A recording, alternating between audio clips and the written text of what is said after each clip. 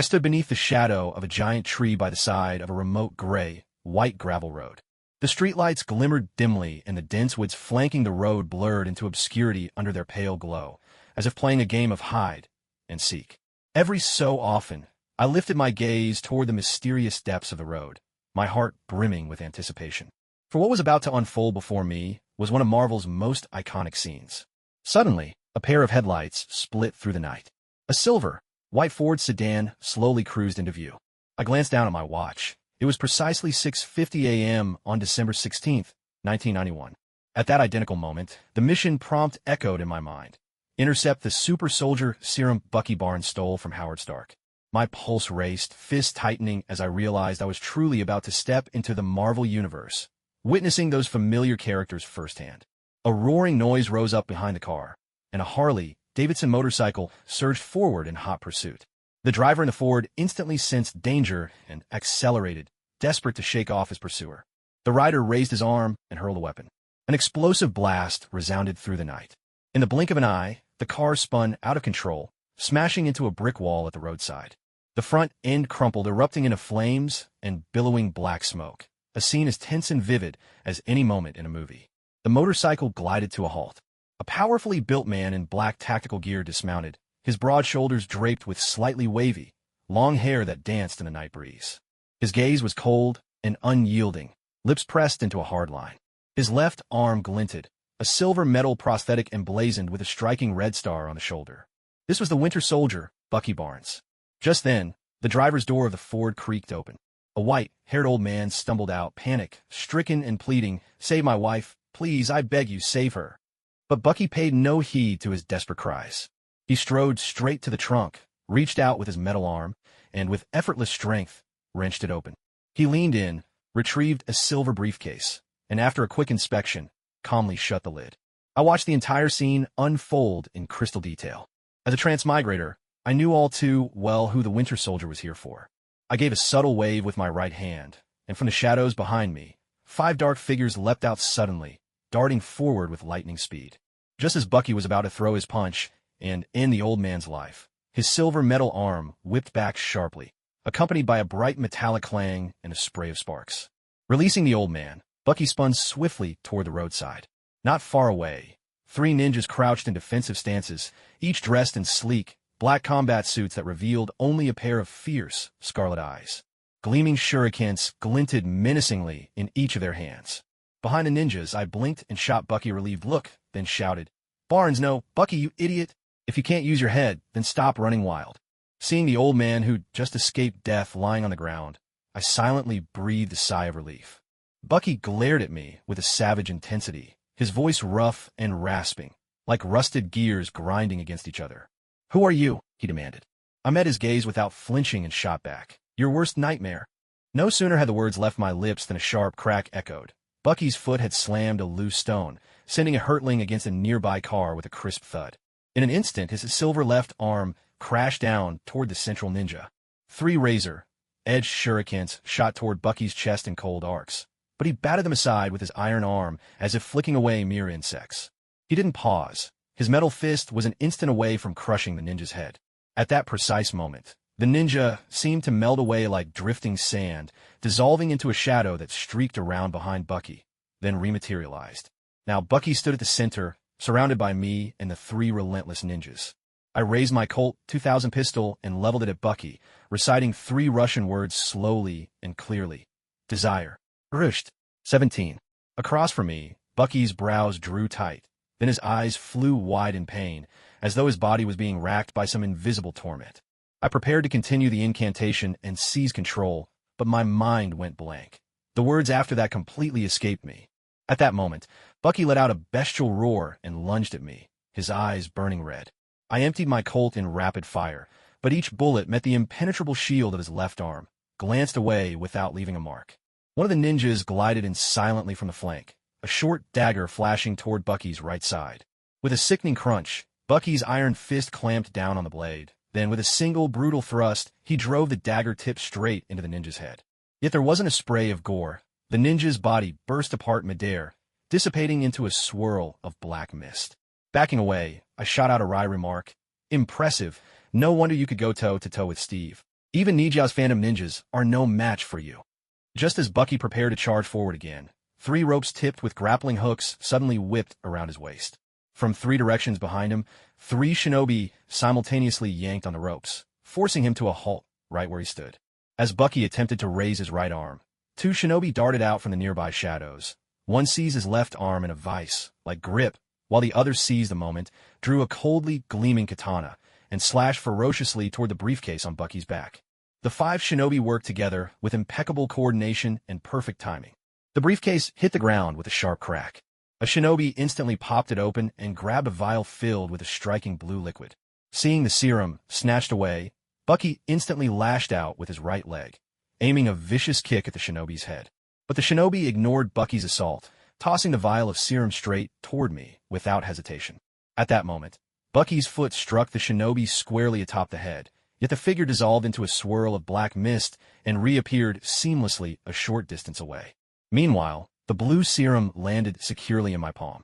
I let out a long sigh, finally accomplishing my mission. I snapped my fingers sharply. The 5 shinobi locked in combat with Bucky vanished in an instant, only to silently reappear in the shadows behind me. I shouted at Bucky, "Take your super soldier serum and get out of here, or I'll expose your identity to the world."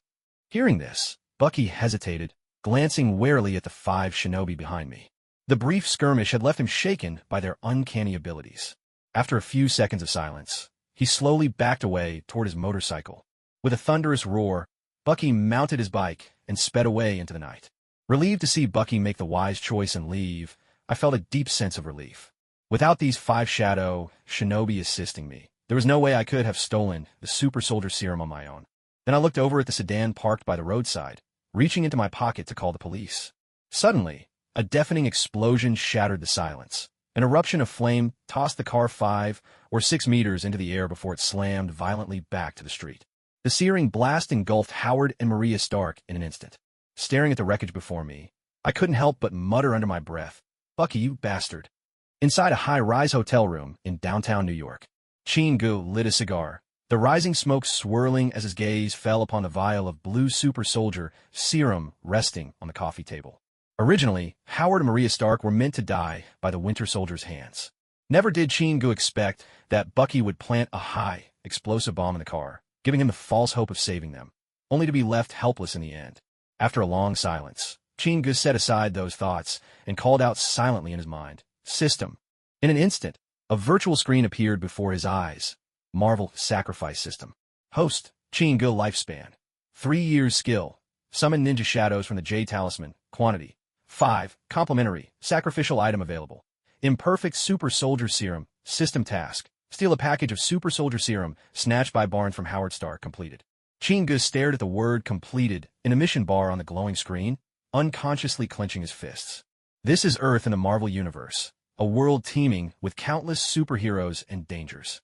At this very moment, Steve Rogers still sleeps beneath the ice. Tony Stark is only 20, rebellious and brash. Bruce Banner remains just an earnest student. Natasha Romanoff is living out a carefree childhood. Thor hones his might in the halls of Asgard. Wakanda's kingdom remains hidden deep within the African continent. Humanity, for now, is blissfully unaware of the myriad alien races lurking beyond the stars. Chin-gu has been in this world for a full year. The body he now inhabits once belonged to an orphan, adopted long ago by a bounty hunter in America. A year ago, fate intervened. A sudden car accident allowed Chin-gu, along with the so-called Marvel Sacrifice System, to take possession of this body. From that day on, he inherited his foster father's occupation, becoming a bounty hunter himself. Thanks to the system's initial reward, 5 ninja shadows inspired by Jackie Chan adventures, he could effortlessly hunt down even the slyest fugitives in America. In just 1 year, Chin-gu had risen to become one of the nation's most outstanding and fearless bounty hunters. Both peers and criminals had given him a striking nickname, the Hound. But only Chin-gu himself knew why others always said he feared nothing, not even death. Clear as day, the system panel proclaimed, he had only 3 years left to live. The system had warned him, in 3 years, if fate ran its course, he would die in a gunfight. Freedom at every corner, gunfights behind every door. In America, such an end was as ordinary as any. But once a man knows exactly how long he has left, death itself ceases to hold its terror. It wasn't until this morning, after a year of silence, that the system abruptly issued its very first task. intercept a package of super soldier serum that Barnes stole from Howard Stark. So tonight, he dared to risk it all to snatch the serum from the hands of the Winter Soldier. System, sacrifice the item. Chin-gu commanded silently in his heart. Confirmed. With the icy monotone of a synthetic female voice, the super soldier's serum on the table vanished in an instant. The screen before his eyes refreshed instantly. Host. Chin-gu lifespan. 6 years skill. Summon Ninja Shadow Ninjas. Quantity. 5. Gifted. Sacrificeable item. Super soldier serum sacrifice successful. Please spin the reward wheel to claim your prize. System task. Intercept a batch of super soldier serum stolen by Barnes from Howard Stark completed. As Chin-gu saw the changes on the panel, an irrepressible joy lit up his face. He sprang up from the sofa, eyes fixed intently on the system interface in his mind.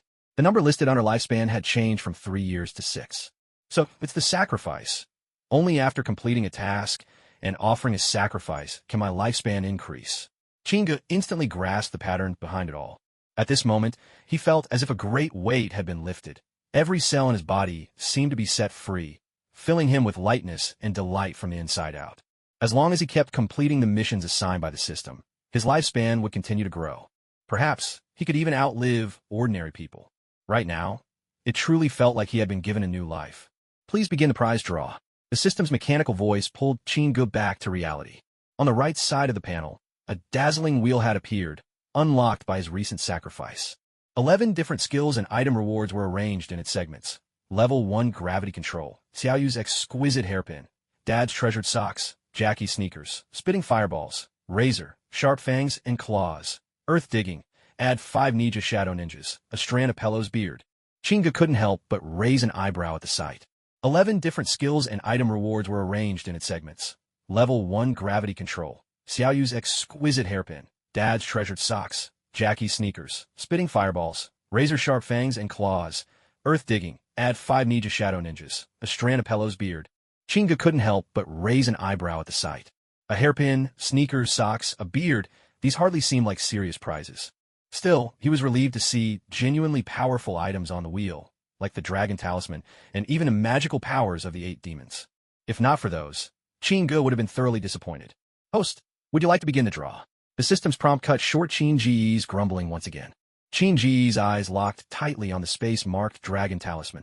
As the core strength of the Dark Lord, possessing the talisman would grant him immense power, enough to stand against even the hellish dragons. He gave the command, and the black pointer shot across the spinning wheel. He fixed his gaze on the Dragon Talisman section, silently chanting his hopes to get it. Stop, come on. With Chin-gu's shout, the black pointer finally came to a halt on add 5 Ninja Shadow Ninjas. Host, your reward has been granted. Please check your inventory. Chin-gu was silent for several seconds. Well, it's better than nothing, he sighed, trying to console himself with resignation. At least it's not my old man's socks. The skill tab on the system panel displayed, Summon Ninja Shadow Ninja Legion, number 10. True to its nature, the system wasted no time. His reward arrived instantly. Chin-gu waved his hand, and from the shadows beneath the bed, 10 flowing black figures slowly emerged upon the hotel room's floor. He watched the scene unfold, his gaze unwavering. Like grains of sand drawn by a hidden force, the 10 Ninja Shadow Ninjas swiftly converged, their shapes solidifying into mysterious, enigmatic figures clad in the guise of ninjas. Had Chin-gu not grown accustomed to sights like these, he surely would have lost his composure in fright. Now, the 10 shadowy ninjas stood in precise formation, eyes glimmering with a faint crimson as they gazed at Chin-gu, silently awaiting his command. These shadow ninjas originated from one of the 10 demon masks in Jackie Chan Adventures, the Niga mask. While their individual combat skills were not the strongest among the entire Shadow Legion, for Chin-gu, no allies were more reliable. Their abilities suited his profession to perfection. It was with the help of these shadowy ninjas, masters of stealth and intelligence gathering, that he earned the reputation of Bloodhound among bounty hunters. He made a simple gesture. Immediately, the 10 shadow ninjas melted away into the darkness, vanishing soundlessly to the corners of the room. Lighting a cigar, he exhaled a thin ring of smoke and strode over to the hotel's floor-to-ceiling window. The Stark Industries sign atop the skyscraper blazed with dazzling neon, drawing every eye to its presence. Now that the system had assigned him a new mission, Chin-gu understood he could no longer stand on the sidelines. In this world teeming with superheroes, there was only one path for him, to keep moving forward. Even now, He couldn't decipher the logic behind when or why the Marvel growth system issued its tasks. When the next mission would arrive, or who it might involve, he remained utterly in the dark. 7th District, Philadelphia. Under the dim glow of the streetlights, an old Chevrolet pickup, spewing black exhaust, rumbled slowly along the deserted avenue. With a cigar clamped between his lips, Chin-gu watched the gang members wandering the street corner with a calm and piercing gaze. His left hand gripped the steering wheel, while his right hand rested lightly at his waist. A customized Colt 2000 was holstered there, within easy reach. The 7th District was not just the most chaotic neighborhood in Philadelphia. It ranked among the most crime-ridden and lawless places in all of America. The streets here overflowed with drug dealers, gangsters, and violent thugs. Even patrol cops rarely set foot in these parts at this time of night. 10 minutes crawled by. The pickup finally rolled to a halt in an even more secluded corner. On the corner stood a 3-story villa, several windows faintly aglow. Behind drawn curtains, indistinct figures moved about, a clear sign a crowd had gathered inside. Chin-gu stepped out quietly, his shadow melting along the base of the wall as he crept toward the villa. Suddenly, 2 black men in hooded baseball jerseys swaggered out from around the corner, heading straight for him. Wordlessly, the 2 men slid their right hands behind their backs. Chin-gu brushed past them. "Put your hands up and empty your pockets, unless you want your brains splattered," growled one behind him, their voices brimming with menace. Chin-gu walked on, utterly unfazed, snapping his fingers with a crisp, sharp sound. Too quick, soft noises broke the night. Then, silence fell once more. 2 energy points. Typical thugs. He muttered with a trace of disdain. "I despise racism, and prejudices even more." He drew a slow breath and set his sights on the distant, 3-story house, muttering to himself under his breath. A faint noise broke the hush. From the corner of the yard came the clang of a heavy chain, followed by the deep, rumbling snarl of a German shepherd. A second dull thud rang out. The towering black-furred dog collapsed, stiff and silent. Such a fine dog, what a waste. Only a copper hot pot short of a perfect meal. Chin-gu sighed with quiet regret. Slipping into the shadows where the light couldn't reach, he crept toward a ground-floor window. Inside, the room buzzed with rowdy voices and laughter. Peering through a crack in the curtains and the glass, Chin-gu counted a dozen burly gang members clustered at the dining table, all arms braided with vivid tattoos, tucking into their dinner. One blond man, a beard raised high, bantered and laughed loudly with those around him. By the faint light within, Chin-gu slipped a photograph from his breast pocket. The photo showed a blond white man, someone whose face matched a presence within the villa. In the span of just a dozen breaths, Chin-gu put away the photograph, certain beyond doubt the man in the picture was indeed the one inside, raising his beer. Chin-gu tugged at his collar and strode slowly toward the front door. With a resounding crash, the wooden door flew open under his kick. Inside, 10 members of the blood gang reacted on instinct, honed by years of street warfare, and drew their pistols almost in unison. "Don't panic, I'm one of you," Chin-gu called out loudly, lifting both hands and walking into the room. 10 heavy, caliber revolvers swung toward him as one. "Who are you?" barked one of the gangsters, voice sharp and menacing. Chin-gu paid him no mind, letting his gaze fall directly on the blond-haired, blue-eyed man. "Anthony." The blond man leveled his gun at Chin-gu, brow furrowed as he searched his memory. Suddenly, he shouted, "Oh, hell, you're the Hound. The bounty hunter Chin? I've seen your picture, haven't I?" A confident smile appeared on Chin-ji's face. "So it's true, you must be Anthony. Come on, I'll see you safely back to New York to stand trial before the judge." Anthony laughed, a flash of scorn and malice in his eyes. "Bold of you, Chin, barging into 7th Street blood territory just to take me in. I almost admire your guts. But today's the end of your bounty hunting days. Kill him." The order cracked through the air. In a whispering rush, 10 blades slashed the room's air, coldly glinting in everyone's startled eyes. The speed was beyond belief. It was as if nothing had happened at all. Anthony was the first to realize something was wrong. He tried to squeeze the trigger, only to watch his right hand, still gripping the gun, tumble to the floor. The room erupted in screams of agony as 10 men writhed in pain, their cries twisting through the smoky air. No one understood what had just occurred. All they remembered was the faint snap of fingers, then their right hands landed neatly on the blood-soaked floor. The severed wrists were smooth, sliced by an edge impossibly sharp. Blood spurted from every wound, and the floor was soon awash in scarlet. "Devil, you're the devil," Anthony gasped, stumbling back in terror as Chin-gu calmly approached, his face drained of all color. "I gave you the chance to come quietly. Now you've tasted my hand." Chin-gu stopped before him, picking up an ashtray from the table in passing. With a single blow, Anthony slumped to the floor, unconscious. "Take care of the rest," Chinga said over his shoulder, his eyes fixed on a void at the front of the room where no one stood. The sudden carnage left the remaining gangsters petrified, wide-eyed, and too shocked to make a sound, watching Chingu with pure terror. From behind him, Chinji's shadow seemed to gather and solidify, 10 silhouettes emerging like swamp demons from a tail, finally coalescing into a silent, spectral squad, ghostly ninjas slipping into view. The gang members witnessed everything, utterly stunned. "No, you're a demon." One of them staggered backward, trembling as he fumbled a crucifix from beneath his collar, thrusting it shakily toward Chingu while muttering a desperate prayer. "God above, please send these fiends back to hell." "You fools. God won't save you." Chingu noticed his gesture and offered only a cold, mocking chuckle.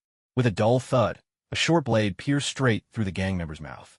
The slaughter unleashed a pungent, metallic stench of blood that quickly filled the room. Engines roared. Chingu, at the wheel of an old pickup truck, rumbled toward the outskirts of Philadelphia. Anthony, still unconscious, sported an enormous bump on his forehead.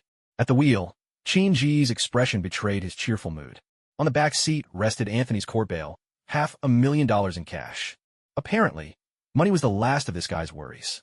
To evade trial, he had fled all the way to Philadelphia.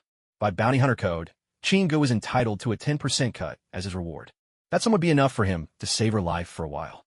Excellent food, beautiful women, here I come. His smile grew even brighter. "Attention, host. A system mission has been issued. Please check in time." The system's icy prompt echoed through his mind. Route 66, the legendary highway stretching from coast to coast across North America, fondly called Mother Road by Americans. The engine sputtered and roared. Right now, on Route 66, Chingu piloted his smoke-belching pickup, bound for Oakland on the west coast. "System, can you tell me what determines the missions you issue?" Out here on the wide, arrow, straight highway, Chingu found himself a bit bored and struck up a conversation with the system. "Host, missions are issued at random, without specific criteria." The system's voice was calm and mechanical, cold as the air sweeping past the open windows. "Please sever the right arm of arms dealer Ulysses Clow and offer it as a sacrifice."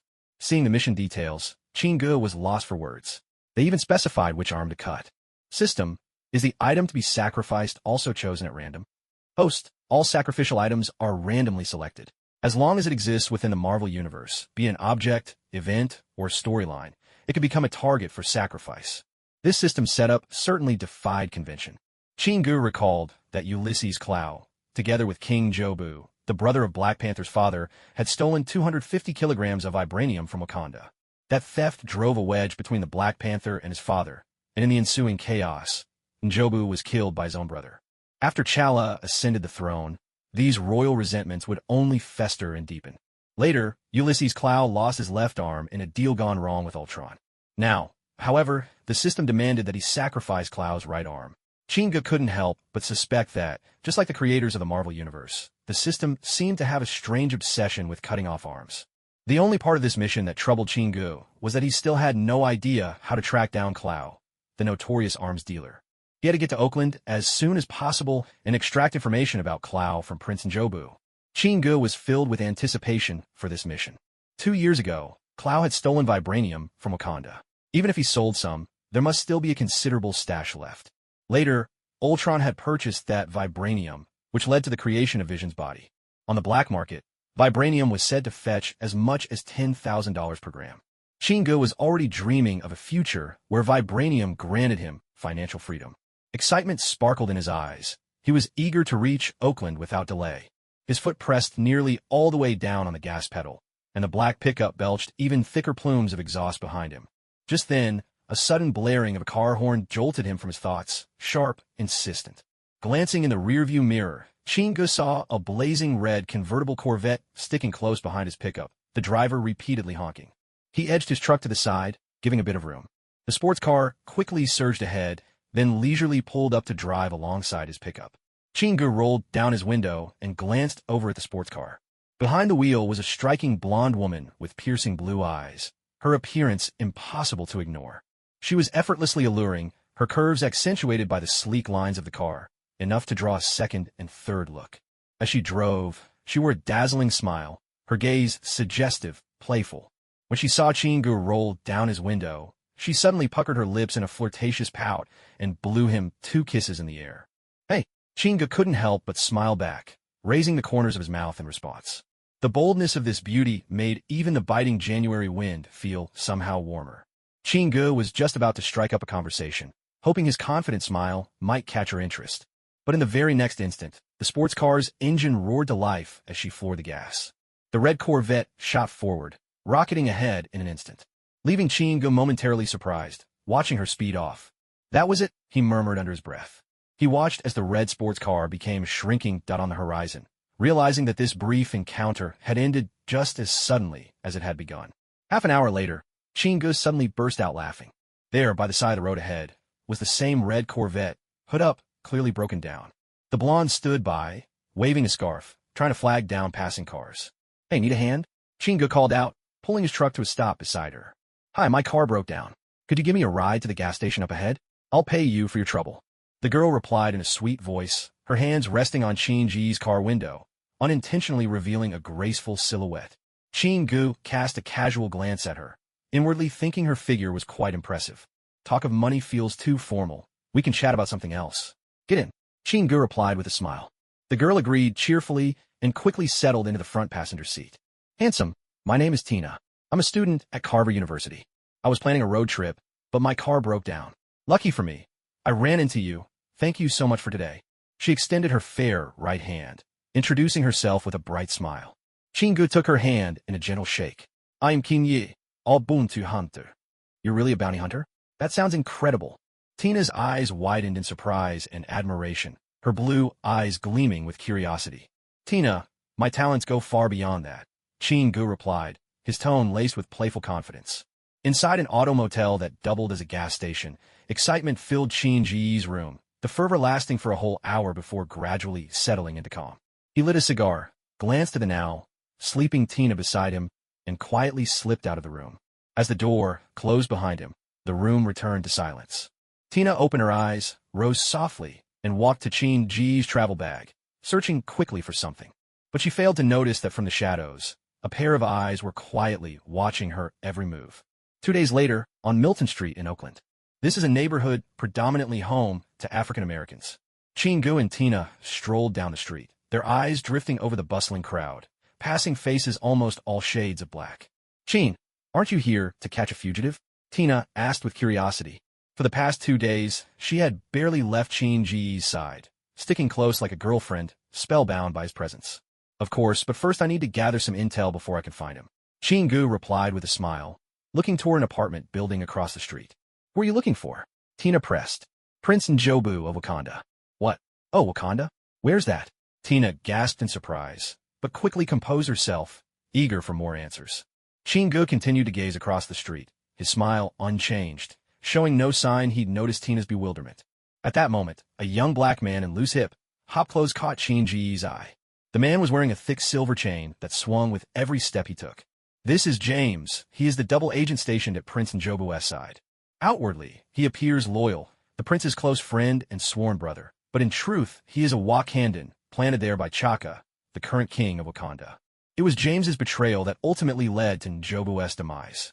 Encountering James here confirmed for Chinga that the apartment across from him was indeed Prince Njobu's current hideout.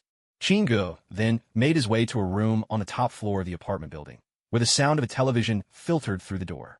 With just $20, he had learned the exact location. With a casual flick of his hand, 3 shadows slipped through the crack beneath the door, gliding silently into the room. He knocked sharply on the door. Half a minute later, the lock clicked and the door opened slowly. James stood in the doorway, regarding Chinga warily, his right hand hidden behind his back. Inside the room, Njobu mirrored James's cautious posture, his gaze coldly fixed on the visitor. Who are you looking for? James asked in a low voice. Chinga spread his arms slowly, signaling that he posed no threat. Prince Njobu, he said evenly, I've come to discuss a matter of business with you. The instant those words left his lips, Njobu's expression turned tense. In a swift motion, he drew his pistol and aimed it at Chinga, pulling him forcefully into the room. James rushed to search Chinga and, finding no weapon, only then stepped back, joining Njobu with his gun trained on their guest. Njobu demanded in a hushed tone, Who are you? How do you know who I am? Only now did Chinga notice, in the shadowed corner of the room, a young boy, Eric Stevens, Njobu's son. This boy was destined one day to clash with the Black Panther for the throne, his life already marked by tragedy. He would one day witness his own father die in his arms, forge an alliance with the arms dealer Clow for vengeance, and ultimately kill his own lover with his own hands. Even after ascending to the throne of Wakanda, Eric would scarcely have time to settle in before the Black Panther brought his reign to an abrupt end. It was a fate as sorrowful as it was complicated. Eric Stevens' entire life, in truth, was a long reckoning for the wounds of his childhood. Chinga did not reply to Njobu immediately. Instead, he glanced at the young Eric with a touch of sympathy in his eyes. Prince, shouldn't Eric be sent out for now? Or do you truly wish for your son to grow up surrounded by these shadows? Chingo asked gently. Njobu hesitated. After exchanging a look with James, the latter understood at once, and quietly led Eric away into the bedroom. Prince Njobu, I mean you no harm. I'm only here to help, and in fact, I believe we may have information worth trading, Chingu said calmly, his eyes steady on Njobu's.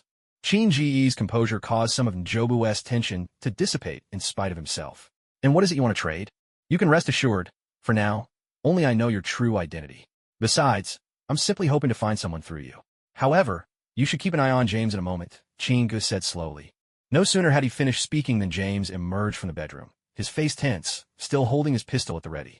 James is the brother with whom I have shared life and death. If you want to talk about a problem with him, you can turn right around and leave. Njobu declared, his tone unyielding. While he was sometimes slow to react, his trust and care for those close to him never wavered. In that case, Prince Njobu, allow me to show my sincerity by revealing the information I wish to trade. Chingu continued, his gaze shifting toward James. James, your real name is Zuri. You are the son of Zuli from Wakanda, and you have been living under orders from King Chaka, hiding at the prince's side all along. You're lying. James cut him off fiercely, jerking his gun forward in agitation. That can't be. Njobu stared at James, astonished. Boss, don't believe him. He's just sowing discord. Let me take care of him, James said urgently, turning to Njobu. Chinga let out a subtle smile. It's quite simple to prove.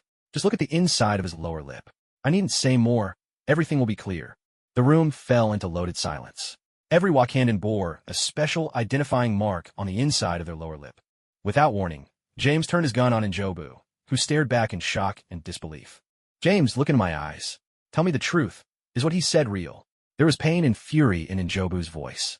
The person he had trusted most, his closest friend, was now revealed as a betrayer. I'm sorry, boss. I can't stand to watch you die.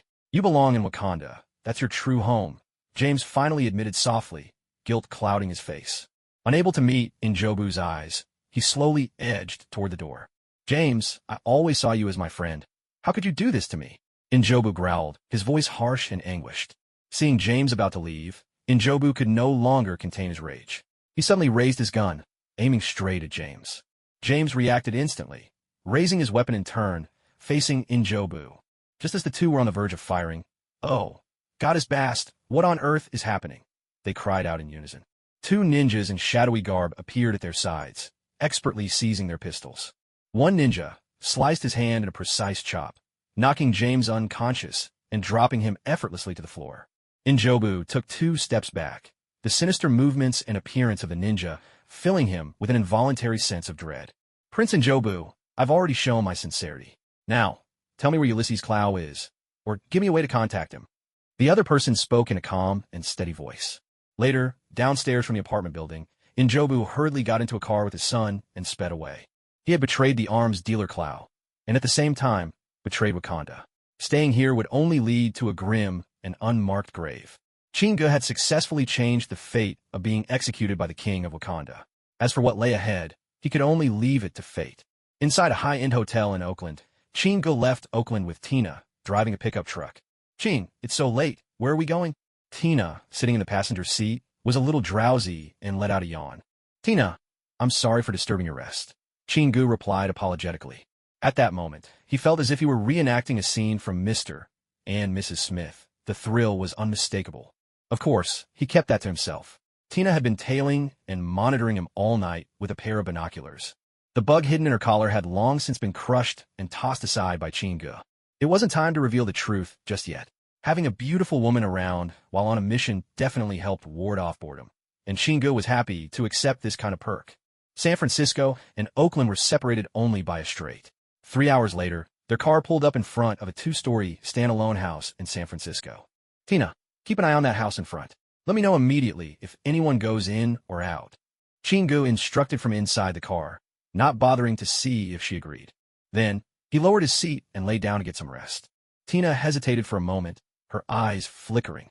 After glancing at Chingu, she slipped her hand into her pocket and quietly sent a text message. Outside the car, 8 shadows pressed themselves low to the ground, swiftly approaching the two-story house. Meanwhile, Chingu was watching Ulysses Clow, who was sprawled across the bed, fast asleep in nothing but his underwear, snoring away. He was contemplating whether to take action himself, or to let the shadowy ninja do it. 10 minutes earlier, the ninja had already scouted out the interior of the small house. As luck would have it, Clow was in this hideout, with only 3 subordinates around him. Without any hesitation, Chingu grabbed Tina and barged right in. "Chin, is this the suspect you're after?" Tina, clearly not used to breaking into someone's home so blatantly, asked in a low, slightly uneasy voice. "Why don't you wait in the car? I'll come find you once I'm finished here." When Tina heard Chin Ji's words, she quickly shook her head. "No, I want to stay. It's such a rare chance for me to see you catch a fugitive with my own eyes." Chingu gave a faint smile. "All right, but there's one condition. No matter what you see, you cannot make a sound. Can you do that?" Tina nodded solemnly, giving her word without hesitation. Chingu said nothing more. With a wave of his right hand, for dark shadows materialized beside the bed. In Tina's startled gaze, these shadows transformed into specters, silent ninja phantoms, their eyes aglow with a sinister red light.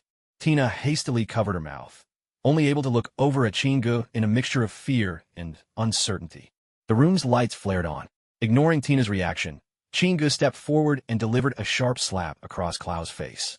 Clow jolted awake, trying to sit up, only to have 2 gleaming knives pressed firmly to his temples. He froze, utterly still, not daring to move. Muscles twitched involuntarily on his face as his eyes darted around the room, full of confusion and fear. "You people know you're not the police. FBI? Tia." Clow's tone was still brash, defiant. He regained composure swiftly, replying in a gruff, sandpapered voice. He even made a show of stretching both arms overhead, then leaned casually against the headboard, putting on an air of indifference. A series of crisp slaps echoed through the room. Seeing that Clow still wanted to feign nonchalance, Chingu delivered several more sharp smacks. Stop, enough." After the barrage of slaps, Clow finally dropped his head and adopted a submissive posture, pleading for mercy. "Well done, Clow. I'm doing this for your own good. You gotta fix that attitude of yours. Because the day you run into someone truly dangerous, you might not leave with both arms attached." Chingu withdrew his hand, offering the advice with a half-smile. Tina had been watching everything from the side, her eyes clouded with bewilderment. From beginning to end, she hadn't understood a word exchanged between the 2 men. "Get up." At Chin Ji's command, Clow slowly rose to his feet. His entire body was covered in thick white hair, making him look like some monstrous albino gorilla. Now face to face with Chingu and Tina, all around him, the 4 enigmatic ninja stood ready, their blades pressed to vital spots along his body. "Clow, where's Wakanda's vibranium?" Chingu stepped up to Clow, his face stone cold. He held out his hand, and one of the shadow ninjas respectfully offered him a katana. Without looking at Clow, Chingu let his fingers glide along the blade, quietly soaking in the chill of the steel. "Are you a Wakandan?" Clow stared wide-eyed, his voice laced with suspicion and shock. A blade flashed cold in the dim light. A tortured scream broke the silence as Clow's right arm was swiftly severed at the shoulder. Blood splattered across the walls. The waves of agony nearly stripped Clow of his senses. But 2 shadowy ninja pinned him immovably to the ground. "Clow, I'm not here to negotiate. I will count to 3. If you still don't tell me the truth, you can say goodbye to your other arm. The choice is yours." Chinga looked down at Clow's twisted, pain-stricken face, not a shred of sympathy in his cold gaze. Slowly, he raised his katana. Okay. Please, no more." Clenching his teeth against the excruciating pain, Clow pleaded in a trembling whisper. Guided by Clow, Chinga and the others made their way into the basement. The space was vast, with all manner of light and heavy weapons lining the walls. Clow approached a cabinet and pressed a hidden button. With a rumble of machinery, the entire cabinet slid into the wall, and a translucent glass dome rose smoothly from the floor. Inside, dozens of rods of Wakandan vibranium glowed with a blue luminescence before Chinga's eyes. Clow picked up a rod and handed it to Chinga. "These are all that's left. The rest has already been sold." Chinga accepted the thick, arm-sized glass tube, his eyes alight as he gazed at the shimmering blue vibranium within. More than anything, these rods were worth a fortune. Just the one in his hand would be enough to guarantee a comfortable life for any ordinary person. Clow, you've made a wise choice. Chinga gestured to his ninja, who stepped forward and packed all 15 rods into a case.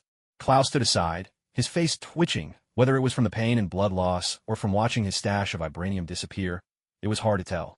Ching, are these really Wakandan vibranium? Tina couldn't restrain her curiosity any longer and finally asked. Yes, every piece comes from the Kingdom of Wakanda in Central Africa. In fact, we have Mr. Clow to thank. If not for him, none of this would be here. Chinga answered openly, not concealing the origin of the vibranium at all. So, what exactly is vibranium for? Tina pressed on. What is it for? It's the toughest metal on Earth. Do you have any idea what it's worth? Chinga said, as he handed one of the rods carefully to Tina. Not really, because I've never even heard of such a thing. Chinga gave a faint smile. It doesn't matter if you've never heard of it. What matters is that it's incredibly valuable, worth hundreds of times more than gold. Is there really such a thing? It's hard to believe that something like this even exists on Earth. Tina covered her mouth with her hand, her eyes glued to the vibranium. In fact, it's not a material from Earth at all. 2.5 million years ago, this piece of metal fell from outer space and just happened to land in Africa.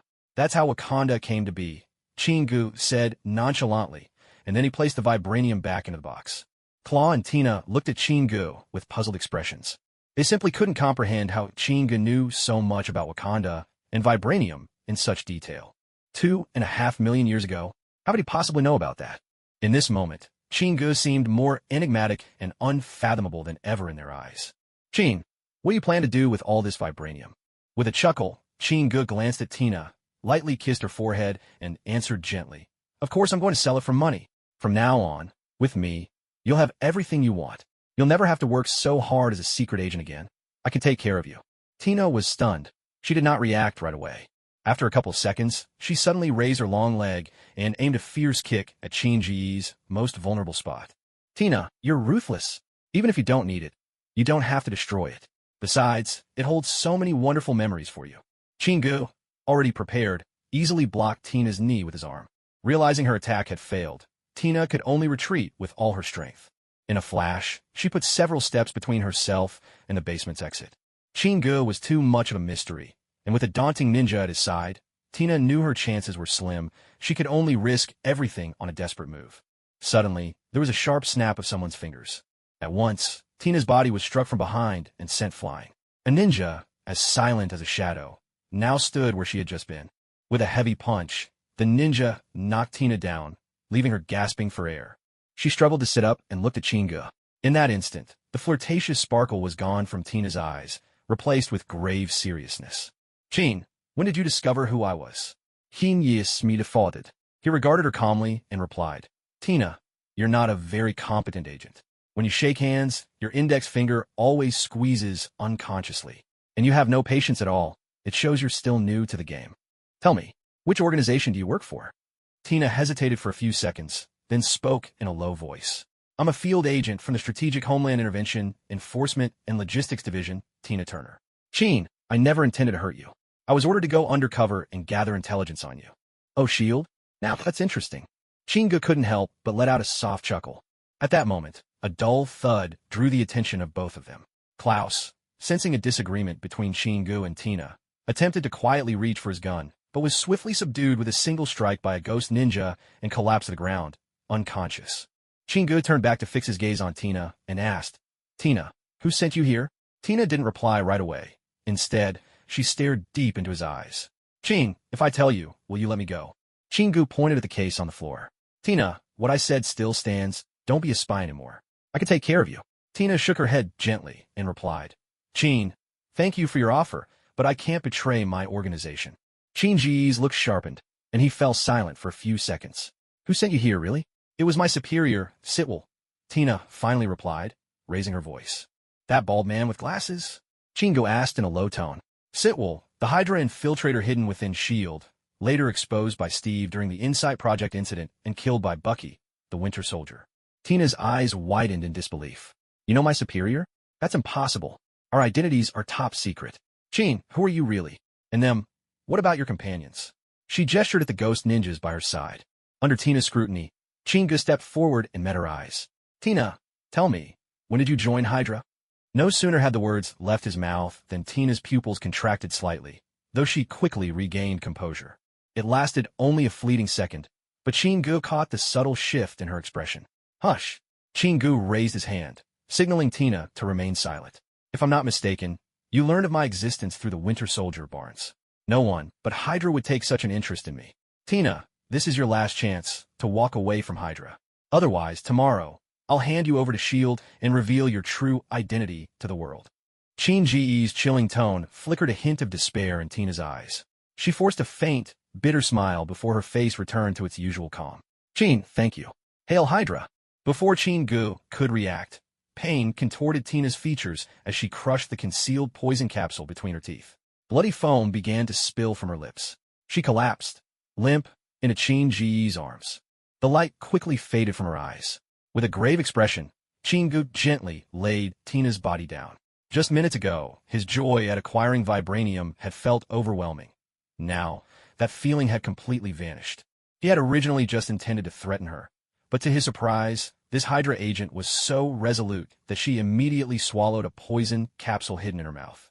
Feeling a twinge of regret, Chingu gently tidied up Tina's disheveled hair, inwardly marveling at Hydra's terrifying ability to manipulate the human mind. Such a gentle and beautiful woman, yet with a single thought, she dared to choose death. 2 hours later, it was already the early morning, and a faint blush of dawn began to spread across the horizon. On a secluded beach in San Francisco, Chingu sat in his car, gazing from afar at a newly filled grave not far away. He lit a cigar, his thoughts tumbling in his mind. Hydra had moved with astonishing speed. Chingu couldn't help but regret that he hadn't worn a mask or otherwise concealed his identity when he stole the super soldier serum. Now, S.H.I.E.L.D. was almost completely riddled with Hydra's influence, as if it was their territory. With their eyes on him, he knew endless trouble awaited in the future. Even though he had the ghost ninja agents at his disposal, his own abilities were unremarkable. If Hydra sent a crack marksman after him on purpose, he couldn't be sure he would survive the encounter. Taking a steadying breath, Chingu silently recited a command in his heart, and the system interface appeared before his eyes. Marvel Sacrifice System Host, Chingu Lifespan. 6 years abilities. Summon Nigga Ghost Ninja. Quantity, 10. Sacrificial item. Ulysses Clow's right arm. System task. Sever the right arm of arms dealer, Ulysses Clow, and offer it as a sacrifice. Completed. Host, would you like to proceed with the sacrifice? As soon as Chingu issued the command, Clow's furry right arm, which had been resting in the passenger seat, vanished without a trace. At the same time, a new lottery wheel appeared before him on the system interface. The mission was marked as complete, and the task page turned blank. Lifespan. 8 years, seeing his lifespan increase. All of Chin Ji's anxiety and frustration instantly melted away. System, why does the amount of lifespan rewarded vary from time to time? Host, the system calculates the reward based on the difficulty of the mission and the narrative impact. Chingu didn't argue with the system any further, shifting his attention instead to the lottery wheel in front of him. Blackswig, Oxygen-Free Survival, Dad's Book Collection, Super Defense, Excavate Soil, Cow Talisman of the 12 Talismans, Add 5 Blade Ninjas, True's Belt. Staring at this array of prizes, Chingu couldn't help but suck in a breath, his eyes locked onto the spinning wheel, brimming with anticipation and excitement. Cow Talisman, Blade Ninja. It was quite unexpected to see 2 powerful artifacts from Jackie Chan Adventures make an appearance this time. A particular note is the Ox Talisman. Not only does it boost the wielder's strength by at least 300 times, but as one's own power grows, the amplification continues to increase. An average adult man can lift about 60 kilograms. With the Ox Talisman in hand, that strength soars to nearly 20 tons, easily reaching the realm of a true superhero. The Blade Ninja ranks among the top 3 in terms of strength within the Shadow Warriors of Jackie Chan Adventures. There was a time when a single Blade Ninja nearly defeated the entire Dragon team. Chingu worked hard to calm his pounding heart before quietly saying, "Spin the wheel." At his command, the black pointer atop the prize will spun rapidly. Host, your prize has been delivered. Please check and collect it. Chingu excitedly pumped his fist in the air, his face breaking into an irrepressible smile. This time, at last, his wish had come true. It felt as if all the luck he'd accumulated over years of buying lottery tickets finally burst forth today. The black pointer came to rest on the final reward of the wheel. The moment the system chime faded, a round Ox Talisman suddenly hovered before Chin Ji's forehead. lingering for 2 seconds before transforming into a beam of light that shot straight into his chest. He hastily tugged open his shirt, and there it was, a coin-sized, circular ox talisman sigil clearly imprinted over his chest, only to gradually fade away moments later. A warm energy flowed down from the crown of his head, spreading through every bone and limb. He could hear the fierce crackle of his joints shifting and realigning. The button of Qin-Ji's jeans shot off forcefully. His arm muscles thickened, growing clearly larger before his eyes. He even felt his entire view of the world had changed drastically. Scrambling out of the car, Qin discovered to his astonishment that his former height of about 1.75 meters had suddenly shot up to nearly 1.9 meters. His solid, bulging muscles nearly split his clothes apart. Bare skin peeked from every sleeve and pant leg, his outfit now looking absurdly like a child's play clothes on his powerful frame. He had now become a veritable mountain of muscle. Yet, none of this was what concerned Qin the most. Drawing a deep breath, he thrust his fists forward, and a heavy rush of wind swept across the air with a deep, resonant howl. His strength had increased 300-fold. He could feel, with absolute clarity, the surging power racing within him. Qin pressed both hands against the side of the SUV and growled softly, "Move." Accompanied by the rough scrape of rubber against the ground, the 2-ton SUV shifted like a toy beneath his hands. Sliding a full 2 meters forward, twin grooves gouged deep into the sand, leaving the tracks unmistakable and fresh. Qin clenched his fists in excitement, confident that his strength now rivaled that of the Winter Soldier, Bucky. And should he ever acquire the immense power of Bogang, one of the 8 demon lords, he was certain he could surpass even the mad Titan Thanos. Speeding down a straight stretch of highway, Qin piloted his newly acquired Ford off-roader, commandeered from the arms dealer Claw. He wore a black aviator jacket and tailored jeans on his legs. Short black hair, a sharply contoured face, complemented by oversized sunglasses, his presence radiated with an overwhelming aura of masculinity. Ever since he absorbed the power of the Ox Talisman and shot up to over 1.9 meters tall, Qin had immediately fallen in love with his new look. For now, he resembled the futuristic warrior played by Schwarzenegger in the movies he'd watched in his previous life. "Hop on my little motorbike. I'll take you to see the sun that never sets." Seated at the wheel, Qin was humming a tune that, in this world, no one had ever heard. A catchy pop song that didn't exist here. On the passenger seat rested a black travel case, inside which lay 12 rods of Wakandan vibranium he had acquired from Claude. At this moment, Qin was planning to cash in part of his haul. Next, just like Iron Man, he wanted to buy a villa all his own. He pictured endless rows of coconut palms, white sandy beaches, a vast ocean at his doorstep. Mission complete, he'd throw the occasional bikini party. That would be perfection. The thought alone sent a ripple of excitement through every muscle in his body. With the engine growling beneath him, the off-road vehicle surged forward. Although it was powered by a V8, Qin still felt its strength was far from enough. Up ahead, a solitary gas station appeared at the edge of his vision. "Hey, you've been on the road for a while now, haven't you? Want to stop and have a rest? We've got guest rooms and hot water 24 hours a day." As he pulled over to refuel, a tall woman dressed in a gas station uniform approached and called out to him. "That won't be necessary, him." At first, Qin didn't pay her much mind, but his attention was soon captured by her vibrant, strikingly attractive features. Her refined beauty instantly reminded Qin of someone from his memories. It was none other than S.H.I.E.L.D. agent Maria Hill. Later on, she had become one of Director Nick Fury's most trusted aides, her stunning looks earning her widespread recognition. Unlike the sultry Black Widow, Natasha, or the enchantingly mysterious Scarlet Witch, Wanda, Agent Hill, who once served as S.H.I.E.L.D.'s deputy director, exuded a crisp, resolute charm. After Captain Steve Rogers dismantled S.H.I.E.L.D., Agent Hill went underground, joining Stark Industries to evade investigation by the U.S. Department of Defense and work with Tony Stark. Yet to Qin, her role at Stark Industries was merely a front for her true mission. This agent, dazzling in figure but unyielding in principle, surely still served the hidden S.H.I.E.L.D. and its hard-boiled egg director. "Hey there, sir, are you all right?" Hill's voice brought Qin back to the here and now, and a faint smile crept across his face. "Oh, miss, I'm sorry. It's just that you're so stunning. I almost lost my composure for a moment. If I could stay a bit longer in your company, I'd undoubtedly feel even more energized." Upon hearing this, Hill's lips curled into a subtle smile, a delicate shyness glimmering on her face. The kind that naturally appears after being teased, making the whole exchange seem effortless and genuine. The moment Qin laid eyes on Agent Hill, he understood instantly. S.H.I.E.L.D., or more precisely, Hydra, had come knocking at his door once again. Originally, Chingu had planned to head to Washington to try reaching out to Nick Fury, and perhaps take the opportunity to sell vibranium to S.H.I.E.L.D.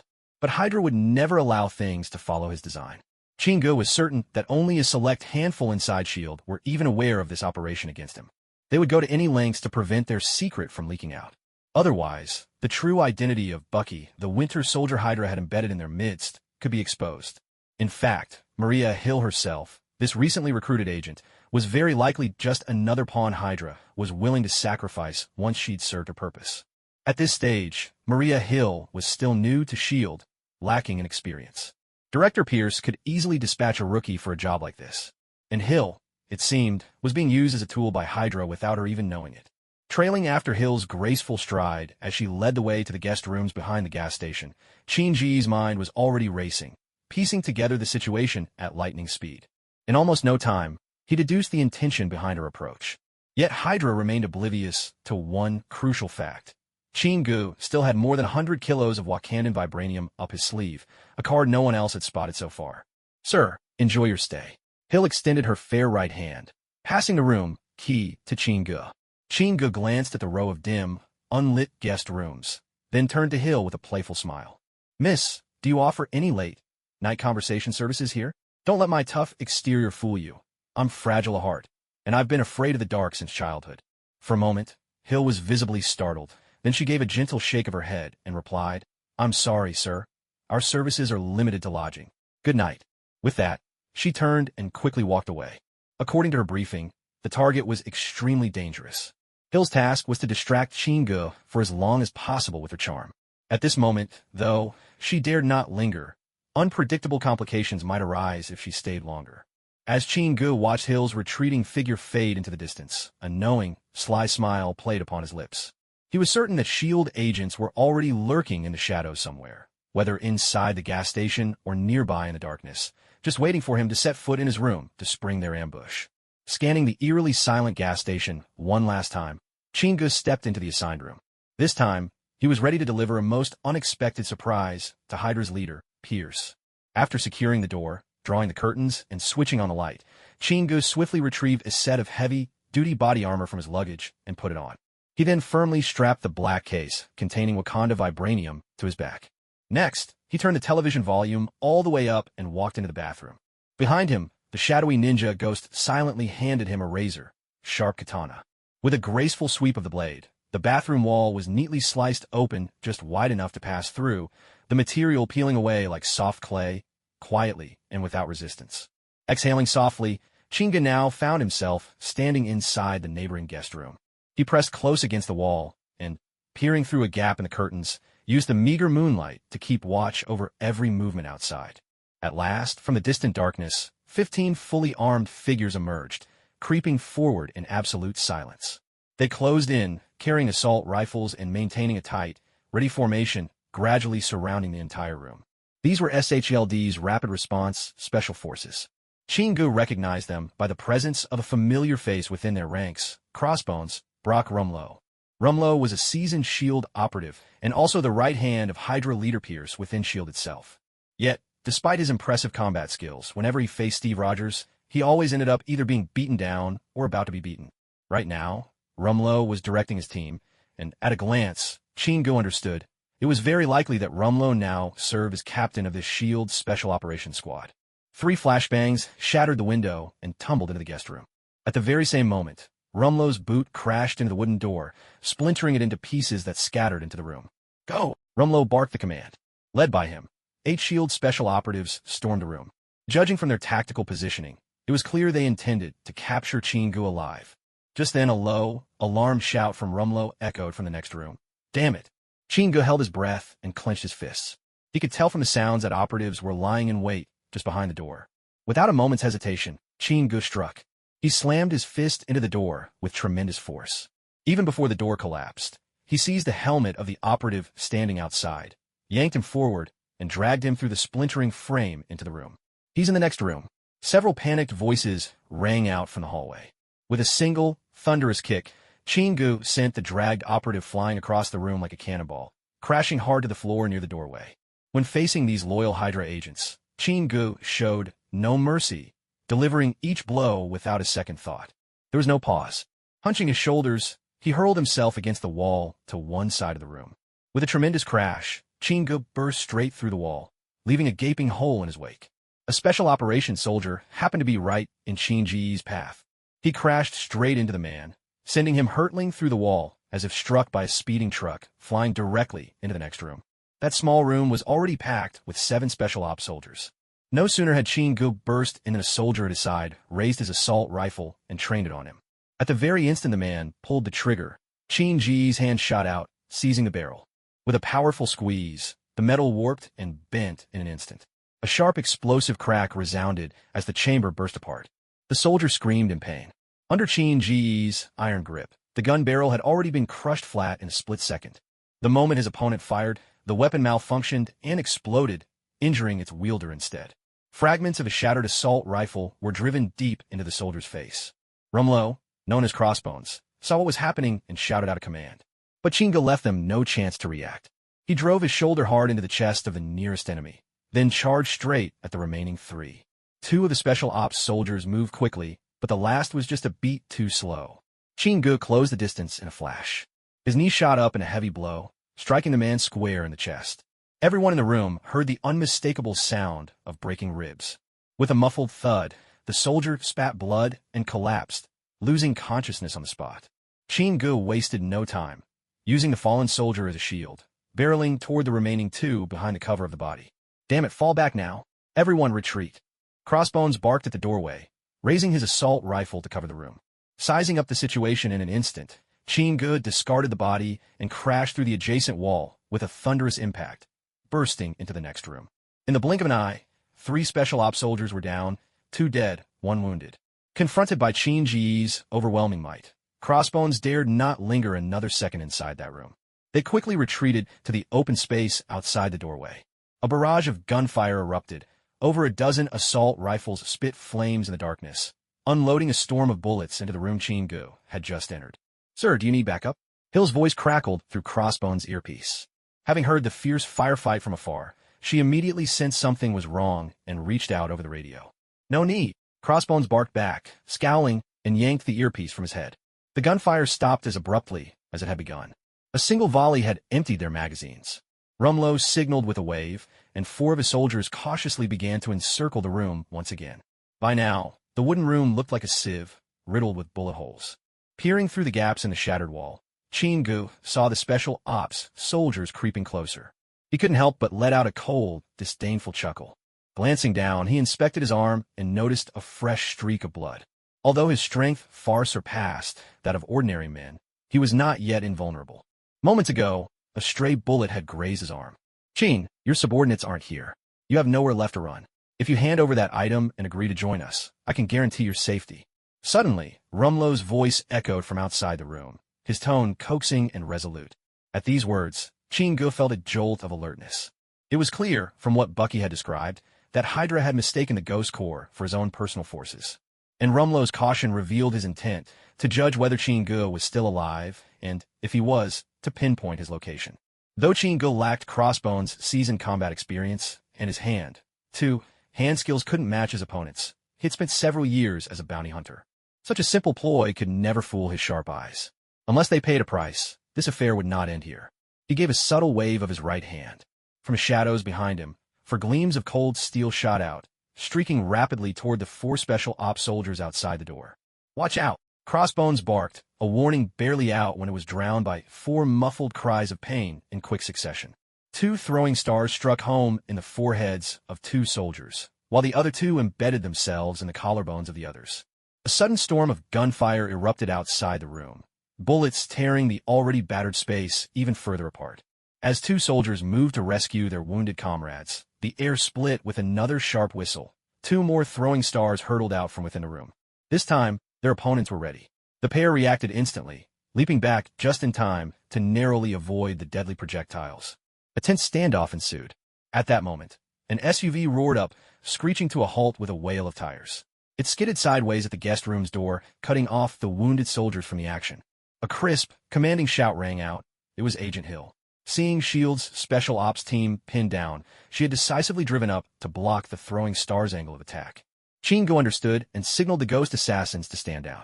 After a moment's thought, he suddenly flicked his hand, and 10 razor-sharp throwing stars glittered as they flew toward Crossbones and his men. Scatter! The remaining special ops soldiers, nerves stretched taut, reacted almost instantly as the stars flashed before their eyes, spreading out to dodge with practiced precision.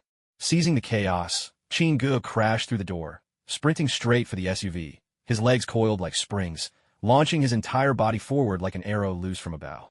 He crouched low, his shoulder dropping, and with an earth-shaking crash, the entire SUV was sent flying by his shoulder alone, flipping twice in the air before hitting the ground with a thunderous impact. Crossbones and his companions stood frozen in shock as they witnessed the scene unfold. None of them had ever seen anyone who could surpass the Winter Soldier in raw strength. For a brief moment, everyone was stunned. Then, with a tremendous crash, Chingu shattered the bulletproof glass with a single punch. Still reeling from the jolt inside the vehicle, Hill barely had time to recover when Chingu seized her by the throat and yanked her out. The remaining 8 special operations soldiers instantly raised their assault rifles, forming a loose semicircle around Chingu and taking aim. At that moment, Hill had become Chin-Ji's hostage. He locked his left arm around Hill's neck, while his right hand pressed a Colt pistol firmly against her temple. Don't make any sudden moves. Chin-Ji's body pressed up against Hill's back, holding her tightly. Feeling the firmness of Hill's form, Chingu had a flicker of involuntary reaction. Hill quickly regained her composure. Though she seethed inwardly at the weapon pressed to her head, all that anger was forced in her eyes. She didn't dare make a reckless move. Chingu drew his face close to her neck, the warmth of his breath undeniable. Hill tried to evade, but his grip was unyielding. She couldn't move at all. Agent Hill, don't be in such a hurry. Let me show you an interesting scene. Trust me, S.H.I.E.L.D. is far more intriguing than you imagine. Chingu whispered these words into Hill's ear, his voice just low enough for only the two of them to hear. As soon as he finished speaking, Hill's eyes flew open wide, and she tried to turn her head. Chingu leaned in closer, blocking her movement. No, Hill, just keep up your act as an ordinary hostage a little longer. The truth will soon reveal itself. In that moment, all sense of danger slipped away from Hill. Chin-Ji's words kept reverberating in her mind. How does he know I'm a S.H.I.E.L.D. agent? What does he mean by an interesting scene? These 3 mysteries left Hill utterly bewildered, completely at the mercy of Chin-Ji's control. Chin, hand over everything you've got and surrender to us, or you'll be buried here today. About 10 meters away, Brock Rumlow, known to most as Crossbones, stood with a deep scowl. His gaze flickered from Chingu to Hill, now held hostage. Before he spoke, his voice heavy with menace. Chingu responded with a quiet, icy laugh. Let me guess, was it S.H.I.E.L.D. Security Chief Mitchell who sent you? Or did Director Pierce come up with this himself? Rumlow's expression darkened suddenly, his eyes turning steely as he fixed his gaze on Hill. Hill, did you tip him off? Hill drew a sharp breath, about to protest, but Chin-Ji's grip around her neck tightened, cutting her off. Oh, come on, Rumlow. Spare us the act. Chingu sneered, his tone thick with ridicule. Keep up like this, and people who might actually think you're loyal to S.H.I.E.L.D. Agent Hill would never stoop to being a double agent. In all of S.H.I.E.L.D., there aren't many with a stronger sense of honor than she has. Rumlow's expression grew even darker. Hill, once this is over, I'll report everything to the director. And Chin, what exactly are you getting at? At this point, Rumlow was thoroughly convinced that during Hill's whispered conversation with Chingu, she'd betrayed S.H.I.E.L.D. Rumlow, when did you join Hydra? Oh, and by the way, I heard Pierce won the Nobel Peace Prize this year. Isn't that just absurd? A Hydra leader being honored for peace. Makes you wonder, are you all masters of disguise, or is the world just that blind? As soon as Chingu spoke, Hill went rigid in his arms. Across from them, Rumlow's eyes narrowed in alarm. Kill them, he shouted. In that instant, Hill realized everything had been exposed by Chingu, and Rumlow was now intent on silencing them permanently. But instead of the thunder of gunfire, the sudden, piercing hiss of blades slicing through the air startled everyone. No wonder he's the captain of the Special Ops team. Among everyone present, only Crossbones managed to react instantly. In a critical moment, he deftly blocked the ghostly ninja's lethal throat, slashing attack with a swift motion of his assault rifle. What the hell are you? Rumlow shouted in shock. His combat skills ranked among the very best in the entire Marvel Universe. Even when ambushed, he showed no sign of panic. With practiced skill, he swung his rifle in a tight arc, expertly trapping the ghost ninja's katana. Then he dropped into a partial crouch and drew a tactical knife, about a foot long, from his boot, slashing it horizontally toward the ninja's abdomen. The ghost ninja moved with astounding agility, flipping aside like a grasshopper and nimbly dodging the dagger's arc. But in doing so, he overlooked the rifle in Rumlow's other hand. Without hesitation, Rumlow fired off 3 quick shots, sending bullets tearing into the ninja's body. Instantly, the ninja dissolved into a swirl of black mist and vanished without a trace. This seamless display of close-quarters combat left Chingu, watching from not far away, astounded. He couldn't help but wonder if even Crossbones, who had been defeated by Captain America, was this formidable, then just how powerful could people like Steve Rogers or Taskmaster truly be? Something's wrong. Just then, a look of alarm flashed across Chingu's face. He spun around, quickly shielding Hill and putting himself between her and Rumlow. After dispatching one of the ghost ninjas, Rumlow had suddenly turned his rifle toward Chingu and Hill, opening fire.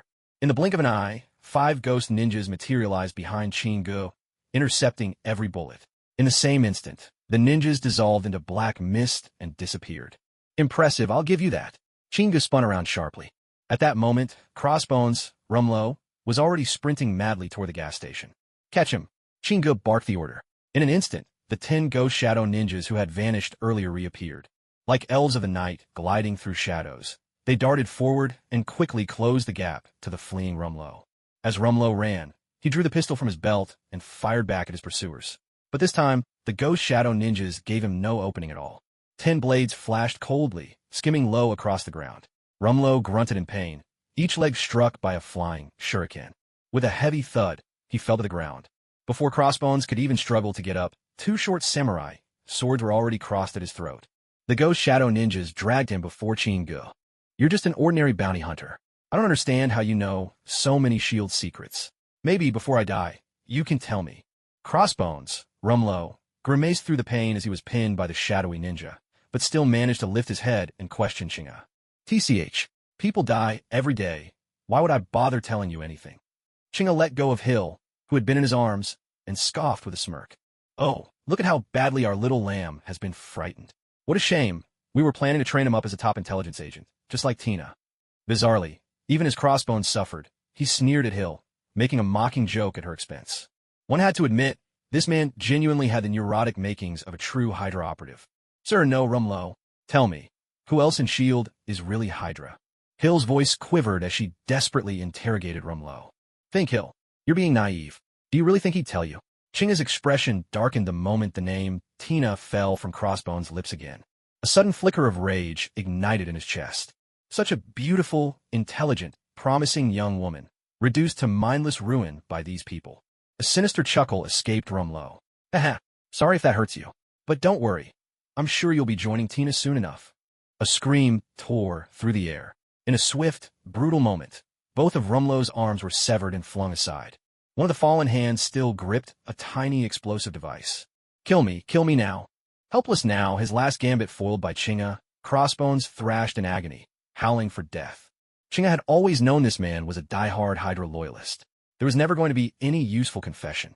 He'd done all this only to vent the grief and fury over Tina's death. Chin, stop. There was a gasp. Then with a wet, sickening sound, a katana plunged straight into Crossbones' heart. Blood spurted from the wound the instant the blade was withdrawn.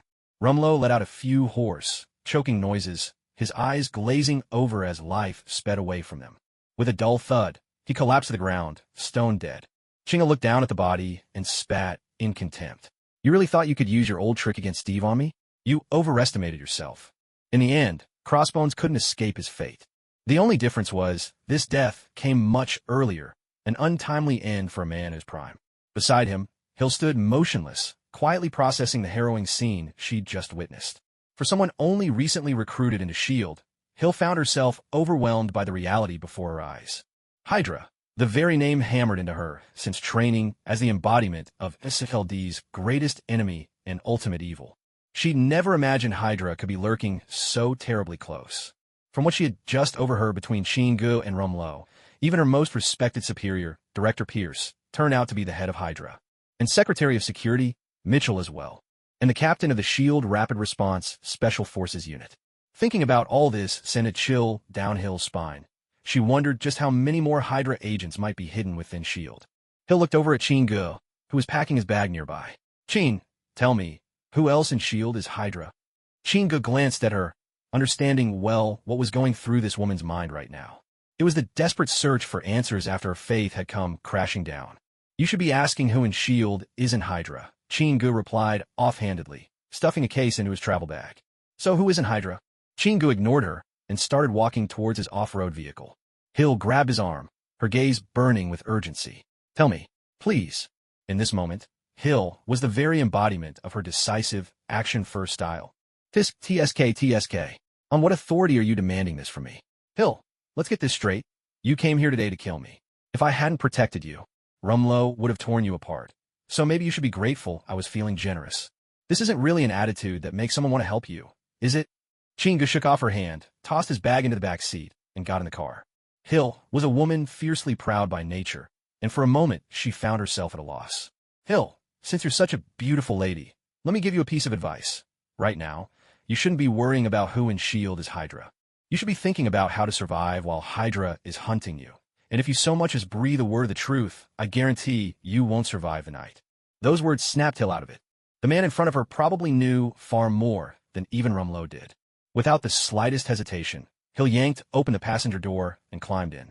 The off-road vehicle became a tiny red speck, swallowed up by the night as it sped down the highway and vanished at the horizon. Chin, what about your men? Are you just going to leave them behind? As the car raced down the road, Hill hesitated a moment, then turned to ask. It's fine. They're handling the bodies. Once they're done, they'll find us. Chingu replied, eyes on the road. Chin, why did they suddenly appear and then disappear? What kind of power is that? A true agent to the core, Hill wasted no time trying to pry more out of him. Want to know? It's simple. Stay by my side, work for me. 10 years, and I'll set you free. After that, I'll tell you exactly what they are. Chingu shot her a sidelong glance. Maybe because Chingu's offer was so difficult to answer, Hill fell silent. Chin, will you really? I get the feeling you're not a normal person. Hill fell silent for 2 minutes, then started questioning again. You make it sound so dramatic. Why am I not normal?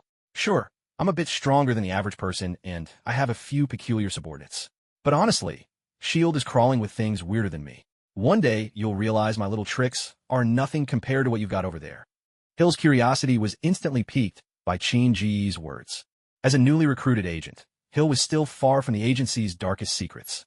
But at the mention of S.H.I.E.L.D.'s mysteries, how could she not be eager to pry? Catching the look in Hill's eyes, she was about to press for more. Chingu spoke first. Hill, enough with the questions. Any more, and I'll have to start charging you. That's fair. I've managed to save over $10,000 for my salary this year. Do you think that's enough to buy me a key answer? Chingu shook his head, unable to help himself. Hill, if you think you can buy S.H.I.E.L.D.'s top secrets for just $10,000, your brain really does suit your figure. Then, his gaze swept past her as if by accident. What's that supposed to mean? Big on top, empty upstairs. Chin, you ugh fine. Let's get back on topic. There is no main topic, but if you tell me your measurements, maybe I'll drop you a few scraps. 91, 60, 91. Impressive, Hill. I have to say, S.H.I.E.L.D. sure feeds its agents well. Asterisk. In an upscale hotel high above Big Apple City. Chingu stretched out on a lounge chair, relishing a thorough massage from the Shadow Ninja. Their service was top-notch, and Chin was thoroughly satisfied. The key point, it was all free. If only they weren't all men, it'd be perfect.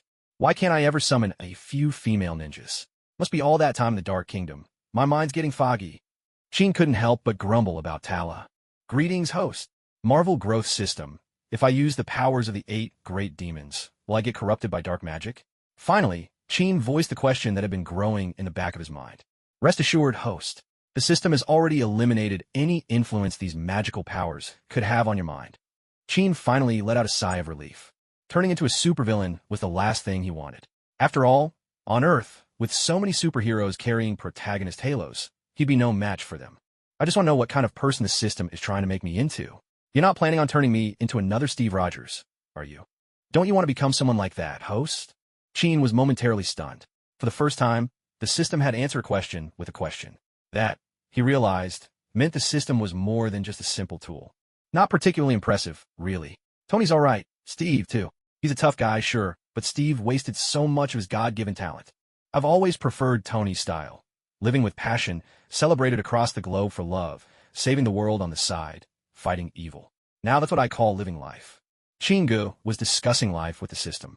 As you wish, host. As long as you complete the tasks, the system will not interfere with your actions. That's a relief. Chingu finally relaxed and continued to enjoy the ultimate pampering from the Ghost Shadow Ninja. A knock sounded on the door. Chin, about what you said regarding the Winter Soldier, Colonel Barnes, is it true? No sooner had Hill entered than she launched into her stream of questions. She was now dressed in tight jeans and a snug t-shirt, striding into the room with unmistakable confidence, forgetting entirely that Chin-gu was, at heart, a perfectly normal man, and that all he wore was a bathrobe. Her face flushed. She turned her gaze awkwardly toward the window. Hill, this is already the third time you've asked me that. Chin-gu couldn't help but sigh. He hadn't expected Hill to be so talkative, so unlike her decisive, efficient self in the Marvel movies. Movies really do lie, apart from her body measurements, perhaps. Then, Chin-gu put on a stern expression. He straightened Hill's stance with both hands, looking directly into her eyes as he said, Hill, you saw for yourself yesterday how terrifying Hydra can be. Let me be honest. Hydra's influence goes far beyond S.H.I.E.L.D. Police forces across America, officials, even senators with real power, there are plenty of Hydra operatives among them. Chin, is this really true? Hill's voice trembled, clearly shaken by what she had just heard. Do you think I'm just playing games with Hydra? Or do you really think what happened at the gas station yesterday was just a bad dream? Chin-ji's voice was grave. I know you want to help your innocent colleagues, but there's only so much I can tell you. The moment you show your face, I guarantee Hydra will have you dead before sunrise. Trust me, Hydra commands assassins 100 times deadlier than Rumlow. Some of them are every bit as formidable as Captain Steve Rogers himself. Don't even think about contacting anyone at S.H.I.E.L.D. First, you don't know who among them is a Hydra agent in disguise. Second, you'd only be sending them to their deaths even faster. Chin-gu took a deep breath and continued. Hill, you have two options now. Either stay with me, go completely off the grid, and we'll slowly gather intelligence on Hydra together. Or you can leave here, and we'll go our separate ways, owing each other nothing. Chin-gu was doing his utmost to persuade Hill to stay. Chin, let me think about it. Hill hesitated, torn. The room fell into a heavy silence. On a remote beach near the Big Apple City skate park, Chin-gu stood on the sand, gazing into the distance where the lights of Kennedy International Airport sparkled in the night. He exhaled a slow stream of smoke from his cigar, the rings drifting away on the sea breeze. Who are you? What kind of deal do you want with me? Suddenly, a gravelly voice came from nearby bushes, cutting through Chin-ji's thoughts. Chin-gu turned around and spotted a black man. He wore a long, gray trench coat and bore a stern expression. He didn't look like a secret agent. If anything, he seemed more like a gangster. It was Nick Fury, future director of S.H.I.E.L.D., a man who seemed to appear and vanish at will. The only difference from Chin-ji's memory was that, for now, Fury's eyes were intact. The famous eye patch was yet to make its appearance, and a crop of short, curly hair still covered his head. Without the eye patch and his trademark bald look, he seemed far less intimidating than the Fury from the Avengers. As Chin-ji's gaze fell upon him, Fury asked, How did you get my number? Thanks to the Ghost Ninja. Chin-gu already knew Fury had arrived. Fury walked slowly over, his sharp, probing stare carrying an air of barely restrained aggression. Fury, just call me Chin. I got your number from someone at S.H.I.E.L.D., but don't bother asking. I'm not going to tell you. I asked to meet because I have a deal to discuss. After dealing with the Winter Soldier Bucky, Prince Njobu, and Crossbones, seeing another celebrity from the Marvel world no longer made his heart race. Besides, he himself was, in some ways, a superpowered individual. By now, he viewed people like Fury as merely potential partners. Fury's eyes flickered, deep in thought, at Chin-ji's words. Unless you tell me who gave you my direct line, Fury said, unyielding. The man could have won an Oscar for his performance. Kinyi is scoffed. Then we have nothing to talk about. Don't regret it. Honestly, if it weren't so troublesome, I wouldn't have bothered dealing with you at all. Goodbye. He turned at once, picking up his shoulder bag, and prepared to leave. Wait, I think I should take a look at what you're offering, first. Fury's voice called out behind him. A smile crept on Chin-ji's face. Nick Fury was a master conversationalist, always trying to direct the mood and pace. But Chin-gu wasn't about to give him that chance. With Fury watching him closely, Chin-gu unzipped his bag. He pulled out a tube of vibranium, glowing with a faint blue light, and stepped up to Fury. Do you recognize this? The faint blue glow of vibranium caught Fury's attention. Is this vibranium? Fury's eyes widened as he turned to Chin-gu, his tone revealing a sliver of uncertainty. That's right. So what do you think, Fury? Would S.H.I.E.L.D. be interested in something like this? Chin-gu replied with a nod. Chin-gu wasn't surprised that Fury recognized vibranium. At this time, Fury was one of Director Pierce's most trusted aides in S.H.I.E.L.D. And as director of the American division of S.H.I.E.L.D., it was well within Fury's clearance to know about vibranium. No problem. However much you have, S.H.I.E.L.D. will take it all. But tell me, where did you get your hands on this? Fury asked without the slightest hesitation. He fully grasped the value of vibranium.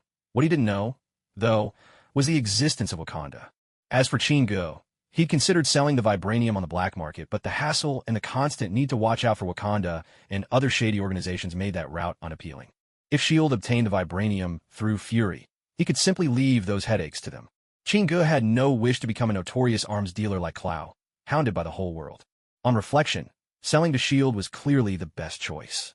With the backing of the United States, S.H.I.E.L.D. didn't have to show deference to Wakanda or bow to any other group, so there was no fear of trouble coming from those quarters. Fury, you're not exactly the ideal buyer, you know?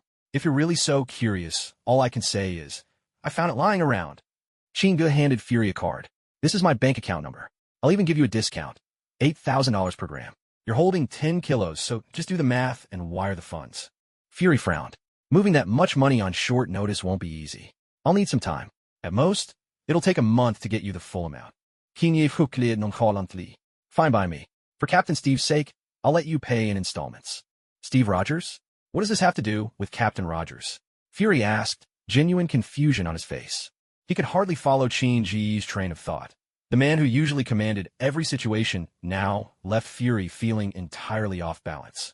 Hearing Fury's question, Chingo finally realized that the discovery of Steve was still nearly 2 decades in the future. Besides, he didn't even know Steve Rogers' exact location in the ice. Even if he wanted to revive Captain Rogers early, he simply didn't have the means. So, few superheroes in the 90s. It's a lonely time. Chingo couldn't help but sigh inwardly. Slip of the tongue, just a slip of the tongue, he said, shaking his head in mild self-mockery. Fury, if you're curious, you can always check my file through S.H.I.E.L.D. However, don't let it slip that I'm selling vibranium. I still have plenty more, and if I find out you've leaked the news, you can forget about getting even a single gram from me again. Chingo hefted his backpack, gave Fury a pointed look, and warned him solemnly. Aren't you afraid S.H.I.E.L.D. will cause you trouble? Fury replied coolly. Chingo smiled, then reached for a smooth river stone nearby. With Fury watching closely, Chingo slowly increased his grip. After a series of sharp, cracking sounds, Chingo opened his palm by degrees. What had started as a stone the size of a fist was now reduced to a handful of powder. Fury's expression turned grim. He stared hard at Chingo, no longer leaving anything to chance. Fury, don't threaten me, and don't play your psychological games. My capabilities are far beyond what you can imagine. I promise, unless you hide inside S.H.I.E.L.D. and never emerge, I'll always be able to find you. Besides, I've always regarded you with goodwill. Don't make me change my mind.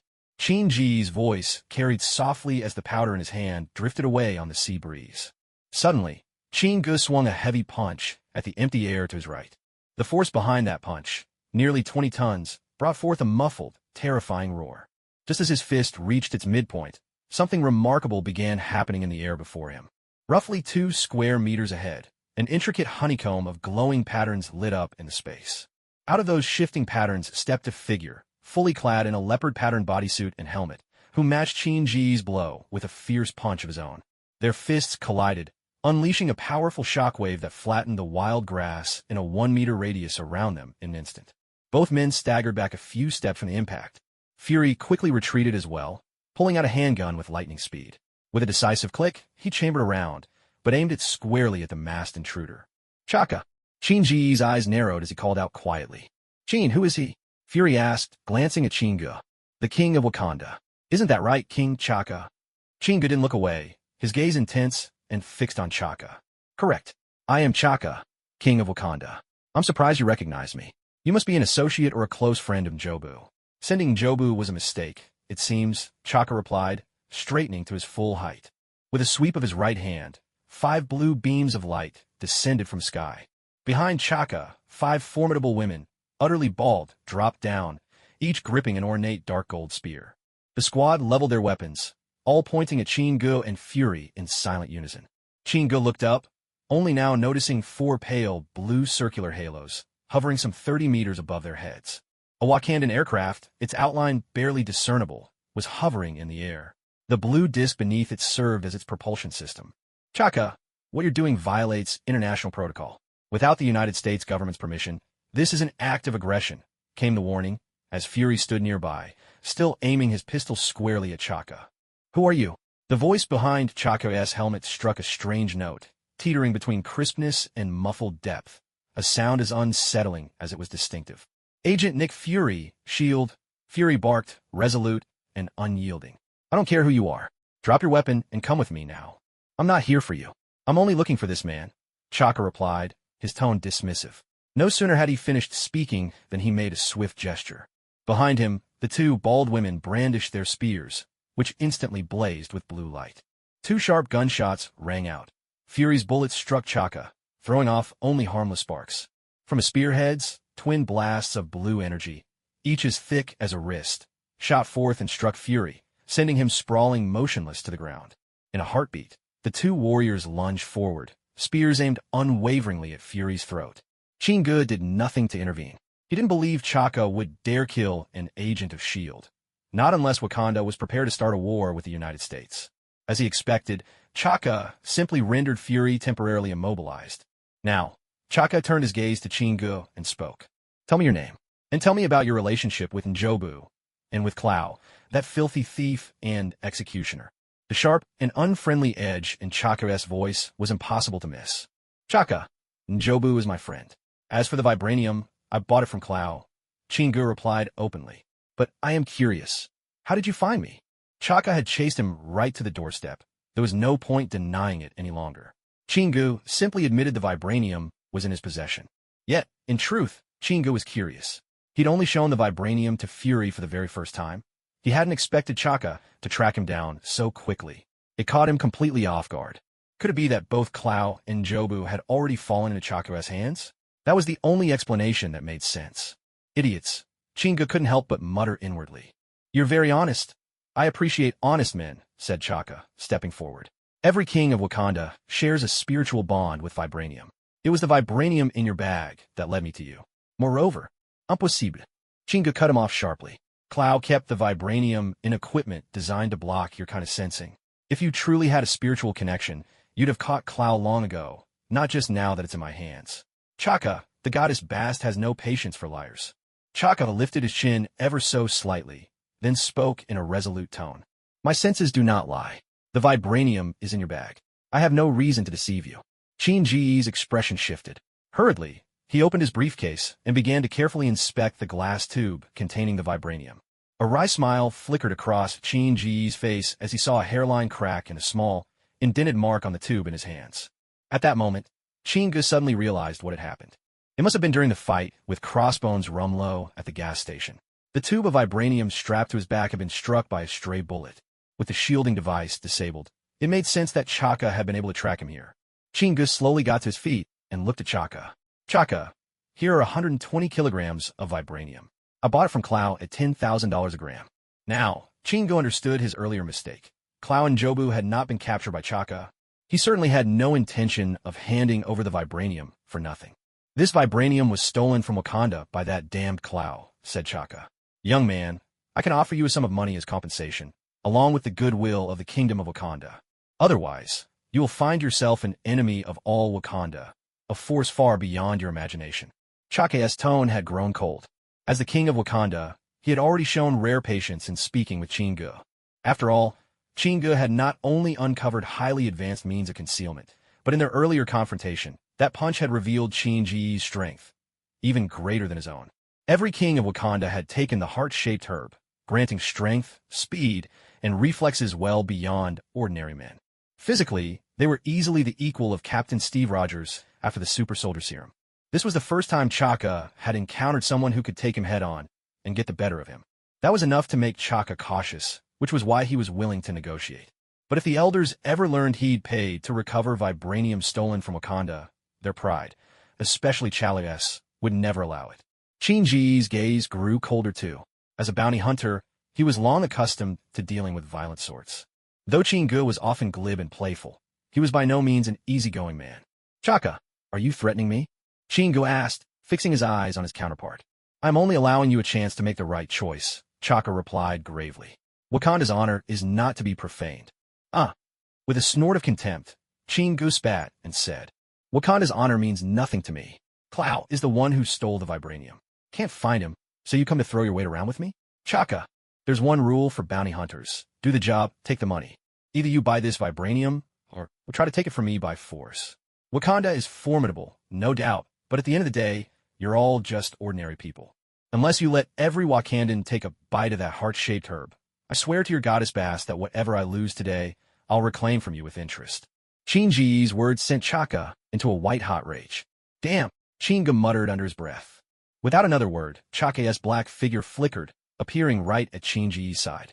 The sharpened vibranium claws at his fingertips flashed, slicing cold, silver arcs through the air.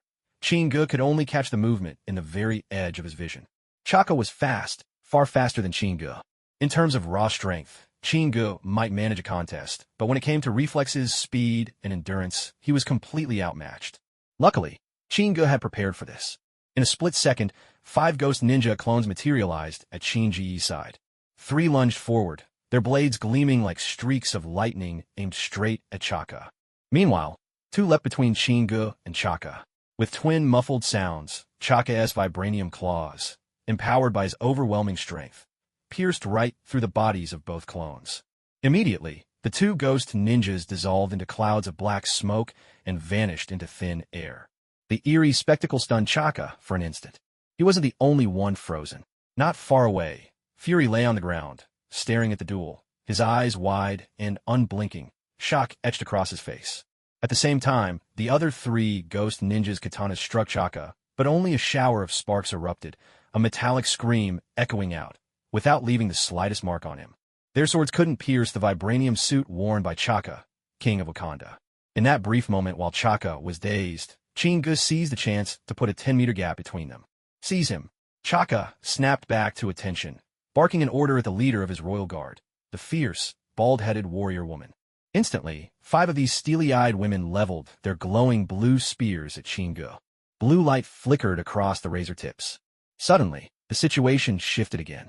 From the void beside each spearwoman emerged 5 ghost ninjas, eyes blazing red, raising their blades and hacking at the women's arms.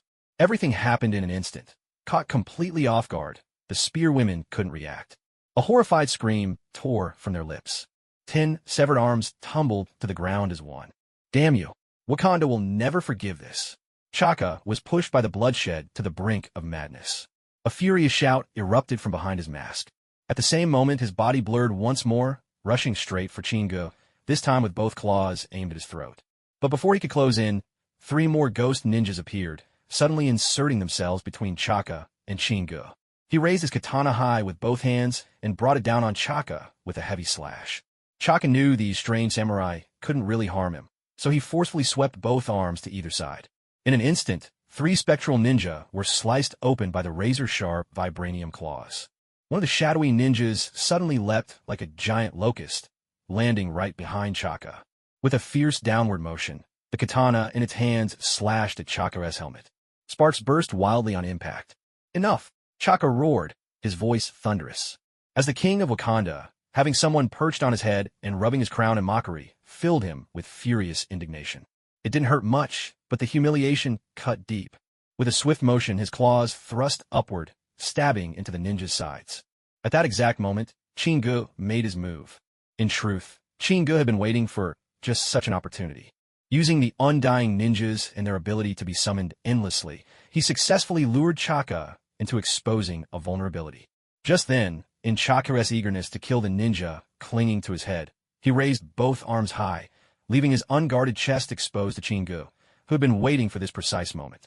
With a howl of wind, a heavy fist flew and landed squarely on Chaka's chest.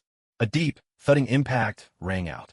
Chaka's body was launched backward like a cannonball, tumbling across the ground. He plowed a trench more than 20 meters long through the grass before coming to a stop. At last, the battlefield fell silent. Wounded by Chinji's charge punch, Chaka struggled to rise, but collapsed back down twice in a row. With a gesture from Chinga, the 3 shadow ninjas at his side sprinted toward Chaka. He intended to take Chaka captive today. Wakanda was rumored to be the richest nation on Earth. After all, Chinga was curious to see how much they'd pay to ransom their king. But before he could carry out this plan, 5 thick blue beams of light suddenly shot down from the warship above. All eyes turned skyward. Chaka, along with 5 armless members of the Wakandan Royal Guard, fierce bald women, were instantly drawn up into the hovering ship. With the low, roaring thunder of its engines, the ship, dozens of meters long, vanished in a flash of light across the sky. Chinga took a long breath and looked up at the disappearing Wakandan ship. that had been a hair's breadth from disaster. He'd still underestimated these superpowered beings. Watching Hollywood movies from another universe, you couldn't really grasp their true strength. It was only when facing them in person that he realized ordinary humans didn't stand a chance against these superhumans. This generation's Black Panther, T'Chaka, wasn't even considered the strongest among them. If he'd run into someone like Hulk or Thor today, Chinga knew he'd have been the one getting mercilessly beaten into the ground. He couldn't help but start looking forward to his next system task. Unfortunately, for the past 2 weeks, the system had gone eerily silent again, without a single new mission. Chin, I think we can have a good talk. You're very capable. In fact, your talents could be put to even greater use. Suddenly, Fury's voice sounded from behind him. Chinga cast him a sidelong glance. In those sincere eyes, Chinga caught a glimmer of hope, a look he was all too familiar with when it came to Fury. If anyone ever deserved an Oscar for acting, it was Fury. This master manipulator had talked countless superheroes into joining the Avengers. Now, after witnessing Chin-Ji's strange abilities firsthand, Fury had clearly set his sights on recruiting him, practically drooling at the prospect. But how could Chinga let him get his way? Fury, make sure you wire the down payment to my account tomorrow. I'll talk when I see the money. For now, I'm busy. With that, Chinga turned, picked up his bag, and disappeared into the shadows. Fury was left stranded, bewildered on the breezy shore, inside a high-rise hotel in the Big Apple. Fury, do you even know what time it is? Don't tell me you've been up all night. Chingu pointed accusingly at the clock hanging on the wall as he grumbled at Fury. Sleep is the least of my concerns. What matters is fighting crime, keeping the world safe. Fury responded, voice earnest. Chingu, I think we really should talk. As he spoke, Fury slid a briefcase across the table toward Chingu. Chingu, you were adopted as a child by a bounty hunter named Jerry. A year ago, your foster father died in an accident, and you made a name for yourself in the bounty hunting trade. The one they call Hound Dog. That's you, isn't it? Still, with the abilities you have, being a bounty hunter is far beneath your potential. Chinga knew exactly where this was going. But instead of answering Fury, he simply popped open the briefcase on the table. Inside was nothing but a single check from Citibank.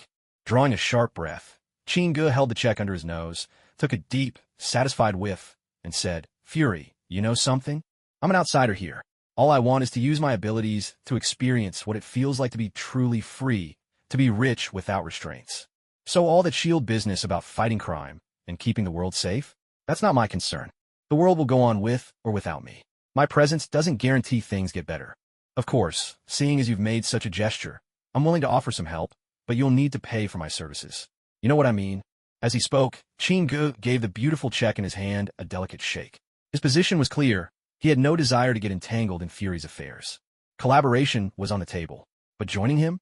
Out of the question. Chin-Ji's words left Fury silent. Hands in his pockets, he paced the room twice, then fixed Chingu with a heartfelt look and spoke with emotion. Chin, S.H.I.E.L.D. has let me peer into the shadows where evil hides in this world, and they... All right, that's enough. Chingu cut off Fury's speech without hesitation. Fury, I've got things of my own to take care of, so just be patient, all right? Sooner or later, you're going to gather a whole battalion of superpowered people. Maybe by then, you won't even look my way. Just don't keep your eye on me. Chin, what do you mean? Fury asked, a bit taken aback. He didn't quite understand what Chingu meant by superpowered people. It's nothing special, really. Fury, you're with S.H.I.E.L.D. You must have seen plenty of things that don't make it into the news, right? Well, yes, that's true. In the future, there will be more and more people with superhuman abilities, and some of them will surpass your wildest imagination. Take King T'Chaka from yesterday, for example. Bullets and blades couldn't even scratch him. And trust me, there are even more formidable folks waiting out there. Some with unbelievable strength, others who wield magic, and even aliens. There'll be those who soar through the skies, sprint across the earth, and dive deep beneath the waves. Just wait and see. One day, all of them will gather around you, becoming your most loyal comrades and partners. Of course, I'm not included. Chingu patted Fury's shoulder, offering a patient explanation. How do you know all this? Fury asked, locking his eyes on a Chingu. That part has to stay secret. What I want you to understand is this. Don't bother me. Just focus on your life as an agent. I mean you no harm. I just want to be a homebody who lives quietly, a rich homebody at that. Fury, can you understand my dream? A homebody? Fury repeated, a hint of amusement in his voice. That's an interesting way to put it. But Chin, if all you wanted was to hide away, having your abilities would be such a waste. Chingu could only shrug in resignation. All right, you've got me beat. You're darker than I am, so you win. If I come across anything good in the future, I'll think of you. For now, I'm off to take a nap. See you. Fury's mouth twitched. 7 in the morning, and you're calling it a nap? That excuse couldn't be flimsier. At last, Fury left, reluctantly. Last night's ambush by Chaka had left Chingu with a faint sense of alarm. If he kept interfering with the fate of Marvel's events and its characters, the Marvel world might one day become a place he no longer recognized. The reason Chingu had been able to easily complete the system's first 2 missions had a lot to do with how familiar he was with Marvel's plotlines and its people. Without that advantage, the system's tasks could get a lot tougher, and unexpected developments might follow. There was no reconciling the system's missions with the original storyline. Success or failure didn't just matter to the outcome. It was tied to Chingu's very survival. Because of all this, Chingu simply warned Fury that the threat wasn't any weaker than King Chaka. He had made up his mind, too. From here on out, unless matters threatened his own life, he would do his utmost not to reveal any key information that could alter the course of the story, nor would he recklessly change the fate of Marvel's characters. Unless one's life is long enough and strength is great enough. The next morning, with the personal reception of the branch manager at a Citibank in the Big Apple, Chingu deposited $100 million into his own account. Standing at the bank's entrance, Chingu took a deep breath. Watching the bustling crowds and flowing traffic on the street, he was suddenly struck by how dazzling and enchanting the world could be. Life on Earth is truly worth it. Yet in the very next moment, Chingu's expression changed. He remembered he only had a mere 8 years left to live. Now, Chingu was more eager than ever for the system to assign him a new task. He had no desire to become the unfortunate soul who dies before his fortune is spent. Why hasn't a new mission been assigned yet? Can't you see how badly I want a task right now? If you can, give me as many as you have. Unable to help himself, Chingu feigned frustration in front of the system. Host, please be patient. New missions are currently under comprehensive evaluation. This time, the system had returned to its usual chilly indifference. Chingu decided not to press further. He simply nodded in silence. An hour later, in a villa district by the Hudson River in the Big Apple. Sir, this villa has 3 floors, not including the basement. There's a 30-meter pool in the back. Most importantly, it's very private. The closest house is half a kilometer away. If you wanted to throw a party, you wouldn't disturb a soul. Would you like to see some others, sir? A real estate agent, blonde, blue-eyed, with makeup caked on 2 centimeters thick, was energetically promoting the house to Chingu. She had quite the gift for words, turning even the villa's remoteness into its greatest selling point. But that was exactly what Chingu needed. If I wanted to buy all the vacant land within 300 meters, how much would that cost? Suddenly, Chingu interrupted her pitch. Sir, are you planning to build something yourself? Chingu's proposal left her momentarily stunned. Just tell me the price. I prefer a bit more space. The agent hurriedly made a call to inquire. Sir, altogether, that would be about 30 million. By noon that same day, Chingu had already moved into the villa. Bathed in brilliant sunlight, Chingu enjoyed a cigar and a glass of red wine while watching a team of workers, 300 meters away, erecting a fence more than 5 meters high. Including the villa, Chingu had acquired all the land within a 300-meter radius. He immediately hired contractors to encircle the property with a wire fence. In the Big Apple, one truly feels the overwhelming power of money. They say that in this beautiful country, workers' rights are always respected, and no one ever stays late or works overtime. After throwing in 5 times the usual price, Chingu realized that the workers' efficiency was on par with the other construction maniacs. By nightfall, a 5-meter-high circular barbed iron fence had been completed. Shortly after, a dining table was set up by the spacious entryway. 5 Ghost Shadow ninjas deftly chopped vegetables, added water, set the plates, and poured wine. Before long, a steaming hot pot meal was prepared. So, Hill, how do you like the hot pot? Chingu asked, digging in with gusto as he glanced over at Hill. It's excellent, Chin, Hill replied, savoring a slice of lamb. With some coaxing, half threat, half persuasion, Chingu finally convinced Hill to stay on as his assistant. Fortunately, Hill was an orphan too, so there was no need to worry about family ties. Chin, don't you think it's a waste to have them do this kind of work? After dinner, Hill leaned back on a recliner, watching the Ghost Shadow ninjas clean up the dishes and sweep the floor. She couldn't help but turn to Chingu. Not at all, Hill. If all they did was fight and kill, that would be the real waste. This brings a little balance to life. Kinyi replied carelessly. What about me, Chin? Is there something I can do? Hill looked over at Chingu, waiting for an answer. Chingu pondered for a moment, then asked, Hill, in your opinion, what's the best way to make money? I'd say starting a company, investing, stocks, things like that. Remember how Dr. Hank from S.H.I.E.L.D. quit and set up his own company, Pym Technologies? Now, he's a multi-millionaire. Hill thought for a moment before answering. Chinga suddenly slapped his thigh with excitement. It only just occurred to him. He could invest in stocks. Companies like Stark Industries and PIM Technologies were hot right now. Host, new system task released. Please check immediately.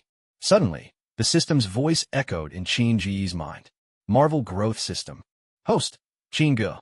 Lifespan, 8 years. Skills, Summon Nigga Ghost Shadow Ninjas. Quantity, 10 Ox Talisman. Sacrificable items, none.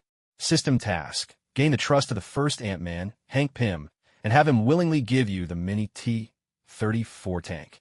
Hearing the system's prompt, Chingu perked up, instantly pushing all other thoughts aside. A mini T-34 tank? After thinking for a moment, Chingu realized what it referred to.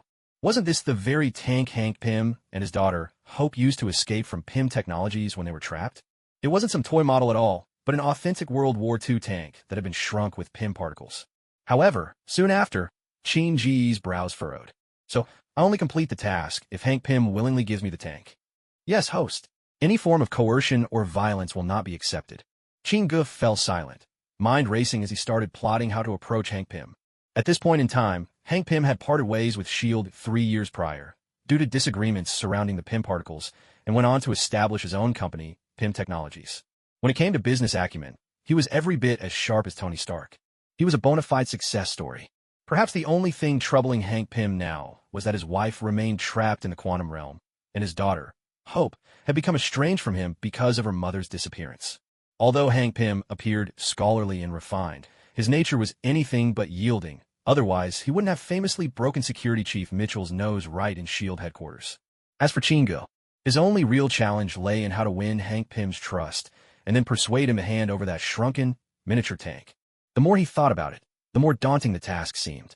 Fortunately, the system didn't impose a time limit, giving him leeway to devise a careful plan. Goodbye, darling. Drive safe. Outside a modest 2-story home in the suburbs of the Big Apple, Hank Pym's personal driver, Laud, was about to leave for work, exchanging farewells with his wife at the front door. Don't worry, I've been at this for 20 years. Laud replied with an honest smile, tossed the words over his shoulder, and turned to head for the garage and his waiting Mercedes. But just as Laud was about to step off the porch, he suddenly felt as though both feet were pinned tightly to the ground.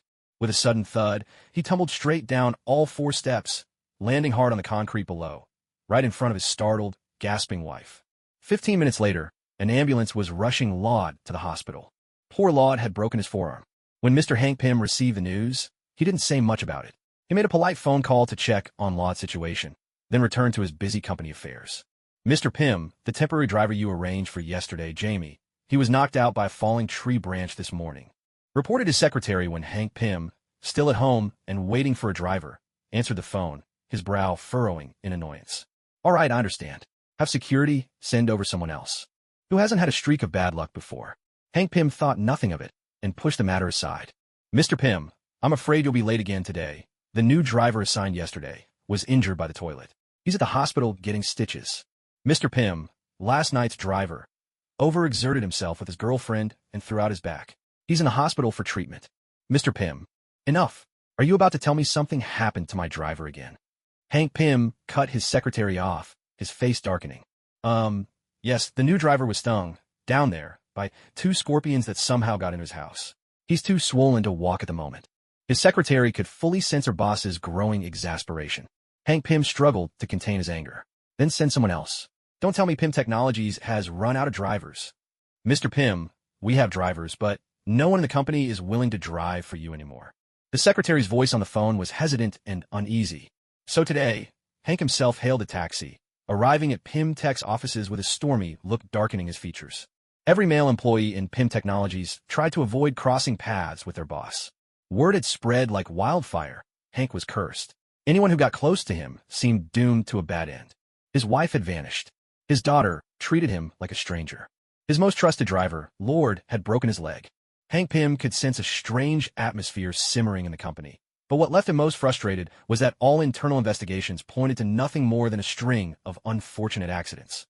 A new ad for a driver at Pym Technologies appeared in the morning paper. Somehow, the situation at Pym Tech had leaked, and not a soul dared apply for the job. Who says Americans aren't superstitious? Pure nonsense. Chingu, looking at the job advertisement in his hand, scoffed to himself. Dressed in a black jacket and fitted jeans, his sharp features and steady gaze gave Chingu an air of quiet determination as he stepped into Hank Pym's office. Across the desk, Hank, with his golden hair, looked far younger than his portrayal in Ant-Man. Setting aside the documents in his hands, Hank Pym looked directly at Chingu. You used to be a bounty hunter. Why switch to driving? Hank's eyes, behind his glasses, were calm, yet searching. Mr. Pym, bounty hunting is grueling work, and I'm tired of drifting from place to place. The pay may not be as high for a driver, but at least I won't be dealing with criminals anymore. Hank nodded in understanding. That's true. You're a young man with vision, thinking seriously about your future. Not bad at all. Thank you. But really, sir, you're my role model. You started Pym Technologies all on your own. In this country, there are few who could hold a candle to your accomplishments.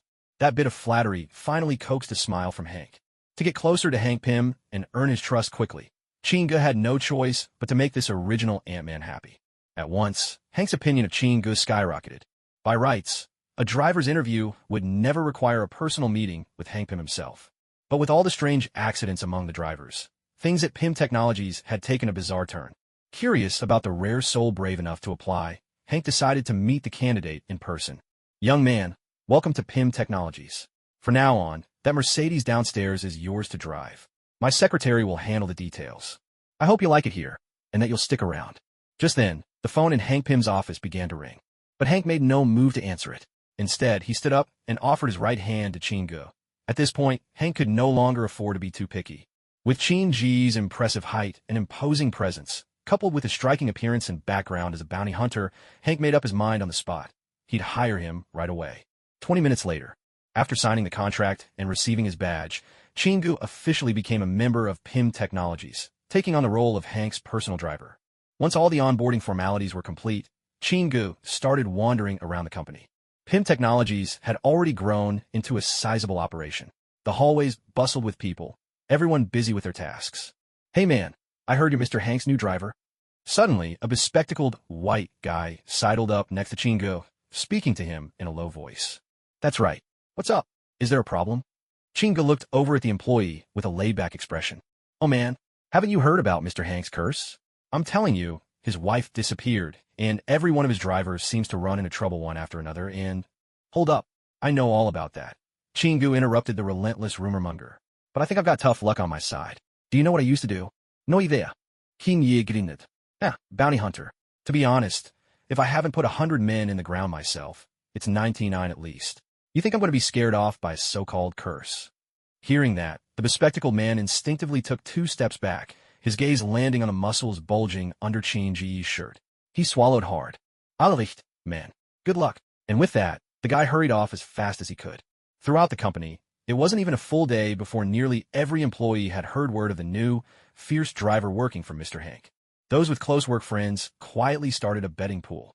They were all placing their bets on whether this new guy would make it to the next day without anything happening, and whether the Pym family curse would continue. Early the next morning, Hank Pym stood at his front door, gazing anxiously toward the corner of the street and glancing at his watch now and then. There were 5 minutes to go before 7:30. That was the time Hank required his private driver to pick him up each day. The last minute ticked by. A trace of disappointment crept onto Hank's face. Even he, with all his scientific training, wondered if he truly was under some sort of curse. Just then, a black Mercedes eased up to the curb in front of his house.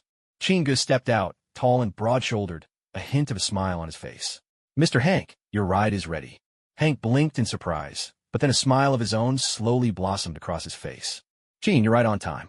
So, did anything unusual happen today? Hank slid into the car, his voice tinged with lingering uncertainty.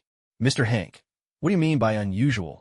Chingu asked from the driver's seat, eyes on the road ahead, replying instead with a question of his own. I mean things like tripping, getting knocked out by a falling branch, or maybe being stung by a scorpion. Those sorts of unlucky accidents. Hank's curiosity was barely contained. He needed to know how things had gone. Mr. Hank, are you talking about what happened with the last company driver? Don't worry, luck's always on my side. Having his intentions seen through by Chingu, Hank felt a twinge of embarrassment and pretended to busy himself with the newspaper in his hands. That's good to hear. Oh, by the way, tomorrow is a day off. Would you help me by picking up my daughter, Hope, from North County High School in the afternoon? Of course, Mr. Hank. Chingu agreed without a moment's hesitation. Though this kind of errand was hardly pleasing, Chingu still accepted the task readily. if only for the sake of completing his mission. After all, what kind of person is a boss's favorite? It's always the one who follows orders promptly and gets things done without complaints. In truth, Hank had been watching Chin-gu out of the corner of his eye the whole time. Seeing Chin-gu accept the job so readily, he couldn't help but smile a little in satisfaction. This is a dependable kid, Hank thought, mentally assigning a new label to Chin-gu. The Mercedes pulled up in front of PIM Technologies. Instantly, heads crowded at the windows inside, eyes wide with curiosity. Whoa, it's that Chin guy, he's all right. Ha ha ha, I win. The bespectacled white guy who'd been the center of yesterday's office betting let out a triumphant laugh. Chin-ji's tall frame appeared beside the car, bringing this little wager to a definite close. Everyone was convinced the Pym family curse had no effect on the new, broad-shouldered driver from overseas. That afternoon, Chin-gu was standing at the entrance to North County High in Big Apple City. As one of the nation's most prestigious boarding schools, the sprawling campus before him was a place unattainable for most. The entrance was crowded with luxury cars, all waiting for the school day to end. A stream of children of various ages poured out, their chatter and laughter filling the air. Chin-gu held up the photo, scanning the crowd for Hope, Hank's daughter. Hope was only 12 at this time. A far cry from the bold, brash heroine, the Wasp. She would become an Ant-Man. Suddenly, a tall girl, at least 5 feet tall, striding forward in a loose tracksuit, moving with striking confidence, caught Chin-ji's eye. Hope and Dine. Chin-gu walked up to her. Hello, Miss Hope. Hope stopped abruptly, lifting her head to look at Chin-gu. Though still young, her face already hinted at the strong features of her adult self. Who are you? Hope asked, a note of wariness in her voice. Miss Hope, I'm a driver your father sent to bring you home. Here's my employee badge, Chin-gu replied with a smile, handing over his badge and his phone. Miss Hope, you're welcome to call and verify. At this, Hope tossed the badge back to Chin-gu. No need. Hank's too busy. If I actually got kidnapped, it might even give him some peace of mind. With that, she walked toward the car. Chin-gu shook his head and smiled.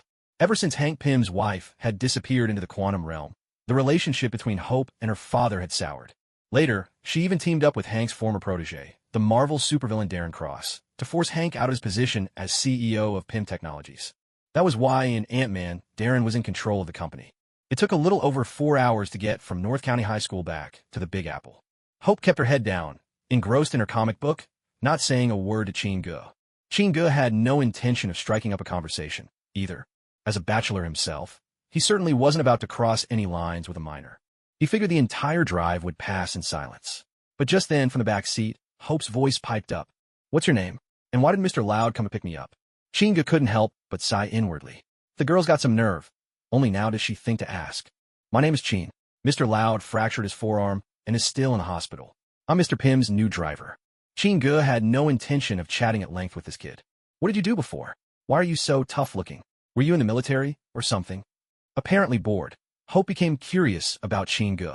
Midway through her question, she leaned over and squeezed Chin-ji's muscular arm. Chin-gu coughed lightly, surprised to be teased by a young girl. Still, he didn't dare say anything rash. Who knew if Hank Pym might have installed a listening device in the car? He needed to maintain the persona of a reliable, hard-working, and tight-lipped employee in front of Hank. Miss Hope, I used to be a bounty hunter. Wow, you're a bounty hunter? That's awesome. Can you tell me some cool stories? It's a long drive and kind of boring. Hope's eyes widened with excitement. All right, but Miss Hope, please sit properly and fasten your seatbelt. No problem. Just call me Hope. I remember last year, there was a suspect who fled all the way to Alaska, planning to sneak into bear country. I received word that, when this guy was making his escape, he actually took his mistress with him. Throughout the drive, Chin-gu embellished his true story, spinning it for Hope's entertainment. Hope, sitting in the back seat, gasped in astonishment again and again. Hey, my darling daughter, did you miss your father? Standing at the doorway, Hank broke into a smile and opened his arms wide, ready to embrace Hope.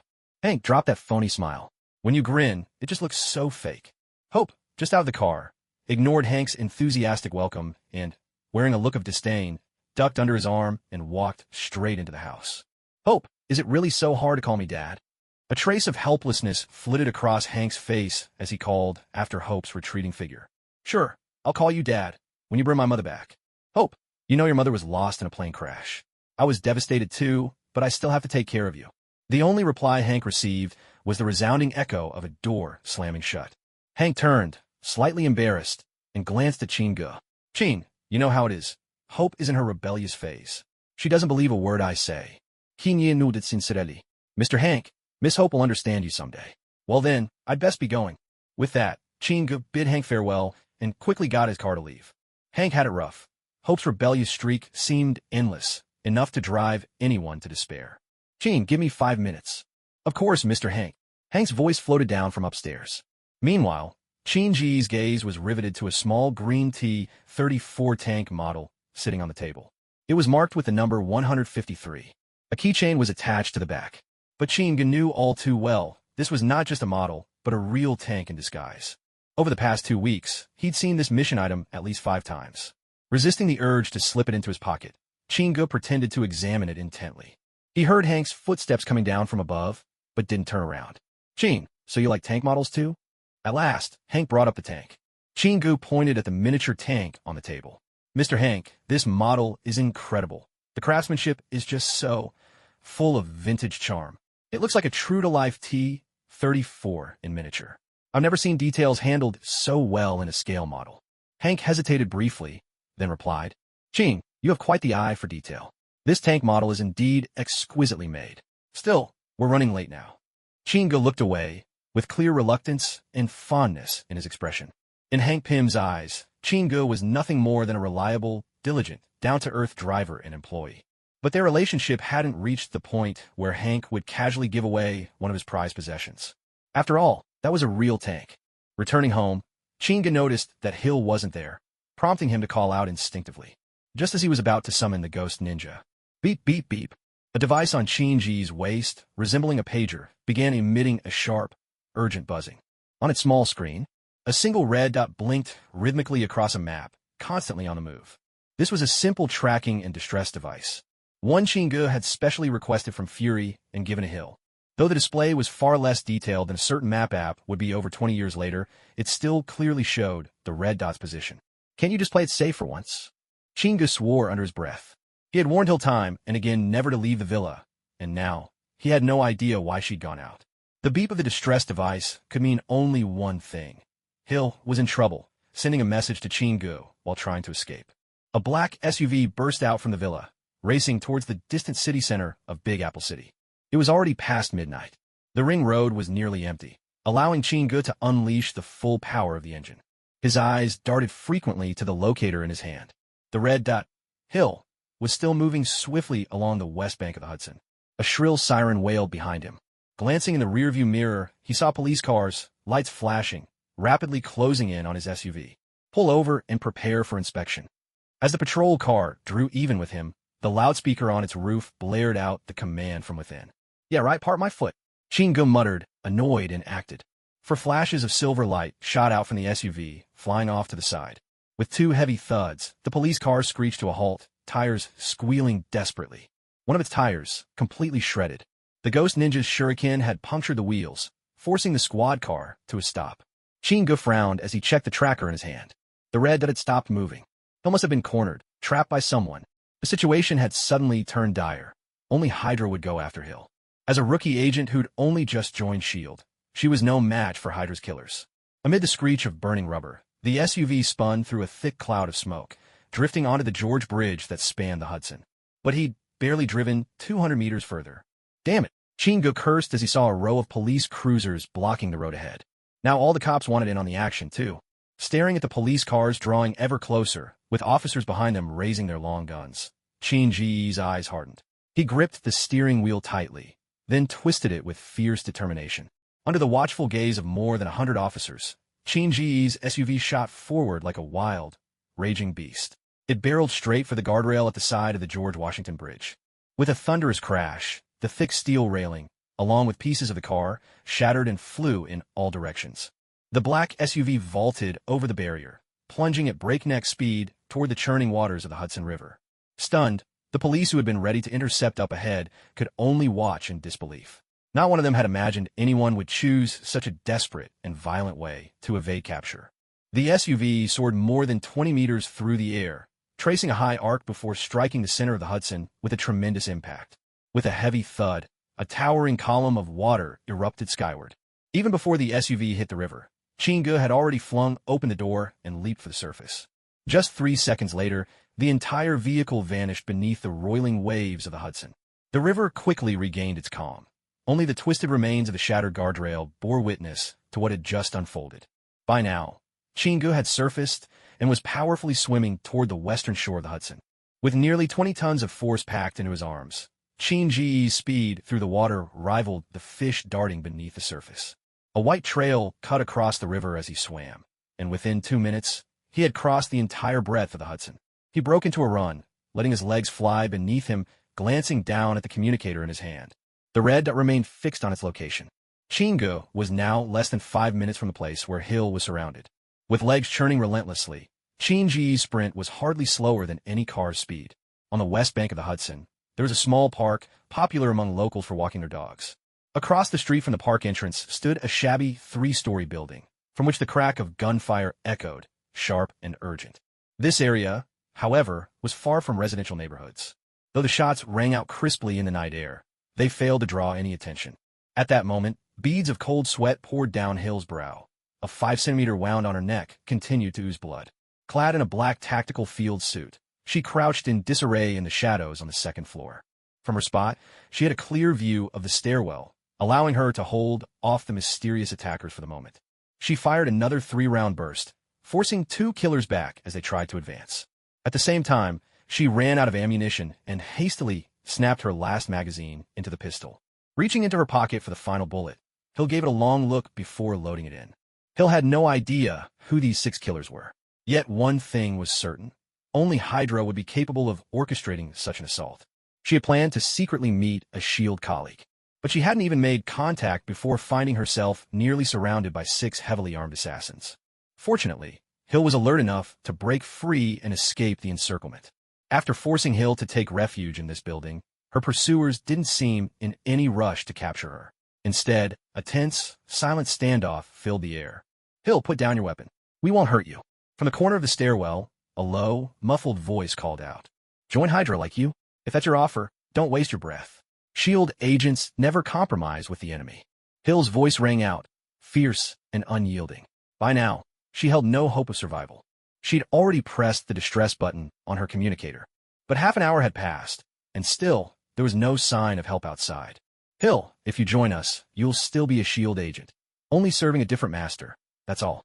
Her adversaries seemed in no hurry to attack, taking their time to persuade her. It was as if they were certain she would eventually give in. Noticing their temporary restraint, Hill felt a new spark of hope. Maybe if she could just hold out until dawn, the enemy would be forced to withdraw. Suddenly, crash! The glass on one side of the second floor shattered with a thunderous noise. A dark figure burst through the broken window. Bang! Bang! Bang! Without a moment's hesitation, Hill raised her gun and fired at the intruder, who hadn't even regained their footing. In a blur, Hill's eyes widened in disbelief. The shadow moved faster than she could pull the trigger, agile as a panther. With nimble twists and turns, the intruder dodged bullet after bullet. Desperate, as she watched the figure draw closer, Hill drew the tactical knife strapped to her thigh and rushed forward. But in a lightning-fast instant, the stranger seized Hill's wrist. Bathed in the hazy glow of moonlight filtering through the window, Hill finally saw her foe clearly. Half her face concealed behind a mask, her long, wavy hair tied simply at the back. Only a pair of cold, merciless eyes remained visible. She spoke, her voice composed of just 2 words, and to Hill's surprise, she was a woman. Hill reacted quickly, retreating a step, lowering her stance, and slashing her flashing blade at the woman's abdomen. But the mysterious woman was even quicker. With a sudden leap, she soared over Hill's head, evading the knife entirely. She swung around midair, grabbing Hill by the shoulders. Before Hill could even turn to defend herself, a tremendous force surged from the woman's hands. It was as if Hill's whole body had become a weightless projectile. The woman hurled her in a high arc, sending her crashing into the wall with explosive force. There was no chance to shield herself. Hill hit the wall, fully exposed to the impact. Cough, cough, cough. Hill tried to struggle up, but it felt as if her bones had been shattered by that violent fall. The mysterious woman in black slowly walked over to Hill's side.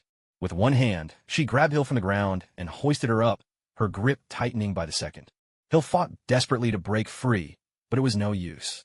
After just a few breaths, Hill's face flushed red, her vision dimmed, and right as she teetered on the edge of unconsciousness, she barely caught the sound of a man's furious shout. "Let go of my girl now!" And then darkness engulfed her. Seeing Hill go limp in her captor's grasp, Chingu, who had just rushed up to the second floor, felt a surge of anger that burned through him. He let out a roar, sprang forward, and the soles of his shoes screeched against the concrete as he launched himself like an arrow straight at his foe. The mysterious woman in black hurled Hill to the ground, extended her right arm, and blocked Qin-Ji's punch aimed straight at her chest. It was only then that Qin-Gu realized this formidable opponent wasn't Bucky. In the dim light, Qin-Gu had seen her heft Hill effortlessly with one hand, and assumed it was the Winter Soldier, Bucky, back again with another assassination attempt. A flicker of surprise crossed Qin-Ji's eyes. The person before him was a woman, masked just like Bucky. He hesitated for a split second. The woman brought up her knee, driving it forcefully toward Qin-Ji's chest. Qin-Gu kicked out with his right leg, aiming for her chest as well, while she countered with a punch straight for his foot. Their collision was fierce. Qin-Gu staggered back a step, but his opponent was sent flying 10 steps away by his kick. Her strength isn't as great as mine, Qin-Gu immediately concluded.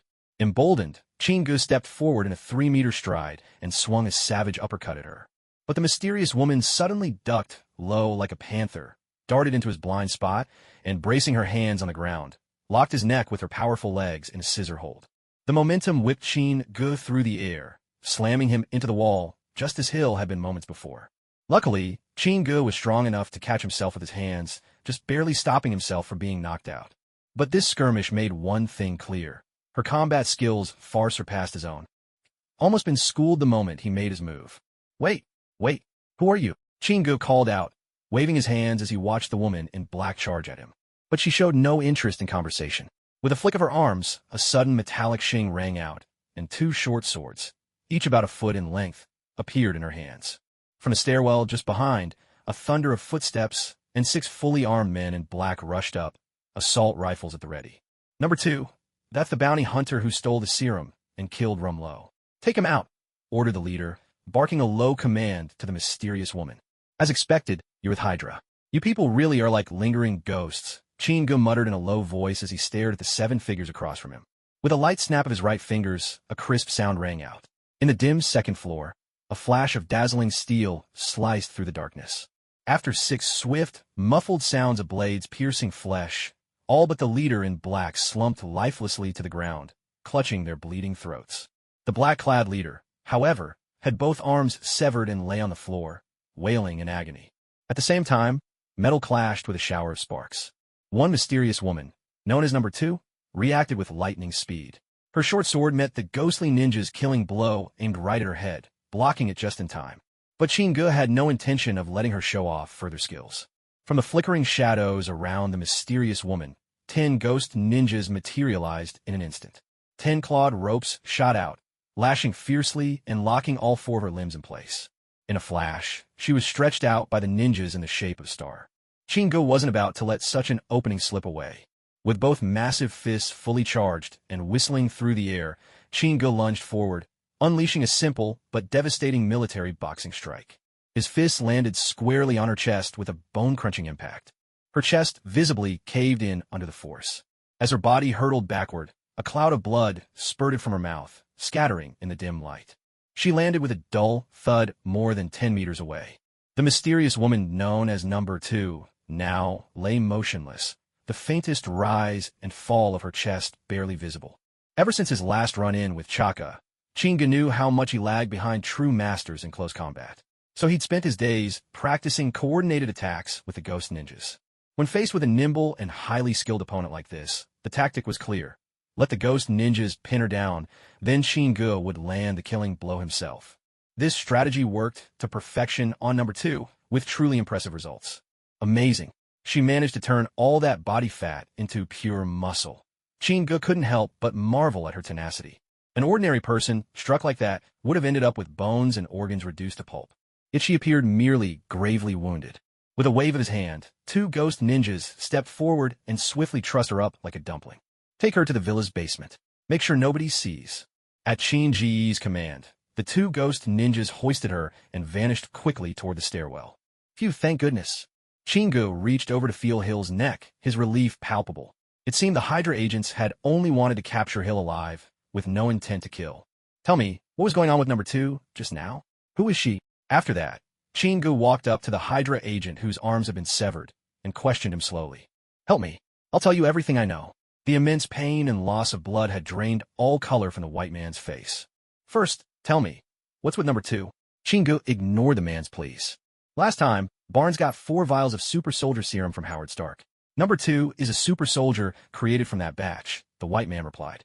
Chingu was taken aback by his words. He remembered quite clearly that, according to the original Marvel storyline, the 5 super soldiers injected with serum turned out imperfect and were prone to losing control. With no better choice, Hydra had been forced to put all 5 into cryogenic stasis. He hadn't expected that his own actions would inadvertently change the fate of these 4 Hydra super soldiers. No wonder he could never recall such a mysterious female operative, number 2, among the Hydra ranks. Things were unfolding far beyond Qin Ge's expectations. He could only hope in silence that the system wouldn't assign him any more missions involving Hydra. Now, apart from number 2, whom he had just captured, there were already 4 super soldiers in total, including Bucky. Given his current strength, Chingu didn't have the confidence to face off against 4 super soldiers at once. You mean to say you've created 4 more super soldiers? Chingu asked urgently. That's right, and these 4 are even more powerful than before.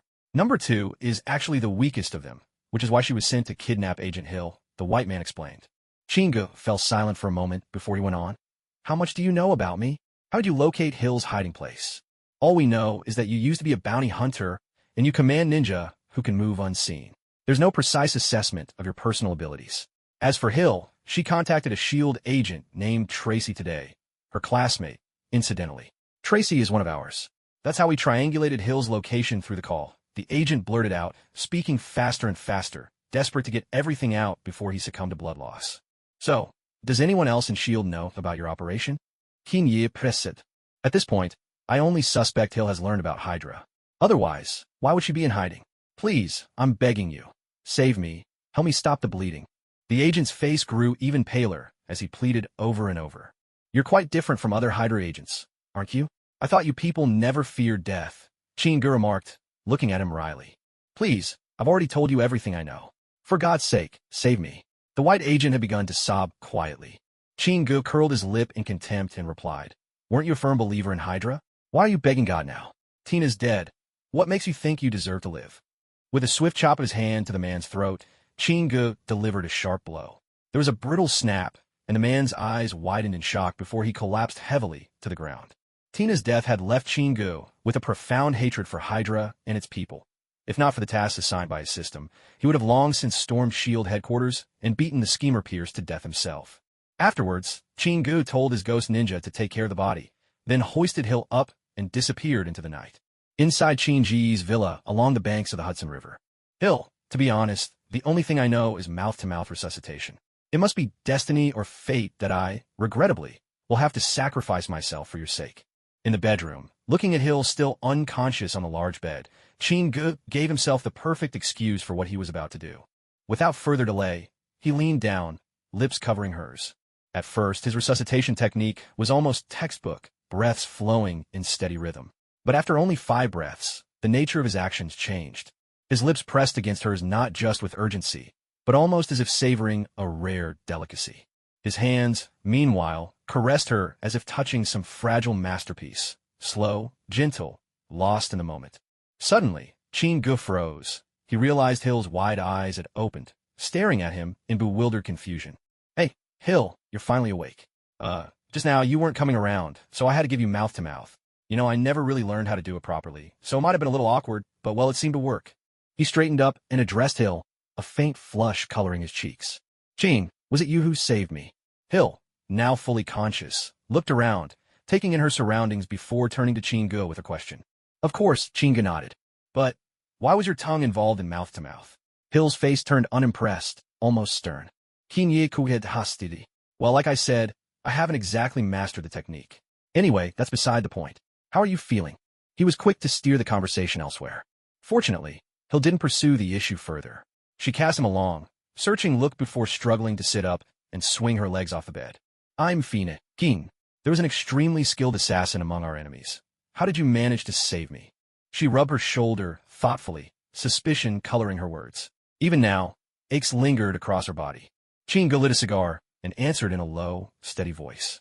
It's nothing, just like that day with the king of Wakanda. But you really are hopeless. I warned you long ago, S.H.I.E.L.D. is crawling with Hydra agents. And yet you still went and tried to contact that Tracy. Lucky you ran into me. If you hadn't, I can guarantee Hydra would have found 100 ways to make you wish you were dead. What? Are you saying Tracy betrayed me? That's impossible. Hill blurted out, her face frozen in shock. Tracy had graduated from S.H.I.E.L.D. Academy the same year as Hill. The two of them were as close as sisters, real confidants. Hill had always believed Tracy could never be part of Hydra, so late at night, she secretly gave her a call. She wanted to meet Tracy in private, to tell her secretly about Hydra's infiltration. Partly, she thought her friend could look out for her. Partly, she wanted to see if Tracy had any intel about S.H.I.E.L.D. But before she could even see Tracy, Hill nearly found herself cornered by enemies. Even now, Hill struggled to believe that Tracy could possibly be Hydra. Hill, I told you, never contact any of your colleagues at S.H.I.E.L.D. Did you think I was just trying to scare you? You've seen with your own eyes what Hydra is capable of, haven't you? You nearly got yourself killed. Nearly got me killed, too. Sometimes I think the people at S.H.I.E.L.D. must be blind to have ever hired you.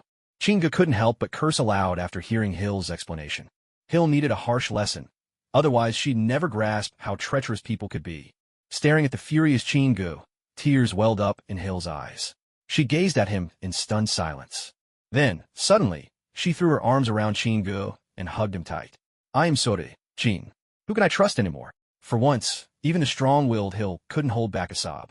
Her embrace caught Chingu off guard, but after a moment's hesitation, he gently wrapped his arms around her. In that instant, everything between them was pure and untainted. Hill, don't be afraid. I promise. You can always trust me. Now, and in the future. Chin-Ji's voice was low and warm in her ear. Thank you, Chin. Hill choked out, her composure breaking down at his words. She pressed herself closer, seeking comfort. Chingu froze again for a moment. So, even the toughest people prefer someone with a firm hand. After a brush with death, Hill was desperate for a sliver of warmth, and Chingu was exactly the person she needed. Chingu emerged from Hill's bedroom, supporting himself against the wall with a look of total satisfaction. What a wild little beast. In the bathroom, he glanced at the bite marks on his neck, accepted a towel from Ghost Ninja, and sighed with feeling. Once he tidied himself up, Chingu drove Hank's personal car out of the villa, slipping back into his role as the chauffeur. Mr. Hank. Chingu still stood by the table, pretending to admire the miniature tank. Chin, it seems you really love this little tank. You're an outstanding driver, so I've decided to give you a present. Hank, who was about to head out, smiled as he spoke to Chingu. Hearing this, Chin-Ji's heart skipped a beat. Here it comes, he thought, his eyes darting to the little tank. A miniature tiger tank appeared in Hank's palm. Chin, this is for you. I got in touch with a mini tank collector and spent $200 to buy this tiger for you. I think it matches you perfectly, strong, dependable, and trustworthy. Chingu was instantly moved to tears. Taking in Chin-Ji's emotional expression, Hank patted him on the shoulder. Chin, I hope you'll keep working with us. Just yesterday, the experienced driver, Lauda, who was about to be discharged from the hospital, had his other leg accidentally broken by a careless nurse. Upon hearing this news, Hank had already made up his mind to keep Chingu. Only Chingu could stand against this bizarre curse. Mr. Hank, actually what I really want is... Before Chingu could finish, Hank's phone rang at exactly the wrong time, cutting him off. The call dragged on for a full half-hour. Chingu never found another chance to speak. By then, Hank had already walked into his office. Looking at the mini tiger tank in his hands, Chingu sighed to himself. System, this tiger tank in my hands is bigger, faster, stronger. I just know you'd love it. How about we use this as the next mission? Host, please do not change the mission item at will. When Chingu tried to speak with the system again, it ignored him completely. It was Saturday, time to pick Hope up and bring her home again. Outside the gates of North County High School, Chingu, chewing gum, leaned nonchalantly against the car door as he waited, bored out of his mind. As the gates opened, a swarm of students burst out, voices chattering and overlapping. Suddenly, a sharp voice rang out. You joined the cheer squad just to get that loser's attention. Instantly, a crowd of students tightened into a circle. Wait, Hope! Chingu recognized the voice as Little Hope's. Yeah, go get her! Hope, be brave! The crowd of students erupted, egging them on. It looked like Hope and another student were at odds, perhaps even about to come to blows. From the sound of it, they were fighting over a boy. With a sigh, Chingu spat his gum to the ground and walked over. As both Hope's driver and part-time bodyguard, he couldn't let her get hurt, no matter what. Otherwise, all the good reputation he'd worked so hard to build with Hank would go out the window. With a smooth motion, Chin-Ji's long arms cut through the crowd, gently separating a dozen rowdy boys. Some were just about to start cursing, but when they suddenly caught sight of Chingu, radiating an intimidating presence like a warrior from the future, they obediently clamped their mouths shut. Hey, Hope, if you keep fighting, You're gonna pluck her bald. Chingu reached out, firmly grasped Hope's hand, pried her fingers open, and gently pulled her behind him. The other girl, who'd been fighting with Hope and had her hair yanked, was now sobbing from the pain. All right, kiddo, are you all right? Chingu turned his gaze to the trembling girl across from him, his voice soft and reassuring. Suddenly, a man's voice cut through the air, interrupting Chingu's question. Oh, Ivanka, my precious girl, are you hurt? A portly man in an immaculate white suit appeared, flanked by 2 towering bodyguards. Daddy, Hope pulled out so much of my hair. Please, you have to get back at her. The little girl dashed into her father's arms, wailing and complaining through her tears. Fury flashed in the man's eyes as he saw the lock of golden hair in his daughter's hand. His gaze, now fierce and menacing, locked on a Hope by Chingu's side. Hope, still just a child, was intimidated by the man's presence and clung tightly to Chingu's shirt. Chingu frowned, protectively shielding Hope behind him. Hey, listen, they're both just kids. A little squabble is perfectly normal. Don't you think you're overreacting a bit as an adult? Chingu addressed the portly man calmly, his tone level and unflustered. And who are you to them? Yellow-skinned monkey, you've got no right to talk to me. Get out of the way and restrain them. I want our parents here. The man, overhearing that Chingu was only the driver, became even more arrogant. Dozens of students who'd gathered to watch saw that the adults were on the verge of fighting and quickly drew back, widening the distance to 10 meters. Their excited faces lit up. They didn't want to miss the spectacle. Now, this was entertainment they couldn't resist. Chin, quick, let's call Hank or the police. Behind him, Hope spoke hurriedly, watching the 2 burly bodyguards approach with intimidating intent. King Yis me lit. Hope, I can't let them hurt you. If I did, Mr. Hank would have my head. Can you handle those 2 giants? Hope asked, worry clouding her young face. Don't worry. I'm just afraid they won't put up enough of a fight.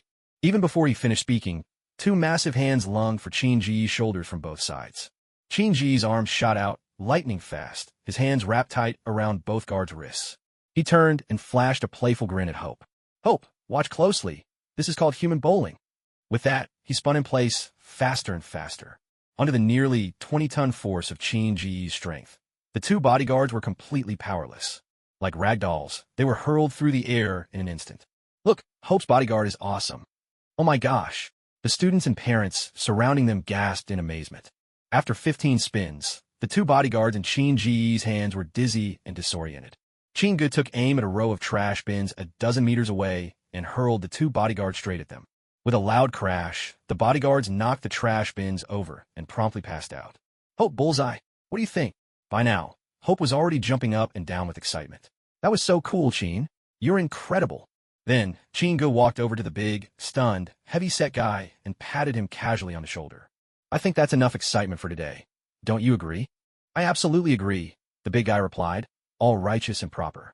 It's perfectly normal for kids to have little disagreements. Chingu smiled and nodded. You're right about that. With that, he left North County Middle School, taking a thoroughly exhilarated Hope with him. But almost immediately, Chingu began to regret showing off. From the moment they got in the car, Hope hadn't stopped talking. Chin, you're so cool. How are you so strong? Chin, you should teach me. Chin, do you have a girlfriend? If not, have you considered dating me? Chingu, who was driving, was so startled by Hope's words that his hand slipped, nearly swerving onto the opposite lane. Hope, I already have a girlfriend. If he stole Hope away now, wouldn't Ant-Man and Wasp go their separate ways in the future? The image of one man running off with another man's wife, constantly shrinking and growing. Chingu found the thought way too much to handle. Oh, that's too bad, Chin. Well, I guess I'll just wait. Who knows? Maybe one day you'll be single again. Kids say the darndest things. Kids say the darndest things.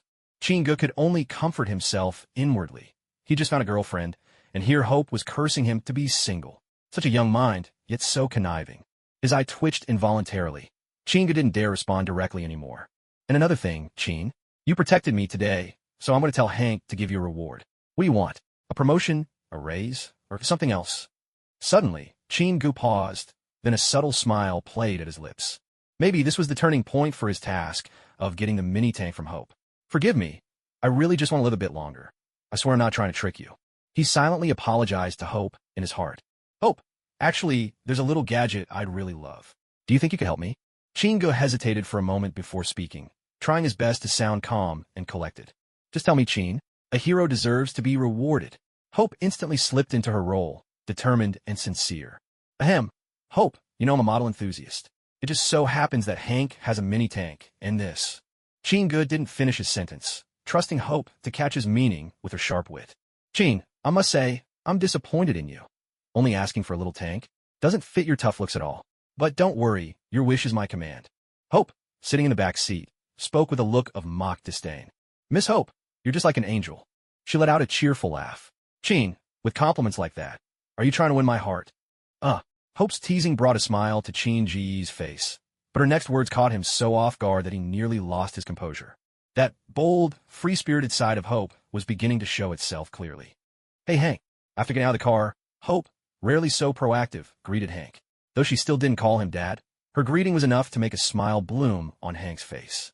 My good girl, you seem to be in a great mood today. Anything special you want to share with me? Hank happily opened the door for Hope. Just as Chin-gu was about to leave, Hope called after him. Chin, wait a second. Hank, something amazing happened today. I want Chin to stay for dinner. Is that okay? She pleaded with Hank, glancing at him hopefully. Hank was only too glad to grant his daughter's request. Of course, sweetheart. It's entirely up to you. No problem at all. Chin-gu answered quickly, knowing full well that tonight might very well be the night his mission was accomplished. An hour later, a lavish dinner was served on the table. Hank, I have something absolutely awesome to tell you today. Hope couldn't contain herself at the dinner table. The moment all three were seated, she burst out, addressing Hank eagerly. All right, let's hear it. Hank replied with a warm smile. Chin-gu, meanwhile, kept his eyes on his plate, quietly eating his meal. After school today, Chin grabbed a bodyguard in each hand, whoosh, tossed them into the trash cans. Then he strode over to that fat guy and asked, Any problems? That fat guy instantly shook his head, saying, No problem at all.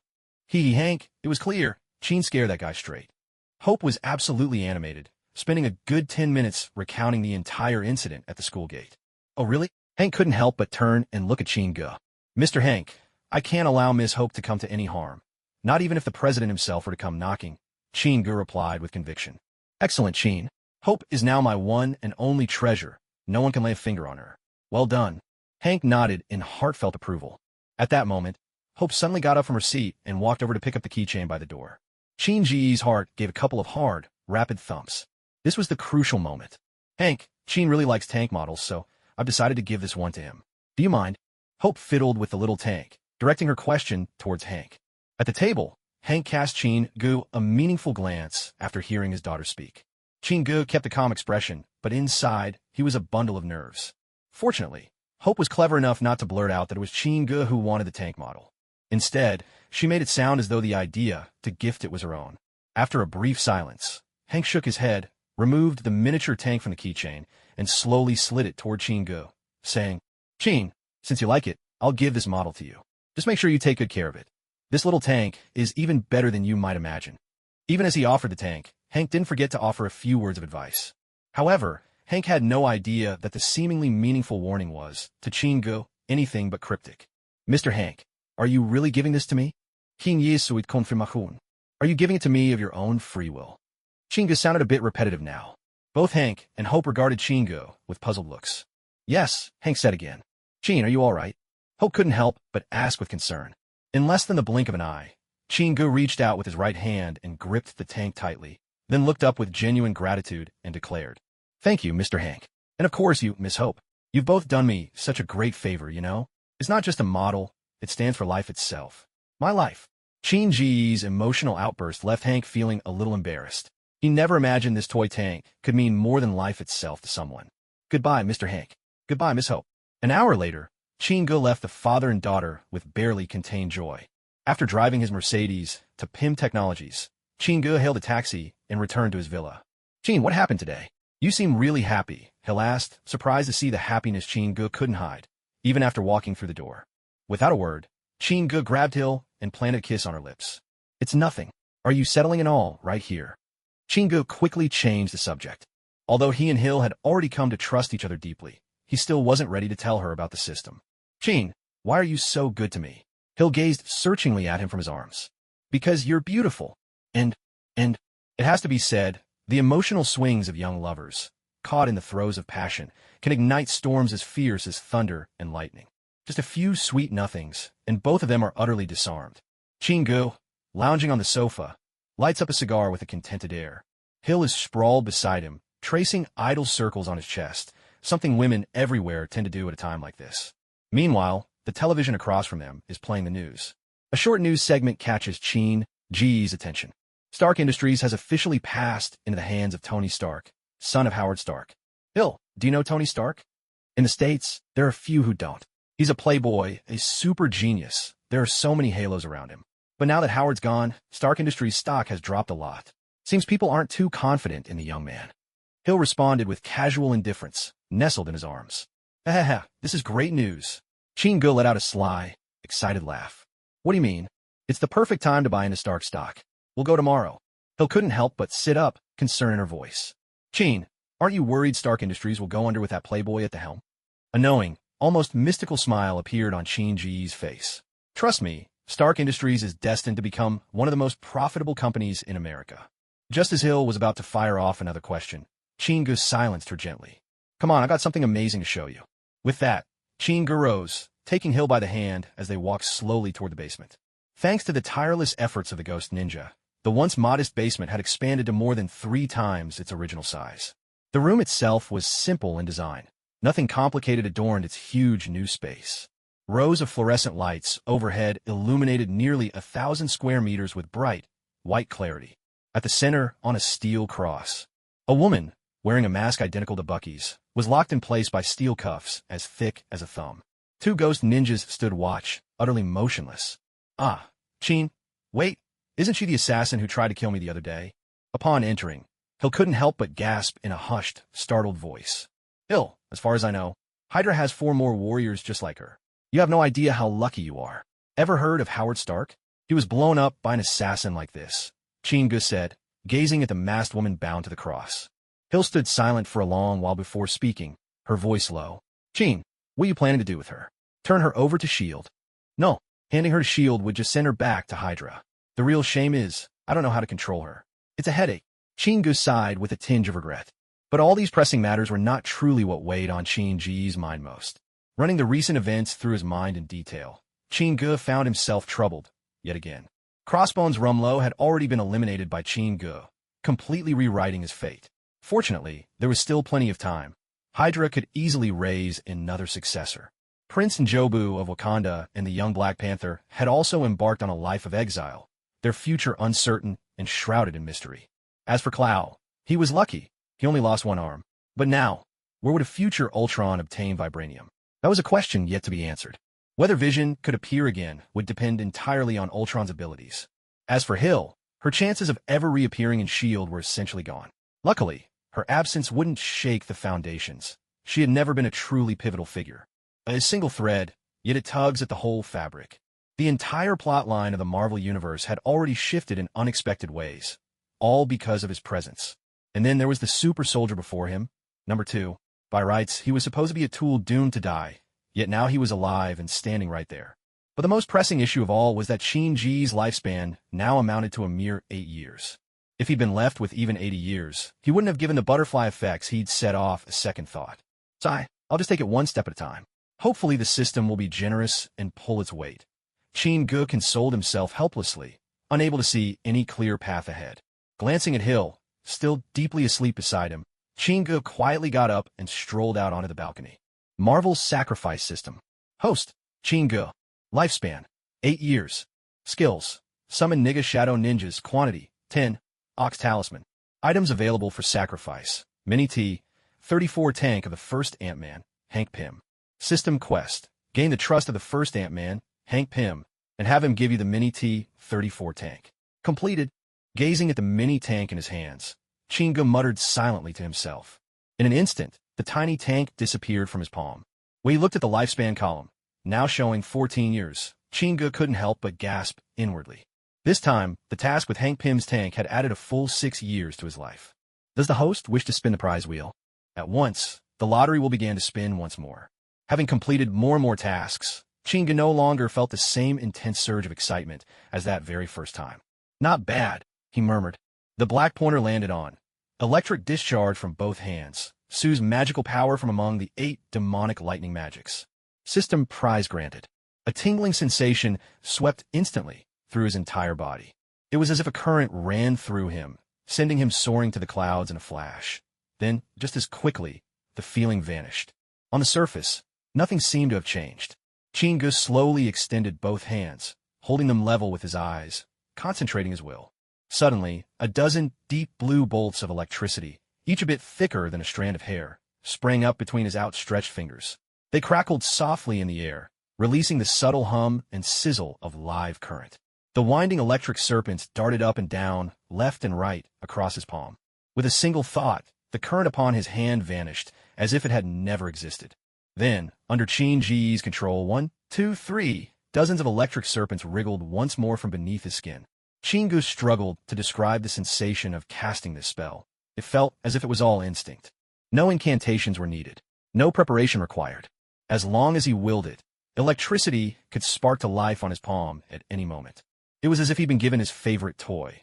On the balcony, Qin played endlessly, mastering this newfound skill. A look of exhilaration was etched across his face the entire time. From this moment onward, Qin had finally taken his first step from a warrior toward a mage. This time, the system was not only generous with his lifespan, but also with its rewards. Every prize in this lucky draw was a magical skill from the 8 great demons. After several rounds of drawing, Qin had begun to understand some of the rules governing the system's rewards. It seemed that the length of lifespan granted, the value and quantity of prizes, all were closely tied to the difficulty of the tasks given.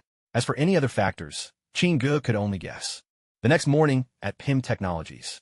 Really, how unfortunate. So he's finally fallen.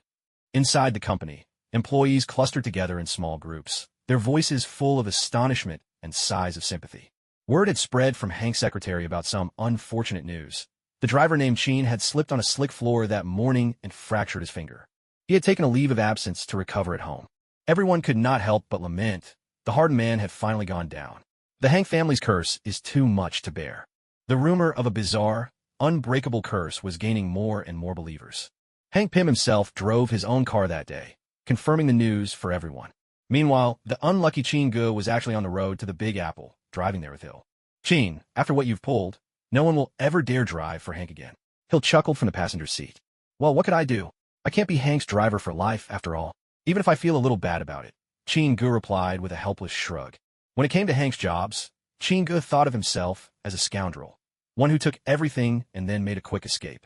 But, truly, it couldn't be helped. As for those other unlucky drivers, each of their mishaps had been orchestrated by Qin acting through the ghost ninja. To make up for it, Qin secretly paid each driver $200,000 in compensation. At the stock exchange in the Big Apple, Qin and Hill, disguised in a wig, purchased $50 million worth of Stark Industries bearer shares at a bargain. Most people doubted Tony Stark, the notorious playboy, and what it took to run Stark Industries. That skepticism allowed Qin to scoop up Stark stocks at rock-bottom prices. It's a pity that so many forget how, back in his day, Howard Stark's performance was hardly better than Tony Stark's now. Just a few minutes later, Tony Stark and Obadiah had already received the news. Yet no one could dig up any information about Qin. Washington, D.C. SHIELD headquarters, Triskelion building. At the very top, in the director's office, Alexander Pierce sat upright in his chair, his expression grave as he pored over a dossier. As a former official of the great American government's Department of State, Pierce's political career was no less impressive than that of any elite agent. Compared to old-timers like Howard and Fury within SHIELD, Pierce had been parachuted into SHIELD by the government after Howard's tragic incident. From the outside, many believe that leading SHIELD was a huge sacrifice for Pierce. Running a specialized agency was hardly a cushy job, nothing like gliding smoothly in the halls of government. I will find a man who killed Mr. Howard, no matter who he is. The agents of SHIELD still remembered the vow Pierce swore on his very first day in office. But only Hydra and Qin knew what kind of man Alexander Pierce really was behind closed doors. Come in, Pierce called, lowering the dossier as he looked toward his secretary. Director, just now Hank Pym asked one of his acquaintances inside SHIELD to help him look up information on Qin. Very well, you may go, Pierce replied, his face unreadable. No sooner had the secretary left than Pierce's gaze landed once more on the dossier in his hand. The top page bore a photograph of Qin. And throughout the rest of the file, apart from basic facts like Qin's age, gender, and his history as a bounty hunter, everything else was marked unknown. Gazing at the papers, Pierce's brow furrowed deeply. Who are you really? Why can't I find a single thread of your past? And why does Hank Pym want to investigate you? Muttering to himself, Pierce rose and walked to the floor-to-ceiling window. One package of Serum, stolen. Crossbones Rumlow and an entire SHIELD rapid response special team vanished. Agent Hill on the run. The second female super soldier. Fate uncertain. One troubling incident after another had left Pierce with a faint sense of foreboding. Every thread of the web seemed to point toward this man, Go, a man of Eastern descent that neither S.H.I.E.L.D. nor Hydra could pin down. What Pierce was certain of, his quarry was no government man. If he were, there would already be agents investigating S.H.I.E.L.D. But what puzzled Pierce most, how did Go know Bucky Barnes? And how had he slipped the net, surviving 2 consecutive Hydra assassination attempts? What is he after? For the first time, Pierce felt a twinge of impatience at the mystery named Go. An enemy who hides in the shadows is the most terrifying of all. Though Pierce was the director of S.H.I.E.L.D., he didn't dare to order an all-out search for Go. After all, S.H.I.E.L.D. was not yet fully under Hydra's control. He had only just taken his place as director. Many key departments hadn't been completely infiltrated by Hydra. For now, the only thing he could do was have Hydra agents inside S.H.I.E.L.D. quietly track Gee's whereabouts. Then, he would wait patiently, biding time, until Hydra's strength was sufficient to strike down with thunderous force. Inside the largest suite of the Hilton Hotel in the Big Apple. Why does it feel like there's electricity? Hill felt as if she might faint. Natural talent, Hill. Listen, it's a skill that, other than me, only that hammer-wielding Thor from Asgard possesses. Not even the Queen of Britain has experienced this. Go replied in the midst of his exertions. Asgard? Which state is that in? It's far, far away. Someday I'll take you there, Go said, making sure Hill could hardly get a word in edgewise. An hour later, Go, thoroughly relaxed, lay sprawled with Hill in his arms on a pure wool lounge chair, gazing quietly out at the dazzling lights of Times Square. Earlier that day, the pair had wandered to Times Square. Hill had pointed at this very hotel, saying she'd once come here on a mission, but never had the chance to actually enjoy what it had to offer. Upon hearing Hill's simple wish, Go did not hesitate.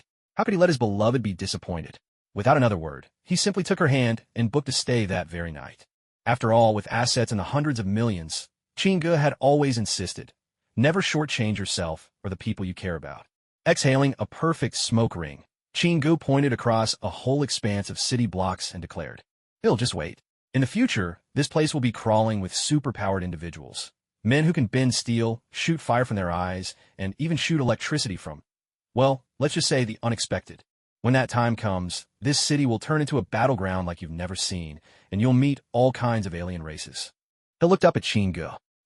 I trust you, but all this, especially the alien part, do they really exist?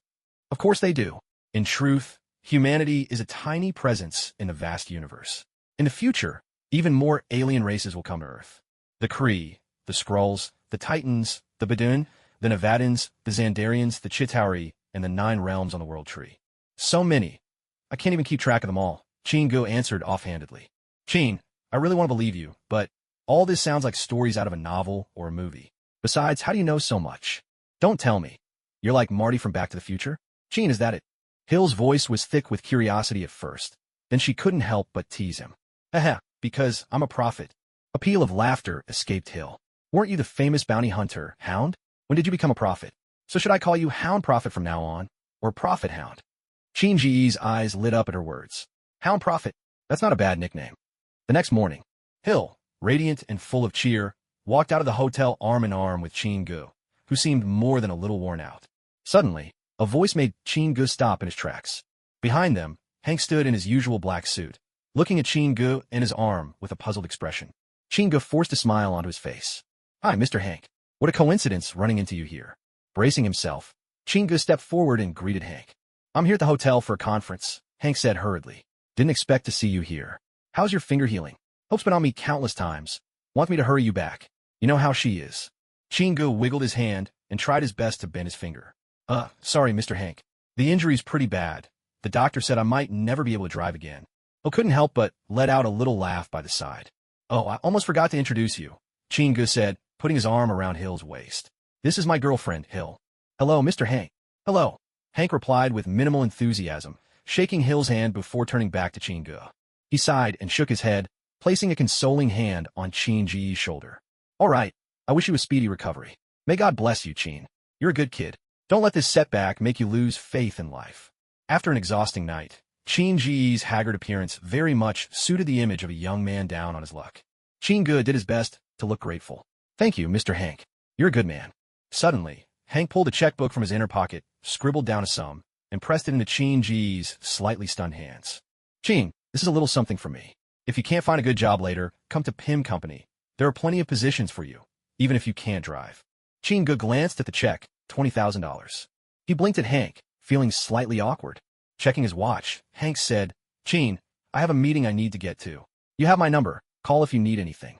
With that, he turned on his heel and hurried off. The moment Hank's figure vanished into the elevator, Hill could no longer hold back her laughter. Qin, Mr. Hank is absolutely a good boss. I really think you should just go back to driving for him. Qin Ge forced a bitter smile and shook his head. Hill, Hank really is a good man. If it weren't for certain other reasons, I wouldn't mind being his driver at all. It's just a pity. At this moment, Hill hooked her arm through Qin Ji's. Come on, since you're feeling guilty and can't come clean with Hank, why don't we just donate the money? Qin Ji's eyes lit up at her suggestion, followed by a playful sound, and then he took Hill in his arms and planted a kiss on her cheek. Not bad, Hill. You really are a clever little minx. After that, the two left the hotel together and, in Hank's name, donated the $20,000. It wasn't until dusk had fallen that Qin Ge returned to the villa with an exhilarated Hill at his side. Looking at the piles of clothing, jewelry, and cosmetics scattered about, Qin Ge couldn't help but sigh. A woman truly has many sides. Who would have guessed, just from that otherworldly movie, that Hill was such a shopaholic? A steaming hot pot was quickly set up by the ghostly ninja shadows. Nice! Watching the ninja skillfully prepare the sesame sauce, Qin Ge couldn't help but offer his praise.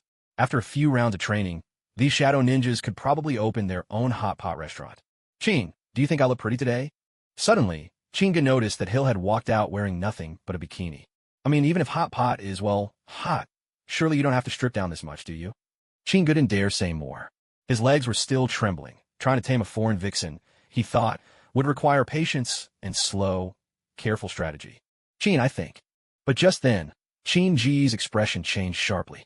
He raised a hand to silence Hill and fixed his gaze on a dense patch of forest in the distance.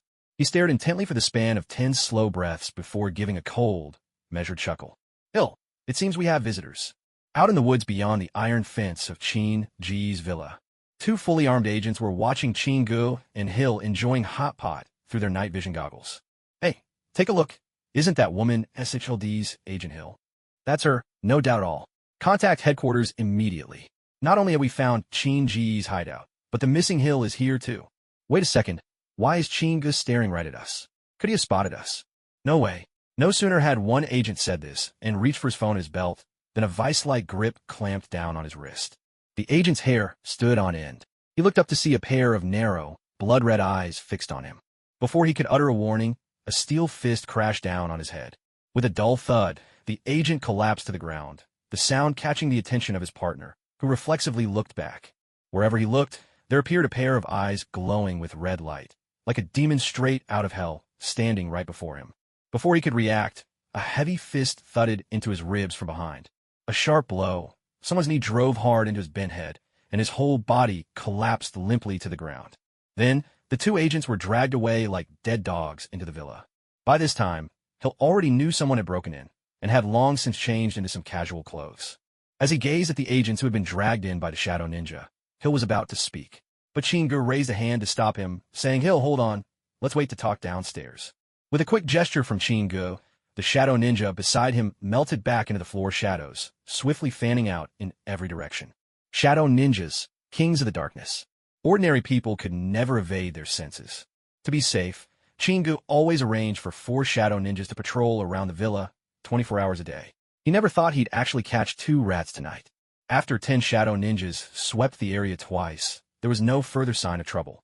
In the silent wait that followed, Qin Ge paused for 15 minutes before finally turning and nodding at Hill, and together they hurried into the basement. The spacious basement. There, one tall and one short agent were tied tight to custom-built chairs. At Qin Ji's signal, 4 shadow ninjas slapped them awake with resounding blows to the face. Groaning, the 2 agents had barely regained consciousness when a shadow ninja gripped each man firmly by the jaw. Gentlemen, why don't you both tell me? Who are you, really? Qin Ge held a pair of needle-nose pliers, opening and closing them with a steady hand, his face calm as he slowly approached, bending down to fix his gaze on them. At his question, the 2 men exchanged a glance, lips pressed tightly together in stubborn silence. All right, I understand where you're coming from, but you have to understand me too. I've heard many agents keep poison in their teeth. If you don't talk, I'll have to pull out every one of yours, just to be sure. A stifled, agonized groan escaped their lips as, with a vicious twist, one bloody tooth was wrenched free. Chinga didn't pause for even a heartbeat.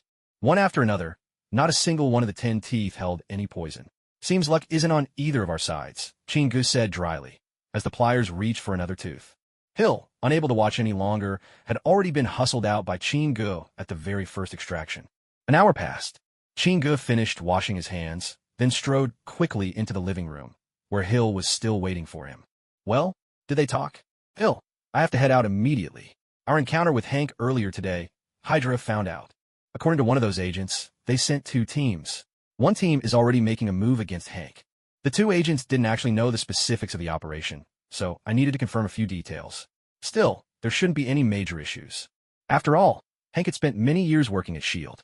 If Hydra was planning anything, they wouldn't have waited until now to act. You wait here for me to come back. Chinga stepped forward, wrapped his arms around Hill, and kissed her passionately, then strode toward the garage. Seconds later, a black bulletproof Mercedes SUV sped out of the villa. Hank felt like his old back was about to give out. Without a driver, he'd been forced to pick up Hope himself. An 8-hour round trip on the road had left Hank feeling as though someone had carved out his kidneys. He missed the days when Chinga was around more than ever. Hank, Chin, you 2 really can't drive anymore? Hope asked sullenly at the dinner table. Hank offered a helpless expression. That's right. His finger joints are permanently injured, Hope. From now on, it'll have to be me picking you up. I hate the Hank family. They all say it's a curse that only targets drivers.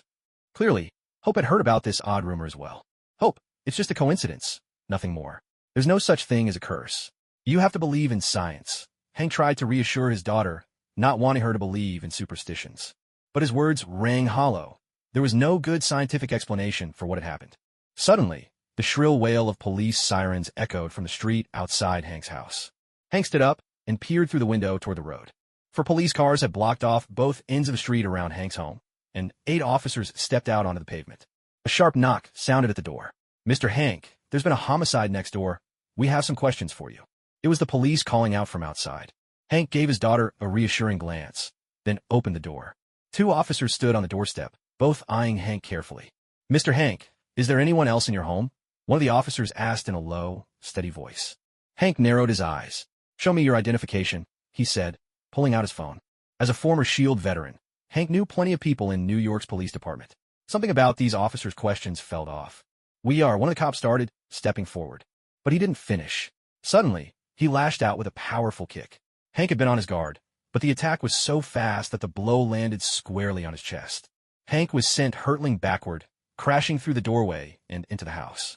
Hope, run! Hank managed to shout to her from the floor. In that flash of chaos, Hope revealed all the agility of the Wasp. Grabbing a plate from the table, she hurled it at the 2 officers who were now bursting into the house. He spun around and dashed toward the back door, but the moment he stepped outside, a black bag was yanked over Hope's head. The assailant moved with clean, practiced precision. Struggling to his feet, Hank staggered toward the basement. By now, he was certain these were no real police officers. He had to reach the hidden Ant-Man's suit. A taser crackling with blue electricity struck Hank in the back. The current sent him convulsing uncontrollably, and with a heavy thud, he collapsed onto the floor. Not far off, parked on the street, was a black Mercedes SUV. Chinga sat silently inside, watching the 4 police cars outside the house and the 4 officers who had rushed in. Everything unfolding inside was visible to the Shadow Ninja's watchful eyes. No one in the surrounding area took notice of the strange events at Hank's place. With that many police cars around, the gathering bystanders simply assumed it was a routine operation. Half an hour passed. 2 officers, one on each side, dragged Hank out. Behind them, 2 more carried a pair of cardboard boxes. They loaded everything into the back of a squad car, and with sirens flashing, all 4 police cars sped away. The black SUV glided quietly after them. Chinga was certain. The captors had no intention of going to the station. Sure enough, the convoy of 4 patrol cars headed out of the Big Apple, moving in the direction of Newark. As they left the ring road and entered the open highway, traffic became sparse. Chinga hesitated no longer. He just finished off 2 Hydra agents in the basement and worried that lingering too long would arouse suspicion. He had to rescue Hank and Lil Hope en route. With a focused thought, he sent the Shadow Ninja its marching orders. 5 minutes later, a heavy-duty truck, nearly 40 feet long, rumbled up the opposite lane, its blaring horn echoing beneath the night sky. All at once, when a lead police car was less than a football field away, the truck suddenly swerved like a rampaging beast, roaring across the divider, and hurtled straight toward the very first police car at the head of the convoy. The abrupt chaos blindsided everyone. The driver of the police car only managed a desperate swerve. Then, with a deafening crash, the truck smashed into the squad car midsection. Sparks flew in a shower across the asphalt. Matched against the multi-ton behemoth, the patrol car was obliterated in an instant, reduced to twisted metal along with the two Hydra operatives disguised as police inside. Smoke hissed from a dozen tires as the truck screeched to a halt, leaving belt-like streaks of black across the road, and came to rest sideways, blocking the entire highway. The remaining 3 police cars skidded wildly before screeching to a shaky halt just before the truck. 4 agents in police uniforms leaped out, pistols drawn, and fanned out toward the truck's cab. From afar, Chingu saw this and slammed his foot down hard on the gas of the armored Benz. With a thunderous roar, the SUV suddenly accelerated, shooting forward like a whistling arrow. All around, many vehicles were forced to a halt by the sudden accident. The drivers and passengers craned their necks, gazing in shock, but at that moment, the beast-like roar of an engine swept through the air and drew everyone's attention. "He must be insane. Get out of the way." The crowd erupted in startled cries.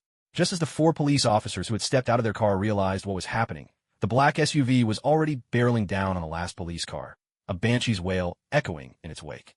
The nearly 6 or 7 tons of armored Mercedes, carrying crushing momentum, rammed straight into the police car and pushed it into a heavy truck. Amid an earth-shaking rumble, the sedan was compacted, its 3 sections distorted into 2. Finally, both vehicles buckled and collapsed together. Meanwhile, the 4 disguised agents, ignoring the heavy truck's driver, spun around and opened fire on the Mercedes with sharp cracks of gunfire. Instantly, the bystanders ducked and scattered, hands over their heads. What began as a car accident had, against all odds, erupted into a gunfight.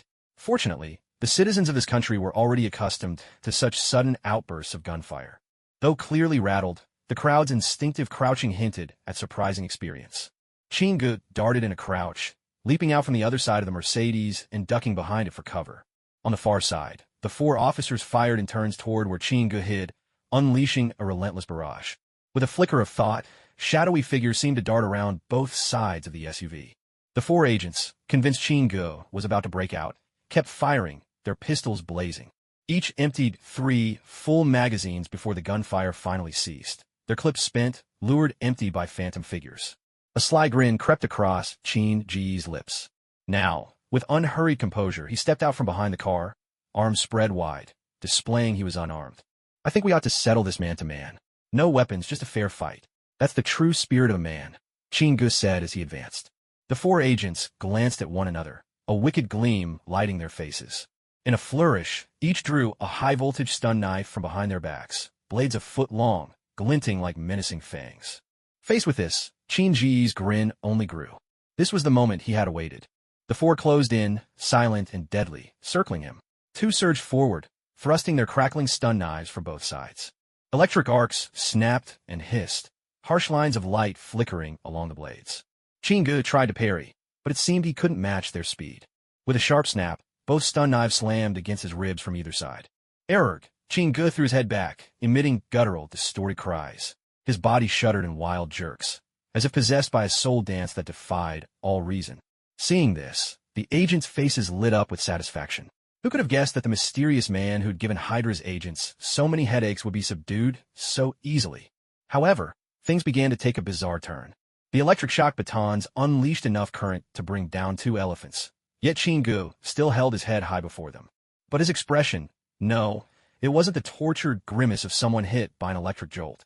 Quite the contrary, he almost seemed to enjoy it. In truth, Chingu was enjoying himself immensely.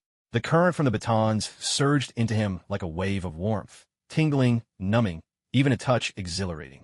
Just then a lyric popped into Chin-Ji's mind. "So this is what it feels like to soar?" Unfortunately, the 2 agents snapped back to their senses and swung their fists at Chin-Ji's abdomen. Chingu shook his head ruefully. In the same instant, his hands shot out like lightning, seizing the agent's wrists in a punishing grip. "Now, it's my turn to put on a show," he announced. The very next moment, arcs of deep blue lightning danced across his palms, a mirror of the electric baton's deadly charge. A strangled gasp escaped the agents as they convulsed, their mouths frothing as if bewitched by some electric sorcery. Now, they were truly shocked. Within 2 seconds, the agents collapsed to the ground, their bodies trembling uncontrollably. The last 2 agents dared not approach. With grim faces, they stared at Chingu, realization dawning. They'd been played for fools. At that moment, the 2 agents in the last squad car, seeing what had happened, dragged Hank out, pointing their pistols at his head. One managed, only to be cut off. 2 flashes of silver flickered through the air behind them. Both gun-wielding arms fell to the ground in unison. The agents howled in agony. Chingu lunged forward with a nimble step, ducking as he punched, 2 strikes right to their windpipes. The remaining agents gurgled, their throats issuing muffled groans. The blade of a shining katana pierced straight through their chests. Suddenly, the world fell silent. Chingu gently lifted the unconscious Hank and young Hope, placing them atop a blanket and moving them to the roadside. Fake police cars, imposter officers. A kidnapped Pym Technologies executive and his daughter. A case this big would easily shake the NYPD to its core. If even the faintest clue led to Hydra, it would give Pierce endless headaches. But Chingu was far past patience. It was time to have a serious talk with a certain someone. Life simply couldn't go on like this. When the system gave him a mission, that was one thing. But when there was no task, he had to stay constantly on guard against Hydra's reprisals. No one could live this way. With a roar from its engine, the Mercedes off-roader spun around and disappeared into the night. All that remained was a scene of utter chaos and the distant wail of sirens as police cars raced to the site. A 2-story villa on the outskirts of New York. Pierce sat on the sofa, eyes flicking between the evening news on TV and his wristwatch. His wife had already retired for the night upstairs. In the living room, the only sound came from the television. A faint vibration stirred on the coffee table. The phone was buzzing. With a calm expression, Pierce picked up the phone, glanced at the number, and answered. But after listening for less than 5 seconds, a barely suppressed fury flashed in Pierce's eyes. You're telling me that all the people we sent out today are dead? Contact our people at the police station at once. Have them stall this case. Get the remaining super soldiers ready now. I want to be sure they can arrive anywhere in Big Apple City within 20 minutes. Send a car. I need to return to S.H.I.E.L.D. In the room, Pierce spoke in a low, even tone into the phone. Suddenly, a gust of wind swept inside, and he turned to look around. It seemed someone had forgotten to close the window. Just as Pierce reached for his keys on the table, a voice stopped him in his tracks. Pierce, no need to rush. Sit down, let's have a talk. He froze for 2 seconds after hearing the words. Slowly, Pierce turned his gaze toward the window. A familiar, yet strangely distant face appeared in his field of vision. Chingu, Pierce said, deliberating over each syllable. Chingu walked unhurriedly to the sofa, sat down with an air of ease, and with a soft exhale, produced a cigar and lit it. He took a long drag, then raised his eyelids to meet Pierce's eyes. Pierce, don't even think about reaching for your gun. Your wife is still upstairs. If you don't want her daughter to become an orphan, you'd better hear me out. Pierce's eyes flickered back and forth. Withdrawing his right hand from behind his back, he slowly sat down across from Chingu. The 2 men locked eyes in silence. This Hydra boss was truly formidable. In the span of just a few breaths, his expression steadied, composure returning to his features. On Pierce's thin face was a look of resolute determination. Anyone who saw it would have mistaken him for a model citizen. Chingu, Hank was rescued by you just now, wasn't he? Impressive, Pierce spoke first. It's nothing special, Pierce. Honestly, I have no interest in showing off my abilities, so I'd rather no one really knew. Hank, he was kidnapped on your orders, wasn't he? Tell me, what was your purpose? If you were after the Pym particles, I doubt you would have waited until now. Chingu exhaled a ring of smoke. Hank's a stubborn man. Abducting him would accomplish nothing. In truth, we just feared you might leak our affair to Pym. You see, Pym has long been a friend of S.H.I.E.L.D. Chingu, I don't know how you got intel on Hydra, but it certainly didn't come from S.H.I.E.L.D. You haven't shared any information about Hydra with S.H.I.E.L.D. or the government of the United States. What I want to know is, what exactly do you want? Pierce's gaze burned into Chingu, voicing the question that had been weighing on his mind for a long time. He smiled faintly. Having crossed over from another world, there was no way the man before him could deduce anything about his motivations from past experiences. Even Chingu himself was figuring things out as he went. How could anyone else hope to understand him? Pierce, it's simple. All I want is a quiet life. A life where no one disturbs me. A quiet life? Pierce echoed the words, clearly struggling to comprehend Chingu's intentions. I'll give you some news. Hill is at my house right now. She's decided to quit S.H.I.E.L.D. This bit of information only deepened Pierce's confusion. What about Rumlow? Pierce's expression didn't change in the slightest. He'd already guessed the likely outcome. Anyone who could make Bucky hesitate was definitely no ordinary person. A heavy silence settled in. How much do you know about Hydra? After a long pause, Pierce finally spoke again. A great deal. Ever since your first leader, the Red Skull, Schmidt, I've known a lot of Hydra's secrets. The Winter Soldier program, the Super Soldier Serum, and of course you Rumlow, Sitwell Mitchell. There are many more I could name, but I won't list them one by one. Oh, and let's not forget about Zola, still lurking and hiding. At the mention of Zola, Pierce's pupils contracted ever so slightly. Fewer than 3 people in the world knew Zola was still alive, and Pierce was one of them. Who are you, really? The question slipped from Pierce's lips without his realizing. The Hound Prophet. What do you think? Quite a down-to-earth nickname, isn't it? Chinga chuckled after he spoke. The reason he revealed so much about Hydra was simple. He wanted Pierce to believe that he knew everything, every secret, every scheme, about Hydra. Only by instilling fear in Pierce could Chinga ensure that Hydra would stop paying attention to him. If a peaceful life is all you want, why did you go after Bucky's Super Soldier Serum? Pierce had finally zeroed in on the most crucial question. Pierce, I didn't really have a choice in the matter. Let me put it this way. Sometimes life forces us to do things we don't want to do, like going after that bag of serum. But you need to know, if I had truly wanted all of it, I could have taken everything. The only reason I didn't was because I want no part in your conflicts, or SHELDs for that matter. That's the only reason you're able to sit here, safely right now. You understand? Chinga spoke with patience. Very well. From now on, let's go our separate ways. We'll call it even, Pierce said quietly after a moment's thought. The sight of Chinga before him was utterly terrifying. The ever-mysterious Hydra organization now held no secrets at all under his gaze. Pierce made up his mind to reconcile with his counterpart. This decision did not arise from their recent conversation, but rather from the simple fact that Chinga truly had not leaked any Hydra intelligence to anyone or any agency. If Chinga had intended to destroy him, there would have been no need to come here for a talk. Very well, Pierce. From now on, we each mind our own business and leave each other alone. As long as you don't blow up this planet, I won't interfere in what you do. But remember, if I find out that you target me or Hill again, every detail of Hydra will appear on the desk of every government agency the very next day.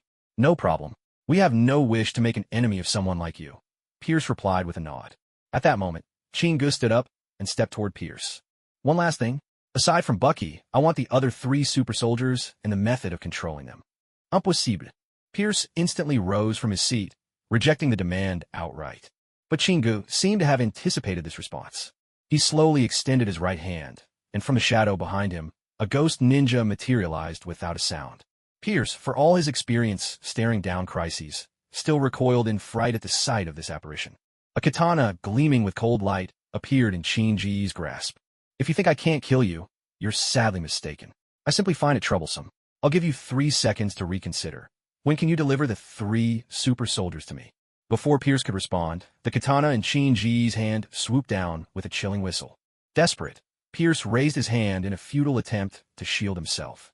A cry of agony tore from his throat as 4 fingers fell cleanly to the floor in unison. Drenched in cold sweat, Pierce clutched his wounded right hand tightly. Pierce, I'm actually rather tempted to kill you. Once again, you get 3 counts. I'm curious how many more fingers you're willing to part with.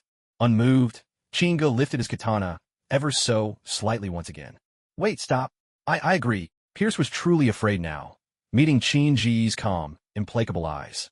In those eyes, he saw utter indifference and mercilessness. He had no doubt that Chinga would swing the blade without hesitation. Good. Tomorrow, send me the 3 super soldiers together with 4 cryogenic pods to this address.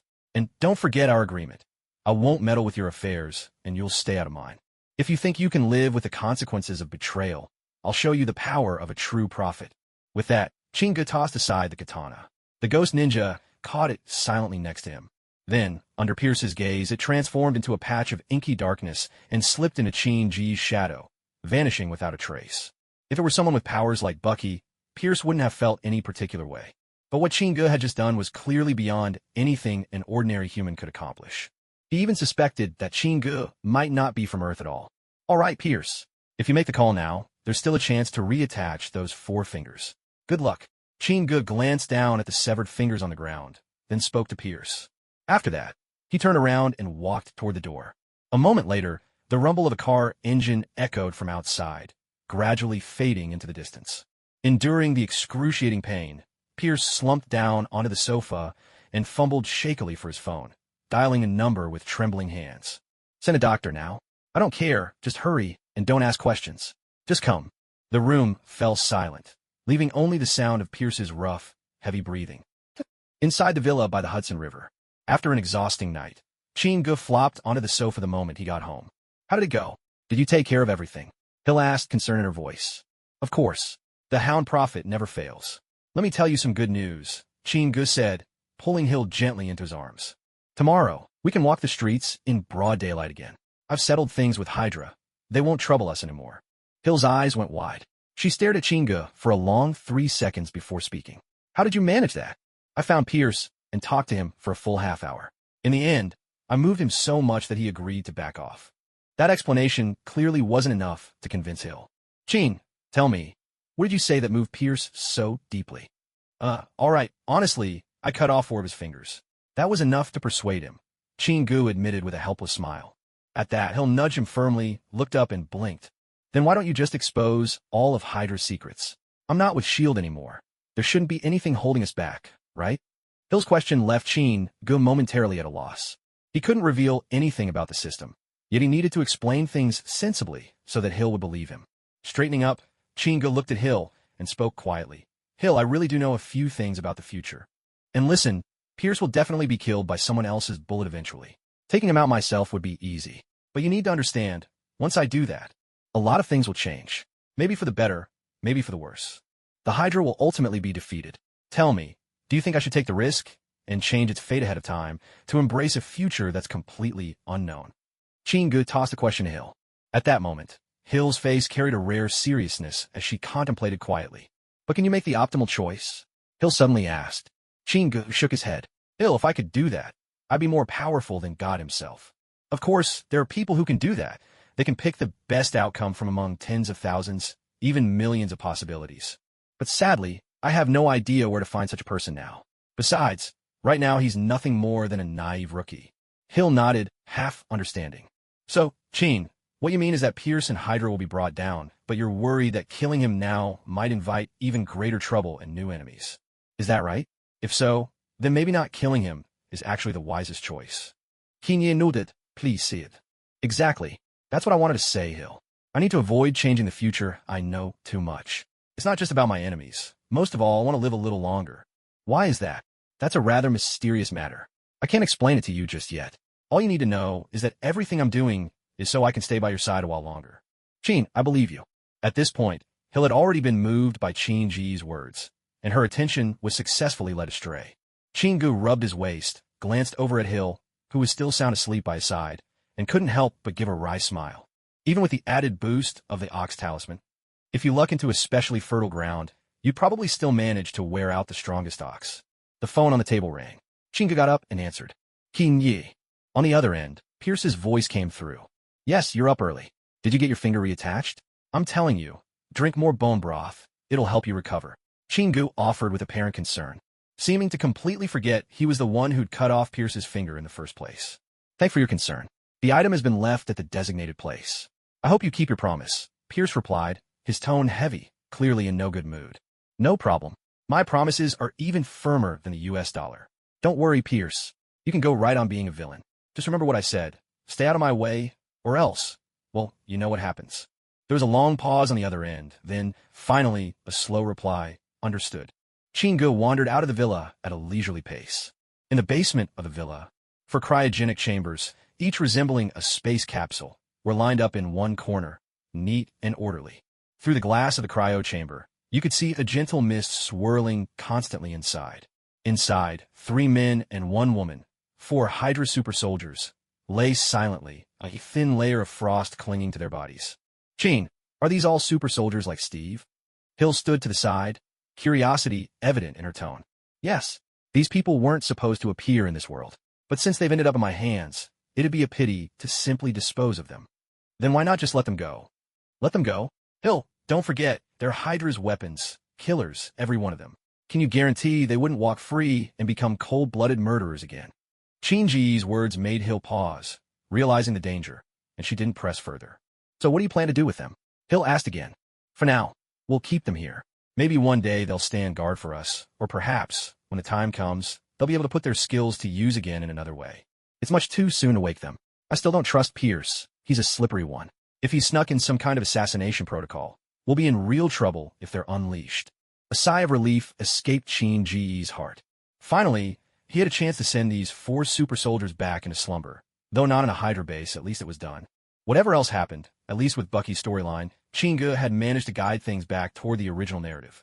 As for all the changes that had happened so far, Qin could only accept that some things were now beyond his control. In a silver-gray Cadillac. I want to break these chains, to be untamed and free. Qin Ji's voice echoed through the car in an impassioned, off-key howl. At that moment, the car's sound system blared a classic tune from Guardians of the Galaxy, that energetic, pulse-pounding song. Qin loved the rhythm of the drums in that track. He swayed along with the beat, and beside him, Hill, hands on the wheel, couldn't help but shimmy in time as well. Without Hydra looming over them, Qin and Hill could roam through every corner of the Big Apple without a care in the world. The Space Pizza Parlor, rumored to serve the best pizza in northern Manhattan. On Hill's suggestion, the two of them arrived at the pizzeria just before noon, ready to sample its legendary pies. What do you think, Qin? Hill nibbled a slice, looking to Qin for his verdict. To be honest, Hill, I think you find this so delicious only because you haven't tried anything better, Qin replied, forcing down another bite. But I think this pizza is, oh, Fury. She hadn't finished her sentence when a sudden cry escaped her and her eyes darted to a spot just behind Qin. If you're here, take a seat, Fury. So, have you finished up your business? Qin didn't even turn around. He kept his attention on the food in front of him. Just then, Fury slid into the seat opposite Qin, his arrival like a sudden gust of wind. Hill, have you been with Qin all this time? Fury fixed his gaze on Hill, questioning her intensely. Yes. Sensing Fury's mood, Hill nodded, a bit uneasy. Qin tossed his fork onto the plate, making a crisp clatter. Fury, Hill has already resigned.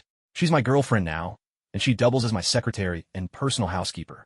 Qin looked at Fury with clear displeasure. Is that so, Hill? It is, Hill replied, raising her head to meet Fury's eyes. Qin, Hill was the top agent of her class. Making her secretary and housekeeper is a real waste, if you ask me. Fury turned his attention to Qin. No, that's just your perspective. I think it's wonderful. Hill's happy, and more importantly, I'm happy. That's enough for me. As for saving the world and all that, you and S.H.I.E.L.D. are more than enough. Leaning back in his chair, Qin answered in a lazy, almost leisurely tone. There was a brief silence. Qin, why not join S.H.I.E.L.D.? With your skills, you'd be the finest agent we have. Fury tried once more to win Qin over. Forget it. I'm not interested in your organizational ways. If I joined S.H.I.E.L.D., I'd have to take orders from you, or even from Pierce. That's not for me. You know, I used to be a bounty hunter.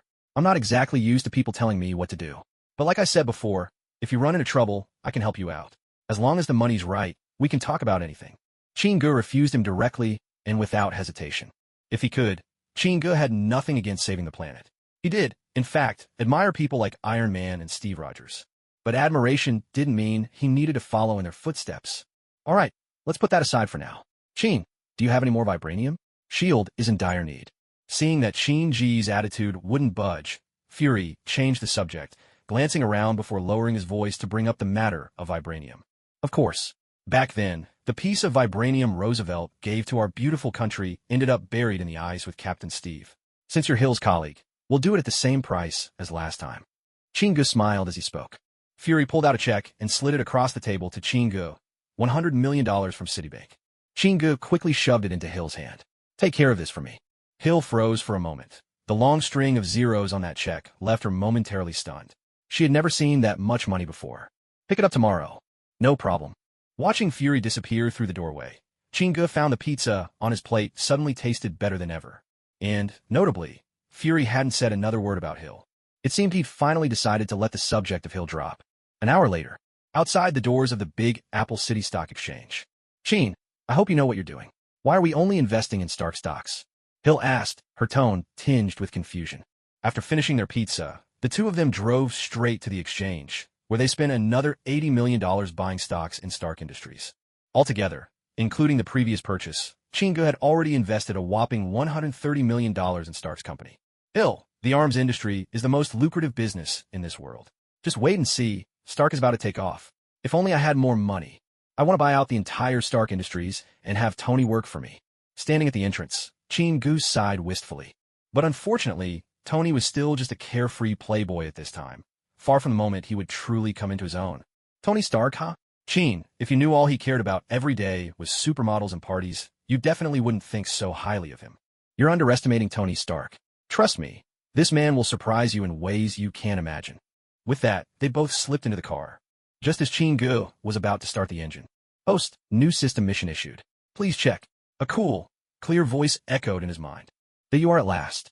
Chin-gu let out a comment that seemed to come from nowhere, leaving Hill staring at him in surprise. Find the Ancient One and experience astral projection. The car drifted slowly toward the villa. Chin, what's wrong? Hill asked, concern in her eyes. It's nothing. I'm just thinking about a few things. Chin-gu barely had the mind to chat with Hill, his head swirling with thoughts of how to complete the system's mission. Astral projection? If he recalled the storyline of Doctor Strange correctly, Cumberbatch's Strange was tossed out of his body by the Ancient One during their first meeting for doubting the existence of the soul and magic. Through astral projection, Strange experienced the wonders of the universe. There were two ways to achieve astral projection. The first was to have the Ancient One force his soul out.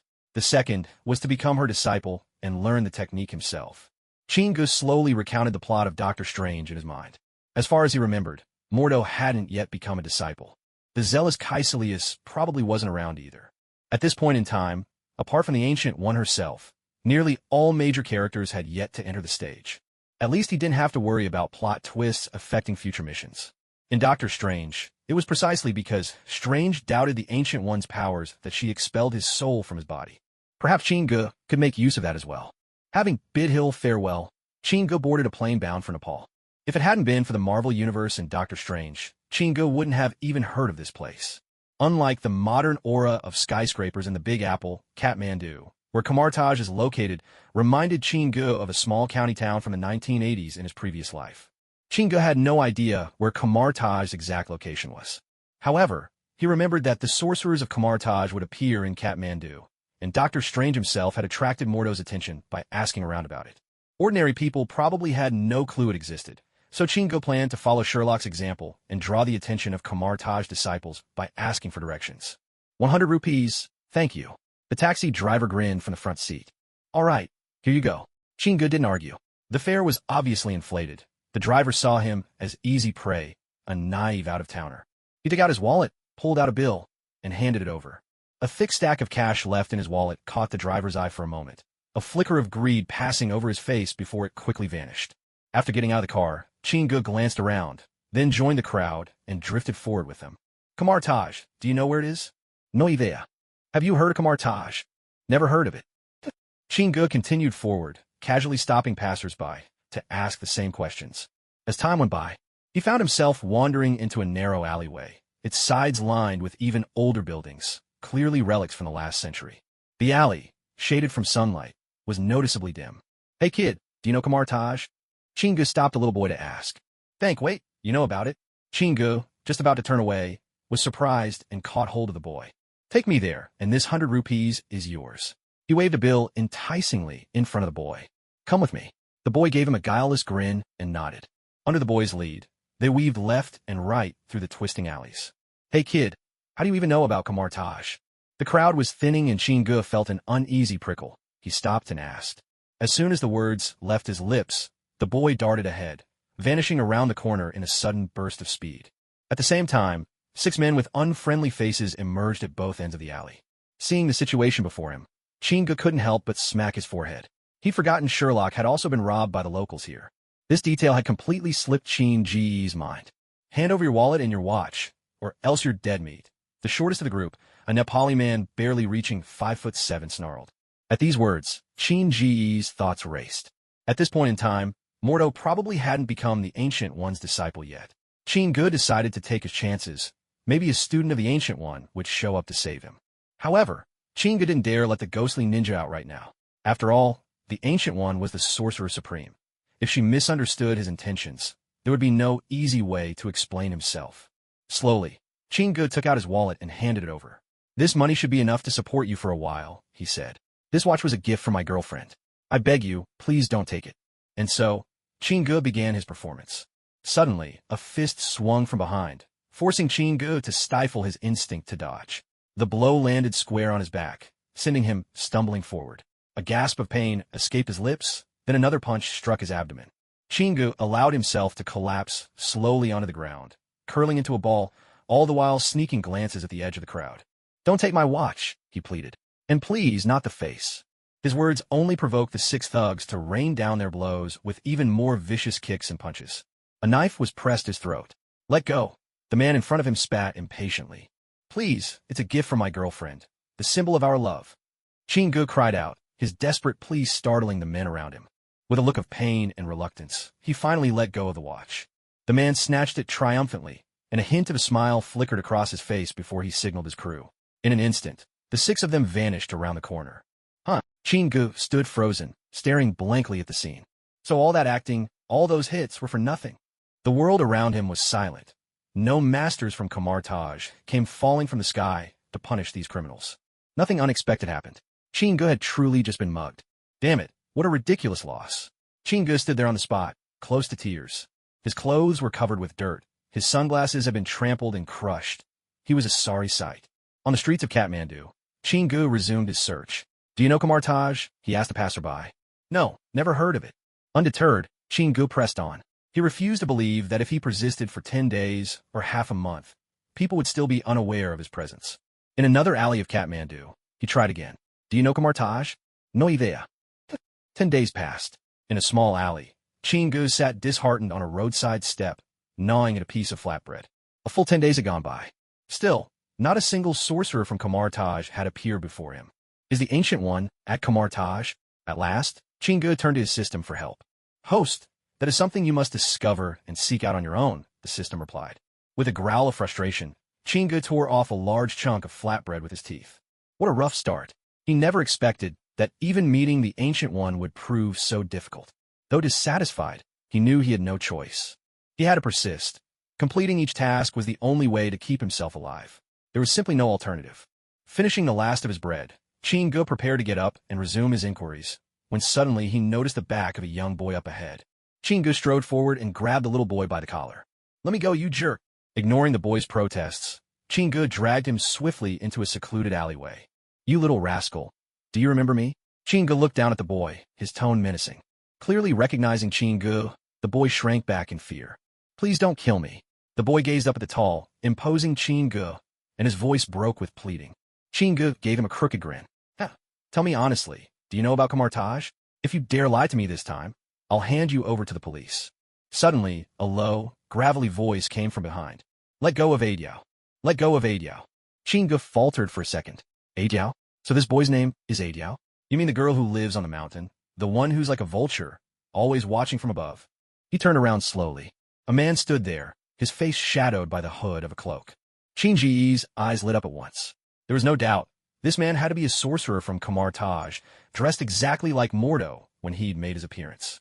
Although, his face was somewhat unfamiliar. Chingu pulled the boy in front of him. Do you know what this little troublemaker has done? I know, the man replied in a calm, measured voice. Adiao's mother is bedridden. Sometimes, to survive, he has to do certain unsavory things for those people. Chingu was silent for a moment, then pushed Adiao forward.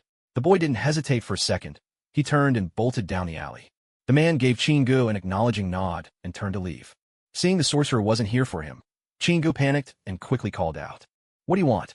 Listen, do you know Kamartaj? Chingu pressed, fixing the man with a searching gaze. Are you the one who's been asking about Kamartaj on the street every day? The man paused, then glanced at Chingu. That's right. Could you take me to see the Ancient One? I have something very important to discuss. The man hesitated a moment, then pulled back his hood, studying Chingu with a look of doubt. All right, I can take you, but I can't guarantee the Ancient One will meet with you. Upon hearing this, Chingu nodded eagerly. No problem. He followed the man through the winding streets, walking for a good half hour, until they finally emerged in a bustling alleyway. Vendors lined both sides of the narrow lane, hawking all kinds of wares. The air was thick with the sights, sounds, and smells of daily life. At last, the man stopped at a plain, utterly unremarkable wooden door. Here's a piece of advice. Forget everything you think you know. Before entering, the man gave this warning with grave seriousness. Chingu nodded to show he understood. It seemed this was the standard warning every stranger received before meeting the Ancient One. The space inside was much larger than expected. On either side of the corridor, stretching over 5 meters wide, stood an array of astonishing wooden carvings, each unique in form. Every 3 meters, there was a finely crafted incense burner, from which soft tendrils of smoke drifted up. A gentle, refreshing fragrance lingered throughout the entire room. It made one's spirit grow calm and settled, almost in spite of oneself. The two of them ascended the staircase together. Breaking the silence, Gu, who was behind, finally spoke. Does the Ancient One often live here? Yes. This sanctuary belongs to the Ancient One. Remember, this is the last question I'll answer for you, the man replied without turning around. They reached the second-floor loft, its walls lined with windows patterned in ornate latticework. Go on in. If she wishes to see you, she'll appear. If she doesn't show herself, then you are free to leave, the man said. Gu pressed his palms together in a gesture of respect often used by locals. Then he turned and stepped inside. Directly across the room sat an Asian man in Taoist robes, a middle-aged figure whose calm gaze peered at Gu through his glasses. Gu recognized him at once. He was the very same man from Doctor Strange, the Asian who, despite the handicap of his lost left hand, demonstrated magic even to Benedict Cumberbatch's character. It was Master Hammer, seated behind a long table. As Gu approached, Hammer nodded slightly in greeting. Yet, Ji's expression was rather grave, for he had not found any trace of the Ancient One. Excuse me, but where is the Ancient One? Gu managed to ask Master Hammer, striving to be patient. Hammer rose and, with a gentle smile, replied, I heard that someone like me, a yellow-skinned stranger, arrived nearby. For the last 10 days, you've asked the same question of everyone you met. Do you know Kamar Taj? It seems that person must be you. Can't be helped, Gu said with a note of disappointment. I only wanted to see the Ancient One, but I couldn't find this place, so I had no choice. Young bounty hunter, what led you here? Hammer continued, his voice curious. You're a mystery. Why is your future hidden from me? What has happened to you? Before Gu could reply, a familiar voice sounded behind him. He turned instantly. That iconic bald head came into view. A pair of eyes, deep with spirituality and wisdom, fixed on Gu with unwavering attention. Secretly, she had always stood in the shadows, wielding magic to guard the earth, so that even Dormammu dared not set foot here. The Sorcerer Supreme herself. Ancient One, I thought I wouldn't get to see you today, Gu exclaimed, his joy breaking through. To finally meet this most unassuming of Marvel's Supreme Masters. Gu simply couldn't suppress the excitement that welled up within him. Because I haven't been here for the past few days, Master Ancient One said calmly, then walked over to a long table laden with tea sets. She began making tea at a leisurely pace. Afterwards, she handed Gu a cup. I find it curious. You don't seem at all surprised to be here, bounty hunter. It seems you're no stranger to this place. Gu couldn't help but sigh inwardly. Ancient One was truly formidable. Within just a brief encounter, she'd already sensed something unusual about him. Well, my mind often feels like a movie reel running. Countless images flash before my eyes. I have seen this place before. I've seen you before, too. I don't know why this happens. I was hoping to find some answers here. Of course, Gu couldn't reveal the truth about the system or his journey across worlds, so he had to improvise an excuse. Gu, have you ever had the illusion that you once lived in another world? Or at times, do you find it hard to tell dream from reality, unsure which version of yourself is real? Ancient One, while washing a teacup, paused upon hearing Gu speak, then asked him quietly. Gu shook his head. That doesn't seem to have happened to me. Ancient One didn't press further. She simply lowered her gaze and continued rinsing the teacup. Yet Ji's heart thudded violently in his chest twice, an involuntary reaction he had to quickly suppress. It was the unmistakable feeling of someone's deepest secret coming dangerously close to exposure. Ancient One was even keener than in the movies. Could Master Ancient One have discovered the secret of my transmigration? Don't worry, the system's voice reassured him. I shield you from all detection. No one will ever know. Relieved by the system's promise, Gu finally let himself relax. Nearby, Ancient One continued to stir her tea slowly, as if lost deep in thought. Master Ancient One? After almost 5 minutes, Gu couldn't help but call out softly. His voice startled Ancient One from her reverie. She glanced at him with a peculiar look. Gu, your fate is unusual. It feels as if some force is shrouding you from my sight. I am very curious. What power has rescued you from misfortune? Such an influence lies beyond the natural laws of the universe itself. Gu understood that what Ancient One referred to as beyond natural law was, in fact, the system granting him more time and appending his destiny through its missions. Master Ancient One, I cannot see my own fate, but from what you say, it sounds as if luck has not favored me. This half-truth left a faint seriousness on Ancient One's face. Destiny is not unchangeable. Since your fate has already shifted, make the most of it, Gu. I cannot give you definite answers. Perhaps, this is a journey you must undertake and unravel for yourself. Upon hearing what the Ancient One said, Chin-gu grew anxious. Master Ancient One, I believe I can take control of my own destiny, but if you don't help me, things will go terribly for me. What kind of help do you want? She asked. Hit me. Give me a strike. Hit you? Chin-ji's words left both the Ancient One and Hammer momentarily stunned. Yes, what I mean is I need a blow that's strong enough to knock my soul out of my body. Chin-gu had no choice but to come right out and say it. The Ancient One paused for a moment and then broke into a smile. Chin, I see now that this is your real goal. The mission of Kamar-Taj is to protect the natural order. There is too much uncertainty surrounding you. I am sorry. As her words faded, the Ancient One's right hand traced a half-moon arc in the air. Immediately, a circular portal edged in orange sparks blossomed about a meter in front of Chin-gu. Through the circle, he could see a green lawn, one that looked strangely familiar. A sense of dread crept over Chin-gu. The Ancient One was sending him away. Wait, Master Ancient One, I don't know what sort of uncertainty you mean, but before he could finish, the portal blinked and expanded. It appeared right in front of his face. Chin-gu, who had been bracing to dodge, was caught off guard. In an instant, he vanished from the small upstairs room. He stumbled as the glowing portal winked out ahead of him, struggling to regain his balance. When he took in his surroundings and the familiar villa in the near distance, realization dawned. It was his villa's lawn. No wonder it had looked familiar. From not far away, Hill spotted him on the grass and hurried over. Chin, weren't you in Nepal? When did you get back? Hill looked at him, surprise in her eyes.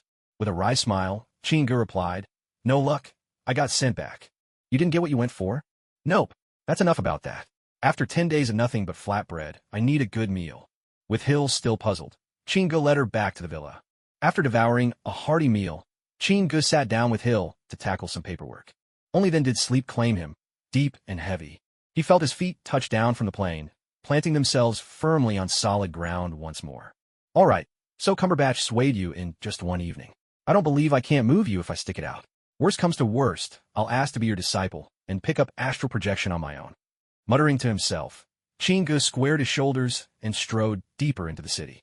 This time, there was no need to feign being a mugging victim again, just to lure out the Ancient One's disciples for a rescue. In a secluded alleyway, Chin-gu gazed at the 6 men before him and couldn't help but chuckle. What a small world. Who would have thought he'd run into the same 6 punks who'd robbed him before? Well, kid, you're really out of luck. Who'd have guessed we'd bump into you again? The burly, short man at the front wore a gloating grin on his face. Oh, what a coincidence, isn't it? Hey, why don't you hand over that watch on your wrist? You've worn it for about 10 days, so I'll let the interest slide, out of respect for Master Ancient One. Chin-gu strolled forward with an equally cheerful smile, pointing at the watch on the man's wrist as he spoke. That watch was, in fact, a gift from Hill to Chin-gu. Originally, Chin-gu had planned to retrieve it via the Ghost Shadow Ninja after completing his mission. But things had taken a completely unexpected turn. I can't stand that face of yours. Teach this bastard a lesson. The leading man barked the order in a low voice. Instantly, 6 men surged forward. With a swift motion, Chin-gu seized 2 of them by the shoulders. Concentrating, he let his power flow. In a flash, thick currents of electricity, as thick as chopsticks, crackled from his wrist, dozens of them at once. The 2 men began trembling violently on the spot. Their eyes rolled back, and foam frothed at their lips. 2 more assailants hadn't even had time to react. A slap from each side sent them flying through the air, teeth scattering like grains in their wake. The entire confrontation was over in less than 2 seconds. The leader stood rooted to the spot, stunned, cold sweat pouring down his face. Chin-gu strolled over, gently unfastened the watch from the man's wrist, and wiped it clean with the hem of the man's shirt. Good, still in one piece. With that, Chin-gu ignored the group and vanished around the corner. Bang, bang, bang.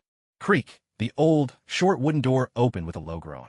Surprisingly, it was Master Hamel who opened it. Chin-gu, don't tell me you flew all the way back here again? A strange look flickered across Hamel's face as he asked. Yes, Master Hamel, Chin-gu replied. On my way, I stopped by home to shower and change. I'd like to see the Ancient One. Could you let her know I'm here? Hamel shook his head with a helpless smile and stepped aside. Come on in. You're in luck. The Ancient One is free right now. Upstairs on the balcony of the small 2-story building, the Ancient One stood in her mage's robe, gazing out across Kathmandu. She paused when she heard them coming up and gestured for Chin-gu to join her. Chin-gu stepped beside her, and together they looked out over the view. Only then did Chin-gu realize that Kamar-Taj was far more than it appeared. Behind the modest upstairs building was a sprawling, 100-acre courtyard, dotted with pavilions and winding waterways. Not far away, on a small open square, dozens of mages dressed in warrior robes practiced spells, while several older mages battled in close quarters, pairs sparring with intense focus. Amid the crowd, a small boy caught Shinji's eye. When he looked more closely, he realized it was Adeo, the young boy from before. Shin, do you see those people? They are all mages of Kamartaj. This world is not as peaceful as it seems. In the universe, countless forces of evil have their eyes fixed on Earth. My duty, and theirs, is to protect this planet and uphold the laws of nature. At that moment, the Ancient One by the side turned to look at Chingu. Master Ancient One, I mean no harm at all. I simply want you to land a palm strike on me. The things you're saying are so profound, I just can't quite grasp them. Chingu spoke up awkwardly, tried to explain himself. In that case, there's nothing more for us to discuss. Suddenly, the Ancient One beside him drew her right hand through the air with startling speed. It was only then that Chingu caught on. Wait, Master Ancient One, hang on, I haven't even... In a flash, a portal swept through Chinji's body once again. 2 seconds later, standing on the lawn outside his villa, Chingu couldn't help but grimace and mutter under his breath. Ancient One, do you really have to be so stingy? It's not like a palm strike would kill me. A swirling portal abruptly appeared before him. Through the doorway, there was still the familiar little 2-story building. The Ancient One gazed calmly at Chingu across the threshold and spoke. Chingu, remember what I just told you. A sorcerer's duty is to maintain the balance of nature. And another thing, since I'm a woman, it's only natural for me to be a little stingy. With those words, the portal blinked out of existence. Master Hammer, Master Ancient One. Once again, Chingu stood at the door, knocking persistently. It was already the next day at dusk by the time he made his way back to Kamartaj. But this time, the small wooden door did not open for him. A flash of lightning streaked across the sky, followed by a deep, rumbling thunder that echoed overhead. Soon, pea-sized raindrops began to cascade down in earnest, and in the blink of an eye, the skies poured like an open shower. Huddled at the doorway, Chingu watched helplessly as the rainwater gathered on the street, streaming away into the distance. Is it really this hard without Sherlock's protagonist, Aura? Chingu couldn't help but grumble silently to himself. Luckily, after being transformed by the Ox Talisman, his physical constitution had reached an almost superhuman level. Even the icy chill of late autumn didn't bother him in the slightest. To Chingu, it was as if the cold simply didn't exist. Just as he was considering his next move, the wooden door behind him creaked open. Chin, the Ancient One wants to see you. A young, timid face, Ajiao's, peeked out through the crack in the door, stealing a nervous glance at Chingu. Chingu exhaled his last puff of smoke, tossed the cigar aside, and nodded to Ajiao, thanks. The two of them walked toward the little 2-story building. Chin, I truly admire your perseverance. In all these long years, you're the oddest person I have ever met. You seem to belong here, and yet somehow, not quite. Upstairs, the Ancient One regarded Chingu with serene composure. Master Ancient One, of course I belong here. My girlfriend is still back in the United States. I have no ill intentions toward you. In fact, I respect you a great deal. Master Ancient One, could you please grant me that one small request? Chingu could only ask once again. The Ancient One shook her head. You still don't understand. Your very existence seems to have broken free from the constraints of natural law. Yet you are not like the others. You can remain here, but your destiny is yours alone to shape. With that, the Ancient One conjured a portal with a wave of her hand and stepped through it. As he watched the portal vanish, Chingu let out a silent sigh. The Ancient One could sense something unusual about him, but she couldn't pinpoint exactly what had altered his fate. She was wary of him. In truth, wary of the system anchored within him. This was a thorny problem. Chingu didn't wish to reveal the system's existence to her, and the Ancient One, in her uncertainty, was unwilling to take further action. It seems I'll have to settle down and cultivate slowly. Out-of-body soul projection. Let's hope it isn't too difficult. Chingu remembered that in Doctor Strange, astral projection was one of the first spells learned by Cumberbatch's Stephen Strange. Even without Strange's innate magical talent, mastering it shouldn't be too great a challenge. Chingu was a man of decisive action. Once he set his mind to something, he refused to dwell on it. Chin, if you'd like to learn the mystic arts of Kamartaj, I'd be happy to guide you as your initial instructor. Suddenly, a voice from behind disrupted Chinji's thoughts. Master Hammer had appeared in the small loft at some point. Thank you, Master Hammer, Chingu said quickly, his gratitude genuine. Kulme, let me get you settled in first. Tomorrow, we can officially begin your lessons, Hammer replied cheerfully. Becoming Chinji's introductory mentor seemed to excite him. Hammer then led Chin-gu toward the backyard. Master Hammer, wasn't the Ancient One supposed to teach me herself? Chin-gu couldn't help but ask as they walked. Chin-gu, the Ancient One rarely instructs disciples personally. She prefers to offer guidance as she sees fit, not formal lessons. Chin-gu didn't press further. There wasn't much point. He didn't enjoy the protagonist's privileges like Stephen Strange. Morning, Master Hammer. Is this what you usually eat here? In the dining hall, Chin-gu lifted a piece of flatbread and asked. Yes, true sorcerers devote themselves to tempering their minds and wills. The pursuit of material things doesn't much concern us. Hammer bit into the bread, and with that, Chin-gu formally began his life as a student of Kamartage. I heard a newcomer? Master Hammer, while the core of our training is the spirit and the will, good food always brightens the mood. Knowledge at Kamartage is shared with all, but maintaining the sanctums is costly. We sorcerers may be adept at meditation, but earning a living has never been our forte. Suddenly, a young, chubby man darted over and jumped into the conversation, grumbling to Hammer. Seeing this familiar Asian face, Chin-gu couldn't help blurting out. Yeah, I've just arrived at Kamartage myself. But honestly, I still haven't gotten used to eating these flatbreads every day. Look at me. I'm starting to look like one. What's your name? The sorcerer across from him glanced at Chin-gu, extending his right hand. Chin-gu shook hands and introduced himself. Chin-gu. Do you have any money? The sorcerer asked, his eyes filled with hope. Yes, Chin-gu replied, a bit puzzled. Perfect. If you can treat me to barbecue once a week and let me play a few rounds on the arcade machine, I'll help you get up to speed here. Deal. Is that really okay? Chin-gu, even though few people know about our existence, sorcerers aren't reclusive hermits hiding away in the mountains. We move with the times, Hammer added with a kind smile. I see, Master Hammer. If I sponsor some food, would Kamartage be open to it? Wong clapped Chin-gu on the shoulder. Thank the Ancient Ones. Finally, someone with deep pockets. Trust me, everyone here will love you for it. I'll cover the food here, fruits, meat, vegetables, bread, the essentials for each day. After all, strong bodies make better sorcerers. Our bodies are the foundation for mastering magic. What do you think? If it's not enough, I can bring in something else. As Chin-gu finished speaking, Hammer and Wong exchanged a glance and replied in unison. No problem at all. In a room rich with traditional charm, Master Hammer stood in front of Chin-gu, ready to begin his formal instruction. Chin, if you want to learn magic, you must first understand where magic's power comes from. As Hammer finished speaking, he made a sweeping gesture with both hands, and a portal shimmered into view before quickly vanishing. You've seen this spell before.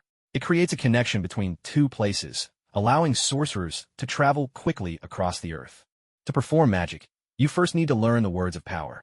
Just then, Chin-gu interrupted. Does that mean without the incantation, you can't cast a spell? Hammer nodded. Yes. The spells are as ancient as human civilization, forged by sorcerers through countless trials and experiments. You know how a telephone transmits information, right? Hammer asked. In fact, if we use modern thinking, incantations are like set codes, fixed electronic commands. By activating them, we're able to connect with the multiverse. As soon as he finished speaking, Master Hammer swept his hands through the air, conjuring a vertical, orange-red line of magic in the empty space. With another motion of his arms, the vertical orange-red line spun, shaping itself into two circles, one large, one small. Only by activating the incantation can we draw power from the multiverse, he explained. As Hammer spoke, his hands shifted, and a square of magical light appeared, encasing the circles. The squares crisscrossed each other, and intricate patterns emerged at the center, slowly rotating with enthralling elegance. The purpose of the incantation, Master Hammer continued, is to bridge and establish a foundation for tapping into these multiversal forces. Combined with a wizard's own spells, this allows us to conjure magical skills like shields and weapons, mirroring those in the physical world. With that, and a few subtle movements of his hands, 7 smaller magical circles appeared around the central pattern. With a gentle push, this complex diagram woven of magical lines floated gracefully toward Chin-gu. The approaching magic swept through Chin-gu's hair, sending the strands fluttering behind him. Then, after hovering in midair for nearly 2 seconds, the entire design dissolved into shimmering orange-red sparks, fading away into nothingness. Chin-gu, this is the origin of magic. Through practice and perseverance, with enough dedication, you too can master these techniques, Hammer said warmly. All the while, Chin-gu watched Hammer's display and explanation in dazed fascination. Though he had witnessed similar feats in movies from his former life, coming face to face with such wondrous, intricate magic was utterly mesmerizing, impossible to look away. Amazing. Chin-gu breathed, the words tumbling from his lips before he realized. If he could master these magical skills, there would be no need for any other job. Just performing as a magician could make him fantastically rich. He could easily outshine David Copperfield. But hearing Chin-ji's words, Hammer merely shook his head and said, "We only use our magical abilities when facing other wizards or confronting external dangers. Chin-gu, the rest you'll have to discover for yourself, step by step." "So what should I do now?" Chin-gu asked. Half an hour later, Chin-gu sat stunned in the Comicdub library. Before him lay 2 books, Fundamentals of Magic and a Chronicle of Magical History, but he could not make out a single word on their pages. The reason? The books were written in Sanskrit. And so began his days of hardship. Day after day, Chin-gu clung to his dictionary, learning the basics of the language like a child in elementary school, painstakingly identifying each new character. But for the wizards at Comicdub, those were days of joy. Chin-gu had arranged for a Kathmandu supermarket to deliver fresh vegetables, fruit, and meat to the Comicdub canteen each day. Back in the 90s, $1 went a long way, and an entire truckload of food cost just around $500 daily. "Chin, thank you," they said, gratitude shining in their eyes. In Comicdub, nearly everyone who encountered Chin-gu would offer their thanks. Of course, the happiest of all was the Master Wong. After a week, his round, flat face had visibly grown even rounder. The sorcerers were in great spirits. Chin-gu, however, was utterly frustrated. Unlike Sherlock Strange, with his photographic memory, Chin-gu could only pore over the books, painstakingly reading word by word, at a torturously slow pace. "Why is it that when I summon the Shadow Ninja or use Unleash Current, I don't need to chant any spells?" The Shadow Ninja and that demonic magic are already bonded to their host. Their way of connecting to the multiverse is different from ours. Have you ever seen someone needing to recite a spell just to raise their arm? After a month of diligent study, Chin-gu finally managed to stumble through a few lines in the magical tomes. In the training yard at the back of Comicdub, Chin-gu stood among the other students, focusing his mind, picturing a place within his thoughts, his left hand extended. His right hand slowly traced circles in the air. Concentrate. Truly feel it. When you reach the force of space, your fingertips will feel as though they're moving through thick, sticky mud. Congratulations. At that moment, you're close to mastering the spell. At the front of the group, Master Hammer spoke in a gentle, measured tone.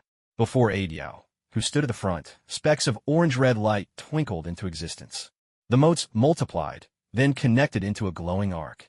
The magical line held for the span of 3 breaths, then faded away. "Well done.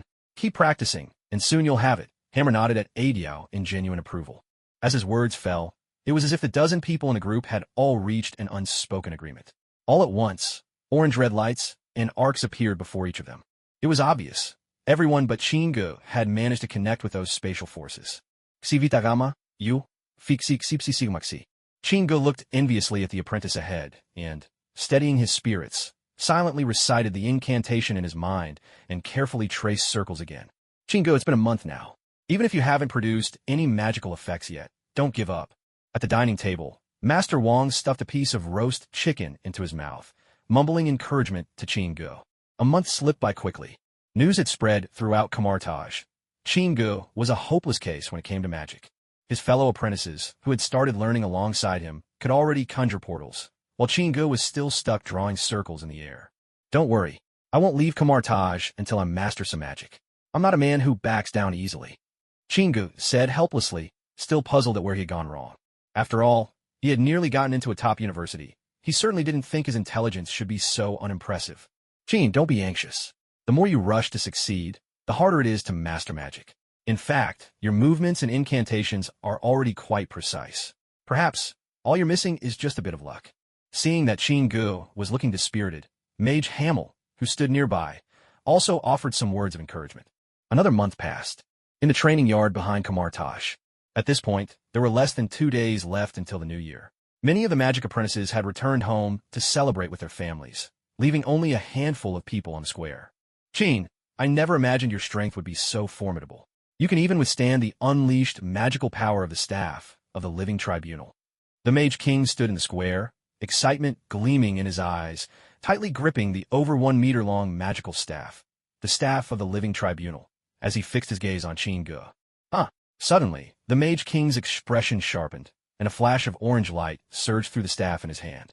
The sturdy rod whipped out like a lash, flying straight at Chingu. Chingu reacted swiftly, swinging his own staff sideways to intercept. There was a resonant clang as both weapons struck each other, ringing out like steel colliding in the open air. Instantly, the Mage King spun around and closed in on Qin Ji's right side. His staff shifted smoothly back into its rod form. But Qin Ji's reflexes were even quicker. Before the Mage King could lift his staff again, Qin Ji's long leg shot forth with a fierce whoosh, kicking straight at his opponent. The Mage King's face darkened as he brought his staff up defensively, hoping to block Qin Ji's powerful kick. Unfortunately, he had still underestimated Qin Ji's strength. With a single kick, Chingu sent the Mage King, staff and all, tumbling over 5 meters away. "All right, that's enough. Both of you stop now." A calm voice rang out from the side of the square.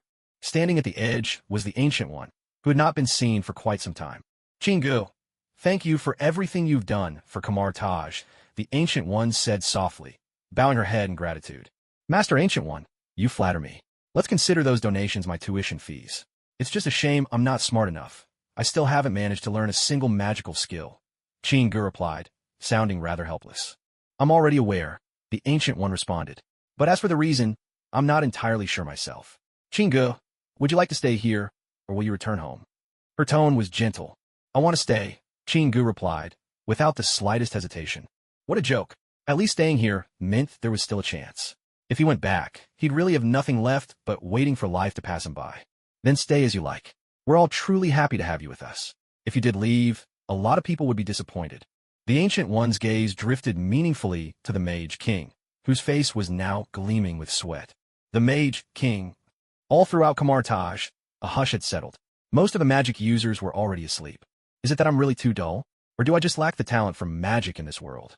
Helpless, Chingu could only turn to the system, hoping for some assistance. "Rule conflict." The system spat out the words in a cold, mechanical tone. "What do you mean?" "Host, the magical properties of Kamar Taj are fundamentally incompatible with your own magic. The source of your power lies in the dark forces of the 8 great demons, making it impossible to merge with the magic of Kamar Taj." The system's explanation left Chingu momentarily stunned. In an instant, he sprang to his feet. "Seriously? You couldn't have told me sooner. You never inquired about matters relating to magical source power. Conflict at this level would disrupt the forces you've already mastered. To protect you, the system has suppressed your sense of magic." Now, Chingu finally understood. So it wasn't a lack of magical talent after all. Rather, the system had set up a barrier to protect him. "So what you're saying is, I can't learn Kamar Taj magic at all?" "That's correct, host. This is for your safety. If magical sources are fundamentally different, both your mind and body would be at risk of collapse." "Oh, come on. If you won't let me learn, how am I supposed to finish the mission? How am I going to experience astral projection? Can't you teach me?" Chingu felt utterly defeated. "Host, this is something you must figure out on your own. How you complete the mission is up to you," the system replied, completely shirking responsibility. Chingu knew the system's ways all too well and decided it was pointless to argue. After all this running in circles, it seemed he would have to go back to square one and rely on the Ancient One for help. The thought made him sigh in frustration. 2 months in Kamar Taj, and all he'd managed to gain was familiarity with some Sanskrit. This is so hard. Standing at the window, Chingu rubbed his face in exasperation. You can't always get both the fish and the bear's paw. At first, he had dreamed of channeling the 8 great demons' thunderbolts with his left hand and wielding Kamar Taj Ragador with his right. A body as tough as Pogang's, stackable with the power of the 12 talismans. Chingu believed that if he could reach that level, he would be unmatched, an unrivaled mage capable of overwhelming force at every range. A physique to rival the Hulk, casting spells with the elegance of Ebony Maw. And even if Thanos showed up, the big purple brute would be forced to kneel and sing his surrender. But reality had struck him down without mercy. If his mission really did stall at this Kamar Taj hurdle, he only had 14 years left to live. The grass on his grave might be waist-high by the time Thanos arrived. He spent a silent and sleepless night. At dawn, as the first rays of sunlight crept in, Chingu knocked on the Ancient One's bedroom door. 5 minutes passed in silence, no response from inside. Left with no choice, Chingu went to find Master Hammer. "Hammer, where's the Ancient One?" Chingu asked as soon as they met. "The Ancient One left for another place last night. She had some urgent matters to attend to." "What's the matter, Chingu?" Seeing Qin Ji's slight anxiety, Hamel put on his glasses and asked, "When will you be back?" "Chingu, that's hard to say. It could be a day, or it might be a month." Hearing Hamel's words, Chingu turned away in disappointment. He didn't head for the training grounds again. The system had made things clear. This was not a matter of talent, but a fundamental conflict at the source of magic. This was no longer a problem mere technique could solve. After pondering throughout the night, Qin decided to have a long, candid talk with the Ancient One, hoping he might persuade her. Unexpectedly, the Ancient One had already left Kamartaj. No one knew where she'd gone. Left with no other choice, Qin made his way into the library of Kamartaj, seeking inspiration from the thick, dust-laden tomes for a solution to his dilemma. In the vast, silent library, Qin sat alone, quietly reading a chronicle of Earth's magical history. After stumbling through half an hour of reading, he closed the book with a sigh and returned it to its place on the shelf. On the bottom row of shelves, a single book bound in chains caught his eye. In the center of its cover, a faint orange glow pulsed softly, drawing his attention at once. The Book of Cagliostro. Qin recalled from Dr. Strange's story that the zealot Caecilius had torn a page from this very book, a page that contained the summoning ritual for the Dark Lord Dormammu. A powerful, inexplicable curiosity washed over him. Drawn forward, Qin slowly approached the book, reached out, unfastened the chains, and took down the exquisitely bound volume. He opened the heavy cover and began to study the pages carefully. Every spell recorded within was complex. Some of the incantations alone spanned half a page with their intricate runes. Then, a red sigil made of 3 semicircles caught his eye. Qin immediately recognized it. This very page described how to summon the master of the dark dimension, Dormammu. Should the ritual succeed, the mark would appear upon the summoner's forehead. Master of life beyond the reach of time, I beg you, pause and pity me. I offer the price of blood in exchange for your trust. Let me become your sentinel across endless ages. Grant me your power, so that every empty soul may feel. Gazing at the spell upon the page, Qin found himself softly murmuring the incantation. Unbeknownst to him, his eyes grew glassy, lost. It was as if a black vortex had opened overhead, threatening to draw away his spirit and consciousness. Suddenly, a pair of hands slammed shut the Book of Cagliostro. The eerie sensation vanished immediately. Qin, this book is beyond your understanding for now. Only the Sorcerer Supreme can truly wield its power. You should go read the book on the fundamentals of magic instead. Qin immediately caught on. It turned out that the librarian had closed the book in his hands, returned it to the shelf, and locked it up with an iron chain. A wash of moonlight filled Qin's room, casting a hazy, silvery veil over everything. O Lord of life, who dwells beyond the bounds of time, I beseech you, pause and show your mercy. I offer my blood in exchange for your trust, to become the guardian of your endless realms across time and space. Grant me your power. Let every hollow soul feel its touch. Lying on his bed, Qin recalled the ritual for summoning Dormammu, and before he knew it, the incantation was pouring from his lips in long, solemn phrases. Qin, who usually struggled to remember spells, now found he could recall each word of the chant with crystal clarity.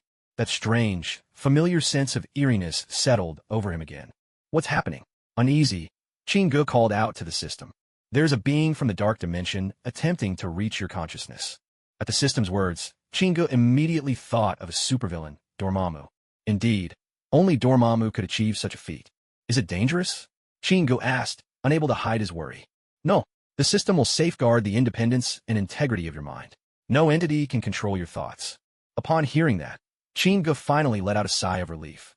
System, you're awesome. Excitement flickered across Qin's face. As the mightiest villain in the Marvel Universe, Dormammu was trapped in a time loop by Dr. Strange and, frustrated beyond measure, was finally forced to retreat.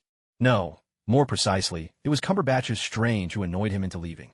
Since there was no danger, Qin actually felt curious to meet Dormammu for himself. With that thought, he simply relaxed his mind entirely.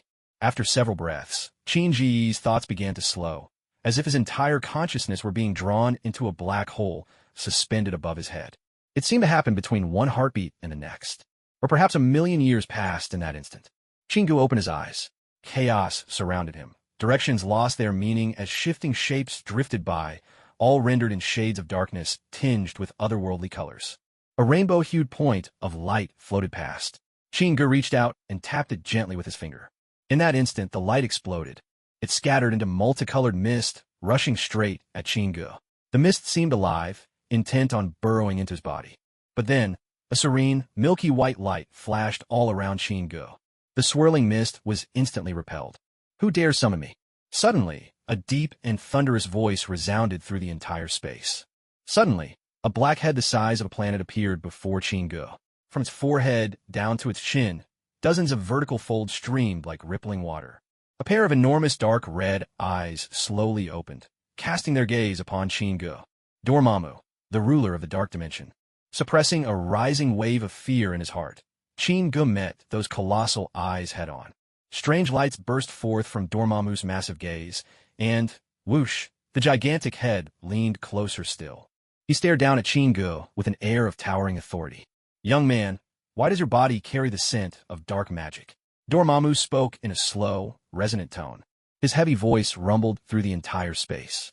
"Take a guess," Chingu replied, blinking with feigned innocence. "You seek eternal life," Dormammu stated. Chingu considered it. Dormammu wasn't wrong. Wasn't he simply wanting to live a little longer? Perhaps the only difference was that he'd never dreamed of actual eternity. Who wouldn't wish for immortality? Chingu asked Dormammu in return. "You speak the truth, young man. Yet time will disgrace your life and gift you only death. Especially you mortals from Earth. Your lives are fleeting, as insignificant as dust. Your direction of evolution is entirely mistaken. Life should be as eternal as the cosmos itself. Young man, offer your empty soul in sacrifice to me, and I shall grant you immortality. Say farewell to age, sickness, even death." Dormammu now spoke gently, his tone bewitching, each word striking at the very soul. If it weren't for knowing Dormammu's true nature and the protection of his own system, even Chingu might have been tempted to surrender. Dormammu looked almost amiable, the way a wise old sage might. "Dormammu, what's the point of living without a soul?" Chingu asked calmly. Hearing this, Dormammu's eyes gleamed with surprise and suspicion. "Young man, the meaning of life lies in eternity, in—" Hold on. Chingu cut him off. "Just talk straight, will you? If you keep rambling, I'm leaving." "Very well, young man. I shall grant you power, enough for you to rule Earth." Dormammu appeared ready to make a grand gesture. "Can't you give me a little taste first?" Chingu asked eagerly, rubbing his hands together. Considering Dormammu's strength across the universe, anything he had to offer would surely be extraordinary. Suddenly, before Chingu, the void shimmered and dozens of pages made from swirling rainbow mists materialized, inscribed with all manner of spells. "Young man, you may choose one to study. If you agree to serve me, you will receive even greater power." "Hush now. I'm picking," Chingu interrupted, waving Dormammu silent as he focused intently on the array of magical skills. A flash of savage intent flickered in Dormammu's eyes, but it vanished as quickly as it appeared. Spatial blade. One illustration in particular caught Chingu's attention.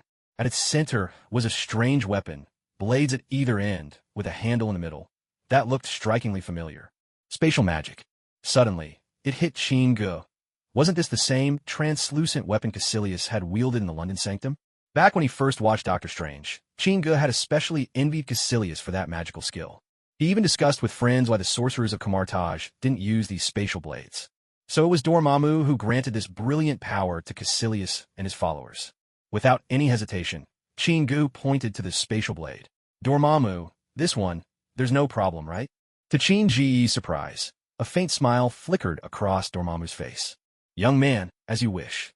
As soon as the words were spoken, the dark, misty page before Chingu shimmered into a strand of ghostly light that darted into his forehead. Instantly, a cold, shadowy sensation enveloped him from head to toe. Chingu shuddered involuntarily. His eyes flickered and turned completely obsidian.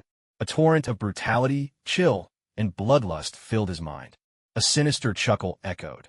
"My faithful one, hurry back and prepare the complete summoning ritual. Soon my true form will descend upon your world." But then, a warm surge rose from Chingu's heart, like a mighty engine firing up, and swept away the frigid darkness in an instant. He blinked, his gaze steadying, and peace swiftly returned to his eyes. "Thank you, Dormammu. As for your arrival, well, you're so ugly, you'd better stay away from Earth." Chingu looked up at Dormammu with a grin. Dormammu was momentarily stunned. Then, the entire shadowy realm erupted, a storm of black planets exploding one after another. "Impossible. You, how could you resist my dark magic? Who are you really?" The furious, thunderous roar shook the dimension. In the heart of Dormammu's abyss, while space convulsed and dark matter ripped itself asunder, Chingu's spirit stood strong and unmoved, untouched by the chaos thanks to his formidable system. A dozen colossal black tentacles, each stretching for miles, lunged at Shinji's spirit with blinding speed. Dormammu, do you remember the Hound Prophet? Shingo laughed, raising a middle finger in Dormammu's direction. I will tear you apart. Your wretched soul will wander alone in the void of the cosmos forever. Dormammu, recovering from his shock, unleashed his wrath. Moments ago, the spatial blade had carried a seed of dark dimension, meant to corrupt a soul. But seeing Chingu bursting with energy, Dormammu realized his dark magic held no sway here. His hope of claiming a new disciple was crushed. Humiliation turned to fury. Dormammu resolved to annihilate Shinji's spirit then and there. Just as the black tentacle was about to fall upon Shinji's head, there was a faint sound, like a whisper of air, and his whole spirit form turned into a point of light, vanishing into the darkness. I'll tear you apart. A rush of wind. Shingo opened his eyes, his spirit back in his body, and in his ears, Dormammu's furious roar still echoed like thunder from a distant storm. Call up, Spatial Blade. No sooner had Shingu returned to his dormitory at Kamartage than he couldn't resist examining this dazzling new magical skill. With a flicker of intent, a page materialized in his mind's eye, neatly detailing the casting steps of the Spatial Blade. He eagerly crossed his hands, following the instructions laid out in the book, barely able to contain his excitement as he began to practice. Silently, he intoned the incantation in his heart. After 15 failed attempts, Chingu once again crossed his palms, reciting the spell with mounting anticipation. Suddenly, his hands felt as heavy as stone. This sensation matched what Hammer had once described. It was as if he were drawing shapes in thick, resistant mud. A wild gleam burst into Shinji's eyes. This feeling meant that he was finally able to connect with the energies of the multiversal planes. In the depths of night, a shrill alarm blared through the ground control center of NASA in America. On-duty NASA staff rushed into the monitoring room. On the computer screen, a single curve shot up to its highest value, and when the staff saw it, their expressions changed dramatically. Spatial fluctuation anomaly detected. Repeat, spatial fluctuation anomaly. Even as they urgently dialed emergency contacts, dozens of tendrils formed from swirling black mist, each stretching many kilometers long, like the writhing arms of some vast octopus, lunged toward the London sanctum. High in the sky, a barely perceptible golden light flashed. A massive magical energy barrier rose, blocking the monstrous tentacles in midair. Boom! Boom! Boom! The titanic tendrils struck the invisible shield again and again, but no matter how fiercely they attacked, the barrier did not waver. Dormammu, enough. Return to your dark dimension. Suddenly, outside the shimmering magical barrier, a portal appeared in the sky. The Ancient One floated out in midair, her presence calm and commanding, and she called out, her voice ringing against the dark appendages. As the Ancient One appeared, the dozens of monstrous tentacles froze in place. In an instant, the mass of darkness burst apart, reshaping itself into a colossal eye, easily spanning more than 10 kilometers, its crimson surface burning with rage. From the depths of that blood-red eye came Dormammu's furious voice. Ancient One, hand over the Hound Prophet, and I will return. Chingu, having tricked Dormammu, now watched as the enraged Dark Lord himself attacked the earth. Hound Prophet. The Ancient One paused, puzzled for a moment, then gave a gentle shake of her head. Dormammu, I don't know anyone called the Hound Prophet. As soon as the Ancient One finished speaking, her hands moved in a swift, intricate gesture. In an instant, over a dozen rings of Ragador, each the size of a table, appeared in the air a few meters in front of her. Go back where you came from. With that, the rings surged forward, racing toward the massive, illusory eye conjured by Dormammu's dark magic.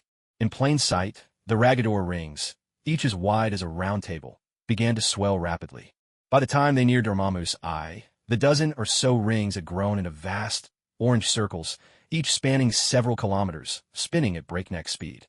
Like spinning blades of a saw, they hurtled through the void, aiming to slice through Dormammu. Ancient One, sooner or later, Earth will become a part of me. Dormammu bellowed down in outrage. We'll talk again when you break through the sanctum's magical protection, replied the Ancient One. Though small in stature, her voice rang out with an unyielding force. At that very moment, a cluster of tentacles materialized in the air, lunging toward the colossal Ragador rings. The dark tendrils collided with the blazing rings, erupting in an explosion that scattered black smoke and orange sparks across the sky. A colossal tidal wave of energy surged outward, sweeping over everything. Out of that black tide, 5 massive, jagged spears, each like a steel spike forged from pure power, suddenly shot forth. They streaked through the air with lightning speed, aimed straight for the Ancient One, suspended high above. But the Sorcerer Supreme met them with undisturbed eyes, casually sweeping her arms in a half-circle. Dozens of meters ahead, the very fabric of space splintered like shattering glass. A mirrored barrier took form. The great, black spears, each hundreds of meters long, smashed into this mirrored shield and dissolved into mist. Dormammu, if this magic eye is all you have, then you're only wasting your time, said the Ancient One, tucking her left hand behind her back and lifting her chin to gaze calmly at the monstrous eye. Humph. Ancient One, I can sense the dark magic running through your veins. The Sanctum's legacy will end with you. When that time comes, you'll be my most devoted follower, destroying the 3 sanctums you've guarded for centuries with your own hands. Dormammu's colossal eye glared down on her, disdain burning at its core.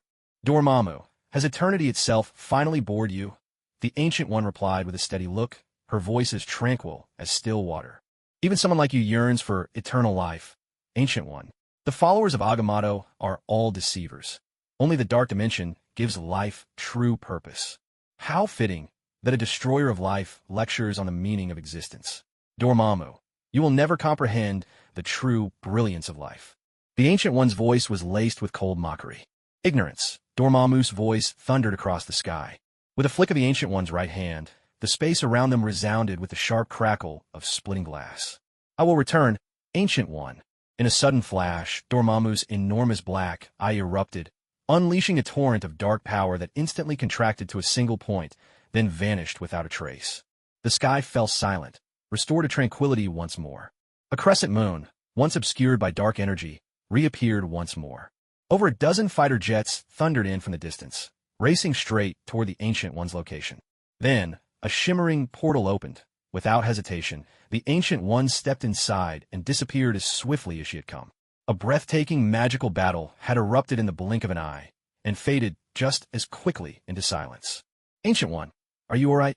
Inside the London Sanctum, a guardian wizard rushed forward the moment the Ancient One materialized, concern in his voice. It's over. Dormammu has departed, she answered calmly, the tension in her gaze softening. By the way, have you ever heard of a person called the Hound Prophet? She then asked the 2 nearby guardians. The Hound Prophet? The Ancient One shook her head slightly. Are there actually sorcerers on Earth beyond those of Camartage? Or perhaps Camartage sorcerers living as wanderers, cut off from us? The Ancient One murmured her questions, puzzled, her thoughts weighing heavily on her mind. The night's fierce battle between the Ancient One and Dormammu had passed unnoticed by the world. Only the sorcerers of Camartage were privy to what had truly transpired. Meanwhile, Chingu, deep in a peaceful slumber, was startled awake by a sudden knocking at his door. Wong, do you have a particular fondness for disturbing people's sleep? Chingu grumbled, in no mood for company after a long night of practicing the space blades. Chin, the Ancient One has summoned us to the library, Wong said urgently from the doorway. Oh, the Ancient One has returned. She's back. The Ancient One, holding the Book of Cagliostro in her hands, was quietly absorbed in its pages, her brows occasionally furrowing in thought. The others have arrived, Master Hammer announced as he stepped forward. Tomorrow would mark the new year. Most of the Camartage sorcerers had already returned home for the holidays. Only Chingu, Hammer, Wong, and 5 other sorcerers remained. Among the apprentices, Chingu alone was present. The Ancient One closed the Book of Cagliostro and spoke slowly. Come with me. Inside a secret chamber. At its center stood a pedestal, just over a meter tall. Resting upon a small bronze stand atop the pedestal was a pendant, shaped like a mystical, unblinking eye. The eye of Agamotto, within it the time stone itself. Qin Ji's eyes widened in awe. 2 years had slipped by since he first arrived in the Marvel Universe, and at long last he stood before this fabled relic. Directly above the pedestal, a circular dome arched overhead, opening up to the infinite night of the cosmos. Countless stars and planets glimmered, casting their pale light from unfathomable depths. Qin Ji's gaze was drawn upward, utterly captivated by the sight of the starry sky within the dome. He studied it with the quiet curiosity of a dreamer. The Ancient One stepped up to the pedestal, turning her hands gently atop its surface. Instantly, the space 2 meters above the pedestal shimmered. There appeared a slowly spinning 3-dimensional projection of Earth. The spectacle mesmerized everyone in the room. Even Chingu, who had witnessed such a scene before in Doctor Strange's tale, couldn't help but marvel aloud at seeing it unfold before his very eyes. Mages are not primarily here to fend off threats from Earth. More often, we must face dangers that originate from the multiverse itself. At that moment, the Ancient One, standing beside the display, gently lifted the Eye of Agamotto in her hands. A gleam of light flashed through the air. The protective casing at the heart of the Eye of Agamotto began to rotate, revealing the time stone inside, glowing with a vivid green light. This is the Sanctum's most revered artifact, the Eye of Agamotto. At the same time, Agamotto himself is considered the founding sorcerer of Earth. He forged the Eye of Agamotto using the Time Stone. Agamotto once built 3 major sanctums upon the Earth. As the Ancient One spoke, she raised her head toward the 3-dimensional globe above them. At that instant, 3 golden circular symbols slid across the surface of the globe, connecting with one another to form a protective ring around the Earth. The Hong Kong Sanctum, the London Sanctum, and the New York Sanctum. These 3 sanctums generate a formidable shield of magical energy that safeguards Earth against mystical forces from the cosmos. And it is our duty to defend these 3 sanctums from destruction by the magical forces of the multiverse. Chingu, the sanctum behind you, is the Hong Kong Sanctum. The Ancient One pointed behind Chingu as everyone turned to gaze upon the ornately carved wooden door standing there. At its center shimmered a golden, circular emblem. Wong, the sanctum behind you, is the London Sanctum. On an equally ornate door sat a silver circular symbol. And last is the New York Sanctum. With that, the Ancient One once again raised her gaze to the glowing illusion of the globe above. At this point, Chingu stole a glance at the other mages around him. Except for Hammer, everyone else wore looks of awe and astonishment. Clearly, it was her first time hearing the Ancient One tell the story of the sanctums. Qin, why do you seem so calm? Doesn't this secret excite you? Wong, standing to the side, couldn't help but ask, his voice tinged with admiration for Qin Ji's collected composure. I think I may have dreamed about this once, Qin Gu replied, grasping an excuse. Oh really? Did you ever dream about me? Wong asked eagerly. No, I usually just dream about girls. Their banter drew the Ancient One's attention.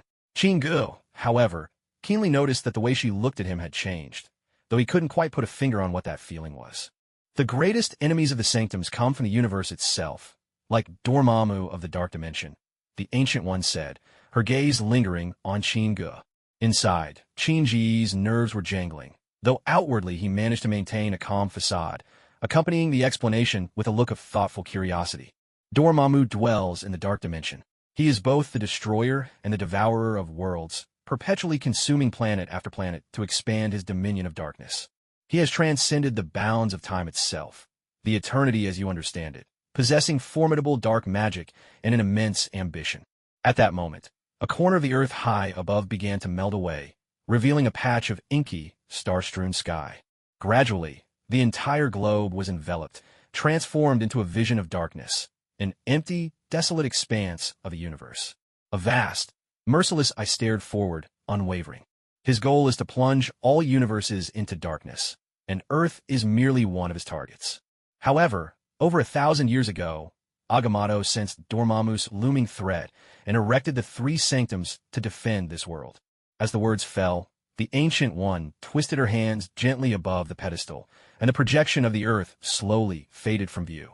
She carefully placed the Eye of Agamotto back onto its stand.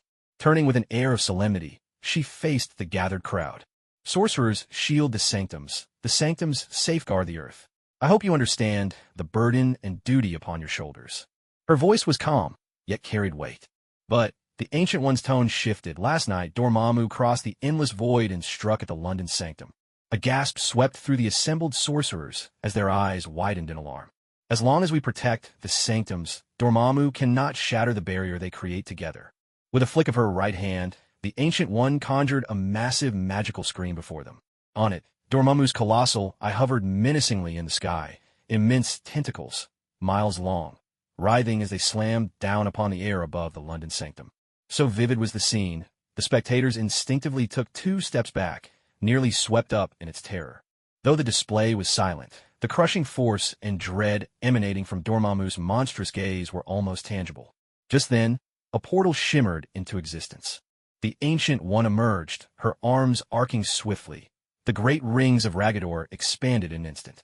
A spear of dazzling arcane power, vast enough to blot out the sun, materialized as well. The vision continued, revealing the tense clash from the previous night between the Ancient One and Dormammu in all its ferocity. At last, Dormammu faded from view. Dormammu's threat is far from over. That was but an avatar of his true self. Yet, something has me puzzled. The Ancient One paused, her calm, luminous gaze sweeping across those before her. He claimed he came here seeking someone called the Hound Prophet. Perhaps one of you can provide me with a lead. Her eyes searched toward the far end of the hall. The Hound Prophet. A murmur of confusion spread among the assembled. Not one seemed to recognize the unusual title. Qin Ji's heart thudded heavily in his chest as he met the Ancient One's eyes. In that serene, profound gaze, Qin Ge was certain. The Ancient One had already guessed at his secret entanglements with Dormammu. Master Ancient One, actually, if Dormammu wasn't mistaken, he should have come here looking for me. As it happens, I have a nickname, the Hound Prophet. Feeling helpless, Qin Ge could only step forward and confess to the Ancient One. Qin, how could you possibly know Dormammu? No, how could Dormammu even know you? Sorcerer Wong beside them widened his eyes in disbelief. It's a long story. Pure coincidence, really. Qin Ge shrugged as he spoke. The Ancient One walked up to Qin Ge, made a sweeping gesture with her hand, and a shimmering portal appeared before them. Come with me. With that, she strode forward and stepped through. Qin Ge shook his head and followed closely behind. As the portal vanished behind them, Qin Ge glanced around. In the distance stood the shield Triskelion. Qin, I am curious. How did you communicate with Dormammu? The dark dimension he rules rejects all forms of normal life. The Ancient One turned toward Qin Ge, her gaze piercing and inquisitive. Master Ancient One, forgive me. I truly didn't mean to keep this from you. I can see glimpses of the future, and in my former profession as a bounty hunter, I earned the nickname the Hound Prophet. In truth, I don't really know how I ended up in Dormammu's Dark Realm. Are you familiar with the Book of Cagliostro? Qin Ge countered with a question of his own. Of course. That book contains many powerful and dangerous spells. Wait, are you saying you used the book? That's impossible. You can't even open a basic portal. There's no way you could master the spells written in that tome. The Ancient One studied him with suspicion and shook her head in disbelief. Qin Ge felt a pang of embarrassment at her words. How little the Ancient One thought of his abilities. Since that single meeting 3 months ago, the Ancient One had never once sought him out. How different he was from that prodigy, Dr. Strange. Qin Yi knew that. Yes, in the Cagliostro book, I found a spell for summoning Dormammu. I just happened to recite the incantation from the page, and before I knew it, I was standing in the dark dimension. The Ancient One frowned, and then Dormammu and I had a lively conversation, and surprisingly, he even bestowed upon me a spell, the Space Blade. Qin Ge blinked as he spoke. A lively conversation? Qin, I think you have a strange idea of lively. Why do I get the feeling Dormammu came to Earth seeking revenge on you? The Ancient One's tone was incredulous. I swear it's true, Master Ancient One. Of course, Dormammu certainly didn't have the noblest intentions. When he taught me the spell, he tried to seize control of my mind. He even told me he wanted me as his follower, and instructed me to return to Earth to begin the ritual for summoning his true form. At this point, the expression on the Ancient One's face changed subtly. Qin Ge hurriedly continued. Of course I couldn't agree to his terms. I turned him down, and then somehow just found myself back here. That's everything that happened, Master Ancient One. You have to believe me. Dormammu is a tyrant without mercy. How could I possibly become one of his followers? The Ancient One's face slowly relaxed. After all, if he had truly become Dormammu's disciple, it would be impossible for him to curse Dormammu. It's a matter of willpower. A true follower harbors nothing but reverence and devotion for Dormammu in their heart. Master Ancient One, how did you know I was the Hound Prophet? Qin Ge couldn't help but voice his confusion at this point. He was truly curious about how the Ancient One had uncovered his identity. With the systems shielding in place, the Ancient One couldn't see Qin Ji's threat of fate, so in her eyes, he was nothing more than an enigma. That was also precisely why the Ancient One had refused Qin Ji's earlier request. It's there in the shield files. Your record is fully documented, Hound Prophet. As she spoke, the Ancient One gestured toward the distant, three-winged shield headquarters. Realization dawned on Qin Ge, and he nodded in understanding. For someone as powerful as the Ancient One, it would be child's play to access any shield file. In fact, even if you obtained the Spatial Blade spell, you wouldn't be able to master it. Dormammu's magic can only be wielded by channeling the energies of the Dark Dimension. What's more, you don't possess a single trace of magical talent. I won't pry into your secrets, but you must be careful. Dormammu may someday. The Ancient One suddenly tensed, her words trailing off.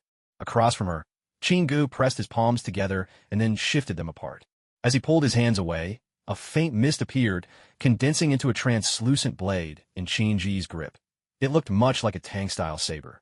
Actually, Master Ancient One, I've already learned this technique. With a playful wink, Chingu raised the spatial blade in his right hand for the Ancient One to see. Impossible. For the first time, the Ancient One felt that her centuries' worth of accumulated magical knowledge was simply not enough. Unless someone was a follower of Dormammu, there was no way to reach into the Dark Dimension's power. The Ancient One extended her finger, and a slim, whip-like chain of orange-red light shot out, lightly swinging toward the spatial blade in Chingu's grip.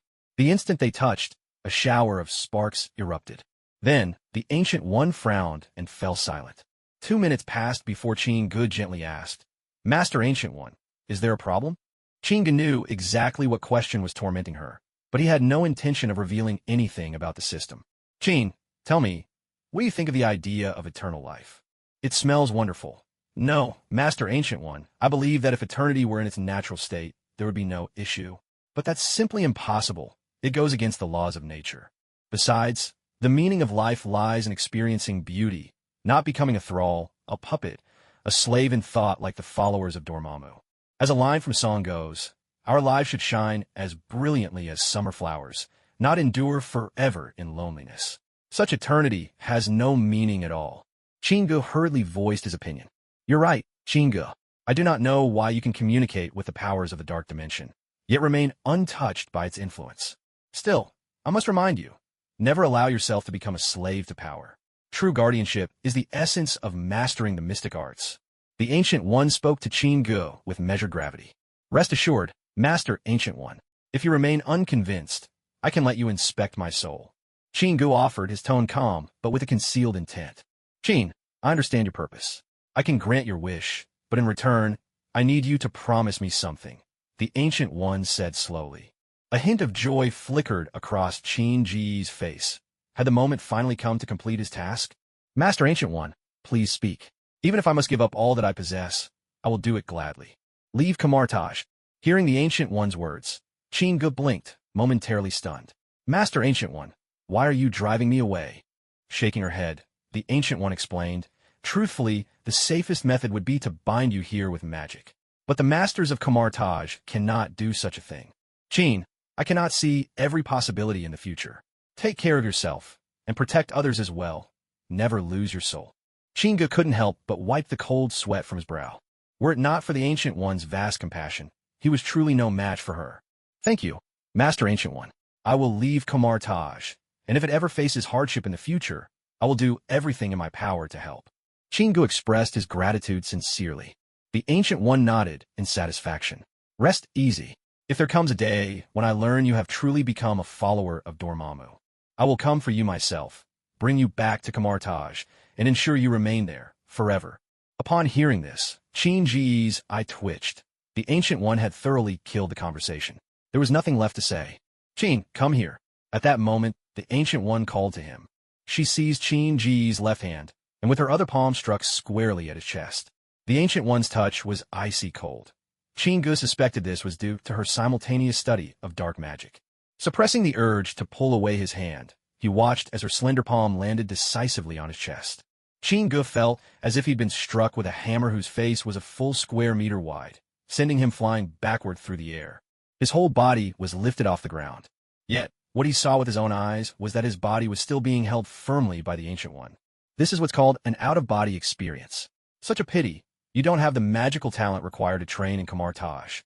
Otherwise, you would have been able to experience this spell for yourself. Just now, you were in an alternate dimension where both your body and soul could exist at the same time. That's why you could see them both simultaneously. The Ancient One gazed calmly at Chingu, who hovered in midair, and spoke slowly. Chingu looked down at his own hands, illusory as they were, yet he could still move them as freely as ever. A gust of wind came by, and his soul form nearly drifted away with it, light as a feather. Just as Chingu was marveling at the strangeness of this out-of-body sensation, a tremendous force suddenly pulled him back into his body. It felt as if he had awakened from the very brink of death. His awareness rushed back with a newfound sense of gravity. "Chin, there's no need for you to return to Camartage. I'll have someone mail your belongings back to you." With that, the Ancient One swept her right hand through the air and a portal opened up before him. Master, I was hoping to organize one last meal to bid everyone farewell. Chinga called out, reacting quickly as he shouted after her retreating figure. Chin, they've already had more than enough to eat. With those words, both the Ancient One and the portal vanished together. Well, when you think you've hit the end of the road, a hidden grove awaits just around the bend. Standing there, Chinga couldn't help but sigh in amazement. Never would he have thought that the mission would be completed in such an unexpected way. Thank you, Dormammu. System task completed. Host, please proceed with the sacrifice as soon as possible. Just then, the long-lost voice of the system echoed in his mind, and Chinga felt an unexpected rush of warmth and familiarity. Marvel's sacrifice system. Host, Chinga. Lifespan, 29 years. Skills, summon ninja shadows of Niga. Quantity, 10. Ox talisman, discharge electricity with both hands. Available sacrifice. Item already sacrificed. System task, find the Ancient One and experience an out-of-body sensation. Completed. The moment the system panel reappeared, Chinji's gaze immediately settled on his remaining years of life. 29 years. Though the task from Ancient One was winding and treacherous, the reward was indeed generous. It had added 15 years to his lifespan. There was nothing more delightful than the promise of life itself stretching out before him. Next, his eyes turned to the prize wheel. Demon Bow Gang's mighty strength. Lightning flight. Alfred S. Bracers. Flame breath. Gravity control. Super strong teeth. Storm wings. Super lung capacity. There were 9 prizes displayed on the prize wheel. Chingu examined them one by one, but there wasn't much to say. Of all these, the one Chingu most eagerly anticipated was surely Demon Bow Gang's mighty strength. Demon Bow Gang was the powerhouse among the 8 great demons. His strength was unrivaled, ranking above all the other demons. If he could wield Bogang's strength and combine it with the 300-fold power amplification from the Ox Talisman, Chinga figured that even if Thanos showed up, he'd have him pinned down and utterly helpless. The other options were all magical skills drawn from the different powers of the 8 great demons. However, given the system's usual mischief, Chinga didn't really believe he'd catch the brute force of Bogong. Host, would you like to draw your prize now? 10 seconds later. System, are you kidding me? Chinga couldn't help blurting out as the black pointer landed squarely on superb teeth. Host, there's no mistake. After months of hard work, all he got was a set of top-tier teeth. Chinga felt so stifled he almost wanted to curse out loud. System, what's up with this superb teeth nonsense? It means the host now has excellent teeth and a hearty appetite. Eat well, and you'll be better equipped to complete your tasks. Chinga nearly passed out from frustration. He hadn't expected the system to start messing with him. This really was the most unreliable system imaginable. Fortunately, apart from that utterly useless ability, Chinga had at least managed to teach himself the Space Blade, a tiny consolation to help soothe his wounded pride. Hey, are you cosplaying or something? Suddenly, a young boy's voice snapped Chingu out of his thoughts. Chingu turned and saw an American boy, wide-eyed and staring at him with unmistakable curiosity, scanning him up and down. He glanced down and only then recalled he was still in his Camartage warrior training robes. No wonder the kid thought he was role-playing. No, I'm a real sorcerer, Chingu replied with a smile. That can't be. My mom says all the magic on TV is fake. The boy suddenly puffed up, indignantly challenging him. What does your mom do? Like she really knows everything. Chingu scoffed. My mom's a university professor. She researches astrophysics. The boy answered with utmost seriousness. Well, aren't you from scholarly family? Chin-Ji's eyes sparkled. Clearly this was a good chance to broaden the child's horizons and let him see a wider world. Is this your dog? Chingu squatted down, pointing to the teddy dog the boy was holding on a leash. Yes, the boy nodded. Kid, this world is full of countless unknown spaces and life forms. Humans are tiny in the grand scheme of the universe. We should look at it all with awe and reverence. Even if your mom's a professor, it doesn't mean she knows every secret hidden in this world. Watch closely. Chingu finished speaking and slowly extended his right hand, placing it gently on the teddy's head. After so long at Camartage, Chingu had unconsciously picked up the tone of a mystic. Blue arcs of electricity flickered into being on his palm at once. The teddy whimpered in confusion. Then, with a snap, its 4 legs went rigid and it keeled over in a faint, completely knocked out by the current from Chin-Ji's hand. You see this? Your mother can't explain it with science. Wah, you killed Andy. Mama.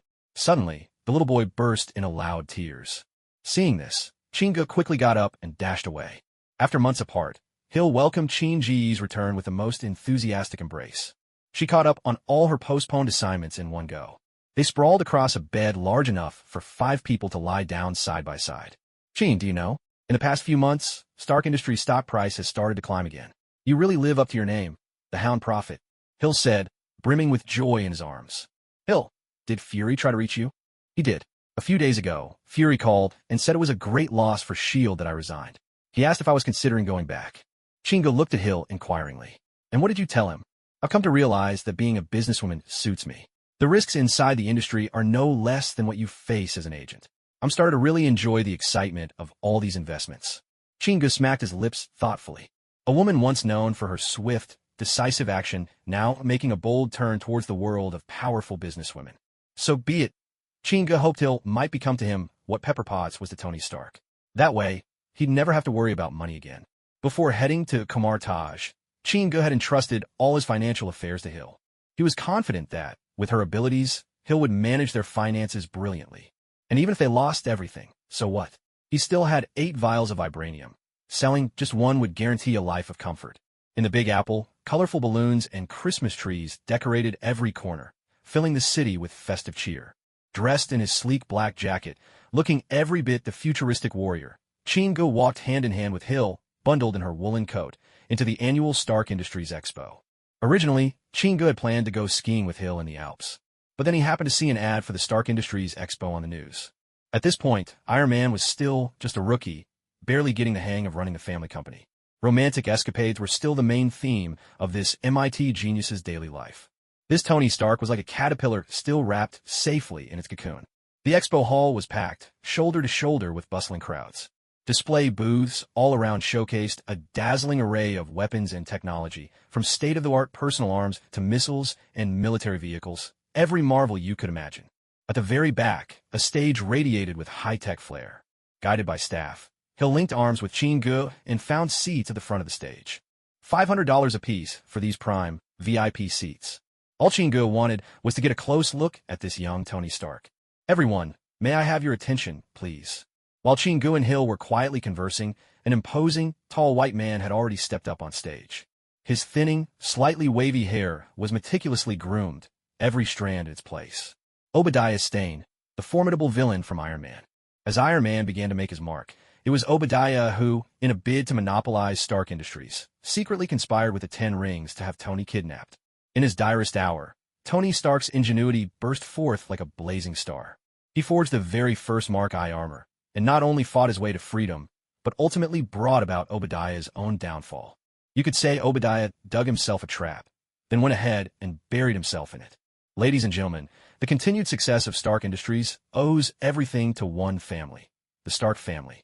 Now, please join me in giving a warm round of applause as we welcome Tony Stark to the stage.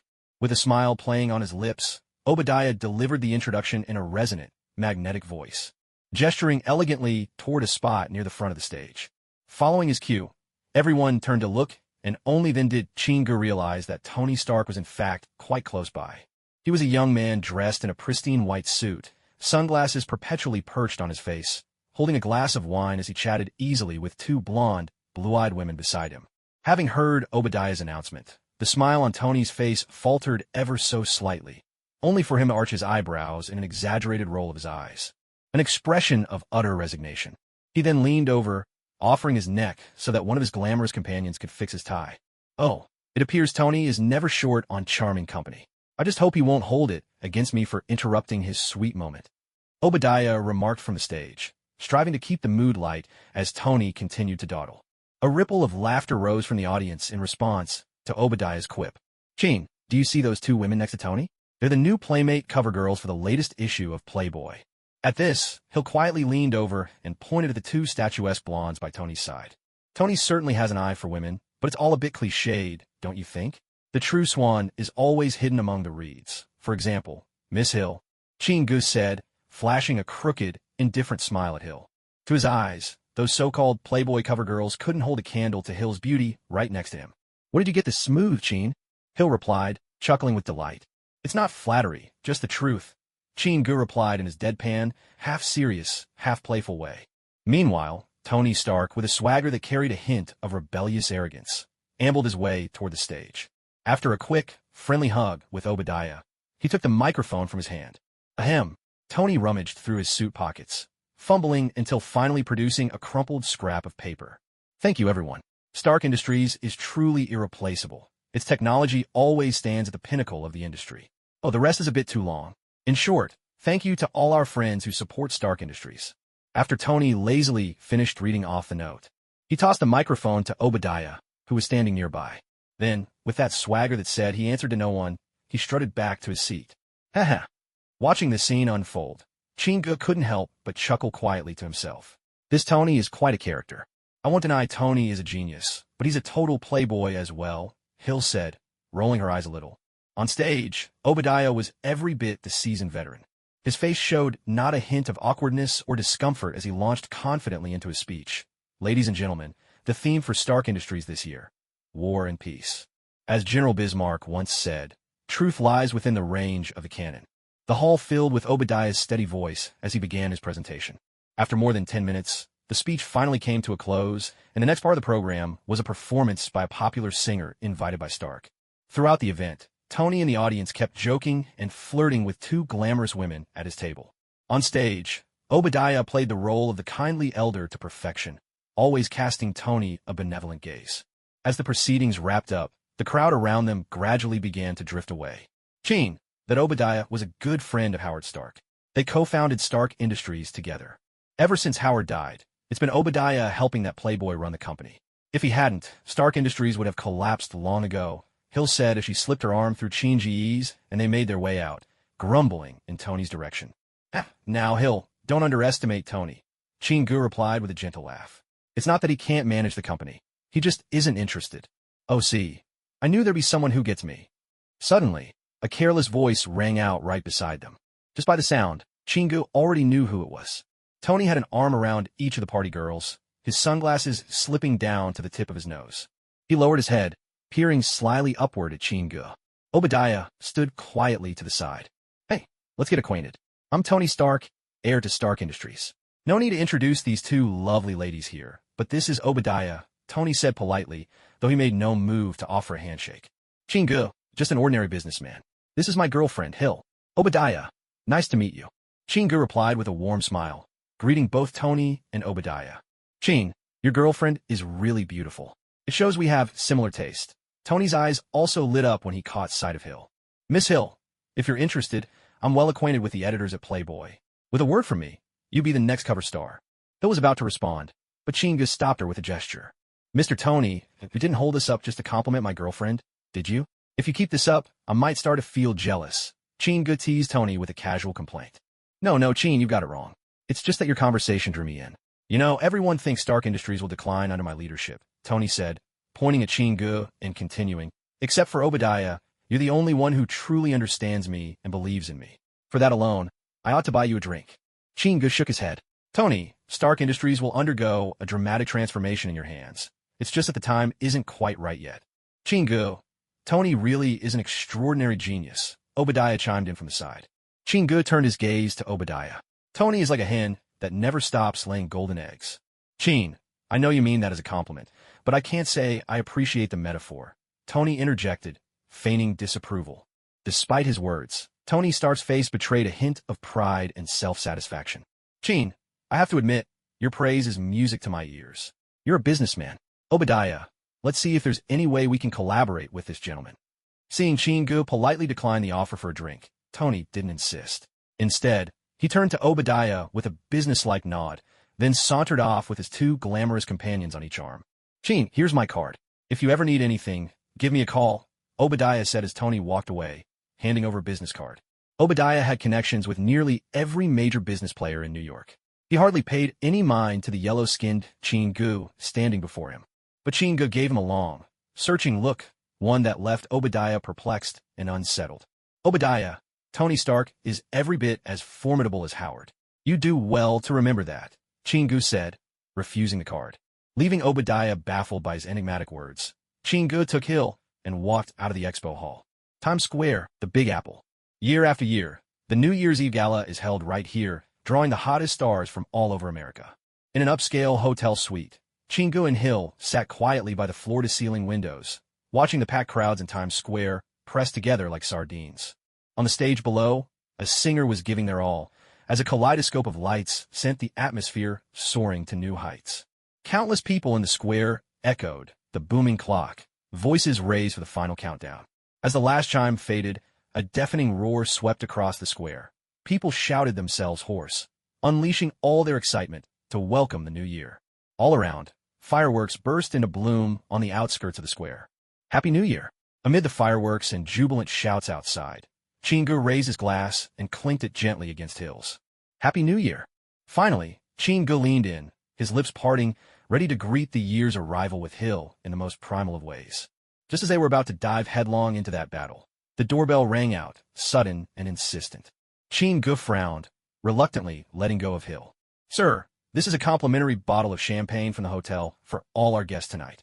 At the door stood a hotel attendant, trim and well-proportioned, with piercing, deep blue eyes, bright, youthful, irresistibly fresh-faced.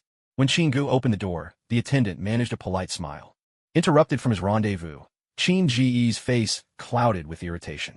But when he actually got a good look at the handsome attendant, a wry smile tugged at his lips. Clinton Francis Barton. What Chingu hadn't expected at all was that Hawkeye himself was masquerading as the server delivering drinks. Well then, I'm thoroughly impressed with the hotel service. Please make note of my appreciation, and you could just set the bottle down.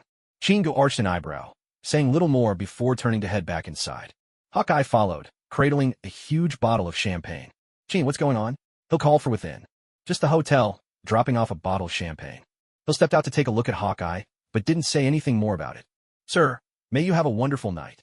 A minute later, Hawkeye turned and left. Once the guest room door clicked shut, Hill started to speak, but Chingu silenced her with a kiss. Their room filled not with conversation, but with the kind of fierce, unrestrained cries that could lead the mind to imagine any number of passionate scenes.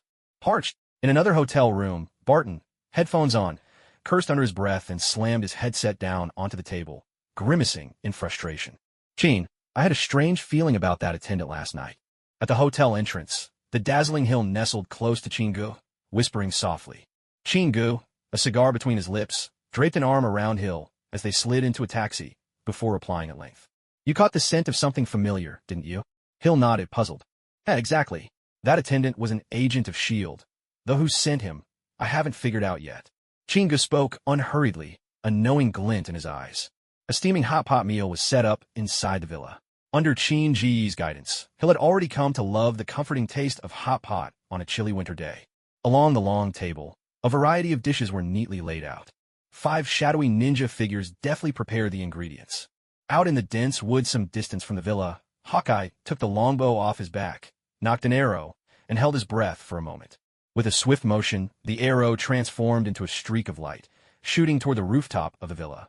There was a faint thump as the arrow's shaft embedded itself into the roof.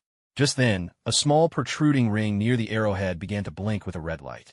Hawkeye put on an earpiece, and instantly, the voices of Chingu and Hill inside the villa reached his ears. As Chingu was about to drop a plate of beef slices into the simmering pot, his right hand suddenly paused in midair. What's wrong? Hill, noticing something unusual, looked up and asked as she slurped up a piece of beef. Chingu set the plate down with a sigh. That guy is truly relentless. I suppose it's time for a proper chat. The confusion on Hill's face only deepened. Chin, who are you talking about? Hawkeye. Chingu replied quietly, the name escaping his lips in a low tone. Behind a tree, Hawkeye listened intently to the voices coming through his earpiece. 5 supreme leaders. Smooth sailing. 7 horses. A full house. But at that moment, Hill's excited shouts drifted over the earpiece, leaving Hawkeye utterly baffled. Is that some kind of spell? He wondered. A wave of inexplicable frustration welled up within Hawkeye. Ever since he disguised himself as a waiter the night before to spy on Chingu, not a single normal conversation had reached his ears. Suddenly, Hawkeye felt a chill run down his spine, as if a wild beast had fixed its gaze on him. He reacted instantly, tucking into a smooth forward roll that carried him 3 meters away in one fluid motion. 3 meters ahead, Chingu stood calmly in his homey loungewear and slippers, regarding him with an unruffled gaze. So, Barton, who sent you? Chingu exhaled a smoke ring and asked in a measured voice. What? Hawkeye's eyes tightened in surprise. How do you know my name? I know a lot of people at S.H.I.E.L.D. As it happens, you're one of them. Chingu replied slowly. Suspicion flared in Hawkeye's eyes as he retorted instantly. That's impossible. I only just joined S.H.I.E.L.D. You must have investigated me ahead of time. Chingu gave a short scoff. Barton, just because you're good-looking doesn't mean you should be so narcissistic. Why would I investigate you? Are you the Queen of Japan's lover? Or maybe you're Pierce's son-in-law? It's S.H.I.E.L.D. Barton, don't take me for a fool. Who sent you here, really? Call him. Let him come pick you up himself. Breaking into a private home. You don't want me to call the police, do you? Chingu said irritably. Hawkeye fell silent. He stood, aiming his bow at Chingu, slowly backing away. No need. I'll leave on my own. Chingu flicked away his cigarette, but his legs suddenly tensing as he burst forward, sending a spray of soft earth behind him. Without a moment's hesitation, Hawkeye loosed an arrow straight at Chinji's thigh. In a flash, a flicker of darkness streaked past, intercepting the arrow mid-air, then dissolving into shadowy mist. In Hawkeye's split second of confusion, Chingu was already right in front of him. With a leap, Chingu soared over 2 meters into the air. As he rose, his palms twisted with uncanny precision, conjuring a space blade between them. The blade, semi-transparent and shrouded in a faint mist, gleamed overhead. With brute force and unrestrained power, Chingu brought it crashing down toward Hawkeye like a mountain descending from the heavens. In the span of a lightning's flash, Hawkeye had nowhere to dodge. He raised his alloy bow in defense. Blade struck alloy with a resounding clang, sending a brilliant spark arcing through the air, followed by a heavy thud. With only slightly enhanced strength compared to an ordinary human, Hawkeye was no match for the sheer force granted by the Ox Talisman. He was thrown to the ground, his alloy bow now bent out of shape, his body rendered limp from the impact. Chinji's large hand planted firmly on top of Hawkeye's head. That's for interrupting my hot pot. A surge of electric energy snaked from Chinji's palm, crackling, sparking, dozens of bolts dancing. Hawkeye on the ground convulsed for several seconds before falling unconscious. Only then did Chingu rise slowly to his feet. He gave a command to the nearby ghostly ninja who had appeared. Take him back. Then, he pulled out his phone and dialed. Hello? Still want on the vibranium business? Don't bother explaining. Be at my place in 20 minutes. Half an hour later, Hawkeye slowly opened his eyes. Reaching out, he realized he was lying on a sofa. At a round table, Chingu Hill and Fury sat together, steam rising from a bubbling pot, enjoying hot pot. If you're awake, come have something to eat. Chingu murmured, not even lifting his head as he slurped up a piece of beef. Hawkeye glanced over at Fury, who sat eating in silence. After a moment's pause, he took a seat beside him. Hill, sitting nearby, handed him a pair of chopsticks and a knife and fork. Well, Fury, how's the hot pot? Chingu asked with a sidelong glance. Not bad at all. Hard to believe I never discovered food like this sooner. Fury said, wiping his mouth to signal he'd had enough. So what's your game? You sent a rookie agent fresh off the bench to eavesdrop on Hill and me. Chingu put down his chopsticks, leveled a calm gaze at Fury, and waited for his reply. Barton just let his guard down a bit. Besides, do you really see yourself as an ordinary person? Fury shot back. Fury, in business, trust is everything. Luckily for you, I'm a merciful man, and, with Hill pleading on your behalf, I let him off lightly. Otherwise, Barton would have had to leave something behind.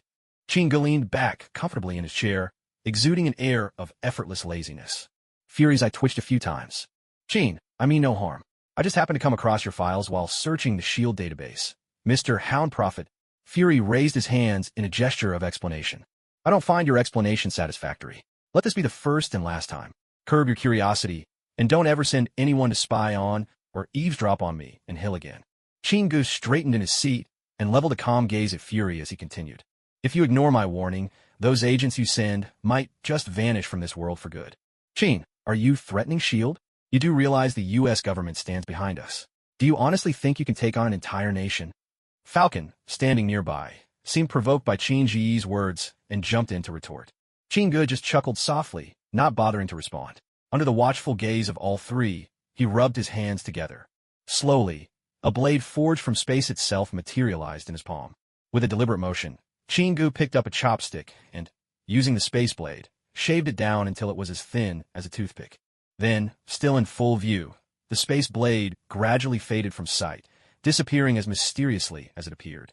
Of course, there's no way I could stand against the whole of the United States right now, but as for wiping out S.H.I.E.L.D., I'd say my odds are pretty good.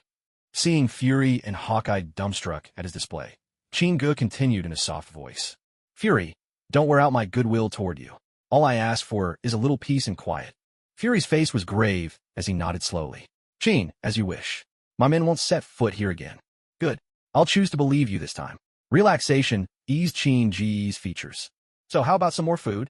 In the blink of an eye, Qin-Ge seemed to switch personas, suddenly lively and hospitable as he played the gracious host to Fury and Hawkeye.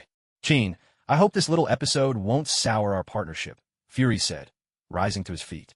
Not at all. As long as the money comes through, our friendship will last forever, Qin-Ge replied with a wide smile, extending his right hand. Then I'll take my leave. What was that trick anyway? Just as he was about to walk out the door, Hawkeye suddenly turned back and asked Qin-Ge. A trick? Qin-Ge looked momentarily confused. That weapon you conjured just now. Oh, that's a space blade. Gift of Dormammu, Lord of the Dark Dimension, far out in the cosmos. I met him not too long ago. He handed me that little piece of magic. If you're interested, the next time Dormammu visits Earth, I'll be sure to introduce you. Qin-Ge delivered his explanation with a completely straight face. Hawkeye glared at Qin-Ge. Even my grandma's stories are 100 times more believable than yours. Qin, I'm honestly curious. Was that magic you just used? At the entrance of the villa, watching Fury leave with Hawkeye, Hill couldn't hold back her curiosity and asked the question that lingered in her mind. Yes, Hill. I've said it before. This world is far from as simple as it appears on the surface. In Camartage, there's a hidden order of sorcerers. The sorcerer Agamotto built 3 great sanctums, meant to defend against the onslaught of dark magic, forces like Dormammu. For centuries, these sorcerers stayed hidden behind the scenes, silently safeguarding the sanctums and keeping dangers at bay. Qin-Ge recounted the whole story of Camartage to Hill. It took a full half-hour before Hill, still reeling from the shock, could finally catch her breath. They're the true heroes. Hill sighed with admiration. Yes. Qin-Ge nodded in agreement, recognizing Hill's sincerity. 2 months passed in the blink of an eye. For Qin-Ge, these are the most comfortable and leisurely days since he'd arrived in the Marvel world. The stock price of Stark Industries steadily climbed, and Qin-Ge quietly kept buying in from the shadows. Now he owned nearly as many shares as Tony and Obadiah. To be precise, he was now the 3rd largest shareholder of Stark Industries. Under Qin-Ji's encouragement, Hill founded an investment company called Hound Profit. She officially became the company's president.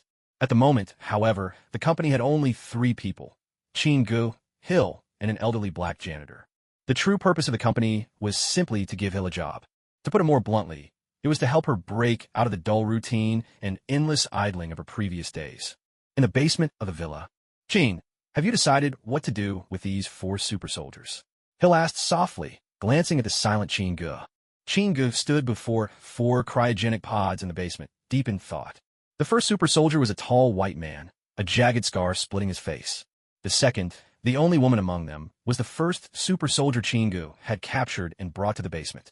The third resembled Qin-Ge, an Asian man of average build. The fourth was black. It seemed Hydra had thoroughly considered the effects of gender and ethnicity on the super soldier serum when choosing their subjects. Hearing Hill's question, Qin-Ge shook his head. Not yet.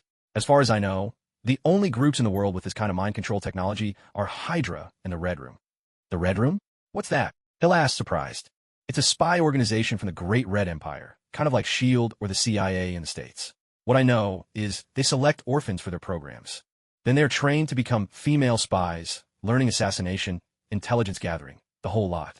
All of these spies are subjected to brainwashing, and then they're forcibly sterilized. Qin-Ye spoke slowly. My God, that's so cruel. Hill looked at Qin-Ge in disbelief. The so-called beautiful country isn't any better. This game of planting spies with each other is second nature to them. No one is more honorable than the other. If all else fails, in the end we'll have to. Attention, host. System mission issued. Please check. Suddenly, the voice of the system in his mind interrupted Qin-Ji's words. Marvel's sacrifice system. Host, Qin-Ge. Lifespan, 29 years. Skills, summon 10 ninja, ghost, shinobi, ox talisman, electric discharge with both hands.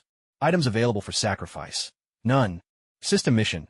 Become neighbors with Alexei and Melina, and intercept a copy of the mind control technology that Alexei has stolen from the Northern Research Institute. Hint. Try to win the favor of Natasha and Yelena. The higher their favorability, the better the rewards, items, and skills you'll receive for completing the mission. The moment he saw the system mission in his mind, Qin-Ge couldn't help but laugh. System, when did you become so thoughtful? It was the host's own wish that triggered the system mission. Just moments ago, Qin-Ge had been thinking about the mind control technology that Natasha's spy mother, Melina, possessed, the very same technology Alexei had stolen from S.H.I.E.L.D. If he could get hold of this technology, he could take direct control of these 4 super soldiers, each deadlier than even Winter Soldier Bucky. There were 2 key things here: the technology stored on a disk, and Melina herself. But what's with that last int? This was the first time Chingo had seen a prompt appear with a system mission. Host, the system missions come in many forms and varieties. Chingo was silent for a full 2 minutes before turning to Hill beside him. Hill, come with me to Ohio. This time, I need you to take on your old role as an agent. Role play. Outskirts of Cleveland, Ohio. Nestled among the sparse trees lining the highway, a handful of wooden houses stood scattered and quiet. Suddenly, 2 young girls burst from the woods, their laughter as clear as silver bells. They tumbled together onto the grass at the roadside. Natasha, you're cheating. It's my turn now. The younger one, a blonde girl, no more than 5 or 6 years old, called out, disgruntled.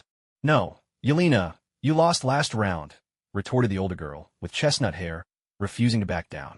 Mom, Natasha is picking on me, Yelena suddenly shouted. Sho, silly. Do you want to stop playing? Natasha quickly clamped a hand over her little sister's mouth, whispering sharply. I have to go first this time. All right, but you're not allowed to tattle to Mom. Ileana's chubby cheeks lit up with a cheerful smile, her front teeth showing through a tiny gap. Just as the 2 little girls turned to run off, a shadow blocked their path. They looked up. A tall young man appeared in front of them, his skin the color of honey, dressed in a black jacket and dark sunglasses, his features striking and stern. He removed his sunglasses, crouched down to their level, and offered a warm, gentle smile. Let me guess, you're Ileana and you're Natasha, right? Did I get it right? Natasha quickly pulled her younger sister behind her, her eyes full of caution. Who are you? Chin Ji's smile grew wider. So this is the future Black Widow, tough on the outside, gentle within. Still so young and already exuding that big sister authority. Hello there. My name is Chingo. I just moved in yesterday. I heard you calling each other's names out in the yard, he said kindly. Although Chingo did his best to appear friendly and approachable, Natasha couldn't help but notice the muscles coiling under his shirt, like a dragon lying in wait. The warmth on his face seemed almost out of place. Who are you? She repeated, suspicion sharp in her tone. Just then, a woman's voice rang out from behind Chingo. A beautiful woman with golden hair and a curvy figure walked over, her gaze cool and guarded as she positioned herself protectively in front of Ileana and Natasha. Hello. Are these your 2 children? They're both adorable. My name is Chingo. I just moved to Cleveland yesterday.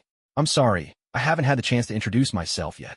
Chingo immediately recognized the woman before him, Natasha's mother, and herself a former Black Widow from the Red Room, the ex-Soviet spy Melina Vostokov. In the house Chingo had just bought, a sumptuous dinner was laid out on the table. Alexei, Melina, Chingo, and Hill were seated around it, taking their time with the meal. Meanwhile, Natasha and Ileana were darting excitedly from one room to another. Uncle Chin, is this Barbie doll yours? Just then, Natasha and Ileana came downstairs, struggling together to carry a Barbie doll that stood over a meter tall. Chingo chuckled and said, Natasha, Ileana, if you're willing to call me Big Brother, this Barbie doll is yours. The 2 girls' eyes sparkled at his words. No problem, Big Brother. Great, it's all yours. And there are plenty more toys hidden around the house, in every secret spot you can imagine. Now, let the treasure hunt begin. Anything you find, you can keep, Chingo said, still smiling. Before he moved in, he had already bought plenty of toys. The more affection he gained, the richer the rewards would be. For Natasha and Yelena, at their age, it's safe to say that no one can resist the allure of toys. So, Chin-ji's plan was to start by winning over these 2 little girls. Yippee! The 2 girls cried out in excitement, dashing upstairs in a flurry. Natasha, Yelena, have you forgotten your basic manners? Melina called out after them, but the 2 children had already disappeared into their room. Chin, I'm sorry to trouble you with all this. At the dining table, Melina glanced at the chaos created by Natasha and Yelena, her tone apologetic. So, Chin, what do you do for a living? At that moment, Alexei stuffed a piece of steak into his mouth and mumbled the question. I'm a bounty hunter. Been at it for a couple of years. As you know, this job needs a balance of work and rest, so I brought Hill to Ohio to take a break for a while. Melina seemed quite intrigued. Chin, you're actually a bounty hunter? That's right, ma'am. Chingu replied with a smile. You must have faced countless life-or-death situations then. Melina let out an exclamation that was only fitting for a regular 9-to-5er. It's not too bad. Sometimes a bounty hunter does have to tackle dangers that ordinary people would never encounter. There was this one time in the Big Apple. Sitting at the table, Chingu launched into a lively retelling of some of his bounty hunting adventures, selectively sharing stories that drew more gasps of amazement from Melina. By the end of the meal, everyone sat back content. A perfect meeting of host and guests. Later, Chingu stood with Alexei at the doorway, cigars in hand. Meanwhile, Hill sat with Melina on the guest room couch, deep in conversation about who knows what. Watching Melina and Hill, two striking women seated together, Chingu couldn't help but find it amusing. One was a former S.H.I.E.L.D. agent, the other a Red Room operative, two evenly matched opponents. One was probing with subtle questions, the other doing her utmost to play her role convincingly. "Chin, this is a top-shelf cigar. Looks like bounty hunting pays well," Alexei remarked contentedly, blowing out a ring of smoke as he lounged on the bench by the door. "It's all right. I made a bit of a name for myself in the bounty hunter world.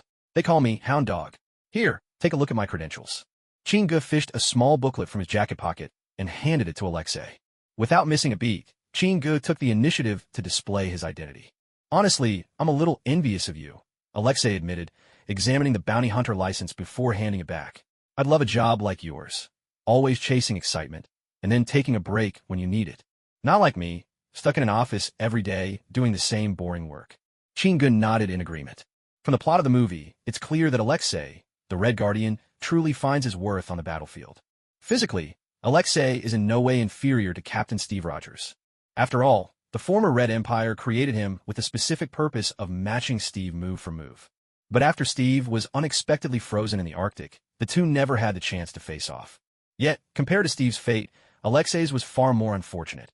A superhero like him only appears in the Marvel films for less than 10 minutes. And on top of that, he's portrayed as something of a lovable fool. One can't help but wonder if the person who created the Red Guardian had a little too much vodka that day, grabbing the next available fellow and shoving him into the transformation machine without much thought at all. Everyone has their own opportunities. We don't need to complain. Just do our best to make things better. Alexei widened his eyes and glanced at Chingu. "Oh, Chin, I didn't expect you to be such a young philosopher." Just then, Natasha and Yelena came running out, each carrying a box set of Lego toys. "Big brother, can we have these?" Natasha held up the Lego happily. Chingu gently patted Natasha and Yelena on the head. "Of course, these are for you." "Thank you," the two little girls exclaimed, beaming with joy. "Chin, I don't even know what to say. You'll spoil them at this rate," Alexei said with a grin from the side. "It's nothing. I truly like these two kids. You know, as a bounty hunter, all I see day after day are criminals. Only children can give me peace of mind." On hearing this, Alexei reached out and clapped Chingu hard on the shoulder in a gesture of camaraderie. "Goodbye, big brother." At the door, the two families bid each other farewell. Natasha and Yelena looked back reluctantly as Alexei and Melina led them home. Chingu and Hill stood in the doorway, watching Alexei's family disappear into the night. "Hill, do you think we gave ourselves away?" Chingu asked with a smile. Hill shot him a look. "Chin, I may not be with S.H.I.E.L.D. anymore, but I'm not that easy to fool." Melina kept trying to probe, but I managed to handle it. "I think we're in the clear." "I know. You were always one of S.H.I.E.L.D.'s top graduates. Handling a situation like this should be no problem," Chingu replied, wrapping his arm around Hill with a grin. "Alexei, that Chingu, did you notice anything off?" Inside the house, Melina gazed through the window at the now dark neighboring house. "Nothing yet. At least, not for the moment. Don't worry, I'll find a way to dig into this Chin's background." "Melina, don't you think you're being a bit too cautious? Chingu and Hill seem perfectly ordinary to me." Alexei, dozing off at the table, forced himself to speak. Melina rolled her eyes in exasperation. "That's exactly why we must be extra cautious. We can't afford even the slightest mistake right now. Do you plan on staying in the land of the beautiful forever?" Alexei shook his head. "Of course not. We just arrived. I'll need some time before I can access any core confidential files." "Then you'd better speed things up. Dreykov only gave us 3 years, and you know how persuasive his methods can be," Melina remarked with a note of apprehension. "I understand. Melina, are you planning to stay here?" Alexei patted the edge of the bed, gesturing for her to sit. "We're strictly partners, Alexei." Melina shot him a glare before striding out of the room. What Melina didn't notice was the way the shadow behind her stretched and shifted, its contours subtly morphing. A faint flicker of dark red flashed almost imperceptibly within those dim shadows. Early that morning, Chingu was already up, for once taking the time to prepare breakfast.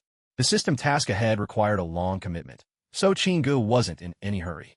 He steadied his mind, determined to take things slow and steady. A knock sounded at the door. "Hey, Natasha, Yelena, good morning."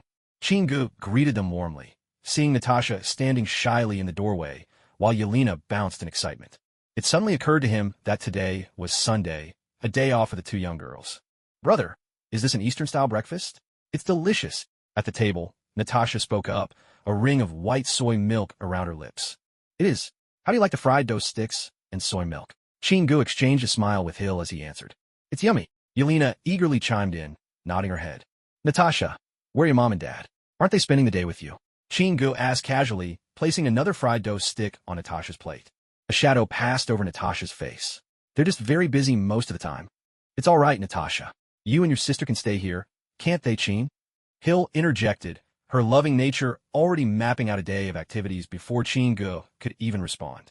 Of course, Kinye replied, smiling. Hooray, Yelena cheered, drumming her hands on the table with delight.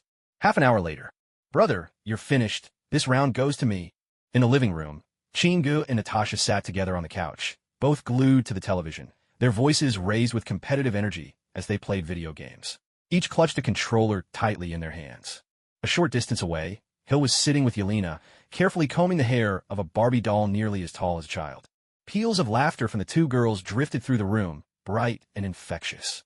As he watched their smiling faces, Chingu couldn't help but feel a flood of emotion. When Chingu truly found himself in close contact with the two men, he instantly understood the difference between Alexei and Captain Steve Rogers.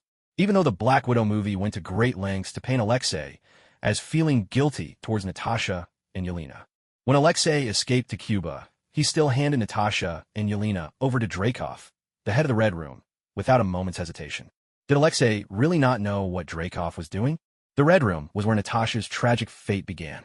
If Dreykov was the architect of Black Widow's miserable childhood, then Alexei was his willing accomplice.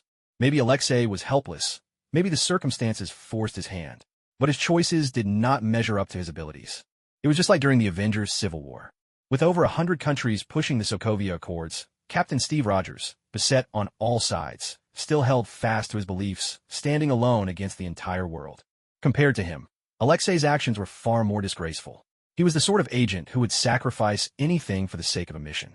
And when he finally saw Natasha and Yelena again, he had the audacity to gush with pride about Natasha joining the Avengers, as if it were his own accomplishment. It's hard to say whether Alexei was shameless or simply oblivious. Natasha, Yelena, aren't you coming home for lunch? Around noon, Melina finally showed up at the door. Melina chuckled. Oh, let them stay here, won't you? Hill, and I enjoy their company. It makes us happy. Look, I've even prepared a whole table of dishes, Chingu said with a cheerful smile, gesturing proudly at the feast. Natasha and Yelena had already thrown themselves at the table, devouring the delicious spread. These flavors from the East had swiftly conquered the hearts of the two little girls. Melina could only shake her head with a wry smile. Thank you, Chin. Alexei and I are always busy, so we can't spend as much time with them as we'd like. That's why they can be so clingy. It's no trouble, Melina. Whenever you have time, feel free to let them come over and play. Chingu replied warmly. Seeing just how much Chingu and Hill truly cared for the girls, Melina had no choice but to let them stay at Chin-Ji's house as long as they wished. Soon, a work truck pulled up outside Chin-Ji's home. With joyful squeals, Natasha and Yelena dashed out, circling the crew of craftsmen and giggling with excitement. A giant inflatable castle appeared. Now, the backyard had been transformed into a bona fide playground, a wonderland just for Natasha and Yelena. Natasha, keep an eye on your sister there. Make sure she doesn't get into trouble. Standing by the edge of the inflatable castle, watching the two girls dart about like a pair of sprites, Chingu offered a gentle reminder, the very picture of a loving father. Big brother, come here. Ileana, and I want to talk to you. Natasha waved him over, pulling Ileana by the hand. What's up? Chingu walked over, smiling at the two girls. Suddenly, Natasha and Ileana each hugged Chin-Ji's head from either side and planted a kiss on his cheeks, one on the left, one on the right. Giggle. Big brother, we like you. The two girls laughed, darting deeper into the castle. Chingu chuckled, gently touching his cheeks. It seemed like this was a pretty good start. At the very least, Natasha and Ileana, thanks to Chin-Ji's careful efforts, had already opened their hearts to him. Hearing the commotion, Melina emerged and saw the moment unfold. For a brief instant, an unspoken worry flickered across her eyes. Every morning at 8 o'clock. Brother, brother. The sweet, childlike voices calling for him had become Chin-Ji's daily wake-up call. Over the past few days, Chin-Ji's house had turned into Natasha and Ileana's regular stop. Even Melina barely caught sight of her two daughters these days. Melina, where are Natasha and Ileana? Why aren't we waiting for them to have breakfast together? At the table, Alexei looked up from his newspaper, raising the question with a puzzled expression. Melina sighed and shook her head helplessly. Oh, Alexei, these days I think they're more like Chin's daughters than ours. After school, every day, they run straight to his place. Suddenly, Melina's tone turned serious. How are your investigations going? Alexei lowered his voice. I checked the SHIELD database, and the details match perfectly with what Chin told us. He really was a bounty hunter, and a well-known one too. The Hound Prophet. I even made a few anonymous calls to other bounty hunters. Every one of them knew about Hound Chin Ge. Melina, I really don't think there's any problem here. You're being overly cautious. Only Dreykov knows who we really are. After a moment's silence, Melina nodded. I just worry that Natasha or Ileana might accidentally say something wrong. That's a fair concern. Tonight, have a word with Natasha, just to be safe. Dad, Mom, we're back. From outside, Natasha and Ileana charged into the room. After greeting Alexei and Melina, each of the girls scooped up a teddy bear and ran toward their bedroom. Are those still our daughters? Melina, 3 years will pass before you know it.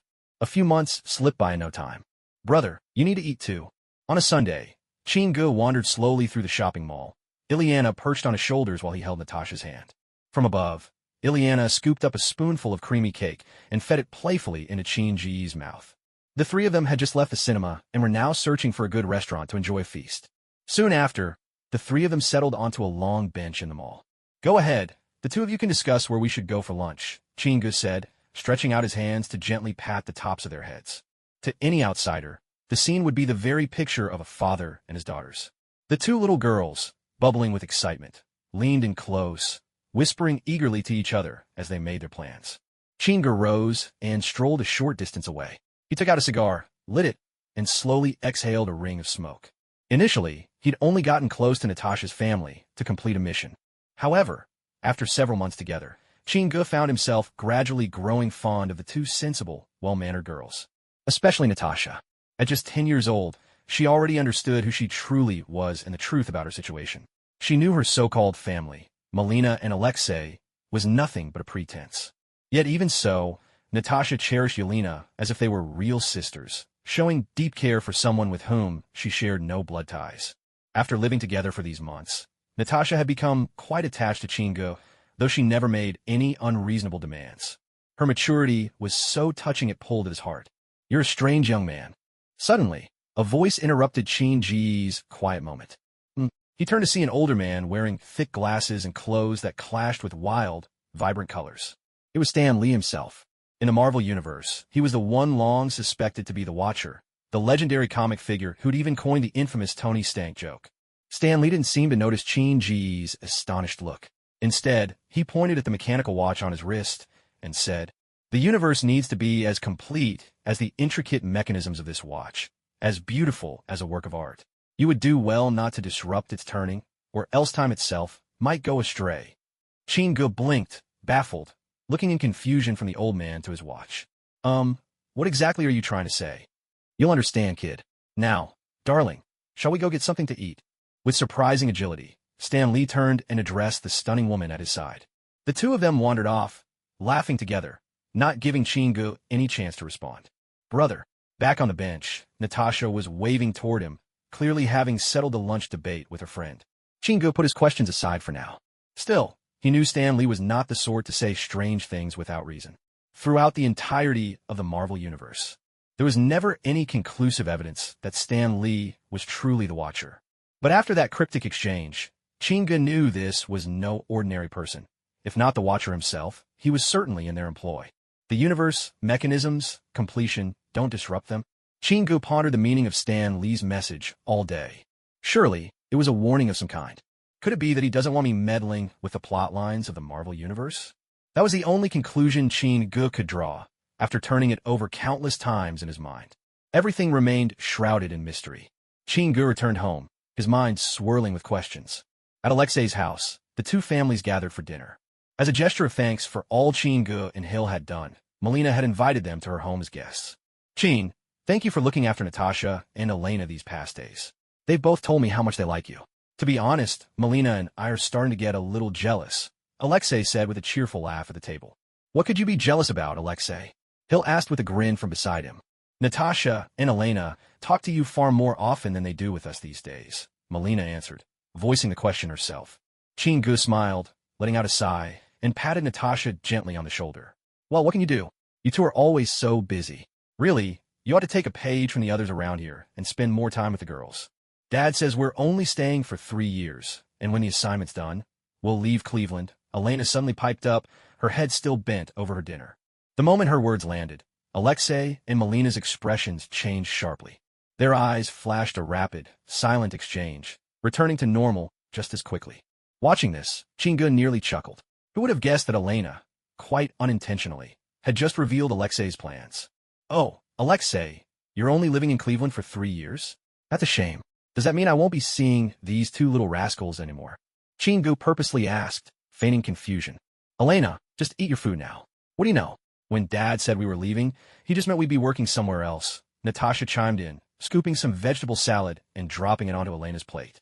Who would have imagined that, at this crucial moment, Natasha would step in to explain things for Chingu, showing real aptitude for spy's quick thinking. Oh, that's right. You know, we came to Cleveland just to try our luck. If nothing changes in 3 years, we might move on and try somewhere else. Alexei finally regained his composure and offered an explanation. Well, at least there's still more than a year left. Looks like I'll have to find more chances to spend time with Natasha and Elena. Chingu replied with a nod of understanding, then returned to his meal. As his words fell, the strange tension fluttered away, and both families shifted the conversation to lighter, unrelated topics. Later, in their room, Melina looked out at Chinji's house next door, the lights already out, shrouded in darkness, and spoke gravely. Alexei, something isn't right. What's wrong? Alexei asked, a note of unconcern in his voice. Good thing Natasha responded quickly today, and Chin's reaction was normal enough, but I think there's something odd about Hill, Melina said. I didn't notice anything, Alexei replied. Because I was sitting fairly close to Hill, I noticed something when Elena mentioned leaving in 3 years at dinner. Hill's hand trembled visibly, and she instinctively reached toward her waist. Melina shook her head as she spoke. You should know what kind of person would reach for their waist in a sudden situation like that. Alexei's expression grew dark. Are you suggesting that Hill might be a spy? I can't be sure, but didn't you already look into Hill's background? She's never held a job since graduating from university, and unless she served in the military or worked as a police officer, that move she made was extremely suspicious. Alexei, what do you think we should do? Melina fixed her gaze on Alexei. But you know, Chin and Hill have been wonderful to Natasha and Elena. I can tell Chin genuinely cares for them. If I take any action against them, wouldn't that be going too far? Alexei's face was lined with worry. I think we should detain them for now and find out what's really going on. If it turns out to be a misunderstanding, we'll release them when we leave in a year. What do you think of that? But if it's not a misunderstanding, then it means someone is watching us, and we'll have to get out of here fast, Melina suggested after a moment's thought. A long silence fell before Alexei finally nodded. All right, to be honest, I really like that young man Chingu. This cursed mission keeps making me do things that go against my conscience. And Natasha and Elena, if they ever find out what we're doing tonight, they'll probably never forgive us. Melina let out a heavy sigh. The entire neighborhood was eerily quiet, broken only by the occasional barking of dogs in the distance. Two dark figures slipped effortlessly over the chest-high fence surrounding Chinji's house. Somewhat surprisingly, the front door was unlocked. Alexei paused on the threshold, frowning in suspicion. He signaled with a subtle gesture. Alexei and Melina, both dressed head to toe in black tactical gear and armed with stun guns, stepped silently into the house. The wooden staircase creaked subtly beneath their weight. They quietly made their way upstairs, heading for the master bedroom. Alexei and Melina knew Chinji's house like the backs of their own hands. It felt almost as if they were back in their own home. What's going on? Staring at the empty, untouched bed in the master bedroom, Alexei and Melina exchanged baffled glances. Split up and search, one of them suggested. Damn it, could they have already escaped? That's impossible. Wait, Melina, do you think they've gone to the police? Or what if they've already exposed us somehow? Alexei's face turned ashen with dread. Across from him, Melina looked just as grim. She gritted her teeth and said, Let's go, Alexei. We have no choice but to leave now. Damn it, they fooled us both. Without a hint of hesitation after finishing their conversation, the two of them turned and headed downstairs. With a quiet click, the entire living room was suddenly bathed in bright light. Alexei and Melina were both exposed in the crystal clarity of the illumination.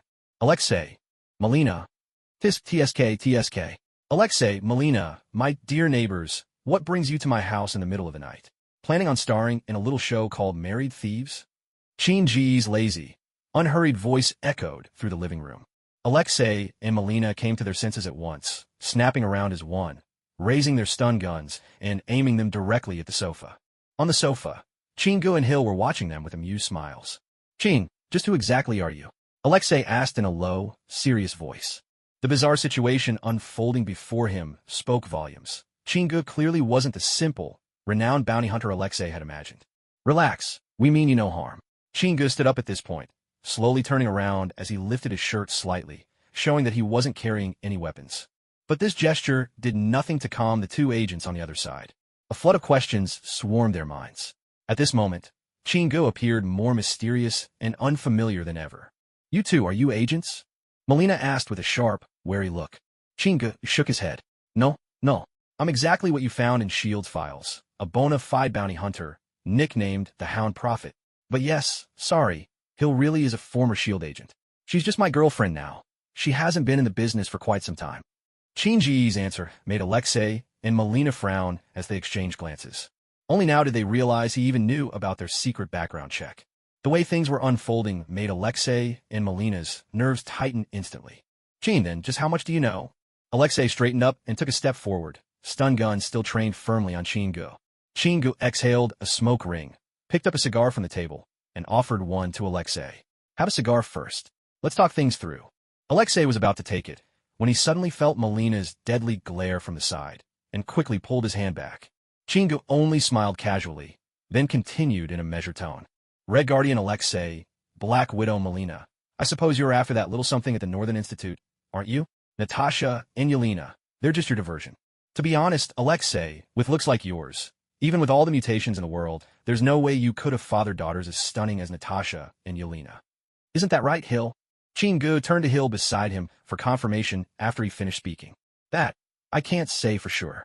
It's a question of genetics and heredity," Hill replied with a smile. While the two of them were distracted by their conversation, across from them, Alexei and Melina felt a storm surge in their hearts. In that instant, both of them were seized by the feeling of having been stripped bare and left exposed in the middle of a busy street. Suddenly, two tasers fired at once, their barbed wires trailing in the air. With a swift movement, Chingu leapt to shield Hill, placing himself right in front of her. The projectiles hit him squarely in the chest.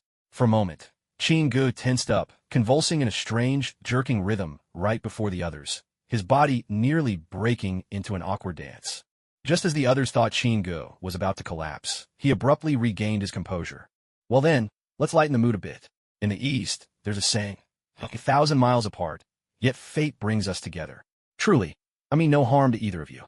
He suddenly stopped shuddering, casually plucked the taser barbs from his chest with 2 fingers, tossed them aside, and smiled as he spoke. But at this point, neither Alexei nor Melina could even manage a forced smile. Their opponent had shaken off a taser without so much as a flinch. "Alexei, grab him!" Melina barked in a low voice.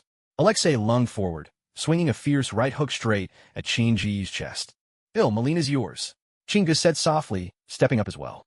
With a sharp, resounding crack, Chin-Ji's open palm met Alexei's heavy fist, stopping it cold in midair. Impossible.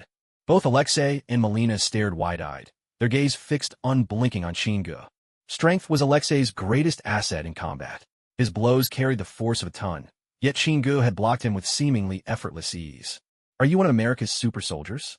Alexei blurted out involuntarily. "No, the source of my strength is nothing like yours or Captain Steve's," Chingu replied with a shake of his head. Once again, Alexei's punch was intercepted by Chingu. It was thanks to several months of combat training at Kamartaj that Chingu could now go toe-to-toe with even a super agent like Alexei without falling behind. Beneath their feet, the wooden floorboards shattered, splintered into fragments by the force of their struggle. "Alexei, you don't have to go all out. If you and Melina are willing to sit down and talk, I believe we can find a peaceful solution," Chingu said as their clash continued. But Alexei paid no heed to Chin-Ji's suggestion. With a roar, he grabbed a desk one-handed and hurled it at him with all his might. "You brute, Alexei! That was brand-new furniture." Chin-Ji snapped, instantly furious. As Alexei swung the desk at him, Chin-Ji's eyes flashed. Sparks of electricity gathered around his fists. Instead of retreating, Chin-Gu charged forward, smashing his electrified fist straight through the flying desk. They struck Alexei in the chest, landing with unstoppable force. Bang! In an instant, Alexei was sent flying backward. He crashed into the wall and then bounced down to the floor. Seeing this, Melina sprang into action, her long legs tightening like loaded springs. With a sharp, whistling motion, her right foot swung toward Qin-ji's head. "Melina, your opponent is me." At that moment, Hill darted in from the side, crossing her arms to block Melina's kick. Inside the room, the two women's long legs tangled together. One had gone undercover, posing as an office worker. The other, having retired from S.H.I.E.L.D., now followed Qin-gu in his questionable pursuits. Both were strikingly beautiful, evenly matched in both looks and skill, now locked in a brutal, close-quarters fight. "Hill, don't embarrass S.H.I.E.L.D. Reverse, lift your knee, that's it, just like that." Off to the side, Qin-gu shamelessly enjoyed the show, happily offering commentary as the two fought. A cough broke through the tension. Alexei was finally coming to his senses after being stunned. Clearly, Alexei hadn't undergone the specialized anti-electrocution training that Steve had, and against Qin-ji's electric punch, he'd lost all combat ability in an instant. Melina drove her fist into Hill's chest. Hill staggered back a few steps, pain written across her face. "Melina, you can't do this. Why must women make things hard for each other? Besides, is that punch meant to destroy my happiness?" Qin-gu said, frowning as he supported Hill. But Melina gave no reply. She launched a fierce kick toward Qin-gu. Qin-gu shoved Hill aside. With a quick sidestep, he dodged Melina's attack. What he didn't expect was that Melina would suddenly duck low and spring into his arms. Before he could make sense of the sudden, soft sensation, her strong, agile legs snapped shut around him like a pair of scissor blades. In one swift move, Melina trapped Qin-ji's neck between her thighs, grounding herself with both hands like a python coiling around its prey. She meant to use her momentum to hurl Qin-gu to the ground. It was the signature move of the Black Widow. However, this kind of grappling technique, drawing from jiu-jitsu, failed to have the intended effect against Qin-ji's sheer strength. Only then did Melina realize, no matter how hard she squeezed with her legs, she wasn't grappling with a person, but with an immovable iron bar.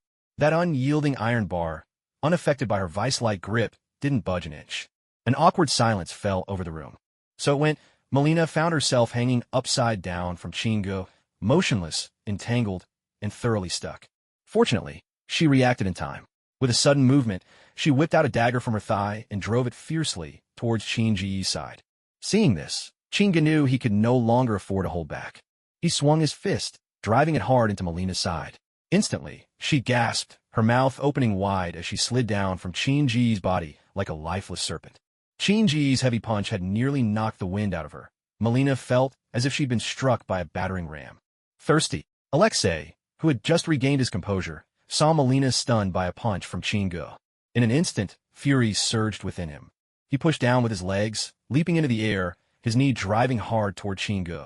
With a snap of his right fingers, Qin-gu sent 5 ropes flying from the corners of the room, restraining Alexei mid-air, pulling him back as if he were being quartered by horses. Just as Alexei tensed, trying to break free from the ropes, Qin-gu slipped to his side in a blink. He landed a punch right into Alexei's soft abdomen. Alexei crumpled onto the floor, curled up tightly, gasping for breath, as if he were a shrimp thrown into a hot pan. Qin-gu took a step back in surprise.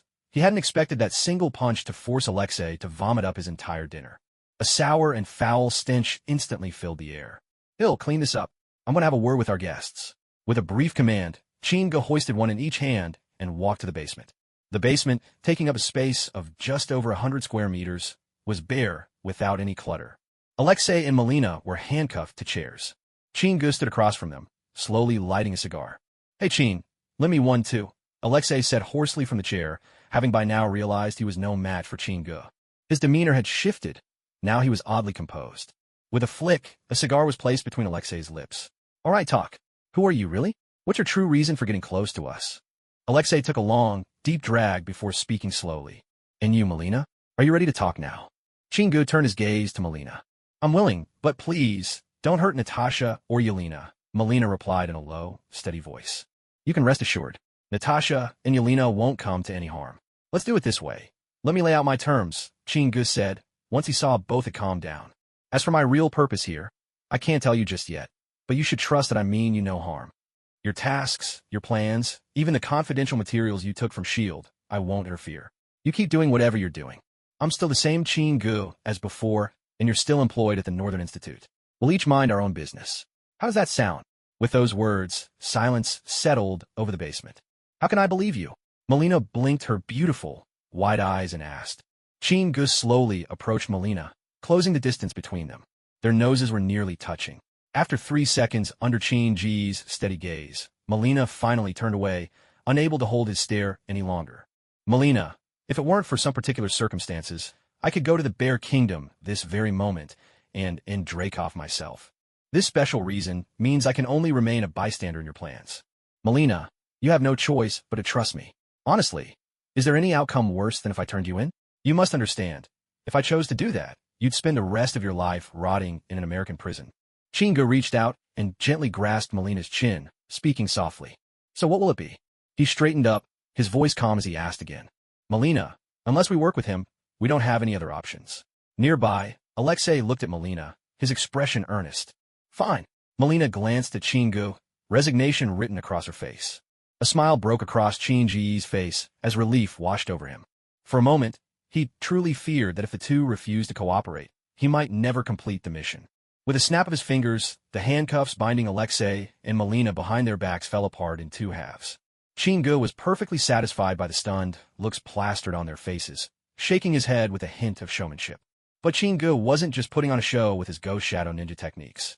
He wanted to leave them with the impression of someone deeply mysterious and unpredictable. The smashed tables and chairs had already been cleaned up by Hill. Chin-gu passed 2 glasses of wine to Alexei and Melina, raising his own in a toast. Come on, Red Guardian, Black Widow. Let's drink to our partnership. I don't like being called Black Widow, Melina replied, her face steely. I understand. It's all because of that bastard Dracoff. Cheers. Cheers. Chin, why did it feel like I was struck by lightning when you hit me earlier? Alexei downed his wine in 1 gulp. Curiosity piqued. There are 8 great demons in hell. The 4th among them is Zongsu, Lord of Lightning, who commands the magic of thunderbolts. What you felt is part of the power I inherited from him. But as of now, I'm far from mastering all of his abilities. Chin-gu spoke slowly, almost as if reciting a legend. Hell, 8 demons? Alexei looked bewildered, glancing at Melina for answers. Melina, have you ever heard of the 8 great demons? Zongsu? Why have I never heard this before? Jackie Chan Adventures. Chin-gu responded with utmost seriousness. Come on, Alexei, let's go. Honestly, can't you tell he's not being serious? Melina couldn't take it any longer. She dragged the big man out of the room in a hurry. The days that followed, it was as if that night had changed nothing at all. Natasha and Yelena continued to show up at Chin-ji's house every day. He cared for the 2 girls just as he always had. Mom, Gidge is taking us to Disney today. You'll have to make lunch for yourself, Natasha called out cheerfully. By the door, Melina watched as Natasha and Yelena bounced excitedly into Chin-ji's SUV. With a complicated look, Melina let out a long, weary sigh. Who are you really?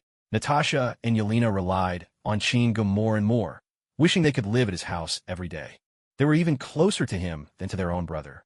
At that moment, a hand landed on Melina's shoulder. Maybe Chin just wants us to play along, nothing more. Let's hope that's all it is. Night had just fallen on Christmas Eve. On the highway leading home from downtown, a black Mercedes roared along with a low, mechanical rumble. Natasha and Yelena were huddled together, whispering secrets to each other. Ahem, you two. What are you talking about that I'm not allowed to hear? Chin-gu, driving in front, couldn't help but ask as he noticed the girls whispering. We're not telling you. This is girl talk. Natasha giggled playfully, covering Yelena's mouth as she answered. My, Natasha, you're growing up to be quite a young lady. But as soon as he said it, Chin-ji's face abruptly changed. Both of you sit tight. I'm going to speed up. For the first time ever, his voice grew stern, cutting through the playfulness. The SUV's engine roared fiercely, and the car lunged forward. But just 10 minutes later, Chin-gu stomped hard on the brakes. The tires screeched, leaving thick, rolling smoke behind them. Stay in the car, both of you. No matter what happens, do not get out. Natasha, take care of your sister. Do you understand? Chin-gu turned with a grave expression, his tone low and commanding. Though just 10 years old and unsure what was happening, Natasha nodded obediently. With a click, the car door closed as Chin-gu got out and slowly walked ahead. Under the headlights, a group of people stood silently in the middle of the road. Chin, be careful. Suddenly, Hill's voice rang out from the crowd ahead. Hill, Alexei, and Melina were being held at spear point by 6 of Wakanda's royal guards, dark as shadows, their vibranium spears gleaming. Off to the side, Chaka stood tall and silent, his eyes fixed on Chin-gu as he approached. Chaka, is this what the Panther Goddess Bass taught you? Chin-gu stopped a dozen meters from him, his voice icy. Silence. The Panther Goddess is not to be defiled by the likes of you. came the metallic ring of Chaka's voice from behind his mask. Humph, Chaka's always been an honest man. Don't go leading him astray, Chinga said with a mocking sneer. Just then, Chaka stepped forward, razor-sharp vibranium claws springing from all 10 fingers. Crossing his arms over his chest, he swung powerfully forward.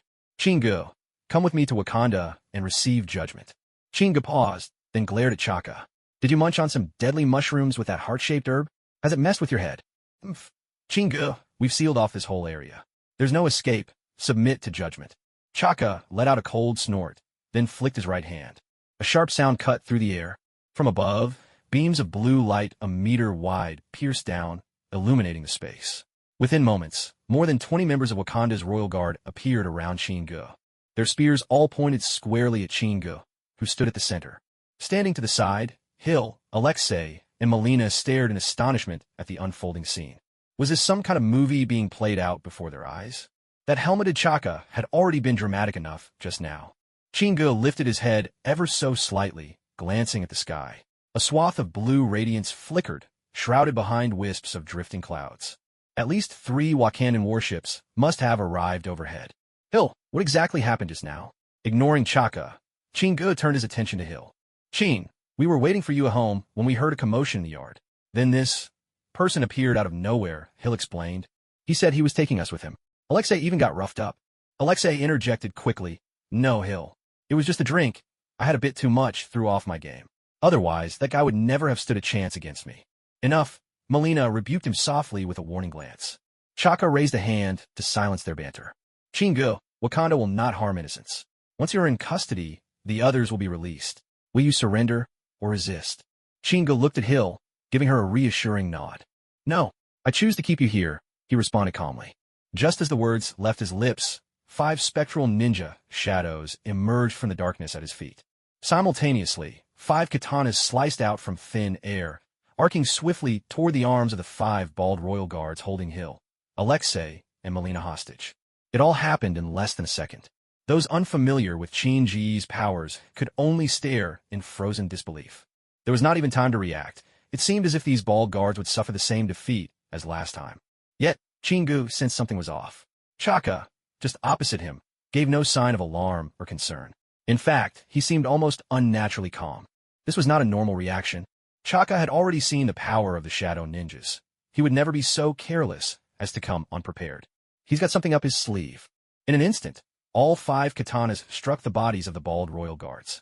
Suddenly, a strip of pale blue light, about the width of a hand, shimmered over each guard's skin. The barrier was faint, thin as gossamer, stunningly beautiful as if crafted from glass. Yet it easily knocked aside the shadow ninja's blades. A harsh crackle followed as each of the 5 royal guards' spears flared with dazzling blue energy. 5 thick beams shot out, each as wide as a wrist, and struck the shadow ninjas squarely. At once, the ninjas dissolved, bursting into clouds of black mist that vanished into the air. Chin-Ji's eyes grew solemn and dark. This time, the shadow ninjas had been decisively neutralized. Humph. Chingo, your subordinates can't help you this time. I told you long ago, Wakanda's strength is beyond your imagination. Chaka spoke with an unyielding, dominating air. Though he couldn't see Chaka's face, Chingo could sense a hint of smugness in his voice. Hill, what are those things? My God, is it magic? Not far away, Alexei called out to Hill, his mind reeling in disbelief. At this moment, Alexei felt like his wits were failing him. He had always assumed that, aside from Captain Steve, there was no one on Earth who could rival him. That belief had shattered the night he fought Chinga. It was then he realized just how naive he'd been. Now, after witnessing the brutal exchange between Chinga and Chaka, Alexei understood that Chinga had been holding back against him. And those 10 phantom-like ninja warriors, moving like shadows, with the menace of demons from hell, were nothing he could handle. Chin has many tricks up his sleeve, Alexei. The world is far more complex than we know. Off the beaten path, on a deserted stretch of highway, fireworks erupted across the distant skyline as households everywhere ushered in Christmas. Chaka, it seems you figured out what I'm capable of. Chin-Ji's voice was calm, betraying no trace of panic. For the scientific powerhouse that is Wakanda, the creation of personal energy shields was hardly a surprise. Last chance? Come with me quietly, or must I defeat you myself? The impatience in Chaka's voice was clear. Chinga clenched his fists. True warriors aren't the pride of Wakanda alone. The meaning behind his words was unmistakable. Very well. Chaka snapped, sweeping his arm forward. The circle formed by the royal guards surrounding Chin-gu slowly widened. Chaka advanced a few measured steps. Clearly, he wanted a direct showdown with Chin-gu, to reclaim the lost glory of Bast, their goddess, by besting his rival face to face. The Black Panther boots scraped sharply across the ground. Bathed in the glow of headlights, Chaka darted to Chin-ji's left in a blur, his right hand slashing toward Chin-ji's waist. The gleam on his vibranium claws was cold and menacing. Chin-ji's right leg shot up without warning, whipping through the air with the force and whistle of a cannonball, aimed straight for Chaka's head. Alarmed, Chaka leapt back 2 paces, narrowly dodging what would have been a mutually destructive strike. He hadn't expected, after more than a year apart, that Chin-ji's fighting skills would have improved by leaps and bounds. That kick was a move the old Chin-gu could never have pulled off. But Chin-gu didn't hesitate. He drove forward, knee first in a lightning charge, aiming a ferocious blow at Chaka's chest. Just as Chaka swung both claws to fend him off, 2 of the phantom warriors emerged from the shadows behind, hurling cords that snaked around his arms, catching him unawares. "You coward! Where's your warrior's honor, calling for backup like that?" In the heat of the moment, Chaka swore as he stumbled backward. His vibranium claws slashed through 2 ghostly ninja figures, which burst apart and faded in a swirling black mist. Among masters, though, the advantage can shift in an instant. Though Chaka had managed to break free from his bonds, he was still met with a fierce kick to the chest from Chin-ji's rebounding right leg. He tumbled across the ground for over 10 meters, then flipped to his feet, ready for another round. "Oomph. These ninjas are my weapons. Chaka, aren't you relying on Wakandan tech to pick a fight with me? If you're so honorable, then take off that Black Panther suit and face me man-to-man." Chin-gu retorted with a mocking snort. "Never," Chaka replied through gritted teeth. "Then stop whining like a weakling." Chin-gu shot back with contempt. "Chin-gu, do you really think these tricks are enough to defeat me?" Chaka spat out, with hatred from across the field. With a sudden surge, Chaka became a shadow in the night, charging forward. Dozens of glints swept by as 10 shurikens spun through the air toward the speeding Black Panther. Relying on the formidable armor of his suit, Chaka ignored the barrage, letting the shuriken bounce harmlessly off him, scattering with bright metallic pings. Chin-gu darted aside, evading the strike from the vibranium claws. Yet again, dozens of ropes lashed out, trying to hem in Chaka's movements. This time, though, he didn't hesitate. His royal guards unleashed a flurry of pale blue energy spears, sending out streaks of crackling light. 6 of the shadow ninjas were caught in the barrage and vanished into thin air. What began as a duel had now devolved into chaotic melee, catching even Chaka and Chin-gu off guard. With a thought, Chin-gu commanded 10 more ghostly ninjas to melt into shadows and infiltrate the ranks of the royal guard. But this time, the defenders had come prepared. Each guard was outfitted with a personal energy shield. The shuriken and katanas of the shadow ninjas struck, but could not breach the defenses. On one side, the ninjas were undying, elusive as phantoms.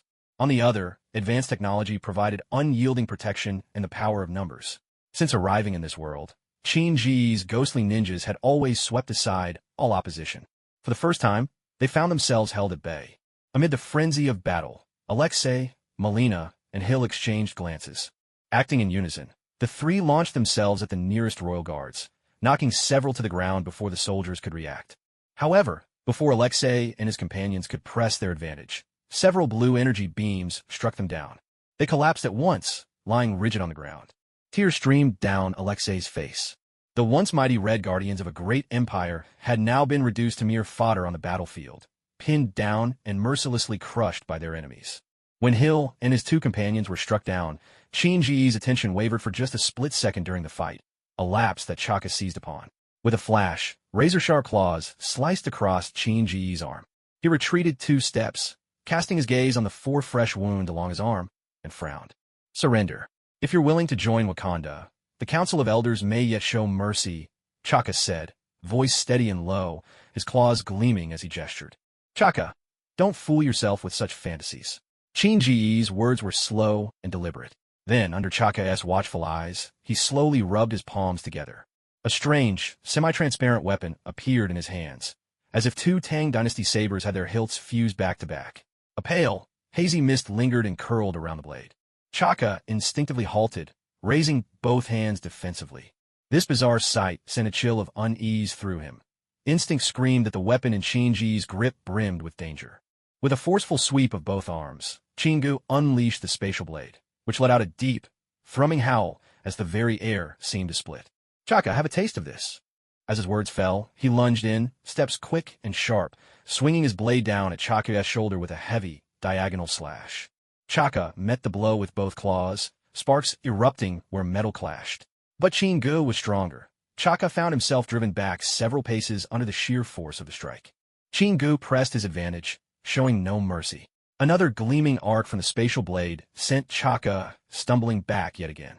"One more time, Chaka." Shinji's arms bulged, muscles twisting beneath his skin like coiled dragons as he shouted.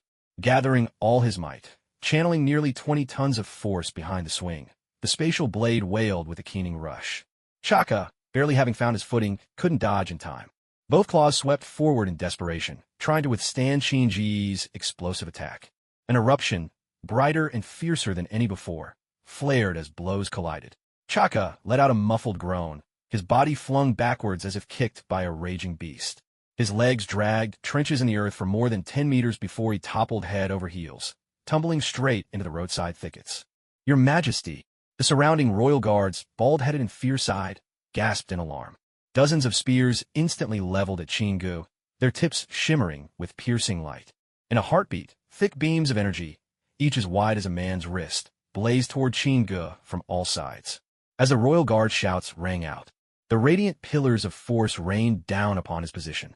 Barely pausing to breathe, Chingu darted for the shrubs where Chaka had fallen, twisting and maneuvering with uncanny speed to avoid the brunt of the searing attacks.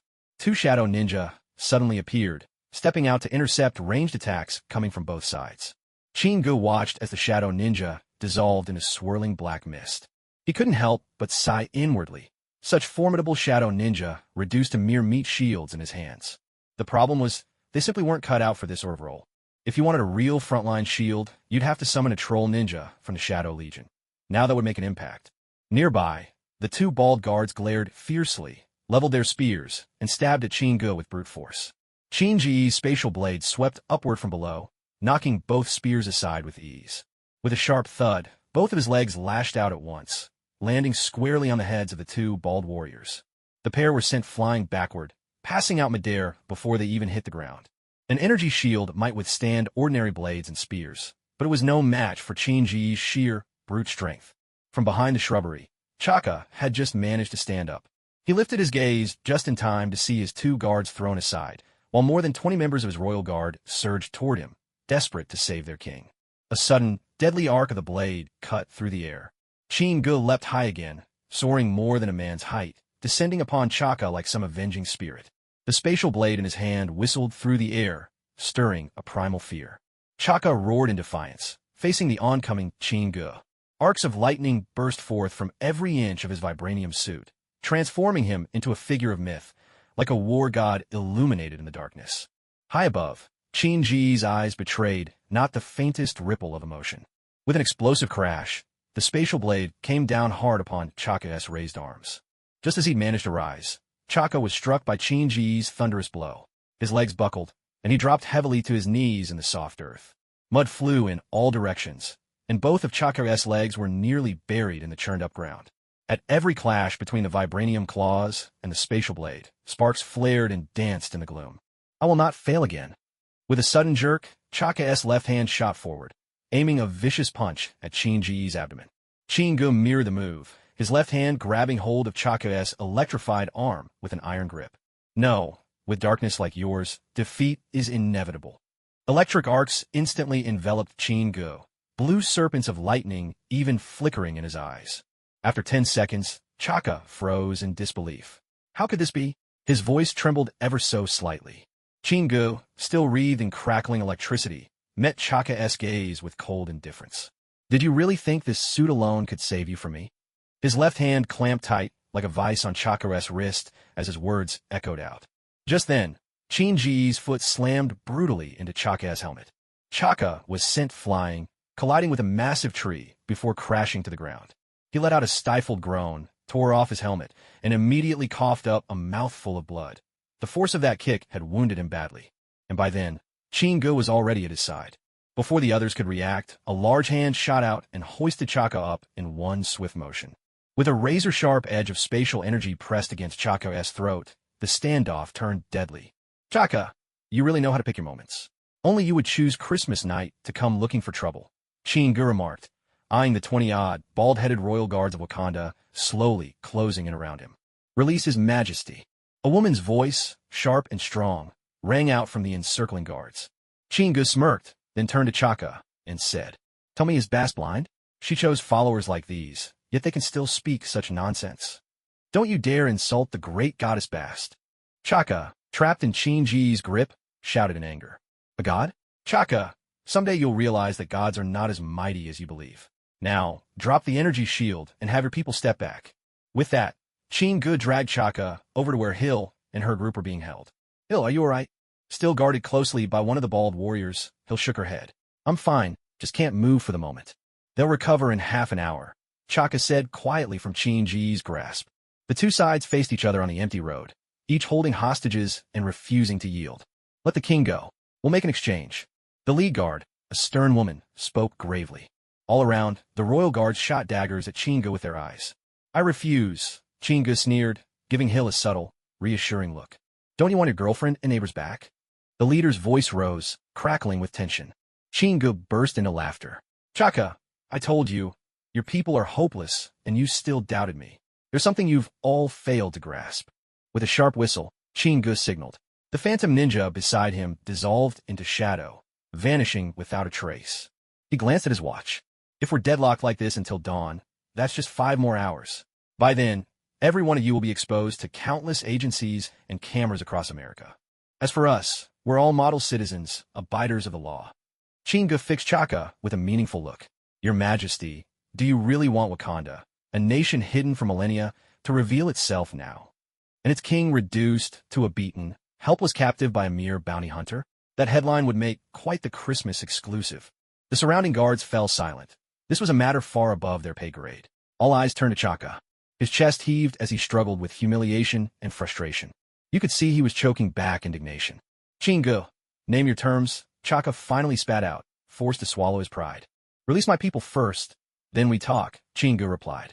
A heavy silence lasted the span of 10 heartbeats before Chaka, after much effort, managed to utter 2 words. Drop the shield. Release them. A flash of light streaked through the air. A translucent energy shield rose 100 meters away. Within that 100-meter radius, the entire space was sealed off by the Wakandan battleship. At that moment, Natasha and Yelena jumped out of the SUV and ran over. Natasha, take care of your sister and your mother, Chingu instructed, then began backing up slowly toward the SUV, pulling Chaka with him. Chin, what do you want now? Chaka asked, seeing that Chingu still had no intention of letting anyone go. What do I want? Chaka, you came here and beat up my neighbor, then kidnapped my girlfriend. Did you really think you could just walk away after all that, as if nothing happened? Chingu pulled Chaka into the back seat of the SUV. Hill, drive us back, he ordered. He rolled down the window, calling out to the crowd of royal guards with shaved heads outside. Don't worry, I'll make sure your king gets home in time for Christmas, and we can discuss the terms for everyone's release then. Just leave behind a few of you if you like. And if you're not afraid of being discovered, suit yourselves. The engine roared to life, carrying them all speeding toward Chingu's house. In the dining room of the Alexei family home, a massive roast turkey was set in the middle of the table, steaming hot. Everyone sat in silence, eating their meal. Natasha and Yelena kept casting curious glances at Chaka, who sat at the table with a gloomy look on his face. Hill, our king here is a guest from afar. Pour him a drink, Chingu said with a smile to Hill beside him. A glass of strong liquor was offered to Chaka. Chin, is Wakanda really in Africa? But how could there be such advanced technology there? Alexei asked in a low voice from across the table. Melina and Hill, sitting nearby, pricked up their ears, eager to hear Chingu's answer. If it weren't for Chaka's fluent English and human appearance, Alexei and the others would have thought they had met an alien. Energy weapons that looked like spears, vibranium armor that was immune to bullets and blades. It was all so fantastical, so far beyond the technological level of Earth.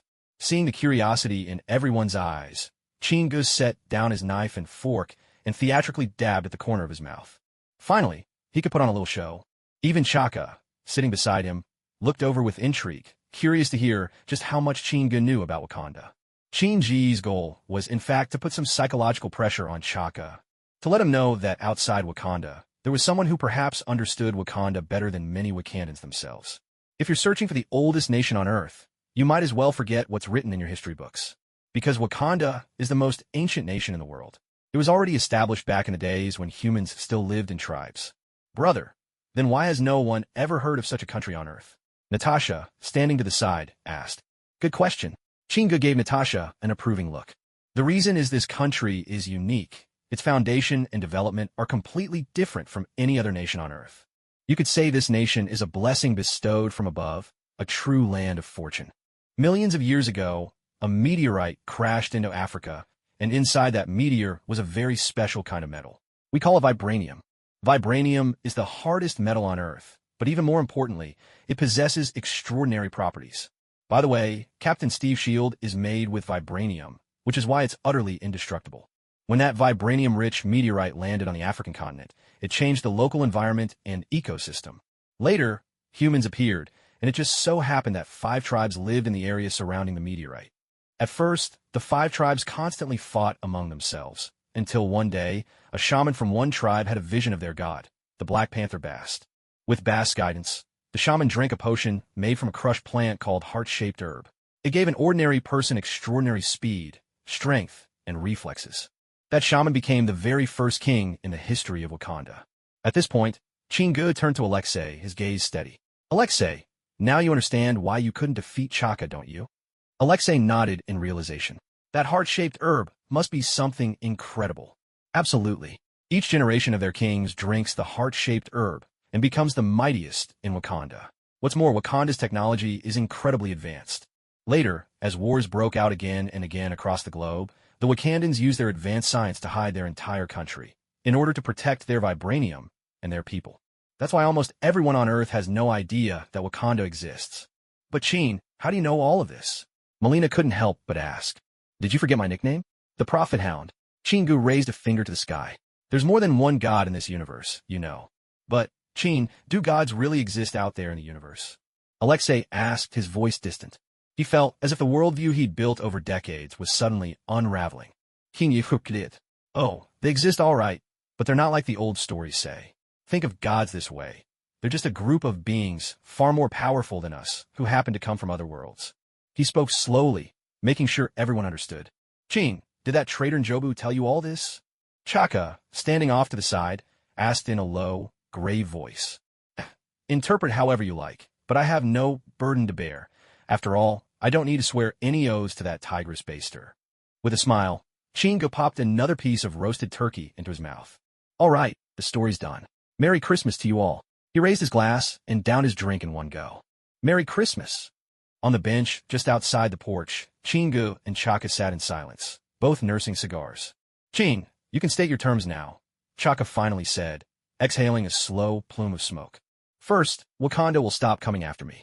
Second, compensation for damages. How much do you want? How much do you think a king of Wakanda is worth? Chingu shot back with a faint smile. Chingu, don't try to provoke me. I won't let you make a fortune off my so-called honor. All right, then let's turn your honor into money and see how it adds up. Chingu started counting on his fingers. Hill suffered your threats and a terrible fright. $100 million. You ruined the Christmas celebration I'd so carefully prepared. Another $100 million. 3 gashes on my arm. $300 million. The hush money for 6 people. $600 million. That honor of yours that you think isn't worth anything. $100 million. And that drink you had, a 30-year-old ergotu, another $100 million. That brings the total to $1.3 billion. Care to pay in dollars or vibranium? Looking at Chin-Ji's deadpan expression, Chaka sprang to his feet, furious. This is blackmail. Unruffled, Chin-Gu rose as well, tipping the ash of his cigar toward Chaka's face. This is slander, so let's add $200 million for damage to my reputation. Round it up for you, a grand total of $1.5 billion. If I don't get the money, tomorrow I'll be at the biggest news outlets in America, telling the world everything about Wakanda. You? Chaka glared thunderously at Chin-Gu, but didn't move a muscle. His Black Panther suit had already been stripped away by Chin-Gu. Starting a fight now would only end in humiliation. So, can you accept my terms? I always prefer a diplomatic solution, but you're free to refuse, Chin-Gu asked, his tone light and airy. Is that all? State all your conditions, Chaka said through gritted teeth, glaring at Chin-Gu. One last thing, simple enough. Give me 10 suits like your Black Panther armor. Impossible. Chaka flatly rejected the demand. Just then, a Wakandan warship, cloaked in dense mist, hovered above Chin-Ji's house. A blue beam of light shot down. 3 figures appeared in the backyard. As the wooden door swung open, Chin-Gu led Chaka slowly toward the rear garden. There, in the center of the yard, stood a tall, regal black woman. TSK. I didn't expect this. Welcome, Your Majesty Ramanda, the great queen of Wakanda. Chin-Gu spoke with a warm smile. So you're the one who defeated Chaka, aren't you? Young man, you're truly remarkable. Queen Ramanda of Wakanda stepped forward, her words measured and dignified. Her voice was neither too loud nor too soft, perfectly paced, and carried the unmistakable authority of a ruler. Your Majesty, I hope you haven't come all this way just to praise me.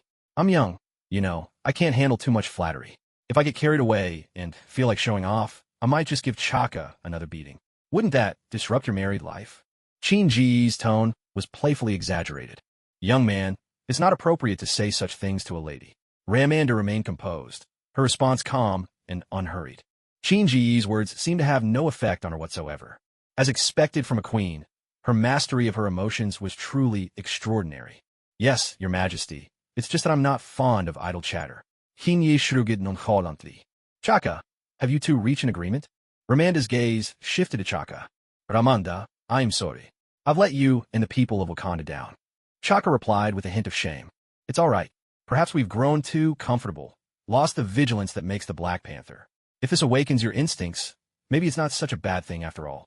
Chin-Gu couldn't help but give Ramanda a thumbs up. No wonder she raised a child as exceptional as Black Panther. This queen had a way of speaking that put people at ease. All right, Queen Ramanda. If there are apologies to make, let's save them for later. There are 3 conditions. First, Wakanda will not trouble me again.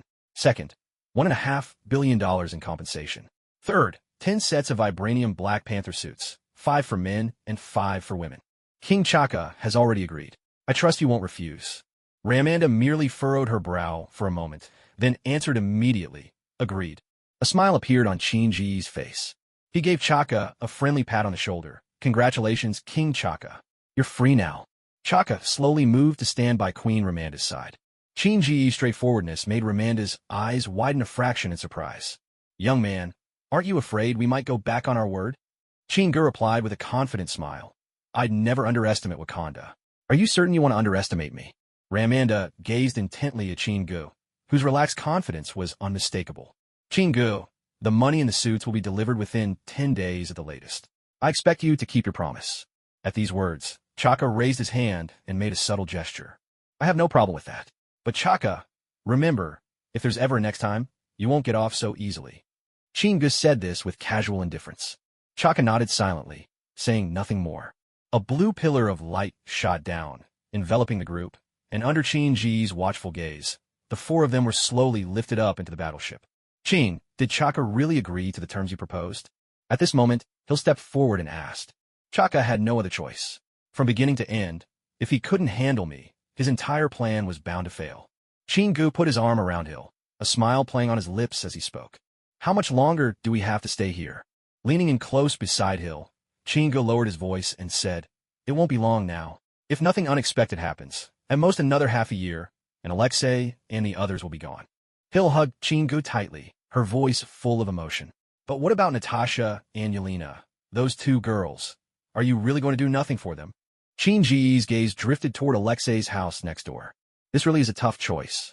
Saving Natasha and Yelena wouldn't be hard, but changing things might affect more than just their fates during this period. What are you worried about? This world is too complex. Right now isn't the time for me to start altering everyone's destinies at my whim. For now, let's put it aside.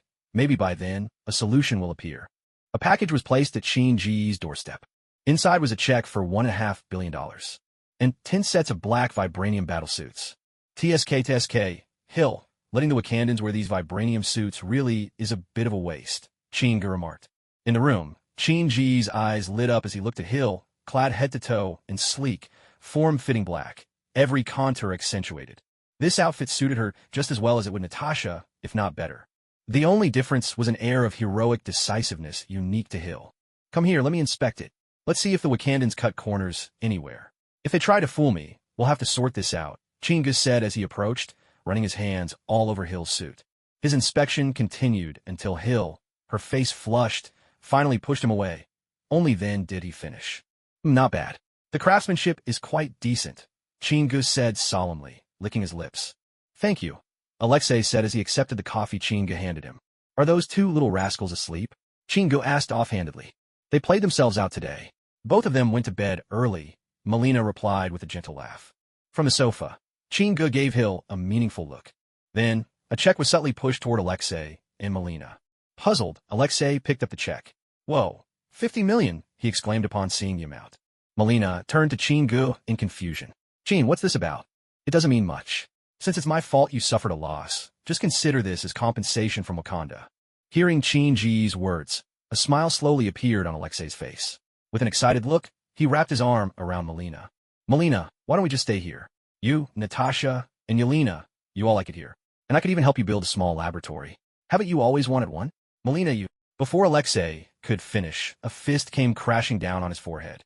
Instantly, Alexei flew backward, knocked out cold, lying sprawled on the floor nearby with his rear comically sticking up. He was still clutching the check tightly in his hand. Alexei, Chin, why did you do that? The sudden turn of events shocked Melina, who leapt up in surprise. Chinga walked over to Alexei's side, folded up the check, and slipped it back into his own pocket. He turned to Melina and spoke softly. Melina, when Alexei wakes up, please apologize to him for me. I can't give him this money, not yet, and you both must see Dreykov's mission through. If you don't, not only will you lose the 50 million, I won't let him walk away so easily. 22 years from now, I'll personally bring this money to you and Alexei. Upstairs was Hill's bedroom window. Hill had already drifted into a deep sleep. Chinga stood at the window, quietly watching Melina help Alexei back inside. Originally, Chinga wanted to give Alexei 50 million purely as compensation. But seeing so much money, the first thought that sprang into Alexei's mind was abandoning Dreykov and Melina, choosing a life of seclusion. A bottle of vodka every day, lost in drunken revelry. That was the future Alexei had in mind. He would be happy, but that would completely unravel the Marvel storyline. There would be no Black Widow, no Natasha. The Red Room's destruction would never come past. Who would accompany Hawkeye to Vormir? Who could calm the raging Hulk? Change Alexei's fate, and Natasha's fate is altered as well. With Natasha's role changed, the Marvel world would become a parallel universe, unrecognizable and strange. That was the thought haunting Chinga when he struck Alexei and knocked him out. But what truly made his decision agonizing was that Natasha and his memories. It was only a few months before Alexei's family's defection. Sigh, system, why did you assign me this kind of task? Chinga let out a soft sigh. The days were growing hotter. As if feeling that the days of separation were drawing near, Chinga grew ever closer with the two little girls. They spent almost every day at Chinga's home. He would take them to and from school each day. Delicious meals, each one crafted with a new twist. All sorts of toys, in endless variety. Whenever Natasha or Yelena asked for something, Chinga would always make it happen, no questions asked. This, of course, drew teasing remarks from their neighbors, Alexei and Melina, who would sometimes grumble in jest, wondering aloud if Chinga was trying to adopt the two girls for himself. Only Chinga knew the truth, that all of this was just his way of easing the guilt in his heart. For Natasha, after all, happy days like these were far too short. Yelena, when are you guys planning that camping trip? It was in the evening when Chinga, setting a seared steak on Yelena's plate, asked the question offhandedly. He didn't actually know when Alexei planned to start their escape. The date was a mystery. He only remembered that, of everyone in the family, Yelena was the only one who truly believed her father was taking them out for a vacation. Big brother, I don't know. Dad said it'll be soon. Any day now. With a puzzled look, her chubby cheeks puffed out as she spoke. Under Chinga's attentive care, Natasha and Yelena both looked healthier than they ever did on the big screen, rounder, a bit taller, and full of life. Especially Natasha, who had already grown tall enough to reach Chinga's shoulders. Natasha sat quietly to the side, eating her dinner, her lips sealed against the flow of conversation. This thoughtful girl understood the family's circumstances, and her mood tonight was somber. Big brother, will you come visit us someday? Natasha spoke softly, her head bowed. Tears fell from her eyes in silent drops, pattering into her plate. She understood that their parting was close. It hurt her to think of leaving Chinga behind. Since losing her mother, Natasha had felt a warmth and sense of family from Chinga that even Melina and Alexei hadn't given her. Chinga took a seat beside Natasha. He reached out, wrapping an arm around her shoulders. Natasha, be strong. Believe me, we'll meet again. I promise. Natasha sniffled, then lifted her eyes to look at Chingu, hope flickering within them. Really? To Natasha, Chingu seemed larger than life, someone powerful, almost superhuman, with abilities that defied explanation. Of course. Let's seal it with a high five, Chingu said, offering his large hand. Her delicate hand slid into his palm, and for a moment, Natasha clung to him, wrapping her arms tightly around his waist. Big brother, I like you. Natasha, I like you both too. Yay, came Yelena's wild cheer from the side, startling Chingu into a moment of stunned silence. Natasha, you finally said it to Big Brother. Yelena shouted, her grin goofy and lopsided. Of course. He's the best to us. Don't you like him too? Natasha shot back, craning her neck in mock challenge. With a giggle, Yelena answered, well, this time, Big Brother has to come camping with us. Chingu could only shake his head at the two bickering little imps. The smile faded from his face, though, as he watched them. Suddenly, the urgent sound of knocking echoed at the door. Chin, I'm sorry. Are Natasha and Yelena here? I have to take them away now. Melina, the gatekeeper, seemed anxious. She hadn't even had time to tie up her hair. What's got you so rushed? Chingu asked quickly. He had already guessed that Alexei must have stolen the brain control technology from S.H.I.E.L.D. I am sorry, Chin. Thank you for looking after us all this time, but we have to leave. Melina gazed at Chingu in a daze, her words lingering in the air. Then she stepped forward and hugged Chingu tightly for 5 seconds. All right, I said I wouldn't interfere in your business with Alexei. It seems this time, it truly is goodbye. Natasha, Yelena, it's time to go. With that, Chingu turned and called out to the two girls at the dining table.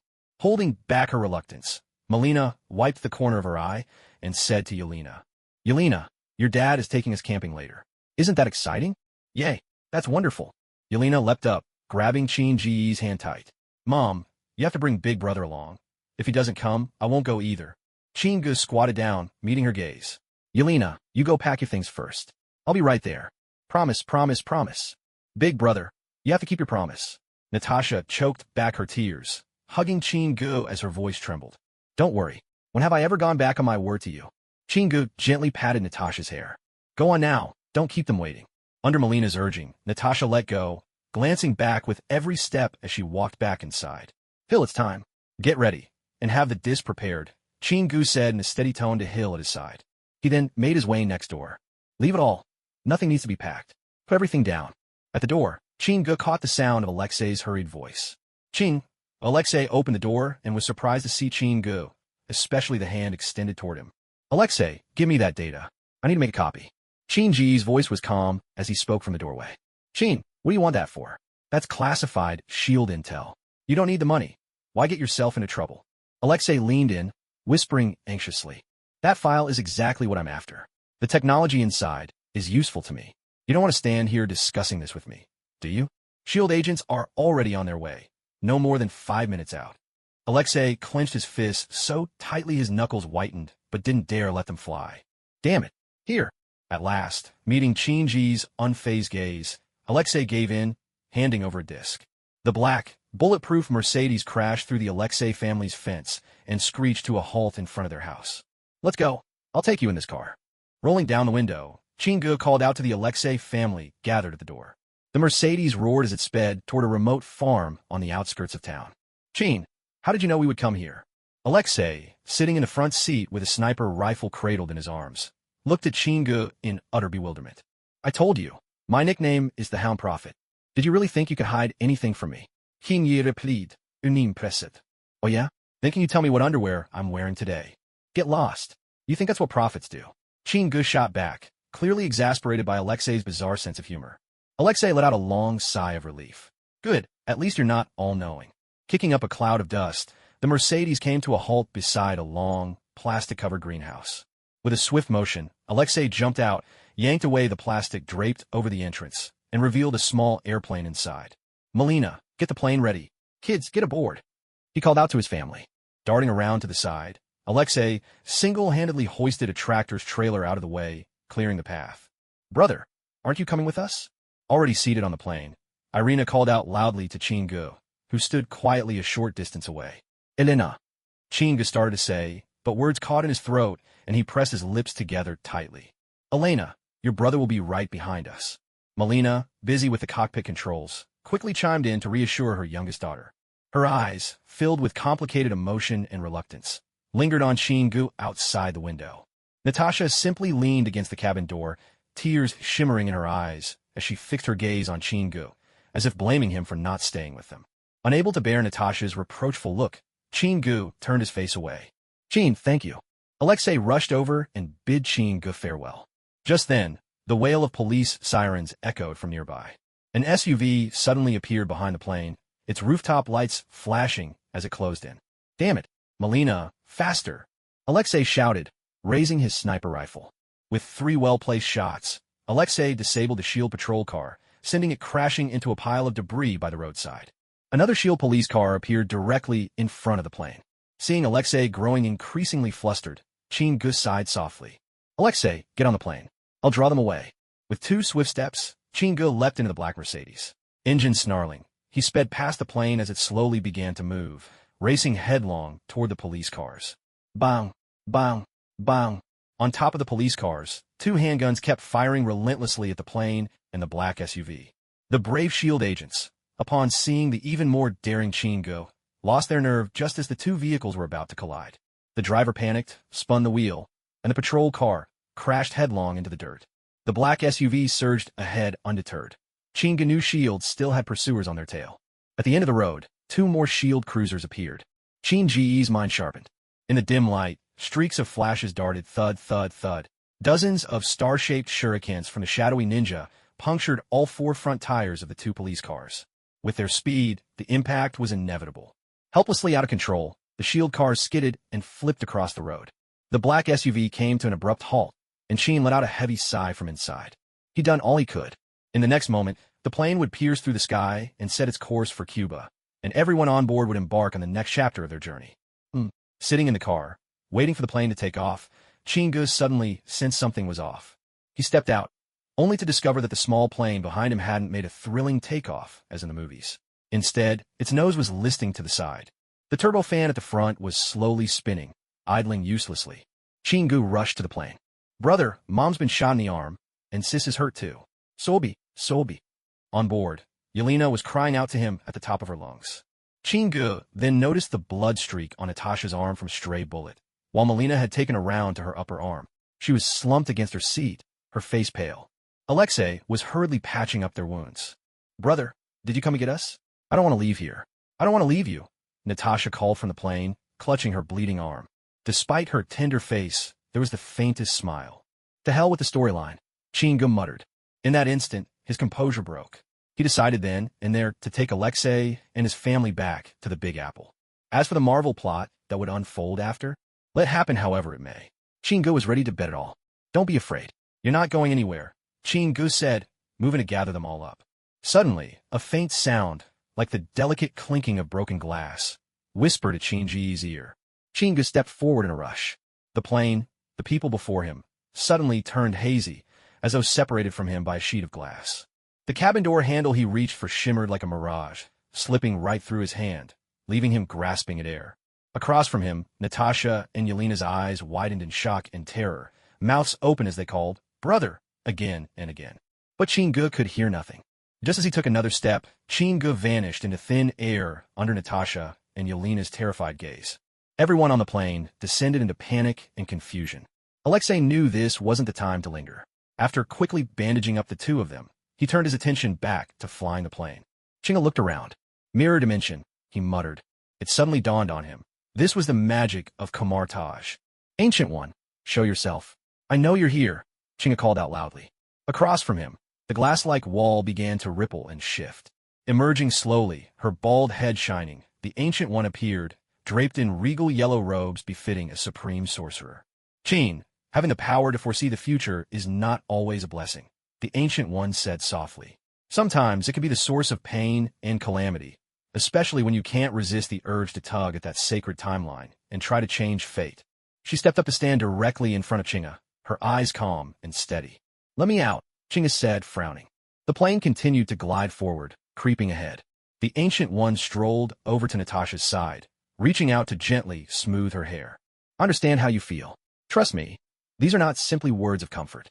Over the centuries, I have witnessed and experienced more tragedies and sorrows than you can imagine. There's no need to talk about the timeline. The universe holds boundless possibilities. How could destiny ever be set in stone? Chinga shook his head, retorting. When life is weak, it is always predetermined, just like those chickens or fish lying helpless in your bowl. The Ancient One replied serenely. I can let Alexei and Melina go, but Natasha and Yelena must stay. These two shouldn't have to endure such suffering, Chinga declared, taking a resolute step closer and fixing the Ancient One with a steely gaze. The Ancient One shook her head. Chinga, I am grateful for your compassion, but the sacred timeline threads together the past, present, and future of the entire universe.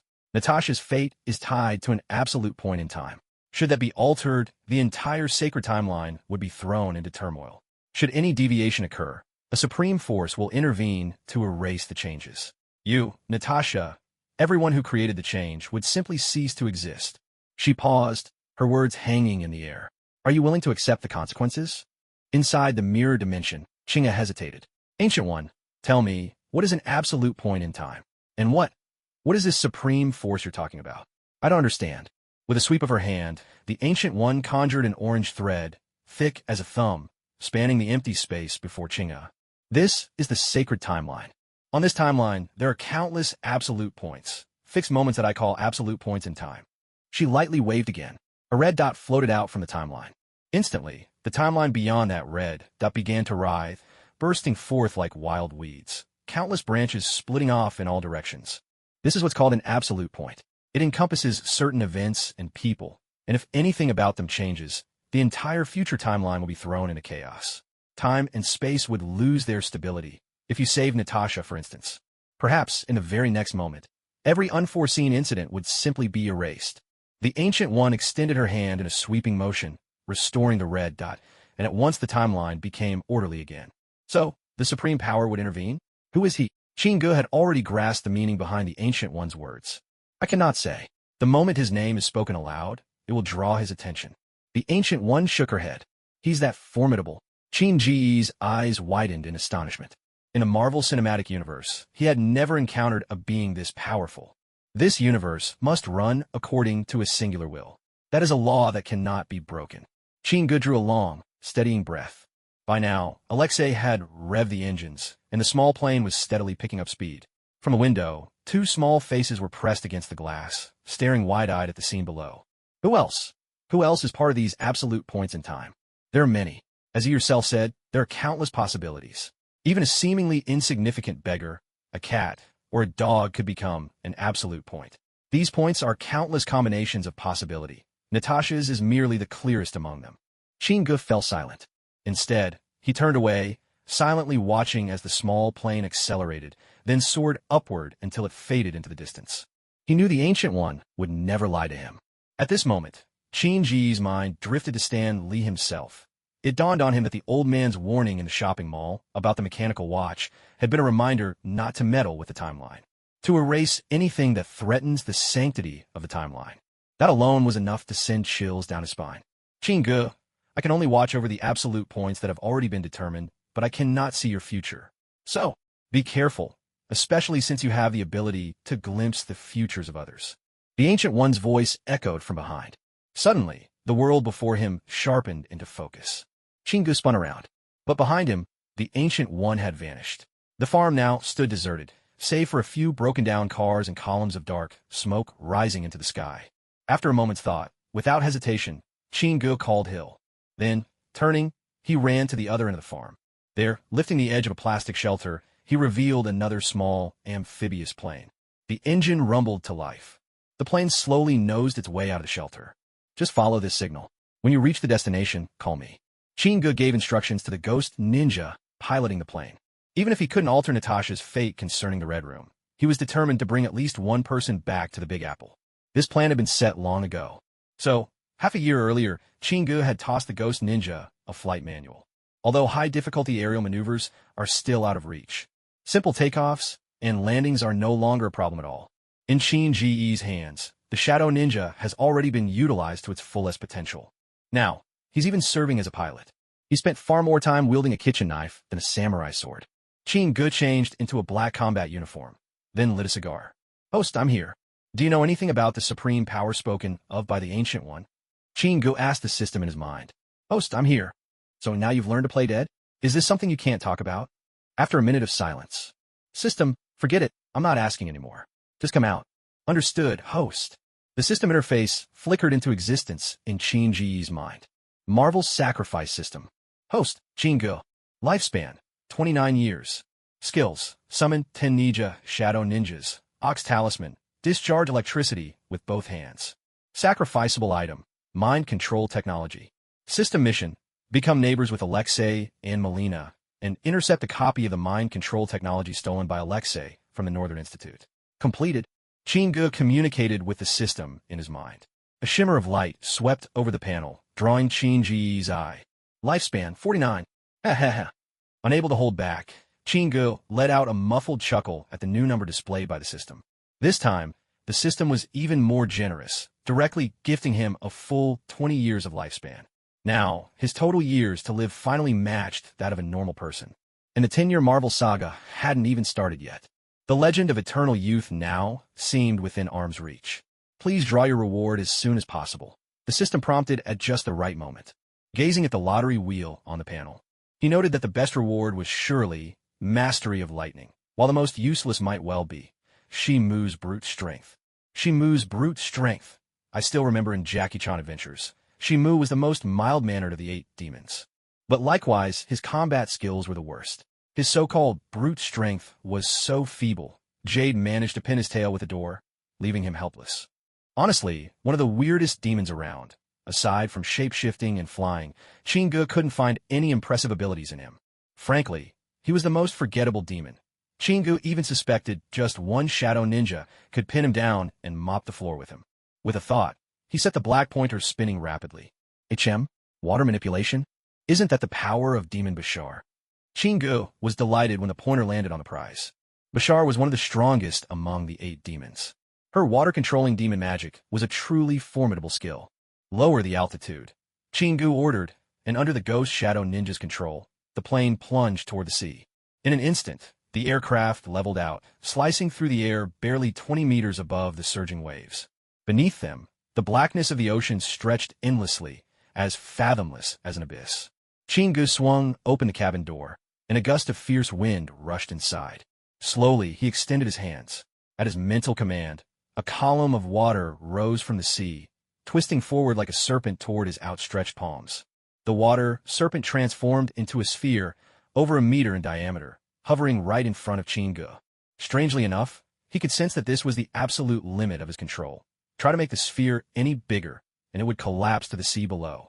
Guided by his will, the water ball shifted forms, now a sword, then a blade, its shape changing between his thoughts. The water ball danced through a myriad of shapes, utterly at his whim. After nearly half an hour of practice, Qin-Ji's fascination finally waned a little. System, I remember Basho was able to command the entire ocean. Why am I so weak? Host, your demonic magic reserves are currently insufficient. All you can muster are these simple feats. But keep completing missions. Becoming king of the sea is not an impossible dream. System, you're the king of the sea. Your whole family's the king of the sea. Dawn had broken. Qin-Ji's plane floated on the water, pitching with the rhythm of the waves. On a palm-sized screen, the location indicator pulsed red, fixed at a single spot. Alexei's plane had already landed. To avoid the enemy, Qin-Ge had no choice but to swim to shore. Take the plane back, he instructed the ghost shadow ninja, then dove headlong into the sea. No sooner had he slipped beneath the waves than something massive at his side made him jump. 3 sharks, each over 2 meters long, circled him warily, their serrated teeth glinting cold and white. Qin-Ge reached for the dagger strapped to his leg, but then paused and let it fall back. Instead, with a sweep of his arms, 3 chains formed from seawater shot out, coiling tightly around the sharks. Startled by the sudden restraint, the 3 sharks lunged forward. Dragged along by their furious power, Qin-Ge surged through the water as though he were Poseidon himself. If he weren't underwater, he would have let out a triumphant shout. At last, on a secluded stretch of beach, Qin-Ji's head broke the surface, and he rose from the sea, dripping and unbowed. He took out his tracker and checked the position. The red dot was now at rest again, a dozen miles away. Orienting himself, Qin-Ge set off across the landscape at a swift pace. He had arrived at a small Cuban town. Just outside the town, a massive military base loomed, with hundreds of armed Cuban soldiers guarding it on every side. No one knew what exactly was being protected within its walls. Hiding in the dense undergrowth, Chingu kept his eyes fixed on the distant stronghold. The red dot showed that Melina was right inside this base. It seemed she'd received treatment here after her injury. Patiently, he waited as night finally fell. 8 shadowy figures, like streaks of black mist, slithered across the ground, speeding toward the base. Chingu, meanwhile, leaned against a tree trunk, pulled out some beef jerky from his backpack, and began to chew slowly. Half an hour passed. The sound of chewing abruptly stopped. "At last, I've found you," he muttered. The military base, stretching before Chingu's eyes, covered several hundred acres. Encircling, it was a high electrified wire fence, standing taller than 2 men. Dozens of massive field tents were scattered about the camp, their canvas shapes looming in the night. From time to time, soldiers could be seen entering and leaving. At the very center of the camp stood a small 2-story building. Outside the camp, Chingu slowly closed his eyes. A minute later, quite suddenly, the entire camp was plunged into darkness. Instantly, shouts and chaos erupted across the base. With a burst of strength, Chingu sprang upward, soaring lively over the 3-meter-high wire fence, swift as a seabird in flight. He dashed into the camp, a blur in the shadows. In less than 3 seconds, he had crossed the 100-meter stretch of open ground and concealed himself behind a large truck. Inside a spacious tent, Melina had been startled awake by the noise. The emergency lamp glowed dimly, painting the interior in pale, flickering light. She glanced around. Of the dozen beds lining the space, she was the only one in hers. 2 army medics in white coats were chatting and laughing nearby. Sighing softly as she gazed up at the tent's ceiling, Melina couldn't hold back a faint breath of sorrow. "Melina, what are you sighing about?" A gentle whisper brushed past her ear. Her whole body tensed. Instinctively, she started to cry out, but a pair of strong hands quickly covered her mouth and nose. Melina bent her arm and drove her elbow hard toward her attacker's body. But a powerful arm wrapped around her, holding her fast. "It's me, Chingu." "Melina, surely you're not that forgetful." The familiar voice sounded again.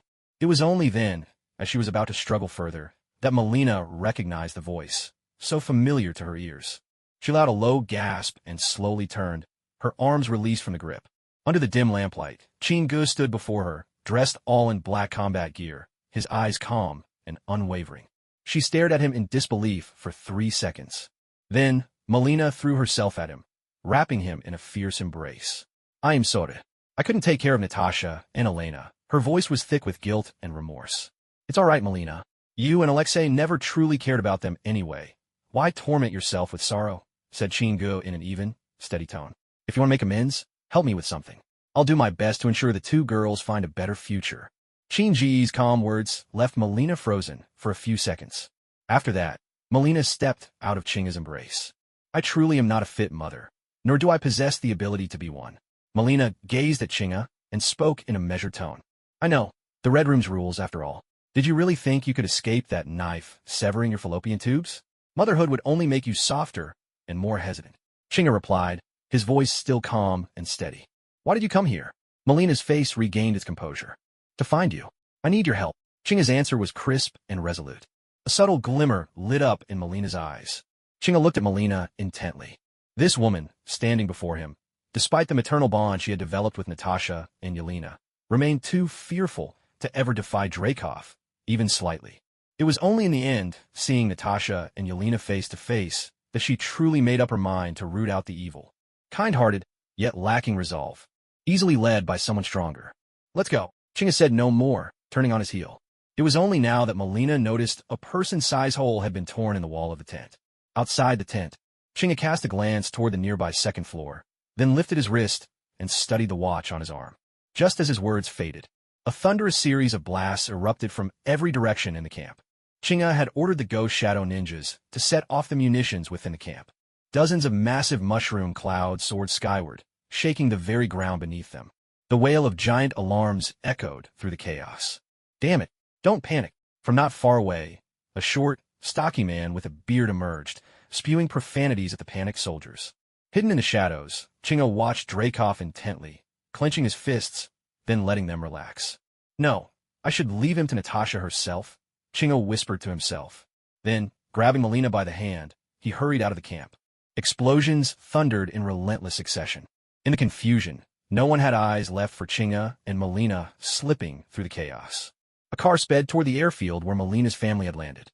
At the gate, two guards leveled their rifles at the onrushing vehicle.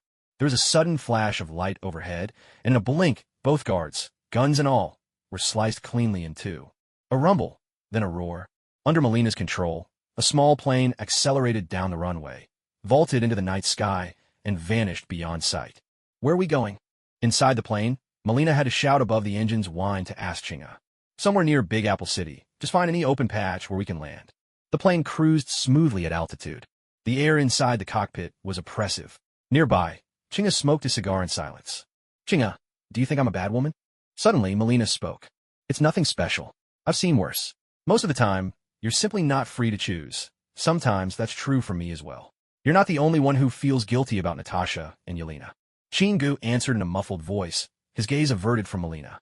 What do you need me to do? The Hydra mind control technology. I need you to refine it for me. I have to take control of 4 monsters. What? Melina gasped in disbelief. Beside the Hudson River stood Chin G's villa. In the basement, Melina stared in stunned silence at 4 cryogenic chambers. So, Melina, what do you think? Any problem? The plans on this disk are the technology Alexei managed to steal from S.H.I.E.L.D. I need you to perfect it. These 4 are your targets for control. Chingu handed Melina a disk, but Melina didn't take it right away. Instead, she looked at Chingu and asked, who are they? They're Hydra's creations, all super soldiers just like Steve. You don't need to feel any guilt. These 4 were brutal killers, utterly cold-blooded. If you trust me, help me control them. At least they'll serve some purpose. Otherwise, I'll have no choice but to put them down myself. Melina glanced at Chingu, then over at Hill. After a long, steadying breath, she nodded slowly. I'll do it, but I'll need some equipment. That's easy. Just make a list, and I'll get you everything you need right away. The basement filled with every kind of equipment imaginable. Melina was completely absorbed in her work, spending her days in the basement. Hill became her makeshift assistant. Melina, how long do you think it'll take to finish this? Chingu came down to the basement and asked as Melina busied herself. At that moment, Super Soldier number 2 had already been thawed out and strapped to a surgical table, tubes hooked up all over his body. If everything goes well, anywhere from 2 months to half a year. I can't say for sure. There's a lot involved. Luckily, most of the basic research is already done. Melina spoke without taking her eyes off the computer as she typed away. Thank you, it's tough work. When this is over, I'll make sure you're handsomely rewarded. Chingu promised. Melina's fingers paused. After a few seconds of silence, she said quietly, I just hope this helps you. Like you said, if it can give Natasha and Yelena a real future, that's enough for me. Don't worry. I promise I'll go find them. Before he could say anything more, a voice echoed in Chin-Ji's mind, cutting him off. Marvel Sacrifice System. Host, Chin-Gu. Lifespan, 49 years. Skills, Summon Nika, Shadow Ninjas, 10 total. Ox Talisman, Discharge Electricity with both hands, Spatial Blade. Water Manipulation. Sacrificial items, none. System Mission. Petting a cat brings momentary joy. To keep petting is everlasting delight. Foster Dirtles Speed Kit, Ghoul. System, are you trying to get me killed? Chinga couldn't help but blurt out in shock as he spotted the mission entry on the panel. Melina, standing nearby, looked at Chingu in confusion. Chin, what do you mean, get you killed? Chingu gestured that it was nothing, then turned and walked out of the basement. On the lawn outside the villa, Chingu paced back and forth, muttering to himself, System, are you being serious? That goo-goo is, after all, a flurkin. If it gets upset, it might just eat me alive. I have zero confidence going up against an alien creature like that. Inside his mind, Chingu was bargaining with the system. Sure, petting a cat is fun, but petting a flurkin is literally risking your life. Host, sometimes solving a problem takes more than strength. You need love and wisdom too. The system's icy voice rang in his mind. My love is reserved for beautiful ladies. Chingu retorted sourly. No, you should become the benevolent hound prophet. Hearing this, Chingu was at a loss for words. Just how eccentric could this system be? Chingu wouldn't have minded being told to save some people, to act the hero. Yet the system always showed interest in the most bizarre and random things. Pointless conversation. Since the system had revealed information about Gugu, Chingu was now certain that Captain Marvel, Carol, had already arrived on Earth. And soon, the Skrulls and the Kree would all make their appearance. Damn it, I'm really not ready to run into aliens this soon.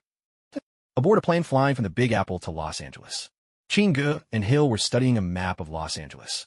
Hill, circle every Blockbuster store in the city for me, Chingu said after a moment, handing Hill the task. And what exactly are we looking for? Hill asked, puzzled. We're looking for a woman. Maybe we'll even run into Fury. Chingu replied in a low voice. Fury? What does he have to do with it? Suddenly remembering something, Chingu straightened up and leaned in closer. Hill, haven't you always doubted the existence of aliens? This time, I'll introduce you to a real alien. Oh, and did you remember to wear your vibranium suit? Hill squeezed the shirt over her vibranium undersuit, eyes lighting up with excitement. What kind of alien? One of the alien races is called the Kree. They hail from the large Magellanic Cloud. Their capital is Hala, but in fact, Kree operatives have always been hiding here on Earth. We just haven't noticed them. And what else? Hill's interest was thoroughly piqued by Chin-Ji's words. There are also the Skrulls, those aliens whose skin looks like the Smurfs. The Kree and the Skrulls have fought a war that's lasted for thousands of years. In the end, the Skrulls were defeated and scattered across the universe, hiding wherever they could. There's actually a whole group of them hidden just outside Earth in outer space. Chingu pointed his finger upward. But how come we can't find them? Oh please, the technology of these two races is light years ahead of Earth's. To them, humans are like those primitive tribes in Africa we used to read about. I see. Well, we definitely need to have a proper talk with them. Can I take a picture with them? Chingu replied offhandedly. Of course you can. And what if they don't want to? No problem. Then I'll just keep at them until they say yes. On the streets of Los Angeles, Chingu was holding a map, frowning at a Blockbuster video store across the street. This isn't the place. After comparing it with the scene in his memory, he realized this clearly wasn't the location he was searching for. Suddenly, his phone rang. Fury, I'm guessing you're in Los Angeles right now. Chingu spoke first. Chin, don't tell me you used your prophet powers again. Fury's voice came through the line. Of course. Let me guess, you ran into some aliens. Chingu replied with a chuckle. There was a brief silence on the other end. Chin, we've got extraterrestrials on Earth who can disguise themselves as humans. I'm hiring you on behalf of S.H.I.E.L.D. This threat is one only you can help me with. Oh, you must have just seen an alien corpse, haven't you? Chingu hesitated for a split second, then quickly figured it out. Looks like Fury had already met with Carol and gotten his hands on an alien body. Fury's fake superior had specifically told him to investigate alone. Yet here he was, turning to Chingu right away. That's right. It seems I came to the right person, Fury said, a hint of excitement in his voice. Haha, Fury, be honest, you secretly peeked at the alien's private parts, right? What do they look like? Chingu asked, keeping a perfectly straight face. It's hard to describe. Why don't you catch one yourself and see? So are you in or not? Fury asked, resigned. I refuse. Chingu hung up decisively. After ending the call, Chingu thought about his plan. He intended to wait until Fury and Carol escaped the Air Force Base in a plane and then sneak into the cargo hold to grab Goose. Now that was a task as easy as pie, with zero pressure. Would someone worth over $1 billion really sell themselves for money? Ridiculous. Chingu muttered to himself, inwardly rolling his eyes. Host, please note, the system has issued a temporary mission. Please check for details. The system's voice echoed in Chin-Ji's mind, leaving him momentarily stunned where he stood. A temporary mission? What's going on? Host, Chingu. Lifespan, 49 years. Skills, Summon Ninja, Ghost Shadows of Ninja, 10 units. Ox Talisman, discharge electricity from both hands. Spatial Blade, water manipulation. Sacrificable items, none. System mission, petting cats is a momentary joy, but petting cats forever is endless delight. Incomplete. Temporary mission, capture 10 Kree. The system will randomly reward the host with a skill or a magical artifact. Incomplete. Host may choose to accept or decline. After glancing at the system's pop-up mission, Chingu said, accept. Only a fool wouldn't accept. Chingu didn't hesitate to take the mission. He hadn't expected that the system would even have temporary tasks like this. It seemed that his understanding of the system was far from complete. After pondering for a moment, Chingu picked up his phone and dialed a number. At a restaurant in Los Angeles, Chingu, accompanied by Hill, met with a stern-faced Fury. What would you like to eat? Order whatever you want. It's on me, Fury said between mouthfuls of noodles. Fury, long time no see. Hill greeted, taking her seat. Hill, how's it going? Are you getting used to life after S.H.I.E.L.D.? Fury replied in a casual tone. Just then, Chingu raised a hand, signaling Hill to stop. Listen, Fury, if you bring up S.H.I.E.L.D. again in front of Hill, I'll have a Skrull shape-shift as you and get cozy with your girlfriend. Skrull? What are you talking about? Fury instantly latched onto the critical information in Chin-Ji's words. Chingu gave no reply, shooting Hill a silencing glance while swirling the wine in his glass. Fury, you should be familiar with my rules by now. No check today, but you'll get your payment once the mission is done. Chin-Ji nodded. That works. Hill, tell Fury what I told you. Fury frowned, stirring the noodles quietly on his plate. Chin, that woman in the game suit, the one claiming to be from some star force. That's a Kree? But why are they here on Earth? Are they planning an invasion or something? Fury's eyes widened as he voiced a theory that even surprised himself. Ah, Fury, you're overthinking it. Do you know what the Kree call Earth? More accurately, among the Kree, Earth is just designated as Planet C-53. To them, Earth is a nowhere planet. Barely worth their spit, Chin-gu replied, shooting Fury a mocking grin. So how am I supposed to find them? Fury pressed. That's your business now. At this point, you're the boss. I'm just here to handle the aliens. Chin-gu leaned back in his chair, speaking with an air of ease. If not for those 10 captured Kree, Chin-gu would never have chosen to work with Fury. Just tracking down those secret bases was enough to keep him busy for quite some time. Left with no better option, he had to accept Fury's terms, sticking by his side as a hunter lurking in the shadows. Fury's pager buzzed. Glancing at the message, a small smile crept onto his face. Come on, for all S.H.I.E.L.D. claims to be Earth's protector, you mean to tell me they can't even set you up with a proper cell phone? Looking at the two-way pager in Fury's hand, Chin-gu couldn't help but tease him. It's to prevent information leaks. I've got a lead on that woman called Vare. Let's move. Fury quickly rose, throwing his jacket over his shoulders. Fine, you're calling the shots now, Chin-gu replied with a chuckle, pulling Hill along as they followed Fury out of the restaurant. Fury must have tapped into S.H.I.E.L.D.'s intelligence network to locate Carol. Everyone else had already been cleared out by S.H.I.E.L.D. agents. Fury had taken over as the stand-in bartender. They waited together for Carol to arrive. Chin, care to guess how Carol's going to show up at the bar? I want to see just how good this prophet act of yours really is. Behind the bar, Fury handed Chin-gu a beer and asked the question slowly. Chin-gu drained his glass in one go, lit a cigar, and shot Fury a sidelong glance. What? Did you expect me to say she'd roll up on a stolen motorcycle? Hill giggled at Chin-gu's remark. Fury, that was probably the silliest question you've asked all day. Suddenly, the loud roar of a motorcycle engine split the quiet. In walked Carol Danvers, tall, blonde, striking in her biker jacket, looking every bit the part. Captain Marvel had arrived. She didn't look at the trio at the bar. Instead, her eyes drifted hazily around the pub walls, as if something in the setting triggered old memories. Carol had stirred up a piece of her buried past. Carol, I see you've changed, though that outfit hardly does justice to the bike you rode on, Fury called out from behind the bar. Carol hesitated at the sound, then approached the counter, barely glancing at Chin-gu and Hill before fixing her gaze on Fury. Agent Fury, I hope you're not getting forgetful. I'm Vare. That's... Oh, I know you're a Star Force, one of the Kree. Here on Earth hunting Skrulls, right? Fury cut her off before she could finish. Fury, looks like you finally accept that aliens are real. So, you're not going to ask for my ID this time, are you? Carol replied with a faint smile. Of course I believed it. You know, when that blue-skinned Skrull corpse was laid out in front of me, I nearly peed myself. But you know, the price was steep. Just look at me. Thankfully, I can call it a work injury and claim reimbursement. Fury pointed at the cut on his brow. Well, that's the price of seeking the truth. Fury, where's Project Pegasus? Carol scanned Fury up and down as she asked. Chin, is she really an alien? Suddenly, Hill looked at Carol with burning curiosity and turned to Chin-gu for his answer. Chin-gu shrugged. Strictly speaking, she's not actually a Kree. She's just an Earthling who spent 6 years living on Hala. Chin-gu's words immediately caught Carol's attention. How do you know the name Hala? Drop your disguise, or I'll give you a taste of Photon Blast. As she spoke, Carol raised her fist. A swirling glow of red and blue light wrapped around her hand. Chin-gu looked helplessly at Fury.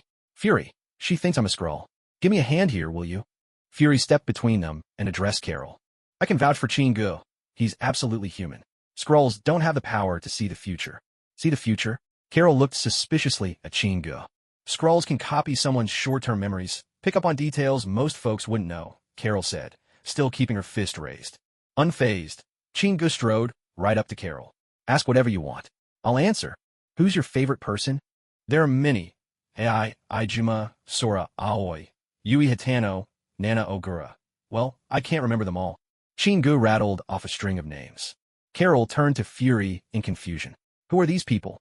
Fury looked at Chin-gu, visibly conflicted. Chin, I know Ai, Ijima, but I've never heard of the rest. Fury, you'll know them in a few years. Can ye explain it? Birds of a feather, after all. That doesn't prove anything. Tell me something unique.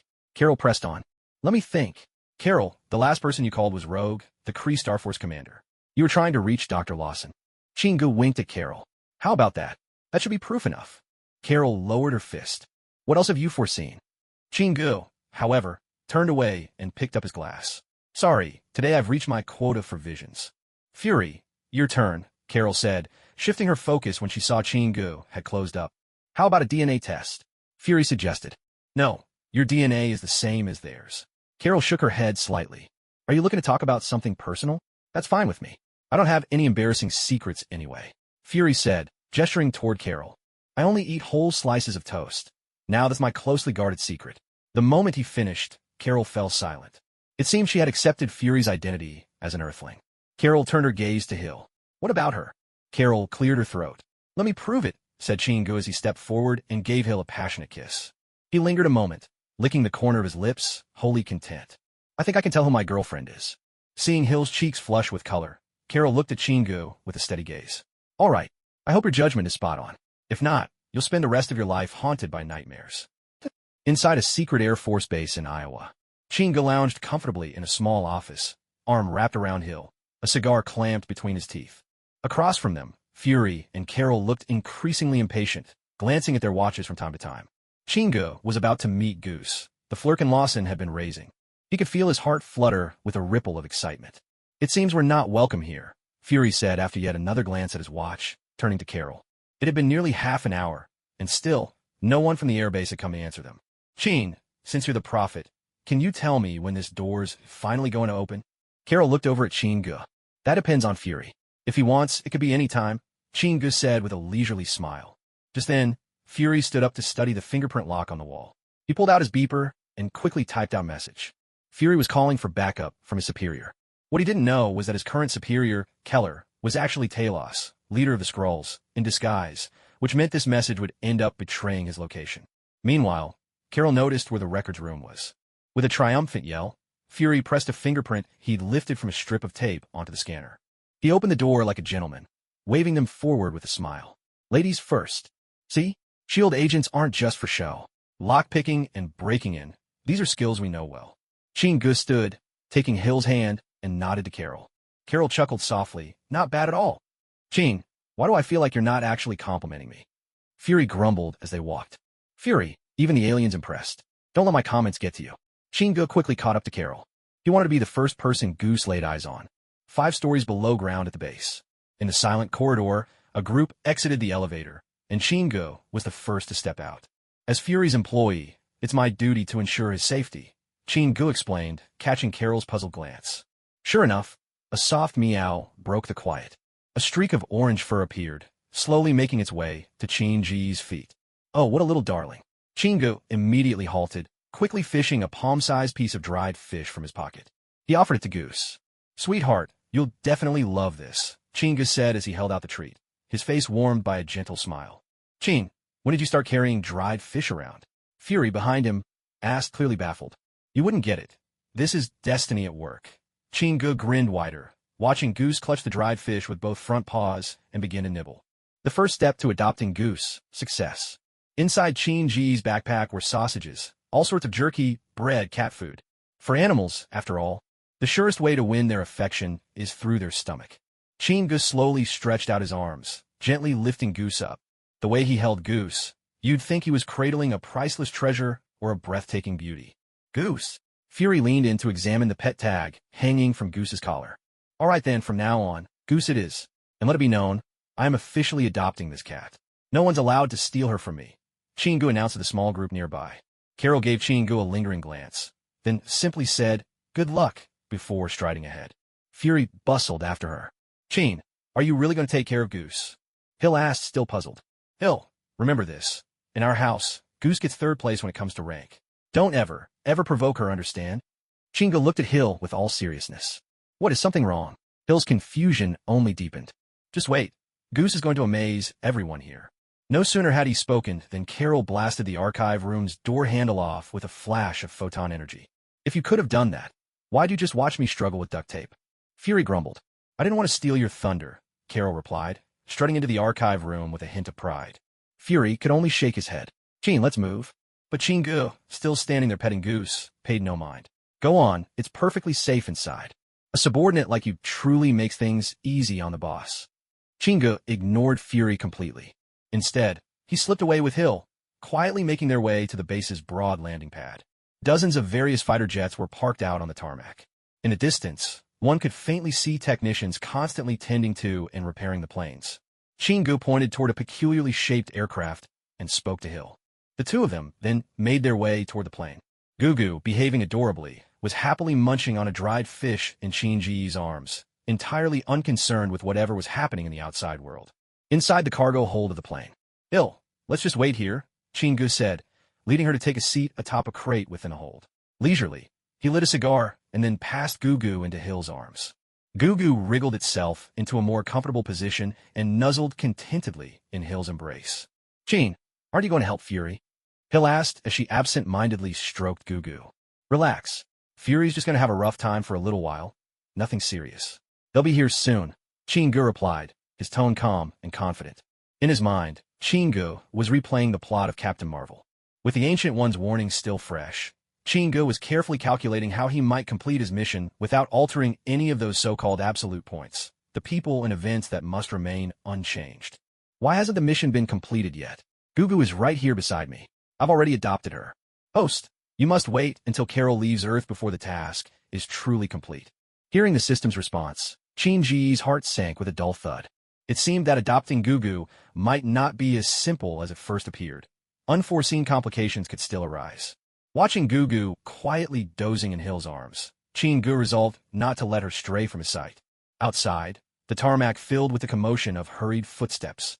The cargo door swung open, and in tumbled Fury and Carol. Spotting Chingu and Hill inside the hold, Fury froze for a second before blurting out, Hey, did you two finish your business? Chingu greeted them with a smile. Knowing time was of the essence, the pair quickly slid into the pilot and co-pilot seats. Do you even know how to fly this thing? Fury asked, glancing at Carol as she scanned the array of controls on the panel. I'll give it a try, Carol replied in her usual unhurried way. Within 5 seconds, the plane rumbled to life, its engines roaring with power. Fury, you really underestimate Carol. She was a fighter pilot, you know, Chingu interjected, chuckling at Fury's look of surprise. The plane began to taxi slowly toward the distant exit. Outside, Talos, disguised as Fury's superior Keller, was leading a squad of S.H.I.E.L.D. agents, all of them leveling their weapons and opening fire at the aircraft's body. Carol pushed the throttle, and the plane shot toward the opening at full speed. Up in the air, danger finally behind them, Fury twisted around in his seat to complain to Chingu. Chin, do you have any idea what it's like to bump into aliens? Of course I know. Your so-called boss is actually a Skrull, right? Anyway, it's all under control now, isn't it? Chingu didn't even look up, content as ever, busy petting the cat in his lap. Is this how you treat your boss? Aren't you supposed to keep me safe? Fury rolled his eyes. My only job is to make sure you're safe. You can't expect me to be your personal bodyguard, can you? Fury, don't even think about it. Even if your director Pierce came asking, I'd still say no. You want a billionaire to be your bodyguard? You sure have some nerve. Chingu answered with disdain. Tell me honestly, would you step in only if I were truly in danger? Fury's eyes darted as he asked. That depends on my mood. Seeing that Chingu clearly didn't want to engage, Fury turned away with a helpless sigh, gazing out the window. Chin, who am I really? You must know, don't you? After 10 long, silent minutes, Carol suddenly asked. She found her file in the Air Force Base archives. Now her mind was a tangled mess. Kree? Human?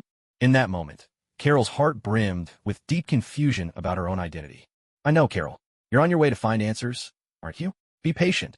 You'll uncover the truth soon. Carol didn't press further. The plane sliced across the sky, heading straight to Louisiana.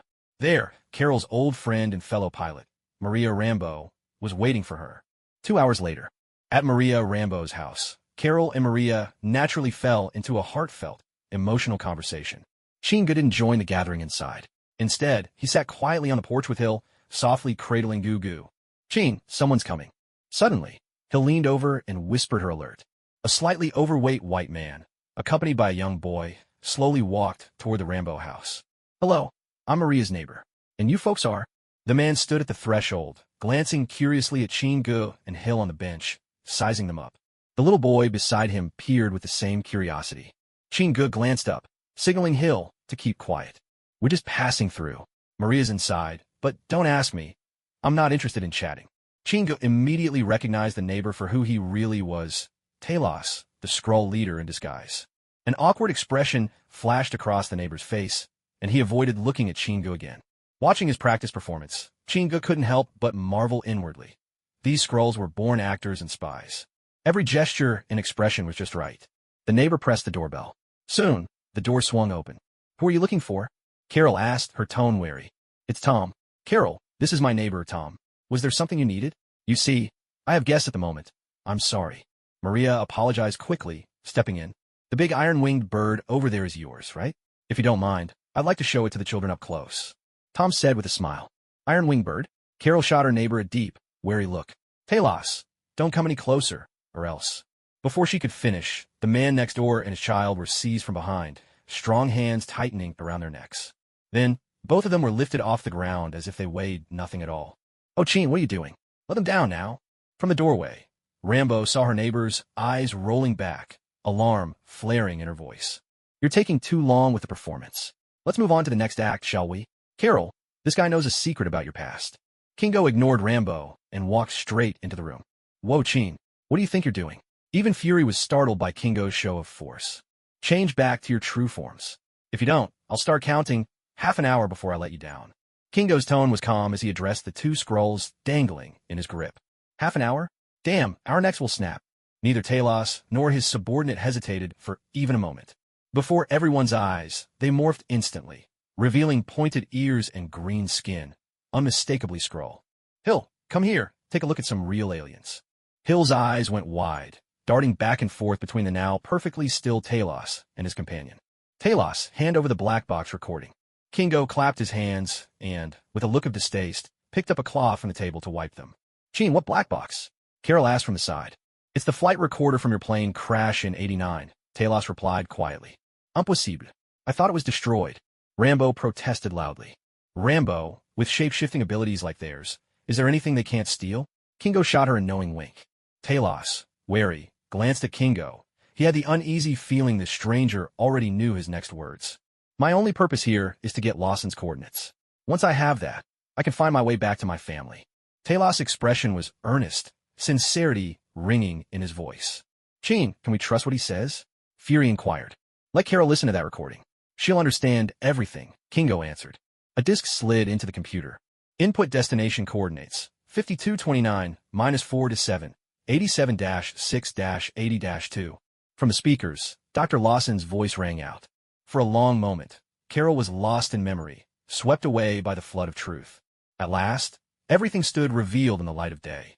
An hour later, Carol finally let go of her inner turmoil and was ready to help Talos locate Dr. Lawson's laboratory in space and rescue the Skrulls hiding there. You stay here, take Carol's form to distract the Kree. Once we've found the laboratory, we'll come back for you. Just before boarding the plane, Talos turned and gave instructions to his round-faced subordinate. The subordinate nodded in agreement. Wait. Suddenly, Chin Ji's voice rang out, drawing everyone's attention, their faces filled with confusion. There's no need for such a pointless sacrifice. That Kree called Yanrog can see through disguises using memories. He'll expose you and kill you. It's not worth it. Chin Ji's gaze lingered on the Skrull, a complicated expression flickering across his face. In truth, this Skrull knew he was staying behind at great personal risk, but still, he was willing to do so without hesitation. Moved by this selfless act, Chin-gu couldn't help but soften his heart and decided to step in and save the Skrull. Chin, are you sure about this? Carol looked at him, searching for certainty. Are you doubting my ability? Chin-gu replied, calm and steady. All right, in that case, there's no need for anyone to stay behind. I trust Chin Ji's judgment. With a wave of Carol's hand, everyone boarded the aircraft. Thank you. The Skrull's face was filled with gratitude as he offered his thanks. The plane gradually broke through the atmosphere. In the cabin, everyone, and anything not strapped down, slowly floated upward in the soft embrace of zero gravity. At the controls, Carol deftly operated the panel. Deactivate the cloaking shield. With the chime of synthesized electronic voice, an enormous, irregular black mass shimmered into view in the vastness of space. This is Dr. Lawson's laboratory. At last, we're about to be reunited. A glisten of tears shone in Talos' eyes as he murmured these words in the cabin. Chin-gu was equally absorbed, gazing ahead at the massive Kree cruiser looming like a beast in flight. The aircraft eased gently toward the laboratory.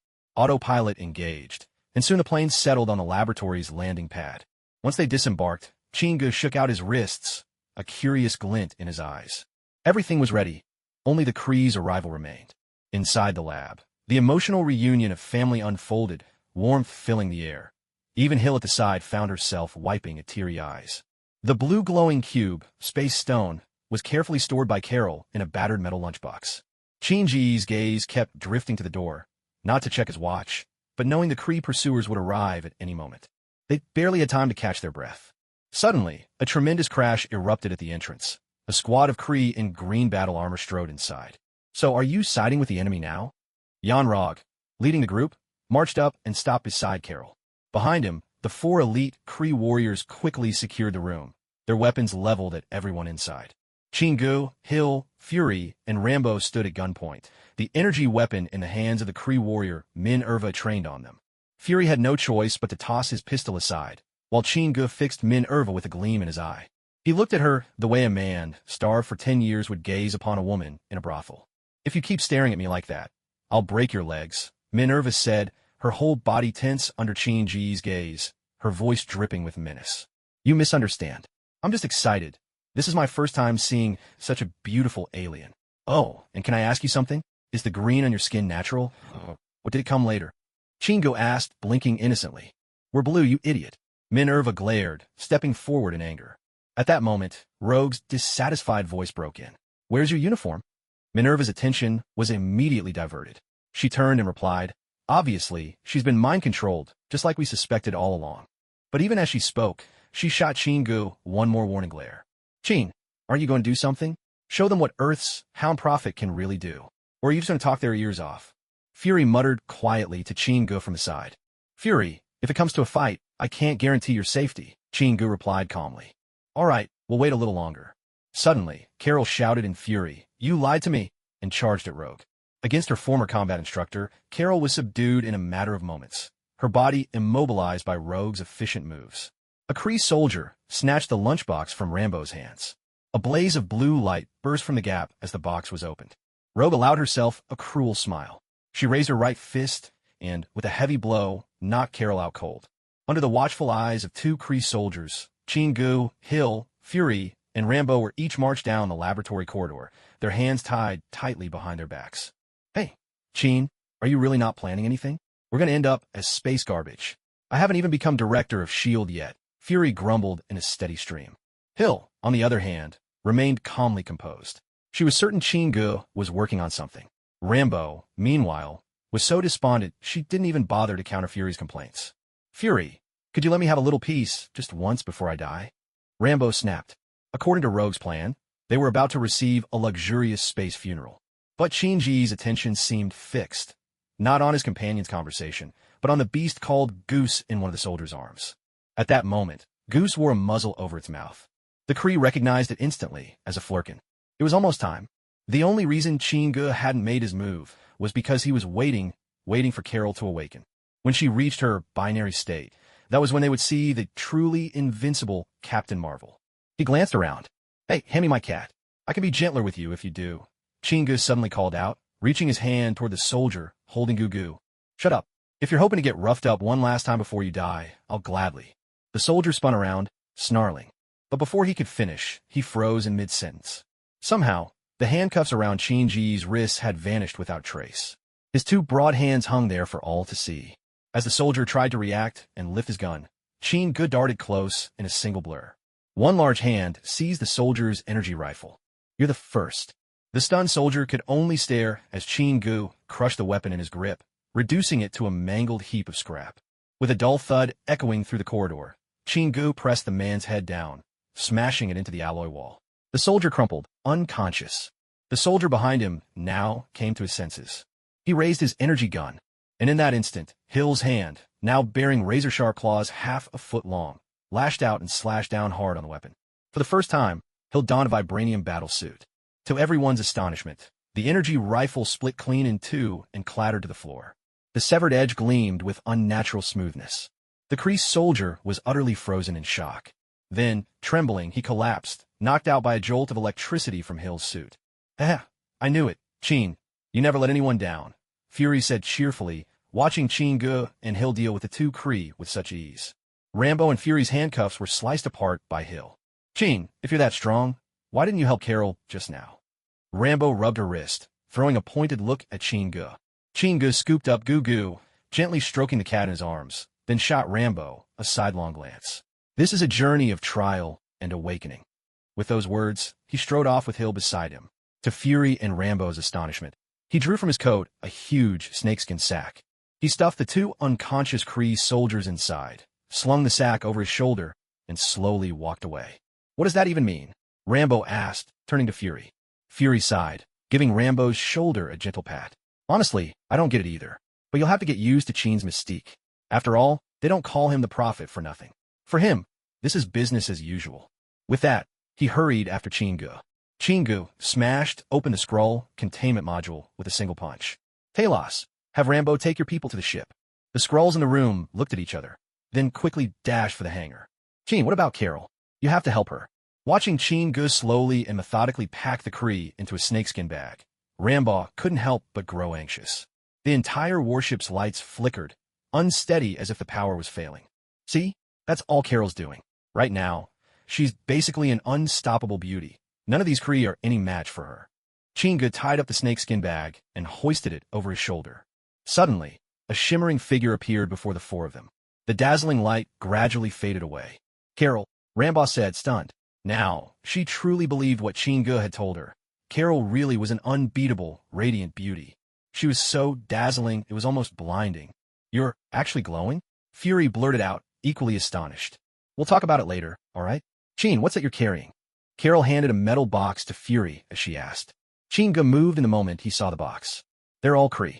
You know how aliens fetch a high price on Earth. Fury's always broke. I gotta figure out some side hustle to keep the household afloat. Oh please, Chin. Weren't you the one who claimed to be a billionaire?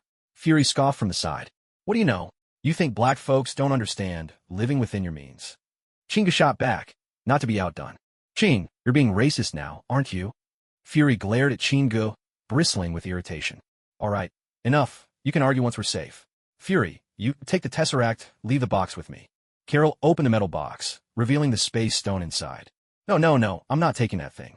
It's deadly. Fury immediately shook his head, refusing outright. But in a flash, Chingu snatched the glowing blue cube and pressed it firmly into Fury's arms. Yeah, I'm gonna die, Chin. I always treated you as a friend. Fury's wailing grew softer and softer. 10 seconds passed, and he realized the cube didn't seem to be doing anything. All right, I'll take it, but you'd all better keep what just happened to yourselves. Fury's expression leveled out, regaining his composure. I'll distract them. Get out of here now. With that, Carol vanished around the corner. Let's move, Fury said, holding the Tesseract as he beckoned the others. I'll go with Hill to help Carol. You guys go ahead. I'll figure out a way back. Chingu shook his head at the group. With Hill, he rushed off in the direction where Carol had disappeared. Right now, his snakeskin bag only held 4 Kree, still a long way from his target of 10. Chingu planned to score big by picking off the Kree warlords and soldiers surrounding Carol. In the distance, thunderous explosions rumbled. Carol and the Kree had already come to blows. Hill, keep an eye on this package for me. I'll go grab a few more of them. Chingu quickly set down the bag and gave Hill his instructions. Be careful, Hill replied, nodding sensibly. With a soft whoosh, Chingu disappeared around the corner. Inside the enormous chamber, Chingu had just emerged when, with a startled shout, Blancha, the bearded member of the Kree Imperial Strike Team, hurled himself toward Carol. Blancha was sent flying even faster than he had charged in. What a chance! Chin-Ji's eyes sparkled. To his delight, Blancha was soaring right in his direction. Blancha landed heavily, shook his head groggily, and started to get up. A smiling face suddenly appeared before him. Be good. Just have a little nap, Chingu murmured, and right under Blancha's confused gaze, brought his heavy foot down hard. With a thud, Blancha was knocked out cold. Chingu snapped his fingers, and in a flash, 2 phantom ninja shadows materialized beside him. In less than 5 seconds, Blancha was trussed up like a rice dumpling, slung over one ninja's shoulder, and vanished around the corner. The smile on Chin-Ji's face faded to one of alarm. Carol's fists radiated photon energy, blasting 2 Kree soldiers through the air. But the recoil sent Carol flying as well. Chin-Ji's shout drew everyone's attention. With a few quick strides, Chingu darted to the 2 fallen Kree soldiers, sorrow clouding his eyes. Both soldiers were already dead. He'd have to look for 2 new captives. Chin, get out of here. I can't protect you. Carol yelled at him as she scrambled to her feet. Just then, a furious roar resounded from the broken bridge overhead. Among the Kree, the hulking, dark-skinned warrior Klaus brandished his energy blade, bringing it down in a furious arc. Chingu dodged aside, narrowly evading a burst of energy fire from the female warrior Minerva. Carol, don't kill them. Leave them to me. Chingu called out, then charged at the imposing blue-skinned Minerva. Inside the spatial laboratory, Minerva had just leveled her spear. With a crash, Chingu was already upon her. Crack, crack, crack. Empowered by 20 tons of force, Chingu crushed Minerva's weapon to pieces. How is that possible? Minerva gasped in shock. Ha! Minerva, who knew this godforsaken earth could surprise you at every turn. With a sudden sweep, Minerva's long leg lashed toward Chingu's head. He arched back, dodging the kick, and in a blink, reached out. He caught her leg in the crook of his right arm. Minerva strained with all her might, but her leg wouldn't budge an inch. In a moment of desperation, her left fist swung toward Chingu's temple. Thud, but Chingu's right hand caught it midair. TSK, don't be so violent, he teased. Someone as stunning as you belongs in showbiz. Trust me, you'd be a megastar. No, a legend beyond every shade of fame. Before his words had fully settled in the air, Chingu's left hand slid up her long leg. There was a sharp sizzle, followed by a spark of electricity. She shuddered, then crumpled to the ground. Within seconds, two shadowy ninja figures appeared, wrapped her up like a parcel, and spirited her away. Chingu let out a slow breath, then fixed his eyes on Klaus, the one wielding the blade. With a thunderous crash, Klaus was blasted a dozen meters back by a photon cannon from Carol, slamming into the wall. Chingu's heavy boot came down hard, ensuring Klaus lost consciousness. Who are you? Suddenly, Atlas, the round-faced member of the Star Force who had been about to tackle Carol, and Log, emerging cautious from the ruins, both stared at Chingu with wary eyes. They had witnessed everything, the showdown between Chingu and Minerva. Now the field was evenly matched, 2 against 2. I'm Chingu, a bounty hunter, he announced, moving to Carol's side. I didn't expect to find other superpowered beings here on planet C-53. Looks like I'll have to report to the Supreme Intelligence. This planet needs a whole new evaluation, said Log, as twin devices glowing with blue light materialized in his hands. Gravity regulators. With these, Log had once gone toe-to-toe with Carol. Carol, pick your opponent, Chingu said, ignoring Log and glancing at Carol. But let's agree, no killing. Carol's eyes locked onto Log. How ironic. Log began, voice dripping with old regrets. When I brought you back to Hala, I never imagined that Pilot would one day stand against me. All our 6 years of fighting side by side, obliterated by just a few days in the company of those filthy scrolls. I am disappointed, kid. I never thought your spirit would be so fragile. The Supreme Intelligence always warned me, too. He was still lecturing when, from the shadows behind him, a ghostly ninja slipped forth. Its sparkling katana drew a gleaming arc, aimed straight at the back of Log's neck. Look out! Atlas, catching the movement with the corner of his eye, shouted a warning just in time. There was a sudden hum as Log's gravity device flared bright blue. The shadow ninja, leaping through the air, was halted, suspended, weightless, motionless in midair. What the hell is this thing? Log blurted in disbelief. He had battled across half the galaxy and seen countless bizarre life forms, but never an enemy like this spectral ninja. With a snap of his fingers, Chingu dispersed the shadowy assassin into a swirl of black mist, dissolving slowly into nothing. That's not right. This isn't a virtual projection at all. Atlas, the round-faced man, stared with wide eyes. Chingu stepped forward. Carol, Ronan's accuser fleet is about to arrive in Earth's orbit. Do you really want to reminisce with this guy right now? Carol finally snapped back to reality. I'll leave the last one to you. With a single stride, Carol lunged straight at Rog. Chingu now turned his gaze on Atlas, the round-faced man.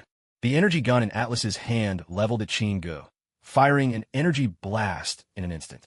Chingu charged forward, making no attempt to dodge. A shadow flickered by.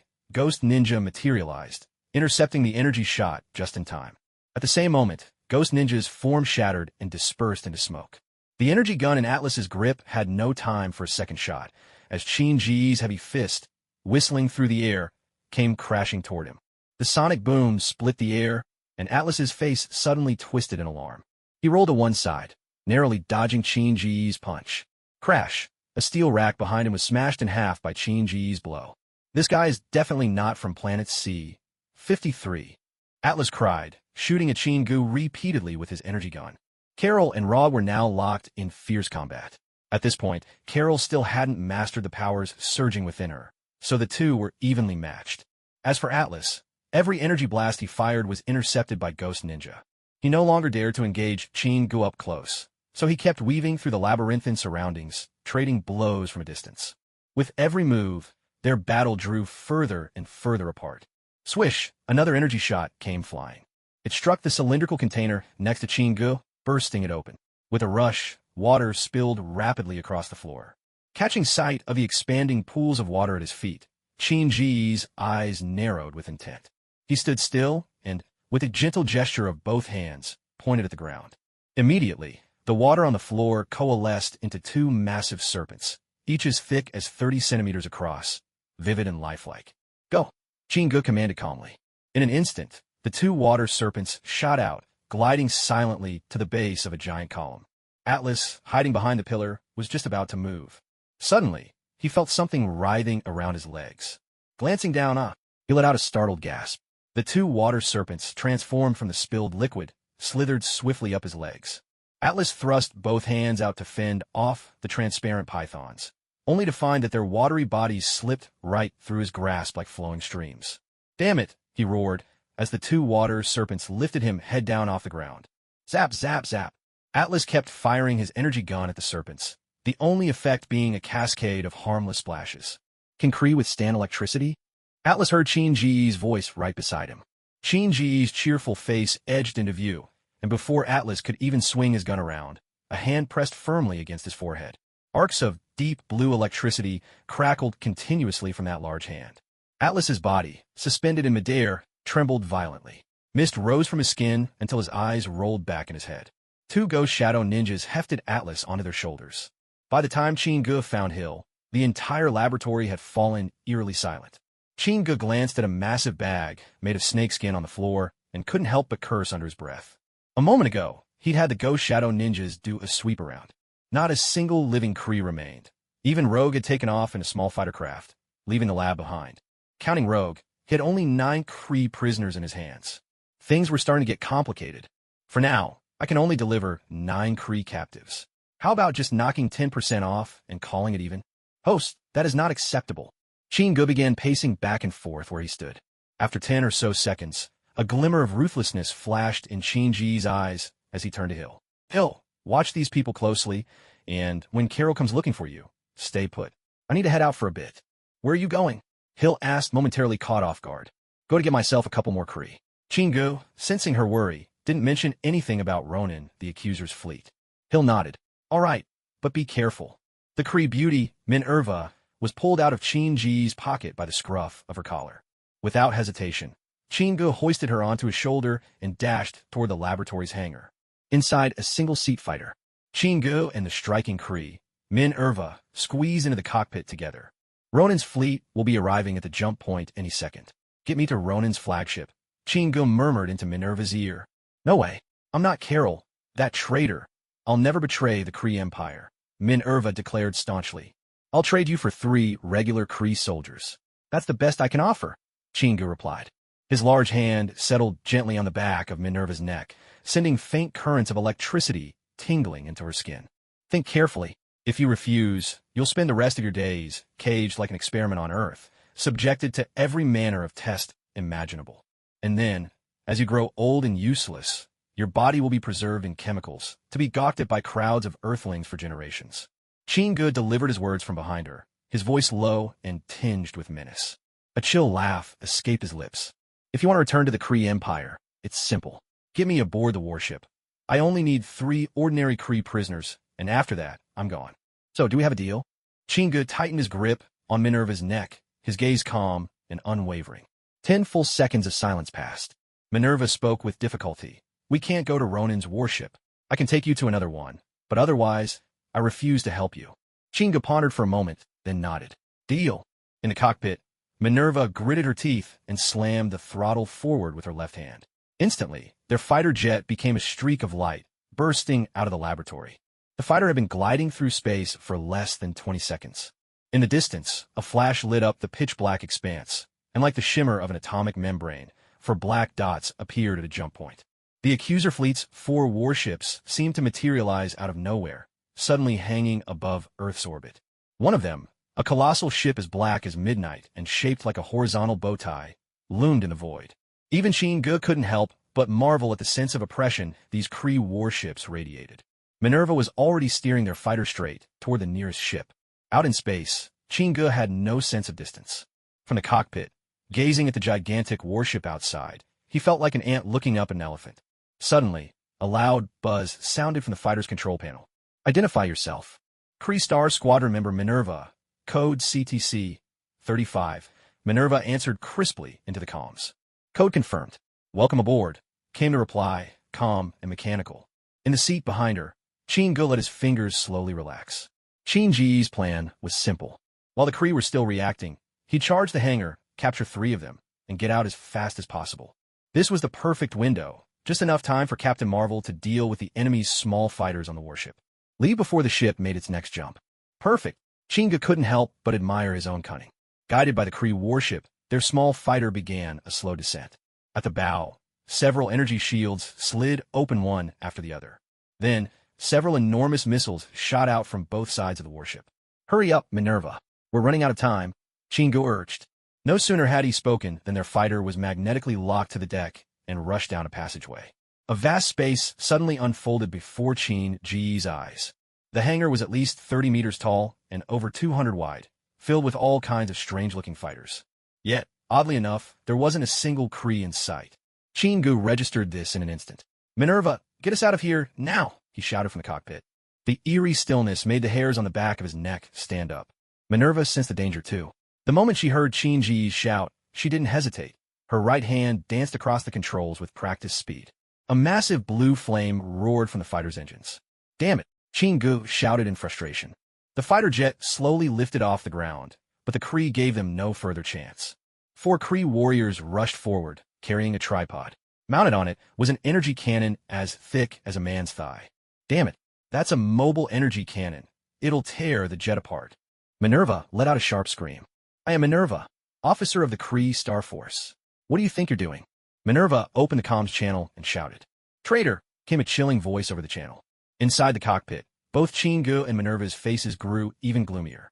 It was painfully clear that the people aboard the warship had already learned that Minerva had been captured by Chin-gu.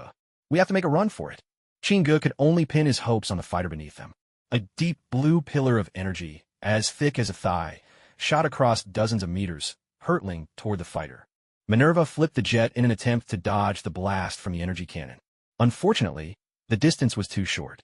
The jet's left wing was ripped to pieces by the blast. A harsh hum filled the air. The fighter, which had barely just taken off, spiraled and slammed hard back onto the tarmac. It crashed into a piece of equipment, sending a shower of sparks across a dozen meters, before slamming into another fighter and finally coming to a violent stop. Minerva, we have to fight for our lives. If we don't, we're both dead. Ronan won't give you a chance to explain. Chin-gu glanced around at the heavily armed Kree soldiers pouring in from all sides and spoke to Minerva in a low, urgent voice. Then, he kicked hard at the canopy overhead. With a metallic clang, the canopy was sent flying under Chin-ji's tremendous strength. Without wasting a second, Chin-gu grabbed Minerva and they scrambled out of the fighter, diving behind a stack of crates. I am Officer Minerva of Star Force. I have not surrendered to the enemy. Beside him, Minerva shouted at the top of her lungs. Minerva, your unit commander, Rog, just spoke with us. You've already been captured by someone from planet C-53. As for whether you're truly a traitor, you can explain to Commander Ronan yourself. Humph. Bringing a stranger aboard our warship is betrayal enough. From the distance, the cold voice of a Kree rang out. No sooner had the Kree finished speaking. A gentle tremor ran through the entire warship. This is bad. The ship's been destroyed. The tarmac was suddenly filled with the startled outcry of 100 Kree. Through the narrow window, they could see, far away, an accuser-class warship erupting in utter destruction against the void. Nothing but debris and stardust now. It seemed Captain Marvel, Carol Danvers, had gone all out. Space jump initiated. Attention, all personnel. Space jump initiated. Please be prepared. A booming, synthesized voice thundered across the tarmac. We're done for. This is way out of hand. Chin-ji's face went utterly pale. Space jump initiated. Please brace yourself. As the electronic voice sounded inside the Kree warship, Chin-gu suddenly felt as if he'd been hurled into a vat of viscous, icy liquid. Even the air turned oppressively heavy. His vision wavered with a strange distortion. Chin-gu turned to look out the window, and everything outside had transformed into streaks of vibrant color, as if the world had unraveled into ribbons of light. The sensation persisted for a full 5 seconds before everything snapped back to normal. Slumping against a nearby crate, Chin-gu felt a wave of dismay wash over him. He had never imagined that, without even traveling the length and breadth of America, he would find himself swept up in an impromptu voyage across the stars, especially in the company of a bunch of blue-skinned Kree. All those Japanese romance films. And even Goo gone, now out of reach. Damn it, they're starting the assault. Are you already thinking of begging Ronan for mercy? Let me tell you, you won't even get the chance. Suddenly, Minerva shouted at Chin-gu from the side. At that moment, Chin-gu snapped back to reality, a steely determination flickering in his eyes like never before. Come on, this time I'm taking every last Kree on this ship prisoner. What? Minerva was taken aback. Chin-gu slowly released his grip on Minerva. I'm going to kill. You can choose to stay or to resist, but if I win in the end, I'll let you pick your own way to die. He didn't wait for her reply. Instead, he turned and yanked a tool rack to his side, the metal groaning as he wrenched free several steel tubes, each over a meter long. With a surge of brute strength, Chin-gu transformed one steel pipe into a silvery blur, launching it over 20 meters in an instant. A wet, slicing sound, blue blood splattered the floor. 2 Kree soldiers, just beginning to peek out, had no time to react before the pipe skewered them together like beads on a string. Suddenly, more than 100 energy rifles opened fire in Chin-gu's direction, bolts of scorching light screaming through the air. With a grunt, Chin-gu hurled a crate the size of 2 square meters toward the attackers, its impact resounding with a thunderous clang. Chaos erupted in the hangar bay. In the wide-open space, steel pipes flashed from Chin-gu's hand one after another, flying with deadly precision. They cut through the air far more lethally than the Kree's own energy weapons. With each spear sent hurtling, the Kree grew more cautious, no longer daring to rush in recklessly. The whole hangar became a maelstrom of whizzing projectiles and gunfire. Got you. From a platform on the second floor, a Kree marksman leveled his long rifle squarely at Chin-gu, tracking his darting movements. For a brief second, as Chin-gu paused behind a crate, the Kree's lips curled into a predatory smile. His fingers squeezed the trigger in anticipation. But then, sharp and sudden, a blade sliced through the air with a cold hiss. The Kree barely registered the sound before his world tilted and everything faded to endless black. Nearby, a shadowy ninja flicked the melting snow from his katana. His eyes were dark red, utterly impassive, betraying nothing. The severed head rolling at his feet seemed to have nothing to do with him whatsoever. In a nearby corner, a Kree soldier had witnessed the entire scene unfold. His throat clicked as he swallowed hard. Then he raised his energy rifle. With a sharp hiss, a shot of pure energy struck the unsuspecting shadow ninja squarely. Instantly, the shadow ninja's body dissolved into a swirling mass of black mist and faded away. This bizarre spectacle left the Kree soldier frozen in shock. He simply couldn't comprehend why his opponent would vanish into smoke. An icy blade, gleaming silver, suddenly burst through the soldier's chest from behind. Gasping and choking, the Kree soldier struggled to turn his head. All he could make out was a pair of blood-red, chilling eyes staring back at him. Under Chin-gu's command, the 10 shadow ninjas revealed their extraordinary and uncanny assassination arts in a Marvel world for the very first time. Immortal and undying, the shadow ninjas became the stuff of nightmares for the hundreds of Kree inside the hangar. No one truly knew what these beings were. All that was clear was that their energy rifles had no effect. Any shot that landed simply turned them into mist, only for the ninja to reappear a moment later at their side or behind an ally. Their katanas, swinging like the Reaper's curse, reaped one life after another in the chaos. Damn it, call for backup now! A furious shout rang out from afar. That call for help brought a cruel smirk to Chin-gu's lips. 3 shadow ninjas materialized instantly at his side. With a swift step, as silent and swift as lightning, Chin-gu darted forward, weaving through the tangled shadows of fighter jets and cargo. Cries of panic echoed across the landing pad. Sir, what kind of enemy are we facing? The Kree soldiers' nerves were fraying as the shadow ninjas toyed with their senses. The Kree were formidable, mostly in their technological prowess, but confronted with magical beings like the shadow ninjas, every single one of them began to feel a primal fear. Emotions, after all, are universally understood. When the unknown stares you in the face, fear arises unbidden. Behind a barricade of metal crates, over a dozen Kree soldiers gathered in a wary circle, fear in their eyes and long rifles sweeping the shadows around them. Just moments before, a shadow ninja had silently appeared among their ranks.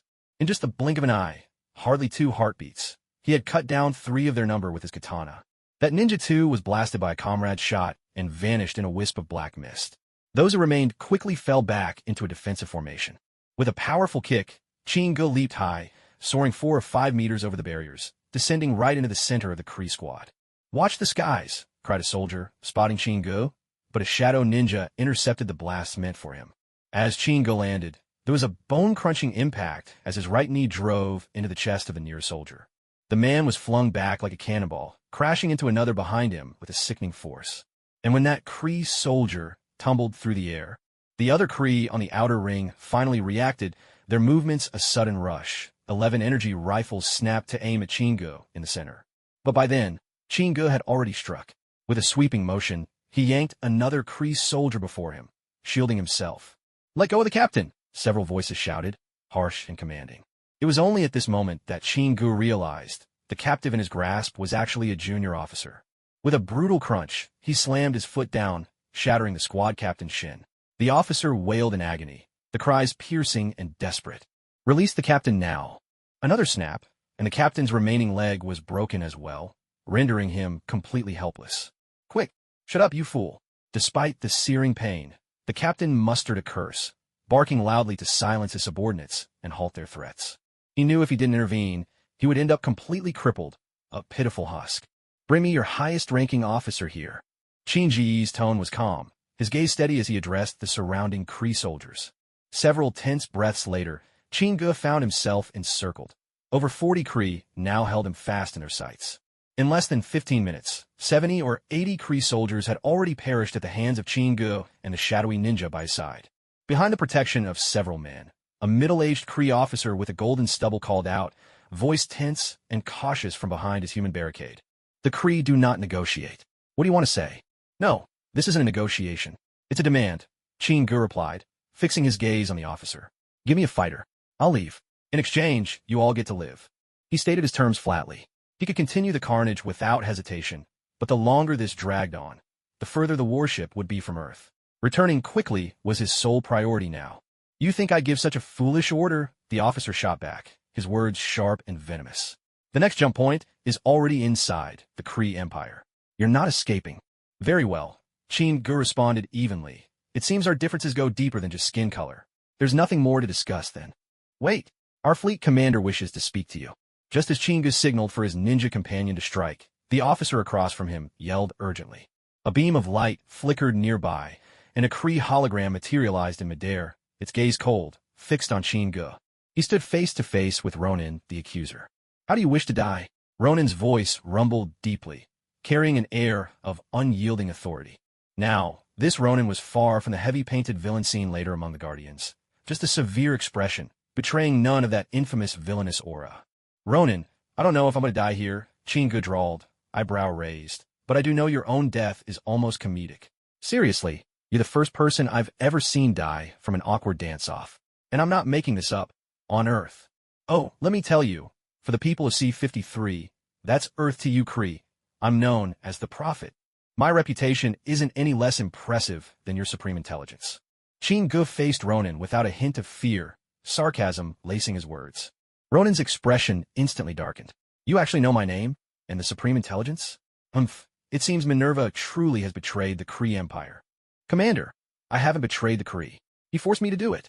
Minerva, held tightly between 2 Kree soldiers, hurriedly protested. "Pathetic.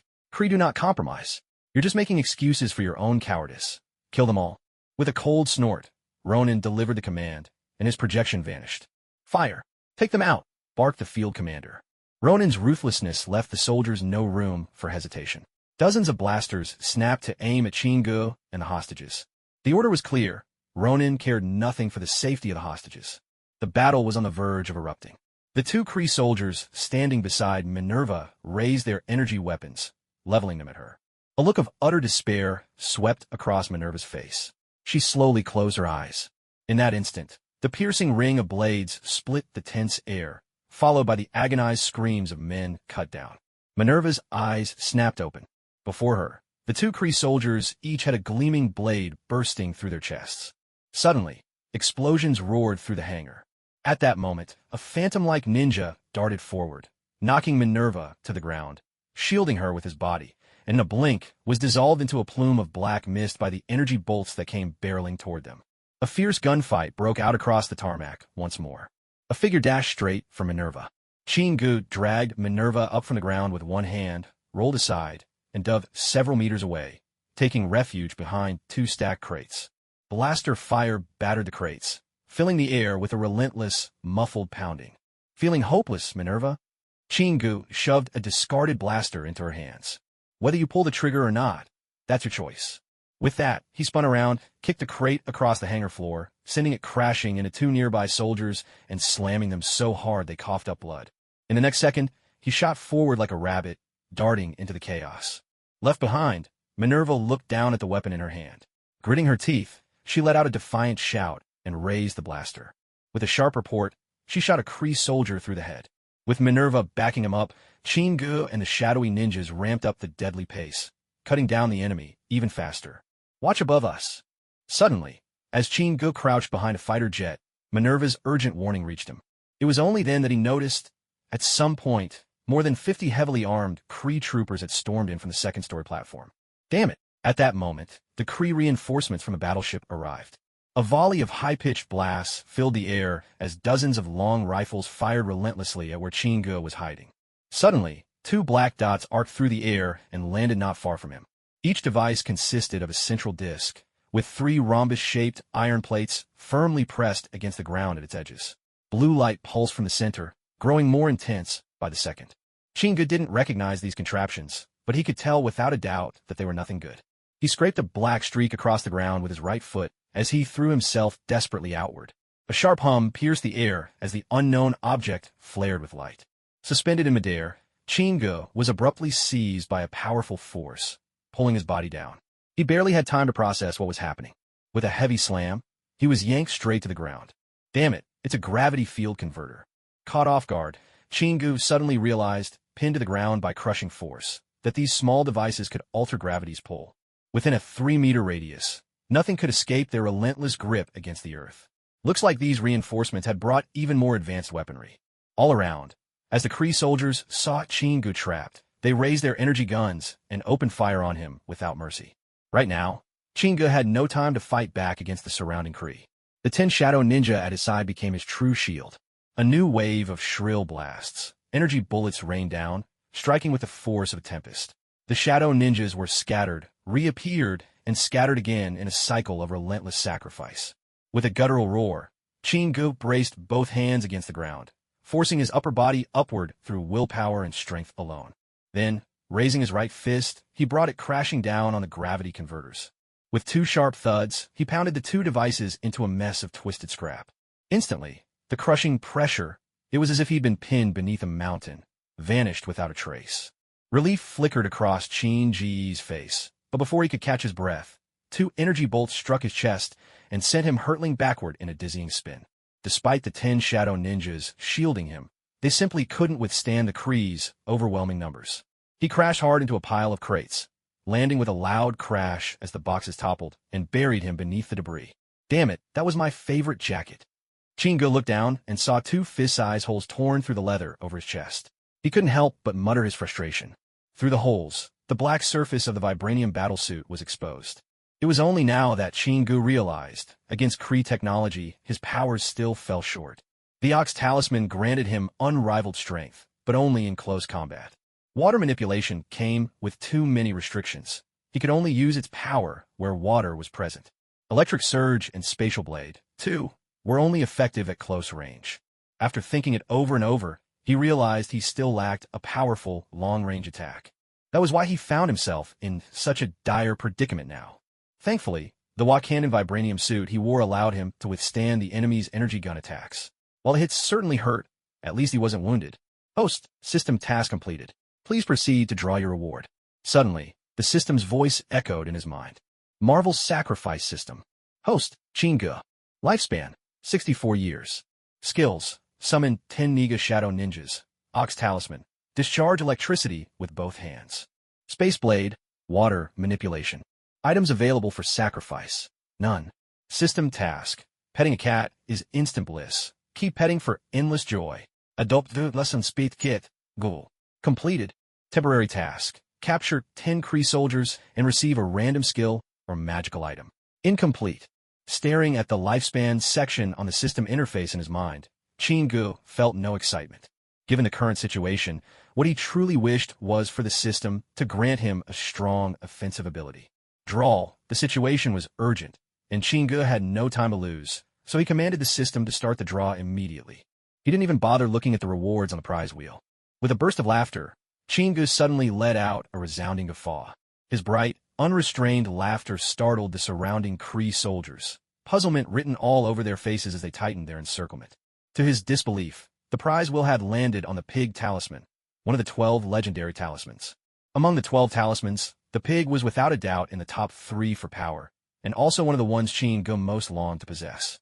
At that moment, before his eyes appeared a round talisman, its surface engraved with the image of a pig.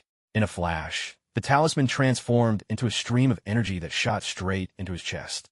A wave of searing heat surged up to Chin-gu's eyes, as if something within him was about to burst forth.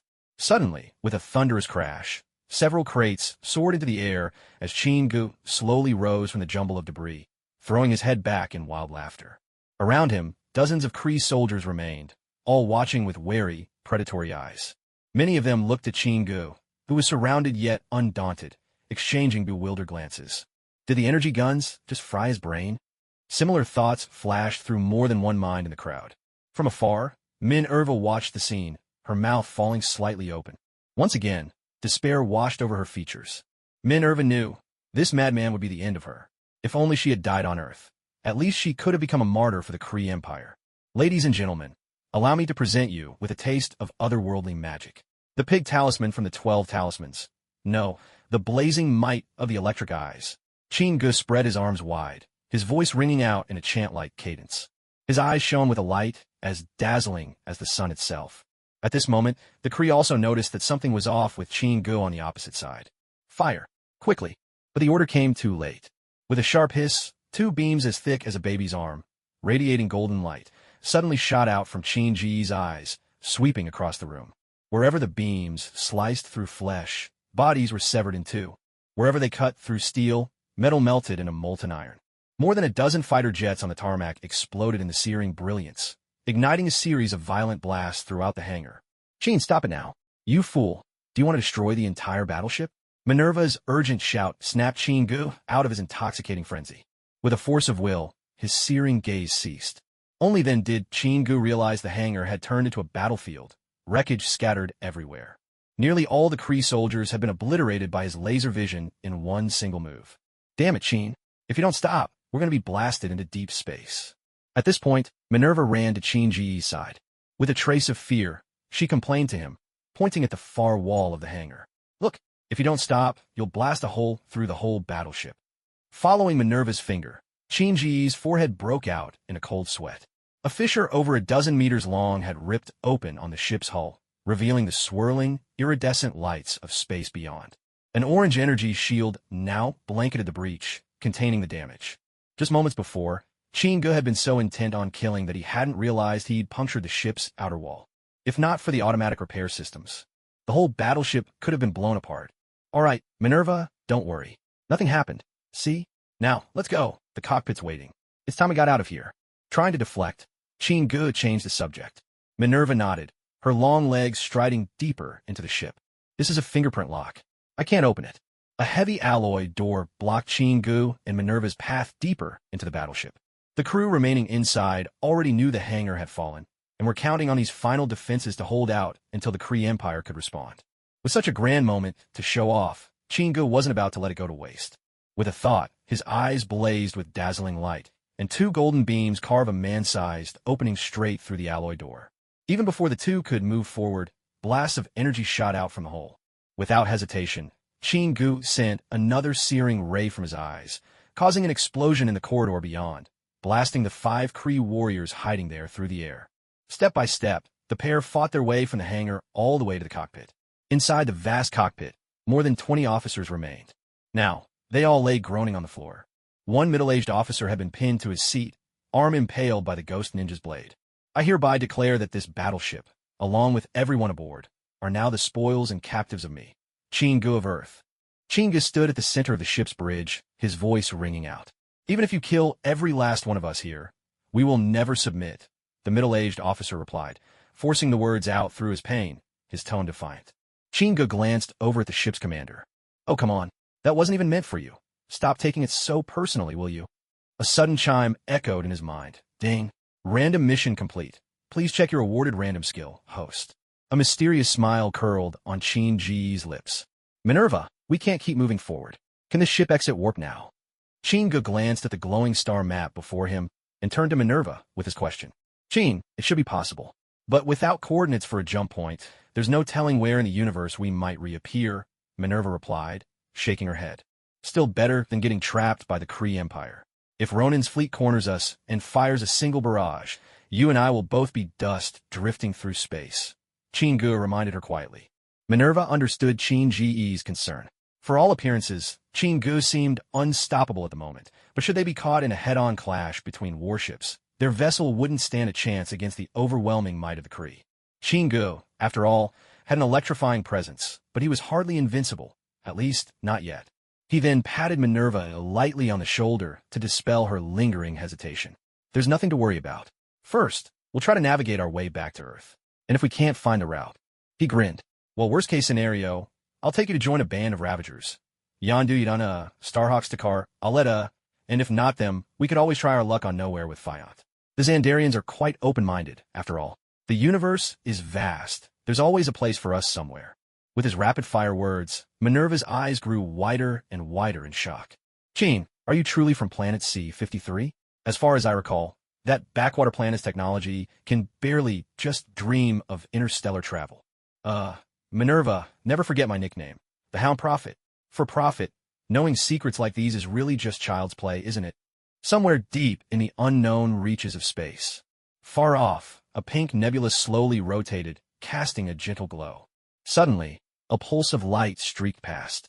From within a yawning black wormhole, a colossal black battleship, shaped like a butterfly's bow, emerged without warning. Minerva, where are we now? Can you find a path back to Earth? Chingu sounded anxious as he asked. Minerva studied the star chart before her, disappointment evident. No, I've scanned the surrounding space. There are no jump points here at all. It looks like we're in a remote corner of the galaxy. We'll likely need to traverse quite some distance before we can make another jump.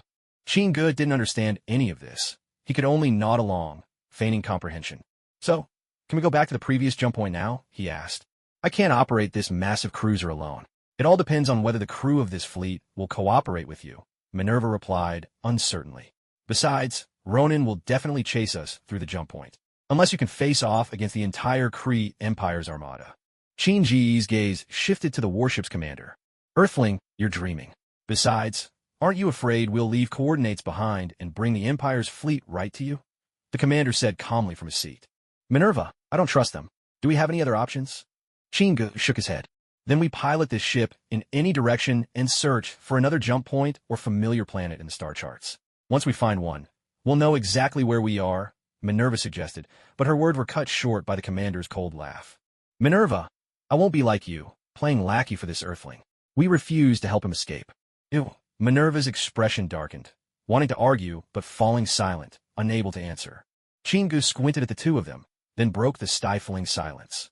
Minerva, can you fly any of the fighters in the hangar? Could they help us find a jump point or any nearby familiar planets? Yes, but those fighters will need to refuel along the way. They can't make extreme long-distance jumps. All right, so it's just like a car needing gas. Well then, if they're so determined to stay loyal to that madman Ronin. Chin Ji's voice was calm and resolute. I suppose the least I can do is reward such loyalty. With that, he snapped his right fingers sharply. Instantly, 10 shadowy ninja figures leapt from the darkness behind him.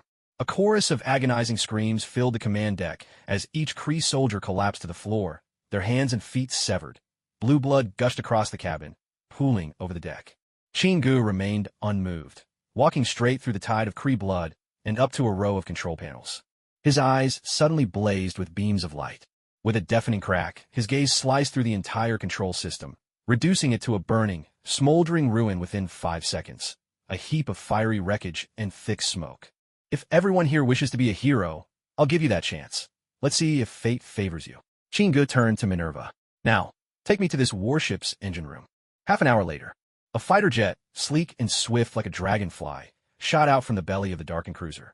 From the cockpit, the warship appeared as nothing but an iron coffin adrift in the endless black void of space, its hull punctuated again and again by bright bursts of fire and explosions. The entire warship's lighting, power, and communication systems had been completely disabled by Chingu. Now, all anyone aboard could do was pray that some passing spaceship might be lucky enough to find them. Chin, if no ship comes across them, every last Kree on board will die here. Inside the fighter, Minerva spoke softly, her voice carrying a trace of pity as she looked through the cockpit window. Chingu clapped Minerva on the shoulder. Don't forget, the people in that warship didn't come to Earth for tea parties. If Carol hadn't awakened her powers, the billions on our planet would have been slaughtered. Frankly, letting them live at all is already merciful from where I stand. Chingu fixed his gaze seriously on Minerva. You're my prisoner now. From this moment on, forget your identity, forget the Kree Empire. You need only answer to me. In exchange, I'll keep you safe. Is that clear? Minerva took a deep breath before answering quietly. Clear, as if I had a choice. Chingu nodded in understanding. That's the way it is. Life is full of things we can't change. Twin blue flames burst from the fighter's rear thrusters, and the craft shot off like a streak of light, receding into the distant darkness of space.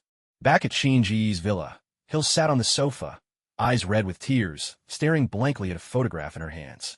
In the photo, she and Chingu stood atop the Empire State Building, arms wrapped around one another, both of them smiling. Hill, don't worry. Chin will be fine. Don't forget, he's the prophet, and he's got all sorts of miraculous powers we can't even imagine. From the other end of the sofa, Melina tried to comfort her. Hill, Carol visited the Kree Empire. They say Chin captured a Kree warship, and now no one knows where he is. I suppose he might already be on his way back to Earth. Hill dabbed at the corners of her eyes and forced out a tenuous smile. You're both right. Chin's so capable. He'll come back, I'm sure. At that moment, Fury spoke up. Hill, those 8 Kree prisoners aren't much use to you. If you could let me have them. But Hill interrupted him. The Kree are Chin's prisoners, and I'll let you have them, for now. But remember, it's only a loan to you and S.H.I.E.L.D. for intelligence and research. Her tone left no room for discussion. Understood. Very well. I won't disturb you further. I've got a new project, and my head's about to explode, Fury said as he stood up to leave. Hill turned to Melina nearby. How is that research coming along? Give it another 2 months or so, and it'll be done.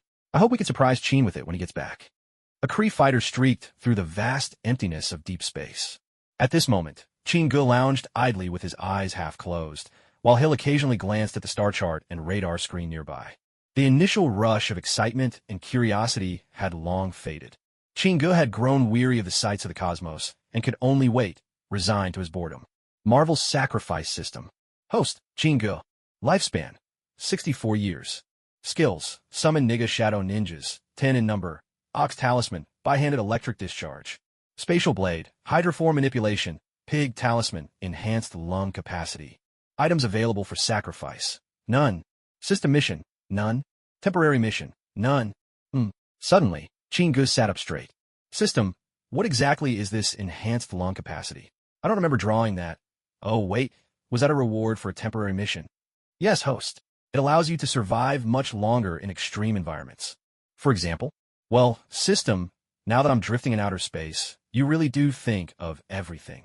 The vastness of the universe stretched endlessly before them. Gazing into the unbroken darkness had long since drained all sense of wonder from Chingu. Starbound journeys no longer held any magic for him. Chin, don't you think you're being a little disrespectful to the profession of mages, treating your summoned magical creatures like that? Minerva couldn't help but chide Chingu as she watched the 2 shadow ninjas busily working back and forth in the cabin. Chingu stared at the plate of food in his hands, its sticky, mucus-like texture reminding him unpleasantly of phlegm. Stifling his nausea, he squeezed his eyes shut and dumped the whole plate into his mouth, swallowing it in big gulps without so much as a chew. It was the only way he could think of to avoid the soapy taste lingering in his mind. With a swift motion, he tossed the now empty plate over his shoulder, and one of the shadow ninjas caught it. Minerva, to be honest, I'm not much of a mage. I actually prefer people to call me the Hound Prophet. Hounds stand for speed and strength, prophets for wisdom. All in all, I think that nickname neatly covers all my strengths. With that, Chingu propped his boots up on the console in front of him, then slowly drew half a cigar from his shirt pocket, holding it under his nose and taking in a deep, greedy breath. A moment later, he put it back into his pocket. his gaze distant as he stared out into the pitch-black depths of the universe. For a whole month now, their fighter had been flying ceaselessly, relentlessly on. Minerva rolled her eyes beside him and let slip a helpless smile. After a month of traveling together, she had figured out Qin-Ji's temperament well enough. He was kinder and easier to get along with than she'd first thought. Qin, if we ration the food, it could last for a while longer. But the fuel, there's hardly any left. At best, we have 3 days, no more. Suddenly, Minerva announced to the still-dazed Qin-Ge. Minerva, you mentioned a fuel issue more than 3 times now. If it really comes to it, we might just have to pick a random planet and land, Qin-Ge said flatly. With some luck, maybe we'll even find an idyllic place, lush with mountains and rivers. This was the worst possible scenario, at least the worst Qin-Ge could imagine. Minerva swept her hair back with emotion. Aren't you supposed to be a prophet? Can it be you've already seen your own miserable fate? Right now, she let her brown hair fall loosely around her face. The shadows under her eyes seemed lighter too. She no longer looked so severe. There was a softer, more feminine grace about her. If misery's in store for me, yours will be far worse. Do you really not have a shred of faith in me? Qin-Ge glanced at Minerva out of the corner of his eye. I only trust what's right in front of me. As for the future, let the future handle itself. Qin-Ge gave a light, sarcastic clap. That's a lovely sentiment. Sounds remarkably like empty talk, though. Their banter, biting at each other, was really just a way of passing the tedious hours. So should we starve? Freeze drifting in space? Or maybe shoot ourselves and get it over with? I suppose it's time to pick our favorite way to die, Minerva said, changing the subject with a wry twist. What a pity, Qin-Ge clicked his tongue. What's such a pity? Those long, long legs, about to end up as nothing but a pile of bones. Qin-Ge gave her a wink. There was a brief silence, then Minerva shot him a sideways look. If you don't mind that I'm a Cree, I can grant you any sort of physical wish you have. Don't worry, I'm not trying to flatter you. It's just a pity, that's all. Qin-Ge sat up straighter, feigning offense. Oh, is that so? Pity me, do you? I see right through your wicked little heart. Minerva, isn't this just you looking for an excuse? You must have been craving my body for ages. Qin, you are utterly shameless, Minerva snapped, her voice rising. Suddenly, an electronic chime echoed through the cockpit, a blinking red dot on the star map accompanying it. Both Qin-Ge and Minerva froze. In the next moment, a wave of excitement passed between them as they turned eagerly toward the fighter's navigation display. Minerva's hands flew across the controls. Soon, delight lit up her face. Qin, look at this planet. It's called Katati, an entirely botanical world, covered in sentient plants. The seeds of Katati are in high demand across the universe. This is fantastic. If we swing past Katati, we'll reach the dead zone in just 2 more days. Minerva pointed to the star chart, her voice electric with excitement. The dead zone? You mean the head of that ancient god? Qin-Ji's face showed real surprise. Things were turning out differently than Qin-Ge had expected. He certainly hadn't thought his first stop would be the chaotic, unpredictable dead zone. That's right. I've only been there once myself a few years back while on assignment, just as far as the Void Territories. Once we reach that place, we'll find supply stations along the way, and then we can make our way back to Earth. So what are we waiting for? Let's get a move on quick and snappy. Qin-Ge let out a strange, gleeful cry. In an instant, the entire battleship surged forward, accelerating as it shot into the distance. A vibrant green planet spanned the void ahead, suspended in the depths of space. From the battleship's viewpoint, the entire world seemed enveloped in green, with just a few small patches where spots of yellow soil peeked through. Qin, this is the planet Katati. Adventurers come here often to gather seeds from intelligent plants. They fetch a good price on the black market. Minerva explained as the battleship streaked past the planet. A fine place. Qin-Ge nodded in approval. Before he could get a closer look, the ship had already swept beyond it, leaving Katati far behind. Standing in the cockpit, Qin-Ge gazed ahead, lost in thought. Then, looming out of the cosmic darkness, a colossal head, nearly the size of a planet, appeared before them. Countless spacecraft flowed in and out, passing through the empty sockets of the gargantuan skull. The battleship glided gently, maneuvering through one of the immense eye sockets. Inside, the head was packed with all manner of structures, saturated with a gritty, cyberpunk atmosphere. Sphere-shaped mining robots darted busily back and forth, hauling cargo of every kind. Let's eat first, then refuel, Qin-Ge said to Minerva as he stepped off the ship onto an enormous landing platform. After more than a month of travel, Qin-Ji's feet finally touched solid ground again. On the docking platform, he was struck by the sheer vastness of the universe. Beings of every shape and form bustled past. Yellow, red, green, blue, purple. Some were humanoid, others beast-like, and many part machine. The dizzying diversity dazzled Qin Ji's eyes. But here, among them, he realized he was just as much a rare species, an earthling venturing into the cosmos. Many of the alien races regarded him with open curiosity, their gazes lingering. After all, hardly any people on Earth knew there were so many extraterrestrial beings in the universe. Qingge didn't have a camera with him. Otherwise, just selling photos of these creatures back home would have made him a fortune. Suddenly, a deep, thunderous barrage of alien syllables rumbled beside him. A sturdy, light green man, his chest bared and face covered in what looked like tattoos, stared intensely at Qingge, unleashing a torrent of words in a guttural language. Qingge was momentarily taken aback. Minerva, ever prepared, handed him a bean-sized device. "Qing, I almost forgot. Here, your language translator." With the translator on, Qingge finally understood the stranger's words. "Where are you from?" At that moment, a group of more than a dozen gaudily dressed aliens began to slowly gather around them. Their faces were alight with curiosity, eager to watch the commotion. "Earth? Ever heard of it?" Qingge blinked and asked calmly. "Earth? Where is that?" The brawny green alien turned to a thin companion and asked. "Boss, never heard of it," the skinny henchman replied, shaking his head. "Aha, kid, what brings you to the land of emptiness?" It finally dawned on Qingge that he'd run into some interstellar thugs. Ignoring them, Qingge pulled Minerva along, ready to leave. Suddenly, with a swift motion, the strong alien grabbed Qin Ji's arm. "Kid, give us some credits, and we'll protect you. Otherwise, it'll be hard for you to leave the land of emptiness in one piece." "And how will you protect me?" Qin Yi lid. The brawny alien brandished a fist as large as a wash basin. With this, of course, in the land of emptiness, might makes right. As the words left his mouth, Qingge struck with a quick punch. The burly alien went flying.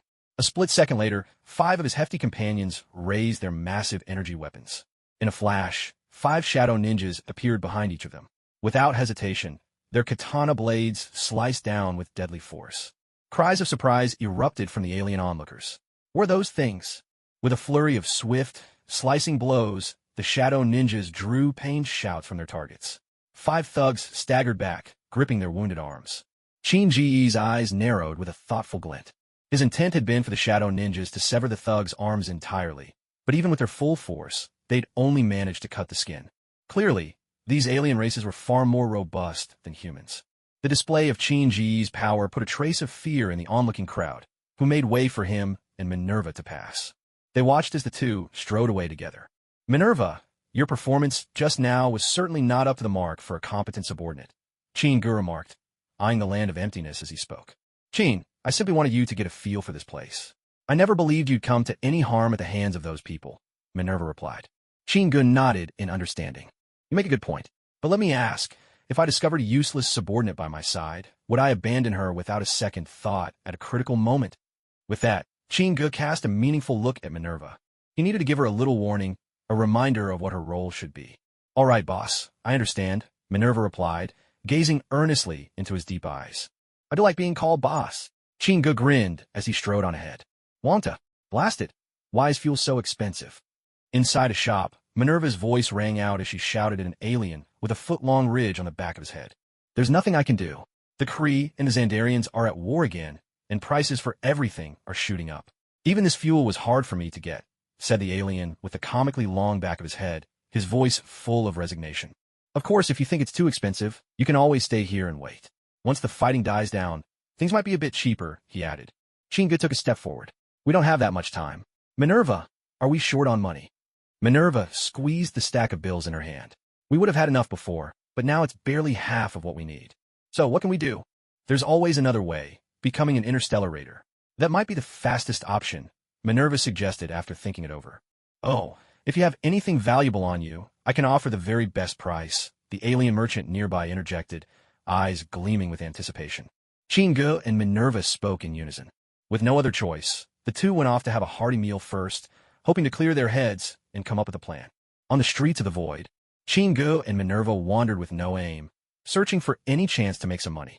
Who would have thought that a big-time billionaire like me would get stranded in a dump like this, just because I can't afford fuel? Qingge couldn't help complaining to Minerva. "Qing, most aliens have never even heard of Earth. No matter how rich you're back home, it means nothing here," Minerva explained, following right behind him. Inside a bar in the void, Chingu and Hill sipped some mysterious alien liquor, silently observing the eclectic mix of creatures around them. Here, the black market and the flesh trade are the biggest businesses. As long as you've got the money, women from any planet can be arranged for you. So, boss, want to give it a shot? Hill asked, noticing the light in Chinji's eyes as he stared at two android hostesses. Those are robotic companions. Pay a bit more, and you can get much better acquainted with them. My treat. Chingu shook his head. Forget it. I still prefer having real conversations with human women. But tell me, do you have enough for me to call over two at once? He asked with a perfectly straight face. Minerva? The robot hostess let out a piercing scream. A blue-skinned alien man, sporting a bizarre pair of compound eyes, sailed 4 or 5 meters through the air. He slid across the bar floor for more than 3 meters, coming to a stop not far from Chingu. The man doubled over in pain, coughing up pale red blood. Did a weakling like you really think you could catch me and go collect a bounty from the basher? You must be out of your mind. As he spoke, a hulking man, over 2.3 meters tall, with arms as thick as barrels and gray, stone-like skin, strode forward at a slow, menacing pace. He brought his foot down with a heavy crash. A guttural scream of unbearable agony tore through the air, accompanied by the sickening crack of shattered bones, as the man's feet were crushed into a bloody pulp beneath the brute strength of Basha. Oh, Basha, you blockhead! Couldn't you have taken this outside before starting a fight? Someone in the crowd grumbled. All around them, the onlookers unleashed a chorus of curses and exclamations of shock and alarm. Chingu noticed that many of the onlookers, while feasting on the spectacle, now gazed at the burly Basha with undisguised fear. Basha, for his part, seemed to relish the act of cruelty. After spitting at the man on the ground, he reached down with his massive hand and hauled him up. Please, let me go, Basha. I swear I'll never do it again, the man begged, swallowing his pain. But with a roar, Basha's powerful right arm lifted the man like he weighed nothing, and in a voice like a wild beast's, he let out a primeval shout. Kill him! Kill him! The cries grew wilder. A crazed excitement swept through the crowd as spectators shouted themselves hoarse. A savage gleam flickered in Basha's eyes, and with a whoosh he slammed the man down onto the ground. Once, twice, 10 times in all. Each impact drew louder and louder cheers from the frenzied onlookers until the victim's body resembled nothing more than a pile of mashed noodles. He was undeniably dead beyond any hope. Basha, thrilled by his triumph, hoisted both fists high above his head, basking in the adulation of the alien spectators like a champion in the ring, savoring every shout of praise. Isn't anyone going to intervene when someone's killed like that? Chingu asked, his voice edged with doubt. Who would bother? Minerva replied, shaking her head as she watched Basha at the center of the chaos. As long as you aren't blowing the place sky high, no one cares about private vendettas here. But just as she finished speaking, an odd look crossed Minerva's face. I just remembered who he is. She drew closer to Chingu, eyes fixed on Basha as she spoke in a low voice. Basha the Bone Crusher, wanted by the Kree Empire and the Nova Corps across dozens of worlds. He's massacred more than a dozen official hunters from both the Nova Corps and the Kree. There's a bounty of 200,000 on his head. But that guy's incredibly tough. Most bounty hunters wouldn't dare mess with him. So he's hiding here in nowhere, she added quietly. Chinji's eyes lit up. There are bounty hunters here too? I forgot. You're a bounty hunter back on Earth as well. But hunting bounties in the universe is much more dangerous than on Earth. Lone wolves are rare. One bad intel and you wind up dead, just like the one lying over there. Would 200,000 be enough to get us home? Chingu asked, his excitement growing. Not quite. For someone like Basha, you need to bring in at least 3 more of his caliber. Chin, don't tell me you're eyeing Basha for yourself. Minerva's tone became serious as she realized what he was thinking. It's like a pillow falling into your lap, right when you're drowsy, Chingu quipped. How far is it from here to the Nova Empire? Not far, Minerva replied. 1 day's journey, and we'll reach a border planet of the Nova Corps. Chingu lowered his head, deep in thought for a moment, and the light in his eyes grew ever brighter. Perfect. We'll take a day to go to Sandar and collect the bounty, have them refuel our ship, and then return here, he declared, mapping out the plan. As he spoke, Chingu set down his wine glass and slowly rose to his feet. By now, the crowd of onlookers was already preparing to disperse. Hey, Basha. A clear and bright voice rang out, stopping Basha just as he was about to leave. Who are you? Basha turned around, his eyes fixed on Chingu with a fierce glare. Bounty hunter, hound prophet. Word is your bounty's pretty high, so I figure I'd cash you in. Truth be told, a cell on Sandar is much safer than this place. Guys as flashy as you usually don't stay alive for long.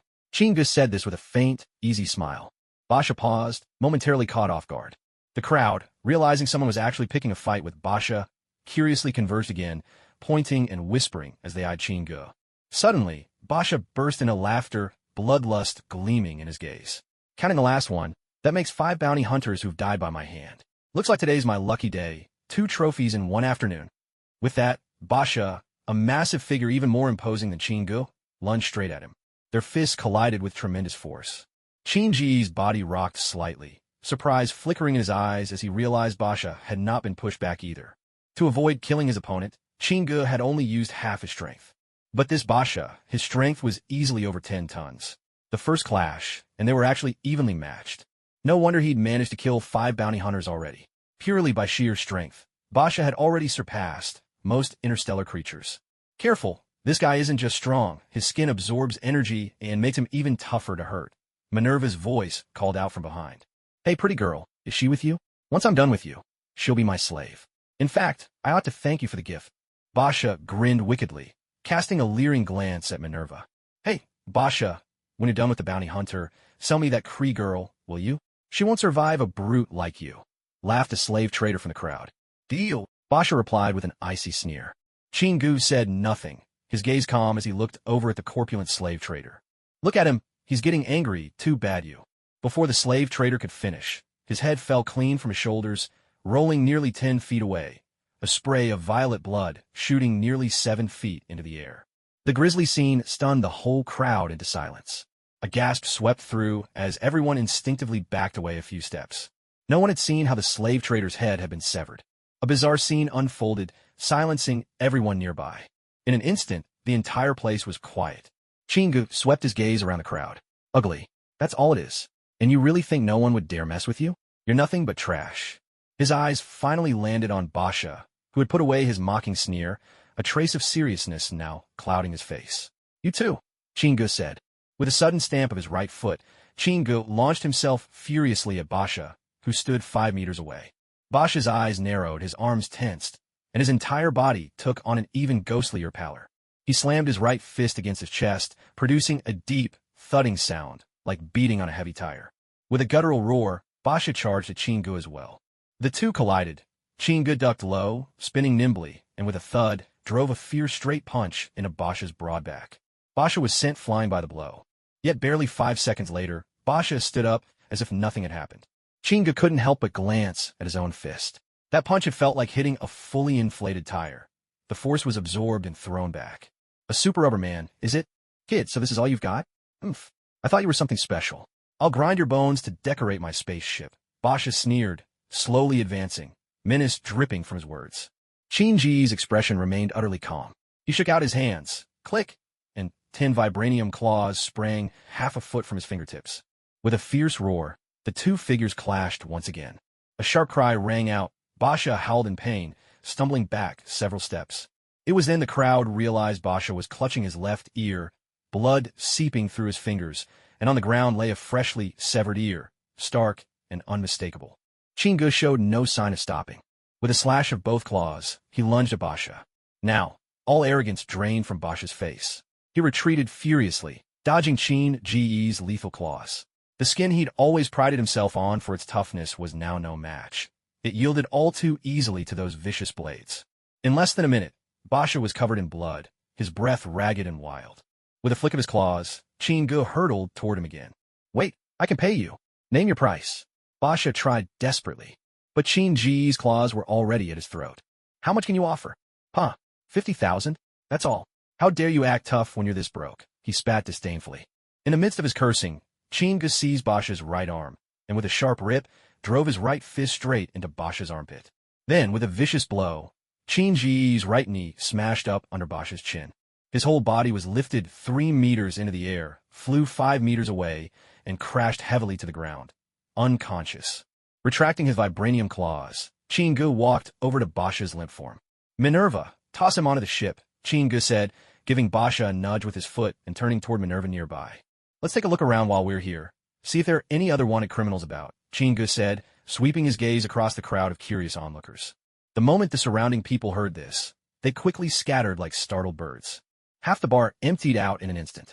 In front of Chingu appeared a green planet, just a little smaller than Earth. Chin, this is Glamosian. It belongs to the Xander Empire. We can turn in your bounty mission here. came Minerva's voice from the cockpit. Excellent. Let's do that, then have ourselves a good meal before we head out, Chingu instructed as soon as Minerva finished. With a thrilling roar, the starfighter blasted strong jets of flame from its rear, streaking through the sky toward the planet's surface in a stream of light. On Glamosion, land dominated the planet while the oceans were far smaller, just the opposite of Earth. Endless green plants blanketed the landscape. After some negotiation, two Xander Empire starfighters escorted them down to a spacious landing pad. As soon as they disembarked, Basha was immediately thrown into a prison transport by the Xandarians. Thank you for your assistance, my friends. We've prepared lunch for you, and the Duke would very much like to meet you both, a Xander officer said, just as Chingu was about to look for a place to eat. The Duke, Chingu was momentarily taken aback and glanced at Minerva. Chin, the highest-ranking official on Glamosion, is the Duke, Minerva explained. Half an hour later, inside a spacious dining hall, Chingu finally met the Duke of Glamosion. The Duke wore a flowing green robe, tall and slender. He looked more like a scholar than a bureaucrat. At his side was the Duchess, much younger, her graceful movements lending her an alluring charm. Thank you, formidable bounty hunter. Basha has been on the run for 7 years, and the man was truly dangerous. Many bounty hunters have lost their lives trying to catch him. When I heard someone had finally brought him in, I had to see the person who could accomplish such a feat, the Duke said, excitement flickering in his eyes as he addressed Chingu. Well, Your Grace, I just happened to run into him out in the void. I heard he was worth a 200,000 credit bounty on the Xander wanted list, Chingu replied calmly. Come, let's eat and talk, the Duke said, and with a wave of his hand, the table was soon laden with a sumptuous spread. Chingu didn't stand on ceremony. He tore into the meal with gusto. Minerva, what's your relationship with Chingu? And why are you wanted by the Kree Empire? The Duke suddenly asked, causing both Chingu and Minerva to fall momentarily silent. There's no need to be nervous. I only learned your name from the Kree Empire's wanted bulletin. Here in the Xander Empire, you are a free citizen, the Duke reassured them with a gentle smile. The Duke noticed the wary look in Chin-Ji's eyes and offered an explanation with a warm smile. Your Grace, what else did the Kree Empire's bounty notice say? Chingu asked. There wasn't much detail. They accuse you of stealing a warship from the Kree Empire, and the bounties on you too have reached 5 million credits. Chingu was momentarily stunned by the Duke's words. Your Grace, I've already severed ties with the Kree Empire. Now, I serve under Chingu, Minerva spoke up after a slight pause. That's not an issue. The Xander Empire welcomes you. If you wish, you both may settle here, the Duke declared with a hearty laugh. Your Grace, may I ask when you saw the bounty notice? Chingu inquired again. As soon as he finished speaking, Chingu rose to his feet. Your Grace, we must get going. There are plenty of fugitives still at large. I have to pick up the pace. The fighter roared off, departing from the planet Gramothian. Chin, we're in trouble now. 5 million is enough to drive people crazy, Minerva said, shooting Chingu a worried look from inside the cockpit. I know. Right now, we're the juiciest prize on the menu. Once we get back to the void, I suspect there will be plenty of people waiting to greet us, Chingu replied calmly. So, are we still heading back to the void? Of course. Chingu flicked out his vibranium claws with a quiet metallic snap, his tone cool and distant. I'm going to make the name Hound Prophet even more legendary. Chingu led Minerva as they made their way slowly into the bar. The once raucous bar suddenly grew much quieter, and a few people near the entrance stepped aside nervously to clear a path. Yet in the eyes of many, a strange glint began to shine. Chingu saw it clearly. Those eyes were burning with greed. As Chingu and Minerva took their seats, the bar returned to its uproar, but in the shadows, countless eyes still watched their every move. Minerva, does it feel exhilarating? Don't worry, I never give up on your beautiful, long legs, Chingu joked, flashing a smile at the slightly tense Minerva. Chin, don't let your guard down, Minerva retorted, giving him an exasperated look. Hound Prophet, may I buy you a drink? Just then, a woman with dusky rose skin and a striking figure approached with deliberate grace. She held a glass in her hand, her large eyes glimmering with sly, flirtatious meaning. Of course, have a seat, Chingu replied with a smile, patting the seat beside him. Basha is one of the toughest people here, and you defeated him with ease. I like warriors like you. The woman leaned in close, whispering near Chin-Ji's ear, her voice a delicate mix of flirtation and invitation. Her arm pressed against his hypnotically soft. That's nothing. I have even more impressive tricks up my sleeve. Care for a demonstration? A lewd grin crept across Chin-Ji's face. Seeing this, the seductive woman's smile became even more enchanting. Oh, then I must see for myself just how good you are. Here's to us. To the best of friends. Come on, you lost, drink. Chingu raised a hefty glass of strong liquor and, without hesitation, poured it down the woman's throat. Ugh. The woman shook her head hard, trying to dodge, but under Chinji's iron grip, she was powerless to resist. Not far away, an angry shout rang out from a man. Even as the voice faded, a steely fierceness flashed in the woman's eyes. Somehow, a pair of knuckle dusters, crackling with blue electric sparks, appeared in her hand. She drove her fist straight at Chinji's waist. But Chingu caught her by the neck with one massive hand and, in the blink of an eye, hurled her aside. She crashed into a burly man who had just charged over, sending them both sprawling onto the floor in a tangle. Chaos erupted, screams piercing through the bar. The crowd scattered, scrambling for safety as nearly 20 fierce and bizarre-looking alien species closed in, circling Chingu and Minerva. Just wait, I'll break one of his legs for sure, ugh. Propped up by the big man, the woman snarled menacingly at Chingu, still reeling from the forced drink. Her earlier bravado now left her in complete disarray. The burly man patted her reassuringly. Don't worry, darling. Once we catch this hound prophet, as long as he isn't dead, he's yours to deal with. Huh, so you two are a couple? Sorry to make you play the ninja turtle tonight. Chingu slowly got to his feet, addressing the pair opposite him. The hound prophet, the Kree Empire has put out a 5 million bounty. Tonight, you're not leaving the void alive. The man raised his gun, aiming squarely at Chingu. Escape? You flatter yourself. Running isn't part of my plan. Chingu replied coldly, his eyes sweeping the circle of more than 20 foes. The atmosphere grew charged with tension. By now, all the onlookers had scattered, huddling outside the bar for safety. Nastaki, 5 million credits is more than you can chew. Let's join forces and split the bounty. A group of armed fighters swarmed in from outside the bar. At their head was a tall, thin, purple-skinned man in a black trench coat, striding in calmly. A mechanical eye glowed red on his face. Cold and merciless. Grelin, at most 2 million, the earlier man said, brows furrowing. Clearly, he was wary of a newcomer. Half each. Otherwise, I just might help the hound prophet take you out instead. As Grelin's mechanical eye burned even brighter, his threat was unmistakable. Chingu took a measured step forward. With a click, both parties' weapons locked onto him at once. The hound prophet is open for business, but I'm not sure your reputations are enough to impress even a stray dog. If all you have is bark, I'm the one getting shortchanged. Chinji's eyes swept over them with icy composure as he spoke, his voice smooth and unhurried. Gerlong and Nastaki are the most notorious outlaws around here. They'll take any job. Ruthless and cold-blooded, Minerva whispered a warning from behind. At the same time, Minerva handed an electronic panel to Chingu. How much is their bounty? The same as Bosch's. A spark of excitement instantly shot through Chinji's eyes. This guy's got guts. I like his eyes. Later, I'm going to dig them out and install them right here, Gerlong sneered, tapping his own mechanical eye with a chilling laugh. Chingu slowly extended both hands, and with a metallic snap, sharp vibranium claws sprang out from his fingertips. Enough talk. Save the tough act until after the fight. First, why don't you taste the power of a magical beast from the Shadow Kingdom? Even before the words completely fell, every light in the bar was suddenly extinguished. A volley of gunfire erupted in the darkness. Over 30 muzzles flashed, spitting out streaks of flame more than a foot long, spraying bullets wildly across the bar. Damn it, keep your cool. Stop. Everyone, stop firing.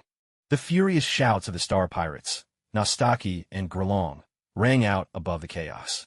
In a flash, a dozen or so luminous orbs hovered in the air, casting the entire bar in an eerie glow. Nastaki looked around at the scene and unleashed a roar of fury that shook the room. On the floor lay more than a dozen of their men, their blood seeping out in a rainbow of colors. Meanwhile, Chingu and Minerva stood calmly behind the bar, each holding a glass, a mocking smile playing across their faces. Let me handle this. I'll tear him apart. Nastaki, infuriated by Chinji's insolent smile, roared. With a swift motion, a heavy sword sprang from his hand, and he brought it crashing down at Chingu. Chingu responded by rubbing his hands together, and with a shimmer, a transparent blade, an ethereal space edge, materialized in his grasp. The two weapons collided with a violent clash, sparks exploding at the point of impact. Nastaki's heavy sword was blocked outright. Failing with the sword, Nastaki launched a furious punch. Chingu met fist with fist. There was a sharp crackle as, at the moment of contact, a surge of dazzling deep blue lightning erupted from Chinji's hand. A tremendous burst of electricity shattered Nastaki's gathered strength. He was sent flying backwards, crashing into the crowd. Just then, Minerva let out a defiant shout. only to be targeted by a streak of red energy slicing through the air. Unable to dodge, her shoulder was pierced clean through. She cried out in pain and stumbled back. Qin Ji's gaze snapped up. There was Grelong in the distance, a cold smirk on his lips. A wisp of steam curled from the red mechanical eye at the center of his face. In an instant, Qin understood. Grelong, too, wielded an energy beam. Grelong, since you like firing off so much, let me show you what raw power really means. As he spoke, Qin Ji's eyes suddenly blazed like twin suns, radiating an intense, blinding light. Two blazing beams, each as thick as a wrist, shot out from Qin Ji's eyes, sweeping across everyone before him. Boom! Boom! Boom! The golden rays engulfed Gaelong completely, like deadly lasers slicing through butter. Everything in their way, people, tables, walls, was reduced to drifting ash. Qin descended like an ancient god of wrath, unleashing destruction and fury without restraint. The flamboyant woman, witnessing this, tried to flee the bar. But her scream only caught the attention of the radiant beams, which zipped after her. There was a faint crackle, and in an instant, she was nothing but a charred heap of refuse. As the golden light faded, plumes of smoke coiled through the bar, tinged with the unmistakable scent of roasted meat. Vestaki and Gaelong, along with nearly 40 of their henchmen, all now lay sprawled within the devastated bar. Is it serious? Chinga knelt beside Minerva and asked. Next time, just use that move from the star, will you? Otherwise, I'll end up having to share your bad luck, Minerva complained. Sorry about that. I didn't expect the guy would actually pull the red-eye trick, but at least I've blasted him into oblivion now. After tending to her wounds in a simple manner, Qin and Minerva stepped outside the bar. The smell of cooked flesh inside was overwhelming. Outside, a crowd of several hundred gawking aliens watched Qin emerge and instinctively stepped back in unison. Anyone who could single-handedly wipe out 2 gangs of star pirates. Outside the infamous legends of the universe, it was hard for anyone to imagine such relentless power. Hound Prophet, this was Gaelong's bar. Will we ever be welcome for a drink here again? Suddenly a voice called out from the crowd. Well, now that Gaelong's gone, this bar belongs to me. Anyone who can have it rebuilt by tomorrow gets a month's free drinks. Qin replied with a smile. See, Minerva, we've been forced into this life, and now you're a perfectly qualified bartender. 3 days after the barroom brawl, Qin nudged fun at Minerva as he lazily twirled a drink in his hand, perched at the newly restored bar. The bar now belonged to Qin. As for ownership papers, the locals of the Void had never even heard of such things. Despite the battle that had razed the place, the number of patrons inside hadn't dwindled. They should be back soon, Minerva replied, ignoring Qin teasing. Her words had barely left her lips when the bar door swung open and 3 burly men, their faces full of menace, strode up to Qin and placed a large chest at his feet. Prophet, sir, the bodies of Gaelong and Vestaki have been delivered to the Xandarians. As you requested, the entire bounty's been converted to cash, the 3 bruisers reported respectfully. Ah, good work, Minerva. Give these 3 friends a drink. After giving Minerva the instruction, Qin picked up the suitcase. He pulled out a stack of bills from the suitcase, packed with cash, and tossed it to the burly man in the lead. Take it. This is your payment. The burly man hurried to catch it, forcing a sycophantic smile onto his fierce face. It's an honor to work for you, my lord prophet. Oh, and the Duke from Glamosian Star asked us to deliver this communicator to you personally. With that, the man handed over a palm-sized device. Qin waved them off, dismissing the 3 men, then turned and placed the communicator on the table. He gently pressed a button. A beam of deep blue light projected upward, forming a hologram over a foot tall, the figure of the Duke of Glamosian Star. Hey, Qin, I have a job I'd like your help with. Oh, what sort of job? Qin asked, his voice calm and measured. Just a couple of days ago, some thief named Peter Jason Quill had the nerve to flirt with my wife in public. I want you to bring him to me. I intend to see him judged personally on Glamosian Star. A moment later, the face of a young earthling appeared before Qin eyes. What? Qin gasped in surprise at the youthful face before him. Star-Lord Peter. In the projection, Peter Quill wore his hair down to his ears. He was slim, looking nothing like the strong figure he'd become later, and his face carried that roguish smirk and devil-may-care attitude, the air of someone who bows to no one. I refuse. Qin cut off the Duke without a second thought. Why? I thought we were friends, the Duke said, clearly puzzled. What a joke. Qin was already plotting his return to Earth, and had no intention of wasting time dealing with someone else's marital drama. Duke, I have far more important matters to attend to. You'd better ask someone else. Qin, I can pay you extra, the Duke replied hastily. You misunderstand. I'm not short of money, Chinga said with a wry smile as he shut off the communicator.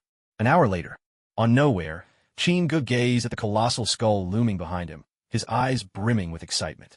He pointed ahead. Minerva, let's go home. Host, a new system mission has been issued. Please check your notifications. A mechanical voice chimed in Chin-Ji's mind. Wait, Minerva, about to fire up the engines for a burst of speed, had to ease the spacecraft back down. Marvel's sacrifice system. Host, Chinga. Lifespan, 64 years. Skills, Summon Ninja, Shadow Ninja. 10 in number. Ox Talisman, Dual Hand Electric Discharge. Space Blade, Water Manipulation, Pig Talisman, Super Lung Capacity. Available sacrifice items. None. System task. Join the Ravagers and become one of them. Obtain the Ravagers' flame mark and perform the sacrifice. Temporary task. None for now. Staring at the system task, Chingu nearly coughed up blood in exasperation. Are you doing this on purpose? Why would you give me such a task when I'm about to go home? Chingu asked, his voice filled with frustration. I knew it. You did this on purpose. No sooner had Chingu spoken than, thud, a powerful kick landed squarely on the seat beside him. Even Minerva, who was sitting close by, was startled by his outburst. Chin, are you ready to go? She asked tentatively. Chingu raised his hand, signaling for Minerva to hold her question. He began pacing restlessly back and forth inside the cockpit, and it took a full 5 minutes before he finally stopped. With a long, weary sigh, he looked up and said, Let's wait a moment, Minerva. Next up, I'm taking you to become a Ravager with me. 10 Earth days later, a white, snow-blanketed planet appeared before their starfighter. It was a dead world floating in the cosmos, its entire surface locked in ice and snow, eternally gripped by bitter cold and utterly devoid of life. But this planet had become the gathering ground for Ravagers throughout the universe, a place for repair, trade, and resupplying. Chingu remembered, in Guardians of the Galaxy Volume 2, it was here that the Sovereign's High Priestess Aisha found Yondu and placed a bounty of 1 million on Star-Lord. And that, in turn, sparked the betrayal of Yondu's own men. Colossal, mushroom-shaped landing pads sprawled over part of the planet's surface. Minerva smoothly brought their craft down on one of these pads. Stepping out of the cockpit, Chingu glanced up at the sky. It was bleak and gray as far as the eye could see. On Contraxia, a sunny day was but a distant fantasy. With Minerva at his side, Chingu crunched through the snow, heading toward a cluster of buildings lit up with garish neon lights just ahead. Above them, ships belonging to the Ravagers shuttled in and out, each styled more bizarrely than the last. On the ground, all manner of fierce and wild-looking Ravagers came and went, their eyes filled with hostility and violence. At a glance, it was nearly impossible to spot anyone who looked remotely normal. Hey, look at that. A Kree girl just showed up. Hey, want to have a little fun? No sooner had they entered the hub than Minerva, with her striking looks, immediately caught the attention of more than a few Ravager brutes. Seeing the glare on Minerva's face, Chingu gave her a reassuring pat on the shoulder. Minerva, around here, strength is the only law. If you want them to shut up, you'll have to put every single one of them on the ground. Hey, beautiful. How about a wild little workout? Suddenly, a burly brute by the roadside thrust his hips forward and shouted at Minerva. His words sent his companions into fits of raucous laughter. With a smile lingering on her lips, Minerva sauntered toward the man, the exaggerated sway of her hips impossible to ignore. I'd like to work out with you too, Minerva replied, her voice sweet but edged with danger. The moment her words faded, Minerva's long legs shot out like lightning. A sharp crack reverberated, unmistakably the sound of something breaking. The man's neck stretched out as he toppled slowly to the floor. Damn it, you little tramp.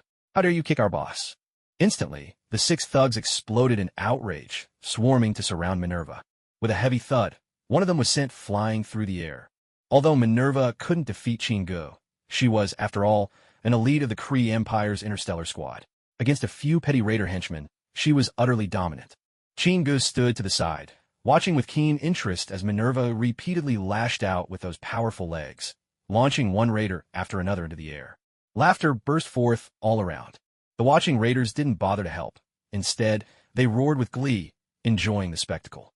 In less than 30 seconds, all 6 raiders were clutching themselves on the ground, groaning in pain. Her infamous move, the Egg Crusher kick, was spectacularly effective from the moment it landed. Though the crowd of burly men continued to shout and holler, not a single one dared to utter a word of provocation toward Minerva again. Inside a nearby bar, Chingu and Minerva sat together, quietly sipping their drinks. They didn't speak, each instead quietly listening to the chatter of the raiders nearby. Hey, did you hear? There's this kid called Quill under Yondu's command. Apparently, he made a pass at the wife of a Xander Empire Duke, and now he's got a bounty on his head. Quill? Is he that Terran guy? Yeah, rumor is Yondu personally wanted Terra to bring him back years ago. Raiders are supposed to never trade in children, but Yondu sold a kid for money. No wonder Stakar kicked him out of the crew. Keep your voice down. Yondu is not someone to mess with. The voices of 4 raiders in conversation drifted over to Chin-Ji's ears. Through their exchange, Chin-Ga managed to piece together some of the situation. Currently, Yondu Udanta had been expelled from Stakar's crew, and Yondu's greatest wish was to return to the ranks of the Ravagers. The name Star-Lord hadn't spread far yet. After all, at this time, he was just 17. Hey, did you guys hear? There's a rumor going around among the space pirates. Someone called the Hound Prophet single-handedly took down Bashar, the Bone Crusher, Vistaki, and Jaren, 3 of the toughest guys around. No way, that's impossible. Even our boss wouldn't dare cross those 3, one raider exclaimed. Do you know who it was? I heard he's a Terran too, and he's traveling with a stunning Kree woman. Suddenly, the 4 in conversation fell silent. One of them stared, wide-eyed, at Chin-Gu and Minerva, seated at the bar. Following their companion's gaze, the others all turned to look. A Terran, accompanied by a striking Kree beauty. Chin-Gu raised his glass and flashed a friendly smile at the 4 marauders beside him. To hear the name Hound Prophet from the lips of fellow marauders, it's truly an honor, he said, and downed his drink in one swift gulp. Contraxia, Hound Prophet, are you truly not interested? If you join us, I can make you my right-hand man, offered a burly man from across the bar. Chin-Gu, seated at the side, shook his head slowly. Sorry, I already have my own goals. Here, buy him a drink. Though we may not be teammates, I ought to thank you for your warmth and hospitality. Over the past week, Chin-Gu hadn't seen Yondu or the others. Instead, he found himself repeatedly approached by teams of marauders, dozen strong, each eager to recruit him. Well then, if you change your mind, you know how to find me. With that, the burly man tossed back his drink and left, leading his followers out into the night. Chin, weren't you planning on joining one of the marauder crews? Why did you turn him down? Asked Hill, surprise cleared her voice. I'm waiting for someone. Chin-Gu replied, his voice calm. So, you're just going to wait here like this? The drinks here are terrible, and the people are ugly as sin, but compared to the tedium of deep space, I'd say this is the better option by far, Chin-Gu said, resigned amusement in his tone. Interstellar travel wasn't like journeying on Earth. Out in the endless expanse of the cosmos, days were the shortest measure of time. Even destinations only a little ways away on the star map could mean a voyage lasting days, sometimes 10 days or more. Chin-Gu had grown weary of the endless monotony that came with drifting through space. Suddenly, the bar door flew open with a bang. A gust of icy wind swept in as a dozen people filed into the bar. At their head stood a figure with bright blue skin. Mounted on his head was a metallic brass contraption, making him appear more than a little bizarre. Yondu Udanta. He sauntered inside, a thin stick clamped between his teeth. Behind him, a skinny young man burst through the group, headphones over his ears, swaggering in exaggerated rhythm as he rushed to claim a seat. In the dim corner of the bar, Chin-Gu caught sight of the young man's face breaking into a grin. He was only 17 at the time. He'd left Earth when he was 9 and had run with marauders ever since, inevitably picking up a few wayward habits along the way. Back before he'd met Gamora, Star-Lord Peter was every bit the emotional disaster you'd expect from a chronic heartbreaker. Quill, I heard you try to charm a Xandarian noblewoman. Why don't you tell us how that played out? Someone from another band of marauders in the bar shouted out. Look, it was all just a misunderstanding. I was on the run, and, well, I grazed the Duchess from behind by accident. I swear, I didn't mean for that to happen. She just totally overreacted, Quill replied, his face scrunched up as he sipped his drink. A roar of laughter erupted. Ha ha, bad luck, kid. But tell us, Quill, how did the Duchess's rear end feel in the moment? A smile appeared on Quill's face. Now, that's a true aristocrat. Unlike these robot hostesses in the bar, they can't possibly compare. Chin-Gu glanced at Quill, who was speaking so confidently, and couldn't help but complain to Minerva. No wonder the Duke is set on dragging him back to Glamosion Star.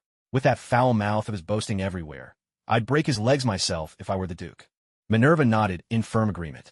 Quill, if you drag me into trouble one more time, I swear I'll feed you to them. They've been eyeing you for ages, always telling me they've never tasted anyone from Tolan before. With a loud clatter, Yondu slammed his glass down on the table. In one swift motion, he pulled Quill under his arm in a tight, unrelenting grip. Yondu, I've always respected you, damn it. Let me go. This is humiliating, the young Star-Lord protested, clearly embarrassed. Yondu let out a raspy laugh. Well, looks like the little boy we brought back from Tolan all those years ago has finally grown up. But seriously, could you stir up a little less trouble for me? Are all Turlanians idiots? Why did I have to end up with you? He seemed to revel in roughhousing Quill, holding his head firmly under his arm. Yondu, Turlanians are actually quite clever. And let me officially correct you. It's not called Tolan. It's Earth. Honestly, your people are terrible at naming planets. Tolan, what a tacky name. Suddenly, Chin-Ji's voice rang out, and the entire bar fell silent.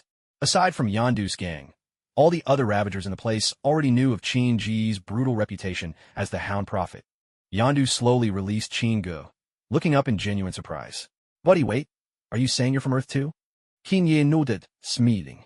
Quill, I'm from Earth, and I'm also a bounty hunter. The Duke has put up a hefty price for bringing you back. In an instant, Yondu closed in, staring hard at Chin-Gu. You can't be from Earth. That backwater planet. There's no way anyone could make it this far out. Chin-Gu nodded towards Minerva, who was standing not far away. It was the Kree who brought me here. Yondu, if you say Earth is a backwater dump one more time, I'll make sure you live to regret it. Ravagers don't take kindly to threats, kid. You really picked the wrong bar. Yondu reached out with his right hand, aiming to grab Chin-Gu by the collar. With a sharp motion, Chin-Gu caught Yondu's wrist with his left hand. Ravager? Don't flatter yourself. Weren't you expelled by Stakar? Chin-Ji's words hit a raw nerve. Yondu's expression instantly turned cold. Being exiled by Stakar was the greatest humiliation of Yondu's life. He would never allow anyone to bring it up to his face. Yondu let out a furious roar, trying to bend Chin-Ji's arm back. But no matter how much strength he used, Chin-Ji's arm didn't budge a single inch. Yondu gritted his teeth, curled his lips into a snarl, and gave a sharp whistle. In a blink, a crimson streak shot from his waist straight at Chin-Ji's throat. Not far away, Star-Lord gasped in alarm. But, contrary to expectations, nothing happened. The whistling arrow was stopped dead in its tracks, pressed firmly in Chin-Ji's palm. The infamous arrow was powerful, but it couldn't make a dent against the vibranium-forged glove. Behind Yondu, 8 of his men, excluding Quill, reacted instantly. With a sudden shout, they surged forward to help Yondu.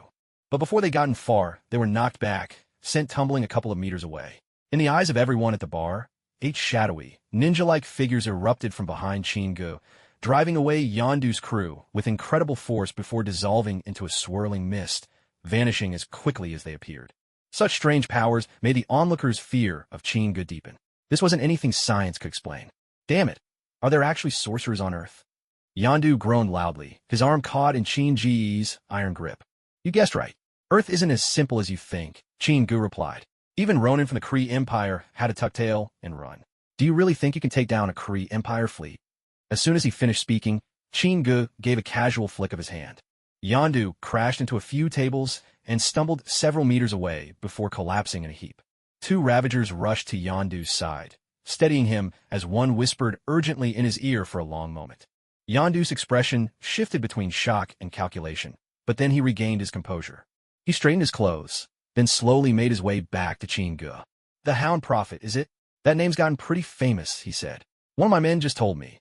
You took out both Basha and Gaelong. Are you really from Earth? You can always check the Kree Empire's wanted list. My bounty is 5 million. Chin-Gu answered levelly. Quill blurted out, 5 million? Dude, did you blow up the Kree capital or something? Nothing that dramatic. Just commandeered one of their warships, Chin-Gu replied coolly. Yondu slapped the table and burst out laughing. Hound Prophet, when it comes to dealing with those Kree, you're nastier than I ever was. Having spent 20 years as a prisoner in the Kree Empire, Yondu had nothing but contempt for them. Any setback the Kree suffered was music to his ears. A little while later, Chin-Gu, Quill, Yondu, and Minerva sat together at a table. Yondu, if I wanted to earn a mark like that, what would I have to do? Chin-Gu asked, pointing at the Ravager insignia on Yondu's chest. Of course you have to become a Ravager, but you also need to be recognized by the others. So, do you really want to be one? Quill asked, surprised. Qin-Ye nodded. That's exactly why I came to Contraxia. Yondu, if I said I wanted to join you, would you welcome me? Chin, of course you're welcome. With the 2 of us together, we'd rule this whole sector. From now on, we'll be known as Star-Lord and the Prophet of the Hound. How does that sound to you?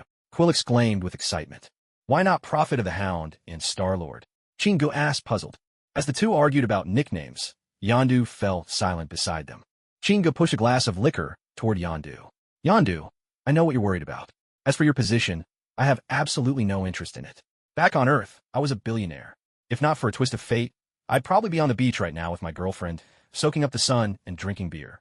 The only reason I want to join you is to earn that Ravager Flame tattoo, then head straight back to Earth. How do I know I can trust you? Yondu asked slowly, fixing his gaze on Chingu. Chingu leaned back in his chair. Well, that's a matter of your judgment, isn't it? To be honest, with my capabilities, do you really think I'd be after your pile of rusty scrap metal? Yondu, I think Sheen's right. He's far beyond our, well, scrap metal, Quill agreed, nodding at the side. Don't talk nonsense. I worked damn hard for those scraps all these years. If it weren't for that scrap metal, you'd have ended up as barbecue for other Ravagers long ago. Yondu gave Quill a sharp glare, cursing him out. Come on, Yondu. Cut to the chase. Don't act like an old lady. In fact, you're even more hesitant than one. Chingu mocked, a hint of sarcasm in his tone. Fine, I agree. But after you get that flame tattoo, you're leaving my crew. Yondu extended his right hand. With a sharp clap, their hands locked together. Yondu, you'll be proud of the decision you made today, Chingu said with a grin. Once again, crack. As Quill tried to squeeze in, Chingu slapped his hand away. Quill, strictly speaking, you're not even of age yet. This kind of pact between men doesn't suit you, Chingu said to Quill with a sly wink. Chin, I really hate the word strictly. Yondu, you're gonna be proud you never sold me off back then, too, Quill retorted, lifting his chin stubbornly. Then prove it to me, Yondu replied, and gave Quill a not-so-gentle smack on the back of his head. Watching Quill's frustrated face, Chingu couldn't help but burst out with snorting laughter. Right now, Quill was firmly under Yondu's thumb. High above the surface of Contraxia, a gigantic, bar-shaped warship hung in the sky, broad at the base and narrow at the top. This was Yondu's stronghold. Brothers, this is Chingu, the Hound Prophet, and this is Minerva. Today, they're officially joining the Ravagers. Inside the colossal ship's main bay, Yondu introduced Chingu and Minerva to his motley crew of over 100 fierce-looking subordinates. Hey, beautiful, space gets lonely out there. You need a companion, for body and soul. What's that pretty boy got to offer? Boss, did you catch this Kree girl as a prisoner? Why not let the brothers have some fun? Boss, you should bring back a few more Kree women. Hardly had Yondu finished speaking, when the cargo hold erupted in a thunderous uproar. Wolf whistles and sleazy laughter bounced off the metal walls. Thankfully, Minerva herself was a battle-hardened warrior, utterly unfazed by violence or danger. Most women would have been petrified in such an atmosphere, but not her. Chingu raised a hand to halt Yondu from stepping forward, then calmly moved up a step, pointing straight at the loudest of the Ravagers. You pack of uglies. All you're good for is running your mouths. Honestly, you're all trash. I bet I could punch the stuffing out of each and every one of you with just one fist. His clear, ringing voice instantly smothered the rabble's racket. Damn pretty boy, I'll show you what a Ravager can do, snarled a burly, wrinkled man as he stomped out from the crowd. 5 more Ravagers slinked out behind him, all 6 pairs of eyes drilling holes into Chingu. Hey, colorblind, take a good look. I'm not some pretty boy. My skin's yellow for one thing. And 6. That's not enough. I'll take on 10. Chingu stepped up again, voice dripping with mockery. The Ravagers exchanged glances, then the leader growled, I'm going to smash your face in, and lunged, throwing a punch at Chingu. With a sharp thud, Chingu raised one hand and easily caught the blow. In the man's stunned eyes, Chingu's leg shot out. Another heavy thump, and the big Ravager went flying like a cannonball, crashing straight into his comrades. Both he and a handful of others were bowled over. Chingu's own body followed the momentum, darting straight into the heart of the crowd. His fists, like iron hammers whipped by a storm, swung mercilessly. Again and again, bodies were launched into the air, coming down hard like rain, pounding on steel. In just 30 breaths, only half the Ravagers were still on their feet. Those that were alive had retreated to the far corners of the bay, staring at Chingu in the center, their faces twisted in pure terror. I said I'd take on 10. Honestly, you all let me down. Chingu shook his head. Damn it, Chin, could you go a little easier? We've got a job to do, and now half my crew's out for the count. Yondu grumbled, casting an exasperated look at his battered men. Tell me, Yondu, are your men supposed to be free to insult me and Minerva however they please? Chingu's eyes narrowed as he looked hard at Yondu. No, Gil. They don't know what you're capable of. If you could just show them your strength up front, I promise none of them would dare behave like that. Chingu waved his hand dismissively. So you want me to play the clown, performing tricks for this bunch of rabble?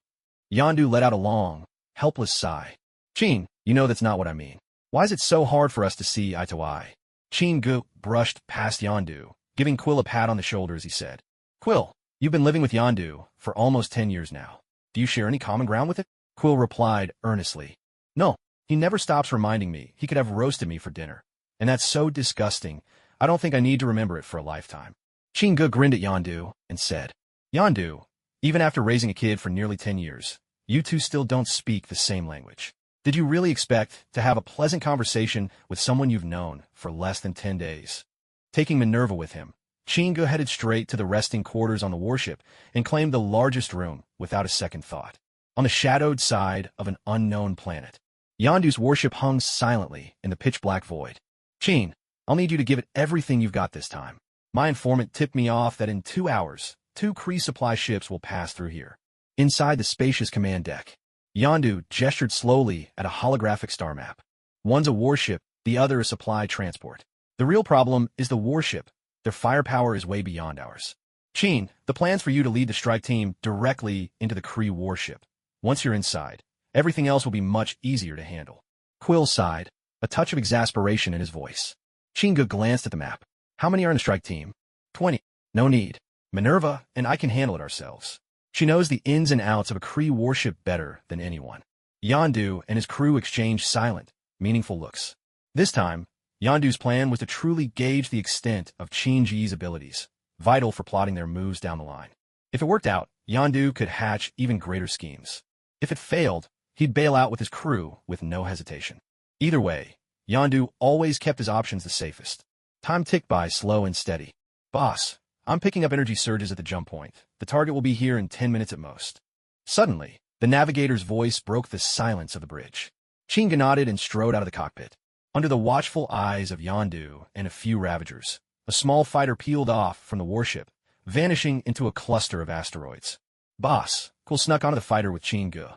Inside the ship, one of the Ravagers reported quietly to Yondu. Bang! Damn it! When that guy gets back, I'm going to give him a piece of my mind. Yondu slammed his fist into the ship's seat, his voice thick with anger. Quill's impulsive actions had completely thrown Yondu's plans into chaos. Quill, why did you follow me here? Chinga called out to Quill, who was piloting the spacecraft up ahead. I just want to spend some time with a real Earthling, Quill answered, grinning slyly. Chinga took a crunchy bite of a yarrow fruit, the sound echoing in the cockpit. He muttered, but you aren't fully Earthling. If we're counting hometown connections, you're only half. Quill whipped his head around. Chin, do you know my father? Seeing Chin-Ji's confident nod, Quill grew excited, fishing a photograph from his pocket. David Hasselhoff, the man Quill liked to call his dad. Chin, this is my father. Don't you think he looks cool? Quill asked, holding out the photo. Chinga studied the picture for a moment, then looked intently at Star-Lord. Are you sure he's really your father? Caught by that deep, discerning gaze, Quill faltered, lowering his head a little. You must really know him. Of course. David Hasselhoff, the actor from Knight Rider. Everyone in America knows him. Quill, your real father is still alive, Chinga continued. Quill's head snapped up. Who is he? Chinga pressed the photo back into Quill's hand. If you knew the truth, you wouldn't be happy about it. But you'll find out eventually. Just tell me, who is he, really? I just need someone to blame for all this, Quill said anxiously. All you need to know is that your father is a first-class scumbag, Chinga replied, brushing Quill's hand away. That works for me. I'd love to punch that bastard right in the face, Quill muttered. Suddenly, Minerva's voice interrupted their conversation. Outside the asteroid belt, streaks of honeycomb-patterned light flashed through the starry expanse. 2 enormous ships materialized in the darkness, one trailing after the other. The battleship's engines spewed roaring jets of fire as it slowly picked up speed. But in that instant, a massive energy beam streaked from a nearby planet, blasting a gaping hole through one ship's rear. Yondu's warship had fired, disabling the Kree transport vessel in a single shot from its energy cannon. Meanwhile, a barrage of hefty gun barrels suddenly extended from the front Kree warship, and bay doors, yawning at the vessel's belly, swung open wide. A swarm of tiny fighter craft, over 100 of them, burst out into space. They all swarmed toward Yondu's ship like a living cloud. But Yondu's vessel slipped behind the planet, out of direct firing range of the Kree's cannons. Let's go, let's go, let's go, Quill shouted, slamming the controls as their fighter shot from the asteroid field, diving straight toward the Kree warship. The shriek of laser blasts ripped through the darkness. When the fighter jet was halfway to its target, the Kree warship finally noticed the little speck approaching. Dozens of small energy cannons turned and locked onto the fighter jet. Quill shouted, and under the weaving barrage of energy beams, the jet danced forward like a butterfly flitting through a field of flowers. From the looks of it, You could instantly tell this was the work of a seasoned pilot. In a hair's breadth of danger, the jet dodged 2 waves of energy fire, then shot directly toward the ship, pressing close to its hull. With a heavy thud, the jet slowed down, then extended a pair of mechanical arms from beneath its belly, talons like an eagle's, that gripped the warship's surface with a powerful grasp. "Chin, let's be honest," Quill said, pausing just before leaping from the cockpit and reaching out to stop Chingo, voice grave. "If you're not certain about this, we can still escape. Kree warships are no joke. Don't be fooled by Yondu always talking big about taking on the Kree. Without you, he'd never have the guts." Chingo only smiled and shook his head. No wonder Quill was destined to become a superhero. He might be a scoundrel, but when it mattered most, he always made the right call. That, after all, is what every superhero shares in common. They follow their hearts, and wherever they are, they always yearn for the light. "Don't worry. I'm going to make sure Yondu himself puts the Ravager's flaming badge on me," Chingu replied. The 3, now fitted in spacesuits, climbed straight up onto the surface of the Kree warship. They quickly reached the entrance to a maintenance tunnel. "This is the way in. We can reach the bridge at top speed." Quill's voice came through the comms in their helmets. Then, a machine the size of a brick stuck itself to the airlock door. 3 minutes. Quill held up 3 fingers, activated the device, and a laser beam as fine as a needle cut into the door. "Quill, let me," Chingu said, patting him on the shoulder from behind. Before Quill could reply, claws of vibrating metal sprang from Chinji's hand. Just like slicing into butter, he tore through a door as thick as an adult's palm with ease. Then, with a twist of both hands, he wrenched the entire door right off its hinges. "Chin, looks like you'd make a better Ravager than I would," Quill said, utterly stunned by the scene. "No, that's you. As the Prophet, I've glimpsed a future where you are one of the legends among the Ravagers. Crowds roar your name and bow before your indomitable presence." Chingu bantered as he strode into the ship. "Chin, I like how honest you are," Quill replied with sincere admiration. Already, a shrill alarm blared throughout the Kree warship. They had been discovered. With a wave of Chinji's right hand, a squad of 10 phantom ninja warriors, their eyes glowing blood red, burst forth from a shadow. As his arm came down, the assault began. 10 ghost shadow ninjas darted down the wide corridor like a swarm of grasshoppers, racing ahead. "Chinwa, what is that?"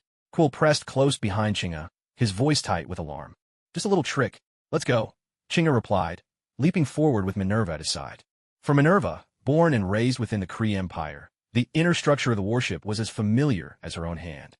Twin beams of searing energy, each as thick as a wrist, shot from Chinga's eyes. The warship's alloy door melted and sagged, as if it were nothing but a cream cake. The Kree soldiers standing guard behind the door, more than a dozen in all, were incinerated in a flash by those beams. No one could withstand the relentless power of those electric eyes. The 10 Ghost Shadow ninjas had already swept through the forward section of the warship, clearing out Kree soldiers. Only a few stragglers remained, and in the blink of an eye, Chinga and his companions dispatched them all. The final door fell before Chinga's brute force. Just as Quill was about to rush in, Chinga pulled him back. A sudden volley, tens of energy blasts tore into the spot where Quill's head would have been. Quill wiped a bead of sweat from his brow and said, "Chin, is that power from the Prophet too?" "No, that's the wisdom of experience," Chinga answered. With a thought, Chinga made a subtle gesture. Behind them, under Quill's watchful gaze, the 10 Ghost Shadow ninjas dissolved into undulating shadow. They slipped soundlessly into the command deck. "Damn it, what are those things?" "Concentrate fire. Kill them." "Sir, look out." The command deck erupted into chaos. Screams, frantic orders, and dying cries filled the air. After 3 long minutes, silence fell over the command deck. Chinga was the first to stride inside. Dozens of Kree soldiers and officers in gray uniforms lay strewn across the floor. The only figures still standing were the 10 Ghost Shadow ninjas, prowling back and forth. "Cool. I never imagined taking over a warship could be this easy," Quill breathed. Suddenly, a sharp alarm blared throughout the command deck, shrill and urgent. Minerva hurried to the control panel. "This is bad. They've triggered the ship's self-destruct. We got 2 minutes tops." "Move. What are you waiting for?" shouted Chinga. Without another word, the 3 of them bolted. A rush of deep blue flames trailed behind as their fighter jet streaked away from the hull of the Kree warship, a bolt of pure light. Behind them, the Kree warship exploded in a dazzling burst, torn apart in the silent emptiness of space. The Ravagers and Kree fighters clashed and spun around each other in the void, locked in deadly combat. But the destruction of the Kree warship shattered the balance of the battle. The remaining 40-some Kree fighters, seeing their mothership obliterated, turned tail one after another and fled for the distant reaches of space. In the blink of an eye, only Yondu's warship and a supply freighter were left in that patch of starlit darkness. Quill brought the fighter down onto the landing pad. The hatch slid open, and Quill stepped out, his face alight with excitement and pride. Everyone! Before Quill could get out anything more, there was a sharp smack to the back of his head from Yondu.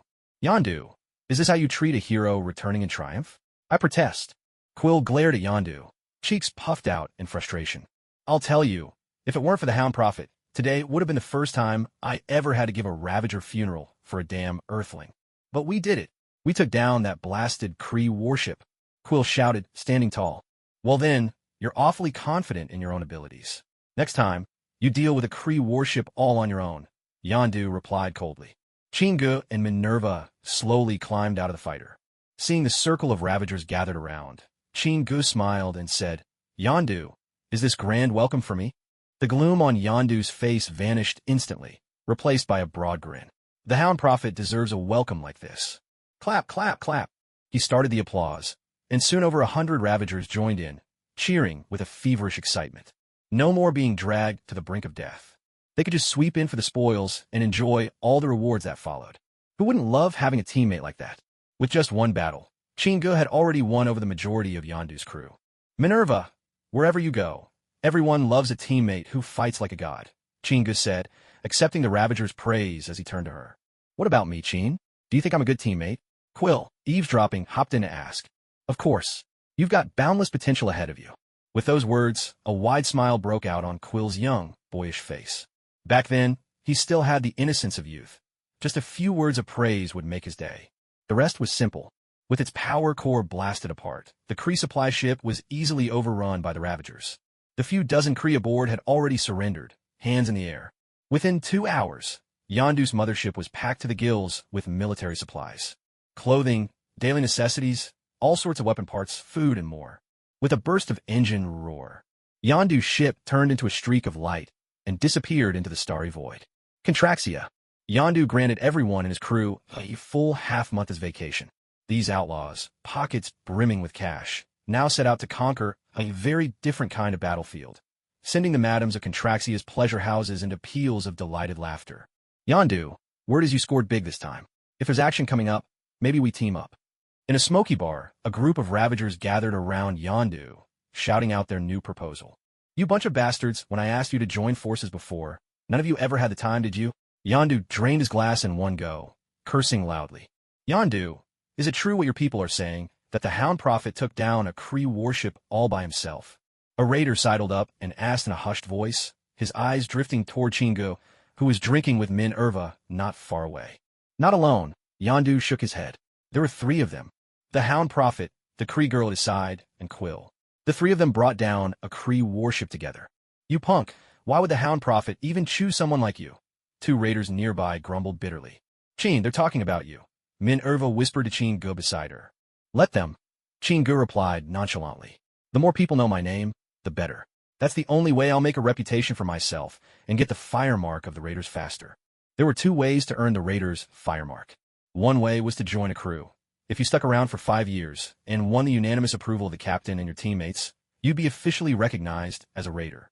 The second way was to earn the approval of half of the raider crews, and then you'd get the fire mark immediately. Chingu had no intention of going for the first option. 5 years was far too long. By the time he made it back to Earth, Hill's kid would probably be running errands by then. He needed to keep making a name for himself, so more raiders would know him and acknowledge his strength. A new powerhouse had joined Yondu's crew, the Hound Prophet.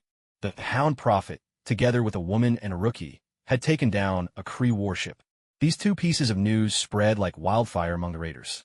Countless raiders marveled at Yondu's stroke of luck, and at the same time, curiosity about the true identity of the Hound Prophet grew ever stronger. With some digging by those determined to learn more, parts of Chin-Ji's background were soon unearthed. Suspected to be from Terran, before joining Yondu's crew, he'd only done 2 things of note.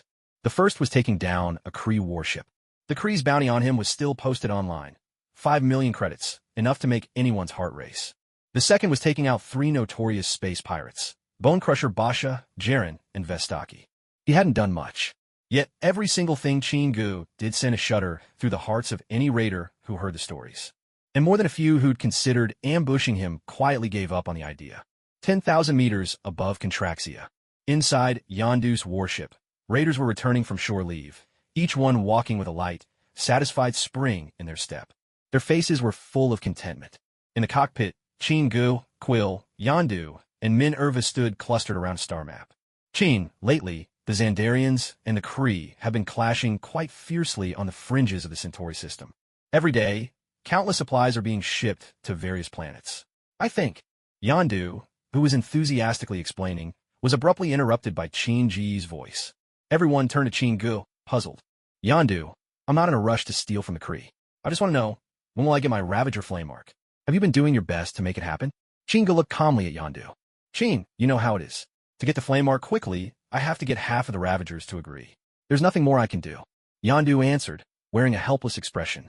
Is it really that you can't do it, or do you just want to keep me working as your free muscle? Let me be clear. If you can't sort this out within 2 months, I'll leave your crew. And trust me, plenty of others would jump at the chance to take me and Minerva in. Yondu drew in a deep breath. Chin, don't worry. But from here on, we'll have to take more action. Hin-yi nodded. That's fine. I'll say it again. My only goal is to earn a Ravager flame mark. I don't want any cut from your loot. Distribute it all, even if you have to use my share or even my own money to bribe the other Ravagers. I don't care what you have to do. With those words, Chin-gu sat down in a seat off to the side. Another remote corner of deep space. 100 or more fighter ships tangled and clashed in the darkness. Old-school stealth, hit-and-run tactics were at play. Nothing fancy, but brutally effective. A Kree transport ship spun slowly in place. Maintenance jets coughing out great plumes of flame. Ravager fighters streaked toward the hulking Kree escort ship, intent and fierce. Damn, they've left 3 fighters behind. Chin, hold on tight. Quill shouted from the cockpit, calling back to Chin-gu in warning. After the last clash, Yondu, though reluctant, had finally realized he couldn't keep Quill's stubbornness in check. He had to agree to let Quill join Chin-gu in Minerva. Quill, are you sure about this? I really don't want to become cosmic fireworks, Minerva said from the other pilot's seat, a note of worry in her voice. I've been flying this ship since I was 10. You still don't trust me? Quill responded with a mischievous snarl and jammed the controls forward. The fighter carved a perfect arc through the darkness, tucking in behind a Kree pursuer. One well-aimed shot, direct hit. The Kree ship vanished in an explosion of fire. Nice, Quill the War God. Chin-gu called out, and Quill, his excitement fueled by the praise, let out a triumphant yell. The fighter danced through the battle, executing stunts that seemed to defy the very limits of its design. After an intense dogfight, the 2 Kree fighter jets erupted into balls of fire. Quill skillfully maneuvered his ship, once again attaching it to the hull of a Kree fighter. That familiar thrill. A tactic well practiced. 3 hours later, Yondu's ship returned, its cargo hold overflowing with Kree wartime supplies. 2 raids against the Kree Empire.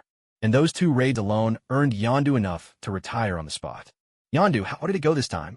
On board the warship, Chin-gu took the initiative to greet Yondu as he returned. Chin, the Ravagers are deep in discussion. Most of the profit from this haul has already been invested in their own pockets. Don't worry. All you have to do now is wait. Yondu replied with his usual nonchalance. Chin-gu frowned. Roughly how much longer do you think? I'd say about another month.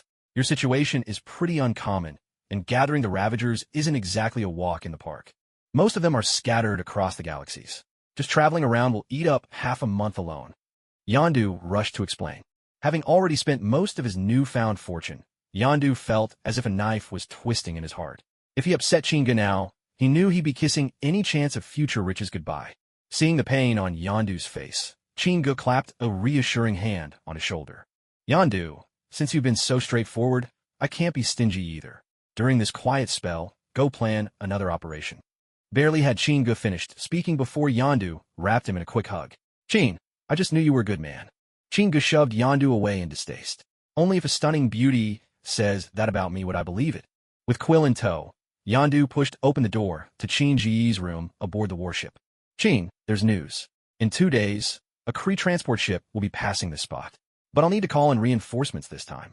The intel says there'll be 3 transport ships, and they're each accompanied by an escort frigate. The 2 of us can't handle that alone. As he spoke, Yondu handed a data pad to Chin-gu. You come up with a plan, I'll handle the raid. We'll set off in just a bit. Chin-gu didn't take the pad, turning away instead to shave. No problem. Yondu left, visibly energized. Chin, once this job's done, are you planning to leave? Quill asked, a note of reluctance in his voice. Of course, you have no idea how comfortable my life was back on Earth. Now I'm stuck every day with a bunch of aliens who could win awards for ugliness. If I don't head home soon, I'm worried I'll end up just like you. Chingu quirked his mouth in mock despair. Just like me? Quill looked down at himself, confused. How's that? Chin, we're both from Earth. I don't see any difference, honestly. No, Quill. I think you must have been out in space for too long, and now you don't even get picky when it comes to alien ladies. Honestly, I have to admire you. You've really embraced the idea of universal love, considering all those blue ones, red ones, green ones, yellow ones, every possible race. What I mean is, you may look like an Earthling, but your mind has already soared into the cosmos. Quill opened his mouth. Chin, I don't think they're any different from women on Earth. They also know how to love and feel. Chingu gave Quill a big thumbs up. Impressive. Go on. Spread your love across the whole universe. On Yondu's ship, Chingu took a bite of an yarrow fruit. Gradually, he'd grown fond of this carrot-shaped fruit, sweet and tangy, a perfect choice for a vitamin boost. Outside Yondu's ship, the velvety blackness of space stretched in every direction, and 10 Ravager warships of every shape and size hovered there in formation. Yondu, if these Ravager ships went up against Kree warships, would they have a chance at victory? Chingu pointed toward the Ravager fleet, looming in the dark expanse. In normal circumstances, not a chance. Yondu shook his head. The Kree warships outclass us in firepower and defense. We're just a bunch of cobbled-together junk compared to them. A series of beeps interrupted them. Boss, we've detected a spatial disturbance. Kree warships will emerge in 5 minutes. In the command cabin, the navigator shouted the warning. Alert all Ravagers. Get ready, this time we feast. Yondu cried out, excitement surging in his voice. His words echoed through the warship's broadcast system. Immediately, a cacophony of howling and jeering burst forth from the Ravagers inside the ship. From all 10 Ravager warships, swarms of attack fighters spilled out into space, racing toward the area above a single jump point. Over 1,000 fighters hovered there, engines thrumming, awaiting the arrival of the Kree fleet. They were ready and waiting for the signal to strike. According to the Ravagers' plan, as soon as the Kree ships appeared, the 10 Ravager motherships at the jump point would take out the engines of 3 Kree transport ships in an instant. Then, their smaller fighters would harass the Kree formation, with a second wave of mothership attacks targeting the Kree's escort warships. Only one fighter stood apart from the rest. Quill, at the helm of his own ship, the Milano, had taken up a lone position beneath the jump point. In his words, if I join the main force, no one will truly appreciate the brilliance of my combat skills. Chingu sat quietly in his fighter's cockpit, gazing out at the distant stars. Far ahead, a vast nebula painted the backdrop in resplendent colors, making the whole starlit sky dazzle with its beauty. Soon, that same space would see an epic and earth-shaking battle. 6 Kree warships would soon materialize in that space. 2 minutes. The voice of a navigator sounded over the fighter's public channel. 1 minute. Attention, everyone, countdown commencing. Hearing these voices over the channel, every single Ravager was flushed with excitement, teetering on the verge of ecstatic delirium. A large-scale cooperative hunt, like today, was a rare event in Ravager history.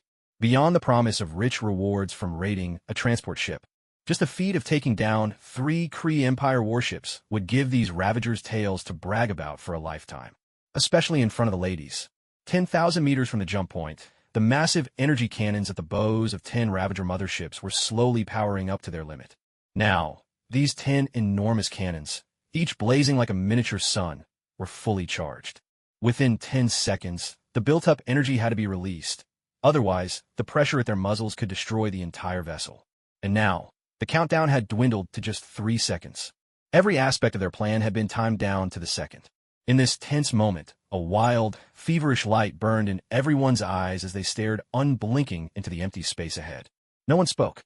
All eyes remained fixed on the distant void, bracing to witness a breathtaking and gratuitous spectacle of cosmic fireworks. Time's up. As the navigator's voice faded, a honeycomb of dazzling light flickered into being in the void ahead. A small dark shape suddenly appeared at the jump point before every Ravager's eyes. Chingu sprang from his seat in an instant. His gaze locked on what was before him. A colossal black warship, spanning several kilometers, had materialized, leaving all the Ravagers momentarily speechless. Even a seasoned veteran like Yondu left frozen in shock. The ship had emerged sideways at the jump point, its pitch-black hull bristling with gaping energy cannon turrets of all calibers. The oppressive presence swept over the Ravagers, robbing them of reason. With a sharp motion, Chingu slammed the comms button and shouted desperately over the public channel. Abort! Retreat! That's the flagship of Ronin, commander of the Kree fleet. Damn it, it's a trap. As Chin-Ji's voice blared through the channel, the Ravagers at last snapped back to reality. But the moment of reckoning had arrived. Until they discharged their full charge, the 10 colossal cannons could not maneuver. The energy had to be fired. Yondu's bellow echoed through the channel, raw and frantic. On the heels of his cry, 10 great blue beams erupted in a split second, streaking through the darkness toward Ronin's mighty Kree warship. Everyone held their breath, praying this opening salvo would at least deal some damage to Ronin's dreadnought. The column of energy halted just a few hundred meters in front of Ronin's warship. A shimmering energy shield, visible even to the naked eye, absorbed every ounce of the attack, blocking it completely. A blinding flash burst forth. Behind Ronin's battleship, the jump point flared with dazzling light. Then, sharp and sudden, the sound of multiple vessels cutting through space could almost be felt. 6 Kree warships, arrayed in perfect formation, surged into view, all just slightly smaller than Ronin's flagship. So sudden was the arrival that, when one Kree warship jumped in, it materialized so close to the cluster of Ravager fighter craft above the jump point that it smashed through, obliterating more than 30 fighters in an instant. Damn it, this is an all-out setup. Run for your lives. Over the comms, the frantic roar of a Ravager leader echoed, voice thick with terror and rage. But at this moment, no one needed to say it. The trap the Kree had set for the Ravagers was now painfully clear to every soul on the battlefield. Now, the only hope left was to pray for survival and find some way to escape this doomed field. 10 Ravager warships started to withdraw, inching backward, while over 1,000 fighter ships broke formation, thrashing through space in a desperate attempt to race back to their motherships. But the Kree had no intention of letting the Ravagers slip away. From the center of the 7 Kree warships, the massive main batteries had already finished charging. Take evasive maneuvers, now. Yondu's shout erupted across the battle channel. Even as his words echoed, the Kree's giant cannons unleashed their terrible payloads. Before the terrified eyes of all present, a Ravager warship took the full force of 3 heavy blasts. The ship was instantly gutted, 3 gaping holes torn straight through its hull. For a moment, it hung there, exposed and broken, and then it erupted into a brilliant explosion, billowing out like a cruelly beautiful firework. Dazzling, yet merciless. From the Kree vessels, wave after wave of small strike craft poured out. More than 2,000 fighters swept into the chaos. The Kree's carefully laid trap had snapped shut. Now, of the 9 remaining Ravager motherships, for it had already sustained significant damage. And everywhere, those 1,000 or so Ravager fighter craft were frantically careening back toward their ships, desperate for safety. In hot pursuit, the Kree fighters hunted them like wolves, tearing through the black, relentless and predatory. Meanwhile, the Kree battleships were preparing a second barrage. At the mouths of their cannons, blue light shimmered, growing ever more intense. In one more minute, just one, the second storm of fire would land. Damn it! All units, listen up. Engage the enemy fighters now. Main ships, execute emergency evasive maneuvers. If we don't move, none of us are getting out alive. Yondu's furious roar snapped across the comms. At this desperate crossroads, Yondu made the only choice left to him, a grim, devastating order. And with that command, the fate of over 1,000 Ravager fighters hurtling through space was sealed. The risk was clear. All could be lost.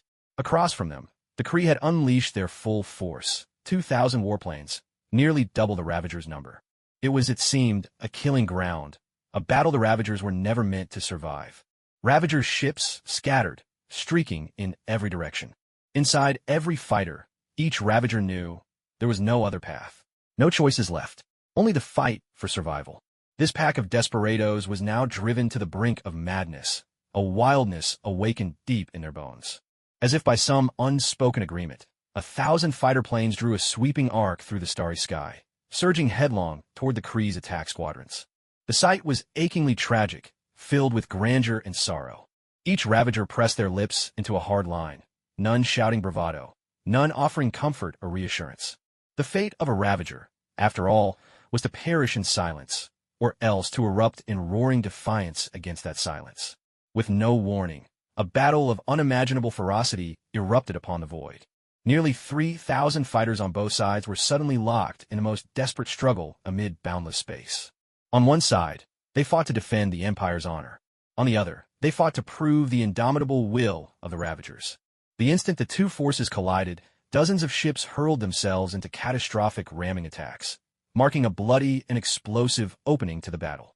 At the same time, more than a dozen capital ships unleashed broadsides against one another. Missiles and energy beams lanced back and forth in the emptiness, weaving a tapestry of destruction. Unluckier ships from both sides, caught amidst withering cannon fire, were struck and disintegrated, reduced to their most fundamental particles. Amid the chaos, hovering quietly below the battlefield, no one noticed Quill's ship lingering in silence. "Quill, get Sheen out of here. There's no hope for us in this fight." Yondu's voice slipped through the comms aboard Quill's vessel. It was a private channel. Clearly, as their leader, Yondu was exercising his right, at this most critical moment, to take command. In his heart, Yondu had always regarded Quill as his own child. Yet, as a Ravager, he was a failure of a father figure, providing almost nothing in terms of nurture except a kind of rough, wild upbringing. It was only at such moments of mortal peril that the deep blaze of paternal love broke through. "Sheen, what should we do?" Quill cast an uncertain glance at Chinga. At this crucial moment, the young Quill was still far from being truly seasoned. Chinga looked up at the furious carnage raging above the stars and shook his head. "Let's pull back. Yondu's right. There's no point throwing our lives away in a hopeless sacrifice." System, temporary task issued. Host, please receive. Just as Chinga finished speaking, a voice sounded within his mind. The system had activated. Marvel's sacrifice system. Host, Chinga. Lifespan, 64 years.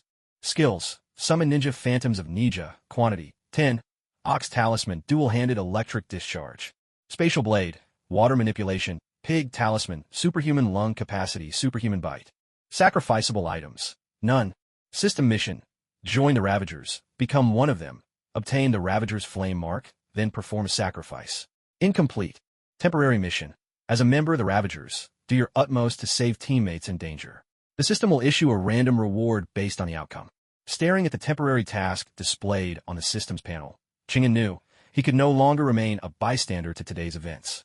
Quill, in the pilot's seat, kept his head down, visibly struggling with himself. "Quill, Yondu's choices might be the most rational, but that doesn't mean they're always right. People fear Ravagers because we carry an indomitable spirit. Like true warriors, we may fall, but we will never surrender. To hell with all of it." Chinga spoke to Quill with a solemn intensity. "Quill, Minerva, since when did you become so ready to face death?" Suddenly, out in the distant starry expanse, another Ravager warship was blasted to pieces by the main cannon of Ronin's flagship, turning it into space debris. "Get out of here. Our ships are no match for them." A Ravager leader's voice broke through the channel. "Damn it, we can't just abandon those fighters behind. If we just band together, we might still have a fighting chance against the Kree." In the far reaches of deep space, a streamlined Ravager warship made a sharp turn, engines flaring brilliantly as it tried to seize the moment and make its escape. Just ahead, the jump point started to glow. This ship was about to make a hyperspace leap. "No, the jump point energy readings are off. Damn, the Kree have jammed the jump. Stop, abort jump now." A terrified navigator's voice screamed through the channel. But the Ravager ship didn't heed the warning. In a blink, the warship became a streaking shadow, hurtling straight for the jump point. And right before everyone's eyes, it slammed headlong into a force as unyielding as a wall of bronze and iron, shattering instantly, debris scattering in every direction. "Damn it, they've got some kind of jump point disruptor on that flagship. We're done for. There's no escape." Despair echoed in the navigator's voice over the open channel. These patched up, aging ships could neither fight off the Kree nor run from their relentless pursuit. There was no way to win, no way to flee. Despair crept swiftly into every Ravager's heart. With a firm tap, Chin-gu activated the comm. "Ravagers, this is the Hound Prophet speaking. I'm going to launch an assault on Ronin's flagship. Don't lose heart. Even if we die, let's die standing, as men should. Hold on, I'll bring us all back. I promise you this as the Hound Prophet." Chin-ge's powerful, unwavering voice resonated through the public channel. It seemed to carry a spell, and as he spoke, you could feel a quiet resolve settling across every Ravager, fear slowly melting away. The man who'd blazed across the skies like a comet was standing up for them. "Givi, Inghel. Ravagers will prevail. Ravagers will prevail." The channel erupted with shouts, waves of battle cries as defiance and courage surged through the ranks. "Yeah, Quill, I like you like this. Ravagers always win." Quill shouted, slamming the control lever with his right hand. Instantly, The Milano shot into the battlefield like a sharp arrow. Now, with their backs to the wall, the Ravagers unleashed a surge of astonishing strength. 1,000 fighters and 2,000 Kree warplanes clashed in a deadly melee, stretching across dozens of kilometers. Quill's hands flew over the controls with uncanny speed, the rhythm sounding like a furious storm. Such dexterity could not have been achieved without years of experience. The fighter wove nimbly past the Kree ships, heading straight towards Ronan's warship. If he wanted to save more Ravagers, he had to destroy the jump point jammer on Ronan's ship. Otherwise, the Ravagers would all meet their end, cut down slowly and mercilessly. The gap in power was too great. Unmatched courage could only last so long, but it wouldn't change the course of the battle. Quill, don't waste time. Get as close as you can to their hangar deck. I'm jumping straight in. Inside the fighter, Chinga had already left his seat. He slapped a palm-sized, round emergency spacesuit onto the back of his neck. A shimmer of light flashed, enveloping Chinga in the suit. Quill, you'd better live up to your bragging. If you don't get me on a Ronin ship, I swear I'll come back and kick your ass. With a defiant shout, Chinga yanked open the hatch at the rear of the fighter. 2 Kree fighters immediately saw Quill's intention. Their ships traced sharp arcs, streaking toward the Milano in attack formation. Chin, I'm not giving you that chance. Mobit's not something just anyone gets to kick. Quill yelled back. With a wild, daredevil maneuver, the Milano did 2 consecutive 360 rolls in opposite directions, dodging the pincer movement from both Kree ships. The forward cannons blazed suddenly, cracking like a thunderclap, and shot down a Kree fighter that was chasing a Ravager ship. Oh, Chin, did you see that? I took down a Kree before you did. Quill crowed with his trademark swagger. The unpredictable way he flew left enemy pilots floundering in his wake. In just a span of a few kilometers, the Milano had already taken down 3 enemy ships. Through the comm link, Quill's voice came, raw and ragged from the battle frenzy. The Milano's tail disgorged a blast of fiery exhaust, tracing an arc towards the hangar entrance of Ronan's flagship. The trailing jet wash carved a great crescent in the air. The Milano's belly skimmed less than 5 meters above the outer hull of Ronan's ship. Chin, jump! Quill bellowed, pressing himself tightly to the seat, enduring the crushing centrifugal force. Stop yelling. He's already gone. Minerva's voice came over the comm, coolly reminding him. Quill gazed out through the cockpit of the fighter, watching as Chin-Ji's figure appeared as nothing more than a speck against the inky black void of space. Relying on the fighter's momentum, he hurled himself straight toward the warship's entrance. With that leap, Chin-Gu seemed to bring his own background music, a bold, cinematic swell accompanying his daring move. Many of the Ravagers witnessed this heart-stopping scene unfold. A grating screech echoed. On the steel floor, the vibranium claws in Chin-Ji's hands left 5 flaming trails of sparks as they slashed across the surface. Through the vacuum seal barrier, Chin-Gu could see clusters of Kree soldiers rushing toward the entryway from within. Clearly, the enemy had discovered his boarding attempt. He hesitated not for the briefest moment. Summoning all the strength in his legs, Chin-Gu burst inside. With a decisive motion, a half-transparent space blade materialized in his grasp. He hurled the space blade like a javelin. Spinning like a rising silver moon, it carved through the air with a piercing, pressure-cracking shriek.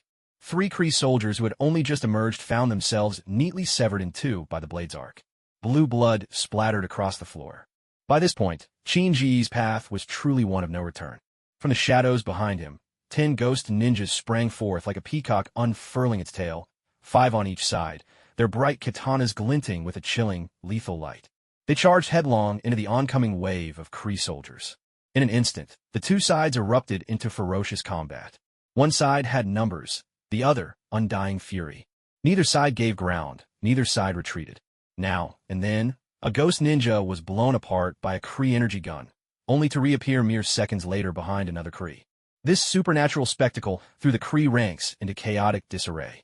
Chin-Gu paid no heed to the Kree on either side of the landing bay. Instead, he sprinted forward with all his might. His eyes blazed like twin suns. Twin beams of searing golden energy shot from his gaze, incinerating everything, every Kree, every obstacle, in his path to drifting ash.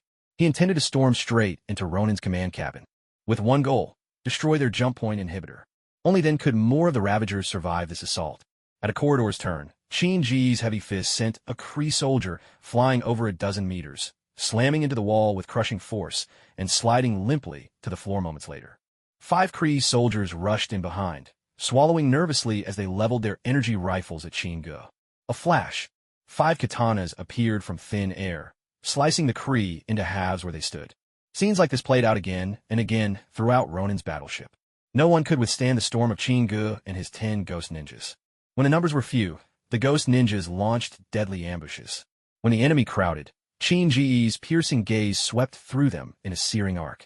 His speed grew faster and faster. He blazed through the Kree ship like a living bolt of lightning. This time, Chingu unleashed his full power, space blade at the ready, his eyes electric and spectral ninjas striking in seamless succession. In under 20 minutes, Chingu had already reached the bow of the ship. A single arc of the space blade sliced through more than 20 meters, skewering 2 Kree soldiers who had just turned the corner like candies on a stick. Ahead, the wide alloy doors of the command cabin began to open slowly.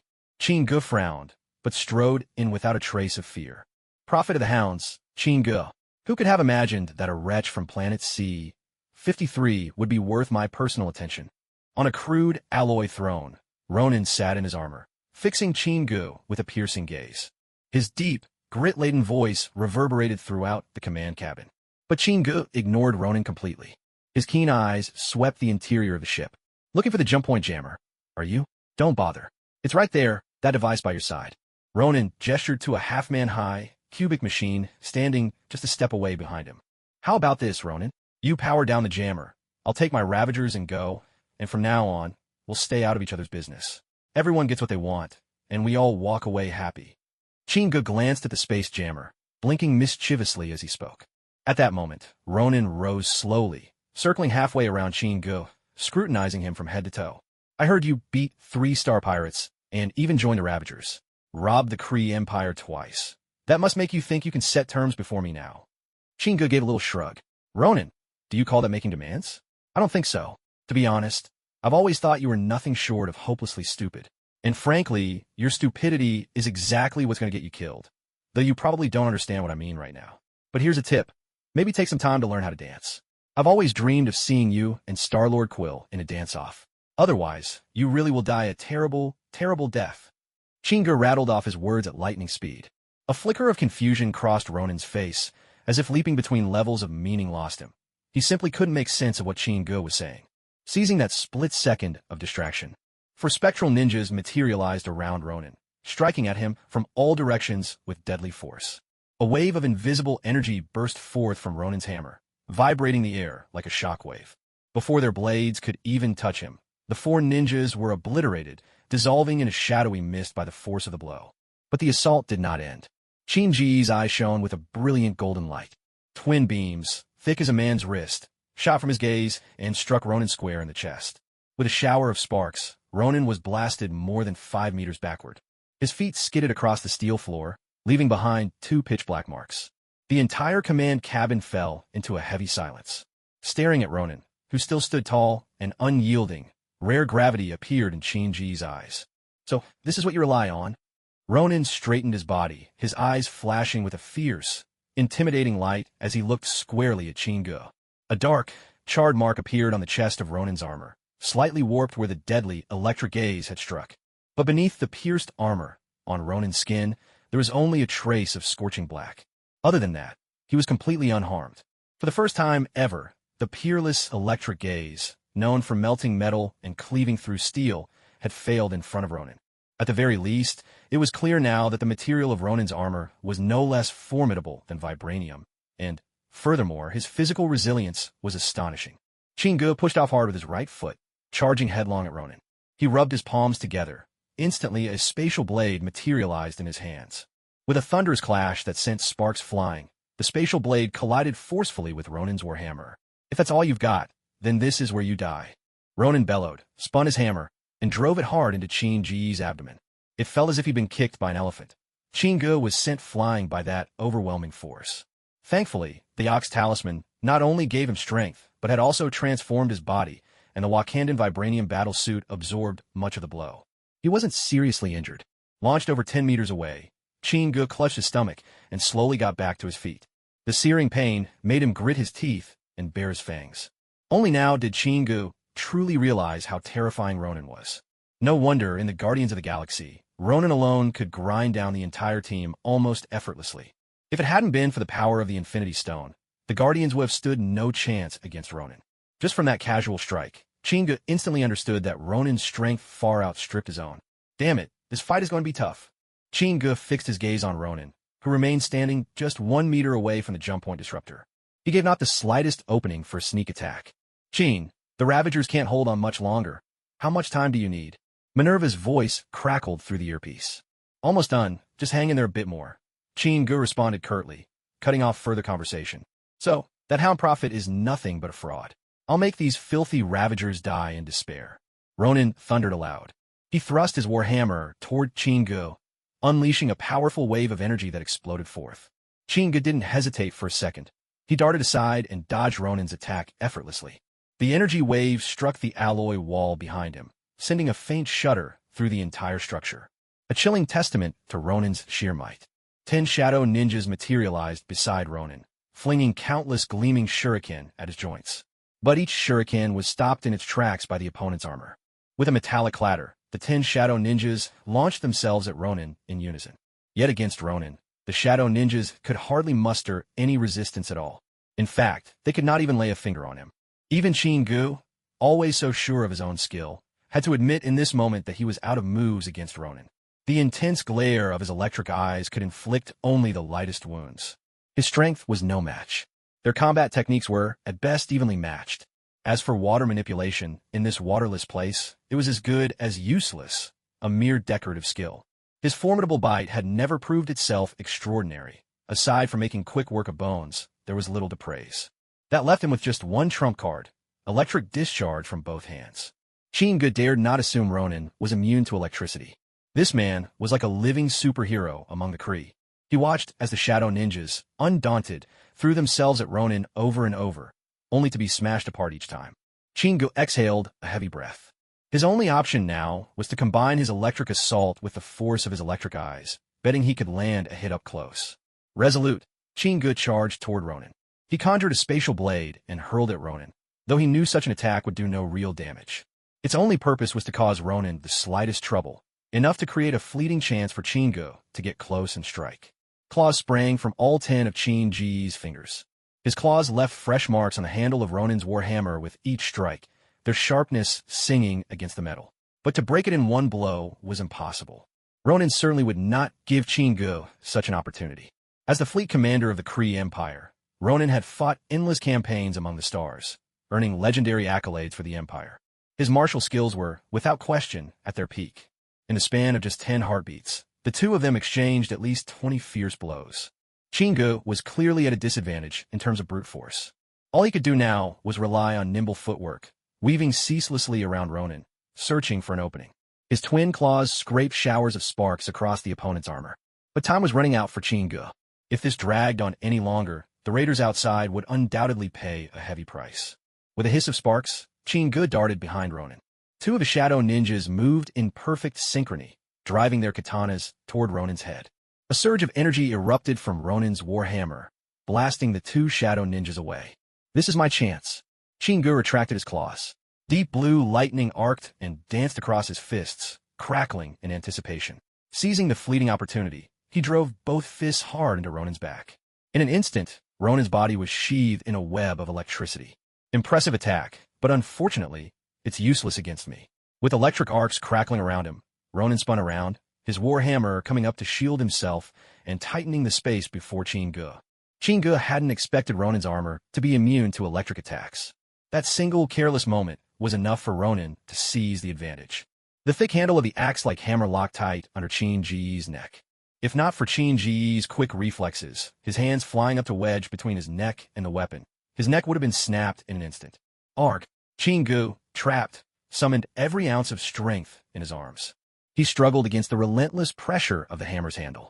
But Ronin's power was far beyond Chin-Ji's. As they wrestled, the handle steadily pressed closer to Chin-Ji's throat, inch by relentless inch. System, damn it, think of something. Your host is about to be finished here. Immobile and desperate, Chingu could only call out to the system. Host, unleash your true potential. Draw out your hidden power. You can do this. The system's cold, indifferent voice replied. Bastard, I don't need your pep talk. Just tell me what to do. Silence. No answer at all. The hammer's handle, thick as an egg, pressed hard beneath Chin-Ji's chin. If it continued for just a few more seconds, Ronin would crush his throat completely. How pathetic. The Ravagers actually put their hope in trash like you. Ronin's mocking voice drifted from behind, cold and quiet like a shadow. The hammer's handle kept pressing down, inch by brutal inch. Chinga desperately pushed up with both hands, but it was barely making a difference. Gold energy flared from Chinji's eyes, twin rays lancing upward to blast 2 holes through the warship's ceiling. But the destruction went no further. Arcs of electricity danced from his palms, yet Ronin stood there, utterly unfazed. The ghost ninja struck at Ronin again and again, only for each blow to be turned aside by his armor. Right then, Chingu truly understood Drax's helplessness and despair. The glory of the Ravagers. In Ronin's grasp, it meant nothing at all. Inside the command chamber of the warship, the atmosphere was stifling, tense, heavy breathing echoed, loud and ragged, the sound of Chingu fighting for air. The hammer's handle pressed hard enough to clatter against his perfect white teeth. Chingu knew that if he couldn't hold Ronin's grip back any longer, the next moment would be his last. And it would be a messy, brutal death. In a desperate gambit, Chingu opened his mouth and bit down on the handle pressed against his lips. The hard handle, under his bite, crunched and snapped. There was a sharp crack as it would splintered, almost splitting in two. At last, the handle couldn't withstand the opposing forces at each end. Suddenly, it broke with a violent snap, splitting cleanly in half. The crushing pressure lifted from Chin-Ji's body. With a crouch, like a rabbit springing from a trap, he kicked both legs hard into Ronin's chest and launched himself forward. Ronin, caught off guard, was sent flying back 3 meters by the force of Chin-Ji's feet. Chin-Gu spat, and there was a metallic clang, ting. Chin-Gu spat out the shattered chunk of the hammer handle he'd bitten off, and it landed on the ground with a crisp, ringing sound. He looked down at the metal fragment on the floor. Chin-Gu couldn't help but laugh and cry at the same time. This super jaw strength really lived up to its name. Who would have thought that this ability from the demon Bagong could unleash such monstrous destructive power? So, Bagong, the devourer of all things, turns out the scariest part of his body are these jaws that can bite through anything. Even the Ronin battle armor, which couldn't be pierced by vibranium claws, was no match for a single, vicious bite. Remembering that, during combat, he'd now have to bare his fangs and bite people left and right like a werewolf, made Chin-Ji's skin crawl. He wasn't the only one squirming. Across from him, Ronin was feeling it too. He looked at his war hammer, now snapped in two, and the clear bite mark on the break. Uncertainty flickered across Ronin's face. He was beginning to doubt exactly what species Chin-Gu belonged to. Once again, the ghost ninja charged at the dazed Ronin, while Chin-Gu darted toward the device, blocking the jump point. "I don't care what kind of monster you are, today you die," Ronin roared, hurling the jagged half of his hammer at Chin-Gu, the throw shrieking through the air. Chin-Gu, just about to reach the device, was forced to roll aside to dodge. With only half a hammer left, Ronin brought it crashing down at Chin-Ji's head. The entire alloy floor caved in with the blow, leaving a gaping hole. Chin-Gu dodged aside, narrowly escaping a fatal strike. Both hands shot out claws. With a sharp sound, he caught Ronin's right arm. "Ronin, I really have turned into a hound today. Better remember to get your rabies shot when you get home." Chin-Gu bared his pearly, neatly lined teeth. With that, he sank them, hard, into Ronin's wrist. Ronin let out an earth-shaking roar, and green blood spurted from the place where his thumb joined his wrist. With that bite, Chin-Gu pierced straight through Ronin's armored gauntlet and ripped out a chunk of flesh the size of a baby's fist. Simultaneously, both men lashed out with a kick. There was a double thud as they staggered backward, Chin-Gu spitting a mist of blood while clutching the half-hammer he'd wrested from Ronin's right hand. Ronin had barely found his footing when 10 ghost ninjas swarmed in to grab his limbs, pinning him tight. A ripple of transparent energy exploded from Ronin, blasting the ghost ninjas apart into clouds of inky mist. But in the very next heartbeat, Ronin's eyes went wide. His pupils reflected a bewildering sight. Chin-Gu had leapt over 2 meters high, raising the half-hammer above his head. "Ronin, in this lifetime, you were destined to be devoured by an earthling," he bellowed. With a thunderous cry, the hammer came crashing down on the jump point disruptor. The force shattered the device into worthless, scattered debris. "I'll kill you." Ronin's roaring fury rose to new heights. Both fists struck out toward the barely landed Chin-Gu in the distance, sending out 2 transparent shockwaves that spiraled like whirlpools and crashed directly into his body. With a dull thud, Chin-Ji's warhammer fell to the ground. The next instant, Ronin's blow sent his whole body hurtling into the air. Blood burst from Chin-Ji's lips, but he began to laugh, a wild, booming laugh echoing through the chaos. "Ronin, farewell," he shouted. In that moment, Chin-Ji's eyes glowed brightly, and two energy beams blasted straight at the glass before the command pod of the warship. The enormous difference in air pressure sent Chin-gu flying, sucking him straight into the infinite vastness of space. Just as Chin-gu was propelled out of the warship, the Milano arced gracefully through space, swooping to snatch him into its open hatch, then streaked away in a blur of light. Behind them, Ronin's enraged bellow thundered through the void, a roar of fury that seemed to shake the stars. "Hurry! I destroyed the jammer!" Chin-gu shouted to cool the moment he tumbled into the starfighter. "Yondu, the jump point's back online. Fall back now." Quill didn't hesitate for a second, calling the order over the comms. Dozens of voices crackled through the channel in reply. At once, the remaining Ravager ships roared to life, flames bursting from their thrusters. In a blur, a staccato rush of engines echoed. In less than 3 seconds, the jump point shimmered into being. One by one, the Ravager ships vanished into the wormhole, leaving nothing but fading afterburns behind. The remaining Ravager fighters scattered in a wild, desperate rush, fleeing into the depths of the cosmos. The Milano, piloted by Quill, was already long gone with Chin-gu safely aboard. They had disappeared into the void almost as soon as the rescue was made. This battle, turbulent from the start, opened with one surprise and ended with another. All that remained behind was the fleet of the Kree Empire and a field of drifting space debris.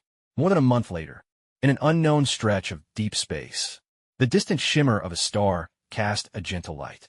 About a dozen Ravager ships, of all shapes and sizes, clustered together as if gathering for a reunion. Inside Yondu's warship, the massive hangar was lined with dozens of banquet tables, around which hundreds of Ravagers sat, faces twisted, alien, and fierce. Yet a heavy silence prevailed. Only Peter Quill stood atop one of the tables, his voice brimming with feeling as he addressed them all. Back then, the situation was desperate, yet the Hound Prophet remained completely calm. He told me, "Quill, the reason the Ravagers are feared isn't just our power. It's the unyielding spirit that lives within us. We may be knocked down, but we will never be enslaved." Guys, can you imagine how fired up I was in that moment? For the first time, I truly understood the Ravagers' indomitable will and courage. But I know this. What the Hound Prophet gave me was more than just my life. He gave me a sense of honor. As Quill's words rang through the hall, thunderous applause erupted from all sides, filling the space. "Quill, you're right," a voice called above the cheering. "The moment I heard the Prophet say he was bringing me back, I knew he would make it happen. He is a true warrior. He saved every single one of us. Ladies and gentlemen, I propose a toast to Mr. Prophet." At once, everyone in the hangar rose to their feet, raising their glasses high. "Ahem, listen, if you're going to drink, maybe keep it down a bit, especially with all these compliments about me." Suddenly, a clear, bright voice sounded from the entrance of the hangar. Chin-gu walked in slowly, Minerva beside him. He made his way through the crowd, hundreds of people, until he stood by Yondu's side. "Yondu, my Ravager's flame badge. It should be all set now, right?" Chin-gu asked. "Of course, Prophet. If you weren't qualified, then there isn't a soul here who could ever deserve it." Yondu replied with a grin, reaching for an iron box. He opened it, took out a brass-colored badge shaped like a flame, and handed it to Chin-gu with both hands. "Chin-gu, you're a true Ravager now," Yondu announced, glancing around at the rest of the Ravagers. The hangar rang out with their raucous cheers. Taking the flame badge in hand, Chin-gu felt a wave of emotion. For this little badge, Ronin had nearly blasted him to pieces. Winning it hadn't been easy. It was a pity, really, that it was a quest item. He couldn't keep it forever as a souvenir. "Chin, to be honest, I'm really going to miss you," Yondu said softly beside him. "But all I want is to get off this hunk of junk as soon as possible," Chin-gu replied, tucking away the badge with a grin. A look of helplessness crossed Yondu's face. "Damn it, can't you leave without ruining such a touching moment?" Chin-gu clapped him on the shoulder, then, with a leap, jumped onto a table. Everyone knew that the famed Prophet Hound of the Ravagers had something to say. The entire hangar fell silent. Hundreds of eyes fixed on Chin-gu. "I'm grateful I could lead everyone out of the Kree's trap, but now I must take my leave." As soon as he finished speaking, the Ravagers stared at him in surprise. To tell you the truth, joining the Ravagers was pure chance. "I'm glad I got to meet all of you, even if you're all terribly ugly." The Ravagers around him burst into laughter. "Prophet, on my planet, I'm the definition of handsome," shouted an alien Ravager with a huge head and tiny eyes. "That's only because no one on your planet's ever seen me." Chin-gu shot back, roaring with laughter. The Ravagers howled with amusement. Chin-gu raised his hand, quieting the laughter. "I have to go back and find my girlfriend. Damn those Kree. I haven't seen her in over 2 years, and finally, It's time for me to go. Prophet, are you really going to turn your back on all the beauties of the universe just for a woman from Earth? Someone in the crowd shouted. Get lost. Are you trying to make me sick? Chinga laughed as he cursed back. The atmosphere at the scene was completely turned on its head by this playful banter. After a full hour of spirited discussion, everyone knew for certain the newly famed Hound Prophet was truly about to leave them. The massive hatch began to rise slowly. One after another, hundreds of raiders thumped their fists against their chests in unison, paying their respects to Chingu. Quill, will we meet again someday? Oh, and aren't you going to go back for a visit? Chingu patted Peter Quill on the shoulder as he asked. Quill shook his head. No, that place only brings me sorrow. I'm not ready to go back, not yet. Chingu nodded in understanding. Under the watchful eyes of everyone present, he boarded a starfighter. Trailing a streak of exhaust, the craft vanished into the deep reaches of space. Minerva, how about you become my housekeeper and part-time bodyguard when we get back to Earth? I'm just a prisoner. It's not as though I have a choice, Minerva replied after a long silence. Chingu smirked, glancing at her. You really know your own situation, huh? But once we reach Earth, you'll be free. Minerva looked at Chingu in surprise. There's no need to be surprised, Chingu said, amused. After all, we fought side by side. You've earned my trust, so your freedom is yours. Minerva shook her head. For now, I'll stay on Earth. There's no going back to the Kree Empire for me. Chingu nodded his agreement. All right, it's up to you. With that, Chingu closed his eyes. Marvel's sacrifice system. Host, Chingu. Lifespan, 80 years.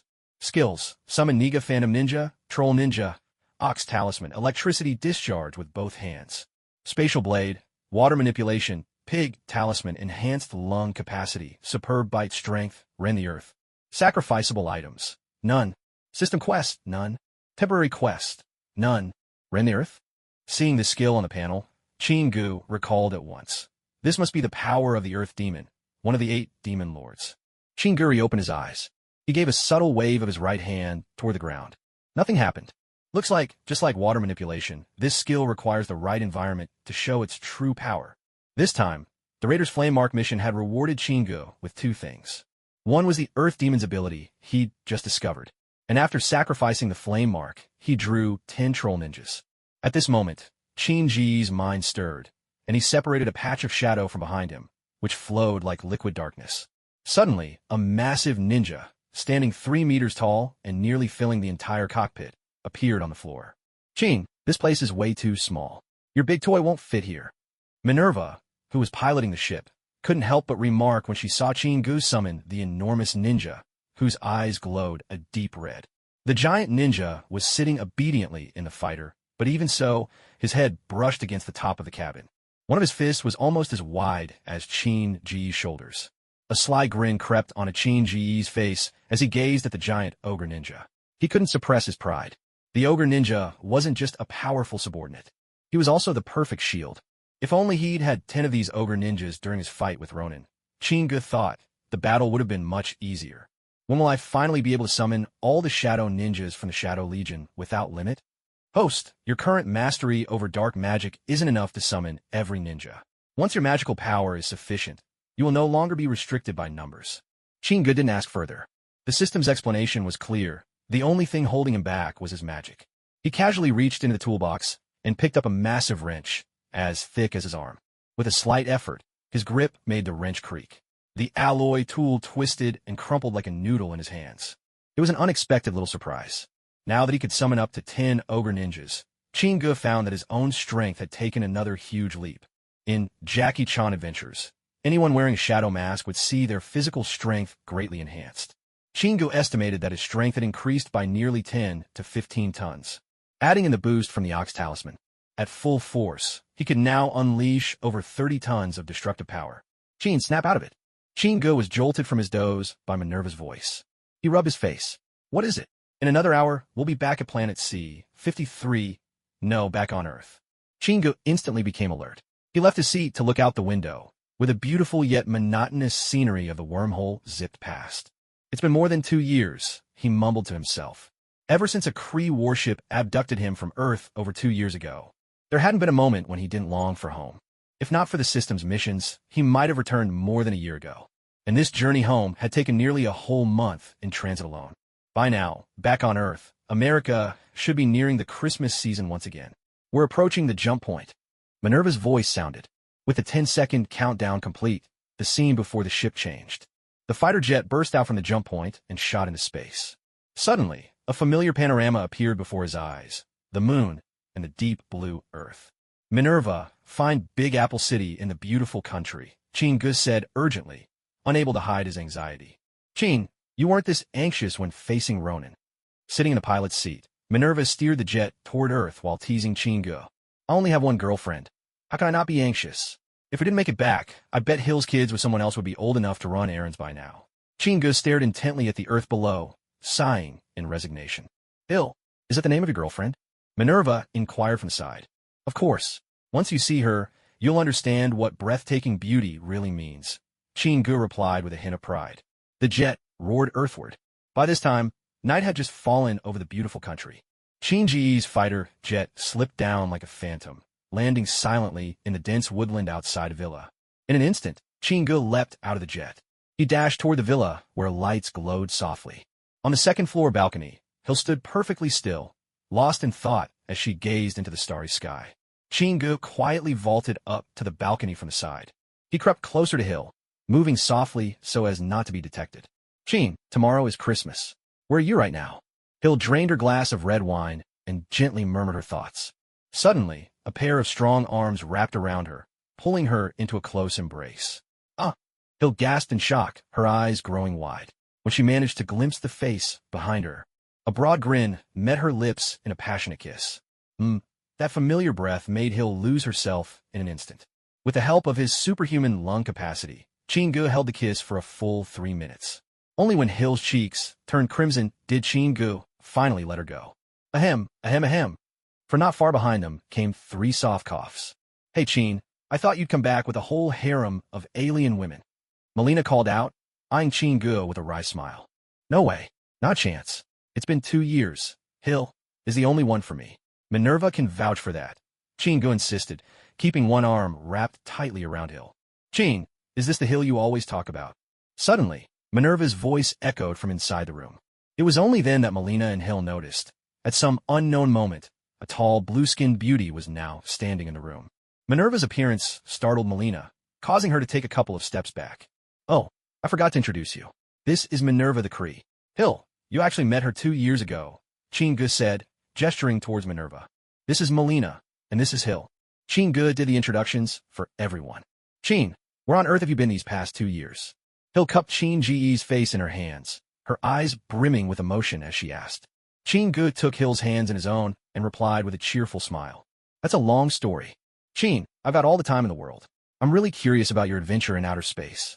Melina chimed in from the side, her eyes wide with curiosity. Instead of answering, Chin-gu bent down and, in one swift motion, swept Hill into his arms.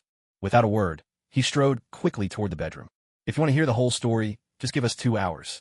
Hill and I have something urgent to take care of first, he called out before disappearing into the room. Outside, Melina and Minerva were left exchanging astonished glances, each quickly looking away in embarrassment. Chin-gu had misspoken.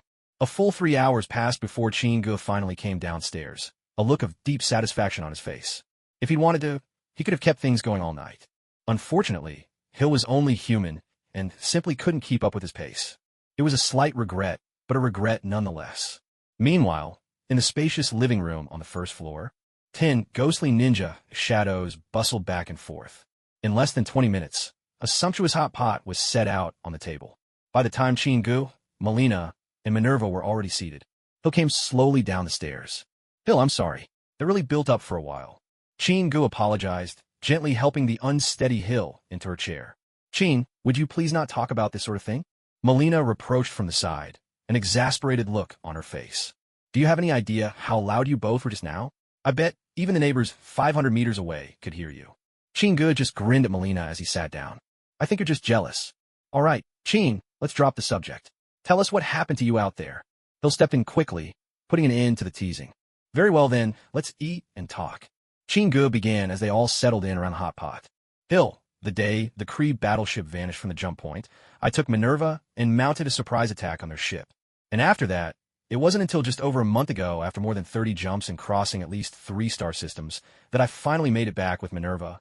As the four of them ate hot pot together, they listened as Chingu recounted the adventures of his past 2 years. Whenever he reached the most thrilling parts, he couldn't help but gasp in astonishment. And Melina, having long set down her fork and knife, was completely absorbed by Chinji's tale. For her, as a scientist at least half by heart, Chinji's journey had flung open a door to an entirely new understanding of the cosmos. At this moment, Melina finally understood, for the first time, that such a multitude of alien races existed in this vast universe. Chin, I really regret not going with you to that Kree warship. Otherwise, I might have seen just how boundless the universe truly is, Hill said, unable to keep the emotion from her voice. Don't worry, Chin-gu reassured. There'll be plenty more chances in the future. This trip of mine was just a brief excursion. I haven't even set eyes on most of the races out there. With a satisfied grunt, Chin-gu slurped up a slice of steaming beef, muttering as he chewed. That meal stretched on for a full 3 hours before each of the four finally retreated to their rooms for some much-needed rest. Exhausted beyond words, Hill absolutely refused to share a bed with Chin-gu, no matter what he said. Alone, she quickly drifted into a deep and untroubled sleep. Buoyed by the joy of returning home, Chin-gu found himself on the balcony, savoring the nighttime view of Earth. What had always seemed so ordinary now appeared endlessly fascinating to him. No matter how long he gazed, it never felt like enough. And there was the solid feeling of Earth beneath his feet, so wonderfully reassuring. He let himself soak up every moment, greedy for each familiar sensation. Suddenly, a voice sounded behind him. Chin, I've waited 2 years for you. There are some things I have to set straight with you. It was Melina. Meanwhile, in the brightly lit basement of the villa, 4 figures stood quietly. 3 men and 1 woman, each with a different skin tone. These were the 4 super soldier Serum warriors Chin-gu had once demanded from Pierce. As Chin-gu looked at the 4 Hydra assassins before him, still as statues, but with sharp, watchful eyes, he sensed a flicker of delight and asked, Melina, you succeeded? Melina nodded. The hardest part of this mind control technology was already behind us when we first started. After that, it was just a matter of refining and building on it. Thanks to Hill's unwavering support these past 2 years, I finally succeeded, just half a month ago. As she finished speaking, Melina handed Chin-gu a palm-sized device. I have to admit, the Hydra scientists are both lunatics and geniuses. Their understanding of the brain surpasses that of most scientists on Earth, she said, her large eyes fixed on Chin-gu as she tapped her smooth forehead. They constructed the first massive system for the basal ganglia. With precise science, they conquered free will. She pointed to a particular button on the controller in her hand. With just a single press, they lose all awareness completely. And now, they obey only you, Chin. Even if you order them to die, they'll follow through without hesitation. Chin-ji's eyes lingered on the 4 assassins standing before him, each with unique stature and appearance. Number 1, a brawny, bald white man. Number 2, a powerful, muscular white woman. Number 3, the shortest an Asian man. Number 4, a sturdy, athletic black man. Chin-gu walked over to number 1, the bald man, and quietly observed him for nearly a minute before suddenly speaking. Hit me. Punch me. The man's long arm drew back, and then shot forward an instant.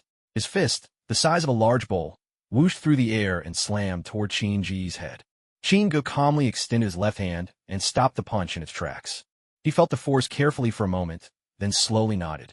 The strength was impressive, certainly no less than Baki's. From now on, you will go by numbers 1 through 4.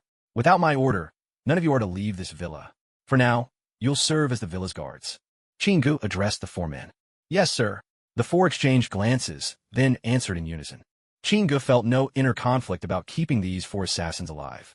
These were cold-blooded killers. Sparing them instead of finishing them off was already a great act of mercy. Chin, my task is done. Besides, Hill has someone to keep her company now. It's time for me to leave. That was our agreement from the start. Melina spoke from his side. So soon, Chin-gu couldn't help but ask. For 2 years, I haven't stepped foot outside this villa. I want to return to the Great Bear Country. That's where my true home is. Melina answered softly. If Dreykov asks, how will you explain your 2 years of disappearance? Tom has already shown that I didn't betray him. Once I'm back, I'll help him finish the Red Room research as soon as possible. After that, I'll be free. Free? I think you're being too optimistic. Dreykov doesn't give freedom so easily, Chin-gu said, shaking his head. Melina's gaze lingered on Chin-gu for a moment. I'm a wanted spy here. I'm no more comfortable than I would be there. That's enough. Please don't try to convince me. Chin-gu said nothing more. Since Melina chose to leave, he didn't press the matter. She even refused the check that Chin-gu offered, wishing instead to leave the money for Natasha and Yelena as compensation for the past. Watching Melina packing up her belongings, Chingu turned and returned to his bedroom. Just as he was about to drift off to sleep, the door creaked open. In the faint glow of moonlight, a graceful silhouette appeared at the threshold. Half awake and bleary-eyed, Chingu watched the figure quietly approach his bed. After pausing for 4 or 5 seconds, she slipped under the covers with him.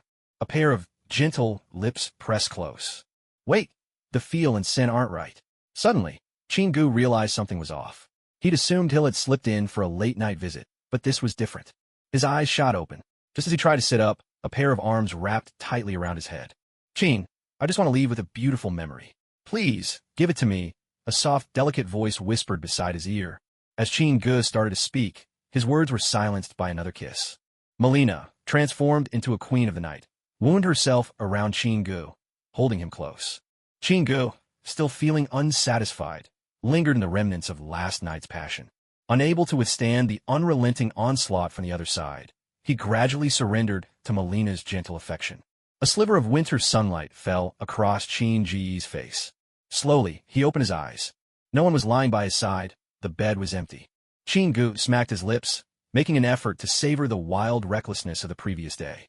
He couldn't help but let out a wry chuckle. Afterward, Chingu headed down to the basement. Aside from the 4 super soldiers and a stack of cold, unfeeling instruments, Melina was nowhere to be found. It wasn't until noon that Hill finally appeared, radiant and refreshed, her face aglow with such vigor that she seemed strikingly beautiful. Chin, where has Melina gone? She asked over lunch, her curiosity piqued as she ate. She's left, Chingu replied. Across the table, Minerva glanced at Chingu, her eyes filled with subtle meaning. Chingu cleared his throat lightly. Eat up. I had an agreement with Melina. Once she finished the project, I'd give her back her freedom. I really didn't want her to go. Without her company, I'd feel much lonelier, Hill admitted, a note of regret in her voice. There was nothing to be done. She told me her homeland, the Bear Nation, was where she truly belonged. Hill nodded in understanding and said nothing more. The 4 super soldiers made their appearance in the villa. Hill, if you ever go out in the future, make sure to take number 2 with you. From now on, she'll be your personal bodyguard, Chingu said, gesturing toward number 2. Hill, involved in the entire super soldier transformation project, didn't find this surprising. Isn't it a bit of a waste to have them all stationed here at the villa as guards? Hill asked, curling up beside Chingu and looking at the group of super soldiers. Don't worry, soon enough, there will be opportunities for them to put their skills to the test, Chingu reassured her, stroking Hill's silky hair. Chin, who are they? They look formidable, Minerva inquired curiously. Super soldiers, enhanced through Serum transformation. Want to get a try? Chingu asked with a grin. I'd love to, Minerva replied, striding over to number 2. A glint of challenge sparkled in her eyes. Number 2, spar with Minerva, Chingu instructed. But remember, not too hard. Don't hurt her. Minerva's expression showed a hint of displeasure. Chin, are you underestimating me? I may not be as strong as you, but I'm not someone just anyone can defeat. Why not try and see for yourself? Oomph. I hope you're just as confident after I break your subordinate, Minerva retorted, her tone icy. With a swift, fluid motion, she lashed out, her long leg arcing toward number 2's head. Number 2 didn't dodge or flinch. Calm and composed, she extended an arm and, almost effortlessly, caught the incoming kick. With a deft twist of her arm, she countered Minerva's move. Under Minerva's horrified gaze, number 2's right fist struck out as swiftly as lightning. With a single blow, Minerva was sent flying, landing right at Chingu's feet. Every Christmas Eve, in Times Square of the Big Apple, a magnificent New Year's celebration and fireworks gala would be held. Not far from the square, in a luxury suite of a high-end hotel, Chingu, Hill, and Minerva were enjoying a lavish dinner together while watching the fireworks burst outside their window. Beside them, Gugu munched on fish treats, lazily flicking his tail from side to side. These days, thanks to Hill's generous feedings, Gugu had nearly rounded out into a plump little ball. Chin, is this what your life is usually like? Minerva asked while cutting into her steak. That's right. I've told you before, life on Earth is comfortable for me. If it weren't for the mess between the Kree and Skrulls, do you think I'd go hang around in space with those outrageously ugly marauders? Minerva listened, pondering for a moment before replying. You really aren't like the usual warrior. Aren't you afraid this kind of life will wear away your fighting spirit? Chingu set down his glass and chuckled. You don't understand. I don't need to fight battle after battle to grow stronger. Not like you. Hill, bring out the gift for Minerva. Hill turned, took out a box, and handed it to Minerva, who was sitting beside her. For me? Minerva looked a little stunned. Yes, you've been my comrade and subordinate for 2 years now. You deserve it. Open it and see. With that, Minerva unwrapped the box. Inside was a meticulously crafted vibranium battle suit. What kind of suit is this? It feels like body armor or some sort of battle gear, Minerva asked, holding up the black vibranium suit. Absolutely. Why don't you go and try it on? 10 minutes later, Minerva returned, clad in the black vibranium battle suit, standing beside the others. It fits perfectly, Chingu exclaimed approvingly, admiring how the suit showed off Minerva's figure. What does it do? Minerva asked, pointing at the suit she was wearing. Suddenly, Chingu drew a handgun from his side and fired directly at Minerva. 3 bursts of sparks flared. Minerva, standing across from him, was completely unharmed. The vibranium suit, bulletproof, shock-resistant, fireproof. On Earth, I haven't found a single weapon that can breach it. Thank you. Minerva's smile blossomed, and she took a seat, clearly delighted. Just then, a knock sounded at the suite door. Boss, there's a guy outside who says his name is Fury and wants to see you. Number 2 popped in to report. This guy gets news fast. Let him in. Fury entered, bringing a chill with him. He now wore a black eye patch over his right eye, and when he saw Chingu, there was an unusual light in his remaining eye. Chingu couldn't help but glance over at Gugu. It seems Fury couldn't avoid the claws of fate after all. Chin, you're back. Why didn't you get in touch with me? With his usual easy familiarity, Fury plopped himself down next to Minerva. Only then did he notice that Minerva at his side had strikingly blue skin, which startled him. Kree? Fury, we're simply business partners. You're not my boss. I have no obligation to report to you. Besides, do you have long legs? Do you have those luscious waves? I've been floating in space for 2 years, full of pin-up energy, and the first thing I do upon returning is to look for you. What? Are you planning on pimping me out? Chingu chuckled as he poured Fury a glass of wine. Hearing this, Hill, who was sitting nearby, burst out laughing at Fury's awkward expression. Fury raised his glass, took a sip, and let out a satisfied sigh. This isn't cheap wine. And those 2 bodyguards outside. For real, Chin, you're more of a businessman every day. You know my net worth keeps climbing. I have to start living like a proper tycoon, don't I? If I'm still driving and cooking for myself at this point, what's the point of hustling so hard for money? By the way, I heard you borrowed those Kree prisoners from me. Chingu lit a cigar, settled Gugu on his lap, and stroked the cat thoughtfully, then looked up. Yeah, that's actually why I'm here today. I want to talk with you about that.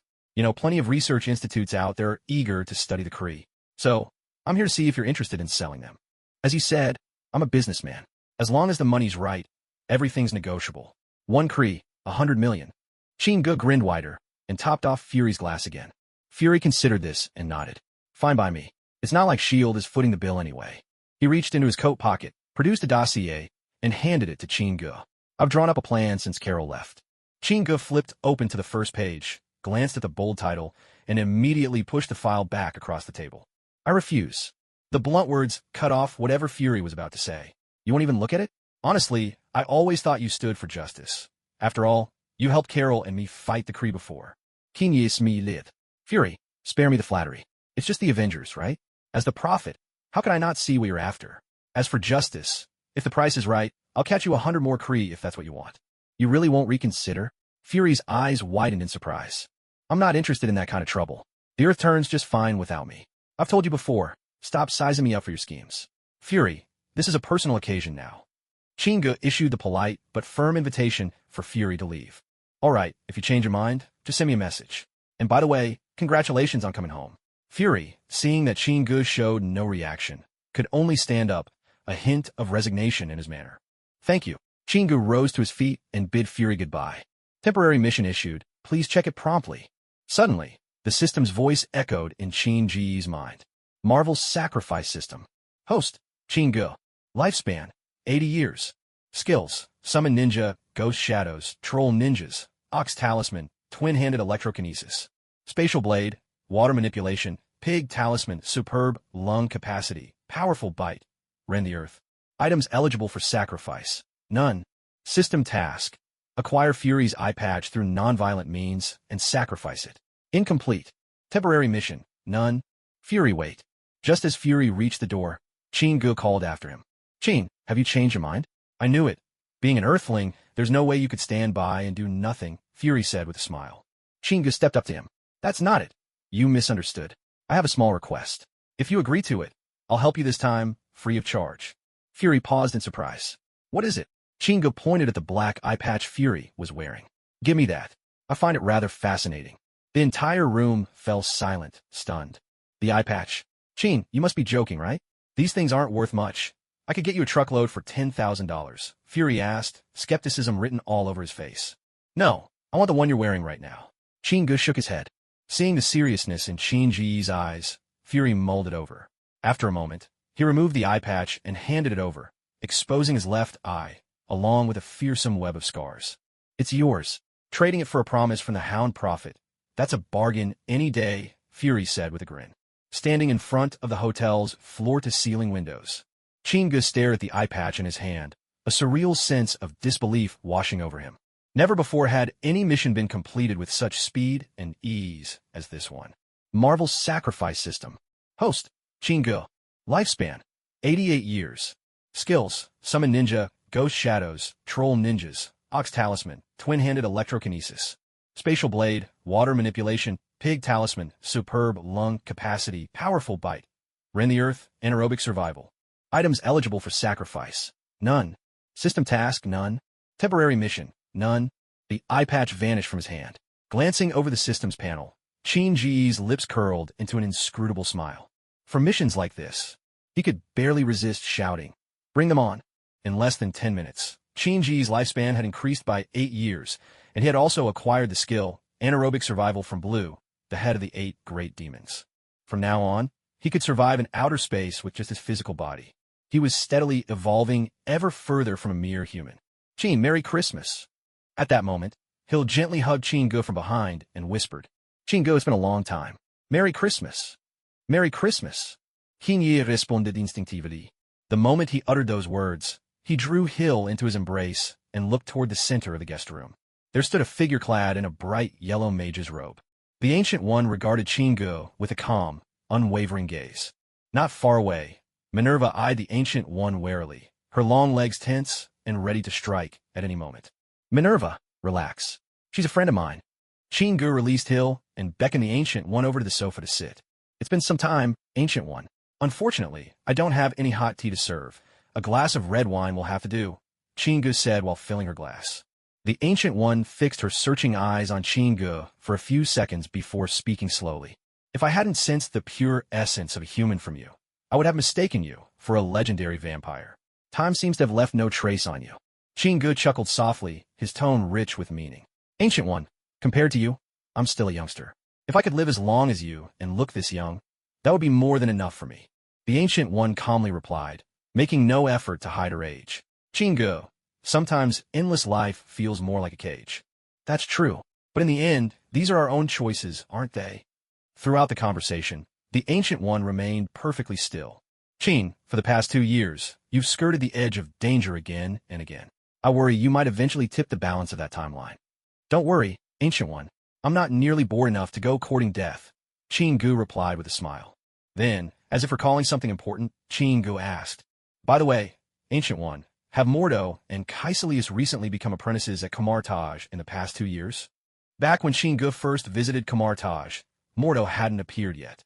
It was in 97 that Mordo brought Kaiselius to Kamartaj, after Kaiselius was broken with grief over losing his wife and daughter. That sowed the seeds of disaster that would later involve Doctor Strange. The Ancient One glanced at Chingo with a hint of puzzlement. Yes, that's right. What have you seen of the future? Oh no, Ancient One. You misunderstood me. Even if I'd seen something, I wouldn't meddle. Look, I got a whole family to feed here. Chingo quickly waved his hands. Yet, a nagging doubt was already growing in Chin-ji's mind. Logically speaking, if the Ancient One could see both Doctor Strange's past and future, she shouldn't be unaware of Kaiselius' future either. If the Ancient One really did know what Kaiselius was going to do, then why did she let him slaughter the librarian at Kamartaj and the sorcerers of the London Sanctum? Back when Chingo watched Doctor Strange, this was the question that puzzled him most. There was only one reason that could explain it. To glimpse a person's future, the Ancient One had to pay a certain price. She sacrificed the librarian and a few sorcerers to set Doctor Strange on his destined path. Such a line of thinking was chilling indeed. If the choice were his, Chingo wasn't sure he could go through with something like that. Chingo, if you can think along these lines, that's wonderful. Wasn't your goal to become a billionaire? Just keep chasing that dream, the Ancient One said, a slight smile appearing on her lips. Chingu heard this and chuckled, shaking his head. Master Ancient One, I can't tell if you're encouraging me or poking fun at me. The Ancient One rose to her feet. Take it as encouragement. And by the way, your cat is quite unique. With a gentle sweep of her arm, a ring of orange light blossomed into a portal. With a single step, she vanished from the living room, leaving not a trace behind. At that moment, a gentle meow rose from Gugu, who'd been softly snoring on the sofa. The sound roused Hill and Minerva from their dumbfounded daze. Chin, when you said you wanted to go to Nepal and seek out a reclusive sorcerer, was it this Ancient One you meant? Hill asked, unable to contain her excitement. As a college student who'd lived under decades of modern scientific education, seeing magic so suddenly like this sparked a whirlwind of fascination in her. Yes, she's the Ancient One, the Sorcerer Supreme of Kamartaj, the most powerful sorcerer on Earth, a true master among masters, Chingu replied breezily. Chin, Earth is so terrifying. To think there are so many hidden powerhouses here, Minerva said, still shaken. Chingu could sense the lingering shock in her. In Minerva's eyes, Earth had always been a backward and desolate backwater, a place unworthy of attention. Aside from Chingu himself, she hadn't thought much of it. But the Ancient One's appearance had shattered all her preconceptions yet again. Of course, Chingu said, here on Earth, superheroes can be measured by how tough a fight they can put up. The thing is, the Ancient One rarely surfaces in the mundane world. She only gets involved when threats from the magical realms of the universe arise. Honestly, if you guys had run in her back then, even Ronan would have been beaten to the point of losing control. Chin, can you be a little less crude? Hill interjected, playing the part of the ever-dutiful partner when she heard Chin-ji's choice of words. All right. I mean, if Ronan had crossed the Ancient One, he would have been knocked senseless, Chingu amended, after thinking for a moment. Hill could only roll her eyes helplessly in response. Minerva, I'm leaving the Big Apple tomorrow. I want to have a heartfelt farewell with Hill. Are you planning to stay here and watch? At this moment, Chingu stepped forward, put his arm around Hill, and said with a playful grin, Hill, I honestly don't know how you put up with him. Minerva shot Hill a resentful look, spat out the words, and then strode out of the room. Chin, are you really leaving for a while? Hill asked softly in his embrace. Yes. Do you still remember Natasha and Elena? Chingu gently stroked her hair as he spoke. Of course I remember. Didn't you say you don't plan to meddle in their business anymore? I suppose I might try to change something, after all. Don't worry. I just don't want their fates to be so tragic. Still, I can't help but worry a little. Chingu gazed out at the crowds, celebrating in the street below, his voice tinged with melancholy. What are you worried about? An enemy we can't see. St. Petersburg Airport, Bear Kingdom. Chingu was the last to step off the plane. He drew in a lungful of crisp air, then exhaled a long, thin stream of white breath into the frigid air. The weather was so cold that even his breath turned to frost. His reason for coming to St. Petersburg was clear. He needed to find Melina, and through Melina, he hoped to locate the Red Room. His goal was to get Natasha to join S.H.I.E.L.D. directly. That way, she could avoid the dark history of being a Red Room operative and be spared from having to carry the burden of those blood debts for the rest of her life. Chingu recalled that Natasha graduated from the Red Room in 1998. He didn't know the exact day, which is why he had come as soon as the New Year celebrations ended. To Chingu, he could never forget the look of hope Natasha gave him 3 years ago, right before she boarded that flight to Cuba. System task has been issued. Host, please check your updates. Marvel's Sacrifice System. Host, Chingu. Lifespan, 88 years. Skills, Summon Ninja, Shadow Ninja, Troll Ninja, Ox Talisman, Electric Current from both hands. Spatial Blade, Water Manipulation, Pig Talisman, Lung Power, Superhuman Bite, Shadow the Earth, Anaerobic Survival. Sacrificeable items, none. System task, help Natasha Romanoff become a whole woman. Temporary task, none. Just as Chingu set one foot onto the airport stairs, a mechanical voice echoed in his mind. He froze, reading the system prompt on the panel, and erupted in fury.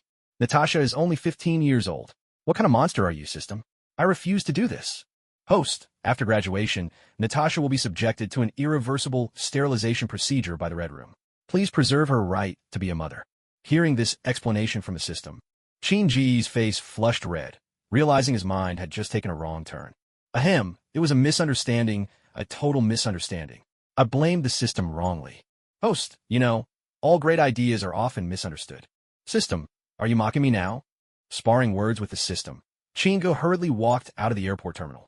3 days later, at dusk, at a small farm on the outskirts of St. Petersburg, Melina stepped quietly into the room, carrying a load of groceries. She hung her coat on the rack by the door. "Melina, it's been a while."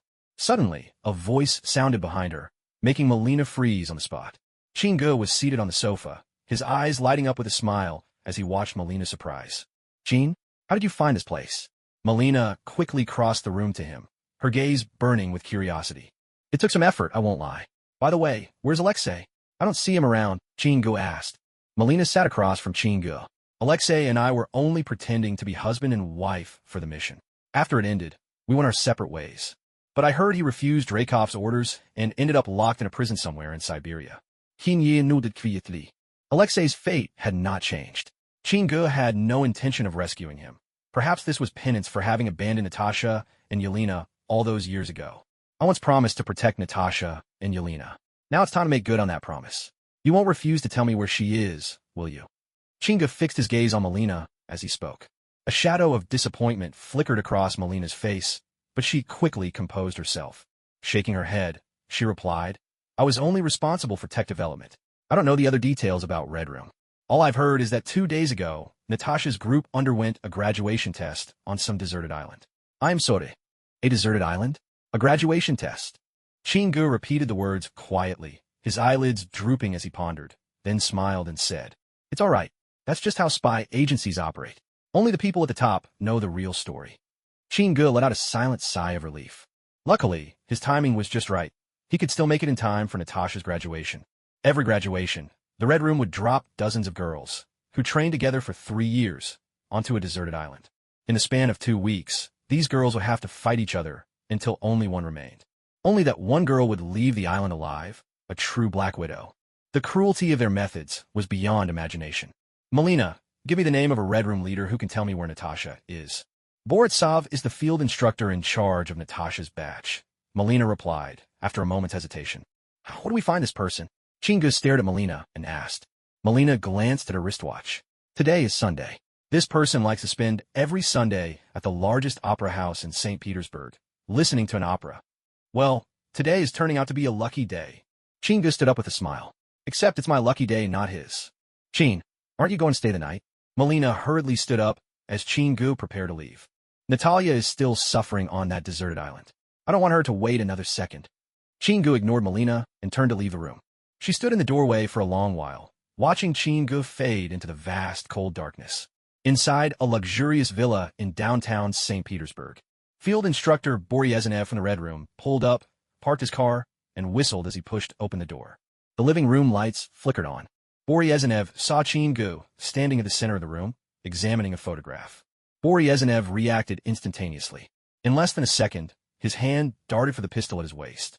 But a sudden, searing pain forced him to double over. One of Chinji's specter-like ninjas had already struck his right side with a swift punch, and a katana gleamed coldly as it rested across his neck. "Boryezanev, do you think attending the opera helps wash away your sins, makes the nightmares stop at night?" Chingu turned around, holding up a family portrait. "I have no idea what you're talking about." Boryezanev quickly composed himself, his voice surprisingly calm. TSK. As a Red Room instructor, you must have learned how to handle an interrogation. But I wonder, are you ready for my methods?" Chingu waved his hand. A howl rang out as Boryezanev's ear was sliced off, blood streaming down his face and soaking into the collar of his coat. "I want the coordinates of the graduation test site for Natasha's class 2 days ago. That's all I ask. Can you take me there?" "There's heavy security on that island." Boryezanev hadn't finished before his other ear was cut off, sending another wave of agony through him. "It seems you didn't understand me. I'm only asking whether you could take me there or not." Chinji's posture remained relaxed, almost lazy. "I can't. Dreykov will kill me." Boryezanev wailed in desperation. But the katana stayed poised at his neck. Chingu, photo in hand, stepped closer and pointed at the 2 little girls in the picture. "If you want to die a martyr, I can grant you that. But I'm sure these 2 girls meet the Black Widow standard. After you're gone, I will send them to the Red Room. Since you are loyal to Dreykov and the Red Room, I suppose you won't mind sacrificing your own daughters, would you? I imagine Dreykov will take particularly good care of them." "Spare them. You're a monster." Bryanzov was pinned to the ground by the ghost ninja, his voice thundering as he shouted. "A monster? Perhaps. But what right do you have to judge me? On a barren island, stretching for over 10 kilometers, deserted by all signs of life." A lean, agile girl leaped over a fallen branch and ducked behind a mound of wild grass. Her face, tinged with panic, glanced warily over her shoulder. Then, as if all the burdens of the world had slipped from her shoulders, she sank back against the grass, utterly spent. Her hands gripped her hair, pulling it tight, in frustration. Why does it have to be this way? Why must it come to this? Her voice trembled with tears as she murmured to herself.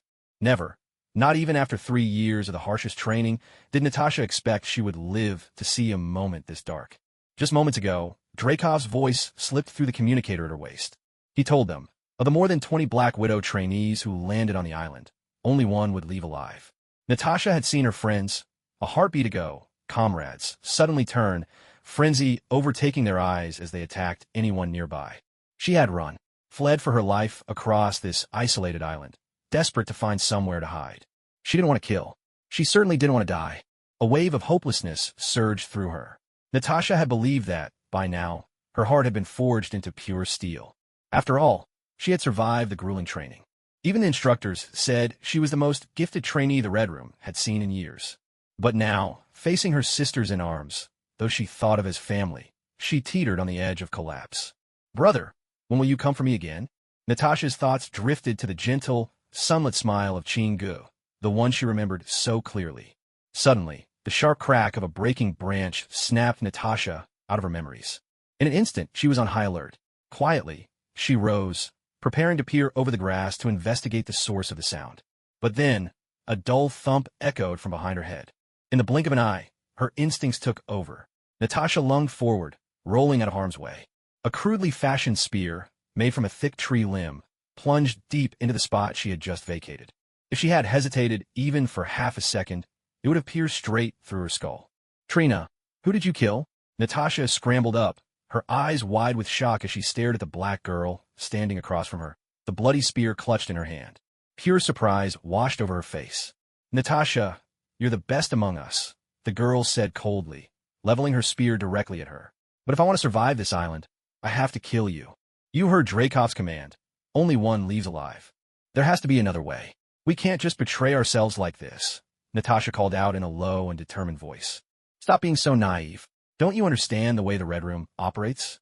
There's no way they'll ever let us leave here alive. A flicker of impatience flashed across the black girl's face, and in the next instant, her spear darted toward Natasha with deadly intent. Trina, I don't want to fight you. Unless it's the very last moment, I won't give up, Natasha said, hastily stepping back 2 paces. She managed to evade the tip of the spear. Natasha, I'll remember you, Trina said steadily, though every thrust of her spear sought Natasha's life. As Natasha dodged, she didn't notice a branch underfoot. She tripped, stumbling slightly and seeming to lose her footing.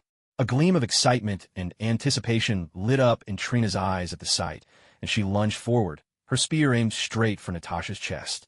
A trace of sorrow flickered in Natasha's eyes. But her fumble was no accident. She had wanted to see if her opponent truly intended to kill her. Just as Natasha was about to twist away from the spear's arc, a shadowy figure appeared soundlessly behind Trina. A sharp blade flashed coldly through the air. No, Natasha saw it all, but it was already too late. Trina's head soared more than a meter into the air as a fountain of scarlet blood erupted, steaming in the chill.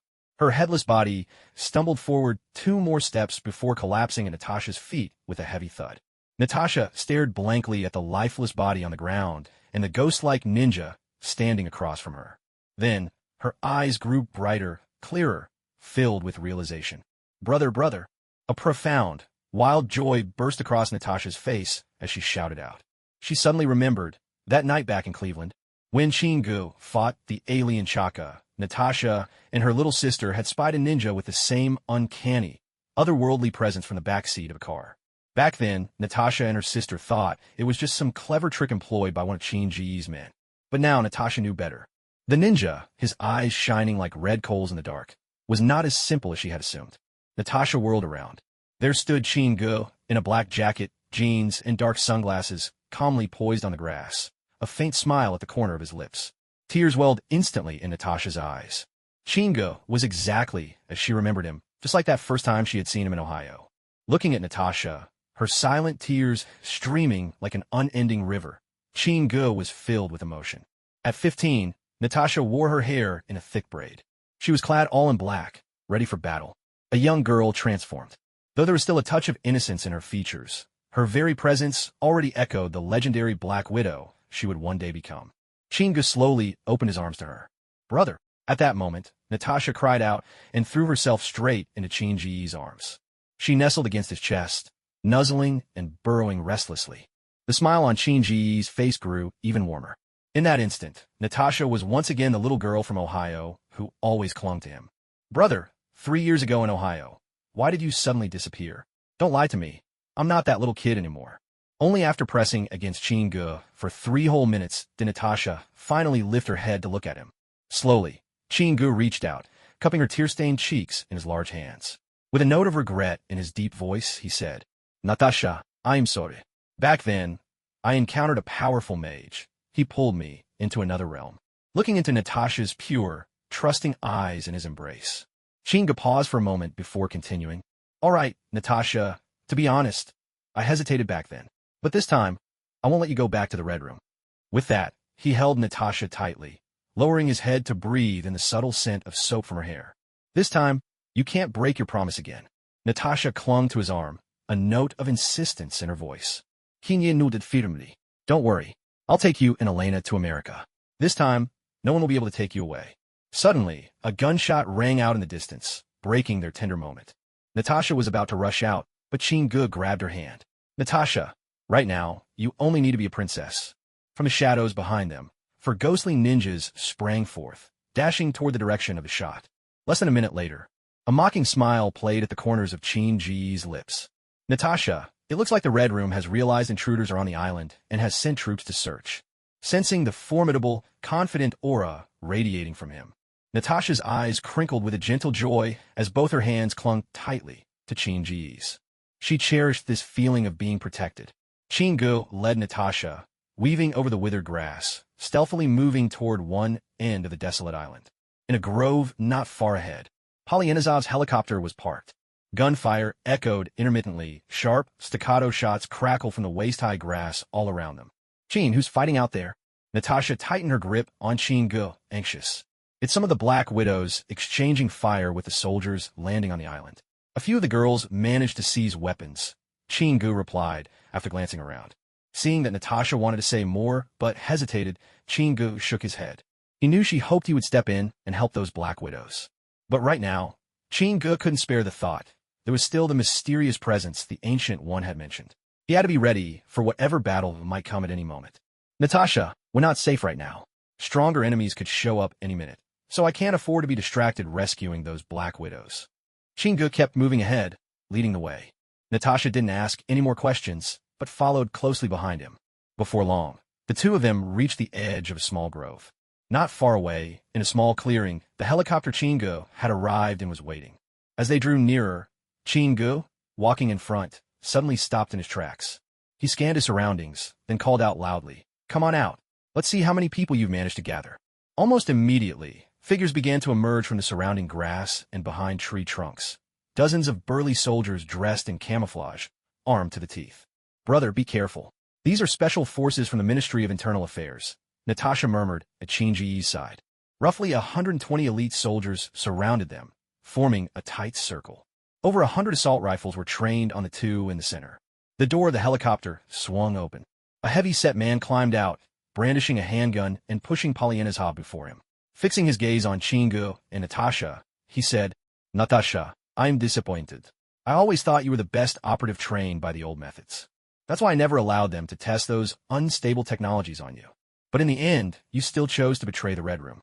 And all for this pretty boy. And he's not even one of ours. He's just some yellow-skinned nobody." Natasha started forward, but Chingu held her back. "Dreykov, if you keep talking to Natasha with that fake, I'm doing this for your own good tone, I'll knock your teeth out," Chingu said, stepping forward, his voice laced with disdain. He loathed this man. After all, Dreykov had killed Natasha's mother, sent her to the Red Room, subjected her to sterilization, and yet still managed to look as though the whole thing pained him to the core. Just watching him made Chingu sick. "And who are you? How did you manage to turn my instructor against the Red Room?" Dreykov asked with a frown. "Sir, it was him. He threatened me. He said he'd hurt my daughter if I didn't comply. Please, I beg you, have mercy." At that moment, Polyanizov begged for his life, the muzzle of a gun pressed to his head. "Polyanizov," Dreykov replied calmly, "once you join the Red Room, you own nothing, not even your life. The moment he finished speaking, a single gunshot rang out. The bullet shattered Polyanishov's skull. His eyes stared wide with terror, forever frozen. I do love a good dog-eat-dog show, Chinga said with a dry smile. Who told you about the Red Room? If you tell me, I might be merciful enough to let you and Natasha live. Dracov's eyes locked on Chingu as he made his offer, his tone measured and deliberate. So the Red Room isn't as all-powerful as it claims if you've never even heard of the famed Hound Prophet. You should know, my nickname alone is enough to strike fear in countless marauders across the universe. Even the Star Pirates of the Void and the Imperial Kree Star Force wouldn't dare act recklessly in my presence. So, do yourself a favor and disband the Red House. You may look like a pig, but you're even more foolish than one. Prophet of the Hound? Take your nonsense and save it for hell. Dracov, infuriated and humiliated, let out an angry shout. Bang, bang, bang. In an instant, over 100 assault rifles erupted, spurting volleys of fire and thick blue-gray smoke. But it lasted only a second. Soon the barrage faded. All around, the Special Forces soldiers exchanged terrified glances and, as if by silent agreement, took several steps back. Surrounding Chinga and Natasha, 3 monstrous ninja, each over 3 meters tall, dressed in black and marked by a thin, blazing scarlet glare, stood as silent sentinels. Their bodies, broader than a sturdy door, absorbed every bullet fired their way, leaving an impenetrable barricade. Damn it, shoot. Open fire now. Dracov had already taken cover behind 2 of his elite guards, yelling orders from behind their shields. Chinga's face emerged from between the looming ninja, a cold smirk tracing her lips. Now it's my turn. In that moment, Chinga crouched low, slamming both palms hard into the ground. Rend the earth. As her hands touched the earth, a sound split the air, like stone being torn apart.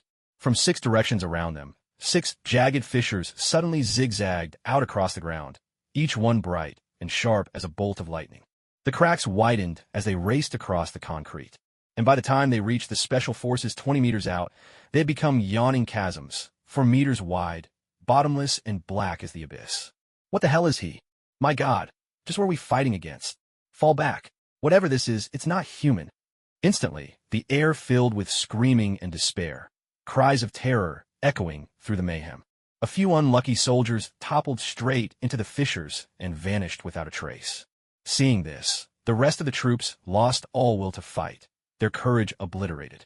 Against gun-toting enemies, they could still risk death with honor. But the man before them wielded power that belonged only in the pages of fantasy and the worlds of film. None of them wished to remain. With 2 guards still at his side, Dracov had long since fled the battlefield.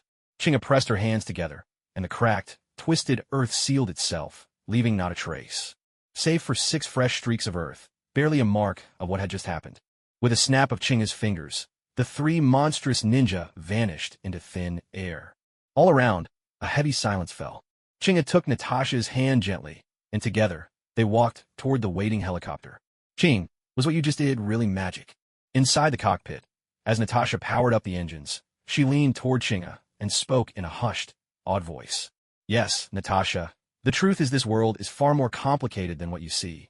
It's a headache. Every time I show it, I have to explain everything all over again, Chin Gus said, lighting a cigar with a frustrated sigh. If you don't like it, you could teach me that ability instead. I think it's awesome. Natasha watched Chin Gu, unable to hold back a laugh. I really can't share this one, but when we get back, I can give you something special instead. This is exclusive to the Hound Prophet. No way around it. The helicopter began to rise steadily. By this point, Natasha wasn't in a hurry anymore. After what had just happened, she believed Dracov wouldn't dare cause Chinga any more trouble.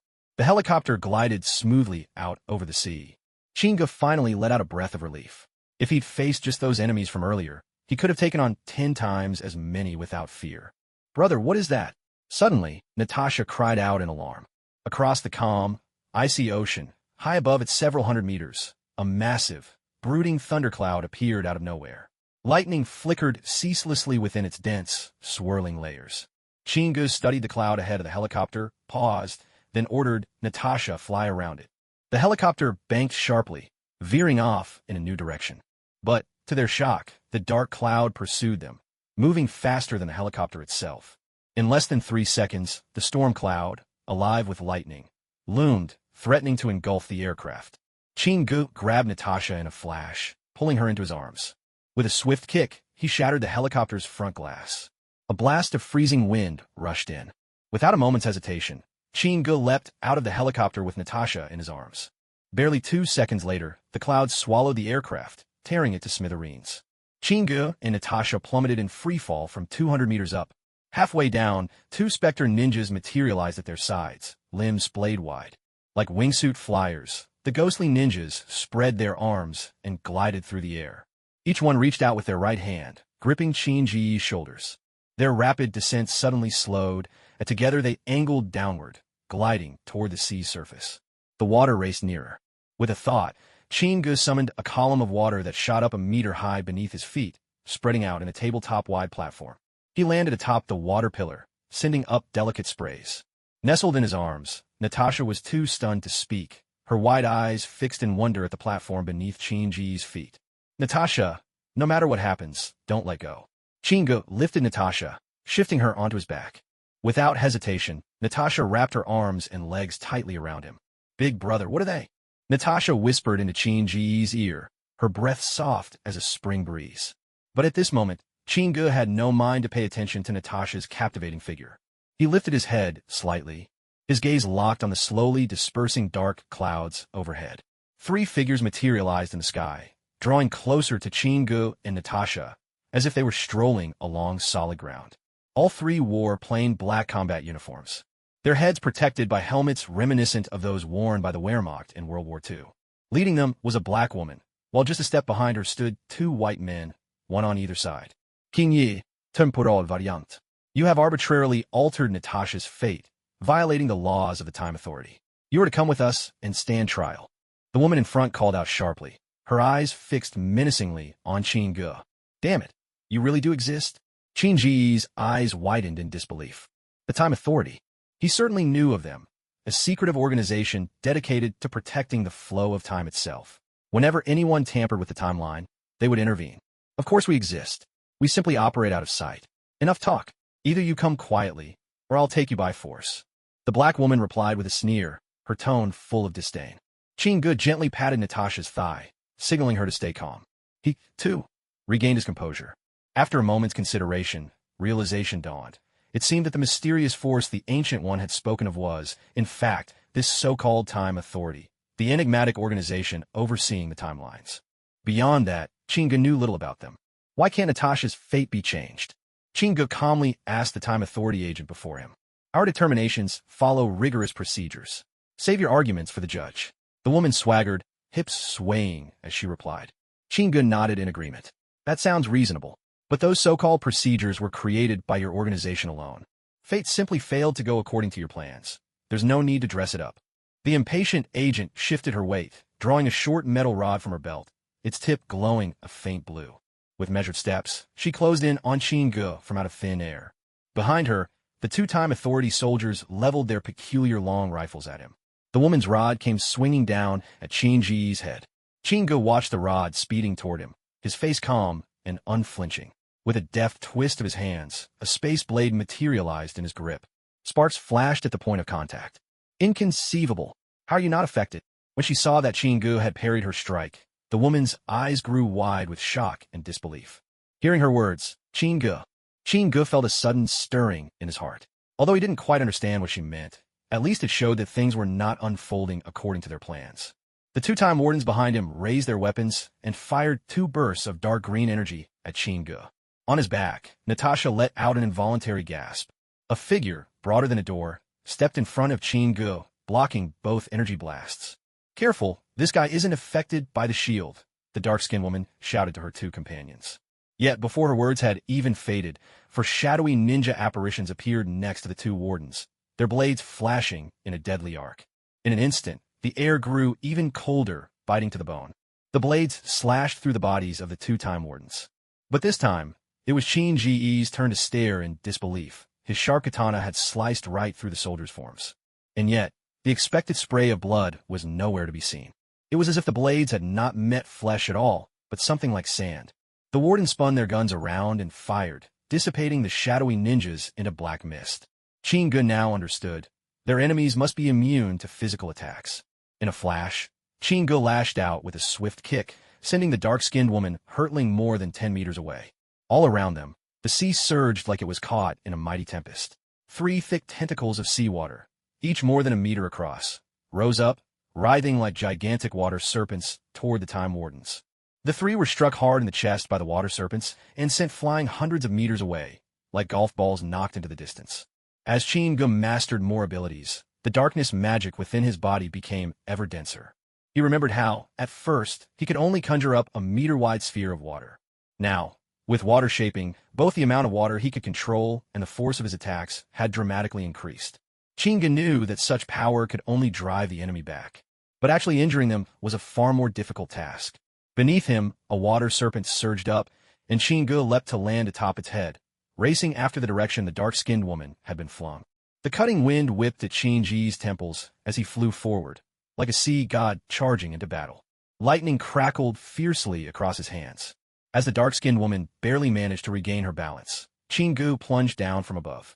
Both fists, wreathed in a net of electric arcs, smashed in her chest and sent her flying yet again, hurtling several hundred meters away. Chin-gu watched as she tumbled across the distant sands, still entirely unscathed. His eyes narrowed sharply. Physical immunity was already unbelievable enough, but to shrug off lightning as well? The bodies of these Time Wardens were only somewhat stronger than ordinary people. They weren't on the level of someone like Bucky or Steve. But what truly made them formidable was their immunity to both physical and magical attacks. Like monsters that simply refuse to die. Let's go. Don't get tangled up with these people any longer. With a glint in his eyes, Chin-gu hoisted Natasha onto his back and stepped out onto the water. Then, as if running across solid ground, his feet began to move swiftly forward. The timekeepers behind them didn't give chase. Chin-gu let out a small sigh of relief. If the Time Authority only sent people like those, there was nothing to really worry about for now. He might not be able to kill them, but they were also powerless to do anything to him. Chin-gu's figure darted across the surface of the sea like a panther in full pursuit. Fortunately, this part of the ocean was remote and desolate, no fishing boats in sight. Otherwise, the local news would be abuzz with tales of supernatural occurrences. After nearly an hour of relentless running, Chin-gu, with Natasha on his back, finally reached the sandy shore. Phew, he set Natasha down on the ground and exhaled heavily.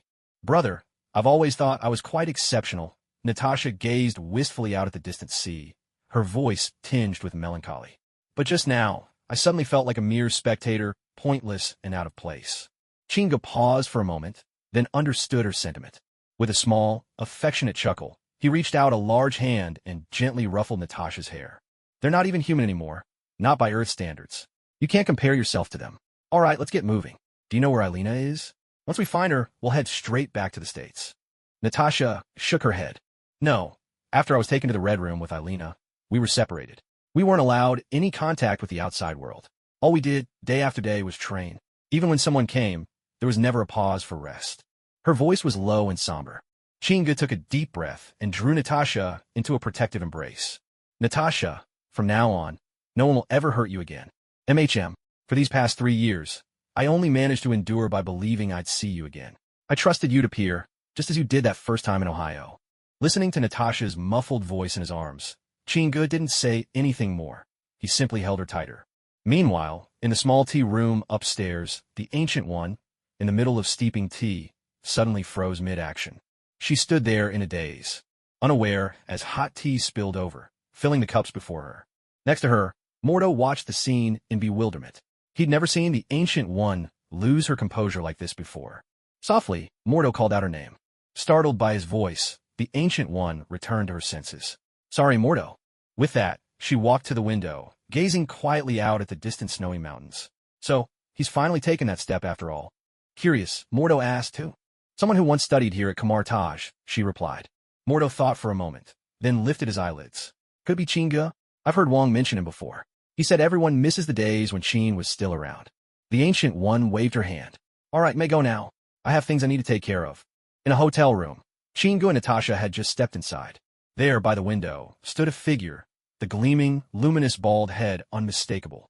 Master Ancient One, it seems you already know what's happened, Chin-gu said as he patted Natasha on the back, reassuring her that there was no danger. He slowly walked up to the Ancient One. Chin, you must have encountered something strange. Is this the person for whom you're willing to defy fate itself? The Ancient One asked, eyeing Natasha behind Chin-gu. The Time Variance Authority, Master Ancient One. They call themselves the Keepers of Universal Order. Everyone is forced to exist according to their will, Chingu said indifferently. And then, I fought with the 3 agents they sent to capture me. They were formidable, surprisingly immune to both physical and magical attacks. For once, the Ancient One furrowed her brow. The Time Variance Authority, she slowly repeated, tasting the words as if they were foreign to her tongue. Watching the Ancient One's reaction, Chingu realized she likely had only a vague sense of the impact such a force could wield. She didn't truly know of their existence, only that she could sense their power subtly intertwined with reality. Master Ancient One, Natasha is the individual you spoke of, the absolute point in time. I'm curious, now that her fate has been altered, how does the Time Variance Authority plan to restore her to the sacred timeline? Shinji's curiosity was genuine as he asked the question. The Ancient One shook her head. I'm not sure the exact process. Most likely, they would use time reversal, reset everything that happened to you and Natasha, then erase your memories, or perhaps erase you altogether. I can't think of any better method. Chingu considered this, then nodded in agreement. It was a reasonable explanation, and quite a practical one. Chingu came to stand side by side with the Ancient One, looking out at the bustling river of cars and people flowing through the street below. Master Ancient One, I've always wondered, through your long life, you foresaw countless horrors and intervened to prevent them. Why has the Time Variance Authority never come after you? Is it simply because you're too powerful? The Ancient One shook her head. My foresight is vague. I can never see a clear future. I only feel that when I step in to stop those terrifying events, they don't set off any chain reactions. At these words, Chingu dropped his head and let out a cheerful little laugh. Master Ancient One, have you ever considered that perhaps everything you predicted, everything you changed, never actually exceeded the TVA's design? No matter what happens, it's all just the outcome they had already planned for. They're not really human anymore. Who dies on Earth? How many die? I doubt they even care one bit. The Ancient One turned around and looked intently at Chingu. After a long silence, she finally said, You seem to know a lot about the Time Variance Authority? Chingu shook his head. Not really. I've only heard vague rumors, but what surprised me was realizing they actually exist. The Ancient One said nothing more. With a gentle wave of her hand, a portal appeared, and through it Chingu could see the library of Kamar Taj on the other side. Chin, after living for so long, I've lost interest in the truth. The only thing that keeps me going is fulfilling my duties as the Sorcerer Supreme. To protect Earth. Since you managed to escape the TVA's pursuit, I hope you can handle any trouble that follows. With those words, the Ancient One stepped through the portal and vanished from the guest room. Chingu deeply respected the Ancient One. From their conversation, he had realized something. The Ancient One wasn't omnipotent or all-knowing. At the very least, she didn't know about the existence of the TVA. And it seemed that the system within his own body was far more powerful than even the Ancient One. Now that the timeline had already changed, Chingu decided he might as well stop worrying about any so-called sacred timeline. With the system's help, if anyone from the TVA came after him, he'd deal with them as they came, one by one, pair by pair. Was that just now a sorcerer? In the guest room, Natasha asked excitedly, her reaction identical to anyone seeing magic for the first time. Yes, she's the Sorcerer Supreme of Kamar Taj, Earth's guardian, the Ancient One. You heard her. She's an old lady who's lived for hundreds of years. Kim Ye-tisit. So, can you beat that old lady? Natasha joked as she took off her jacket, adding a playful note to her words. Maybe she hadn't even noticed it herself, but in just one day, she'd become far more cheerful. Not for now, but I believe, given enough time, I won't be any less than the Ancient One. Just as Chingu was about to slip into the bathroom, Natasha darted in first and called out with a mischievous grin. Ladies first. With a sharp thud, the door shut. Before Chingu could even turn away, the bathroom door cracked open again. Natasha poked out her head and said, No peeking. Chingu promptly pushed her head back inside. Natasha, when did the Red Room turn you into such a chatterbox? On the other side of the door, Natasha's voice floated out softly. I never really had any true friends, so in the Red Room I rarely talked to the other girls. The sound of the shower splashing filled the bathroom, drowning out every other noise. Host, system task completed. Please spin the lottery. At last, the voice I'd been longing for echoed in my mind. Marvel's sacrifice system. Host, Chingu. Lifespan, 108 years. Skills, Summon Ninja's Phantom Ninja, Troll Ninja, Ox Talisman, Electric Discharge with both hands. Spatial Blade, Hydrokinetic Control, Pig Talisman, Super Lung Capacity, Super Strong Bite, Tear the Earth Asunder, Anaerobic Survival. Available sacrifice items. None. System task. Make Natasha Romanoff a complete woman. Completed. Temporary task. None. Looking at the system's display, with a lifespan now exceeding 100 years, Chinga couldn't help but feel giddy. It truly lived up to being a mission connected to the heroes of the first generation. This time, remarkably, the reward was a full 20 years of life. The indicator on the spinning wheel stopped at the skill, mastery of atmospheric phenomena. It was the unique ability of Shimu, ranked last among the 8 great demons. Chinga glanced outside at the brilliant blue sky, his gaze suddenly sharp. He stretched out his right hand, palms steadily opening toward the heavens. And in an instant, it was as if the skies above St. Petersburg became an extension of his will. Just moments ago, the sky had been perfectly clear. Suddenly, ominous clouds rolled in, dark and heavy, blanketing the entire city in shadow. Within less than 3 minutes, dusk seemed to fall all at once, draping everything in gloomy twilight. Chinga could easily make out the subtle panic taking hold in the crowds along the street. Many people stopped in their tracks, craning their necks to gaze up at the heavens with bewilderment. Such a sudden and inexplicable shift in weather was far beyond the boundaries of science. And in under 5 minutes, thick, feathery snowflakes began to fall, while the city's outskirts remained bathed in sunshine. Chinga opened his window. He reached out, catching a drifting snowflake. It was tangible, real. With a quick estimate, he gauged that the range of his weather control now extended roughly across an entire city. Afterward, he slowly rotated his outstretched hand. The snowfall ceased. The heavy clouds above melted away. Sunlight burst through the thinning veil, and St. Petersburg was once again awash in brilliant sunshine. All of this happened within a matter of 2 minutes. Countless locals stood below, dumbfounded, their eyes fixed skyward. Many raised their hands, cheering joyously. "What's happening out there? I think I hear lots of people shouting." At that moment, Natasha emerged from her shower, wrapped in a silky robe. Her shoulder-length, gently curled hair lent her a more sophisticated air. Though Natasha hadn't fully grown into herself yet, she was already impressive in every aspect. Her long legs glimpsed in the movement of her robe, appearing and vanishing in a captivating rhythm. That sense of effortless allure had already become second nature to Natasha, etched into her very being, carrying a delicate fragrance. Natasha walked over to Qin Ji's side. Whether intentional or not, her supple, graceful form pressed in close to him. She craned her neck, peering out the window. "Huh, when did it start snowing?" Natasha asked in surprise. "Who knows what's going on with this weather?" Chinga muttered inwardly, silently cursing. "This girl is a handful." He then turned and made his way towards the bathroom, watching Chinga retreat in slight disarray. A sly gleam flickered in Natasha's eyes. Inside a high-end restaurant in downtown St. Petersburg, radiant and captivating, Natasha entered slowly with her arm linked through Qin Ji's. Draped in a black mink coat with a hood, she instantly drew the lingering gazes of more than a few men. "Natasha, you're not of age yet. Don't you think this might be a little inappropriate?" After taking their seats, Chinga glanced at the many men eyeing them on the sly, and asked Natasha helplessly, "Do you think I'm pretty?" Natasha tossed her hair and asked, her eyes shining as she fixed her gaze on Chinga. "If I'm pretty, why should I hide it? What's wrong with showing off the best of what I have?" Chinga was left speechless by Natasha's logic. Suddenly, Natasha leaned in close, her voice dropping to a mysterious whisper. "I have some good news to tell you."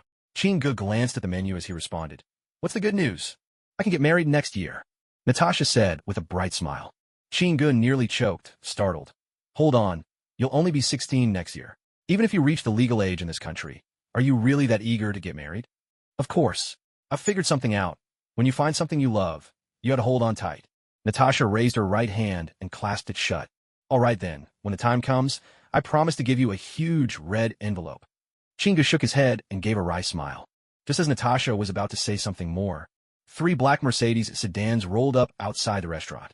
A middle-aged, balding man in a black suit stepped out of the center car. Surrounded by a group of intimidating bodyguards, he headed for a private room on the 2nd floor. Watching the man enter the private room, Qin Ji's eyes flickered with understanding. From beneath Qin Ji's feet, a shadow, indistinct and fleeting, darted out. It skimmed up the wall and raced upstairs, slipping through the crack of the doorway. In less than a minute, Chinga turned to Natasha and whispered with a smile. "Natasha, that man just now, he could persuade Dreykov to release Elena." 20 minutes later, Chinga put down his knife and fork, wiping the corners of his mouth. Across from him, Natasha was already finished, quietly waiting for him. Without needing a word, She slipped her arm through Qin once more, and together they walked slowly towards the staircase. At the very end of the corridor on the second floor, they stopped before a private room. Two burly men from the Bear Nation, both clad in black suits, watched as Qin and Natasha approached with an effortless grace. Their right hands slowly moved toward their waists. One was tall and formidable, the other delicate and petite. Yet somehow, the two complemented each other perfectly. "Stop right there, this is a private gathering." The two bodyguards drew their pistols and leveled them at Qin and Natasha, their voices carrying a low, stern warning. "All right, I know it's a private event. There's no need to be so worked up," Qin replied, straightening his arms to show he meant no harm. After a sharp snap of his fingers, the bodyguards' pistols were suddenly seized from behind. Shadowy ninja figures clasped their hands over the weapons, immobilizing them. Two katanas gleamed as they were placed at the throats of the bodyguards. The entire scene fell into tense silence. The box room's polished wooden door, upholstered in red leather, was flung open with a heavy thud. Inside, 5 men who had been engaged in lively conversation fell silent at once. Directly facing the door sat a bald-headed man, his face clouding as Qin and Natasha strode in. He barked, "Get out!"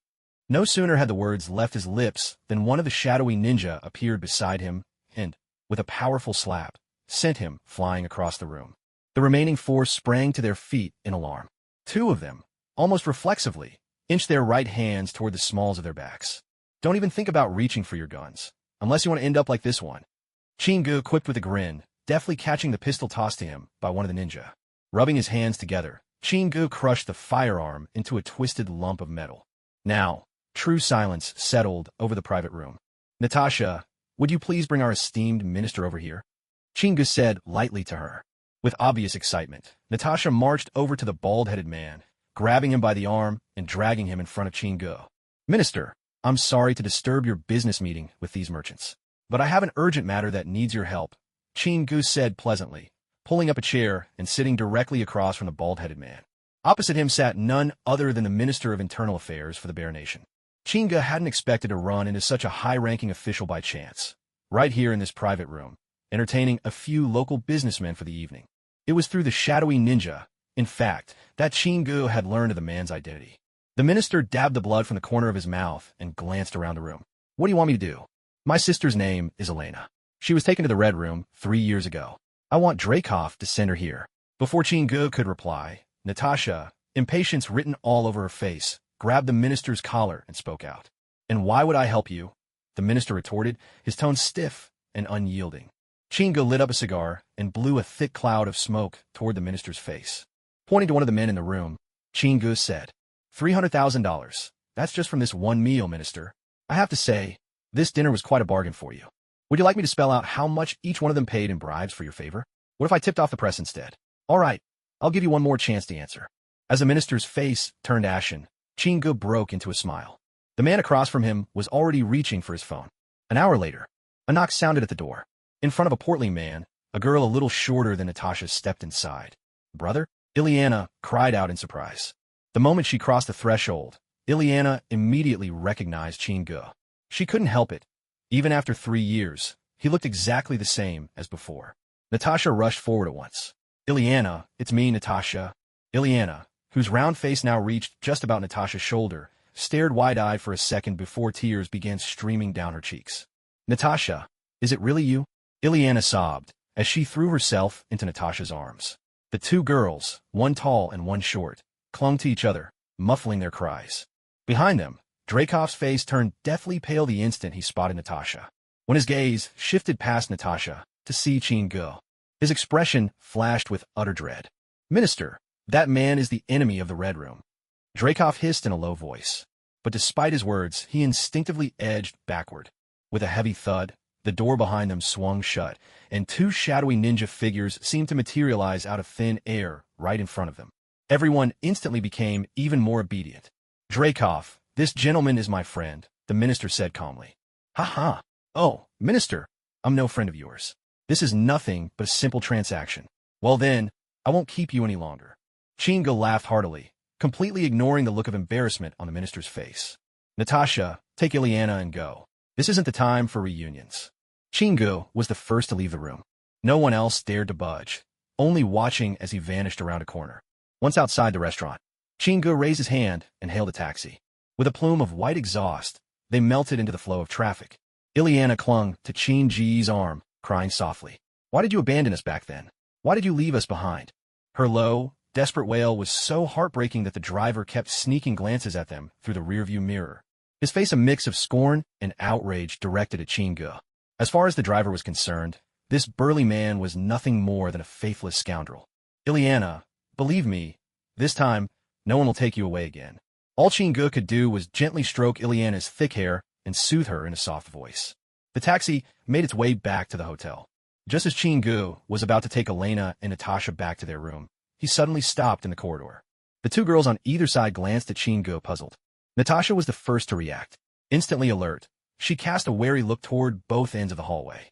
Isn't it a little too quiet? She whispered. Qin's gaze settled on Natasha. Natasha quickly surveyed their surroundings, then nodded with a grave expression. It's an ambush, Qin called out in a low, urgent voice. He stretched out both arms, sweeping Natasha and Elena into his embrace, and his body hurtled backward toward the wall like a released arrow. The half-meter-thick brick wall erupted like a pile of blocks under Qin's sheer force. In the very spot where they had just stood, a troll ninja appeared in a sudden flash, and at that instant, a fiery blaze lit up the corridor. A thunderous explosion roared through the hallway. A huge tongue of fire surged through the gap Qin had blasted in the wall. Suddenly, another troll ninja appeared, plugging the shattered opening completely. Qin moved swiftly over to the window of their room. Peering outside, he found the entire hotel surrounded by dense ranks of soldiers. Not far away, he spotted a dozen or so tanks and armored vehicles. Watching as one tank slowly raised its turret, Qin's eyes flashed with a cold, steely light. Dreykov, this time you're signing your own death warrant. With a sweep of his hand, 3 troll ninjas and 3 ghost shadow ninjas materialized at once. The 6 ninjas formed a wall, shielding the 2 women. You two stay right here. I'll deal with the forces downstairs, and then we'll get out of here. After giving his orders to Natasha and Elena, Qin turned and walked out of the room. Elena hurried after Qin, hoping to catch up to him, but she ran right into the rock-solid belly of a troll ninja and was caught by Natasha. Elena, trust me. No one can defeat my brother, Natasha said firmly. Looking into Natasha's resolute eyes, Elena nodded silently. In the entire 10-story hotel, not a single guest remained. Their opponents had acted swiftly, evacuating everyone the moment the assault began. Qin's footsteps screeched over broken glass left shattered by the blast. His figure appeared at the entrance of the lobby on the first floor, his face calm as he looked ahead at the thousands of heavily armed soldiers sheltering behind dozens of armored vehicles and tanks. The instant Qin appeared, one of the tanks fired first. In the next moment, a semicircular barrage of every conceivable weapon erupted in unison. Shards of stone flew, and flames leapt to the ceiling throughout the lobby. In just 5 seconds, the hotel lobby was pummeled by a torrent of ammunition. Qin's figure was swallowed completely by the swirling smoke and dust. When the Bear Nation's troops finally ceased their attack, the entire lobby was riddled with devastation. Soldiers and officers behind the tanks and armored cars stared curiously toward the ruined first-floor lobby of the hotel. Their superiors had never told them who exactly the enemy was, but judging from the ferocity of the attack just now, nobody could have survived. A squad of 10 soldiers cautiously moved closer to the main hall, slipping into the ruins shrouded in thick smoke. Fall back! What the hell is this thing? Panic-stricken shouts and blood-curdling screams rang out from within the hall. But less than 3 seconds later, a heavy silence settled over the entire place. Out of the billowing dust and debris, Qin emerged, holding a soldier in each hand. He's still alive. Many soldiers on the scene shouted in shock. But this time, Qin did not give them any chance to react. Suddenly, his eyes blazed with the brilliance of the sun. Twin beams of searing energy, each as thick as a man's wrist, erupted forth and shot straight toward the foremost tank. The tank's heavy armor lasted barely 2 seconds before it melted through, leaving a hole the size of a skull. Next came an earth-shattering explosion. The tremendous turret was sent flying skyward, as if it were nothing but a toy. More than 20 soldiers nearby didn't have time to escape. The shockwave from the blast hurled them away. But that was just the beginning. Qin had decided it was time to teach Dreykov a lasting lesson. His piercing gaze showed no sign of stopping. 2 3-meter-tall Oni ninja suddenly appeared on either side, intercepting the bullets fired at him from all directions. Meanwhile, the scorching energy beams swept through everything in their path. Not even the warships of the Kree Empire could withstand his blazing vision. Here, facing the armies of the Great Bear Nation, it was a weapon of utter devastation. With deafening explosions, wherever the beams passed, vehicles and tanks erupted like live bombs.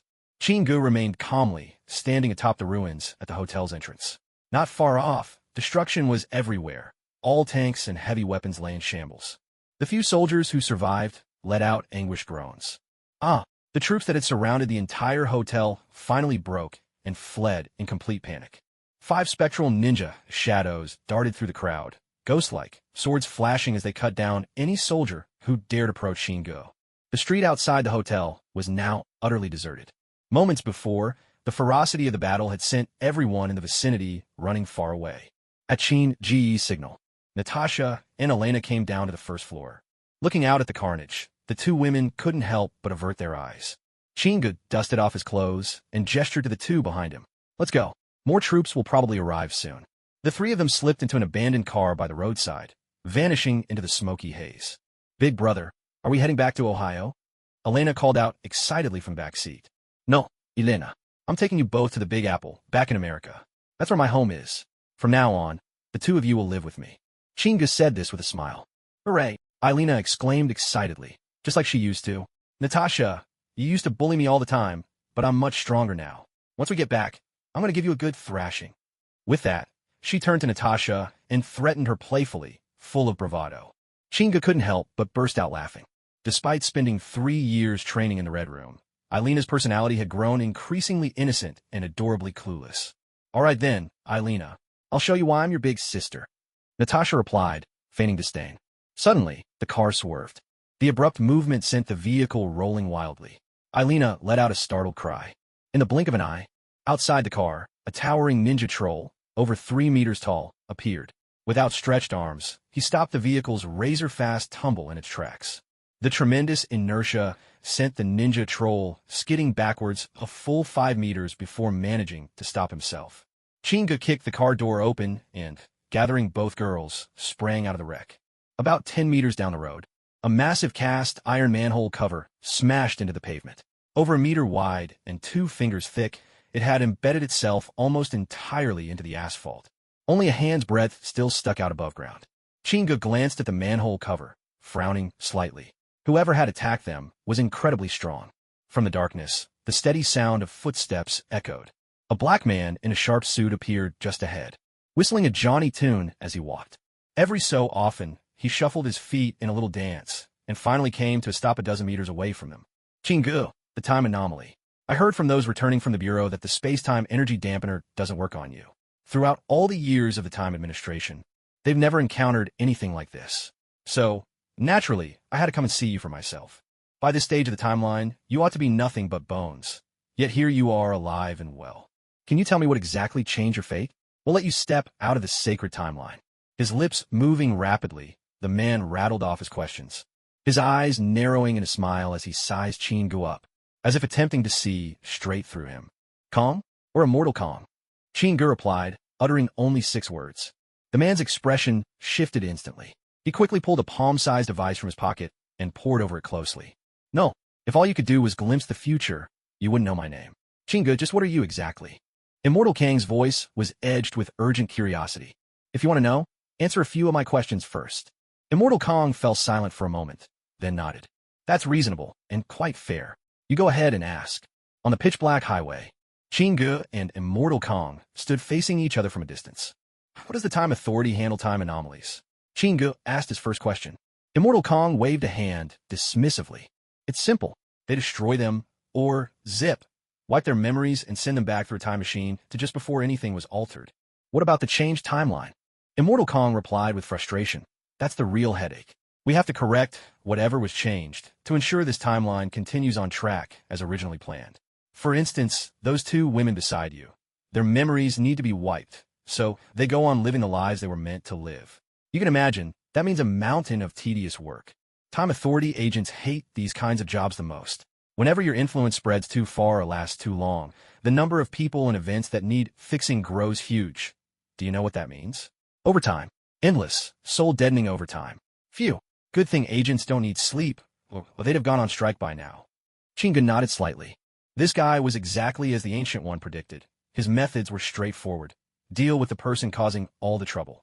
Immortal Kong jabbed a finger at Chingu and said loudly, "And the source of all this is you." Chingu pulled Natasha and Elena behind him, let out a cold laugh, and said, "Not my problem. That's a little ungrateful of you." Chingu's eyes suddenly flashed with blinding golden light. "Catch me if you can, then." Without a moment's hesitation, he fired off a dazzling burst of energy straight at his opponent. A beam as thick as his wrist shot at Immortal Kong with lightning speed. "Damn it, you dare attack me first?" Immortal Kong screeched with outrage. His body seemed to ripple as a layer of scales washed over him. A translucent green shield, round and faintly glowing, instantly appeared half a meter in front of him. The energy beam collided with the shield. There was a bang, the clash sent sparks flying, and the blast was stopped short on impact. While Immortal Kong was busy parrying the searing beam, Chingu sprang forward with 2 quick strides, clenched his fist, and with a low, muted roar, slammed it towards Kang's head. "You really are immune to temporal dampeners. This has never happened in Time Authority history, Chingu. I must uncover your secret. Ha ha ha."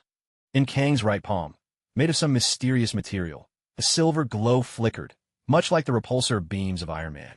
With a thunderous impact, before Chingu could dodge the sudden counter, the energy cannon in Kang's palm hit him squarely. Chingu felt as if he'd just been rammed by a wild bull in full charge. His whole body was sent flying, much like a baseball struck out of the field. As he soared through the air, he forced himself to twist his body despite the searing pain. Natasha and Elena let out a cry of alarm. They barely managed to take a few steps before Chingu swept his right hand, and 2 shadow ninjas lunged, pinning Natasha and Elena to the ground. They dodged just in time as Kong the Immortal unleashed 2 beams of crackling energy. Watching the 2 girls being dragged away by the shadow ninjas, Kong frowned. "Summoning magic? Chingu, what on earth are you?" Chingu straightened slowly, eyes wary as he glanced at Kang's palm. That attack just now had been unmistakably the product of advanced technology, an Iron Man-style strike. And yet, it wasn't even the 21st century. Tony Stark's Mark armor probably existed only as a vague idea at this point. But the armor and weapons Kong the Immortal wore were visibly generations ahead of anything Tony Stark would one day create. Clearly, this suit surpassed even Stark's cutting-edge nano-armor by 1,000 years. "If that's the best you have to offer, you'd best come with me quietly," Kong said, having noticed Chingu's gaze land on his hand. He gave it a little wave, introducing his gear with a hint of pride tugging at his lips. "I confess, I'm growing tired of this endless fighting." Chingu, for his part, knew little about Kong. His only impression came from forums in his previous life, where discussions labeled Kong as someone from the far future. He founded the Time Variance Authority to bring order back to the universe, made possible only by technology millennia ahead of its era. Now, seeing Kong in person, Chingu realized just how dangerous he truly was. Kong was, in his own right, another figure who, like Tony Stark, stood as a mere mortal rivaling the might of gods. Chingu rubbed his aching chest. If not for the protection of his vibranium suit, that energy blast moments ago might well have left him gravely injured.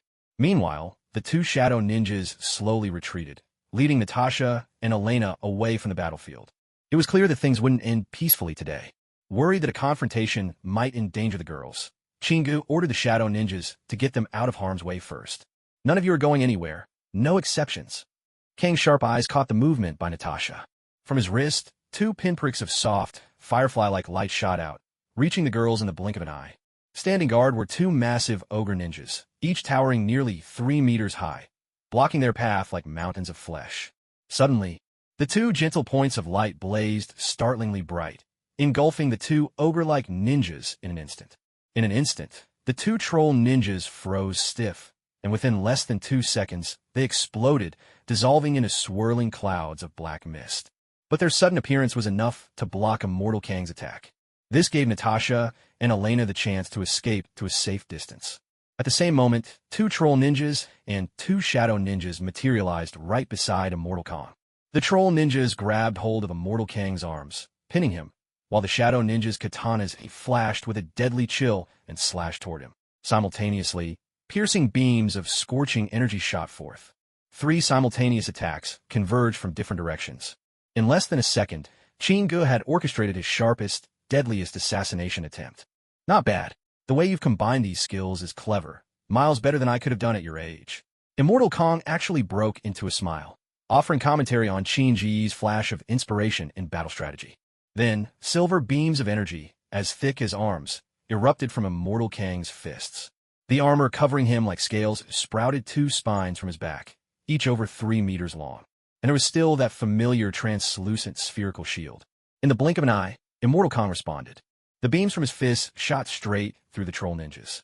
The spines pierced the bodies of the shadow ninjas. The shield deflected the searing laser from Qin Ji's eyes. Qin Gu, charging in mid-stride, watched the 4 ninjas burst into black mist and felt his heart sink. None of his tactics had managed to inflict any real damage. In less than the blink of an eye, Qin Ji's body flashed to Immortal Kang's right side, and a spatial blade formed in his hand, slicing down toward Kang's head with force. But Immortal Kang calmly stretched out his right palm and caught Qin Ji's spatial blade. Qin Ji's eyes narrowed. The opponent's strength was far greater than he had expected. No, immensely greater. The blade nearly slipped from his grasp, so overwhelming was the force. Qin Gu had no choice but to pour all his strength into holding on. Qin Gu, you'll need to do better than that. Immortal Kang teased, watching Qin Ji's veins bulge with the effort. Then try this. Qin Ji's eyes hardened. He let go of the spatial blade with his right hand, threw his arms around Immortal Kang's waist in a bear hug, bared his teeth, and sank his jaws toward Kang's side. At the same time, Immortal Kang's right arm swung upward like a sledgehammer and crashed down on Qin Ji's back. A muffled grunt escaped Qin Ji's lips as he fought down the taste of blood and clamped his teeth onto Kang's waist. Even the energy cushioning of the vibranium battlesuit couldn't fully absorb Immortal Kang's brute strength. Qin Gu made a quick mental calculation. This man's strength was at least 3 to 5 times his own, definitely well over 100 tons. His teeth sank into Kang's armor, biting through. Compared to Ronin's armor, this felt 100 times tougher, as if the difference between biting into an apple and trying to crack a walnut. A flicker of excitement passed through Qin Ji's eyes. As long as he could inflict harm on his opponent, Qin Gu was confident he could defeat him. Once again, the Devil Bow Gang's superpowered jaws proved their worth. Qin Ji's teeth sank down hard into his foe's waist. A furious glare burned in Immortal Kang's eyes. By the special statutes of the Time Variance Authority, I hereby sentence you to immediate erasure, he shouted. As he roared, it was as if Immortal Kang's battle armor gained a will of its own, converging and shifting. In a blink, it transformed into a giant cannon muzzle. A silver beam, thicker than a grown man's waist, blasted from it and struck Qin Ji square in the chest. Blood spurted forth with explosive force. Qin Ji's body flew out like a ragdoll tossed by a tempest. In midair, he hurtled upwards over 50 meters, the arc of his flight carrying him more than 100 meters away. He traced a broad curve through the air before crashing heavily back to the ground. His shirt across his chest was already a tattered ruin, exposing the vibranium weave of his armor beneath, which now bore a fist-sized hole. Beneath the ruined armor, his powerful muscles were scorched and blackened. After tumbling across the ground for dozens of revolutions, Qin Gu scrambled to his feet. But no sooner had he stood than he coughed up another mouthful of blood. Since arriving in the Marvel world, this was the worst injury Qin Gu had ever suffered. A thunderous roar rang out as the troll ninja, shielding Qin Gu, could barely manage to lift his door-sized fist. But in a flash, as if warping through space itself, Immortal Kang struck twice and sent the giant flying. With a swift, crushing stomp, Immortal Kang kicked Qin Gu to the ground. His foot pressed down on Qin Ji's chest as he glared down at him in rage. Why aren't you dead? Cough, cough. Old man, I've still got a century of life left. Do you really think you're the only one who can see the future? Qin Gu spat out another mouthful of blood. Despite the gore, his bloodied face twisted into a look of scornful amusement. If you don't come out now, I'm going to be beaten to death. Suddenly, Qin Gu shouted a seemingly nonsensical plea with all his strength. Immortal Kang's face flickered with uncertainty and suspicion. Instinctively, he glanced left and right. Still, his boot pinned Qin Gu to the ground. Ha ha! Qin Gu, the Time Variance Authority, surveys this entire universe. No one can change fate, unless they are God. But tell me, would a god spare a thought for an insignificant being like you? Ha ha ha! Immortal Kang let out a peal of unrestrained laughter. System, if you don't come out now, I really am finished. What happened to that promise of 100 years together? Inside his own mind, Qin Gu couldn't help but call out to the system. Silence. I am calculating energy dissipation damage, came the system's cold, mechanical voice. As Immortal Kang's laughter faded, his expression suddenly froze. Before their eyes, a hazy glow began to radiate from Qin Ji's chest. The glow that shone from within him grew brighter, hotter, pulsing with intensity. Within 5 seconds, Chinga lying on the ground blazed like a sun, shining 10 times brighter than before. Within dozens of miles around the outskirts of St. Petersburg, it seemed as if night had turned to day. In the distance, countless city dwellers flung open their windows, peering out toward the battlefield. More than a few even drove hurriedly in this direction. Unconsciously, Immortal Kong raised his arm to shield his eyes. At that moment, not even he could withstand the searing heat and blinding light radiating from within Qin-Ji's body. A globe of light, brilliant as the sun, erupted in a sudden flash, releasing a terrifying tide of energy that surged with unstoppable force. Immortal Kong let out an exclamation of shock. In a fraction of a second, a suit of green armor shimmering with a metallic sheen materialized around him. A jagged, ancient-looking helmet shifted into place, sharp lines outlining its protective visor. The raging wave of energy burst outward from Qin-Gu as its epicenter. A cry of agony escaped Immortal Kang's lips.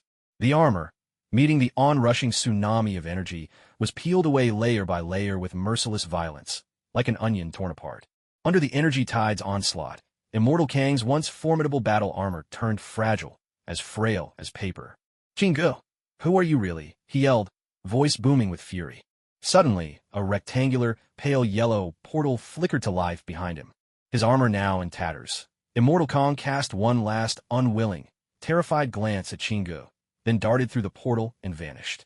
The energy wave continued to surge outward, as if a tsunami had erupted across dry land. Clouds above, thin and gauzy like silk, were blown apart, leaving a gaping chasm in the sky. Brilliant moonlight poured in through the breach. On the ground, dried grass, towering trees, earth, and rubble were all shredded into the finest dust and swept up, spiraling outward in the mighty blast. A towering wall of dust, nearly 100 meters high, raged for miles before slowly coming to rest 2 kilometers away. From above, the devastation was clear. It looked as though a massive meteorite had struck, leaving the land blighted and ravaged. Within a 2-kilometer radius centered on Qin-Gu, the earth was stripped bare, a dead zone, carpeted in nothing but the most delicate ash. At last, the light radiating from Qin-Ji's body began to fade away. He murmured, eyelids fluttering open. In that fleeting instant moments before, Qin-Gu had only felt an overwhelming surge of energy flooding his body, making him feel like an ant tossed into a hurricane. His body completely immobilized, everything after that was a blur. Fighting through a stabbing pain in his chest, Qin-Gu struggled to his feet. What happened here? But when he took in his surroundings, Qin-Gu was dumbstruck. He stood at the very center of a colossal depression, as though at the bottom of a giant bowl. At his feet lay a crater, 100 meters deep, spanning over 1,000 meters across. Could I have done all this? System, what just happened? Qin-Ji's question echoed in his mind, searching for answers. Yet the system remained silent, giving no reply. From the smooth, earthen walls all around, underground water, several meters wide, surged forth, and in no time at all, it flooded up to the tops of Qin-Ji's feet. The roar of helicopter blades echoed through the air. With such an enormous commotion, it was impossible not to attract the attention of the people from the great northern nation. Qin-Gu gathered his strength and dashed toward the wall of earth. In just 3 or 4 seconds, he leapt out of the deep pit. Already, countless headlights from vehicles were sweeping their beams toward him. Without the slightest hesitation, Qin-Gu turned and sprinted in another direction. 20 minutes later, 2 figures, both covered in dust, one tall, one short, emerged from behind a large tree. One of them rushed forward and hugged Qin-Gu tightly. Seeing Natasha and Elena looking like terracotta soldiers, Qin-Gu couldn't help but burst into laughter. Just moments ago, the surge of energy had swept up a dust storm across the flat ground, so much so that even the two who had fled nearly 2 kilometers away were blanketed in thick layers of dust. A fit of hacking coughs broke out. Laughter tugged at the wounds in Qin-Ji's chest, and he couldn't keep from coughing. Qin-Ji's injuries instantly filled Natasha with worry. She immediately grabbed his arm and asked, "Are you all right?" Tears that had brimmed in her eyes mixed with the dust on her cheeks, streaking into muddy trails. Qin-Gu reached out to wipe the mud and grit from the girls' faces, then shook his head and replied with a light-hearted smile. "Don't worry. I could live another 100 years. These little injuries won't be the end of me. Brother, I'm no child anymore. You can't fool me. With something that loud, there's no way you're all right. And anyway, how could you live 100 years? Unless you turned into a turtle." Elena, nestled in his embrace, lifted her round, pudgy face and said this with a hint of sorrow. "Qin-Gu, honestly, could you not say things like that?" "Elena, that's hardly a good analogy at all," Natasha immediately said, putting on her big sisterly stern expression and reproaching Elena. All right, now's not the time for bickering. Let's find a place to sit down and rest, Chingu said, putting an end to their squabble. The three of them slipped away into the darkness of night. Dear viewers, I am now standing 15 kilometers outside the city of St. Petersburg. Please follow our camera lens and take a look at what happened here yesterday. Why did such an enormous crater suddenly appear? What could have caused such a scene? We'll continue to keep you updated as more information emerges about the mysterious giant crater. Meanwhile, in the home of an ordinary farmer from the great northern nation, Chingu, Elena, and Natasha were sitting at the dinner table, eating their meal while watching the astonishing scenes on television. Through the night, the enormous pit had already been half filled by groundwater. Looking down from the camera mounted on the helicopter, one could see vehicles of all kinds crowded around the edge of the pit, throngs of people massing everywhere. It looked as though a colossal bomb had been dropped onto the earth. The ground all around had been swept spotlessly clean. Brother, what exactly happened yesterday? Elena asked softly from beside him. Natasha, too, stared wide-eyed at Chinga, her curiosity burning. 3 years ago, both girls had already decided that Chinga was no ordinary person, but neither of them had ever imagined he could stir up such commotion. This was far beyond what mere superpowers could explain. Ahem, Chinga cleared his throat. After a night of rest and relying on his remarkable physique, he felt his injuries had eased considerably. The pain in his chest had faded for the most part. Now isn't the time to talk about this. When the moment is right, I'll tell you everything in detail, Chinga said with a half-smile. The world was too complicated, and Elena was still too young. This wasn't the time for such revelations. Besides, he didn't want Natasha or Elena to know what fate awaited them, especially Natasha, who had once lived her entire life repaying debts. Now, with those debts gone, there was no longer any need for them to hear such a sorrowful tale. TCH, brother, I'm not a child anymore. I'll be old enough to marry in just 6 years. Elena pouted. Chinga coughed again, not out of pain, but embarrassment. Natasha shot Elena a reproachful glance, unable to meet Chinga's eyes, a hint of awkwardness coloring her cheeks. The two girls shared a secret wish, to marry themselves off as quickly as possible. Chinga couldn't help but wonder what exactly the Red Room had instilled in them. Was marriage really such an urgent necessity? A week passed. Natasha returned from the snow and wind, brushing off the cold as she entered the secluded farmhouse. How was it? Any news? He asked. Slipping off her coat, Natasha shook her head. Dreykov has disappeared. I think your methods have frightened him off. He might have already retreated to some military bunker, buried 100 meters deep beneath the Siberian ice. A week earlier, Natasha had volunteered to go out and search for Dreykov's whereabouts. This time, Chinga intended to deal with him once and for all. Now that the immortal Kong had made his move, there was no longer any reason to worry about so-called sacred timelines or absolute points in time. Dreykov, having witnessed Chinga's fearsome power when he battled the Bear Nation's soldiers in the hotel, had gone aground. After a moment's thought, Chinga decided to return to America for now and grant Dreykov a temporary reprieve. Once they tracked down his location, he would deal with Dreykov and his Red Room together. Very well, we'll let him live a little longer. Tomorrow, we'll head back to America. Let's go home, Chinga said, turning to Natasha and Elena, his voice gentle. Home, Natasha and Elena slowly echoed the word. Hope gleamed in their eyes, growing ever brighter. Finally, their faces broke into radiant smiles as they threw their arms around Chinga in delight. Gently stroking the two furry heads, the last trace of guilt within Chinga vanished. He was absolutely gorgeous. So were Natasha and Elena, two beautiful young women. A lifespan that would stretch for more than a century. A personal fortune worth billions. At this moment, Chinga felt his life was already complete. Aside from the uncertainty about whether the Immortal Council would show up again, it seemed there was nothing left to regret. At a remote naval observation post in Alaska, USA, Sir, is it a fish out on the water? Why is it always on the surface and moving so quickly? A bored American serviceman, binoculars in hand, scanned the endless stretch of ocean. 2 kilometers out, 3 rapidly moving black dots across the wide expanse drew his attention. Well, just think of them as mermaids. Haven't seen my girlfriend in 3 months. Maybe it's the start of a beautiful love story. At the side, 3 soldiers at a table burst out laughing over their game of cards. Oh my God, sir, those are 3 people, the watching soldier suddenly shouted in shock. The 3 card players, hearing something wrong in his voice, dropped their cards and snatched up binoculars. Oh my God, heavens above. All 4 men froze in place, mouths agape in disbelief. Chingu, flanked on either side by Natasha and Elena, charged forward. Surging water beneath their feet formed 3 serpentine torrents, carrying them at breakneck speed toward the shore. Natasha and Elena wore thick woolen hats, while their long hair fluttered behind them in the wind. Chingu looked around with relaxed satisfaction, his attention settling on the approaching observation post. To avoid unnecessary trouble, he had simply escorted the 2 girls straight across the ocean, landing at the nearest point in Alaska. The trio arrived at the observation post. Seeing the 4 terrified soldiers fumbling for their guns, Chingu calmly took off his sunglasses, revealing a warm and friendly smile. At the same time, he waved a stack of US dollars in his hand. "Gentlemen, if you'd be kind enough to lend us a car, these $20,000 are yours." Meanwhile, back at Chinji's villa, Hill greeted their return with a lavish hot pot feast. They had come all the way from Alaska, crossed through Canada, and then driven across most of the United States. It took Chingu 10 full days of driving. Luckily, the scenery along the way was breathtaking, so this long journey never became dull or tiresome. Hill doted on Elena and Natasha, constantly piling food onto their plates. Back when they were still in Ohio, Hill had adored these 2 girls. Now, seeing them reunited, Hill was overjoyed. With a beaming smile, Chingu took out a treasured bottle of Erguota liquor and took a hearty swig.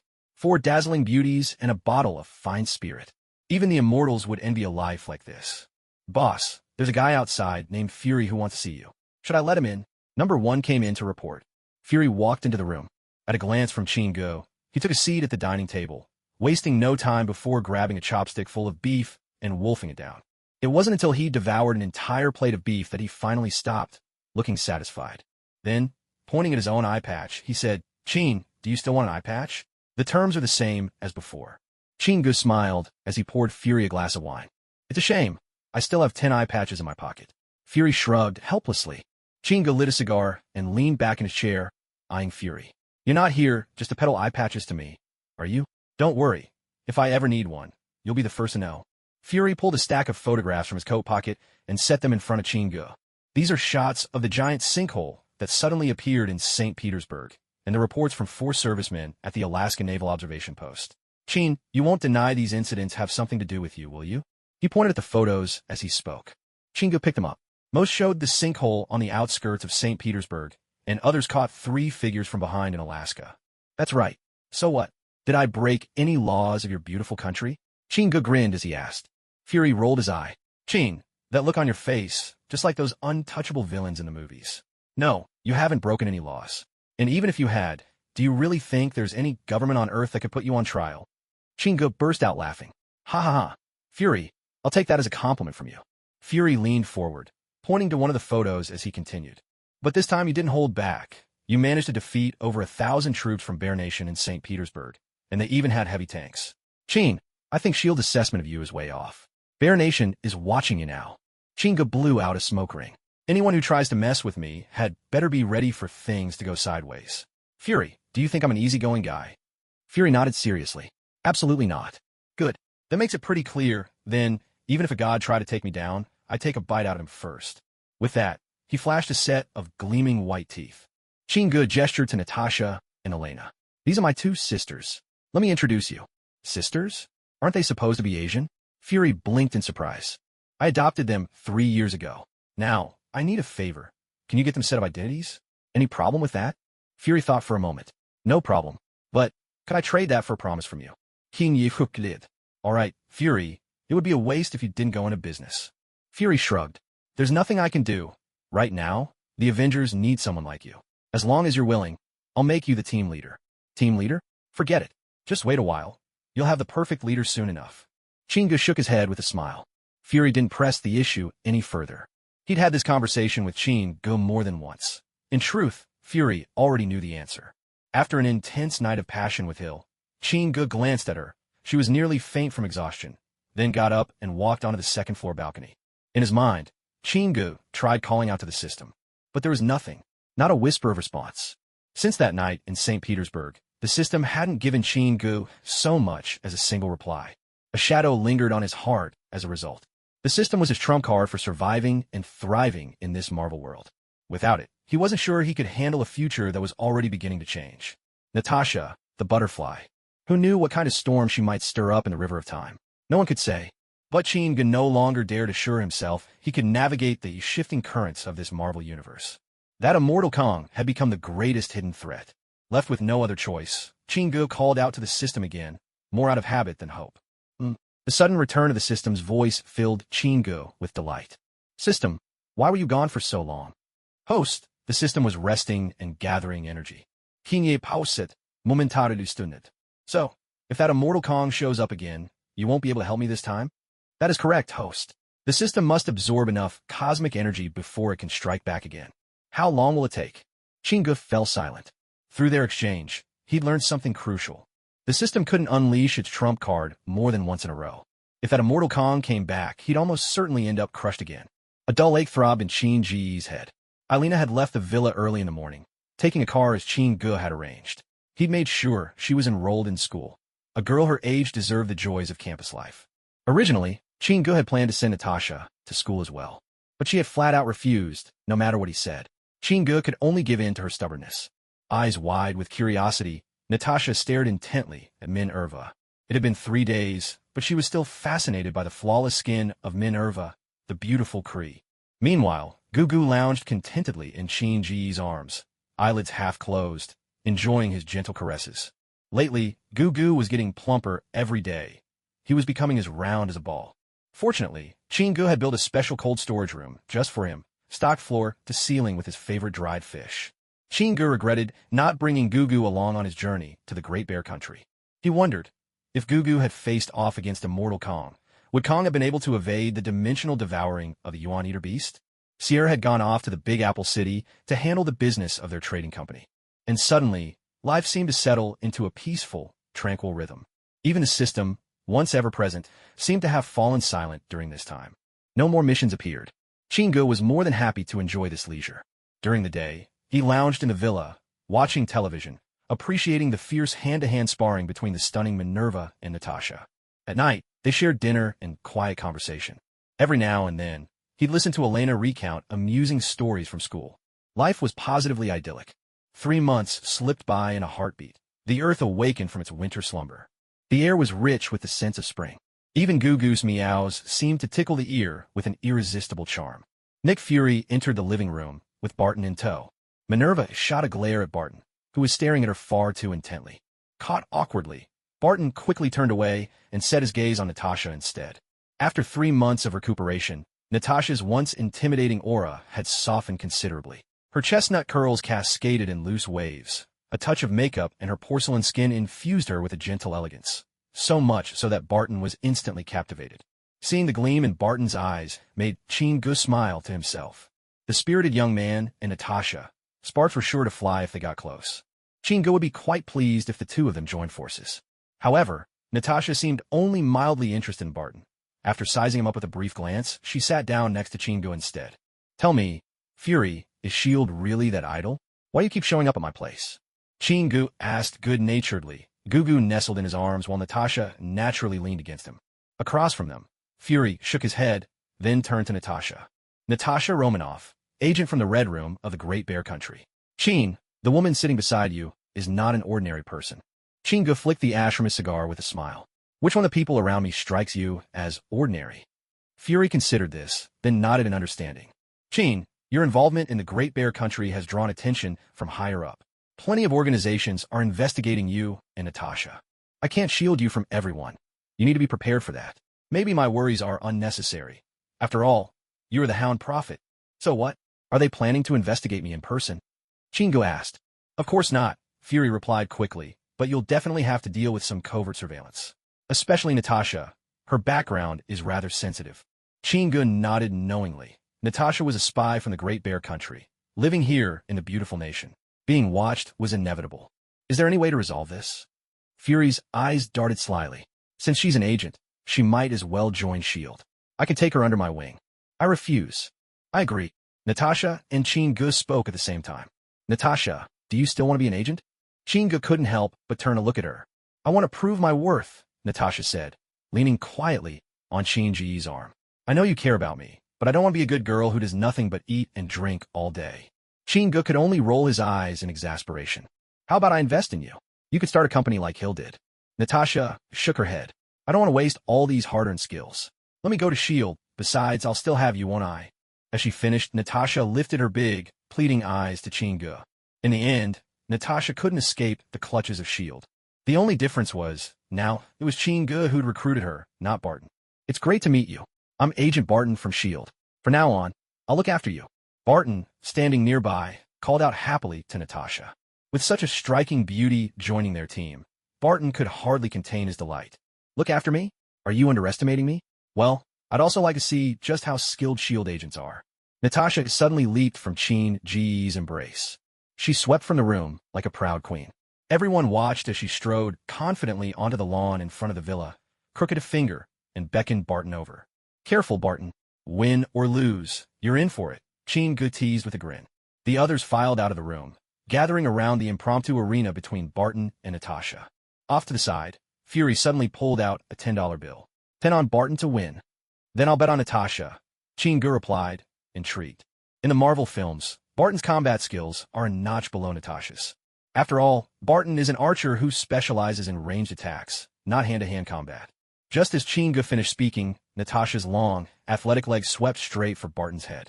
He ducked just in time, then feinted to the side and, hiding his right fist behind his back, drove it toward Natasha's ribs. The strike was textbook, fast, fierce, and precise. Clearly, everyone had underestimated Natasha's strength. In that split-second moment, Natasha snapped her leg backward, her heel arcing straight for Barton's chin. With no other choice, Barton pulled back his punch and raised his forearm, blocking her strike. Their clash was brief, but electric. Unlike Barton, who hung back to steady himself, Natasha wasted no time. She lunged forward, closing the distance in a heartbeat, and drove her knee toward Barton's chest. On the sidelines, Fury's eyes gleamed with excitement. To build a good relationship with Chingu, Fury had originally thought about bringing Natasha into S.H.I.E.L.D. But after just a brief encounter, Fury already realized that Natasha's skills far exceeded what he'd previously imagined. This was entirely beyond both his and Barton's expectations. Barton raised his right hand to block Natasha's driving knee, and was just about to grab her shoulders with both hands. Natasha bent low and slipped behind Barton in a flash. She pushed off from Barton's slightly bent right leg with her foot, agile as a nimble monkey. In the blink of an eye, her legs clamped tightly around Barton's head. Barton froze for a split second, and in that moment, Natasha arched her upper body backward in a sudden, fluid motion. This was Natasha's signature move, her grappling technique. The sheer momentum sent Barton head over heels, lifting him more than half a meter off the ground. With a heavy thud, Barton found himself face down, sprawled on the ground. A round of enthusiastic applause and hearty laughter broke out. Aubrey! Oh, Barton, I warned you. You were in for it. Chingu watched Barton's helpless attempt to roll over from the floor, clapping with a broad grin. Natasha stepped forward and introduced herself. My name's Natasha. Don't worry, I'll look after you from now on. She reached out her right hand and helped Barton to his feet, carrying herself with unmistakable poise.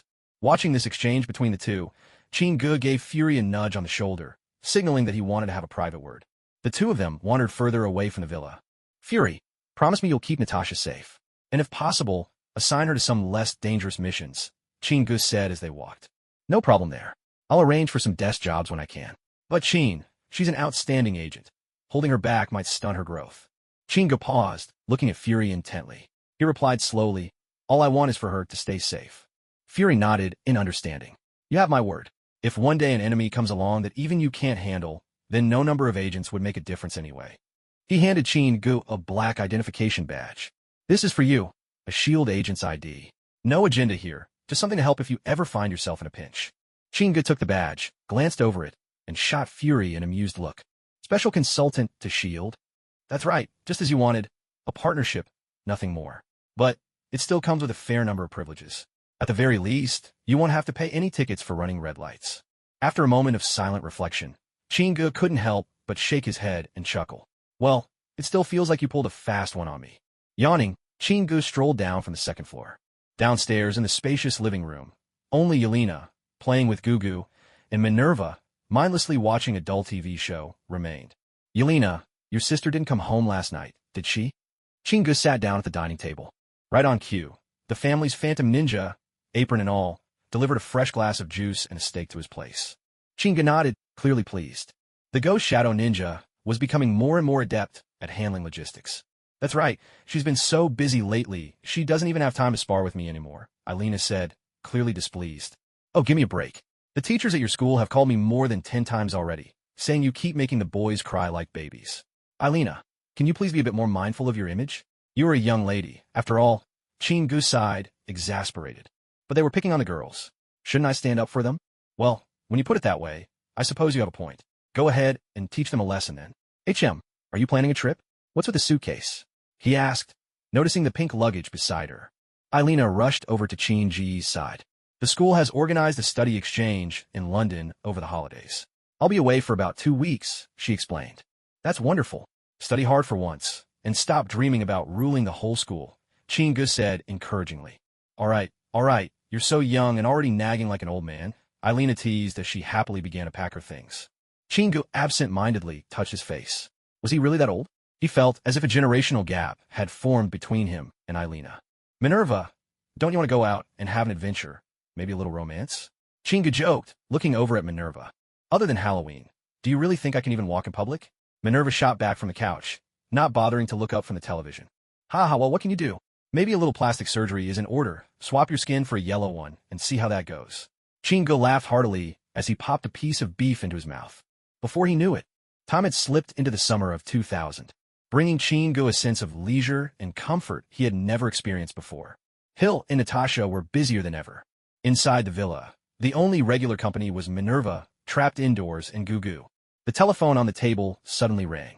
Damn it, Fury. You promised no more field assignments. Why did you send her out again? Chingu snapped into the receiver, his tone sharp. Sure on manpower, huh? I really need to have a word with Fury about this next time. Fine. Find somewhere to stay for now. I'll be there soon, he said before hanging up. He got up and directed Minerva, get the jet ready and fly me to Bear Country. In the villa's backyard, the lawn quietly parted down the middle. A Kree jet unleashed a stunning blast from its tail and rocketed up into the sky. Over Moscow, in the land of the bears, a strangely shaped aircraft slowly faded out of stealth mode. The rear hatch swung open wide. Minerva, head back by yourself, Chingu shouted, peering down at the ground before leaping into the night. Wind roared past. Chin-ji's body plummeted straight toward the city, its lights sparkling below. The speed increased, faster and faster. It wasn't until they were over 300 meters above the ground that 2 phantom ninjas appeared simultaneously on each side of Chingu. They reached out and gripped his shoulders tightly. Relying on the phantom ninja's high-altitude gliding ability, Chingu managed to land safely on the ground. He landed in a secluded alley. Pulling out the locator from his backpack, he dashed swiftly in the direction of the city center. Inside an ordinary 3-story building, Chingu knocked on the door. Natasha, aren't you only supposed to work behind the scenes? What are you doing here? As soon as Chingu stepped inside, he didn't hesitate to rap Natasha lightly on the forehead, voicing his dissatisfaction. We found traces of Dreykov. S.H.I.E.L.D. is short-staffed right now, so Fury had to send Barton and me, Natasha replied, rubbing her forehead and looking aggrieved. Chingu glanced over at Barton, who stood not far off. The young man was dressed casually, giving off a neat and efficient vibe. Barton, does your plan involve using explosives? Chin-ji's question made Barton's eyes widen instantly. Don't underestimate my abilities. And when are you planning to take action? The day after tomorrow. Dreykov's been off the grid for over a year. It took a lot just to pick up his trail. This time we must succeed, Natasha declared, determination in her voice. No sooner had she spoken than. Host, new system mission issued. Please check. Well, Chingu had taken over a year off, and even his system had gone dormant. Now that he'd just gone back into action, a mission arrived right on cue. Marvel's sacrifice system. Host, Chingu. Lifespan, 108 years. Skills, summon phantom ninja, troll ninja, ox talisman, generate electric currents with both hands. Spatial blade, water manipulation, pig talisman, superb lung capacity, enhanced bite force, earthrending slash, anaerobic survival, mastery over sky and weather. Available sacrifices, none. System mission, sacrifice the ring Dreykov uses to control Black Widow. Incomplete. Temporary missions, none. He took one glance at the mission and closed the panel. This task wasn't much of a challenge for Chingu at this stage. Barton, I need to talk to Natasha alone. Without waiting for a response, Chingu took Natasha out onto the balcony of the S.H.I.E.L.D. safe house. He placed his hands on Natasha's shoulders, locking eyes with her. All right, what do you want to talk to me about? Natasha said, a hint of exasperation on her face, unable to withstand his intense scrutiny. Staring at Natasha, Chingu found himself at a loss for words. In the original timeline, Natasha's hands were stained with blood. She defected from the Red Room and joined S.H.I.E.L.D. Only then, through SHLD's superheroes, did she finally experience the warmth of family. Within S.H.I.E.L.D., no one cherished the hard-won bonds of friendship and family more than she did. It was precisely because she valued these relationships so deeply that, on Vormer, Natasha did not hesitate to sacrifice herself. Back in Ohio, Chin-gu had already regarded Natasha as his own younger sister in his heart. Natasha became an orphan. Chin-gu, too, was an orphan. They both found warmth and comfort in each other. For this reason, Chin-gu did not want Natasha to carry any more burdens of guilt in her heart. Inside S.H.I.E.L.D., the future Chin-gu most wished for was one where Natasha lived an ordinary 9-to-5 life. Natasha, you and Yelena are both my sisters. I don't ever want anything bad to happen to you. I am your family. Meeting Chin-ji's sincere gaze, Natasha slowly turned her head to him. Yes, we're family. Tears welled up in Natasha's eyes as she threw her arms around Chin-gu, holding him tight. 2 days later, at noon, on a street corner in the business district, inside a black sedan. Is it that building? Chin-gu pointed toward a 5-story building with a red street-facing facade across the street. Yes, S.H.I.E.L.D. agents tailed Dreykov for half a year before confirming his location. Natasha replied from the passenger seat. Attention, we've got a vehicle pulling up. Suddenly, Barton's voice came through on his earpiece. A black car came to a halt in front of the building. From the back seat, a young girl hopped out enthusiastically. The instant he saw the little girl, Chin-gu was struck by a memory of someone and blurted out, Antonia. Natasha looked at him in surprise. Dreykov's daughter, Chin-gu said quietly. What do we do, Barton? Natasha asked anxiously. There was a brief silence over the comms. A moment later, through the window, they clearly saw the young girl walk into the very room the three of them had already rigged with explosives. Natasha, we're out of options. Who knows when Dreykov will show himself again, if not now, Barton's voice declared over the earpiece. Natasha turned her gaze toward Chin-gu. I'll handle it, Chin-gu said at last, meeting Natasha's eyes in resignation. In the original timeline, Dreykov had survived. Instead, his daughter, Antonia, had been gravely hurt and later turned into the terrifying taskmaster by Dreykov himself. Chin-gu put on his sunglasses and stepped out of the car. He strode quickly toward Dreykov's hideout across the street. This time, Chin-gu was determined to handle things himself. He was going to put an end to Dreykov. His time had more than run its course. Arriving at the building, Chin-gu noticed there was only a single elevator inside. 2 hulking guards eyed Chin-gu warily, their gazes sharp and unyielding. Don't be nervous. I only want to speak with Dreykov.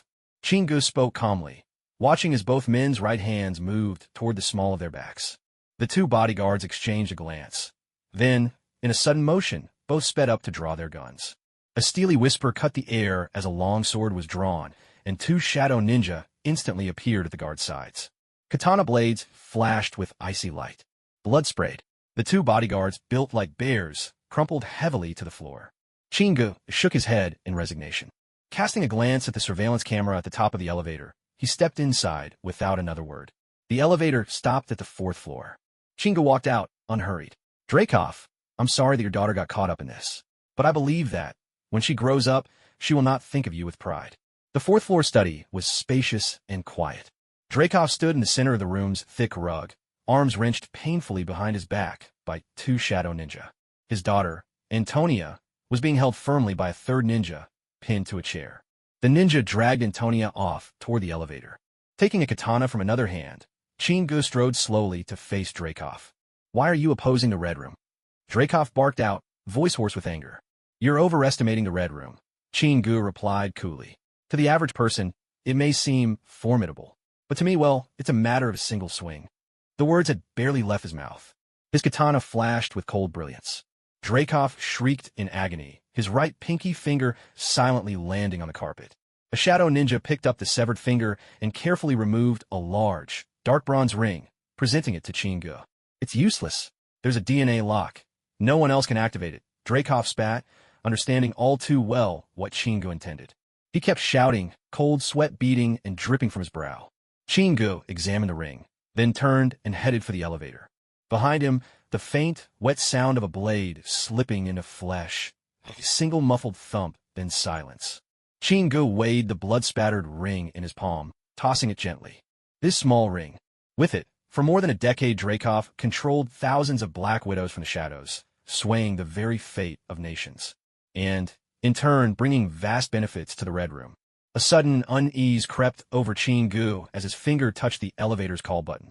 The elevator remained stubbornly still, refusing to respond. At that same instant, his mind reeled. The shadow ninja he'd sent downstairs had just been dispersed by someone else. Chin-ji's eyes sharpened. With a breath, he drove his right fist hard into the elevator doors. With a thunderous crash, the doors shot off their rails like fragile paper, soaring outward. Chin-gu didn't hesitate for a second. As the doors flew, he dashed into the fourth-floor corridor. A rumble of explosions, just as he'd left the elevator behind. A violent explosion suddenly erupted within the elevator, and while airborne, Chin-gu could feel the searing heat wave surging from behind. Two ogre ninjas positioned themselves between Chin-gu and the blast, shielding him from the flames and shockwave.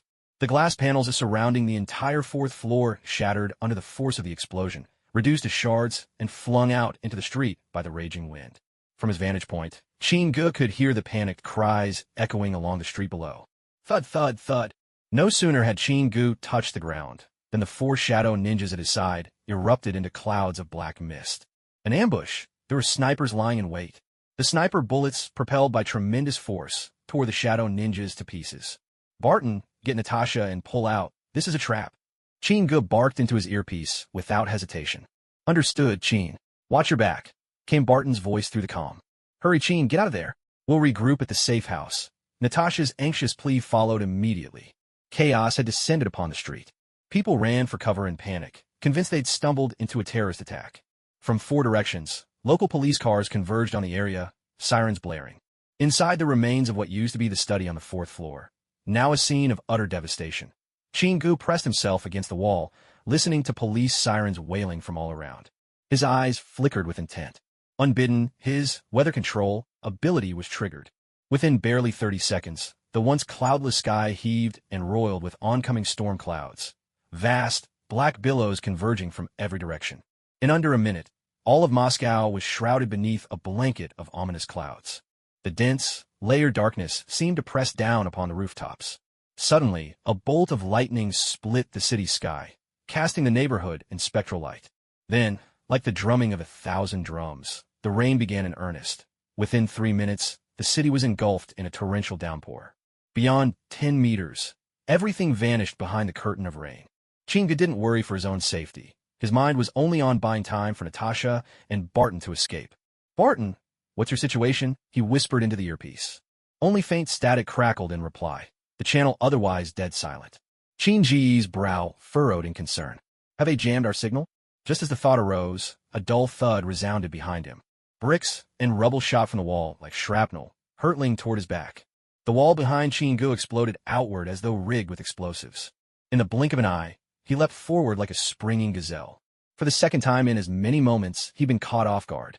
At this moment, Chin-gu was already seething with anger.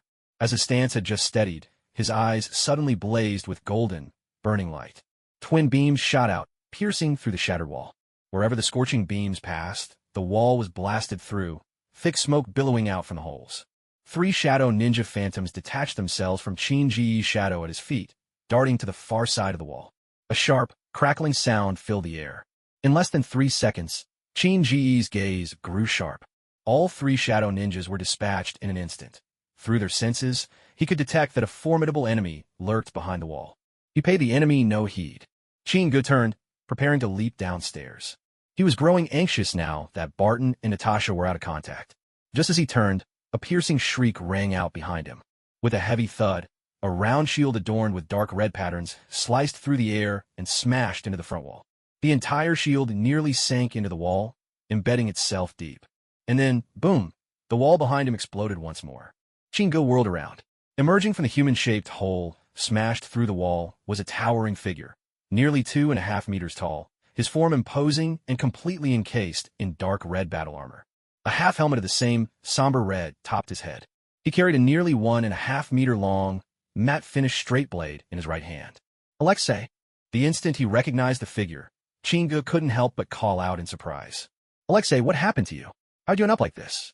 Chin-gu stood opposite him, frowning. Yet the figure said nothing.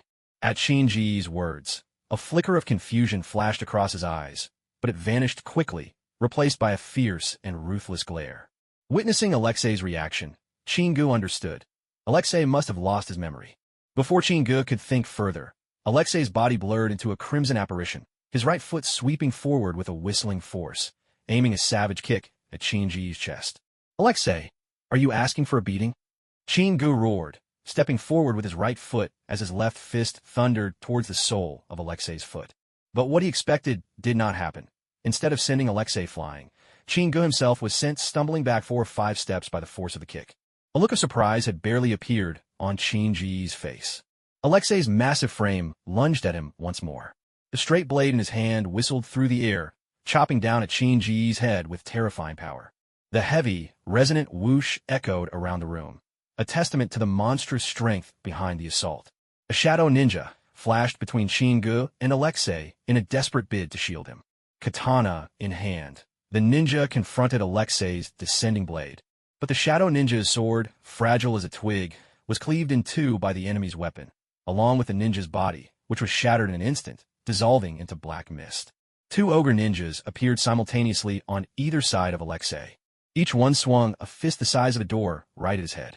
Under Chingu's watchful gaze, Alexei spun agilely, his footwork nimble as he dodged both punches.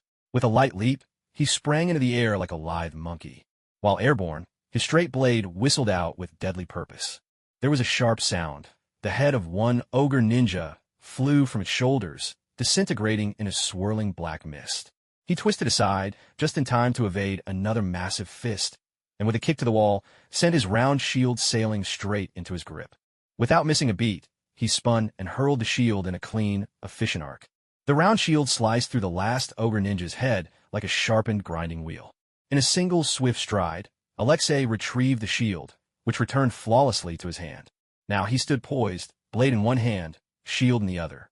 His gaze was cold and sharp as he fixed it on Chingu. Chingu watched Alexei with unblinking, frosty eyes. The seamless series of moves was hard to believe, especially coming from a towering brute, 2.5 meters tall, built like a bear. 5 years ago, Alexei would never have fought like this. What's more, the strength he now showed was nearly equal to Chingu's own.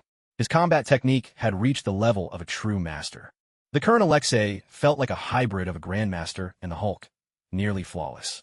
A faint sound from Alexei's foot signaled his attack, his straight blade darting toward Chingu's head like a fired arrow.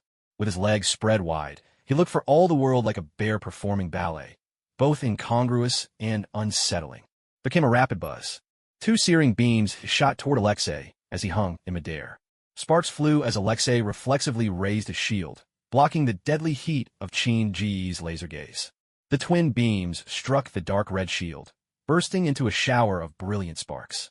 Alexei, airborne and with no footing to anchor himself, was blasted backward by the impact of the rays. Twisting in the air, he landed hard, skidding 2 meters across the ground and leaving a charred mark in his wake before coming to a halt. Shield held steadily before him.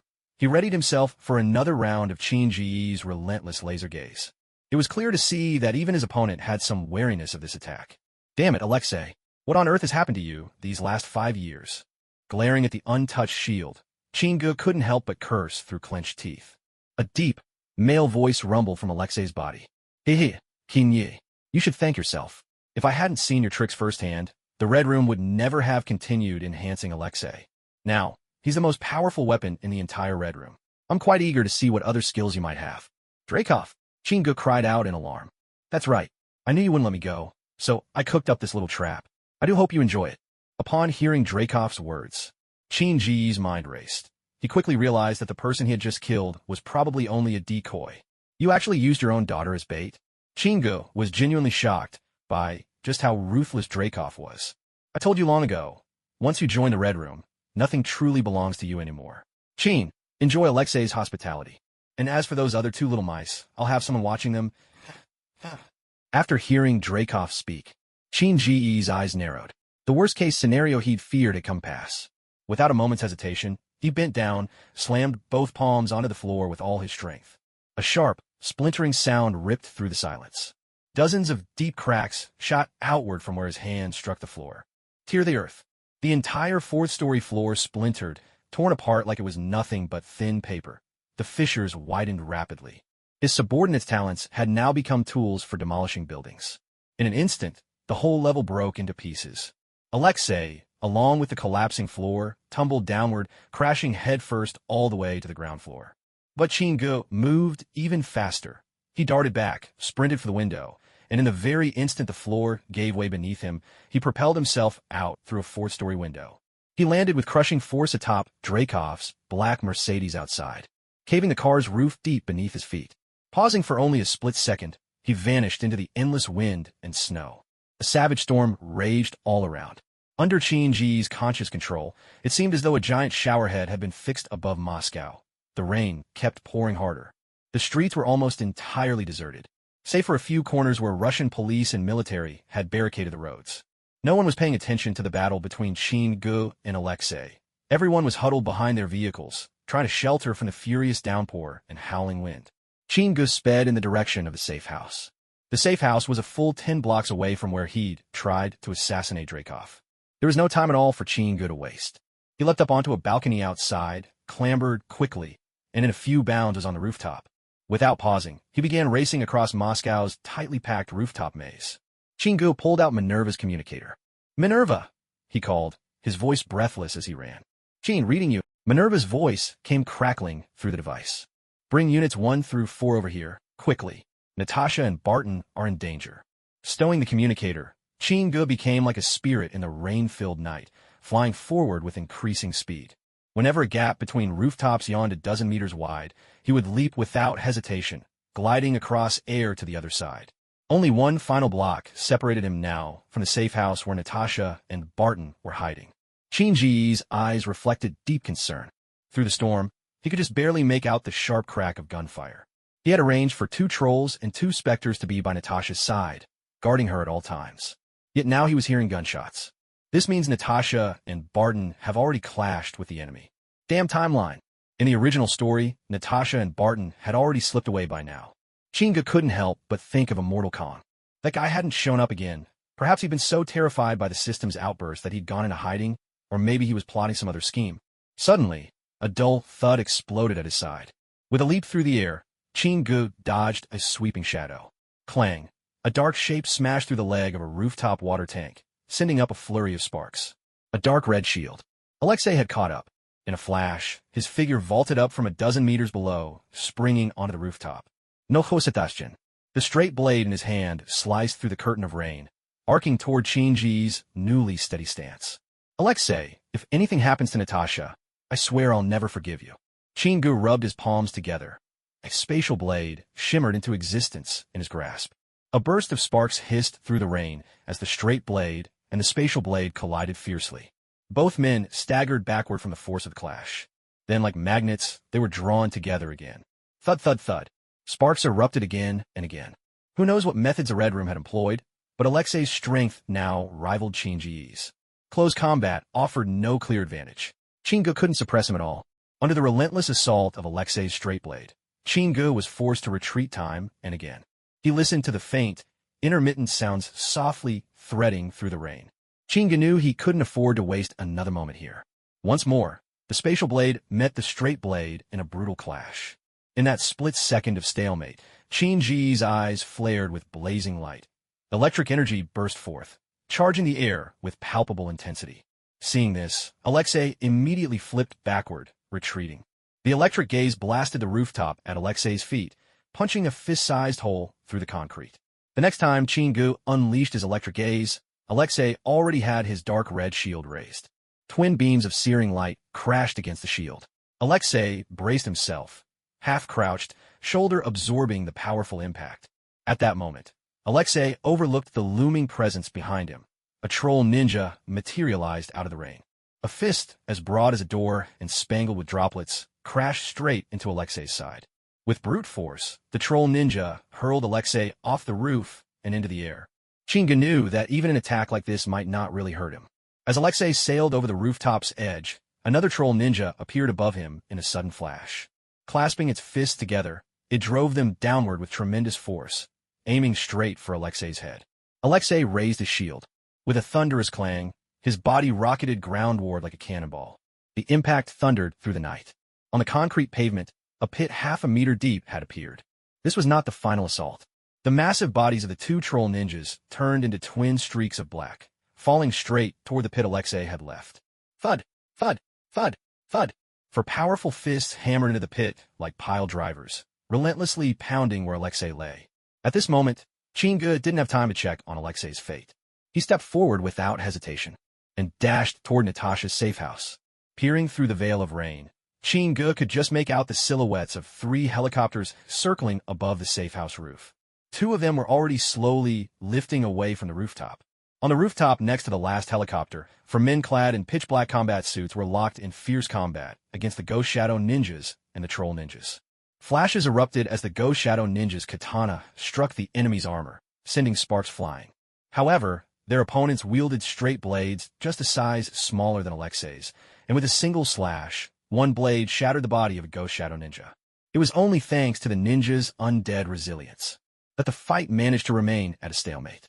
The Troll ninjas' tough bodies took the brunt of the damage, but their slow attacks made them an easy target. Their opponents exploited this flaw mercilessly. Again and again, straight blades sliced fresh wounds into Troll flesh. With a single, brutal swing, one blade cracked open a Troll ninja's skull. Its hulking body crashed to the ground. Suddenly, 2 searing hot beams shot out. With a punchy impact, one blast struck the enemy's chest. The force of the blow sent him spinning 5 or 6 meters through the air. The 3 remaining enemies in black suits, seeing this, quickly disengaged from their opponents. Chinga landed on the rooftop. By now, the 2 helicopters had already climbed nearly 100 meters into the air, one after the other. The fighter who'd been flung away slowly struggled back to his feet. His chest was charred black, but the eyes behind his helmet showed no sign of pain, only a cold, remorseless stare fixed on Chinga. These Red Room soldiers were no less than Hydra's winter soldiers in skill. Otherwise, with Natasha and Barton's abilities and 4 elite ninjas at their side, they could never have been captured so easily. The helicopters were rising higher and higher before their eyes. Suddenly, 10 Ghost Shadow ninjas and 10 Troll ninjas appeared around the perimeter, encircling the 4 foes completely. Glancing left and right, Chinga spotted something on the rooftop, a steel pipe more than 2 meters long, which residents below used for hanging laundry. With a single hand, Chinga ripped the steel pipe free from the concrete rooftop. He shattered away the chunk of cement still attached to the end. As he gripped the pipe in his right hand, dozens of lightning-thick bolts of electricity instantly snaked out, racing up the length of the steel and turning it a brilliant electric blue. "Come down here," he shouted. Chinga stepped forward with a furious roar, and the steel pipe in his hand, charged with electricity, flew out like the spear of Thor from ancient legends. It crossed over 100 meters of open space, blazing with a dazzling blue light, and before everyone's eyes, it streaked straight toward the underside of the helicopter's top. It seemed as if the rain was easing up. The wind quieted, ebbing away. On the rooftop, everyone's attention was utterly seized by that spear of lightning blue. Even the shocked expressions of the pilots inside the helicopter froze in place. A tenth of a second later, the steel pipe punched through the front cockpit of the helicopter, vanishing entirely within its frame. Electricity crackled out from the entry point in an instant. In the blink of an eye, countless electric arcs, as thick as chopsticks, snaked their way across the entire helicopter. A wild crackling and snapping filled the air. Black smoke began to billow from both the top and tail of the chopper. The helicopter hung in the sky, spinning drunkenly in midair like a vodka-soaked drunkard, then slowly spiraled downward, dragging a trail of smoke, tipping in a slant as it fell toward the earth. Meanwhile, the pilot of the other helicopter, gripped by utter terror, slammed the throttle and shot up hundreds of meters in a flash. Only now did Chinga realize Barton or Natasha could be on board that crashing chopper. They were only regular people. If the helicopter plummeted in this way, they might never make it out alive. Stop them. In a moment of desperate urgency, Chinga barked an order to the 10 shadowy ghosts and 10 towering trolls. Those shadowy figures and titanic trolls surged towards the Red House super soldiers, closing in. Planting both feet firmly on the ground, Chinga launched himself into the air, soaring up to the roof of another building, then darted after the falling helicopter. Smoke billowed thicker and thicker from the helicopter above. Its rotors had come to a halt. With the aircraft drawing nearer and nearer to the rooftop, Chinga unleashed an angry roar, shoving off hard from the edge of the roof. The plunging helicopter, listing to one side, smashed down atop a residential building. Sharp, shrill screeching filled the air. A series of deafening crashes erupted. The rotors shattered into pieces the moment they hit the roof, spinning off in every direction. The body of the aircraft gouged a deep furrow across the roof, skidding out of control, the sheer force of the impact sending cast-off furniture and water tanks hurtling aside. Chinga dropped from above, the rubble at his feet exploding in all directions. He was like a leopard on the hunt, racing toward the skidding helicopter. It was already perilously close to the edge of the six-story building, tail hanging out into empty space, while shards of debris cascaded from the rooftop. At the very last second, just as the chopper was about to slip over the edge, Chin-Ji's massive hand latched onto the drag bar beneath the helicopter. This was a Mi-26 heavy-duty helicopter, weighing over 20 tons. Coupled with the immense kinetic force at play, it dragged at Chin-Ji's body, pulling him forward relentlessly. Chinga had underestimated the sheer weight and momentum packed into the helicopter. He realized, with dread, that he might not be able to hold it back. Just as he was about to summon a troll for help, the edge of the rooftop, its concrete and bricks long since crumbled by the passing years, gave way beneath him. Chin-Ji's feet suddenly lost their grip on solid ground. The helicopter, with Chin-Gu still holding on, plummeted straight down toward the roof of the six-story building. In that critical moment, Chin-Gu let out a furious roar, and in a flash, a spatial blade materialized in his left hand.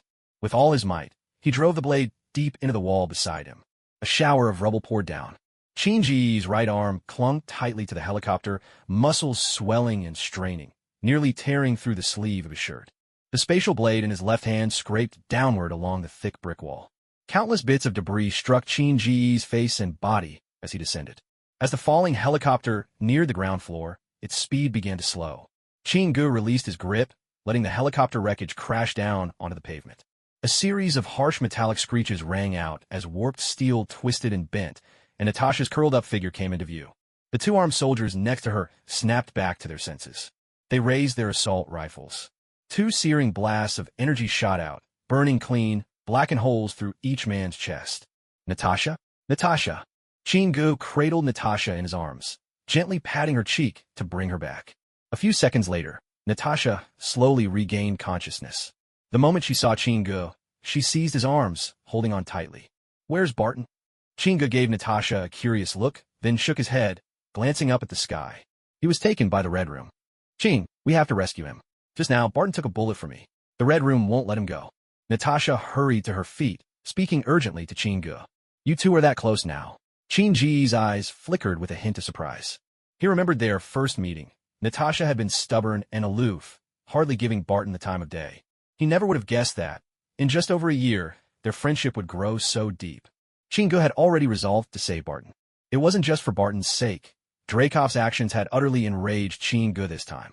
If he hadn't suddenly decided to come to Natasha's aid, both S.H.I.E.L.D. agents would likely have perished at the hands of the Red Room. He would never forgive Dreykov.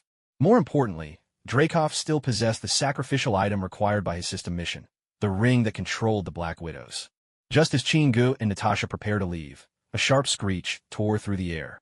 A dark red shield hurtled down toward Chin-Ji's head. With a heavy thud, Chin-Gu twisted his waist and struck the shield with his right fist, sending it flying.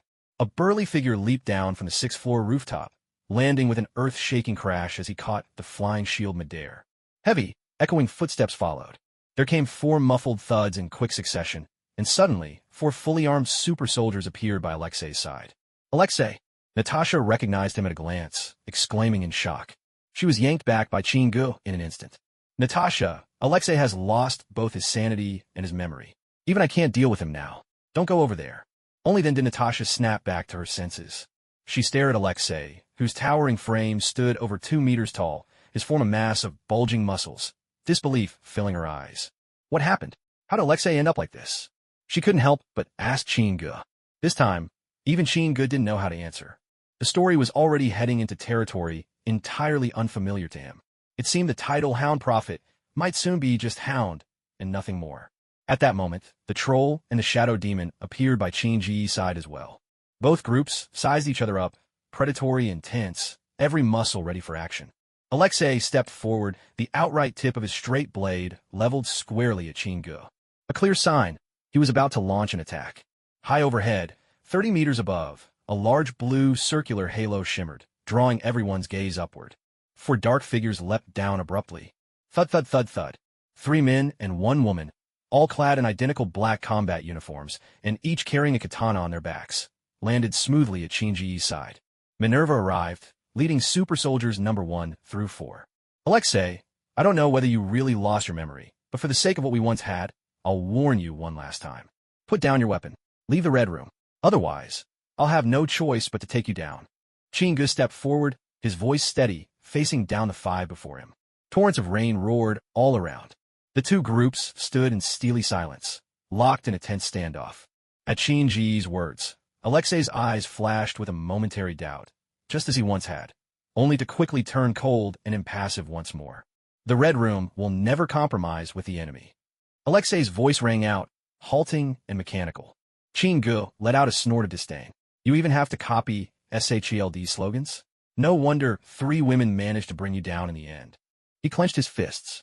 Suddenly, all the rainwater pooled around his feet surged up in wild currents.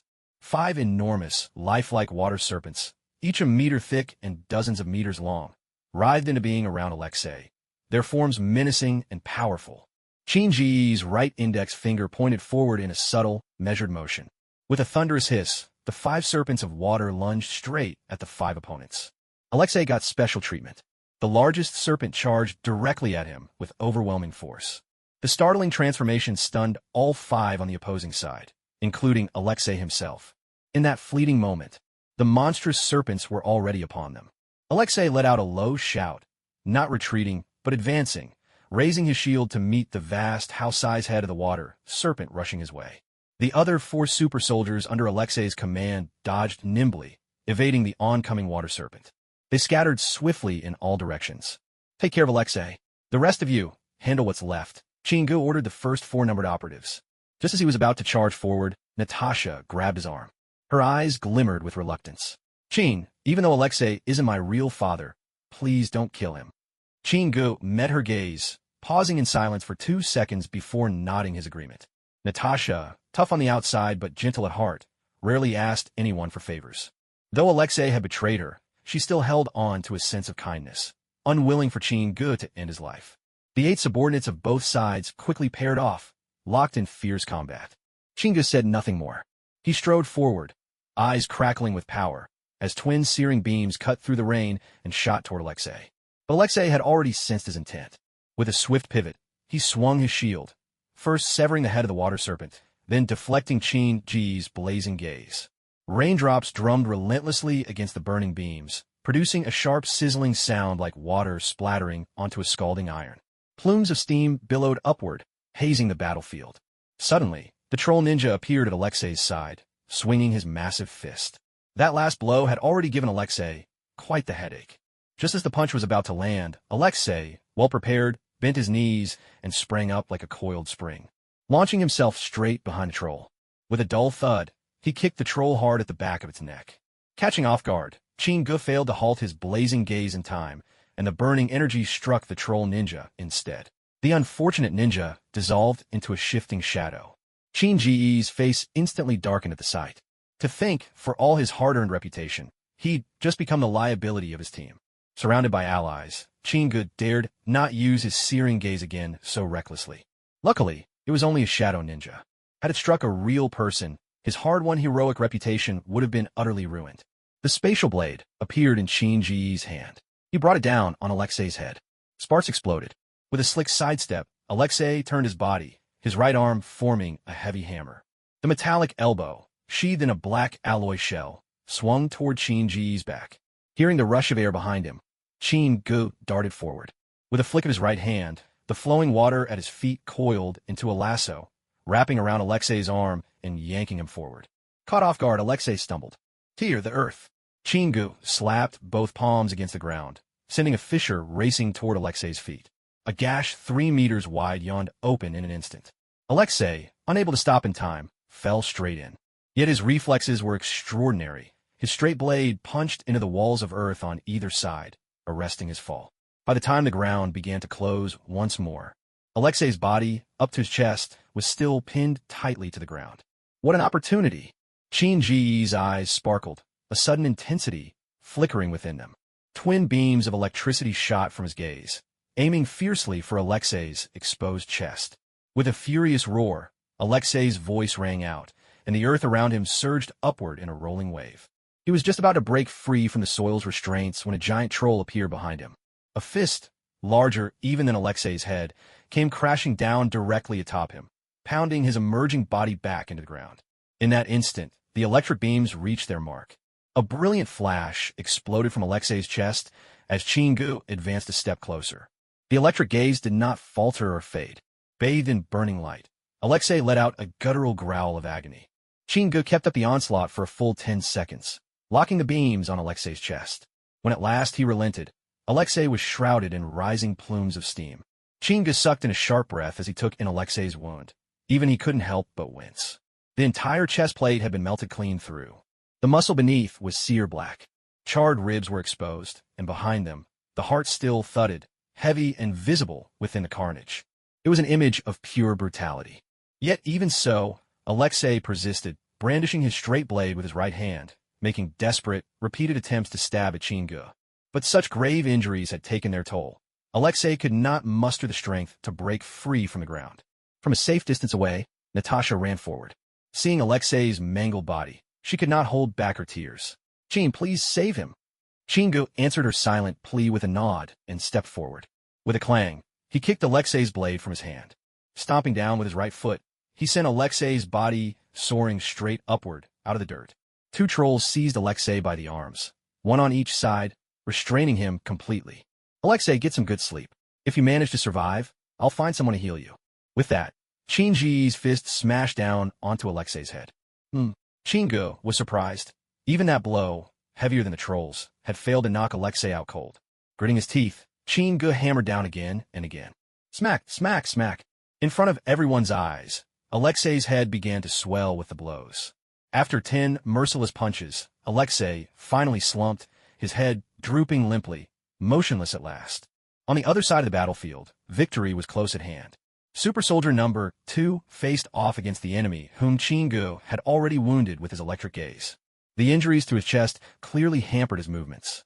With number 2's ferocious assault, the Red Room fighter took blow after blow. Had it not been for the impressive protection of his armor, he'd have been sprawled lifeless on the ground already. Catching his opponent in a moment of hesitation, number 2 flicked out a razor-sharp claw from his vibranium gauntlet. With a crash, sparks flew in all directions. While blocking his opponent's straight sword, his claws slashed across the enemy's throat. A fountain of fresh blood burst from the adversary's neck. Number 2 fainted, then locked both hands around his enemy's arm, twisting with the strength of a python, and wrenched the straight sword away. A bloodied head flew through the air. Only 3 of the enemy warriors remained. But the rest of the fight was far from easy. Shinji's super soldiers could not break through the enemy's battle armor, nor could the enemy pierce their own vibranium suits. However, the straight swords wielded by their foes were far sharper than the katanas in Shinji's team's hands. Within just a few exchanges, numbers 1, 3, and 4 had their katanas cleaved in two by those straight swords. They were forced to fight back with only the remaining halves of their blades, and the claws attached to their vibranium suits. Tomorrow, I have to go ask Chaka what kind of king lets vibranium fall into the hands of the Red Room. Chingu couldn't help but mutter as he watched the 6 fighters still locked in combat. Right from the start, he knew the enemy's weapons and armor were dangerously advanced, especially Alexei's shield. It must contain vibranium, or else there's no way it could withstand Shinji's laser gaze. "Natasha, get Alexei to the jet first. There's a medkit inside. He should be fine." Chingu ordered Natasha at his side. Just as Natasha nodded, Minerva's urgent voice crackled through the comm earpiece. "Chin, 2 missiles incoming. Impact in 5 seconds. Get out now." Minerva's Kree fighter had long since traded its weapon systems for speed, leaving no means to intercept incoming missiles. At Minerva's warning, Chingu shouted to his team locked in battle. "Missiles incoming, fall back." The 3 sprang back, abandoning their fights, scattering in all directions. Chingu swept Natasha into his arms and charged headlong into a nearby building. A series of thunderous explosions erupted. Chingu smashed through the first building, then burst into another directly ahead. A deafening blast tore through the air, a fierce white flash engulfing 3 city blocks. The searing shockwave vaporized the rain and hurled mud and stone in all directions. Having just cleared 1 block, Chingu suddenly felt an intense, burning heat surging behind him.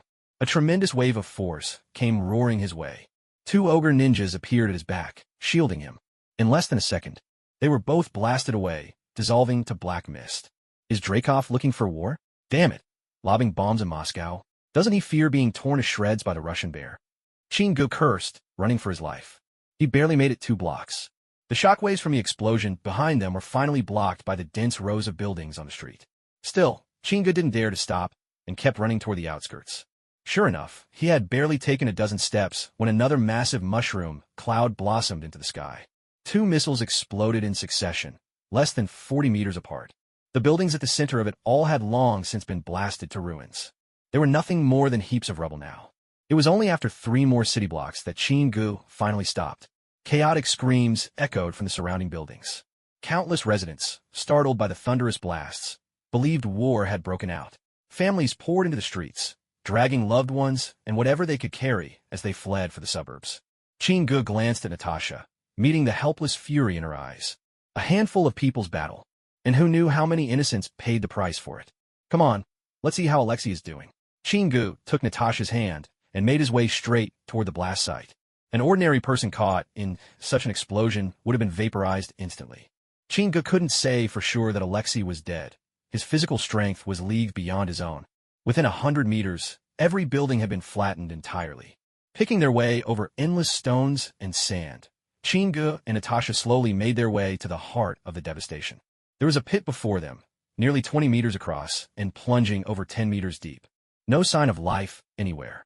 Just as Chingu was about to give up searching. Wait, Chin, look, there are footprints here.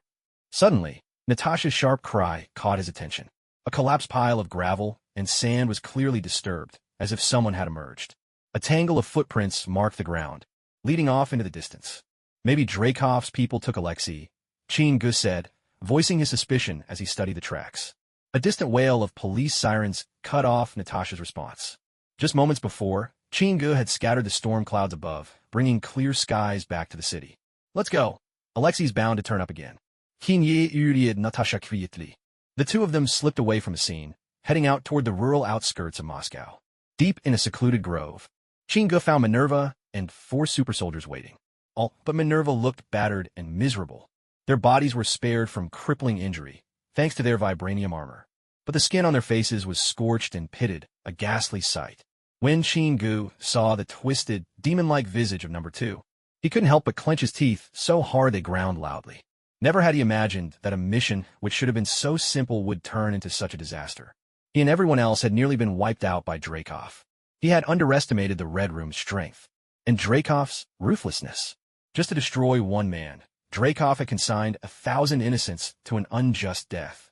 We can't let Alexei recover. If he does, it'll be nearly impossible to capture him again. Chingu spoke in a low, steady voice. Can you find a Red Room? Natasha asked him. After thinking for a moment, Chingu raised his head. Perhaps there's someone who can help us locate the Red Room, he said with conviction. A dozen minutes later, Minerva piloted the aircraft, bringing it down gently onto a secluded farm on the outskirts of St. Petersburg.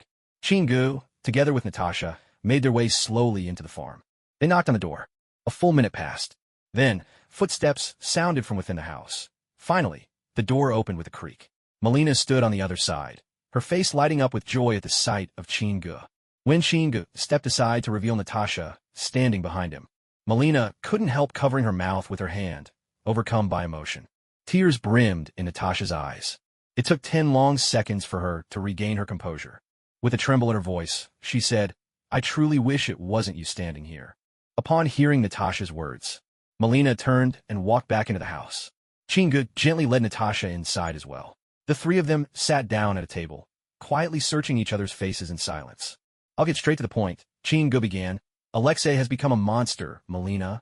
What exactly happened to him? He fixed his gaze on the scientist of the Red Room. Melina lowered her eyes. It's an upgraded version of SHLD's Super Soldier Serum program. Originally, the technology was shelved due to being incomplete. But a little over a year ago, it suddenly became a priority project for the Red Room. The Red Room bargained Alexei's freedom in exchange for his participation in a new Super Soldier Serum trial. And, on top of that, they used mind control technology stolen from S.H.I.E.L.D. As Melina slowly explained, Chingu finally started to piece things together. No wonder Alexei had lost his memory. He'd been brainwashed. But the Super Serum program had so many flaws.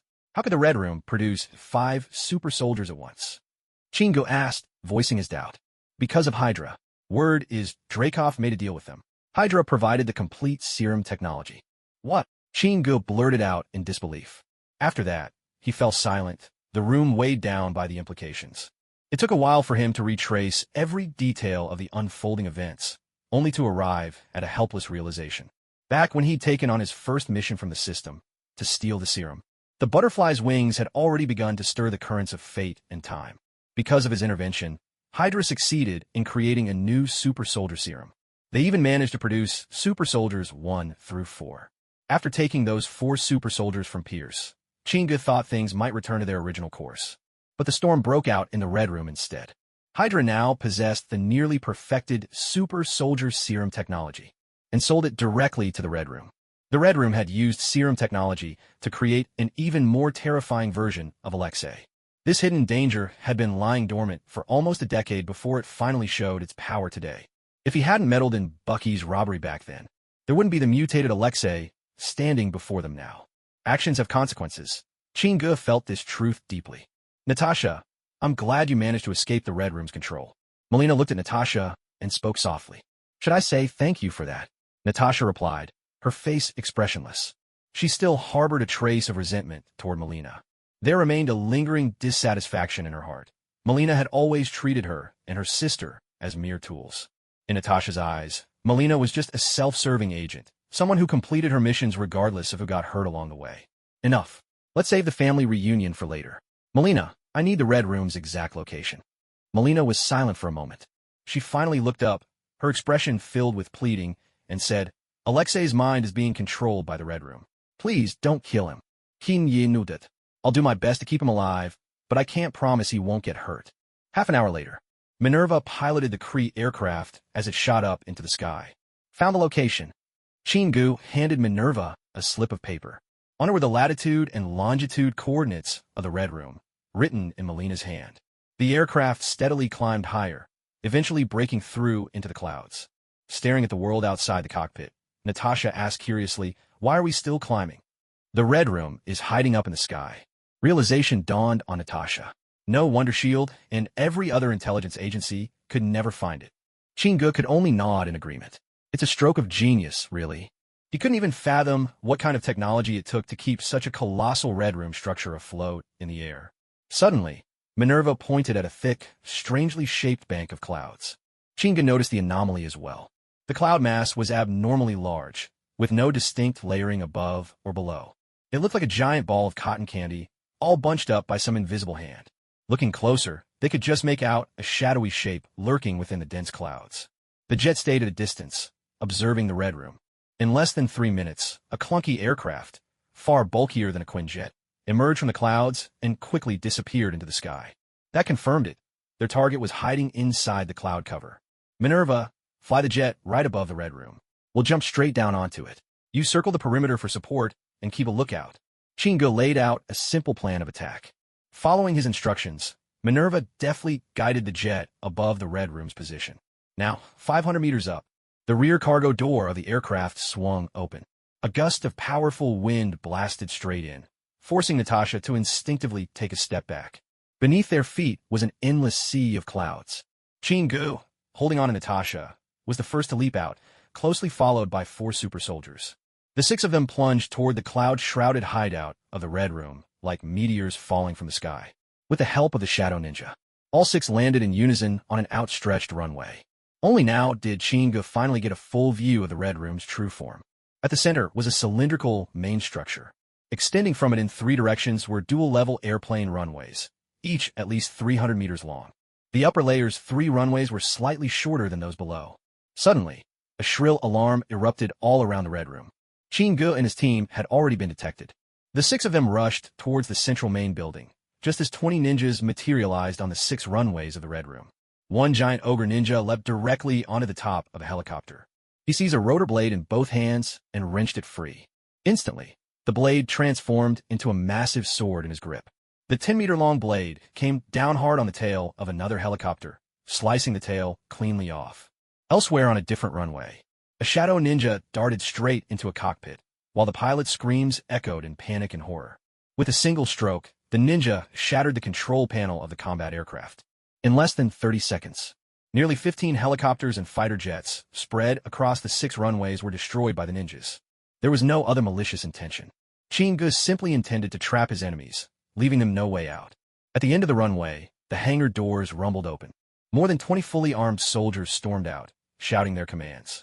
Before they could even form up, Qin Ji's eyes flashed, unleashing 2 piercing beams of electricity. Ordinary soldiers stood no chance against the sheer force of that gaze. Wherever those searing rays swept by, men and weapons alike were cleaved neatly in two. The air filled with the acrid, burnt smell of charred flesh. Natasha, take them to final Alexei. I'll take care of Dreykov. Even as he sprinted, Qin Gu barked this order to Natasha at his side. As all 6 of them burst into the Red Room's interior, blaring alarms echoed throughout the building. Red warning lights pulsed incessantly. Qin Gu brought only 2 ogres and a shadow ninja along with him, leaving the rest scattered across the runways to guard against Dreykov, making a getaway by air. Qin Gu knocked a Red Room soldier flying with a single punch. Then, channeling all his strength, he pounded both fists against an iron door. It took less than 3 strikes for Qin Gu to smash the door to pieces. What he saw in the corridor beyond made Qin Gu pause in surprise.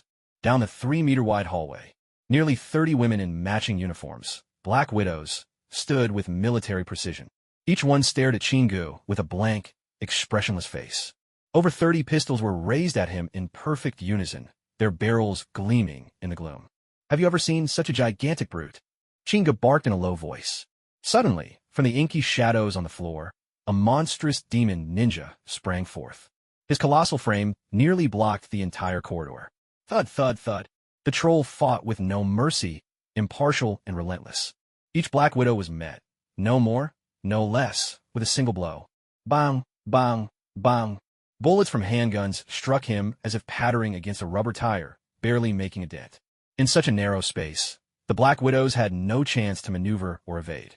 Within scarcely 10 breaths, the corridor floor was strewn with fallen Black Widows, their bodies twisted in agony and moans filling the air. By then, Qin Ji's figure had already vanished. At the highest level of the Red Room building, after dispatching 2 guards with a single punch each, Qin Gu shattered the red-lacquered wooden door with a blow. Behind an enormous desk sat Dreykov, calm and collected. There's nothing that can't be negotiated.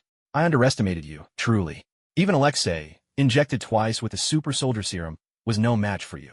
Qin Gu, this world is brutally honest. Wealth, status, whatever you wish, it's yours.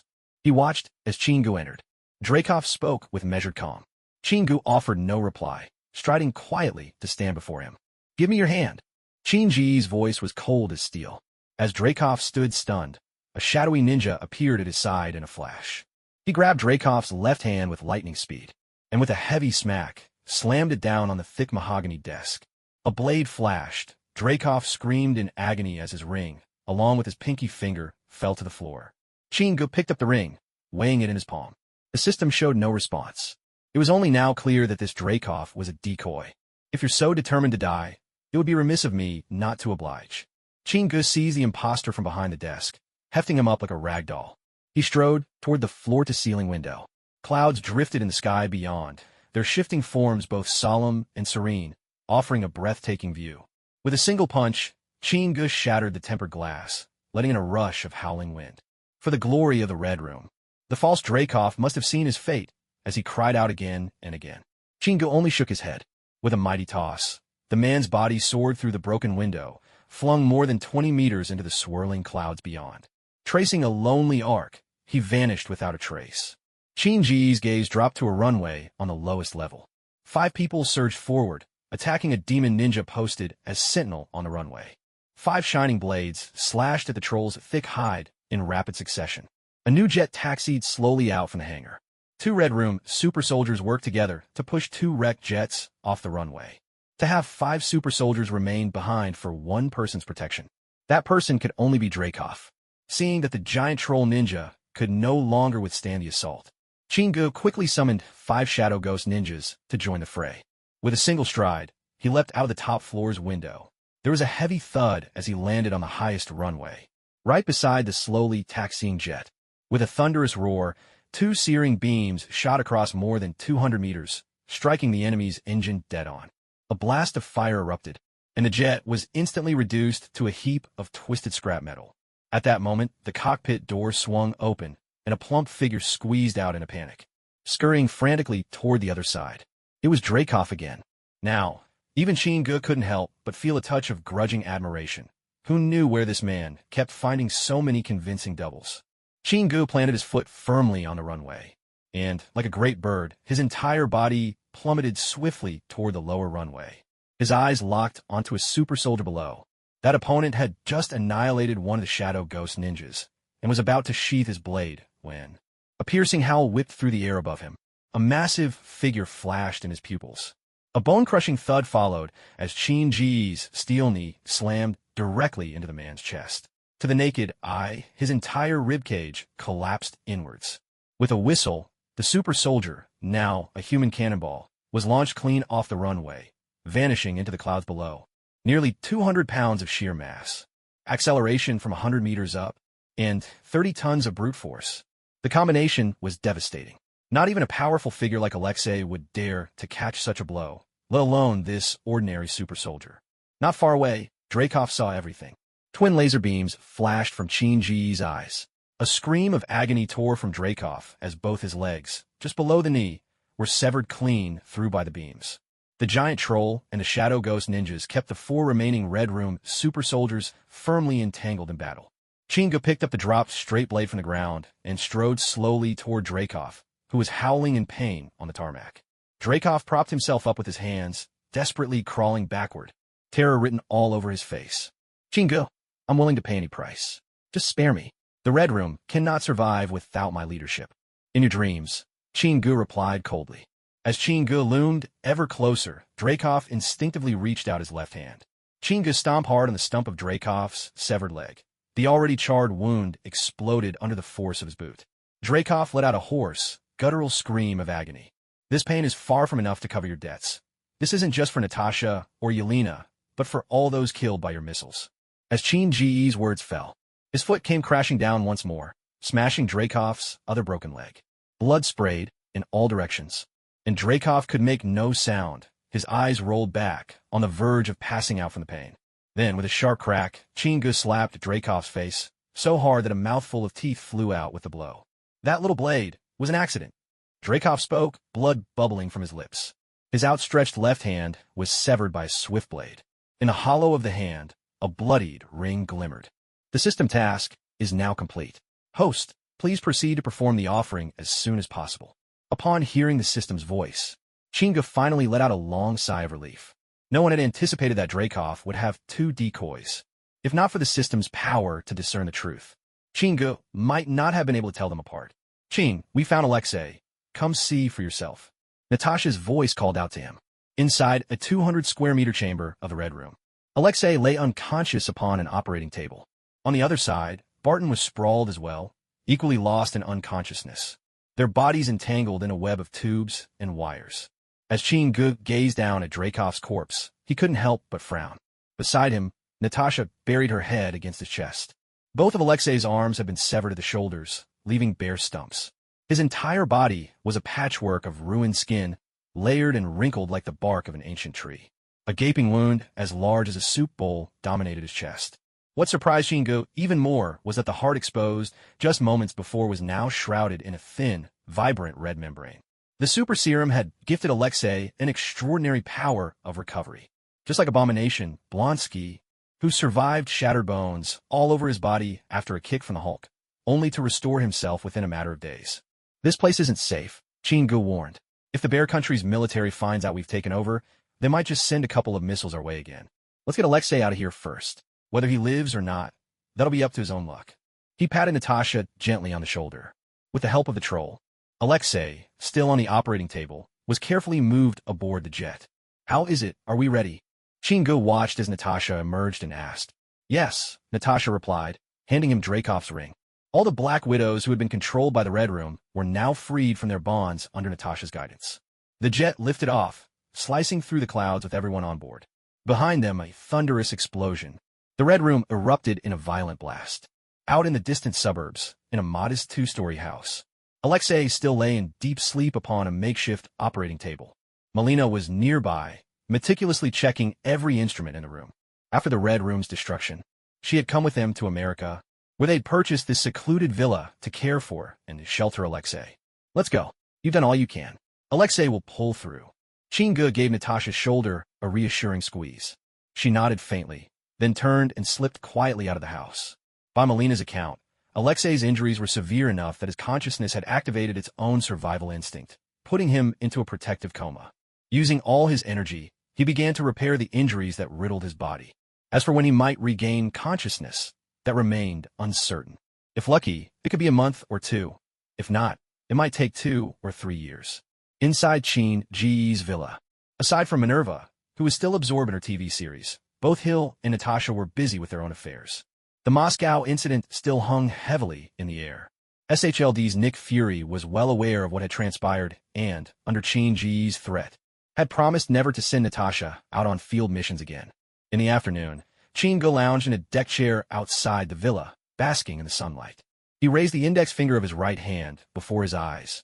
Suddenly, a blazing fireball, about the size of a ping-pong ball, flickered into existence at the tip of his finger. As Qin willed it, controlling its size and intensity, the fireball grew larger, swelling to the size of a basketball.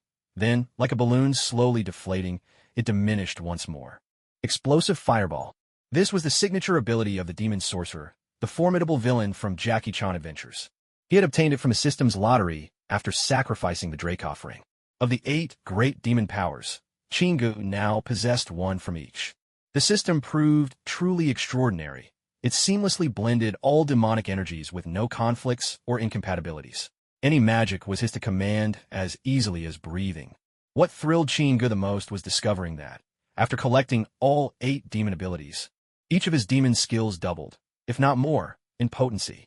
According to the system's explanation, the amount of demonic energy within him now met a demon standard. While his powers might appear unchanged in form, his overall strength had soared immeasurably. A Mercedes sedan glided in through the villa's front gate. Elena, dressed in casual clothes, sprinted over and leaped onto Qin Ji's lap. She had finally returned, her half-month exchange in London complete. Elena, how was London? Was it fun? Elena grinned, clambering down from him, and dug into her suitcase to pull out a fossil. Look, Miss Cersei, the museum lecturer, gave this to me.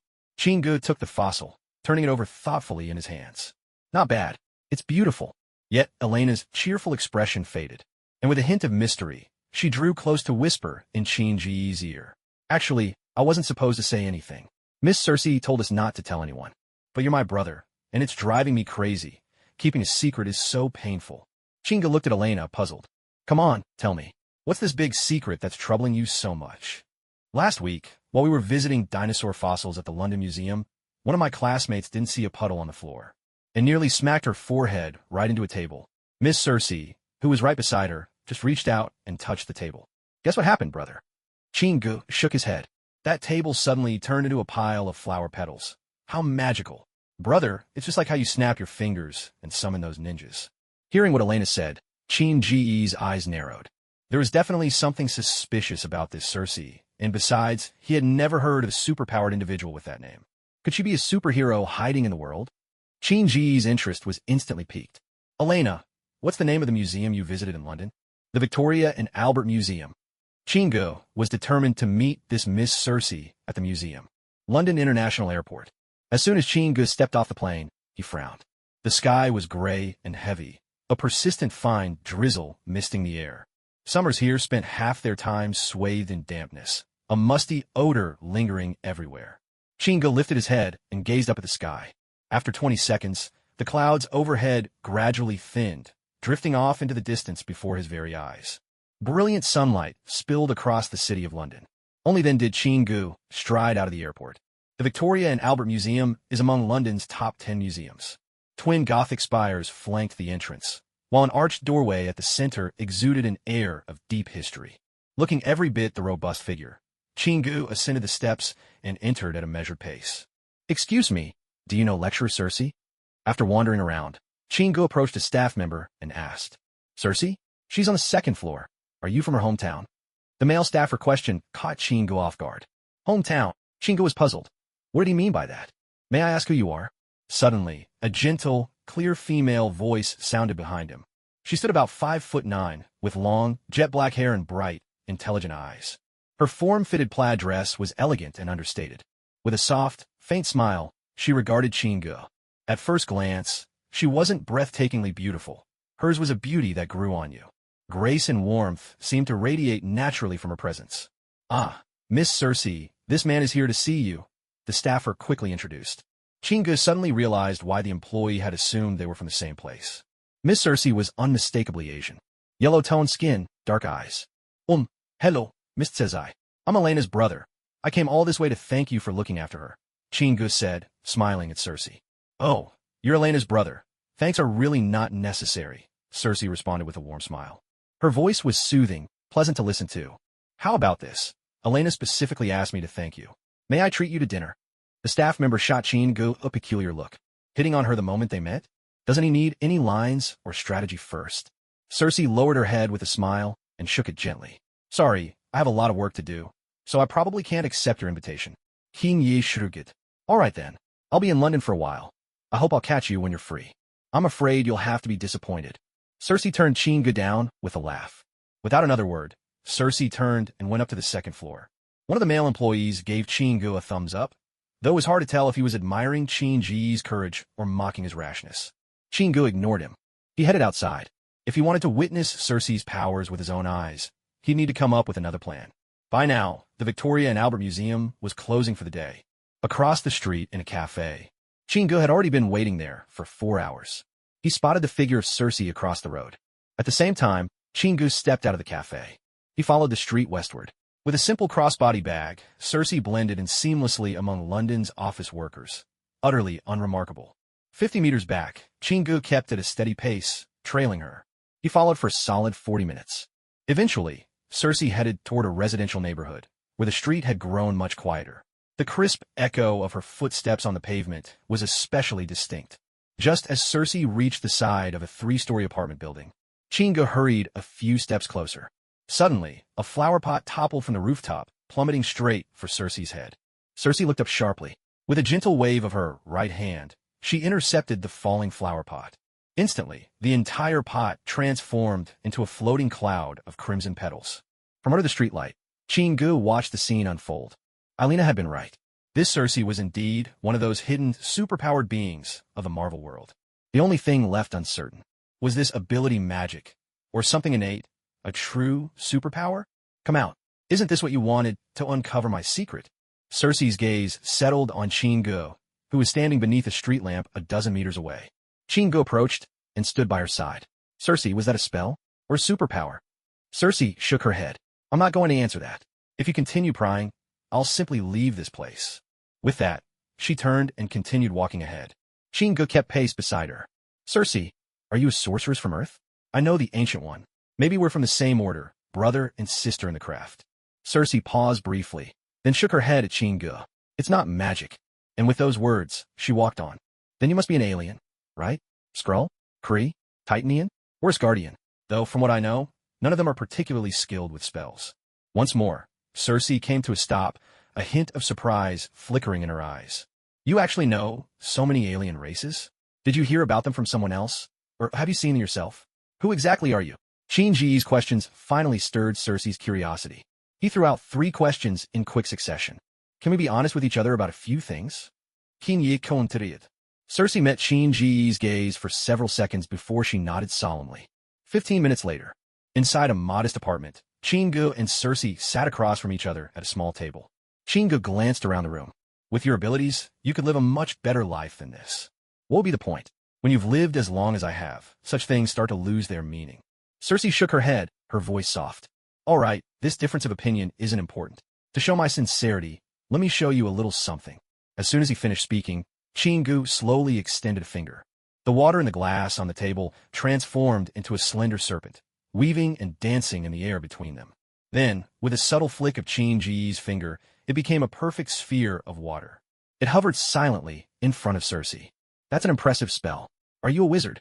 Cersei gazed at the water sphere, her tone measured. I'm more of a half-wizard, I'd say. All right then, my name is Chingu from the United States, a regular earthling. Miss Cersei, it's your turn. Tell me about yourself. Chingu dispelled the water sphere, gesturing lightly for her to continue. Cersei, I am one of the Eternals. We came to Earth 7,000 years ago. Our mission is to protect humanity from the deviants. Chingu shot to his feet with a sharp intake of breath. Chin, You've heard of Eternals? That's impossible, unless you've met another Eternal. Tell me, who among us do you know? Cersei's eyes were filled with astonishment as she looked at the startled Chingu. Eternals? Deviants? Chingu had never delved deeply into the Marvel Universe, but that didn't mean he had no clue about Eternals or Deviants. He only knew a little. The Eternals and the Deviants were both creations of the Celestials, one to protect, the other to destroy. The pieces started to click into place for Chingu. This Marvel world was far more complicated than he'd ever imagined. The Eternals and Deviants had entered the mix, along with the Celestials themselves. Those ancient gods, like the one in Guardians of the Galaxy who, with a slam of the Power Stone, obliterated an entire planet in an instant. A sudden sense of urgency welled up inside him. His own powers felt so insignificant in the face of these cosmic beings. Whatever pride he'd held before seemed to shatter into pieces. Cersei, I don't actually know any of your people. Did you say your kind arrived on Earth 7,000 years ago, and you weren't the only one? Chingu steadied himself and sat down again, forcing his emotions into check as he asked. At this point, everything Cersei was saying was far beyond anything he could comprehend. He didn't dare mention the nickname Prophet in her presence anymore. Yes, 500 years ago, when we could no longer find signs of the Deviants, we all went into hiding. So, I have met too many people and witnessed too many events. There's no need for surprise. Who knows? Maybe I'll leave Earth tomorrow. Cersei gave a gentle, graceful smile. Are all the other Eternals on Earth as well? Where are they? Cersei shook her head. Chin, I'm sorry. This is all I can tell you. Without the consent of the others, I cannot reveal their names. Chingu clicked his tongue in disappointment. He raised a finger.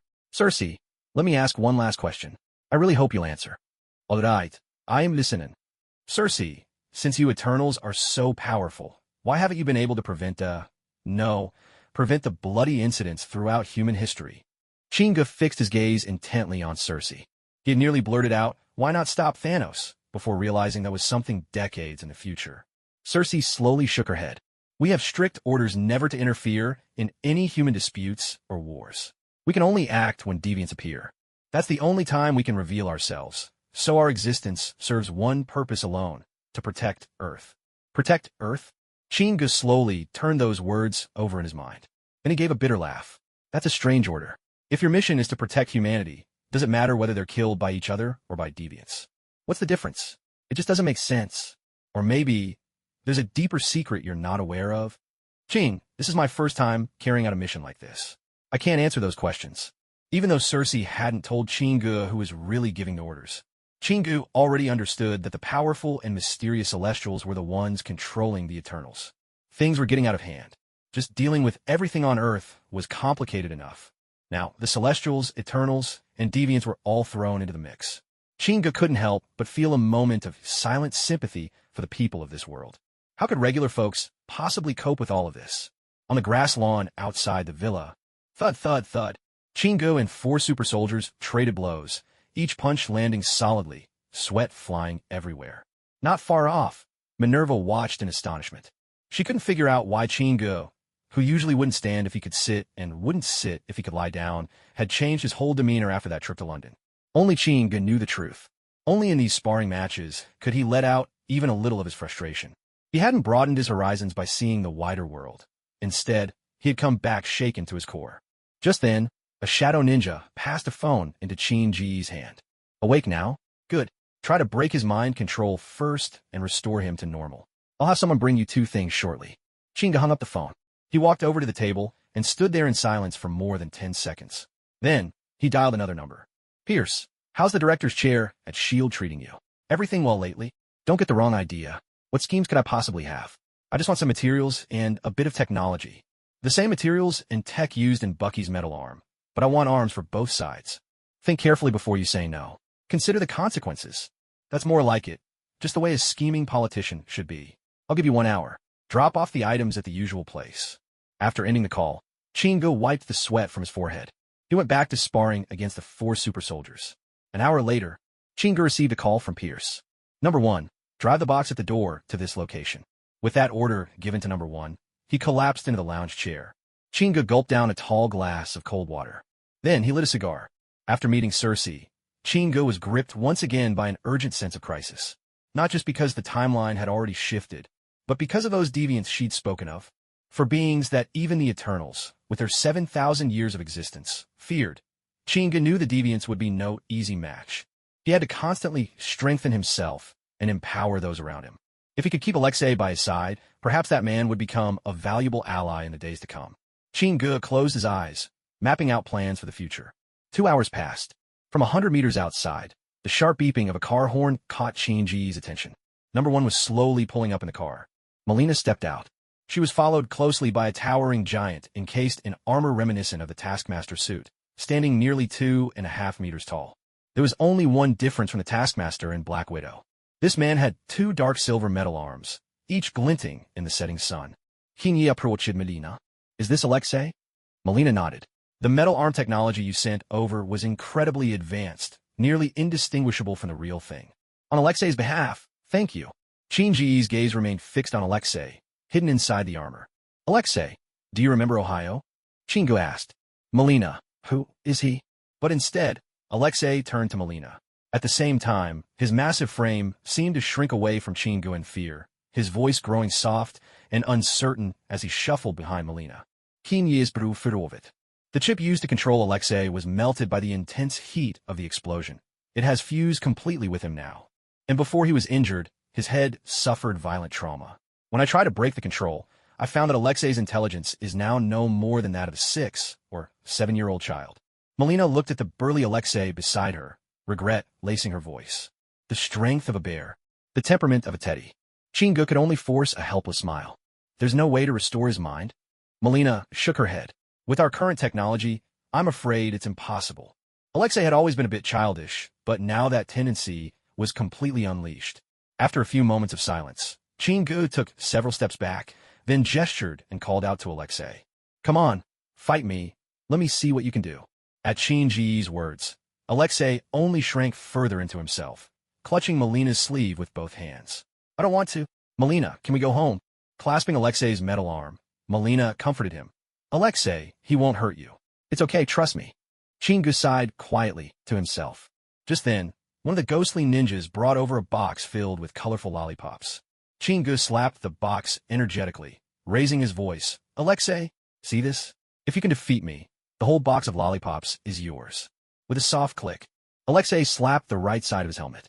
The tightly wrapped helm retracted to the back of his neck, revealing his face. Minerva, standing nearby, involuntarily tightened her gaze. Alexei's entire face and head were scarred and pitted. Barely a patch larger than a fingernail remained unblemished. Even his bald scalp was bare. There wasn't a single eyebrow in sight. You mean it? Alexei's split mouth stretched, making it look like a terrifying, gaping maw. He looked more frightening than Deadpool. Chinga drew in a deep breath. Of course I mean it. All you need to do is defeat me. Just moments ago, Alexei had cowered in fear. Now, with his twisted features, he was suddenly facing Chingu up close. His all-metal right arm swept forward with a piercing whistle, aiming straight at Chinji's chest. Chinji's fist, now 2 sizes smaller, collided head-on with Alexei's iron blow. He couldn't help but suck in a sharp breath. Raising his right fist, Chingu found the knuckles reddened. Without the vibranium suit for protection, his flesh and bone had taken the brunt of the metallic assault, and he'd suffered a minor setback.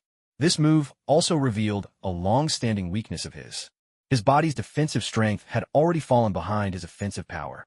Excitement danced in Alexei's eyes. With a quick stride, he was right in front of Chingu again, iron fist thrusting forward once more. Chingu spun out of the way just in time. His right leg was raised, swinging down like a club, aiming straight at his opponent's waist and ribs. Alexei didn't dodge or shy away. He simply bent his right arm and, with a resounding thud, absorbed the full force of Chinji's powerful kick. Then, bracing his shoulders, he charged forward like a true bear, slamming his bulk directly into Chingu. Chingu gritted his teeth. Using the same tactic, the 2 men collided fiercely for all to see, their bodies crashing together with force. Both of them staggered back 2 steps, barely regaining their balance. Just as Chingu was about to unleash his electrifying gaze, he suddenly remembered that his opponent hadn't drawn his shield or straight sword either. He quickly blocked Alexei's punch with an open palm. Alexei, that's enough. The box of lollipops is yours. A box was handed to Alexei. Alexei received it with both hands, his face lighting up with delight. Eagerly, he unwrapped a brightly colored lollipop and popped it into his mouth.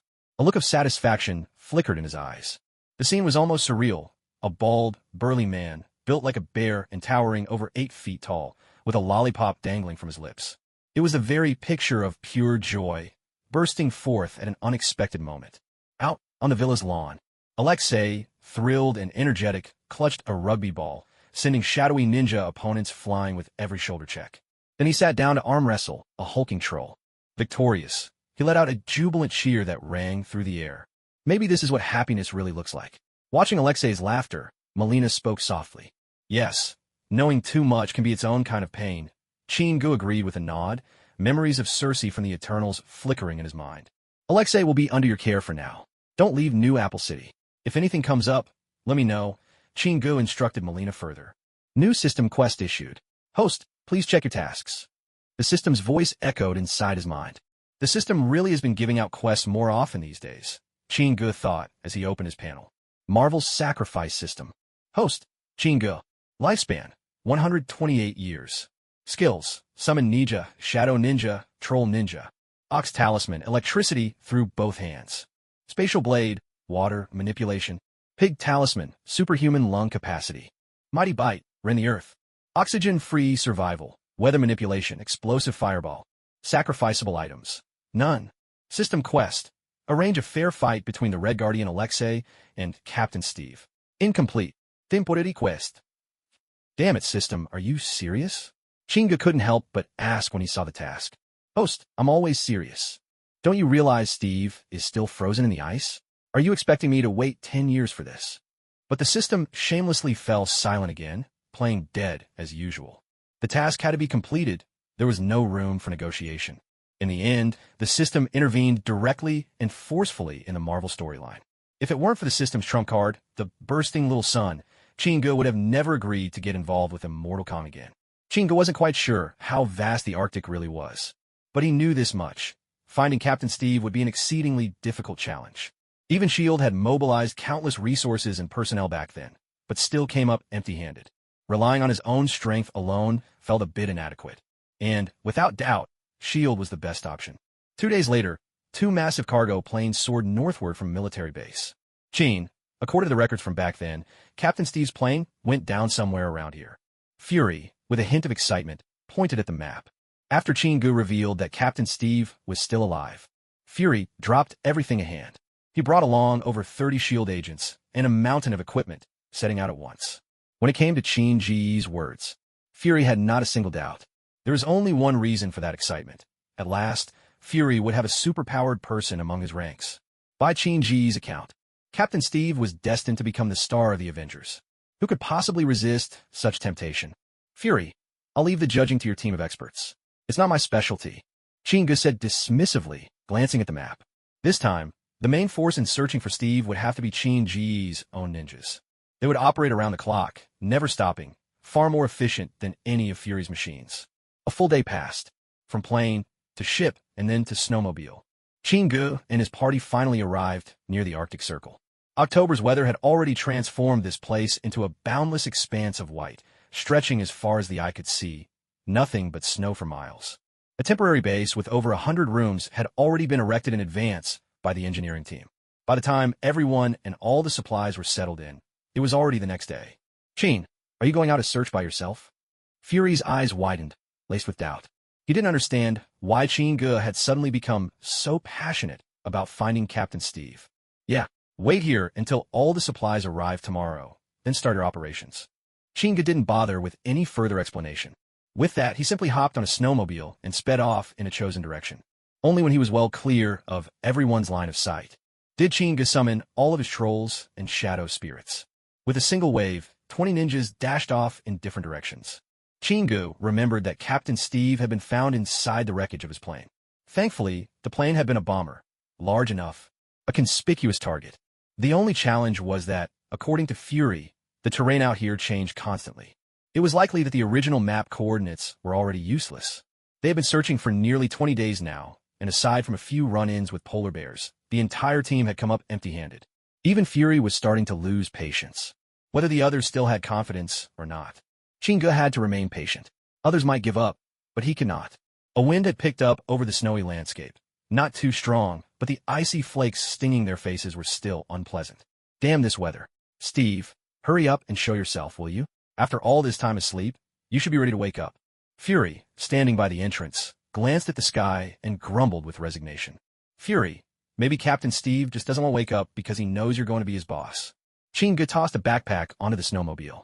With a sharp whistle, he darted away. An hour later, 4 dark spots on the endless white snow caught Chinga's attention. Down or I'll shoot. When Chinga drove his snowmobile closer, he realized there were actually 5 poachers. They were bundled up in thick, cold weather gear, revealing only wary eyes above their scarves as they watched him approach. A polar bear lay collapsed, not far away. A deep gash torn across its body, blood flowing freely and staining the snow an alarming shade of red. 5 large-caliber hunting rifles were now trained on Chinga. Who are you? One stepped forward, his rifle pressed hard against Chinga's chest as he demanded an answer. I'm here looking for Steve. Chinga replied truthfully. Who's Steve? Where's he now? The man pressed on, relentless. Steve's below. Chinga nodded toward the ground. The man couldn't help but look down. In that split second of distraction, Chinga's hands moved in a flash, twisting the rifle away from his grip. At the same time, he grabbed the man and yanked him forcefully forward. The other 4 didn't hesitate. They fired immediately. These were 5 desperate men. Bullets tore into their own companion, turning him into little more than a human shield in front of Chinga. Without a second thought, Chinga opened fire. Under his powerful grip, the hunting rifle was rock steady, and 3 poachers fell with headshots in quick succession. The last man, quick on his feet, sensed the danger and spun around, trying to dive behind the nearby snowmobile for cover. Chinga's shot landed squarely on the backpack, strapped to his back. A tremendous boom erupted. The backpack exploded with violent force. A burst of fire leaped into the air. Suddenly, a jagged, cracking symphony rushed up from beneath his feet. Even as the thought struck him, the ice beneath and around Chinga, several thousand square meters, collapsed with a deafening roar. As sheet after sheet of ice shattered beneath him, Chinga's feet lost all purchase, and, tumbling amidst the cascading shards, he plunged straight down. Below lay an ice crevasse, over 100 meters wide and bottomless to the eye. Countless reflections of light and shadow danced across the smooth, icy walls on either side. Suddenly, 2 shadowy ninja figures hurtled down from above. 2 large hands grasped Chinga's shoulders in midair, attempting to pull him away from the fissure. Just then, a falling chunk of ice struck one of the shadow ninjas squarely, sending him flying to crash against the distant ice wall. From above, more heavy pieces of broken ice continued to tumble down. Sensing an opportunity, Chinga commanded the last shadow ninja to hurl him toward the ice wall. A space blade formed in his right hand. With all his might, he drove the blade into the ice. Amidst the crackling and splintering of the wall, Chinga's descent gradually slowed. Glancing down, he saw that he was now just 5 meters above the bottom of the crevasse. Not far away, the ground at the bottom was strewn with shattered ice. The corpses of the 4 poachers had been smashed into unrecognizable lumps of flesh. Chinga let out a long breath, retracted the space blade, and, thud, landed firmly on the frozen floor of the crevasse. His boots crunched on the broken ice, the sound echoing up from below. Looking up, he saw that the sky overhead had become just a narrow slit. By his estimate, the crevasse was at least 200 meters deep. Now that he was safe, Chinga felt no urgency to leave. He began to explore, moving slowly along the bottom of the ice fissure. A dozen meters away, the smooth, icy walls threw back countless reflections of his own image. All around, the sharp reverberation of his boots cracking ice filled the air. 20-some minutes passed. He tired of the monotonous view at the bottom and, with no discoveries made, decided he would go no further. The ice fissure meandered endlessly into the distance, its end nowhere in sight, nor any clue as to where it might lead. A fireball, the size of a lead sphere, formed in Chinga's right hand. This was the Holy Lord's explosive fireball spell. The glow from the flame lit the entire area in brilliant light. With a whistling sound, the fireball sped down the distant passageway. The tunnel was illuminated wherever the fireball passed. Just as Chinga was about to turn back, he caught sight of a huge, dark shadow flitting behind the ice wall some 20 meters to his right. He dashed toward it once. As he moved, another white-hot fireball ignited in his right palm. He advanced cautiously toward the wall of ice. Embedded in a layer at least 10 meters thick, a massive shadow took shape before his eyes. A look of delight bloomed on Chinga's face. Though he could not make out exactly what lay entombed within the ice, its silhouette was instantly familiar. It was almost identical to the triangular bomber piloted by Captain Steve. A hot glow flashed in Shin-Ji's eyes, the legendary glare attack. He unleashed it straight onto the hard ice face. Steam rose in great billows as the fierce energy met the cold wall. He kept up the assault, melting the ice as rivulets of water ran down its surface. Soon, the 2-meter-tall, 10-meter-thick wall of ice bore a gaping opening, carved out by his relentless attack. Shin-Ji's right hand, wrapped in flames, plunged straight into the block of ice. With brute force, he heaved out a massive slab, 2 meters high, 1 meter wide, and 10 meters thick. He gazed at the machine on the other side of the corridor. A look of excitement flickered in Shin-Ji's eyes. With a powerful swipe, he tore open the cockpit with his bare hand. The bomber was enormous. Inside, the space was vast, every object veiled in a thin layer of frost. As the firelight illuminated the darkness, the scene grew clearer. There on the cockpit floor, a shield appeared, painted with a central star, red and blue, instantly recognizable. He reached out and brushed off the snow and ice clinging to the shield. Looking at the sleeping figure, Captain Steve himself, Chingu let out a soft breath. "Hello, Steve." 2 hours passed. The floor of the ravine bustled with activity. A constant reverberation, tools roared, slicing ice after ice from the icy wall, piling the chunks in the distance. "Fury, take care of those 5 poachers, and keep them from causing any more trouble for me." Fury's eyes were glued, in excitement, to the ever-widening entrance. "This place makes a fine grave," he remarked. "Let them spend eternity here repenting, alongside that polar bear. I think it's a good plan." When Fury grew dark, he was darker than night itself. "How come I never get luck like yours?" Fury clicked his tongue and asked. "Luck? Try jumping down from up there and see if God looks after you." Chingu shot him a withering glance. Fury clapped Chingu on the shoulder. "Chin, I know your personality. Sticking it out here for a month was no small sacrifice for you. When Captain Steve wakes up, I'll make sure he knows just how much he owes you." A hint of a smile glimmered in Shin-Ji's eyes. "No need for thanks. But when the time comes, you must have Steve do me a small favor." Fury smacked his hand. "Deal. Without you, who knows how long Captain Steve would still be trapped in that ice. He'll be eager to help you." "All right, I'm heading back now. Whatever's left, you handle. Just call me when Steve wakes up." "Fury, remember, make sure Steve agrees to help me with that favor. It's important." Chingu swung his backpack onto his shoulders and strode toward the makeshift lift. From here, nothing else had much to do with him. He didn't understand the intricacies of thawing a person out. All he could do now was wait for Steve to awaken and for a bout with Alexei. A week later, Chingu returned to the Big Apple. No sooner had he stepped through the door than he saw Natasha and Barton strolling side by side across the villa's lawn. Gugu gave a leap, aiming for Shin-Ji's arms. But now as round as a ball, Gugu managed little more than a half-brick jump. "Gugu, you really do need to lose some weight." Chingu helplessly picked up Gugu. Hill came over and gave Chingu a hug. "Hey Hill, what's going on with Natasha and Barton? Don't tell me they've fallen for each other over time." Hill smiled. "Isn't that perfectly normal? I heard from Natasha that last time, back at the Red Room, Barton took a bullet for her." Chingu stroked his chin thoughtfully. Then, shaking his head, he walked into the living room. "Whatever, let them be. Hawkeye and Black Widow. That'd sound like a good pairing." Suddenly, a dark figure lunged at Chingu. With an excited grin, Alexei spread his arms wide. "Chin, I haven't had a lollipop in a month. Come on, let's fight. This time I'm ready for you." The ground even trembled ever so slightly. Chingu nimbly dodged and landed a kick right on Alexei's backside, sending him flying out of the living room. He landed with a thud on the grass outside. "What is this guy doing here?" "He's been living here for half a month, just waiting for you to come back. Keeps yelling for a fight. Says your lollipops taste better than anyone else's." Watching Alexei get up from the grass, still sticking his rear up in the air, Chingu gave a weary sigh. Boom, boom, boom. The two burly figures clashed on the lawn outside the villa, meeting in a primal contest of strength. At one moment, both planted their large feet squarely into each other's chests. The hefty bodies were sent flying back in unison. Chingu rubbed his arm and slowly stood up. In his hand appeared an iron box filled with more than 100 lollipops. Every day, Alexei pestered Chingu for lollipops. And intense brawls like today's happened every few days. Alexei insisted on going at it with Chingu. Just as Alexei's two massive, dark silver metal hands reached over, Chingu quickly tucked the box behind his back.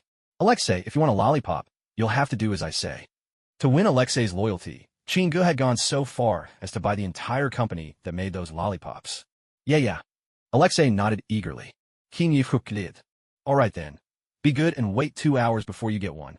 With that, he turned and headed back into the living room.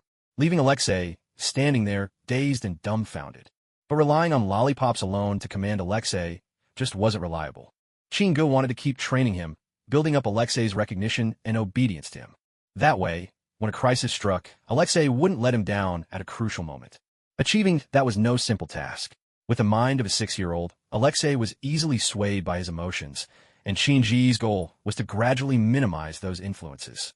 After going through this routine 4 or 5 times, Alexei eventually came to understand Chingu was a man of his word, and he learned to slowly rein himself in. So, like a big bear, he squatted down and obediently sat on the steps in front of the villa, starting to count the ants crawling in the grass. On the table, Chingu's phone began to ring. "Fury, any progress?" "All right, I'll be right there. Have Captain Steve do some warm-ups first." After hanging up, Chingu couldn't hide the joy breaking out across his face. Fury had just called to say that Steve had woken up 4 days ago. After a few days of psychological adjustment, Steve had finally agreed to help Chingu with a small favor, and had also accepted Chingu's terms. "Alexei, grab your gear and come with me."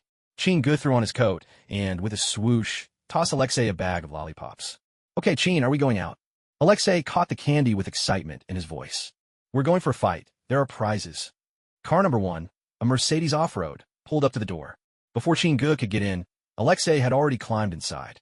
With the roar of the engine, the black Mercedes burst out through the gates of the villa. Near the Arctic Circle, a crevasse was discovered, where Captain Steve's ice was found. The colossal bomber had already been lifted out in one piece. A massive pit, large enough to drive a truck into, now gaped in the glacier wall. 5 logistics workers were busy at the bottom of the ice fissure, packing up equipment and making last-minute preparations for departure. They chatted occasionally about Captain Steve. Their voices echoed with a low hum off the icy walls. A faint and razor-thin sound, a piece of ice breaking, whispered out, but none of the workers noticed. At the bottom of the hollow left by the bomber, the ice began to bulge upward. A pair of savage, blood-red eyes slowly emerged from beneath the ice. A mouth, reminiscent of a tyrannosaurus, revealed teeth a foot long, glistening like daggers. Those scarlet eyes swept the surroundings with silent calculation. 2 dark green, razor-sharp claws gripped the edge of the ice. 10 seconds ticked by. The creature's enormous body rose silently to stand at the rim. Its thick claws dug firmly into the ice, standing no less than 3 meters tall. The entire creature was covered in knotted, ugly, dark green skin. Dozens of appendages, whip-like, and with unknown purpose, swayed slowly in the air. After waiting in place for the space of 10 breaths, the monstrous beast, wary as a hunting hound, crept along the tunnel leading deeper into the icy chasm. Nearby, a worker in a yellow reflective vest was bent over, back to the tunnel, bundling up a coil of wires. The other 4 workers, gathered a short distance away, were sharing a laugh. Suddenly, their laughter was cut short. 4 faces turned ashen with terror, and in unison, their feet shuffled backward. One of them, hand trembling, pointed at the back of the worker nearest the tunnel. That tach. The strange actions of his companions instantly alerted the worker. At that very moment, a sharp, incessant buzzing, like the fluttering wings of a dragonfly, rose up behind them. With a swish, the worker spun around to look. A startled cry erupted just as a monstrous head, equipped with 2 rows of terrifyingly sharp teeth, each more than a foot long, lunged at him with its gaping maw. There was no time for him to react. A sickening hiss, and blood sprayed from the creature's mouth, splattering against the frozen walls around them. The remaining 4 workers, jolted by horror, finally had time to respond. Amid frantic shouts, they all bolted toward the rickety elevator. But they underestimated the monster's speed. Its powerful claws raked the icy ground, leaving pale streaks. In less than 8 seconds, the last 4 workers had already become prey, torn apart and consumed, one after another. The grisly sounds of chewing echoed endlessly among the icy crevasses. Afterward, the creature cast a glance up toward the opening above before turning away, sprinting toward the deeper shadows within the rift. In an instant, it had vanished. All that lingered was the cold hum of machinery and the spattered, silent stains of blood on the ice. Meanwhile, a black Mercedes pulled up beside an inconspicuous, solitary building. Fury and an agent were already waiting by the roadside. "Fury, how's Captain Steve holding up?" Chingu asked as he walked over. But even as he spoke, his eyes kept darting toward the agent standing beside Fury, a veteran operative of S.H.I.E.L.D. and Fury's most trusted subordinate. Even now, Coulson's hairline hadn't receded, and his hair was thick and full. Wearing a sharply tailored suit, he was every inch the definition of a high-caliber gentleman. Qin Ji's lingering gaze left Coulson more than a little baffled. He glanced down nervously at his own attire, puzzled as to why he was drawing such attention.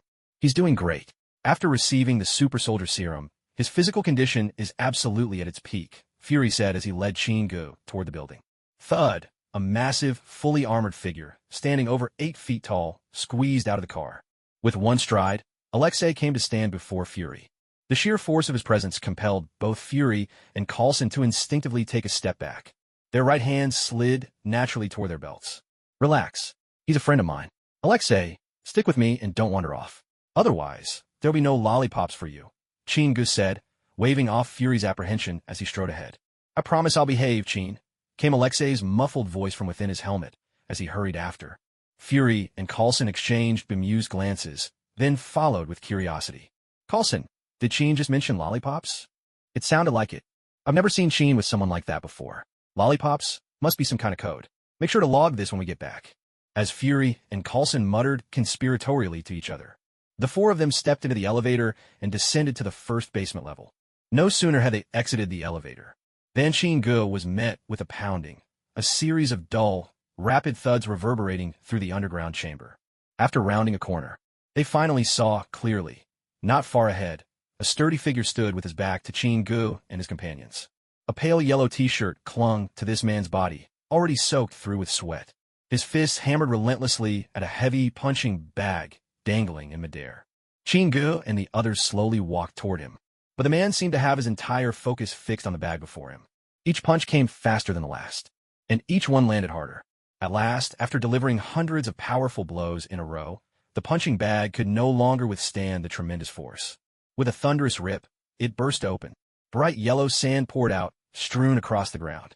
Only then did the man exhale heavily, turn around, and look at Qin and his group. A classic, handsome American face came into view, a face Qin had seen countless times before. From the expression alone, it was clear this was a man of utmost integrity. Captain Steve, the soul of the Avengers, a living embodiment of justice, a symbol of heroism. There were far too many titles, to the point that Qin didn't even know how to describe him. Steve's gaze, deep and discerning, swept over Qin from head to toe. Slowly, he extended his right hand. Hello, I'm Steve. I suppose you're the one who's been looking for me. Qin, right? Only now did a slight smile appear on Steve's face. Qin shrugged, reached out, and shook his hand firmly, but not too hard, and asked with genuine concern, Steve, is your health all right? Captain Steve's eyes welled with a touch of emotion. He replied with a warm smile. Thank you for asking. I'm doing really well, better than ever, even. Honestly, I think I might be stronger than before. Qin nodded knowingly.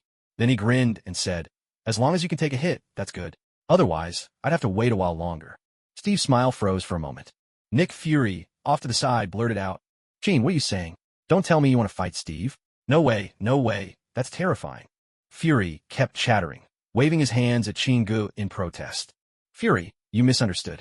I'm not the one fighting. Qin replied, smiling. Nick let out a long breath. Qin, if you keep joking like this at night, I'll never get any sleep. It's not a joke. What I mean is, Steve will be the one fighting him. As he finished the sentence, Qin pulled Alexei forward. Fury, who had just regained his composure, widened his eyes again. He craned his neck to take in Alexei's massive figure, which blocked out the lights, then quickly grabbed Qin arm. What? This is that little favor I mentioned, remember? You promised me.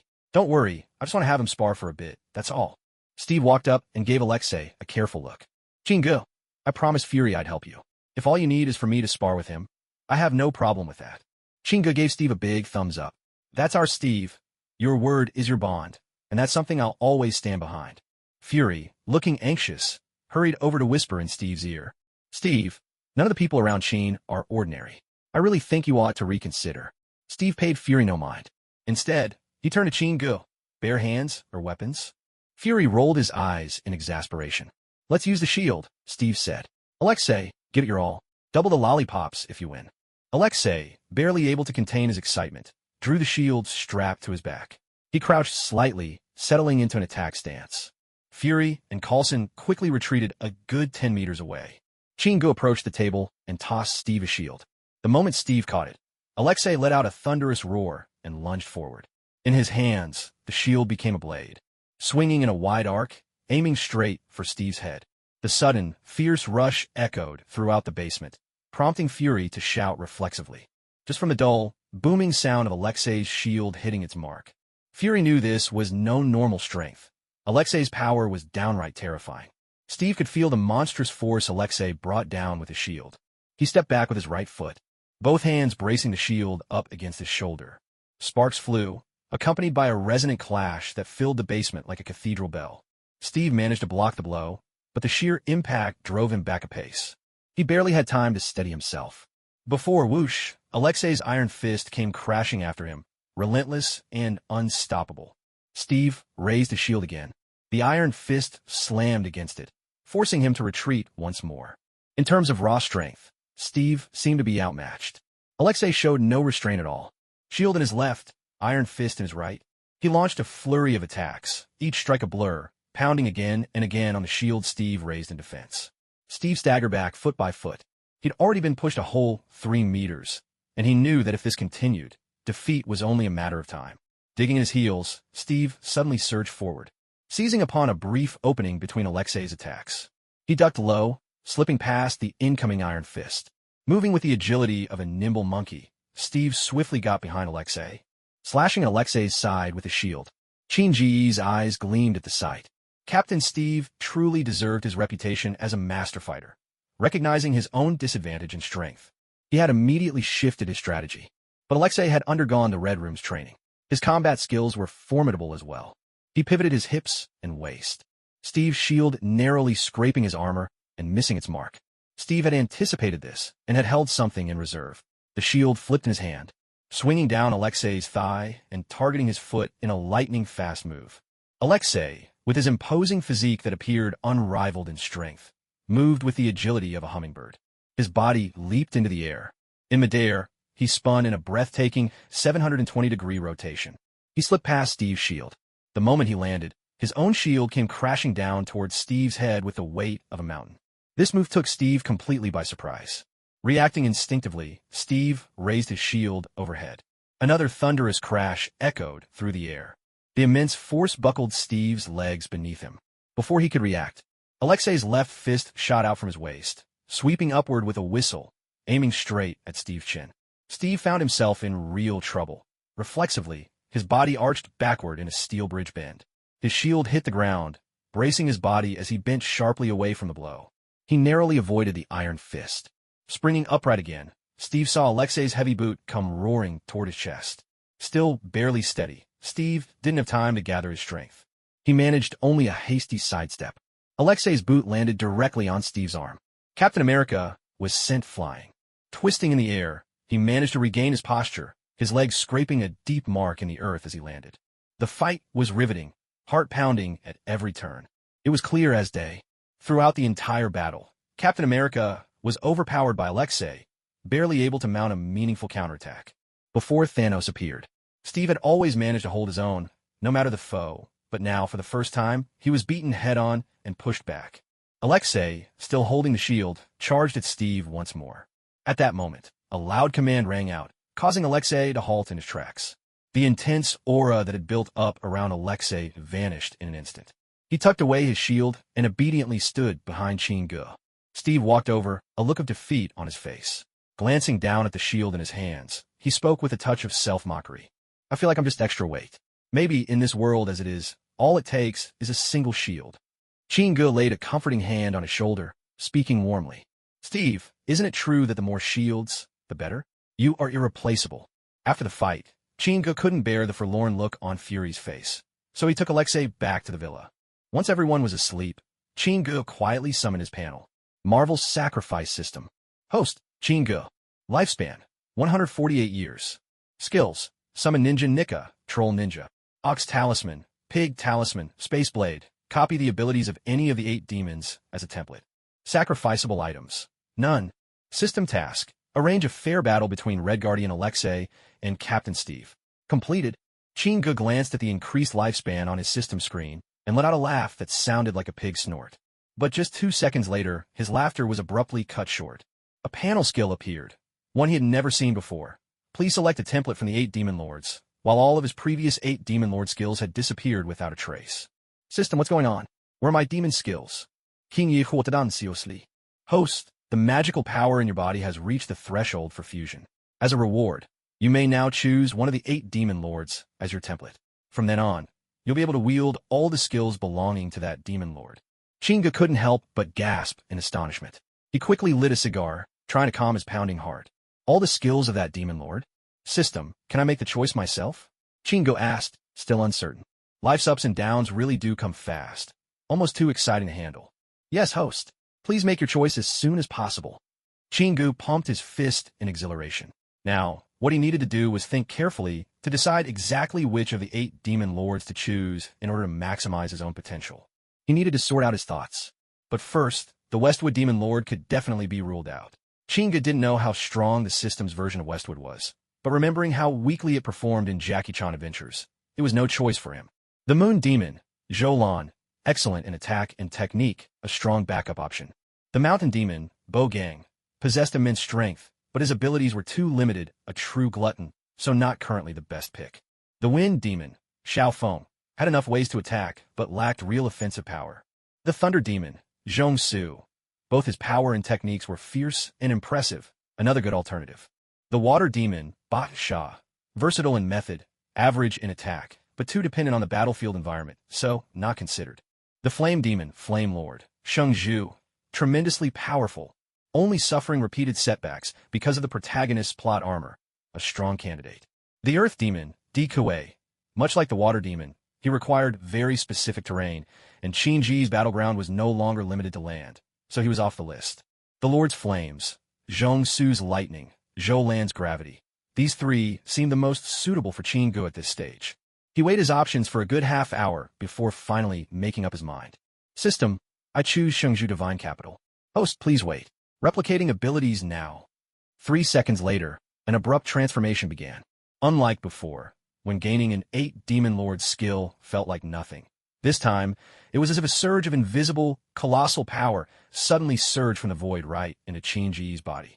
It felt as though he was being sliced open and dropped into warm water.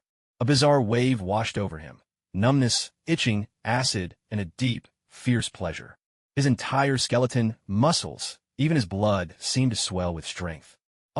Before long, Qin Gu began to buckle beneath the pressure building inside his body. It felt as if he was about to be torn apart from the inside out. Pain crashed over him like tide after tide.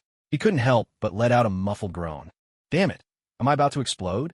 In the midst of blinding pain, it felt as if something was forcing its way out from inside Qin Ji's body. But Qin Gu no longer had the strength to care about such things. He clenched his teeth hard, enduring the agony, while sweat soaked his clothes from head to toe. Droplets dripped steadily onto the floor. Just as Qin Gu thought he was about to explode, every last discomfort in his body ebbed away like the receding tide. Soaked with sweat, Qin Gu couldn't help but let out a long, heavy breath. His hands shaking, he fumbled out a cigar, shoved it between his lips, took a desperate drag, then wiped the cold sweat from his brow, heart still pounding in fear. As Qin Ji's right hand brushed the top of his head, it found something hard. Or, to be precise, in that instant his eyes went wide. For 2 full seconds, he stared blankly before carefully slipping past the sleeping hill. He dashed to the bathroom. Damn it. Am I supposed to live with this? I refused to turn into a minotaur. Seeing his reflection in the mirror, Qin Gu couldn't help but curse aloud. Host, those are dragon horns, the system explained. A pair of dark red horns, smooth as jade and subtly curving backward, now protruded from each side of Qin Ji's forehead. Intricate golden patterns twisted across their surface. At the tips, the horns branched off into tiny forks. Even more outrageous, the skin all over his body, save for his face, shimmered with golden, scale-like markings reminiscent of a dragon's hide. He reached up to touch the horns. They were warm and smooth, almost comforting to the touch. But Qin Ji's mood was anything but calm. Staring at a dragon-like figure in the mirror, he pressed on with his questions. I wanted the power of a lord. How am I supposed to show my face like this after you turn me into this? Host, the lord, the Shangzhu, is the only living dragon in this world. This is what your true form looks like at full power. If you don't like it, you can suppress the transformation, but your abilities will weaken accordingly. Qin focused his mind. Stepping out of the bathroom, he leapt from the balcony, vanishing into the night. In a silent forest, Bathed in moonlight, Chinga stretched out his arm to examine the golden, dragon-scale markings glowing faintly on his skin.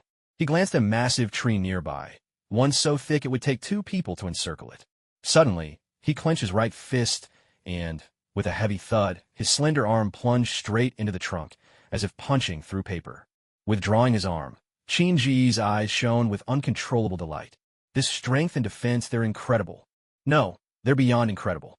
Then, 2 blazing fireballs, each the size of a basketball, shot out in a flash toward another massive tree 20 meters away. The bark splintered, and a torrent of flames engulfed the thick trunk. The fire roared higher and higher. Seeing the flames threatening to spread, Chingu rushed over and unleashed a powerful kick, swiftly toppling the burning tree. 10 shadowy ninja spirits scrambled in chaos, finally managing to put out what was left of the burning trunk. Studying the charred remains, Chingu thoughtfully stroked his chin. This blazing fireball seems a bit underwhelming. Shouldn't it be spewing flames and exploding all over the place? Host, the power to explode is the ability granted to the Dark Lord by the Dragon Talisman. Apart from the Ox and Pig talismans, of course. The Dark Lord doesn't possess the other talisman powers. So, you're telling me this is a crippled version of the Dark Lord? That's one way of putting it. The 12 talismans are rewards issued alongside mission completion. Qin Ji's expression darkened. Had he known it would turn out this way, he might have chosen Zhou Lan and Bo Gang instead. In his ordinary form, the Dark Lord could only wield his own innate fire magic. Without the empowerment of the 12 talismans, he was just a mighty fire-breathing dragon. Fortunately, the Ox and Pig talismans still allowed him to attack at both close and long range. And as his physical strength continued to improve, the power behind his piercing electric gaze would only grow stronger. Still, the unique abilities of the other 8 demons were now out of reach. Was this deal a loss or a gain? He couldn't say for sure, but with time on his side, there would be chances to make up for it. Chinga let these thoughts go and gathered his focus.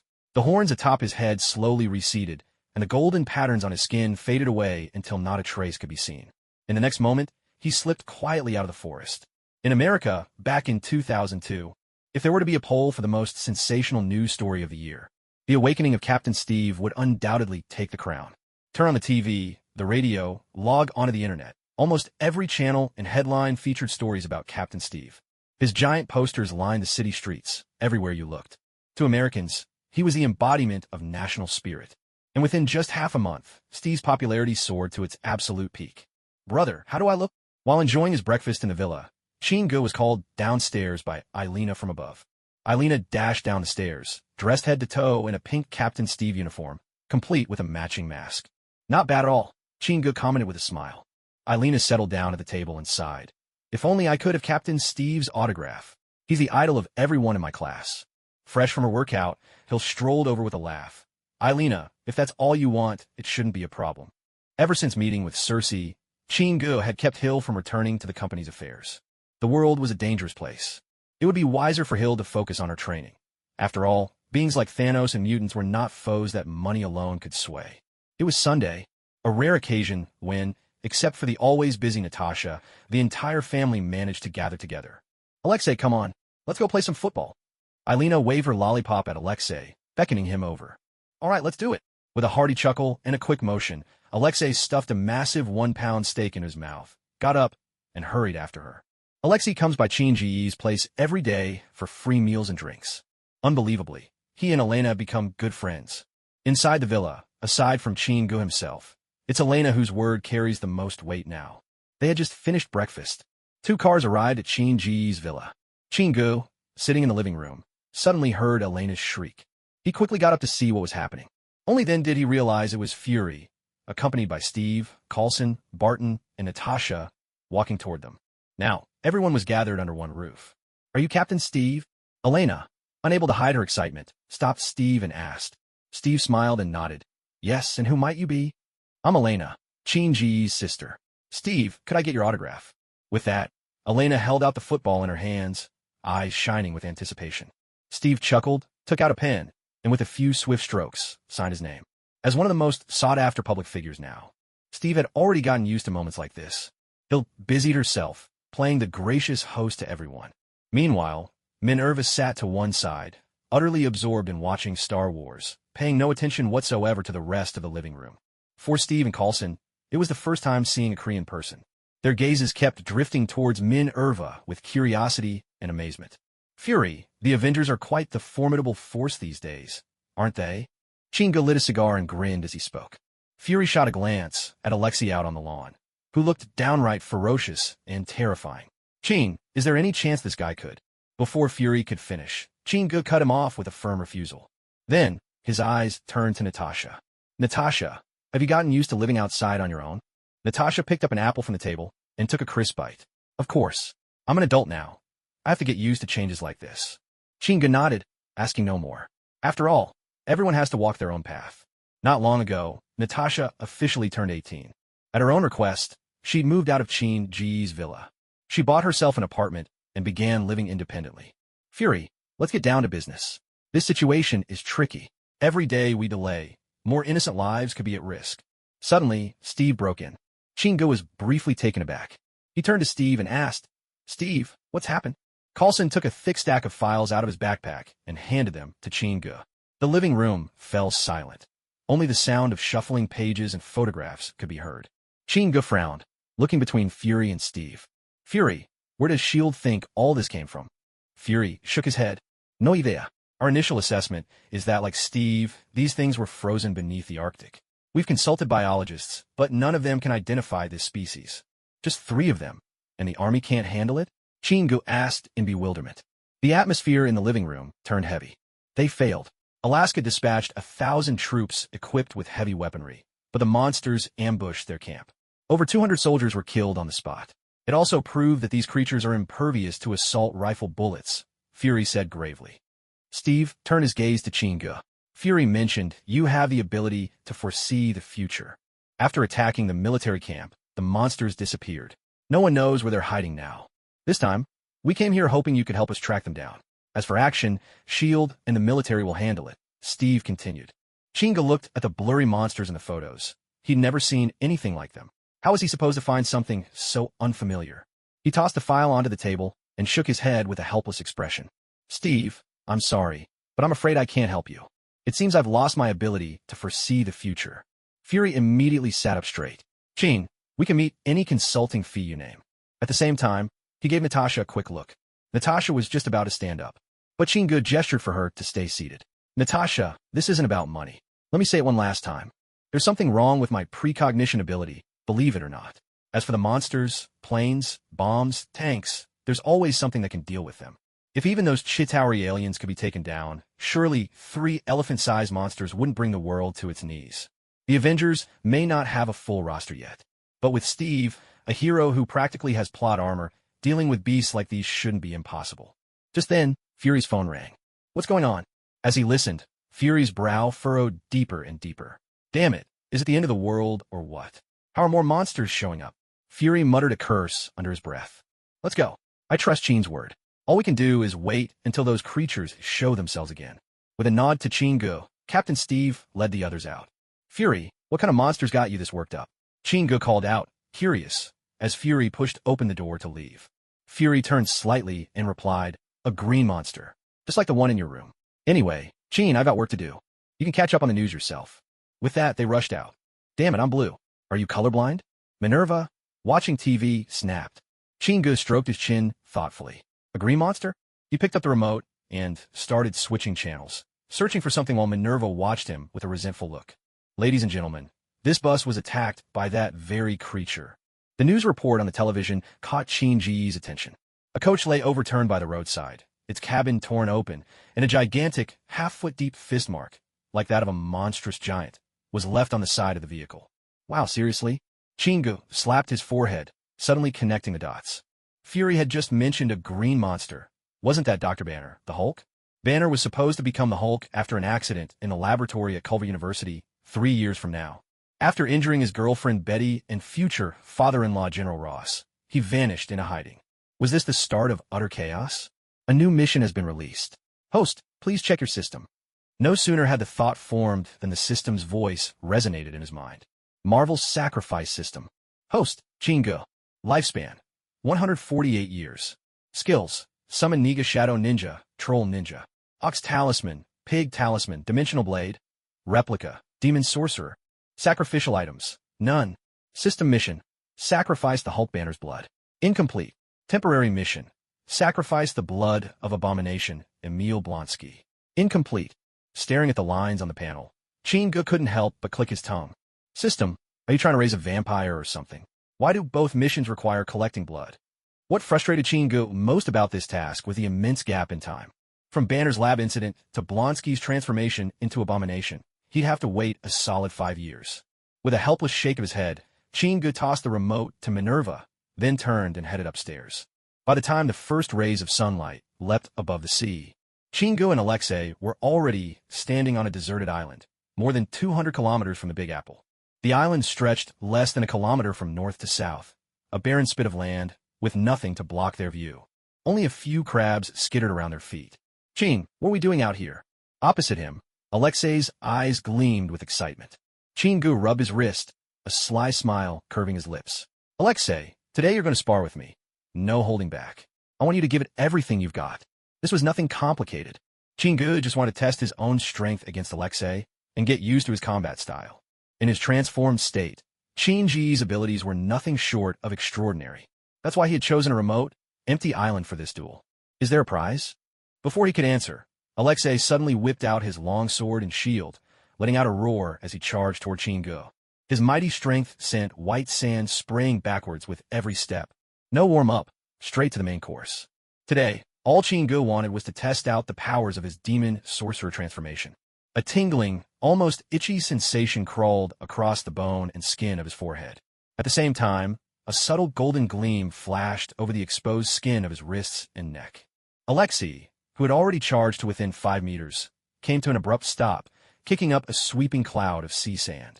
He stared blankly at Chingu, then glanced down at the sword and shield in his hands. In a swift motion, he tossed them both to the ground.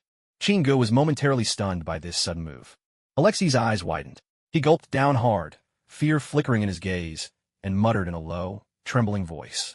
Chin, please don't eat me. I swear I'll do as you say. If you give me half the lollipop, that's enough for me. Chingu slapped his own forehead. Only then did he realize that his current appearance had thoroughly frightened Alexei, whose mind was like that of a 6 or 7-year-old. Chingu walked over to Alexei, picked up the sword and shield, and shoved them back into his arms. He reached out and gave Alexei a reassuring pat on the arm. Don't worry, I don't eat people who behave. Show me your full strength. Let's have a spar. Alexei's tense posture eased instantly. He nodded eagerly. I'll do exactly as you say. With that, his shield swung in a heavy arc, aiming at Chinji's shoulder, while his right hand thrust the sword straight for Chinji's chest. Chingu rubbed his palms together. Space blades shimmered into being, and, with a thud, blocked Alexei's sword. Alexei's sword was sent flying with a whoosh, spinning several hundred meters before plunging into the sand. Meanwhile, Chinji's left hand, scaled with golden, dragon-like patterns, closed around Alexei's shield like an eagle's claw. The world seemed to freeze in that instant. Chinji's lips curled in a smile. He didn't know exactly how powerful a dragon's strength was, but it had to be terrifying. Just those 2 simple moves were enough for Chingu to feel the dramatic change within himself. He used to be evenly matched with Alexei in terms of strength. But after his transformation, Chingu couldn't pinpoint the exact limits of his power, but Alexei's nearly 30 tons of strength now felt almost weightless in comparison. The sword, after being knocked away, flew over 100 meters and embedded itself into the beach. Chin, if you grow horns, does that make you stronger? Alexei asked in a daze, reaching up to feel the top of his own head. Chingu released his left hand and swatted away Alexei's metal arm with a single motion. Not bad, but you mustn't tell anyone that I can grow horns. Is that clear? No problem. Alexei stared fixedly at the horns atop Chinji's head. Under his gaze, Chinji's horns slowly faded, vanishing entirely.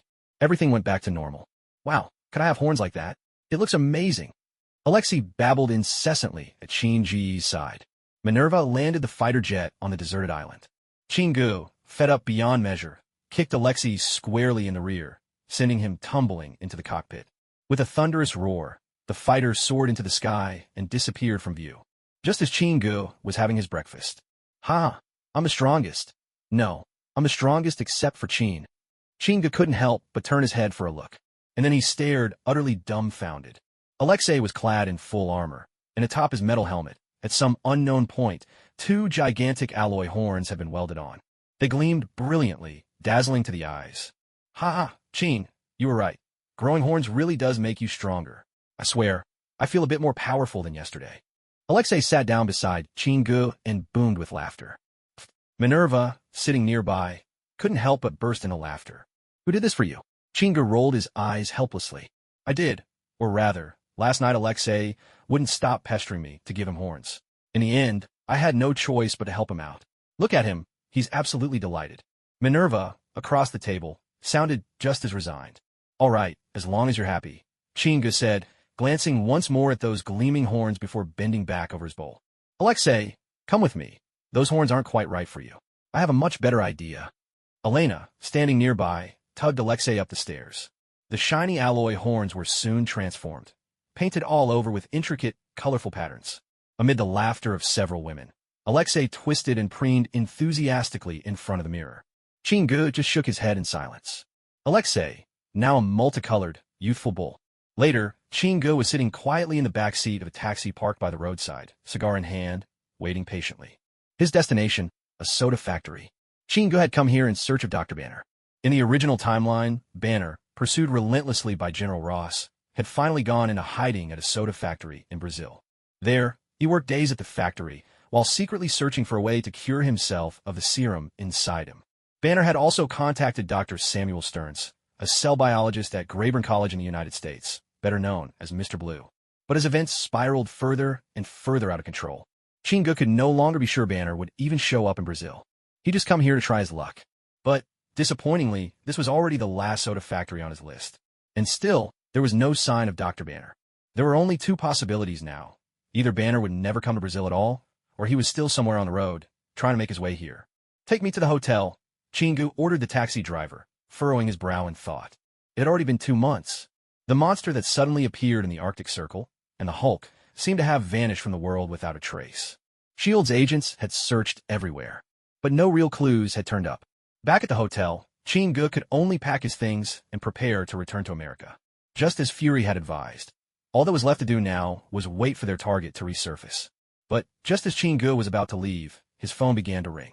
Fury, don't ask me. My precognition is gone. Chingu spoke first, clearly in no mood to be patient. Lately, Fury had resorted to calling Chingu more than 10 times, all of them in hopes of tracking the monster's whereabouts. Chin, the situation's gotten worse. Steve took Barton, Natasha, and 20 of SFLD's special ops team to Alaska.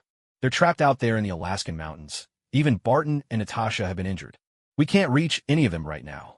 Fury's voice came through the phone, rushed and anxious. Fury, didn't you promise me not to send Natasha out on field missions? And besides, it's just 3 beasts. Are you kidding me? Chin-Ji's temper flared in an instant. Chin, Natasha was only supposed to be piloting the jet to provide Steve's team with an extraction, but we never expected to face 2 flying monsters. They shot down Natasha's plane. Chin, these monsters up in the Arctic Circle. This is no ordinary wildlife. We all underestimated the threat. Hearing Fury's explanation, Chingu fell silent for a moment, then spoke in a low, steady tone. Send me their approximate location. With that, he hung up. Minerva, take Alexei with you and get ready for a fight. I'll give you the coordinates. Pick me up as quickly as you can. Chingu immediately contacted Minerva. From Brazil to the Alaskan mountains was over 10,000 kilometers. While Chingu could transform and fly, even at top speed, he was still far slower than a Kree starfighter. Barely Mach 2 compared to the ship's league. In less than 15 minutes, high above a secluded forest clearing, Minerva's Kree warship shed its camouflage. Chingu leaped through the air, landing directly in the aft bay. Then, with a burst of exhaust from the rear thrusters, the Kree warship vanished into the sky. Alaska mountains, stretching nearly the breadth of the country's northernmost expanse, these mountains were a land seldom touched by people. It was already October, and much of the range lay blanketed in ice and snow. Inside a cavern spanning nearly 500 square meters, 8 S.H.I.E.L.D. special operators huddled behind massive boulders near the entrance. Assault rifles at the ready, their wary eyes stayed on the darkness outside. Their tactical suits were slashed and tattered. Determination shone in their gazes, but none could hide the traces of despair and fear etched into their faces. Sitting silently on a slab of stone, Captain Steve kept his head bowed, lost in thought. Just 3 meters away, behind a great rock, Natasha leaned against Barton, both wounded. Natasha, you shouldn't have come. Those creatures won't let us go so easily. Barton said hoarsely, licking his cracked lips. His right arm was wrapped in a white bandage, with thin threads of blood seeping through. Beside him, Natasha's forehead was bruised black and blue, her left wrist swollen to the thickness of her forearm. Blame those mysterious creatures. Their power and cunning are beyond what we imagined. No matter what, we have a holdout until rescue arrives. Natasha shook her head as she spoke. Steve suddenly looked up at the two of them. I'd rather remain in eternal slumber beneath the Arctic than let those monsters emerge with me. These things, they're not creatures of Earth. Let's hope these 5 are all there are, or we're in serious trouble. The shallow scratches on his face quivered as he spoke. Barton shook his head. Steve, this isn't your fault. When Sheen suggested we go searching for you, it was the wish of all of us. If only he were here, he'd surely find a way to deal with those monsters. Natasha's voice softened, her head resting against the boulder behind her. Steve immediately shook his head. You're talking about Chinga. I'm not so sure. Even if Alexei were here, I doubt he could overcome these beasts. Steve, that's only because you've never seen Sheen in action. Natasha gazed at Steve and spoke gently. Steve stood up, moving to their side. Are you two all right? We need to keep moving. Barton and Natasha, leaning on each other, stood as well. Any problems? Steve, I know you're strong, but don't underestimate Natasha and me. Barton flashed a smile at Steve, and then the three of them started toward the cave entrance together. Amidst the sparse coniferous woods, a group of 11, led by Steve, made their way carefully along the wide mountain valley. Every face was sober, tense, on constant guard against sudden attacks. Up ahead, Steve raised his fist, and the entire group crouched low in unison. Behind him, Barton lifted his bow, sweeping his gaze across their surroundings. Natasha stood back to back with Barton, holding a hunting knife in one hand, alert and ready. Steve's eyes turned skyward. A deep, rumbling sound gradually filled the air. Relief flickered across Natasha's face. Our jets have arrived. 3 dark shapes sped through the sky, rushing toward the valley. Send the signal. Steve's voice was low and urgent. A special ops soldier behind him frantically pulled out a flare gun. With a sharp report, a vivid scarlet flare soared into the air. The flare caught the pilot's attention perfectly. The 3 planes began to circle rapidly above the valley. The team quickly found an open patch, waving their arms frantically, hoping to catch the pilot's eyes. Damn it, the monsters are coming. Barton growled in a low, urgent tone. As soon as he spoke, 2 monstrous shapes burst from the dense trees in the distance, their forms twisting like wicked dragons, lunging straight for the jets above. Everyone on the ground stared tensely at the sky. Just as the beasts closed in, a mere 100 meters from the planes, the jets finally spotted the threat. The 3 fighter jets split up, each heading in a different direction. We have to go. The monster isn't far from us. We need to leave immediately.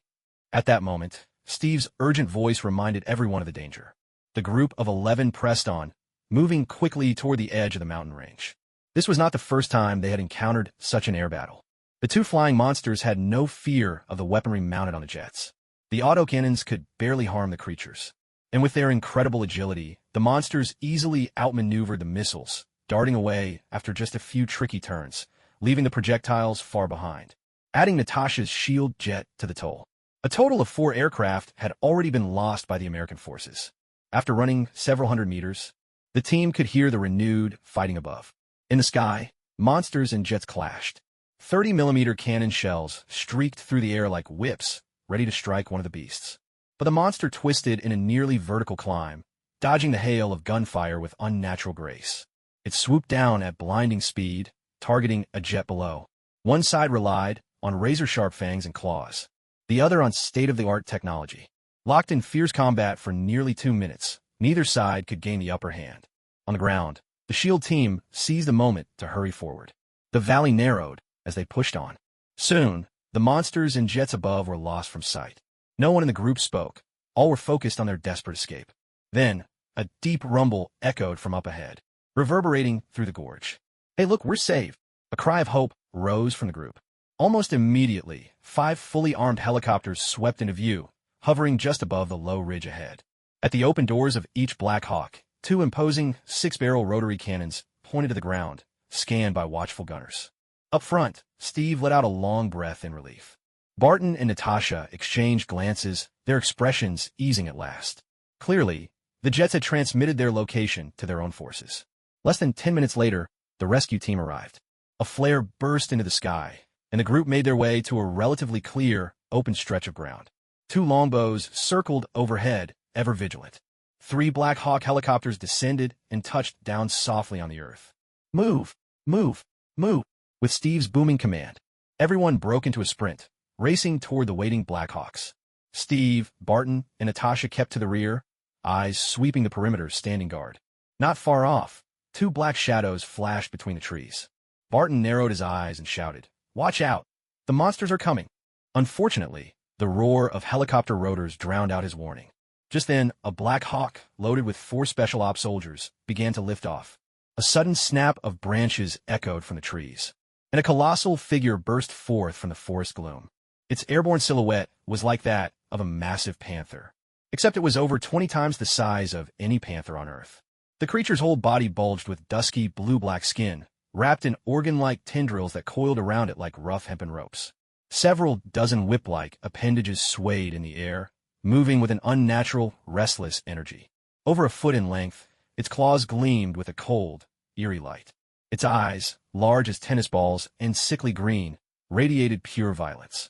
The monster leapt, soaring nearly 10 meters high, launching itself straight at the Black Hawk that had just lifted off. Crack! Crack! Crack! Barton and the Special Ops squad on the ground were the first to open fire. Arrows shot straight through the creature's abdomen, and a hailstorm of bullets battered its body. At the same time, a longbow helicopter on aerial patrols spotted the beast. The cannon beneath its nose spat twin streams of deadly flame.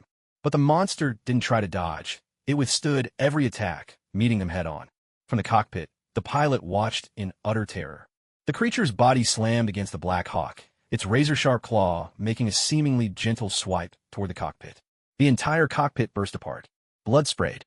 The helicopter spun wildly, plummeting straight toward the ground. Both chopper and monster crashed down with a bone-shaking impact. Rockets and cannon shells fired in unison, converging on the creature's body. With unnatural agility, the monster darted left and right. After 3 lightning-fast, zigzagging moves, it surged toward the remaining 2 Black Hawks. Steve hurled a commanding gesture at the longbows hovering above. 2 shadows shot out, straight and swift as arrows, making straight for the helicopters. In the distance, 2 American fighter jets raced after them with all their might.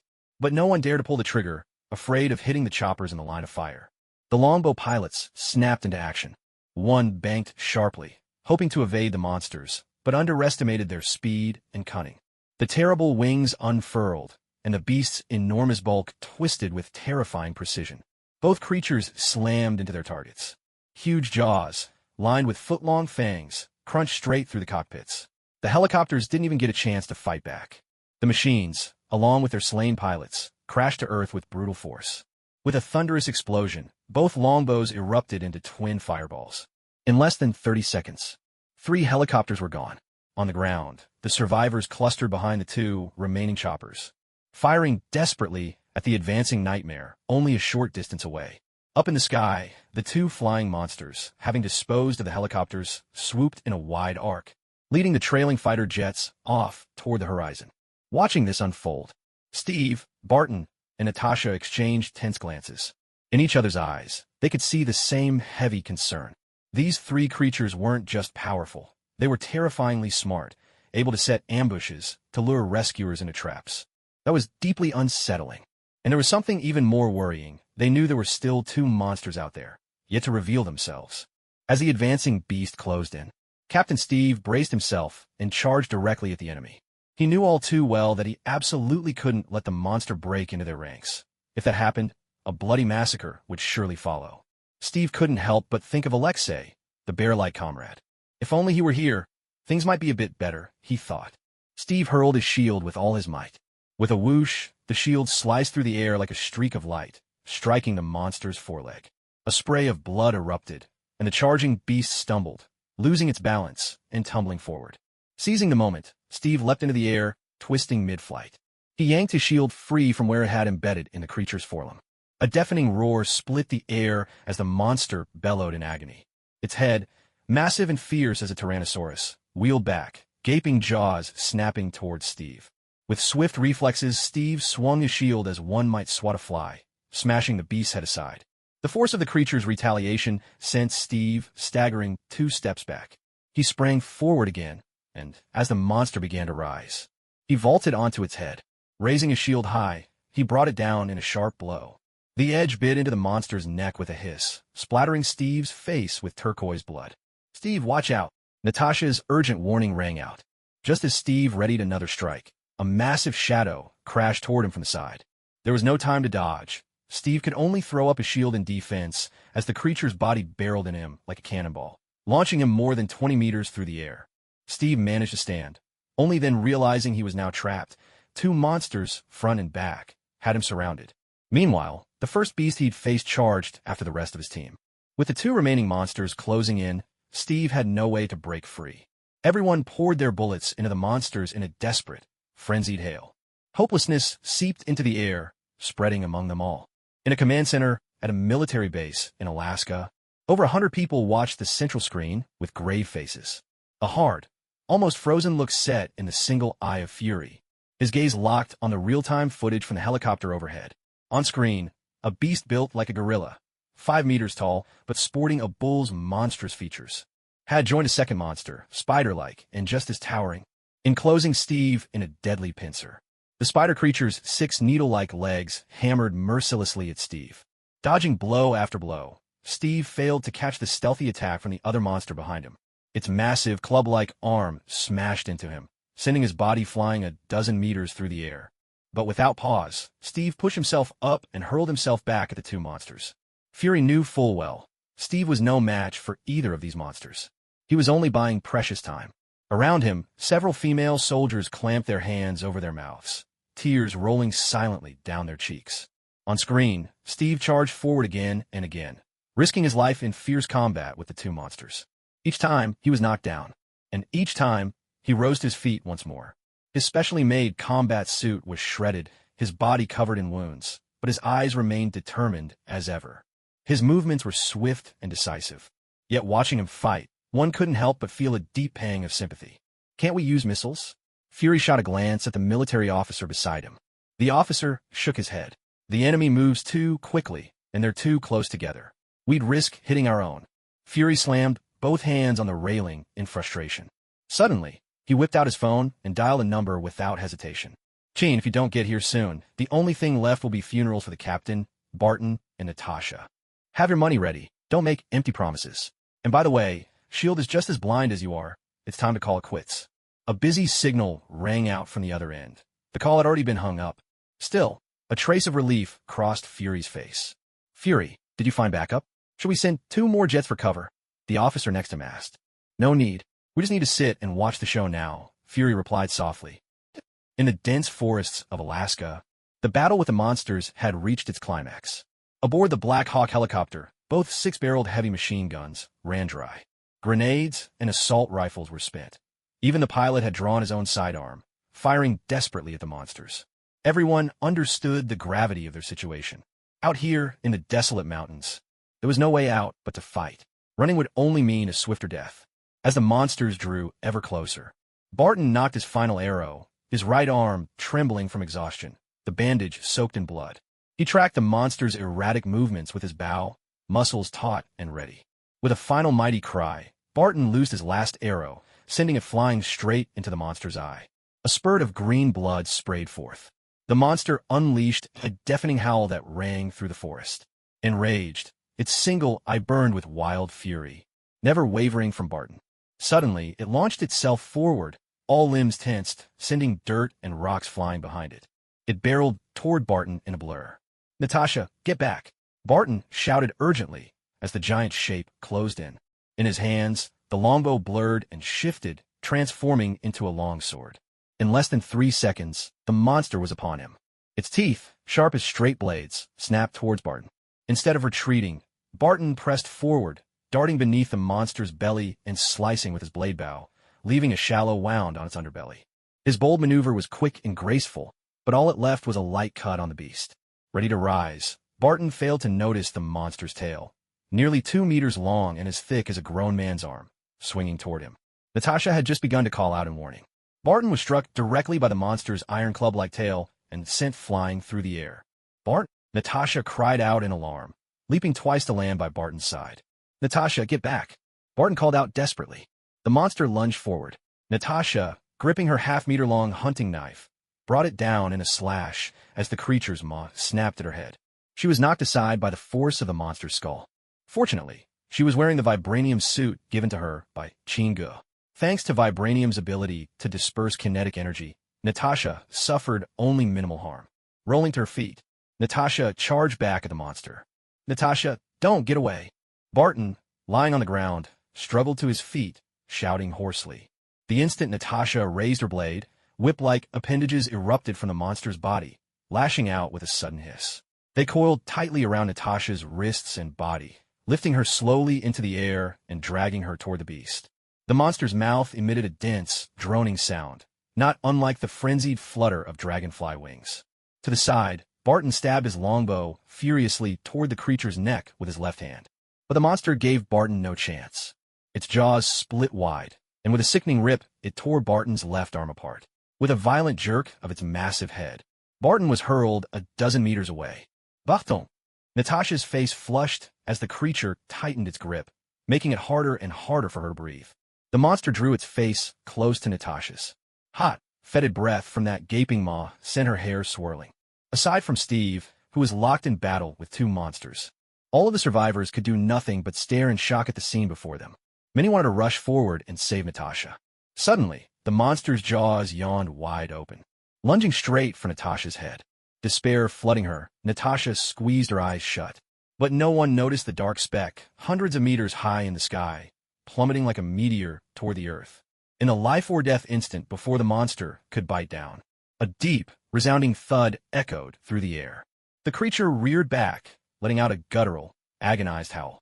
A straight-edged sword was now embedded in the earth, having sliced clean through the four whip-like appendages binding Natasha. The monster's cry was cut short. Down came a mighty figure, bear-like and imposing, descending from the heavens with unstoppable momentum. He wielded a dark red shield, crashing it down on the monster's head. Rotting leaves and dead branches erupted 3 meters high all around from the shockwave. With everyone looking on in awe, the monster spun through the air like a gigantic ragdoll, flipping over 5 or 6 times before, crashing heavily into the ground. It landed in a shallow pit more than a foot deep. And there Alexei appeared, sporting 2 colorful horns like a bull, straightening up slowly.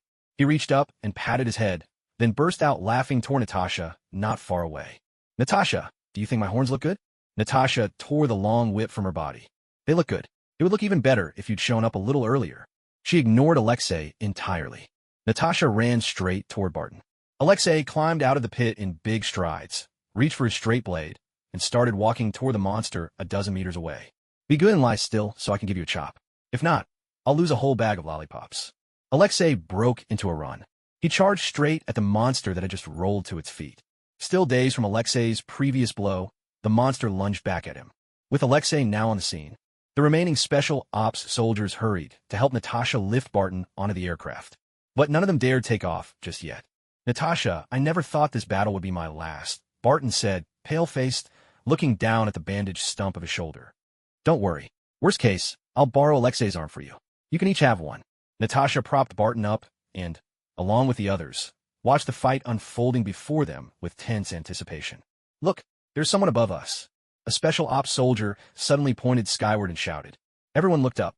A total of 5 figures, like Alexei, dropped from the sky without any descent gear, plummeting onto Captain Steve's battlefield like falling meteors.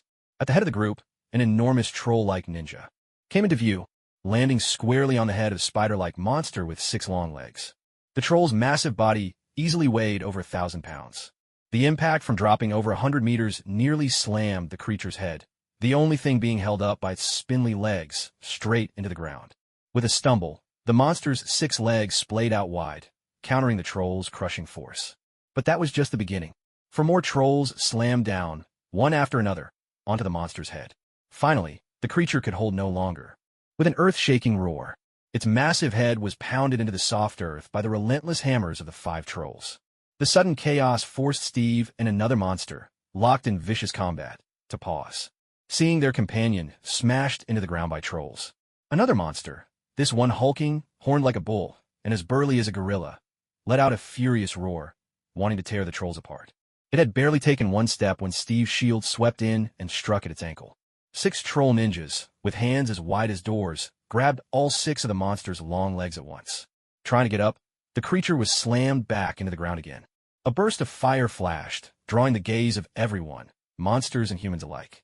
Seeing that familiar figure dropping from the sky, Natasha suddenly turned to Barton and said, "He's here." Chingu was descending, both hands gripping a spatial blade over 5 meters long, its edge wreathed in blazing flames. Looking every bit the god of war descended from the heavens. From 100 meters in the air, the blade crashed down, striking the spider creature squarely on the head. There was a sharp, ripping sound like cloth being torn apart. The spider creature, which had been thrashing in the throes of battle, suddenly went completely still. The 6 ogres, each grabbing a leg, heaved, pulling the monster on the ground cleanly in half. A foul, burnt stench rose into the air. From head to toe, the creature's body was sliced in two by the dimensional blade. "Natasha, I owe you an apology. I didn't expect your brother to be such a force of nature. Honestly, he's fiercer than anyone I've seen on screen." Barton sat stunned on the plane. He stared at the monster torn apart by the ogres and muttered. Chingu slowly climbed out of the crater he'd created, brushing dirt from his clothes. Glancing at Steve, who was still locked in combat with another beast, he called out, "Steve, why not let the young folks handle the fighting for once?" Steve dodged the creature's attack with a quick backward roll. Catching his breath, he replied between gasps, "I could keep this up all day. Kid, never underestimate us old-timers. Back when I was fighting Hydra, you were still wailing in your crib." Steve clearly bristled at getting called an old man by Chingu. He shot back, undaunted. "Steve, you better take care of that old back of yours. The world still needs your protection, after all." Chingu said this with a teasing grin, then strode past Steve in a single bound. He raised his fist to meet the monster's blow, which was aimed for Steve. At 6'3", Chingu looked almost comically small compared to the 6-meter-tall beast. Yet his seemingly small fist caught the monster's massive arm, thick as a truck, dead in its tracks. Feeling the force in the creature's limb, Chingu realized that its strength was nearly on par with his own. No wonder Fury was so desperate for help. He had been right all along. When he first read the dossier, Chingu had assumed these were just ordinary monsters. But seeing them in person, he realized they weren't only powerful and tough, but fast and agile, too. Each one could match Captain Steve in combat prowess. A group of 5 such monsters fighting together. Had he arrived any later, he'd probably be attending Steve's funeral by now. Crackling, blazing blades of spatial energy kept carving a series of charred wounds along the monster's body. The monster bellowed, its roar echoing through the chaos. But no matter how fierce its attacks, Chingu was never caught off guard. Whenever things looked dire, 2 or 3 ogre ninjas would leap in to shield him, taking the blows. Meanwhile, Alexei was locked in a fierce clash with another beast. The beast's whip-like appendages, more than a dozen of them, had all been severed by Alexei's straight blade. It howled in agony, writhing as dark green blood spattered with every movement. "Alexei, pick up the pace." Chingu let out a thunderous shout toward Alexei in the distance. Alexei heard his name. He roared, smashing his shield against the top of his helmet before charging directly at the monster. The shield bashed the creature's head aside. With a well-placed kick to its thick front leg, Alexei propelled himself straight up into the air. Raising his shield high, he came crashing down toward the monster beneath him. A muscular, razor-sharp claw swiped toward Alexei. In a flash, faster than the eye could follow, Alexei's nerve and precision took over. He wedged his shield against the monster's forepaw, swung himself around its bulk, and landed squarely atop its head. With a quick, decisive thrust, his straight blade plunged deep into the monster's skull. A roar, even louder than before, echoed across the battlefield. Alexei narrowly ducked the whipping swipe of the creature's tail, then darted forward, a brief, explosive sprint along the ground. With a mighty crash, Alexei, barely more than a man, bowled over the towering beast, which stood well over 3 meters tall. Just as the monster began to recover and rise, Alexei was already upon it, relentless in pursuit. You lollipop." A muffled bellow rolled from inside his helmet. The straight blade, which had sunk a quarter of the way into the monster's brow, was slammed in with a shattering blow from the shield, driving it deep into the creature's head. The monster's body convulsed violently, thrashing from side to side. A dense, droning noise, like the hum of 1,000 dragonflies, escaped its maw. With a heavy, final thud, it crashed to the earth, silent at last. Alexei wrenched his blade free and raised his head, letting loose a primal victory cry. As they witnessed his imposing form, Captain Steve, watching from afar, could only shake his head. A peculiar sense of absurdity washed over Steve regarding the Avengers. The name suddenly felt a little misleading. Thud, thud, thud. All eyes turned to Chingu, who was still locked in combat with the last remaining monster. Now that he fully understood the creature's nature, the game of cat and mouse seemed pointless for him. Timing his moves with precision, he used two trolls as living shields to block the monster's heavy, swinging arms.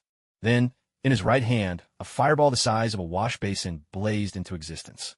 He hurled it forward. Flames engulfed the monster's face in an instant. Blistering heat wrapped its skull, and the creature howled in agony. Without hesitation, a 5-meter-long blade of pure spatial energy slid into the monster's gaping mouth. It roasted the creature's brain from the inside out. The roar died away, cut off mid-scream. The enormous monster, nearly 6 meters tall and broad as a mountain, toppled over backward with earth-shaking force. Chingu drew out his blade, exhaled lightly, and stood atop the beast's massive corpse. Suddenly, a shout rang out from Steve in the distance. A whistling sound swept up behind him. Chingu spun around at once. A gigantic head loomed larger and larger in his vision. A split second to realize. There were two flying monsters closing in fast. Alexei and Steve hurled their shields in perfect sync, both shields whirling like mighty grindstones, slicing toward the monsters' bodies. Nobody had expected a surprise assault from the sky at such low altitude. In the blink of an eye, Chingu thrust out both hands, bracing himself against the massive heads that bristled mere inches away. His body was driven backward at incredible speed by the two monstrous beasts that slammed straight into him. The sudden turn of events left the crowd on the ground, who had been watching with curiosity, utterly stunned. By the time everyone snapped back to their senses, the two beasts had already carried Chingu more than 100 meters away. "Chin, you can't die," Alexei howled in anguish, then charged directly after the two creatures. "You two go back first. I'll help him." Steve barked instructions at Barton and Natasha before sprinting off in pursuit of the creatures. Chingu glanced down at the ground. Not too far, a drop of about 100 meters. Both his hands clung to the fangs of one of the monsters, as the other beast repeatedly lunged, snapping its jaws at him. Suddenly, with a surge of power, Chingu transformed into a god of flames. He unleashed his fire magic. The beast beneath him was instantly engulfed in a torrent of fire. The searing heat drew guttural, tormented roars from the creature. Then it plummeted toward the ground at breakneck speed, trailing smoke and flame. Chingu released his grip. The other beast, witnessing this, lunged for Chingu again with a gaping maw. "Get out of my way!" Suspended midair, Chingu smashed his fist into the monster's skull. With a wail of agony, the monster spiraled earthward. A thunderous crash resounded. Both beasts crashed into the ground, splintering countless dry branches and trees. With a heavy impact, Chingu landed on both feet. Dirt and debris erupted around him, but he showed not a moment's hesitation. A spatial blade materialized in his hand. "Die!" he shouted, charging at the beast still struggling in the dying embers. The monster, still writhing and screeching under the flames, was met with Chingu's blade, which cut straight into its neck. A hiss as jet-black blood started to spurt, only to be instantly vaporized by the blazing fire. The air filled with a sharp, acrid stench. Seeing its companion fall, the second beast beat its massive 4 to 5 meter wings in a desperate bid to escape and assist. Just as Chingu prepared to morph again, two golden energy spheres shot from the forest's edge with blinding speed. They struck the beast's head in an instant. Before everyone's eyes, torrents of blood and mangled flesh erupted as the tough hide was blasted apart. The golden orbs packed tremendous force. They pierced straight through the beast's skull. Even so, the monster's vitality was fearsome, and such wounds had not yet proven fatal. Next, for golden rings, roughly the size of large platters, zipped across the ground. They slid beneath the creature. Instantly, the rings locked onto the grass around the monster, and, right before Chingu's eyes, dozens of golden ropes, like enchanted lashes, snaked up from the rings. They coiled tightly around the fleeing beast, pinning it firmly to the earth. Another barrage of 4 energy spheres was launched without mercy, detonating right on the creature's head, flesh and blood exploding skyward. With a final, throaty roar, the beast collapsed dead. By now, Chingu had already leapt clear. His gaze blazed as he watched the trees not far away. A golden energy sphere, about the size of a basketball, arced through the air, slamming directly into the last monster's skull. The forest grew quiet once more. Only the crackling of the dead monsters being consumed by flames broke the silence. A shimmer of translucent light flickered in the air. 5 figures appeared. Among them was a middle-aged woman with features reminiscent of a Native American, a man with his head wrapped in a white turban, a young girl with golden hair, and, to Chingu's amazement, the last was someone he knew well, the lecturer from the Victoria Museum, Cersei. The five of them walked slowly toward Chingu. Chingu looked over the group, then turned to Cersei and asked, Eternals? Cersei stepped forward just about to speak, but suddenly from not far off in the woods came Alexei's loud call, Chin, over here. Chingu was about to respond, when Cersei cut in and said, Chin, we need to speak privately. Is that all right? Chingu paused, then nodded. All right. He remembered his past encounters with Cersei of the Eternals. She'd never shown any malice toward him. Standing beside Cersei, the golden-haired girl raised her hands. As a translucent light shimmered, their figures vanished from the forest. At that very moment, Alexei and Steve emerged nearby. He looked around and realized he now stood in the middle of a vast desert. Chin, there's no need to worry. This is just an illusion created by the water sprite. We simply didn't want your friends to see. Cersei explained gently. The middle-aged woman stepped forward then. Greetings, King Yi. I am Ajak, leader of the Eternals. King Yi nodded. Hello. Ajak, this guy is even stronger than Gilgamesh. Look at his arms. Suddenly, the golden-haired girl darted forward and squeezed Qin Ji's arm, marveling at his physique. Chingu was left bewildered. What's going on? Who's Gilgamesh? He asked. Cersei smiled and shook her head. Gilgamesh is one of our warriors, built just as powerfully as you. Qin Ji's gaze shifted to the chubby man with dark skin. He grinned and winked at Chingu. Don't look at me. I'm just fat, not strong. Name's Fastos. After a moment of thought, Chingu turned to Ajak and asked, Cersei once told me, your people only appear when deviants show themselves. Does that mean? He broke off, looking back at the monster's corpse not far behind him. Suddenly his eyes widened. He pointed in confusion at the creature. Ajak, could it be? These things are the deviants? Ajak nodded solemnly. Yes, they're the deviants we've battled for thousands of years. I never imagined that, after 5 centuries, they'd appear again. Ajak, where do these monsters come from? They don't look like anything from Earth. If they were a product of natural evolution, they'd have taken over the planet by now. Chin, I'm not entirely sure either. 7,000 years ago, when we Eternals arrived on Earth, our direct orders were to eliminate these deviants, to protect humanity from being harmed by these monsters. Ajak spoke with an apologetic expression. Chingu pondered for a moment, then pursued another question. Ajak, where did you all come from? Ajak exchanged glances with the other 4 Eternals before answering. Olympia. Cersei stepped forward, her tone gentle as she addressed Chingu. Chin, I didn't expect you to possess such strength. It really surprised us. As you've seen, each deviant is no weaker than Captain Steve out there. Luckily, you managed to destroy them this time. If it had been up to just us, it would have been very difficult to defeat them. Thank you. Chingu shook his head. I didn't know these were the deviants, either. According to SHILD's investigation, these deviants, just like Captain Steve, were frozen near the Arctic Circle. I think you ought to check out that place. There might be even more waiting. The 5 Eternals shared a meaningful look, then nodded to Chingu. That's good. Here's my number. If you have any updates, we can keep in touch. It's time for us to go. Thank you again. Cersei handed Chingu a business card, and the water sprite, appearing as a little girl, flicked her hand with a flourish. The scenery in front of Qin Ji's eyes shifted. In the blink of an eye, he found himself back in the dense forest they'd left only moments before. Only then did Alexei's startled shout ring out from behind him. Catching sight of Qin Ji's reappearance, Alexei hurried over. Qin, are you hurt at all? Just then, Captain Steve hurried up too, his concern evident. No, but thank you for asking. Chingu replied with a smile. Steve, a man of unwavering integrity, yet far from naive, understood well the benefits of staying on Qin Ji's good side, especially after witnessing Qin Ji's fearsome power firsthand today. Alexei, with his colorful dual horns, stepped forward and engulfed Chingu in a bear hug. Thank goodness, you're still alive, Qin. Chingu patted Alexei's iron arm and said, with a touch of emotion, Thank you for worrying, Alexei. I'm just fine. You can't die, Qin, or I'll never get to eat lollipops again. Alexei whimpered melodramatically.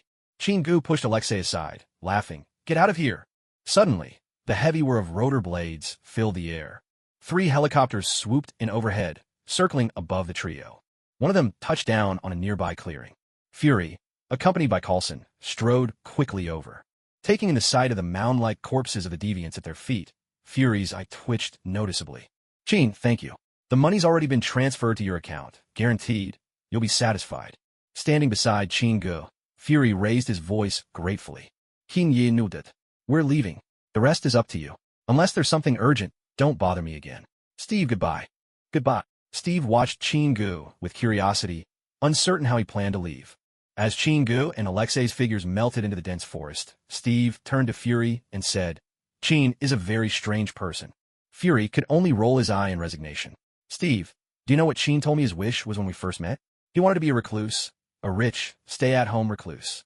3 helicopters slowly lifted off, hoisting away the corpses of 2 monstrous creatures. Far away, hidden inside a secluded mountain cave, a pair of savage eyes watched as the helicopters vanished beyond the horizon. Thanks to the deliberate efforts of the U.S. military, the Alaska monster incident caused barely a ripple. Perhaps only those at the very top understood just how terrifying the awakened creatures in the Arctic Circle truly were. 5 monster carcasses were taken back by S.H.I.E.L.D. and the military for study. Back in his villa in the Big Apple, Chingu sprawled comfortably on the sofa. He scooped Gugu into his arms and began to pet him with contentment. With the monsters dealt with, he'd heard from Natasha that after a large-scale military sweep through the Alaskan mountain range, they'd come up empty-handed. In the end, everyone was convinced these creatures had been wiped out for good. Chingu picked up a can of beer from the table and tossed it at the pair of colorful horns swaying in front of him. "Alexei, sit still for me, will you? If you keep bobbing your head while watching TV, don't you get dizzy?" Ever since Minerva had fashioned that pair of horns for Alexei, he'd worn them practically every moment he was awake, because Yelena insisted they were an artifact and would slowly strengthen him. Alexei believed her completely. The phone rang. An unfamiliar number. "Hello, Chin. This is Cersei. Cersei, it's been a month already. Have you found any trace of deviance in the Arctic Circle?" "No, I think it was just a sudden, isolated incident. I'm about to head back to London." "All right then. The fewer of these monsters, the better." After hanging up, Chingu shook his head. He just started to stand up when he heard number 1's voice at the front door. Fury arrived, with Coulson in tow. Chingu couldn't help but roll his eyes. His home was starting to feel more like an Avengers base than anything else. Fury, wasting no time as he stepped in, gave Coulson a look and then handed Chingu a stack of files. "I'm not reading those. Just tell me," Chingu said, not bothering to take the documents. Fury, long used to Chingu's temperament, didn't get upset. He simply sat down on the floor and lowered his voice. "Chin, Steve was right. There's a real chance these monsters aren't from Earth at all. Through DNA analysis, we've discovered that these monsters have genes unlike any known life on Earth. They seem more as if they were deliberately engineered." Chingu arched an eyebrow. "What do you mean?" "Their genetic structure looks stitched together. Otherwise, it would be impossible for such powerful creatures to exist naturally. Strength, speed, resilience, intelligence. They have it all, with almost no weaknesses. You know, something like that couldn't survive in nature, at least not without completely dominating the planet." As he listened to Fury's explanation, Chingu recalled what a Jack had once said. Even the Eternals didn't know how the deviants came to be. Either a Jack was lying, or the Celestials had kept the true origin of the deviants hidden from them. Unconsciously, Chingu stroked his chin. There was a strange, unsettling feeling about all this. What were the Celestials really up to? Create the deviants? And then create the Eternals in turn? Was that not unnecessary, almost ridiculous? "Damn it, have you stared long enough? If you keep sneaking looks at me, I'll break your legs." Suddenly, Minerva's voice shattered Chingu's thoughts. She had already stood up from the couch and walked over to Coulson, glaring at him with wide, unblinking eyes. Caught off guard, Coulson stood up, a bit embarrassed. "Miss Minerva, it's not what you think. I wasn't curious about your skin or your species. It's just that I find you incredibly attractive. Would you go out with me sometime?" Fury. "Wow, okay then." Chingu, what the hell? Seriously? Minerva hesitated. For a moment, Coulson's words left Minerva speechless. After casting him a long, searching look, she twisted her hips and sauntered back to the sofa, turning her attention to the TV once more. Chingu let out a hearty snort, giving Coulson an enthusiastic thumbs up. Who'd have thought Coulson was, much like Star-Lord, an open-hearted romantic? Honestly, his taste must be out of this world. With a mischievous glint, Chingu wondered what kind of skin their kids would have. Ahem ahem. Fury coughed loudly, pulling everyone back to the conversation at hand. "Chin, I want you to know, Coulson's one of our best agents. Honest, kind, loyal. If you..." Chingu interrupted quickly. "I don't mind at all. If Coulson's on board, I'd be delighted to see love unite the universe." Fury shot Coulson an encouraging glance.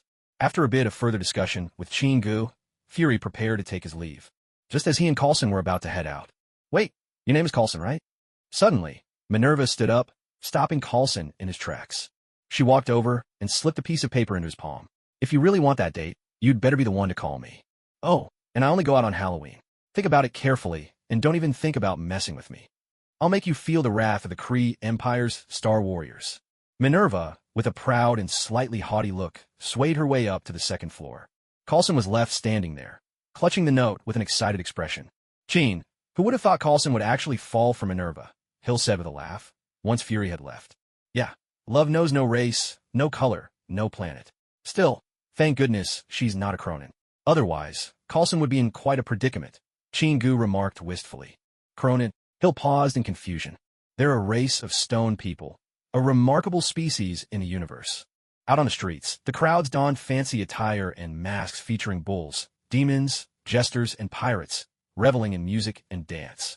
Chingu moved with the flow, making his way toward the city slums. It was the annual Spirit Festival, and the streets were packed shoulder to shoulder. Towering and stern-faced, Chingu radiated an energy brimming with raw masculinity. Plenty of exuberant young women gravitated his way. But Chinji's mind was fixed solely on a modest rented room halfway up the hill. Inside, Dr. Banner was busy studying his own blood sample. Chingu had waited months for Banner, thinking he'd never show up again. Unexpectedly, Banner had returned. Turning into a secluded alleyway, Chingu wiped the sweat from his brow. What a close call. Flesh everywhere, people pressing in from all sides, and more than a few girls try to slip something soft into his arms. Dangerous curves indeed. He followed the winding, narrow path up the slope. On either side, shabby rooms stood at uneven heights. At a rundown three-story building, Chingu halted. Up on the top floor, a single window glowed with light. Glancing left and right, Chingu stepped onto the stairs. He made a point of letting his footsteps echo, ensuring Banner inside would hear and know there was no threat. At this moment, Banner was like a bird startled by the mere twang of a bowstring, tense and on edge. The slightest disturbance could trigger him to lose control. If he bolted and pushed his heart rate past 200 beats per minute, things would get real interesting. Chingu wasn't completely sure he could handle Banner in his transformed state. That man who was green from head to toe, radiating power all the way to the tips of his hair. The angrier he got, the stronger he became. The greener he got, the stronger he became. Chingu knocked lightly on the door. He was certain Banner had already heard his footsteps. Yet, with his strength, the entire building shook twice. The light behind the peephole dimmed for a moment. Chingu took 2 steps back, spreading his arms to show he meant no harm. 5 heartbeats of silence passed. Then, with a creak, the simple door opened halfway, revealing Banner's broad, earnest face. Who are you looking for? Banner asked, his eyes wary. My name is Chingu, from Big Apple City. I'm here today on some personal business. Chingu smiled, doing his best to appear calm and approachable. I think you got the wrong person. I don't know you, he said. Banner spoke curtly and moved to close the door. No, Dr. Burnett. I mean you no harm. If I'd come to capture you, I wouldn't be alone. There'd be a whole squadron behind me. Relax, I have no intention of exposing your hiding place. Chingu had barely finished speaking. Banner's expression changed in an instant. You know who I am? Ido. And I also know Betty. She's been searching for you all this time. The mention of Betty caught Banner's full attention and, just as quickly, dissolved his vigilance. A flash of regret and pain crossed Banner's eyes at the sound of Betty's name. Chingu, with a hint of resignation, drew out a cigar and lit it. He thought of how Banner had beaten his girlfriend and future father-in-law half to death, and then become a massive, green monster. Anyone in his shoes would be in a bad place, too. Suddenly, laughter and loud voices rose from the floor below. Today, I'm going to teach that new guy a lesson. How dare he flirt with Martina? Chingu turned toward the commotion. A bald man, supported by 2 others, was making his way up the stairs, every step accompanied by a stream of curses. As that shiny bald head caught the light, Chingu recalled these were the same troublemakers from the soda factory who'd made trouble for Banner. And Martina, she was the striking Brazilian beauty at the factory, the one who seemed to have taken a liking to Banner. The 3 men reached Banner's door. After sizing up the tall and muscular Chingu, they strode right into Banner's room. Chingu glanced at the helpless Banner, offered a small, understanding smile, and stepped inside behind them. He shut the door with a heavy thud. Banner, need some help with this problem? Chingu said with a light-hearted grin. Before his transformation, Banner had always been the honest, bookish type, no match for the trio of factory bullies. He couldn't risk getting angry. Otherwise, well, turning green was never good. Thanks. Just help me get them out of here, that's all I ask, Banner said with genuine relief. Chingu gave a brief nod, then approached the thugs. With 3 swift punches, he dropped all 3 to the floor.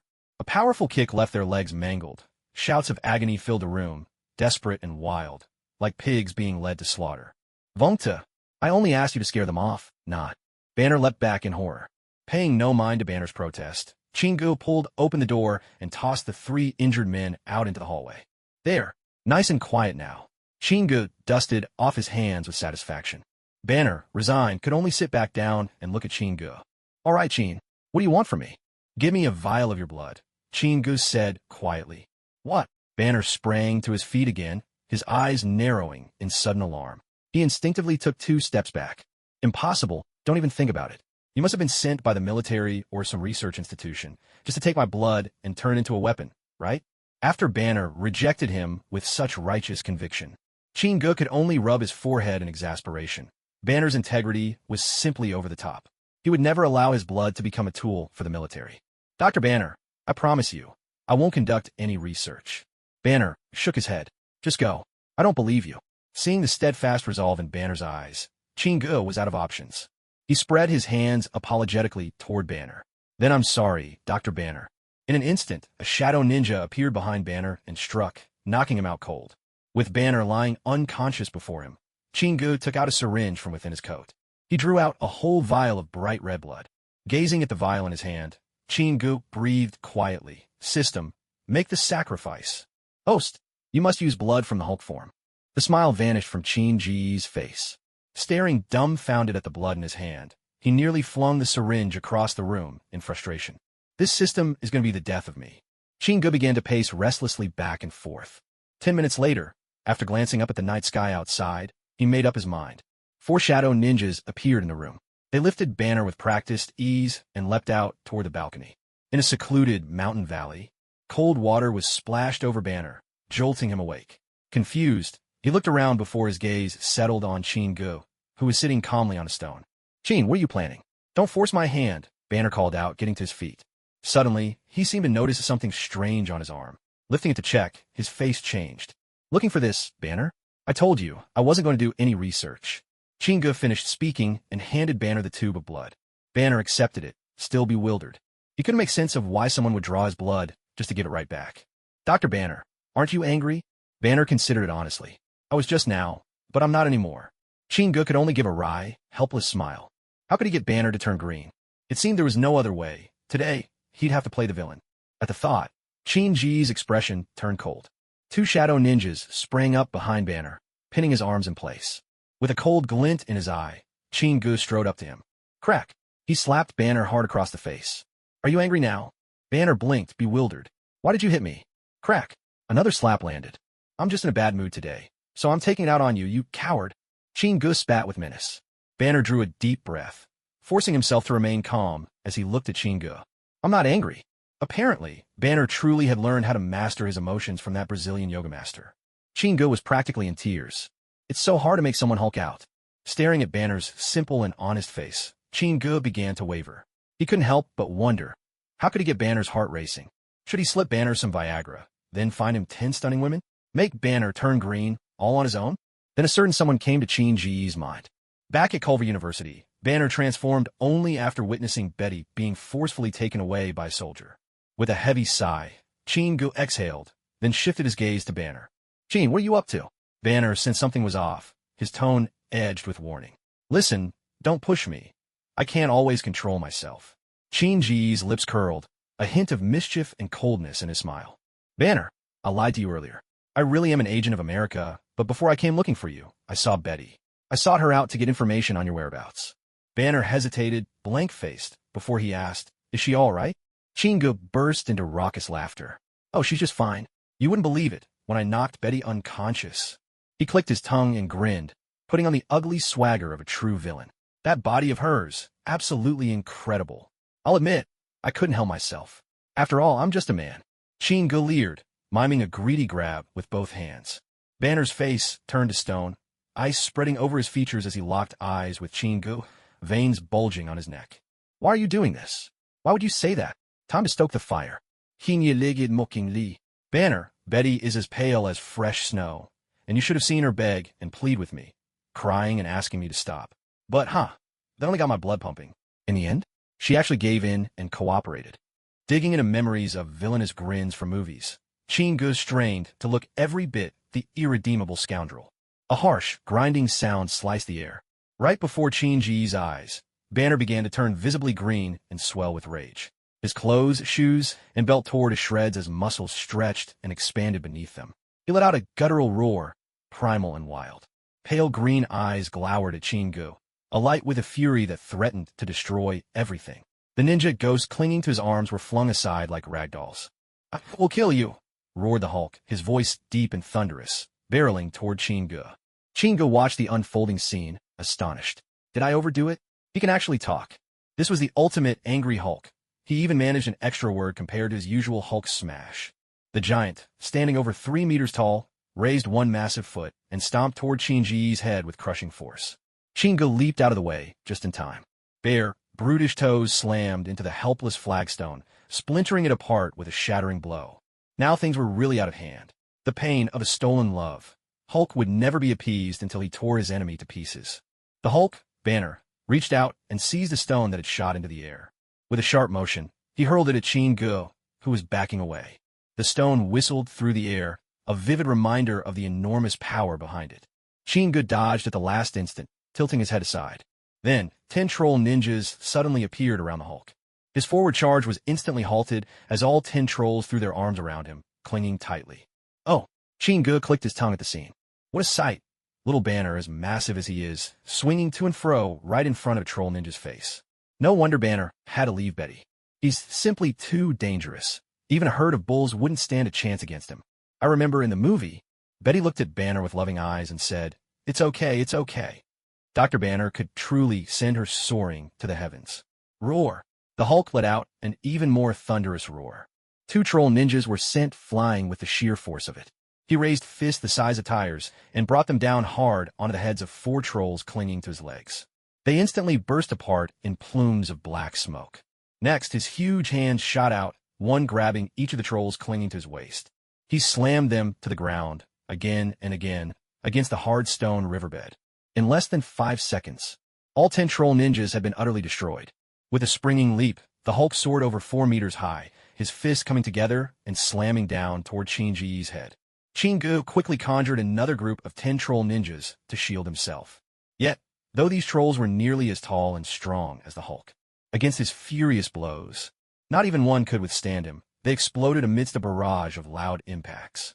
Qin had already leaped aside. Twin fireballs, each the size of a wash basin, appeared in his hands and hurtled straight toward the Hulk. With 2 mighty punches, the Hulk smashed the fireballs, and the surging flames engulfed his body. But the flames seemed to faze him not at all. He looked every bit like a primordial god of fire, exuding an overwhelming aura as he rushed toward Qin. 2 beams of intense heat shot from Qin's wrists, aimed at the Hulk's chest. The Hulk simply raised his arm, deflecting the burning rays with nothing but his own flesh. This is insane, Qin cursed, grinding his right palm together. A spatial blade, well over 2 meters long, materialized, and he launched himself at the Hulk. With a heavy thud, the Hulk's gigantic hand seized the spatial blade, while his massive foot swung toward Qin. Damn! Qin howled, pulling back the spatial blade. He decided to test the Hulk's strength. Balling his fist, he neither retreated nor dodged, but punched straight at the center of the Hulk's enormous foot.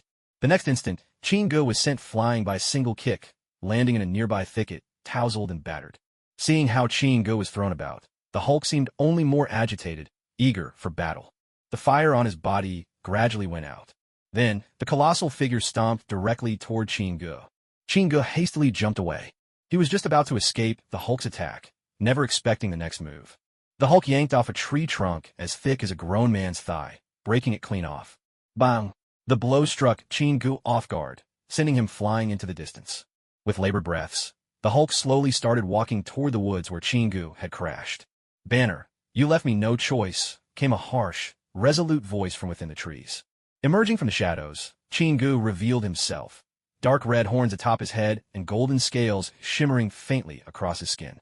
Even the Hulk, lost in his rage, found himself momentarily stunned by this bizarre new form. Qin made his move. His body flickered, leaving afterimages as he flashed to the Hulk's side. In one swift motion, he sprang up and landed a powerful punch straight to the Hulk's cheek. The giant body was hurled, crashing down on a stony riverbank over 10 meters away. Stones flew in every direction. Yet, Thanks to his formidable defenses, the Hulk barely sustained any injury, just lay there dazed. Getting to his feet, the Hulk roared at Qin-gu with primal fury. But his roar was abruptly cut off as Qin-ji's fist slammed directly into his abdomen, followed instantly by an uppercut that sent the green giant hurtling skyward. Qin-gu launched himself after, his legs swinging like an axe, colliding brutally with the Hulk and driving him into the ground at an even greater speed. This time, Banner was left utterly shell-shocked. A violent tremor ran through his massive body, preventing him from rising. Qin-gu seized his chance, looping his arms around Hulk's head, trapping it firmly in the crook of his elbow. The master holds the beast. As the Hulk howled and thrashed, Qin-gu raised his right hand. In it, he conjured a gleaming spatial blade, half a foot long, and drove it deep into the Hulk's shoulder. Under the overwhelming might of the Demon Lord's transformation, the Hulk's defenses shattered completely. Emerald blood erupted in great sprays. Beneath him, Banner let out cries of pain, his massive form writhing incessantly, but held firm in Qin-ji's unyielding grip. At last, when Qin-gu had collected a vial of that green blood, he released the Hulk, and in a flash, soared into the air. Banner glared upward, incensed, as Qin-gu hovered overhead, anger practically burning on his face. But there was nothing he could do. Dr. Banner, regarding Betty, it was all a lie. Whether you remember or not, I owe you an apology. By the way, here's your shorts. Consider them a gift. No need to thank me. With that, a dark bundle hit the ground at Hulk's feet. And then, Qin-gu vanished into the night sky. All that remained was the Hulk's furious but helpless roar echoing through the darkness. Qin-gu stood on a balcony, examining the vial of green blood in his hand. This had the power to work miracles. As the Hulk's blood faded from his grasp, a panel appeared in Qin-ji's mind. Marvel's sacrifice system. Host, Qin-gu. Lifespan, 166 years. Skills, Summon Ninja, Phantom of Niga, Troll Ninja. Ox Talisman, Pig Talisman, Spatial Blade, Demon Lord Replica. Sacrificial items, none. System task, Sacrifice Hulk Banner's blood. Completed. Temporary quest, Sacrifice the blood of Abomination, Emil Blonsky. Incomplete. The lifespan displayed on the panel increased by 18 years. Not a lot, but not just a little, either. Devour all things? That's Super Eater, Bogang's signature move. But since he himself wasn't a real demon, he couldn't exactly go around swallowing everything. Qin-gu shook his head in resignation. This skill really felt rather useless. Perhaps only someone with a severe aversion to food could bring out its full potential. A shadowy figure slipped quietly out of the villa. The ghost ninja trailed after him in secret. Moments later, he reappeared before Qin-gu, whose expression was notably odd. Through the car window, the ghost ninja got a full view of Minerva and Coulson in a tender embrace. Watching their blissful expressions, Qin-gu finally admitted to himself that maybe, just maybe, he'd been a bit narrow-minded. Just as Qin-gu was about to leave the balcony, a flash of orange-yellow brilliance struck in the distance, stopping him in his tracks. A portal appeared. The Ancient One's figure materialized outside the villa. Then, two more figures emerged from the swirling portal. Master Wong and Hammer. Qin-gu leaped from the second-floor balcony, and with a casual wave of his hand, he easily drove back the four super soldiers surrounding them. Master Ancient One, Master Wong, Master Hammer, it's been too long. The Ancient One and Hammer simply nodded in greeting to Qin-gu. Master Wong strode over, gave Qin-gu a quick hug, and then gestured at his shiny, oily cheek with a comically woeful sigh. Qin, look at me. Ever since you left, I've been pining for you every day and have wasted away to nothing. You owe me. Tonight, you're buying me a feast. Can you lick it? All right, you're in charge tonight. Whatever you say goes. Moments later, a black Mercedes rolled out of the villa. At the top-floor restaurant of Big Apple City, Master Wong was still valiantly battling the seafood spread across the table. Qin-gu and the Ancient One stood by the window, gazing down at the brightly lit city below. Qin, I grow more and more curious about you. The Ancient One began, holding her tea and watching Qin-gu intently. What kind of power is it that allows you to stand here, even after you've changed the timeline? Master Ancient One, as I've said before, so-called timelines are merely things controlled behind the scenes by powerful individuals. When the ant that used to control fate suddenly becomes an elephant, isn't fate itself changed as well? The Ancient One considered this, then shook her head. Qin, you're oversimplifying things. Maybe you know more than I do, but let me remind you, above the elephant there are dragons, and above the dragons there are gods. Qin-ji's mind stirred. He pressed on, Master Ancient One, do you know of the Eternals or the Celestials? I don't. she answered with honest confusion. But judging by the names, they sound like truly remarkable beings. At the very least, from what the Ancient One said, Chingu realized that the Time Variance Authority had no way to deal with the Eternals or the Celestials. That meant, so-called Time Variance Authority, their targets were only ordinary human beings. A sharp glint flashed in Chingu's eyes. In that instant, he understood. The rules of the TVA existed only to restrain the weak. As long as you were strong enough, they had no means of delivering any so-called judgment. Immediately, a deep sense of aversion toward the TVA rose in Chingu's heart. It's nothing, just that I've run into them. You must realize by now, these are unusual beings as well. The Ancient One simply nodded, not pressing for more. Master, can you see your own fate? Suddenly, an odd whim took Chingu. Thinking of the Ancient One's death, he couldn't help but ask. The Ancient One bowed her head and smiled gently. Chin, you truly aren't cut out to be a sorcerer. Any spell capable of glimpsing the future can never reveal one's own destiny. We can only act according to our own faith. Chingu nodded, half in understanding, half not. Don't worry, Master. Earth is where all my recluse dreams come true. I certainly don't want to turn into a wasteland. Then, gesturing out the window, he continued. A life of indulgence and dreams. That's all I pursue. Besides, this place is home to me. I don't want to be a hero, but I absolutely refuse to let anyone else decide my fate. Chin, would you mind if I visited you once a week? I miss you too much. As they were about to part, Sorcerer Wong let out a satisfied belch and made the suggestion. No problem, unless you'd rather stay for good. Looking into the Ancient One's calm and profound gaze, Sorcerer Wong shook his head resolutely. Forget it. I'd better head back. In a military base somewhere in the United States, a brief report landed on General Ross's desk. Examining the document in his hand, Ross stood up abruptly, his eyes sharp as he turned to his aide. Brazil. When did this happen? The aide quickly responded, General, it was about a month ago. Damn it. Why am I only getting the report now? General, initial sightings came from local villagers. There were rumors of a giant monster in the mountains. It was only 2 days ago that nearby SHIELD agents went to investigate and confirmed there's a 99% chance that it's Banner. Ross strode out, issuing orders as he went. Contact Blonsky, tell him to be ready, and send a team to Brazil to track Banner down. He's probably still there. Yes, General. With the order issued, countless people began moving in response to Ross's command. Meanwhile, in an office at the AIM Corporation in America, a tall, slender white man with long hair sat behind his desk, staring silently at a map, lost in thought. His brows would occasionally knit together, only to relax a moment later. A knock sounded at the door, breaking the stillness, and a burly white man entered, his face alight with excitement. Boss, we've spotted the test subject. He's in Rio de Janeiro, Brazil. The long-haired man immediately stood up and asked, Send someone over right away. Find him as fast as possible. This time, I want to see whether a superhuman can withstand the desperation virus. After his subordinate left, the long-haired man walked over to the window. He gazed out at the bright lights of the distant Big Apple, murmuring to himself, Tony Stark, you will pay for your arrogance, and it will cost the entire Stark family dearly. In the favelas of Rio de Janeiro, Banner was chewing on some bread, having just finished an email exchange with Dr. Stern. A little over a month ago, his battle with Chingu had made Banner realize that, sooner or later, he would be exposed. Yet word had it that Snow Lotus could cleanse the virus from his blood serum. So, taking a risk, Banner had secretly stayed behind, waiting to receive the Snow Lotus he'd ordered and then disappear from Brazil without delay. It was a desperate choice. He didn't want to give up a single chance. Beside him, his dog gave a low, warning growl at the door. Banner's eyes grew sharp with alertness. His fingers flew rapidly across the keyboard, one quick flurry, wiping the call records from his computer.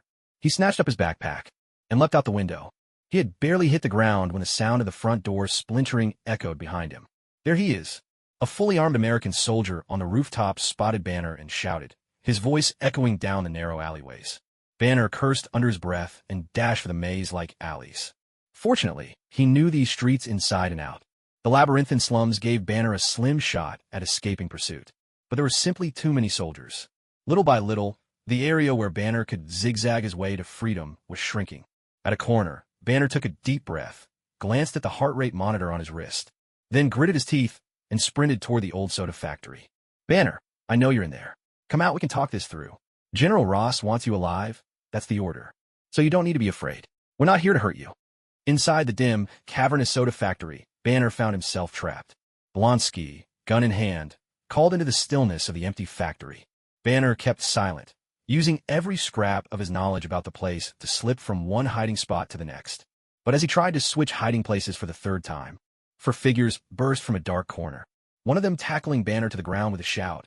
"We got him!" Banner, pinned down tightly, pleaded desperately. "Please don't do this. I don't want to hurt you. I'm begging you. I really don't want to hurt anyone." Heavy footsteps echoed from every direction. A sharp, urgent beeping came from the heart rate monitor on his wrist. "Oh no, stop!" roar. In the terrified eyes of the four soldiers, Banner's skin began to turn visibly green. The four soldiers were hurled away, crashing through the darkness with a thunderous boom. What the hell is that monster?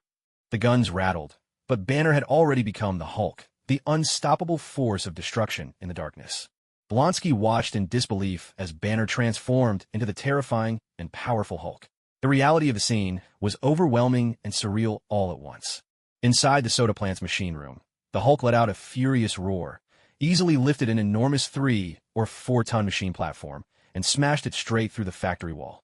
Without pause, he burst outside, and under the moonlight, unleashed an even mightier roar into the night. Behind him, Blonsky stared in stunned silence at Banner's massive, hulking figure disappearing into the distance.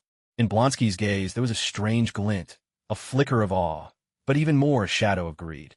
Like a god of war, the Hulk leapt like a colossal flea, landing with the force of a meteor halfway down the mountainside, and charged into the dense forest. Escaping Ross and Blonsky's pursuit, the rage inside Banner slowly began to ebb. He had no idea how far he'd run. Suddenly, dizziness overtook him. With a heavy thud, Banner collapsed into the silent undergrowth. All around, the only sound was the chorus of insects chirping in the night air. Just then, a squad of 6 fully armed Americans closed in, searching the area. A beam of light swept across Banner's body. "Found him!" an excited voice called out. Amid the shuffling of hurried steps, several men hoisted Banner up and quickly vanished with him into the depths of the forest. Chinga glanced at the notification on his phone, a quiet smile playing on his lips. His informant in Brazil had just sent word. Last night, there had been a skirmish at the soda factory, but due to the military lockdown, the true identities of those involved remained uncertain. The informant wasn't sure who exactly had fought, but Chinga knew. Aside from Blonsky and Ross moving up the timetable for their hunt, nothing else had really changed. Banner should have already escaped his pursuers, heading ever northward, through Brazil, Guatemala, and Mexico, on his way back to America. Now, all Chinga had to do was wait about 20 days, and Banner would cause chaos at Culver University. Then, Blonsky would become the abomination, and an earth-shaking battle would erupt between him and Banner on Broadway. In the villa's living room, as the weather grew colder, Hot Pot had become Chingy's go-to dish for entertaining guests. "Chin, thank you." At the dining table, Hawkeye Barton rolled up his sleeve and sincerely expressed his gratitude to Chingu as he revealed his metal left arm. Back in the Alaskan mountains, Barton had lost his left arm to a monster's jaws while saving Natasha. Chingu had provided him with a metal arm, just like the ones Bucky and Alexei had. "No need for thanks. If you're feeling grateful, thank Natasha instead. After all, I am her brother," Chingu replied casually. Upon hearing this, Barton gave Natasha a smile, and she returned the gesture with a matching grin. Watching their exchange, Chingu couldn't help but smile himself. To him, Natasha would always be as close as a sister. To witness her find happiness and love filled Chingu with genuine delight from the bottom of his heart. It was also a gratifying sense of fulfillment, knowing that his efforts had borne fruit. Meanwhile, Yelena was quickly growing into a young woman. She had become much more reserved. Yelena's life had taken a completely different trajectory. Perhaps the hardships of her childhood had made her work even harder at school. Her grades were always outstanding. From a trained assassin, she had become a straight-A student through and through. Hill thoughtfully placed a piece of beef on a Chingy's plate. As he took a bite and savored the flavor, Chingu leaned back in his chair, his eyes sweeping across everyone gathered at the table. This, he thought, was the essence of life. A family, laughing and sharing a meal, chatting happily. If not for the hidden threats lurking in the shadows, Chingu truly believed he could live like this forever. In a concealed, underground laboratory, Banner slowly regained consciousness. The first thing he saw was a long-haired white man, gazing at him as though Banner were a priceless treasure. "Who are you?" Banner struggled and realized he was bound to a solid alloy operating table. Heavy alloy cuffs, half a foot thick, fastened his wrists and ankles, pinning him firmly in place. "Boss, there's an incredible energy contained in his blood. Our plan is sure to succeed," exclaimed an excited subordinate nearby, handing a file to the man. No. What you're doing is bringing disaster and creating monsters. You can't imagine the power you're messing with. Banner shouted anxiously as he caught the man's words. Suddenly, an alarm blared from the heart rate monitor. Sedate him. 10 seconds later, Banner drifted back into unconsciousness. The long-haired man studied Banner, a slow, sinister smile curling at his lips. I'm eager to see what astonishing changes will come from your union. Out on the villa's lawn, Chin-gu swung his club, sending a golf ball soaring through the air. Far off in the distance, Alexei let out an enthusiastic cheer. Chin, your golf game just keeps getting better, Hill remarked with a laugh, watching the ball drop straight into the hole. Under the spell of Chin-ji's wealth, he bought up all the neighboring villas and merged them into his own domain. The lawns outside those villas were vast, almost staggering in their expanse. With Chin-ji's touch, a riding ground and a golf course rose up before long. Now, with nothing much to do each day, he spent his time riding horses, walking his dogs, petting cats, or playing golf. Chin, I get the feeling there's something weighing on your mind. Hill, nearby, placed a golf ball on the tee and turned to him with a question. It's nothing, just that some things aren't turning out the way I expected. Chin-gu replied, shaking his head gently. Based on his original guess, Banner should have long ago defeated Abomination and gone into hiding. But after his transformation in that soda factory in Brazil, Banner had vanished once more. He left no trace behind. That made Chin-gu wonder, could it be that, after his transformation, Banner ended up falling prey to some other beast? A Marvel world without the Hulk would be dull indeed. Somewhere deep in a secret underground laboratory, dozens of researchers in white coats hurried about, their movements tense and focused. Banner lay expressionless on a metallic examination table. Several dozen meters away, in a control room on the second floor, a long-haired man spoke into a microphone, his voice broadcast to those below. His tone betrayed his deep-seated anger and frustration. We've run this test over 100 times. Can't you get the injection dosage right yet? He barked into the mic. Boss, the energy hidden inside his cells is just too powerful, replied one of the staff. We're increasing the dose gradually, little by little. Damn it, double the dosage. Inject it all at once. Boss, we can't do that. The virus needs to integrate perfectly with the energy in his body. If we mess this up, the subject will be in grave danger. The same thing will happen as before. Like those disabled soldiers, they'll all just turn to ashes. The long-haired man paused, then spoke in a steady, weighty tone. Run the test again with yesterday's maximum dose. If that fails, then inject double the virus. I've waited long enough already. I refuse to wait any longer. There was a brief silence on the other end. All right. When the intercom clicked off, the long-haired man strode to the control room's large glass window, gazing down at Banner lying on the metal table. His whitened knuckles reflected his turbulent state of mind. 3 canisters, each as thick as an arm, filled with dark crimson fluid, were loaded onto the automatic injector at the experiment table. Countless instruments whirred into action at once. A thick needle plunged into Banner's arm.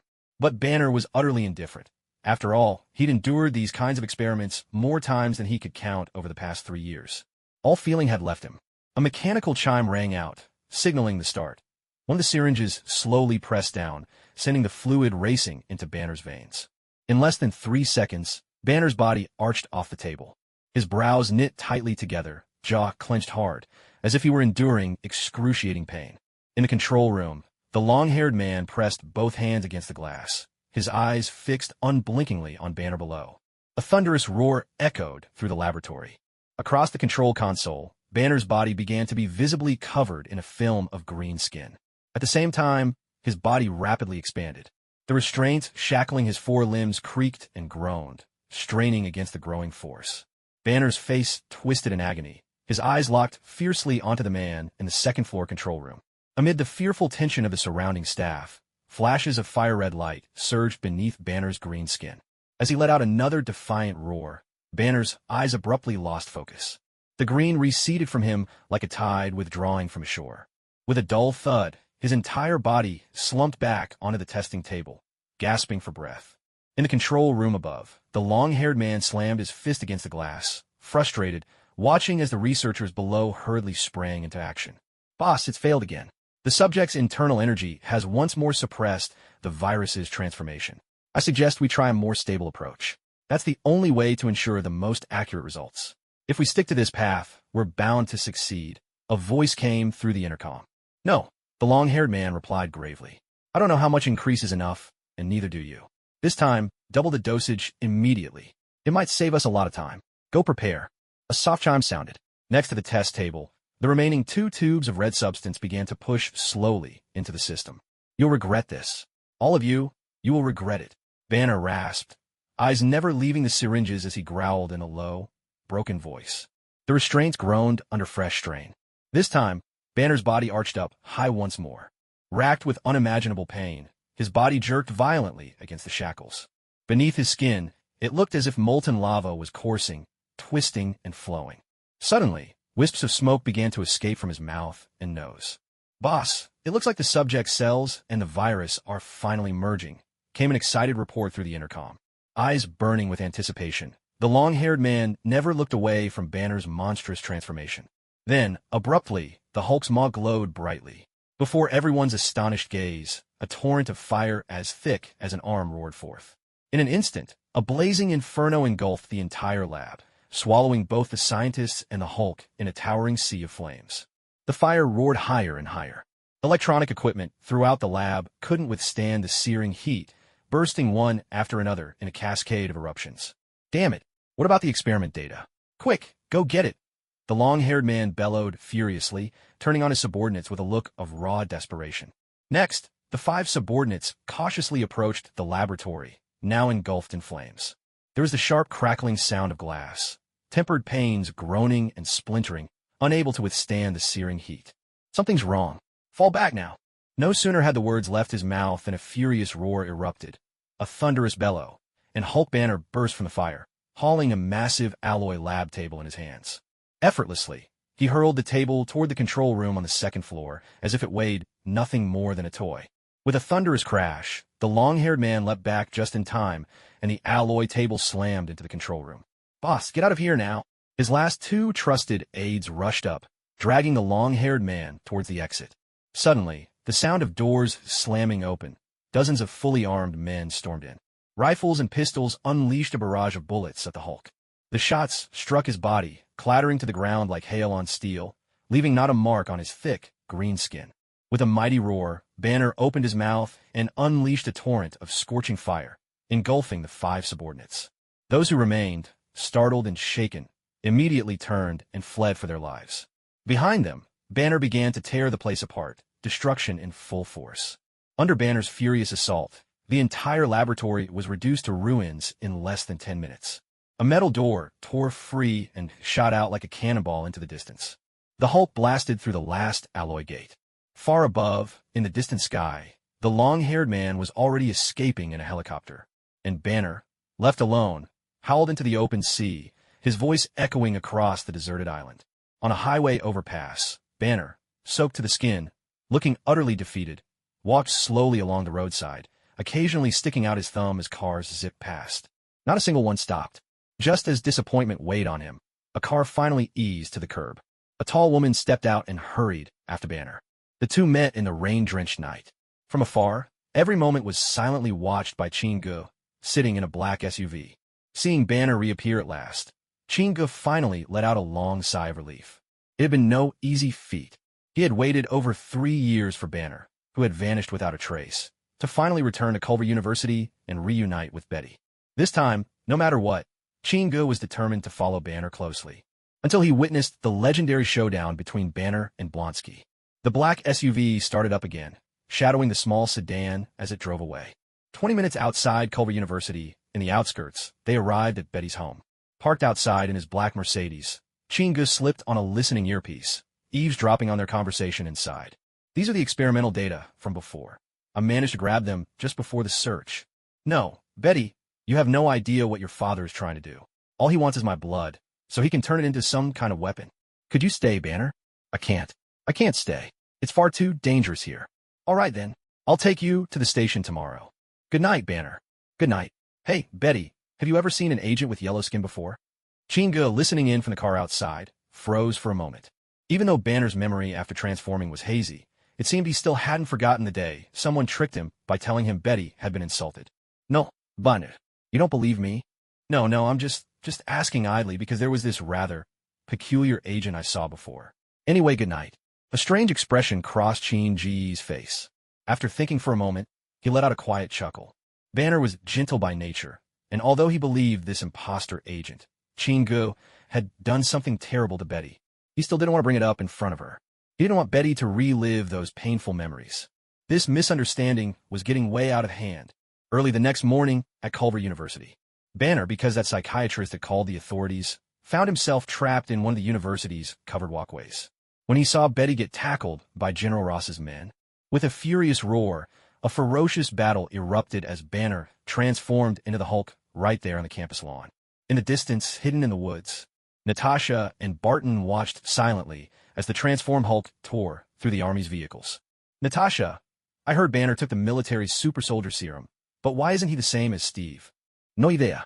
Maybe something went wrong during the experiment. Natasha shook her head, her eyes never leaving the distant battle. Did Fury send you here again? Suddenly, Chin Ji's voice rang out behind them. Hey, Chin, came to enjoy the show too? Barton and Natasha greeted Chin Gu as he walked up. They weren't the least bit surprised he'd managed to find them here. Now, Chin Ji's file was among the highest classified secrets in S.H.I.E.L.D. and the U.S. government system. To this day, Barton still didn't know what Chin Gu was really capable of. We're under orders to evaluate Banner, Natasha responded. Chin Gu laughed. That's a sweet gig, good pay, easy work, and front row seats to the action. Natasha, you should stick to these jobs in the future. Barton and Natasha exchanged a helpless look. The three of them fell silent again, turning their attention back to the chaos. Blonsky was sent flying dozens of meters by a single kick from the Hulk, crashing hard into a tree. That guy's got guts, Barton said in a low voice. That's just foolish, Natasha retorted. He's conducting his own evaluation, Chin Gu commented. In the distance, the thunder of helicopter blades grew louder. The fight was nearly over. Ordinarily, the Hulk would hurl a hunk of twisted metal to bring down the helicopter, then scoop up the unconscious Betty and vanish into the little courtyard. General Ross's operation to capture him had failed. It seemed as though everything was unfolding just as it was meant to on the original timeline. A deafening roar tore through the sky. From the helicopter above, the machine guns unleashed round after round on the Hulk. Suddenly, a bright light flared in Banner's mouth. His wide-open jaws were like a volcano on the verge of eruption. Something's wrong. What on earth is happening? Chin Gu saw Banner's transformation, his expression shifting as he rushed forward in alarm.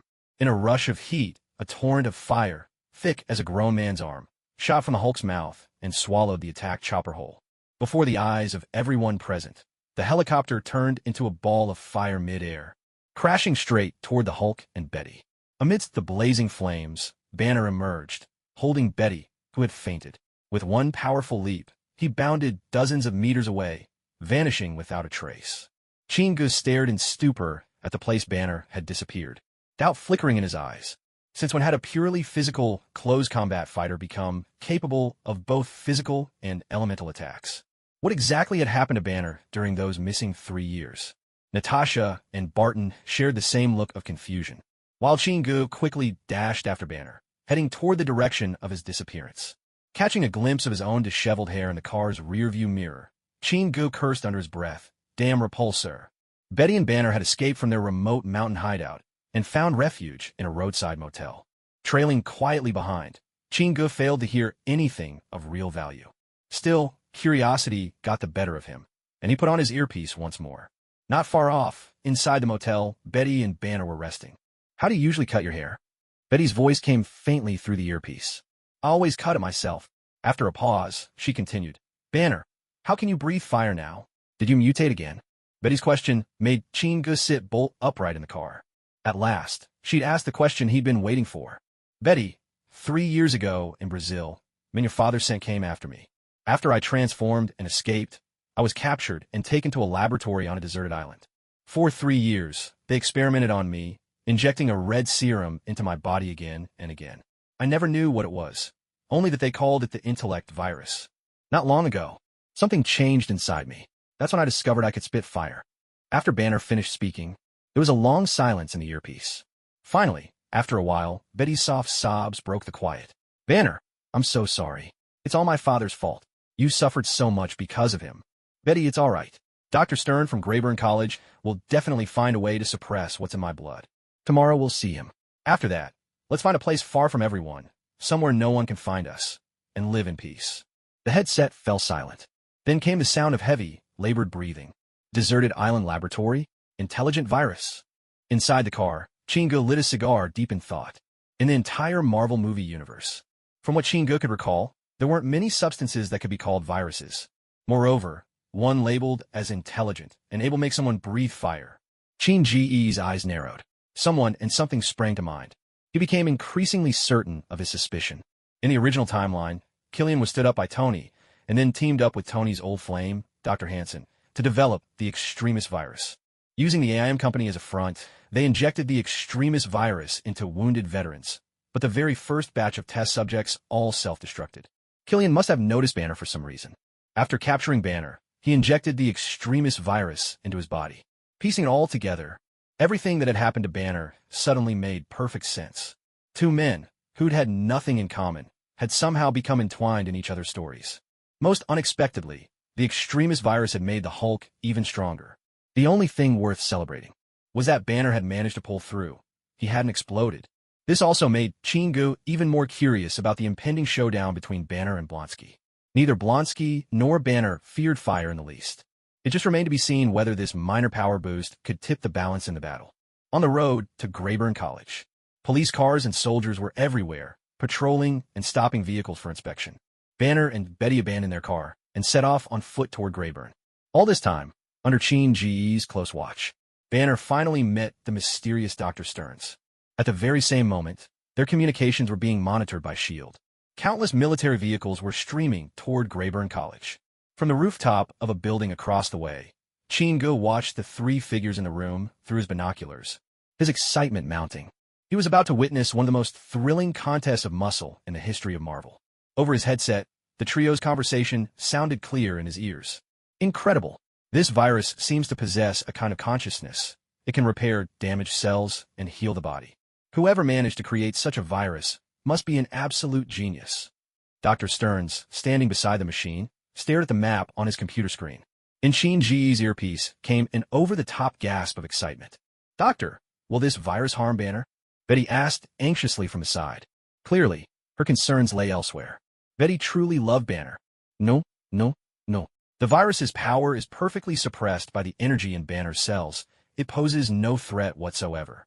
The virus has merged flawlessly with Banner's blood and cells. Whenever Banner's cells mutate, this virus's capabilities will also erupt Banner. I have to say, you truly are favored by the heavens. You're one in a million, blessed with uncanny luck, gamma rays, the virus. Any one of these would be fatal, yet they exist in your body in perfect harmony. Dr. Stearns chattered away as he busied himself, speaking over his shoulder to Banner. In the distance, a line of flickering lights caught Qin Ji's attention. Not far away, on a nearby rooftop, several soldiers were setting up sniper rifles. Ross and Blonsky had arrived. Inside the lab, the trio remained oblivious, still deep in discussion. Doctor, will the inhibitor you made before still work?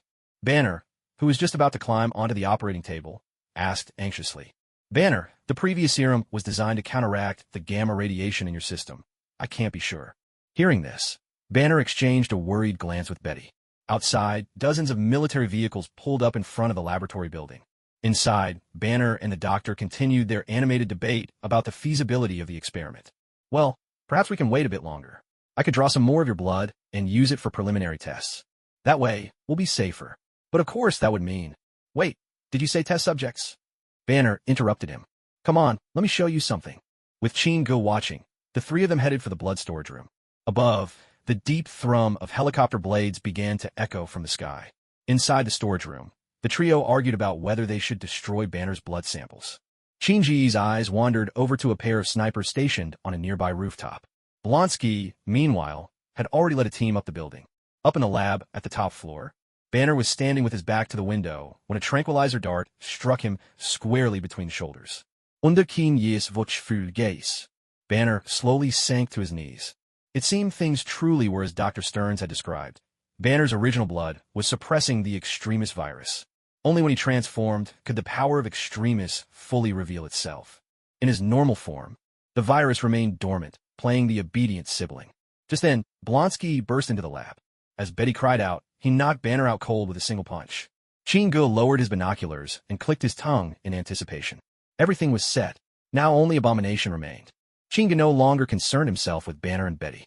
They'd be back soon enough. Gunfire crackled in Qin Ji's earpiece. Blonsky had taken down General Ross's female aide with a single shot, and now trained his pistol on Dr. Stearns. Find a way to make me as strong as Banner, Blonsky demanded, his voice crackling in Chin-Ji's headset. I want that kind of power. But that requires extensive testing, Dr. Stearns protested. Abusing these substances could yield disastrous, unthinkable consequences. Dr. Stern was lifted into the air by Blonsky with a single hand. I never said I didn't want to do it. I was only asking for your opinion. Seeing Blonsky's temper flare, Dr. Stern immediately changed his stance. In the distance, Chin-Gu couldn't help but let out a quiet, derisive laugh. What about your own position? Less than a minute later, a sound rumbled through the earpiece. A low, monstrous growl, ancient and primal. A colossal figure now loomed in the uppermost laboratory. He exhaled deeply. Blonsky had finally transformed. Thankfully, nothing else went awry. A section of the lab wall collapsed outright as the monster, now Abomination, hefted the laboratory table and hurled it out onto the street below. Hearing the commotion, a soldier burst in from outside. When his gaze landed on the terrifying form of Abomination, his finger instinctively squeezed the trigger of his assault rifle. Gunfire rattled out in harsh staccato. Bullets pinged harmlessly off Abomination's skin and scattered in all directions. I'm not like you anymore. I'm bigger, taller, stronger than all of you. You'll never look down on me again. Abomination's voice rumbled slowly from his monstrous mouth. He seized the petrified soldier and, with a flick, tossed him out through the gaping hole in the wall as easily as pitching away a broken toy. Chin-Gu listened to Blonsky's voice through the earpiece. At last he understood. No wonder this man was so obsessed with Banner's blood. All along, in Blonsky's mind, trapped in that small frame, there had always lurked a sense of inferiority. He had envied Banner's bulk, his height, his strength. Inferiority and envy, a toxic potion. It had poisoned Blonsky's mind, driving away all reason. He had become the most terrifying force of destruction. At the corner of Broadway, thunderous blasts echoed. Monster, run for your lives. Oh my God, what on earth is that? Abomination prowled the streets, grabbing cars with ease and hurling them dozens of meters away. Broadway had transformed into a battlefield. Scores of police officers fired their pistols, but against Abomination, the bullets didn't even tickle. A military vehicle screeched to a halt nearby. Two soldiers on board let loose a stream of bullets, but when nothing happened, they went for the rocket launcher stashed in the back. The rocket drew Abomination's attention. He crushed its warhead in his paw, and a burst of fire roared around him. When the flames faded, Abomination stood unscathed. He gazed at the soldiers and their vehicle 100 meters away, a sneer glinting in his eyes. He picked up speed, his heavy footfalls shaking the ground. Cars blocking the road were tossed aside effortlessly. Explosions boomed one after another. Seeing this, the soldiers on the truck tried to retreat, but their front axle was already broken. They weren't getting away. Chin-Gu watched from the rooftop edge in silence. He knew that right now, up in the helicopter, both Ross and Banner were also watching the scene unfold. At the intersection, a taxi was crushed under Abomination's enormous foot. With a roar, Abomination lifted the taxi high above his head. You're all too weak. I need a real opponent, he bellowed. The taxi in his hands came crashing down toward the military vehicles with terrifying force. A dull, heavy thud rang out. Suddenly, from the side of the street, a shadow darted into view and kicked off the door of a military truck. The entire truck was sent sliding to the side. The taxi plummeted straight toward the ground. Inside, the driver let out a desperate, hopeless scream. Just then, beneath the falling taxi, a figure appeared, shield slung across his back, both arms bracing to catch the car. The body of the taxi strained to withstand the monstrous forces bearing down. A tortured squealing of twisting metal filled the air. The sudden turn of events left Chin-Gu wide-eyed in disbelief. It was Captain Steve. Only now did Chin-Gu slap his forehead. He'd completely forgotten that Captain America had already woken up. In these past years, he'd become an agent of justice for S.H.I.E.L.D., rooting out evil wherever it lurked. S.H.I.E.L.D. must have caught wind of the Broadway brawl and sent Steve here, just in time to save an entire truckload of doomed soldiers. Chin-Gu could only look at Steve with a hint of resignation. With Captain America on the scene, S.H.I.E.L.D. must have other eyes nearby, watching everything unfold. While tension crackled between the two sides, Captain America shouted to the driver, "Get out now." Only then did the taxi driver snap out of his stupor, scrambling through the crumpling frame and crawling out the window. Abomination spotted the figure blocking the car beneath him. He pressed down with savage force. With a tremendous impact, Steve slipped away at the last moment, dodging to the side. Under Abomination's monstrous strength, the taxi was crushed into a pile of twisted scrap metal. Abomination threw back his head and laughed, a sound like a demon's glee rumbling from the depths. "Steve Rogers, you're just in time. I've been waiting to challenge you. Captain America tilted his head slightly. Is that so?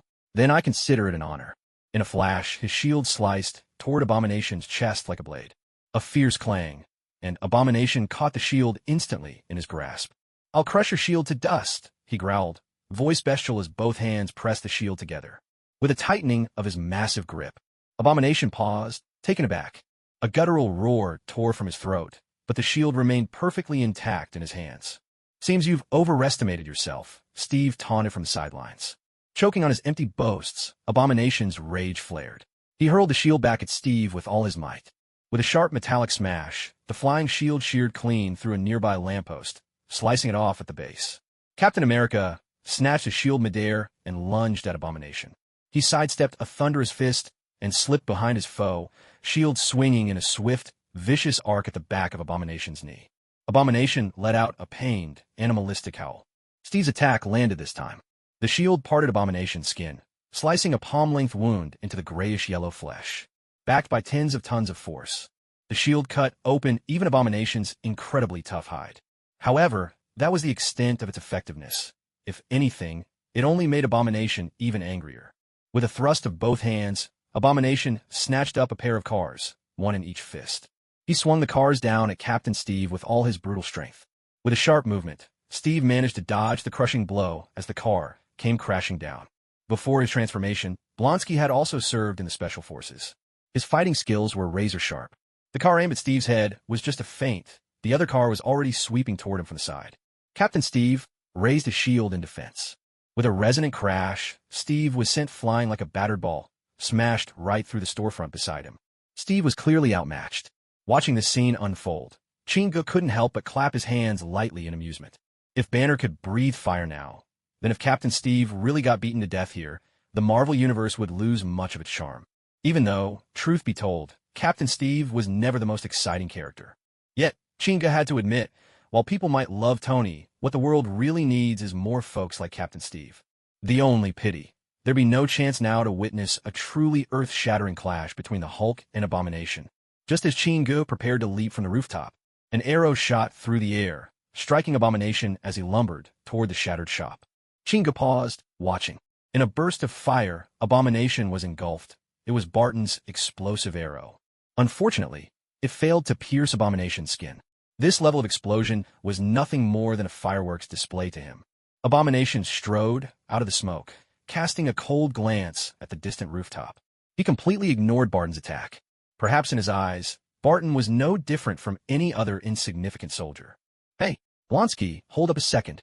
Just as Blonsky was about to take another step, a lazy voice called out behind him. Chinga. Abomination turned slowly, his eyes, brutal and merciless as ever, now flickering with a trace of doubt. If you let me draw a little blood, Blonsky, I might go easy on you in our fight. I swear, I can satisfy that enormous ego of yours. Isn't it a real opponent you've been desperate for? Trust me, I'll give you the fight of your life. Chinga stepped forward, head tilted up to meet the eyes of the nearly 4-meter-tall Abomination. Not far above them, in a hovering helicopter, Ross, Betty, and Banner stared in bewilderment at this strange turn of events. Who the hell is this idiot? Ross couldn't help but ask aloud. A subordinate quickly pulled up the database. General, all we know is his name, Chingu, a bounty hunter in the Big Apple. Everything else, unknown. Banner's expression shifted. He leaned closer to the screen, brow furrowed. Rage visibly blazed up his eyes. I'm going to help Captain Steve, and while I'm at it, I'll deal with that lowlife. Betty grabbed Banner's arm tightly. Betty, the ones who've hurt you will pay for it, Banner assured her, then leapt straight out of the helicopter. All that was left was a bewildered Betty. What's going on? Why am I always the last to know? Captain Steve glanced at Chingu with a puzzled expression. Chin, are you thinking of joining the Avengers too? Oh no, Steve. Honestly, I feel sorry for you. Always stuck dealing with these things that are neither truly human nor truly monstrous. Chingu replied, greeting him with a friendly nod. Steve tightened his grip on the shield strapped to his arm and shook his head. Isn't this exactly why I became a super soldier? He said with grim resolve. Chingu nodded in agreement. Steve nodded back. Let's do this, together. The next instant, the two of them, one from the left, one from the right, launched their attack on Abomination. Well then, since Banner isn't around, I might as well toy with you two insects for a bit. Abomination sneered. His strength was well over 100 tons. His massive fist thundered through the air, swinging down on them with a bone-rattling rumble. But Abomination hadn't prepared for Qin-Ji's odd mix of sorcery and might. Suddenly, a giant shadow plummeted from the sky, landed with a mighty crash right on top of Abomination's head. Abomination staggered, nearly losing his footing. Bang, bang, bang, bang, bang. 5 trolls, only slightly smaller than Abomination himself, struck down in succession, nearly flattening him. Abomination shook his head dazedly, just regaining his senses, and was about to swing his fists. But right at that moment, Qin-Ji's and Steve's fist struck him in the gut at the same time. Abomination became like a rubber ball, sent flying by the tremendous blow, crashing straight into a corner grocery store. Just as the two prepared to storm in and finish him off, heavy, thunderous footsteps rumbled behind them, so powerful the ground itself began to tremble. They quickly spun around. A hulking green-skinned monster barreled toward them with huge strides. Steve watched him warily. Chinga chuckled. "Steve, he's here to deal with the guy inside the shop. You could take a breather." The Hulk was now just 15 meters away, his furious gaze fixed squarely on Chinga. "Chin, I get the feeling you and this green guy have some bad blood," Steve remarked, a trace of doubt in his voice. He had barely finished speaking when the Hulk sprang into the air, smashing his fist down at Chinga with furious power. "Banner, it's all a misunderstanding." Chinga shot back, reacting instantly. Now he realized Banner was seeking revenge for a wrong Betty believed had been done to her. For a moment, Chinga felt as if 1,000 wild horses were thundering through his mind. What a mess this is. He darted aside, narrowly evading the Hulk's blow. 2 trolls appeared behind the Hulk, each striking his back with a solid punch. But clearly, their strength barely made an impression on Banner.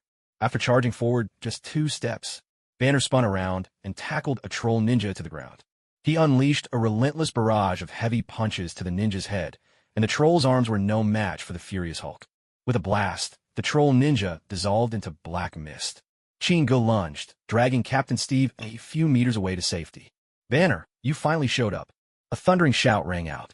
The Abomination, just knocked into a storefront, charged straight at Banner. Abomination swung at Banner. Banner took it out on Chinga, and Steve fought Abomination. The 3 sides clashed, chaos erupting across the block. Banner, with his scholar's background, was no match for Abomination in hand-to-hand combat. In barely 5 seconds, Banner was hoisted by Abomination and slammed to the ground with a car. Now, the 2 superpowered bruisers were locked in a brutal, bone-crunching brawl. Smack, smack, smack. 2 beams of energy struck Abomination. They couldn't get through the monstrous skin, but they did make him howl in pain. He released the Hulk beneath him. With fury twisting his face, Abomination charged at Chinga. Wham! Captain Steve slammed into him from the side, knocking him flying 2 meters away. Infuriated, Abomination grabbed a fallen lamppost and, with a deafening crash, swung Captain Steve into the store again. Watching the captain disappear, Chinga couldn't help but feel a twinge of sympathy for half a second. Then he turned and sprinted away into the distance. There had to be countless military eyes watching this brawl play out on Main Street. Chinga didn't want his trump card, his transformation, to be exposed to the government. Besides, his transformed self was far too shocking. He didn't want ordinary people mistaking him for a monster. Just look at how humanity treated Banner. It says everything about how messed up the world can be. All Banner ever wanted was to protect Earth, yet he was branded a monster, forced to flee to Sakaar to be a gladiator. If Banner's heart aches, Qin-Ji's wariness is just as strong. Ultimately, he still has to live on Earth. Behind him, Abomination was raging, roaring nonstop. Cars on either side were sent flying with kicks from his massive, trunk-like legs. A rumbling roar thundered overhead. Chopper blades bit into the air, and a shaft of bright searchlight cut through the darkness, pinning Abomination in its glare. The helicopter's minigun let loose a hail of fire, the bullets lashing Abomination like iron whips. Though Abomination was unscathed, the attack drove him into a frenzy. The relentless hail of bullets finally made him snap. With a colossal crash, in less than 3 seconds, Abomination scaled a building, yanked a sheet of metal from a rooftop water tank, and hurled it straight at the helicopter. Under Qin-Ji's watchful gaze, the helicopter tried to dodge, but there was no escaping the missile. Sparks exploded in the darkness. The rotor blades took the full impact of the flying metal, splintering to disastrous effect. "General, you brought this on yourself." Abomination grinned menacingly, then turned and continued to chase after Chinga. 2 figures, one tall and one short, dashed toward the helicopter. They were none other than Steve and the Hulk, Banner, both giving chase. Chingu paid them no mind, sprinting along the street while keeping a watchful eye on the terrain to either side. A grand opera house caught his attention. Keen Yizge's shifted. In a flash, he darted into the opera house. The theater was already completely deserted. Within the spacious hall, the ceiling soared more than 30 meters above the ground. After taking a sweeping glance around, Chingu nodded in satisfaction. Here, this would be the place to draw Abomination's first blood. With a thunderous crash, the opera house doors were smashed apart, and the hulking form of Abomination appeared in the doorway. Chingu stood calmly on the open stage opposite at ease. He looked across at Abomination from distance. Watching Abomination gather speed, a playful smile crept into Chingu's eyes. Under Abomination's watchful gaze, a pair of dark red dragon horns slowly emerged from Chingu's forehead. Golden dragon scale patterns flickered faintly across his body. It seems that you and I are alike. We both long for strength, even if it means becoming monsters. Staring at the strange visage of Chingu, Abomination's deep, guttural voice echoed through the hall, followed by a sudden explosion. Shards of stone burst outward. Abomination's massive form leapt high into the air. With a furious roar, he swung a giant fist straight at Chingu. The enormous fist halted abruptly, blocked by Chingu's calmly outstretched palm. Blonsky, no matter how massive you get, you're still a tragic man. With those words softly uttered, Chingu took a step forward. He seized Abomination's fist in an unyielding grip. With a thundering crash, he hurled Abomination over his shoulder, slamming him heavily onto the stage. Chingu had unleashed the very same move he once used against the Hulk, a formidable wrestler's hold. Imprisoned in Chingu's iron arms, Abomination's massive body was pinned down by inescapable strength. In his right hand, a blade of spatial energy, a foot long, flashed into being. Agonizing pain sent Abomination into a torment-filled roar so thunderous that dust shook loose from the rafters above. Chingu was merciless. The foot-long blade buried itself nearly to the hilt in Abomination's flesh. 5 seconds later, a syringe was filled to the brim with green blood. With a savage kick, Chingu sent Abomination's body flying dozens of meters away, crashing into the mezzanine seats of the opera house. A second set of doors burst open. Hulk and Captain Steve Rogers stormed in. The theater was empty. Chingu had vanished without a trace. Hulk, now fully enraged, smashed row after row of seats into splinters with his massive hands. "Hey buddy, you need to take it easy," Captain Steve Rogers called to the Hulk, his voice tinged with frustration. Suddenly, a sound came from upstairs. Abomination, who had been knocked out cold by Chingu, was finally coming to. He rose groggily, staring across at the Hulk. The Hulk, consumed by rage, turned his fury upon the Abomination the moment he saw him. With a single bound, he leaped up to the second floor. There, in the heart of the theater, the two began a life-or-death struggle. Meanwhile, Captain Steve stood off to the side, reduced to a minor, almost insignificant role in the clash. The Abomination, still reeling from the stab wound dealt by Chingu, began to lose his footing as his injuries slowed him down. Thud, thud, thud. Hulk pinned Abomination to the ground, pounding his head mercilessly with fists like hydraulic pistons. Bit by bit, Abomination's strength drained from his battered body. Staring down at his opponent, now limp and beaten like a mangy cur, Banner looked around, then drew a steel rod from the shattered floorboards.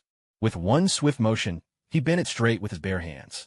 Seeing the situation turn dire, Captain Steve called out in a commanding voice, "Stop."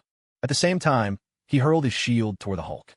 Whiz! The shield sliced through the air, but Hulk dodged it, turning instead to roar at Captain Steve.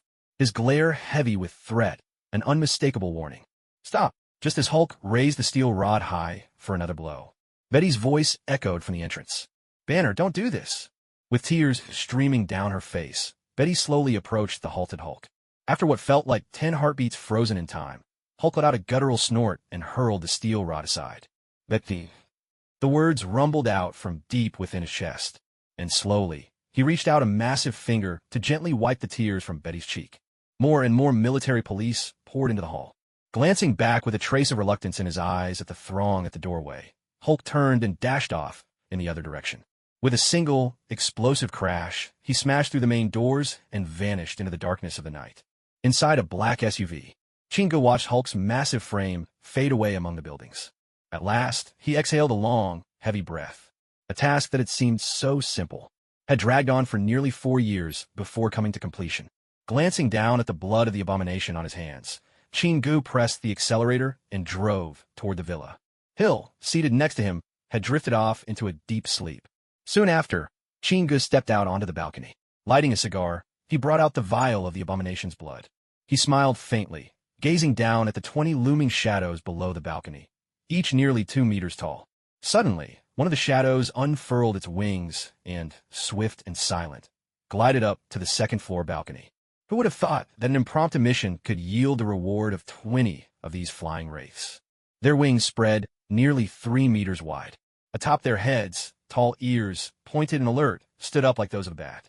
Their limbs were oddly proportioned. 3 talons on each foot for clawed fingers on a hand, the forearms unusually thick, almost broader than their waists. They looked every bit like the ghouls from Western legends, terrifying and grotesque. The greatest strength of these ninja shades was their ability to fly, combined with solid power and the means for long-range attacks. But when it comes to close combat and defense, they're rather lacking. In Jackie Chan Adventures, Uncle Jackie just swung a stone staff and knocked out 2 flying shadows in one go. On the balcony, the flying shadow ninja flapped his wings powerfully and shot straight up into the air, pulling off a series of daring aerial maneuvers. Not bad at all. Chinga nodded in approval. Honestly, if this wasn't the Marvel Universe, these flying shadows would be perfect for making deliveries. They'd definitely be a lot more useful than drones, carrying heavier loads, flying faster, and taking off and landing in a flash. They'd be any food courier's top choice. In the blink of an eye, all the flying shadow ninjas vanished. The epic battle on Broadway sent shockwaves throughout America. Even though the authorities tried to control the information, plenty of photos and videos still leaked out. The spotlight was especially intense on Hulk, Banner, and Abomination. Dr. Stern was brought to S.H.I.E.L.D. by Natasha. Banner, in the end, disappeared once again, presumably hiding away in the deep mountains and forests of Canada, slowly working to master his mutation. As for Abomination, General Ross had him locked away in a secret military base. Ladies and gentlemen, yesterday at the intersection of Broadway and 121st Street, an unexplained explosion occurred. According to the official report, the military was conducting large-scale urban warfare training. However, based on eyewitness accounts and cell phone images, this explosion seems to be linked to the Hulk incident at Culver University a few days ago. Chingu, Hill, Minerva, Elena, and Alexei were sitting together, enjoying breakfast. The news broadcast was replaying last night's chaotic battle. Amid the blurred news footage, you could still make out the distinct uniform of Captain America facing off against Abomination. Another figure could only be vaguely recognized by the outline of his face. Chin, those 2 monsters from yesterday, were they tough? Think I could tame now? Alexei asked, instantly recognizing the blurry figure as Chingu. Chingu thought about it and shook his head. Nope, you'd probably get the stuffing beaten out of you. Kin, goes. We're eating here, you know. Minerva complained from across the table, her face twisted in mock disgust. What? Even tougher than you? Alexei glared challengingly. Alexei, no one stronger than Big Brother. Elena declared with mysterious confidence in Chingu. Hill smiled as she helped Elena and Alexei fill their plates. Only Hill truly understood what Chingu had done last night. As they were chatting, number 1 walked in. Boss, there's someone at the door. Says he's from Stark Industries. Their boss, Obadiah, wants to meet you. He wants you at Stark Industries tomorrow at 9 in the morning. Chingu narrowed his eyes. What could that doomed villain possibly want with him? What? Since when did he become the boss of Stark Industries? What startled Chingu the most was that Obadiah actually wanted him to be at Stark Industries by 9 in the morning. Obadiah's face loomed so close now that Chingu could make out even the smallest details. Go, Chingu ordered. Tell that underling of Obadiah this. I have 2 words for his boss. Get lost. Lately, S.H.I.E.L.D. had been busy smoothing over the aftermath of the chaos caused by the Abomination and the Hulk. After that brawl on Broadway, life had gradually settled down again. Bathed in bright sunlight, Chingu lounged beneath a patio umbrella, gently stroking Gugu and occasionally sipping the red wine set upon the table. His half-closed eyes would occasionally drift over to the other side. There, Hill and Minerva, the 2 statuesque beauties, were sweating through an intense game of tennis. From time to time, as they chased after each ball, they let out all sorts of breathless, playful cries. Nearby, Alexei sat fully absorbed in a comic book. Looking at Alexei's dedication, Chingu couldn't help but shake his head. For all his brawn, in some ways, the big guy was completely hopeless. Just then, number 1 approached slowly in an electric cart. Boss, that Obadiah is actually here in person. He wants to see you. Chingu was taken aback. Had Obadiah come to settle the score after his last retort? The not-so-friendly suggestion to get lost? Curiosity piqued, Chinga hopped into the electric cart and rode out to the gate. There, he saw Obadiah standing beside a Mercedes-Benz. The man's bald head glistened brilliantly in the sun. It seemed his hair had fully called it quits. His suit was immaculate, his salt and pepper beard meticulously groomed. A pair of mud-yellow ties, such a garish choice, actually gave Obadiah a certain flair. As Chingu approached, Obadiah stepped forward with exaggerated enthusiasm, calling out, "Oh, look at this. Who would have thought that Stark's third-largest shareholder could be so young and accomplished, Chin? Do you remember me?" He spread his arms wide, clearly aiming for a warm and hearty embrace. But number one stepped in, one long arm barring Obadiah's path, and said coolly, "Our boss doesn't care for greetings like that." The atmosphere instantly grew awkward. Behind Obadiah, his two tall, powerfully built bodyguards took a step forward, glaring at number one, clearly displeased. Obadiah handled the tension with a hearty laugh. "Ah, Chin, just like Tony, you're a man of strong feelings. You never cave into convention." Tony never liked to accept things directly from strangers either. People rarely understood that quirk of his. You had to hand it to him. This old fox of the business world was sharp as ever. With a single line, he flattered both Chingu and Tony, while giving himself a graceful out. Nodding toward number one, he watched as the bodyguard calmly retreated to stand behind Chingu. Chingu turned to Obadiah and, smiling, began to speak. "No, sometimes I do make compromises. If it were a beautiful woman, I'd be more than happy to say hello this way. But you, Obadiah, the second in command at Stark Industries, what brings you to my door today?" Obadiah was all smiles, bubbling with warmth. Chin Ge's curiosity grew. He wanted to see just what kind of game Obadiah was playing. He didn't bother to ask how the man had found out he was the third-largest shareholder of Stark, a pretty well-kept secret. With Obadiah's means, a little digging would uncover a lot. That much wasn't surprising. Hearing Chin Ge's words, the smile lines on Obadiah's face deepened. "Chin, I never pegged you for someone with a sense of humor." Obadiah glanced over Chin Ge's shoulder, taking in the villa behind him. With a note of admiration, he remarked, "Chin, to buy such a vast estate on the Hudson, you must have quite the resources. I have to say, your villa intrigues me. Do you think someone of my stature might be granted a tour?" "No," Chingu replied without hesitation. "I only host close friends here, Obadiah. You and I aren't exactly friends, are we? So let's get to the point. If you just wanted to meet me, you've done that. You're welcome to leave whenever you like." His straightforward refusal left no room for negotiation.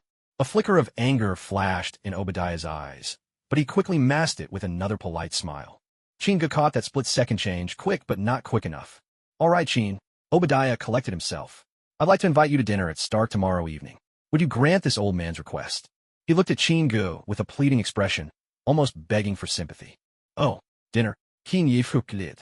And in whose name, exactly?" "Yes, dinner. Officially, on behalf of Stark Industries." Obadiah nodded. Chingu broke into laughter.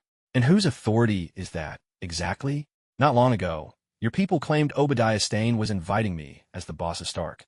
I found that odd, since, last I checked, Tony Stark is the CEO now. When did Obadiah Stane suddenly become the boss?" Obadiah's face darkened at the jab. He turned slowly, his eyes cold and sharp, then fixed a glare on one of the bodyguards. "Come here." The guard, standing half a head taller than Obadiah, approached nervously. "Boss." Obadiah reached out, patting the man's chest, and spoke in a low voice. "Don't call me boss. Stark Industries got to where it is today because Tony and I trust each other like father and son. And yet you dared to call me the boss of Stark? Do you realize if the press heard those words, rumors of a feud between Tony and me would erupt overnight? Are you trying to bring down Stark Industries?" With that, a sharp crack rang out as Obadiah slapped the bodyguard, leaving a vivid handprint on his cheek. "So the bodyguard shrank back his head, looking as timid as a quail. "Get out of here. If I ever hear you say something like that again, just pack your things and get lost." Obadiah snapped angrily. A crisp applause rang out as Chingu couldn't help but clap, then sighed. "Obadiah, Tony only became truly formidable because he had you by his side." Obadiah's act as a devoted elder of Stark Industries was truly convincing. Most who didn't know the truth would buy every word he said. Yet this man was scheming all along, wanting nothing more than to replace Tony and seize control of Stark Industries. But outwardly, he always played the part of the benevolent father figure. With a resigned shrug, he said, "Stark Industries has been developing so rapidly these past few years, I have far too much to worry about. That's why my hair's all gone. But Chin, since I worked so hard to earn dividends for you shareholders, could you grant me this little favor?" Of course, Obadiah couldn't catch the hint in Chin Ge's words. His comment about Tony growing stronger was a veiled reference to Obadiah's future plotting behind the scenes, when he would secretly orchestrate Tony's abduction by the Ten Rings. It was in the crucible of mortal peril that Tony would undergo his transformation, emerging as Iron Man, the hero who saved the world. Chinga looked deeply at Obadiah for several heartbeats, a smile gradually spreading across his face. All right, Obadiah, I'll be there right on time tomorrow evening. But I should warn you, I eat quite a lot. And my people have healthy appetites too. You'll want to prepare enough food for everyone. Obadiah burst out laughing at that. Haha, not a problem. For Stark Industries, eating is every bit as important as fighting a battle. As he watched Obadiah's car drive away, Chin Ji's eyes flickered thoughtfully. A long Lincoln limousine rolled up to the entrance of Stark Tower. Obadiah was already waiting at the front steps, wearing his usual genial smile as he watched the car slowly come to a stop. But as the doors opened, both Obadiah and his trio of attendants stared in shock. The whole tempo was nothing like they'd expected. The first one out wasn't Chinga, nor was it the tall, beautiful woman. It was an enormous mass of flesh. To be precise, it was a rear end. Like a bear squeezing his way out, Alexei struggled out from the back seat. His figure, nearing 2.5 meters tall, towered before Obadiah, radiating such an overwhelming presence that Obadiah and his bodyguards couldn't help but take 2 steps back. What do you think of these horns of mine? Nice, aren't they? Alexei patted the rainbow-colored horns curling from his head. A muffled clang resonated from inside his helmet. Obadiah's eyebrow twitched. They're beautiful. Perfect for your physique. Alexei smiled, giving a big thumbs up. Excellent. You got the same taste as me. From behind came Chin-ji's voice. Alexei, don't block the way. Alexei stepped aside, and Chin-gu and Hill emerged behind him. Chin-gu was, as always, dressed in his signature black flight jacket and jeans, a look that never seemed to change. Tonight, however, Hill was strikingly different, dressed to the nines. Her tall, elegant figure was draped in a crimson evening gown. She looked positively radiant. Obadiah's eyes lit up. Chin, welcome to Stark. Chin-gu exhaled a cloud of smoke, tilted his head back, and looked up at the Stark Tower. This is a place full of legends. Hearing Chin-ji's compliment, Obadiah smiled warmly, gesturing with a sweep of his arm as he led everyone toward the lobby.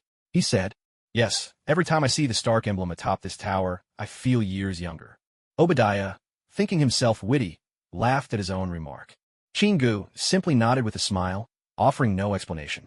Their conversation seemed to be flowing on completely different wavelengths. For Chin-gu, the magic of this place lay in the countless stories of the Avengers that had taken place here, not in any of Obadiah's trivial affairs. Inside Stark Tower, everything was unusually still. Only the security guards, making their rounds in the corners, added any sign of movement. A soft chime. The elevator doors slid open, revealing a spacious, minimalist room. On one side stood a wall of floor-to-ceiling glass, more than 20 meters long and 3 meters high. Through the glass, you could gaze out over the entire city, the fabled Big Apple spread beneath you. A long banquet table had already been set. It was heaped with a lavish display of drink and food. Chin, please have a seat. Once inside, Obadiah politely indicated a spot at the long table. Chin-gu sat down, took in the room with a curious glance, then asked, Obadiah, this isn't the top floor, is it? Obadiah took a seat across from him and, smiling, shook his head. No, the top floor is where Tony works and rests. Chin, if you're interested, I could take you up for a look tomorrow.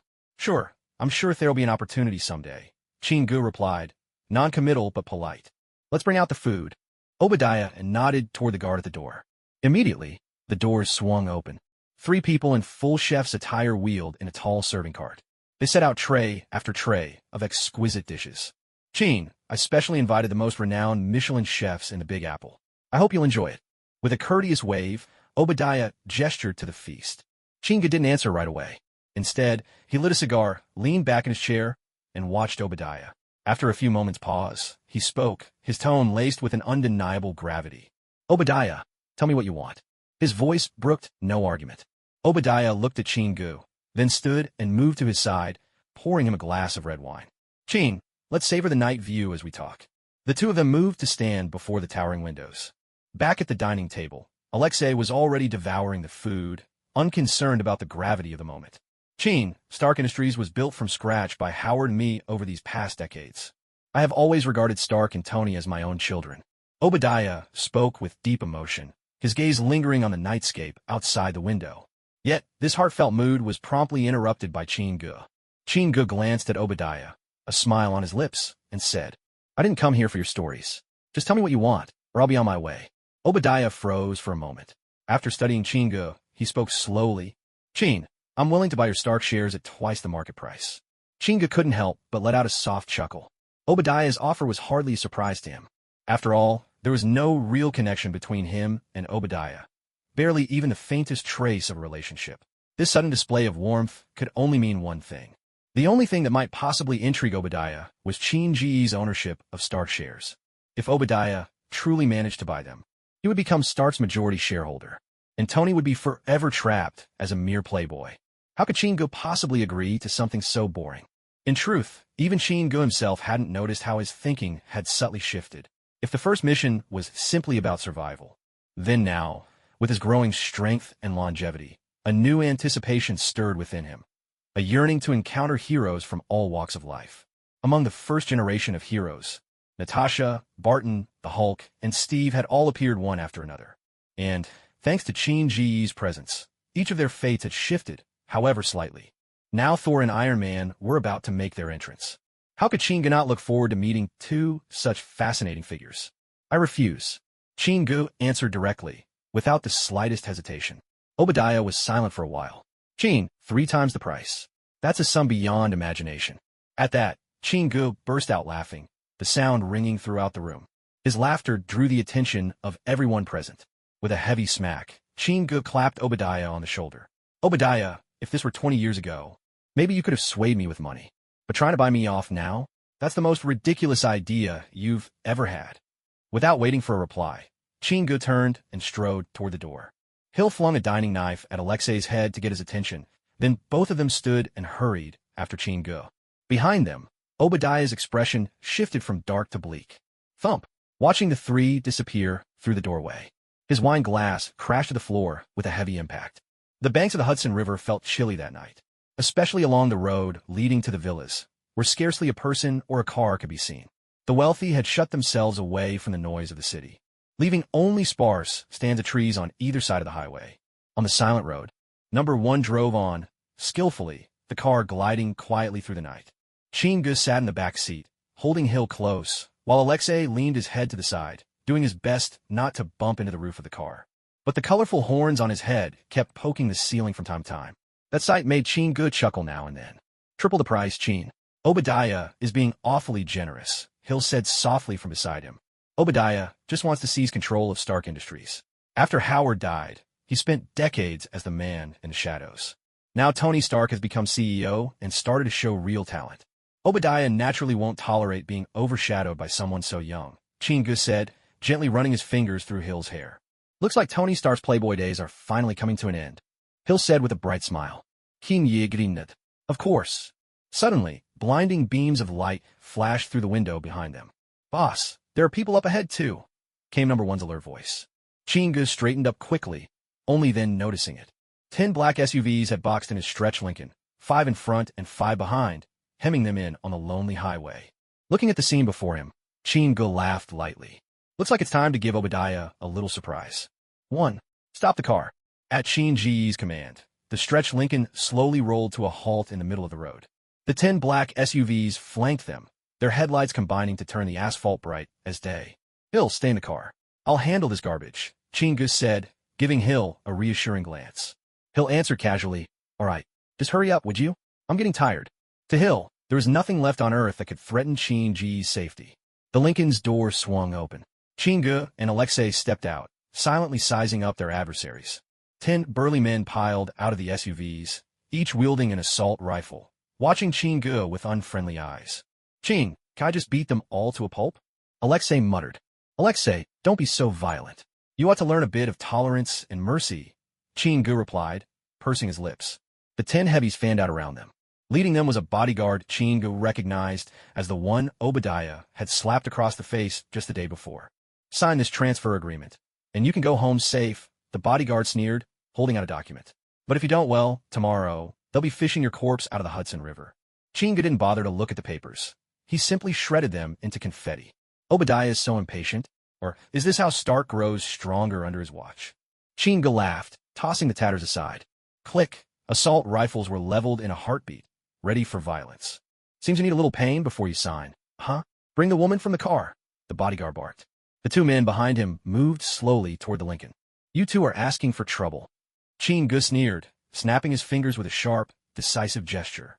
The bodyguards stared at Chin-gu in bewilderment, unable to understand what the young man was trying to do. No one noticed that 10 shadow ninja had folded their wings tight. From over 100 meters in the air, they dove downward at blistering speed, like missiles hurtling to Earth. In less than 2 seconds, a roaring wind thundered overhead. Their 10 opponents heard the strange sound and looked up at once.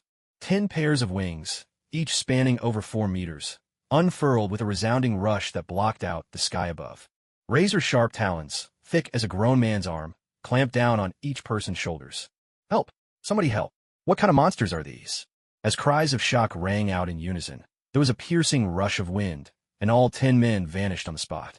Only the echo of 10 assault rifles clattering to the ground remained in their wake. Alexei hurriedly looked up. In the moonlight, he could see 10 burly men being snatched high into the air by the shadow ninja, their shouts fading as they were yanked skyward, soon becoming nothing more than tiny dots.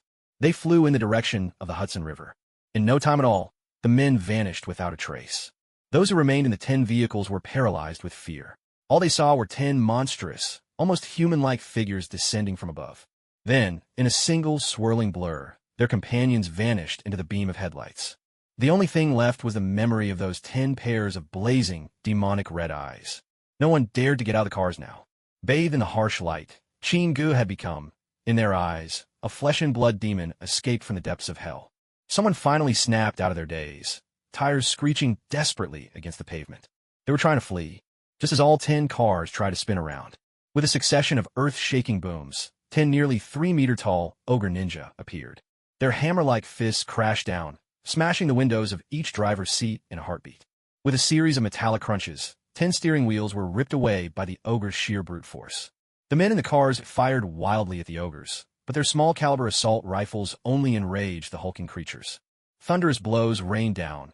Fists the size of car doors hammered the vehicles without mercy. In less than a dozen seconds, the 10 SUVs were reduced to nothing but heaps of twisted scrap metal. Then came a heavy, rhythmic pounding as the ogres effortlessly hoisted the ruined vehicles overhead, carrying them through the sparse trees toward the Hudson River. This year's fish in the Hudson are going to taste incredible, Hill. Starting tomorrow, let's eat ocean fish, remember that. Chin-gu smiled contentedly at Hill, who had rolled down the window beside him. Fine, but is there really no better way to handle things? Hill replied, just as the words left her mouth. A deep, menacing roar rushed suddenly toward them, rumbling in their ears. Chin, look out! Chin-gu barely managed to look up before a massive shadow came hurtling down at him, filling his vision in an instant.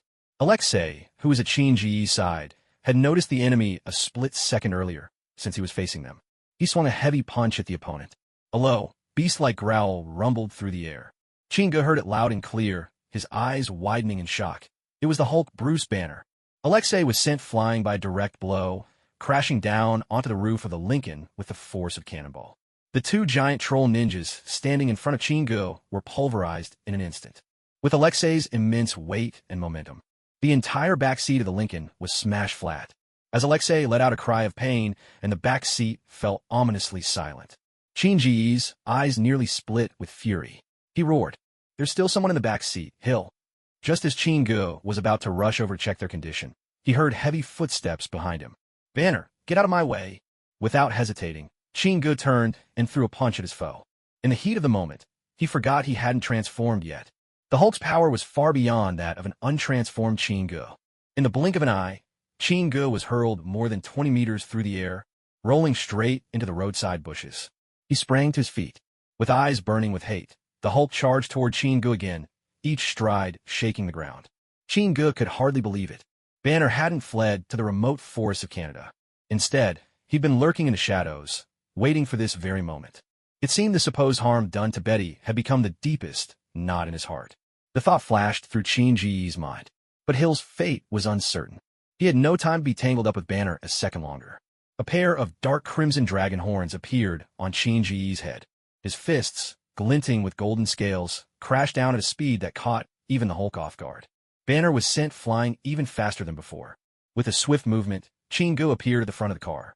Alexei, massaging his slightly misshapen metal arm, had just gotten to his feet, forgetting Hill was still beneath him. Chingu yanked him aside in one swift motion. A grating screech of twisting metal filled the air. At this moment, Hill lay with her eyes nearly closed, blood bubbling from her nose and mouth. Blood soaked and stained her crimson evening gown, a sight that stabbed at the heart. He called Hill's name, gently, twice, but she showed no sign of response. The weight in his heart grew heavier. "Hey, Chin, it's an honor to get your call." Fury's grating voice rattled in his ear. "Hill is badly hurt. Send a helicopter now, and give me the best doctor in Big Apple City. If you can't get here in 10 minutes, don't even think about stepping foot in my villa." Chingu spoke in a cold, steady tone, then snapped the phone shut with a sharp click. He had barely set the phone down when Banner, having been knocked away by Chin-Ji's punch, proved relentless in his pursuit. Once again, he charged at Chingu. Already burning with fury, Chingu whipped his head around. His bloodshot eyes glared at Banner. "Banner, are you looking for death?" With a thunderous roar, Chin-Ji's body turned into a blur. He lunged furiously at Banner. By the Hudson River, one large and one smaller figure collided violently on the ground. The heavy impact sent dust billowing into the air. The Hulk's massive body was hurled backward once again. But just as he was thrown off, Chingu grabbed his wrist in a firm grip. "Die for me!" With a mighty roar, he swung Banner, as if flinging aside a beetle no bigger than an ant. With a sickening crash, the Hulk's body smashed into the asphalt, carving a crater into the road. Crash! Crash! Crash! Chin-Ji's fists moved so fast they left after images, pounding relentlessly at the Hulk's head. Banner howled, raising his giant arms to shield himself from the onslaught. But after 10 devastating blows, even his defenses buckled. Blood streamed from Banner's head, his arms growing weaker and weaker. Crash! Crash! Crash! By now, Chingu was consumed by pure rage, his fists still raining down on Banner's skull. "Chin, go must not hurt, Betty." In a fleeting moment before losing consciousness, Banner forced a guttural cry from his throat. That hoarse cry snapped Chingu out of his rage. His fist, brimming with all his might, came to a sudden halt above Banner's head. Looking down at Banner, now battered, bruised, and barely clinging to life, Chin-Ji's gaze froze. A flicker of uncertainty and conflict crossed his eyes. From above came the roar of engines. A shield Quinjet hovered into view. Chingu rose and retracted his dragon horns, glancing in complicated silence at Banner. Banner was a good man, a truly good man. He was nothing like Iron Man. He didn't seek the spotlight, yet possessed the same spirit of self-sacrifice. Even when misunderstood, he still stood up without hesitation to help the Avengers in every crisis. Hill had suffered for no reason at all. A tragedy sparked by a single lie. Natasha, Fury, and Barton raced over from the jet, flanked by 2 doctors.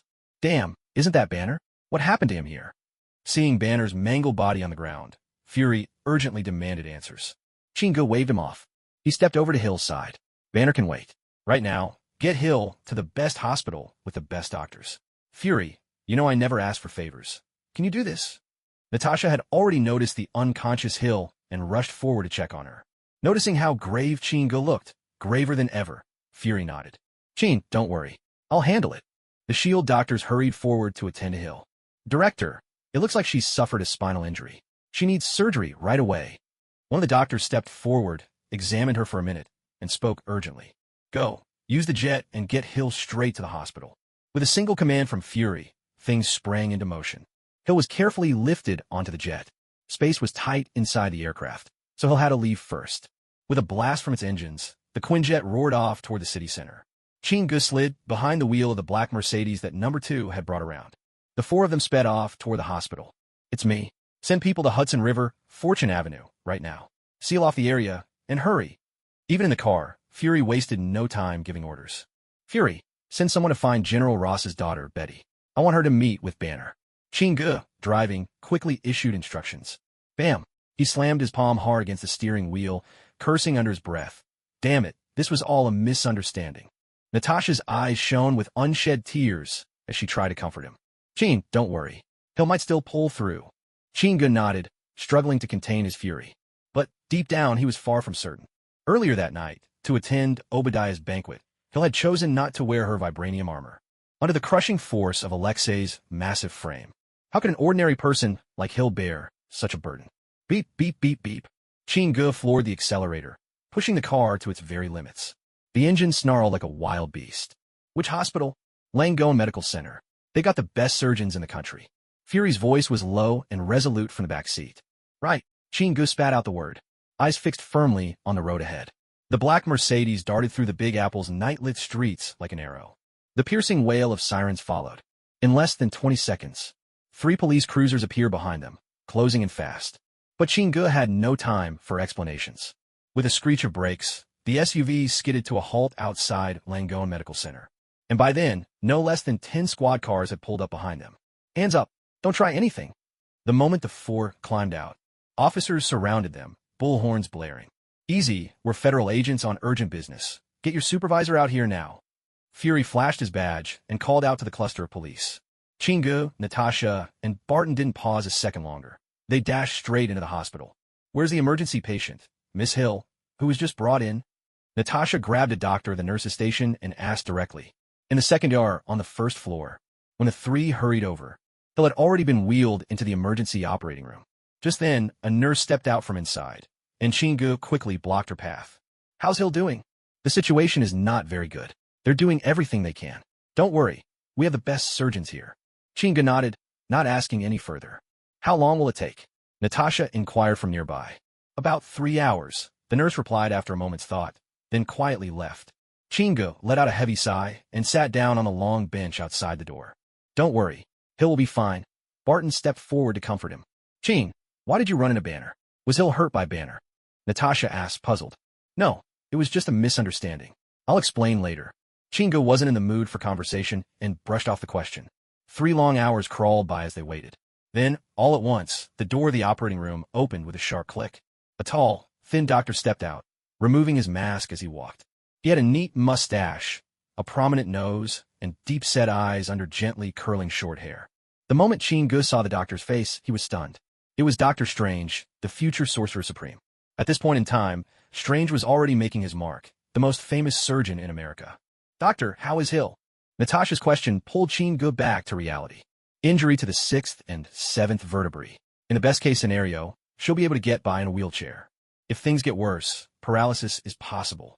I'm sorry, the injuries are simply too severe. We did everything we could. Strange's voice was resonant, yet full of regret. Thank you, Dr. Strange. Chingu stepped forward, speaking slowly. You know me? Strange asked, a hint of surprise in his voice. Of course. You're the most renowned surgeon. Strange paused in silence, then patted Chingu reassuringly on the shoulder. You're right, but there's only so much medicine can do. The rest is up to fate. With that, Strange turned and walked away. Hill was transferred to the intensive care unit. Natasha was already inside caring for her. Chingu only glanced through the glass at the unconscious Hill, then turned and strode out of the hospital. He found an excuse to send Natasha, Barton, Yelena, and the others away. A Kree warship was silently hovering above the hospital roof. Inside the ward, everything was perfectly still. Only the soft humming of monitors broke the quiet. By the bedside, Chingu gazed gently at Hill. He softly stroked her hair. This woman had stood by him for almost 20 years. She had given the best years of her youth and her life to Chingu. Although at first, it was fear of Hydra that kept them together. With the passage of time, their bond had grown into something closer than family. Hill had become the woman closest to Chingu in the entire Marvel Universe. Hill, I will heal you, no matter what, Chingu whispered, pressing a gentle kiss to her forehead. There were 3 paths to curing Hill's illness. The first was to seek out the Ancient One and harness the power of magic. The second was to travel to Wakanda and rely on their cutting-edge medical technology. The last was to have Minerva accompany Hill into the far reaches of the cosmos in search of Xander or the Kree. For Chingu believed that with their advanced science, they would certainly be able to cure her. At the beginning, Chingu considered finding the Ancient One, but after some thought, he realized that magic was, after all, a foreign force. In Doctor Strange's story, that paralyzed man who was healed by magic eventually lost the power to walk again when Mordo took that gift away. True healing, for the long haul, still lay in the body's own ability to recover. Xander, out in the universe, was simply too far away. Finding Wakanda was still the best and quickest solution. And if even Wakanda's technology wasn't enough, then he would bring Hill to seek help from the Xandarians. Down the hospital corridor, the halls stood empty, save for 2 black nurses at the station, both dozing as the night wore on. The door to the intensive care unit opened quietly. Hill, still on her hospital bed, was wheeled out. As Chingu was about to step into the elevator, A voice called out from behind. Hey, what do you think you're doing? Chingu turned to see Strange catching up, a flicker of anger and doubt on his face. Where are you taking her? Don't you realize she's still in recovery? Moving her now could make things worse. Strange pressed one hand firmly down on the bed, stopping it in its tracks. Chingu saw the expression on his face and had no choice but to halt. By chance, he'd run right into the doctor, fresh from surgery. Dr. Strange, for you, the best outcome for Hill is for her to spend the rest of her life in a wheelchair. But to me, that's the worst possible ending. That's why I have to find a place where she can be truly healed. He replied helplessly. If it had been any ordinary doctor, Chingu might have knocked him out cold and gone on his way. But Strange was, after all, a hero destined to one day save the Earth. That deserved a measure of respect. A respect owed to extraordinary people. Strange's eyes widened in disbelief. Are you questioning my judgment? At that moment, Strange's arrogance shone through. It's hard to explain, Dr. Strange. It's not that I don't believe you. It's just that time will tell, won't it? With that, Chingu gently pried Strange's hand from the bed and stepped into the elevator without further hesitation. Strange immediately strode in after him. I don't believe there's a surgeon in this world more skilled than I am. But if there is, give me his name. I must pay him a proper visit. The other man's eyes settled on Chingu, flickering with an unusual light. Here was someone unmistakably proud, and equally unwilling to ever admit defeat. The elevator ascended all the way to the top floor. Tell me, who can cure this patient? Otherwise, I'm calling the police. Well, what are you doing up here? Inside the elevator, Strange rattled off questions in rapid fire. He sensed that something was off, but Chingu couldn't be bothered to respond. The elevator doors slid open. Chingu pushed Hill's wheelchair onto the rooftop. At last, Strange's patience snapped. He grabbed Chingu's arm in frustration. What are you doing up here? If you don't explain yourself, I'm calling the police, Strange declared sternly, reaching into his pocket for his phone. What's that? Suddenly, Chingu lifted his head to the sky. Strange couldn't help but follow his gaze. With a muted thud, Chingu shoved Strange squarely in the chest. Sorry, doctor. You really are quite annoying, you know that. The words had barely left his lips. Strange suddenly felt as if he were a ball being hurled through the air, launched straight off the rooftop. Hey, somebody help me. His face turned deathly pale as he stared down at the ground below, his shriek wild and desperate. He tumbled in a helpless arc, plummeting straight toward the pavement. Strange squeezed his eyes shut in despair. A lifetime of glory, now undone by a madman. Just as he braced for impact, he felt powerful claws seize him. His descent slowed, and he was set down gently on the ground. When Strange looked up, all he caught was the faint shadow of a departing figure, vanishing into the night, save for the glimpse of two enormous wings stretching into the dark. Trembling uncontrollably, Strange forced himself to hit the emergency dial button. Meanwhile, Minerva piloted her Kree warship, tearing through the clouds, speeding toward the African continent. Inside a sprawling mansion, Obadiah paced back and forth in the living room, restless. None of the people he'd sent out had reported back. A vague sense of dread began to gnaw at him. Beep, beep, beep. Boss, we found signs of combat on the road, but there's no trace of anyone. A subordinate's voice came over the phone. Damn it. Keep searching. Obadiah growled, slamming the phone down. The living room doors swung open. One of his men entered, hefting a massive iron case in his arms. Boss, someone left this at the door. There's a note on it. Says you must open it yourself. Obadiah snatched up an ashtray and hurled it across the room. If that's a bomb in there, we'll all be sent straight to heaven. Are you out of your mind? Obadiah, fuming with anger, pointed at his subordinate and cursed him out. On the lawn, 50 meters away from the villa, the trembling subordinate cautiously opened the box, all while under Obadiah's watchful gaze from the house. It was as if the subordinate had witnessed something truly horrific. He hurriedly grabbed the walkie-talkie. Boss, you need to come take a look at this. It's definitely not a bomb. Inside the box were 10 pairs of bloody arms, stacked neatly. On top of them lay a letter. Written in black ink on the envelope were the words, to Obadiah, personal. Staring down at the arms in the box, Obadiah's face grew grave.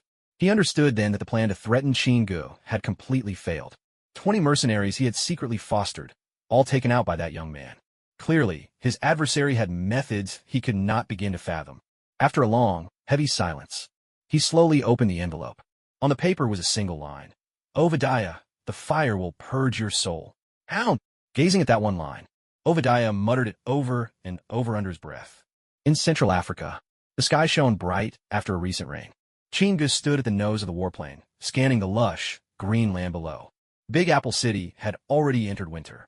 But here, life thrived in abundance. Ching, there's a massive energy signature about 20 kilometers ahead. Minerva's voice came from behind him. Ching Ge's eyes lit up with delight.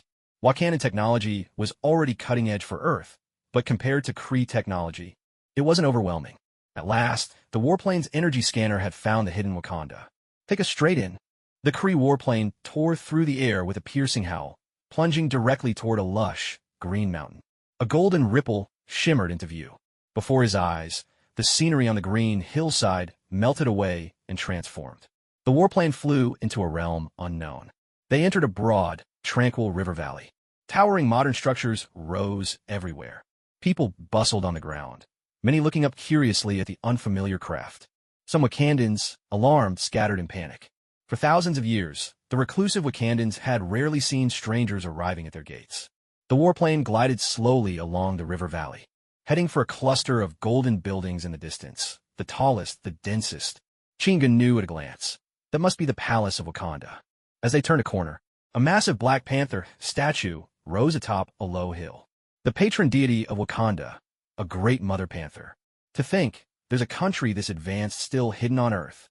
Even Minerva was captivated by the scene outside, her voice filled with awe. A rapid, urgent beeping pierced the calm inside the warplane. Something's wrong. Weapons locked on us. Minerva's expression changed instantly. Stop the ship. Let me talk to them. Chinga spoke quickly. Before his words had even faded, 10 Wakandan fighter jets swept in, surrounding them from all directions. 2 of them resembled upside-down triangles. The other 8 were dragonfly-like, somewhat reminiscent of Kree fighters. The 2 sides hovered in the sky, caught in a tense aerial standoff. They're requesting a communication link, Minerva announced. Patch them through. Chinga ordered. A moment later, a shimmering screen materialized before him, displaying the unmistakable figure of King Chaka of Wakanda. Years had gone by without contact, and time had wrought many changes on Chaka. His hair and beard had turned silver in parts. Yet along with age, the sharp edge in his bearing had softened. Now, he seemed far more approachable than before, a dignified presence tinged with the air of a fading hero. Chaka, after all these years, how have you been? Chinga greeted him with a warm smile. On the screen, Chaka's eyes widened in disbelief. He stared for several long seconds, astonished, before he finally exclaimed, Chinga, Hinye Nudat. It's me. Looks like you still remember me quite well after all these years, Your Majesty.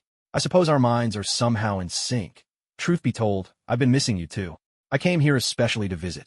As he spoke, Chinga lifted 2 items with a flourish and continued.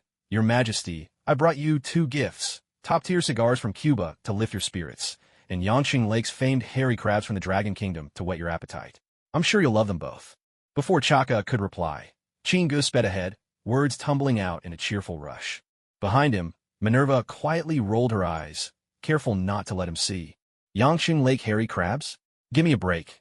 More like fished up straight from a roadside ditch, if you ask me, she muttered under her breath. By now, Chaka had regained his composure. His gaze kept measuring Chinga, thoughtful and guarded. Chinga, you're not welcome here. Leave Wakanda now, and I will let this unauthorized entry pass without further consequence, Chaka said calmly and deliberately. A soft laugh escaped Chinga. He showed no offense. Your Majesty, it's been more than a decade, yet I've never once broken my promise to you, have I? Chaka considered a moment, and then nodded slowly. That's true. You've never revealed anything about Wakanda. In that, you have been a man of your word. Chinga lit a cigar, his eyes fixed on Chaka.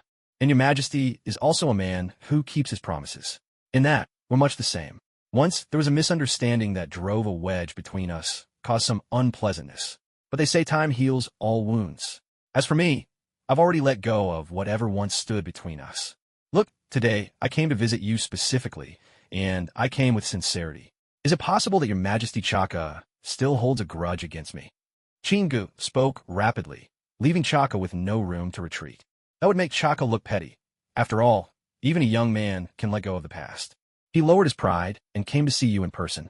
Yet here you are, the king of Wakanda, refusing to meet him? Why won't you meet with him then? Is it because your heart is narrow, or are you afraid? If word got out, would you not feel embarrassed? Chaka's brows knitted together. Still, he hesitated. Your Majesty Chaka, as you can see, it's just the 2 of us here. I've come to Wakanda myself. It's akin to a lamb walking into a pride of lions. All I want is a calm conversation. What concerns you? Chinga fanned the flames. Behind him, Minerva stifled a laugh. It's more like a dragon barging into a pigsty, isn't it? The scene shifted, and Queen Ramonda of Wakanda appeared. Chingu, welcome to Wakanda. Chaka is simply a proud man who can't quite set aside his pride. That's all. With a soft smile, Queen Ramonda spoke gently. Chingu nodded slightly as a gesture of respect. Your Majesty Ramonda, it's been a while. You are as beautiful as ever. Chin, we'll be waiting for you at the palace. As her words faded into the air, the Wakandan royal aircraft soared toward the distant palace.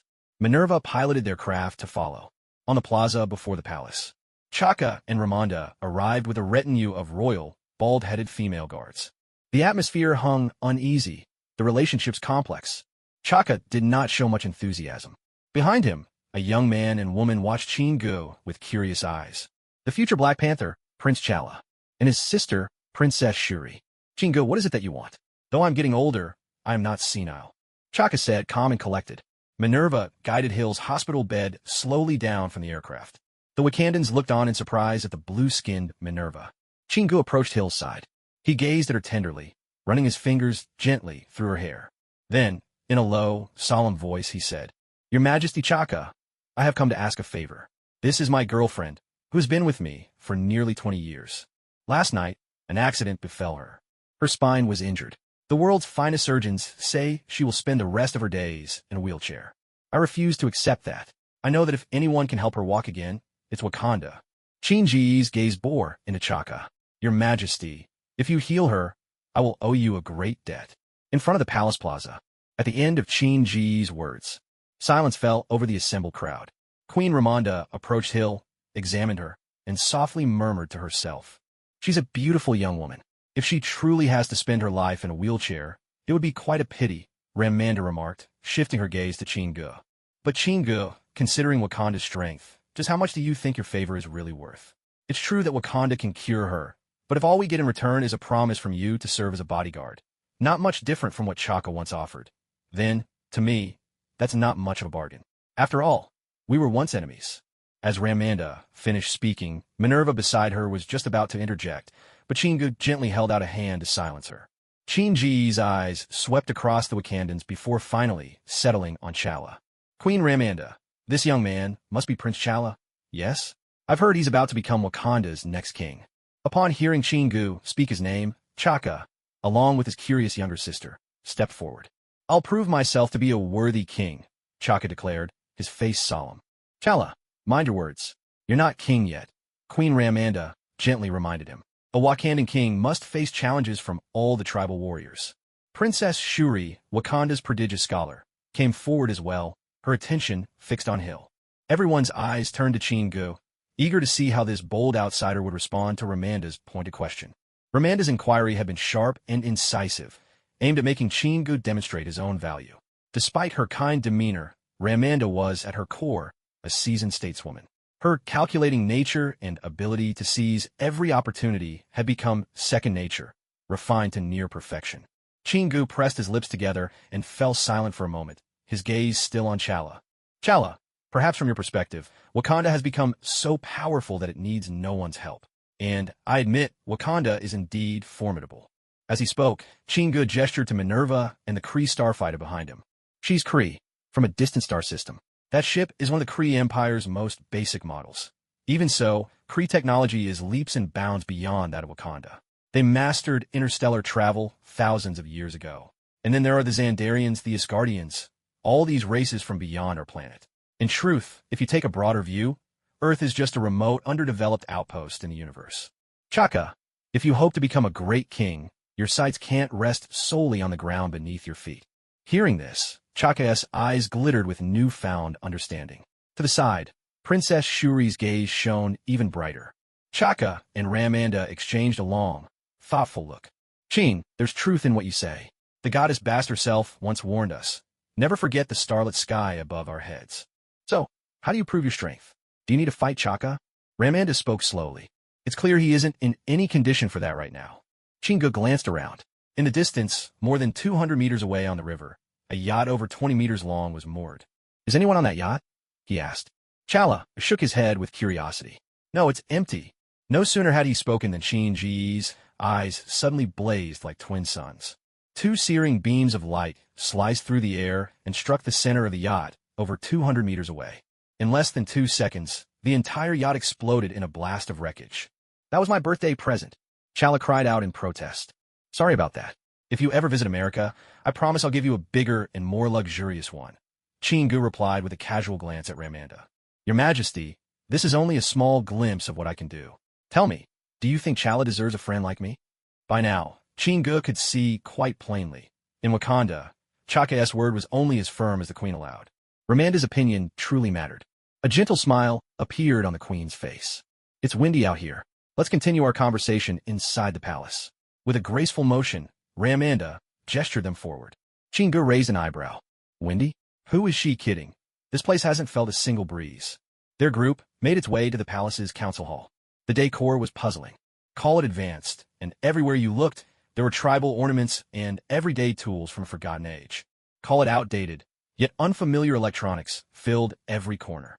Chaka settled onto the high-backed chair at the center. Shuri and Minerva were already wheeling Hill away to have her condition examined.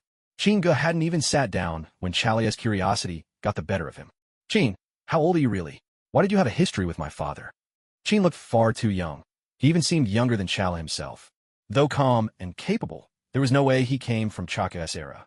With a casual shrug, Chingu said, When I first met your father, I was 20.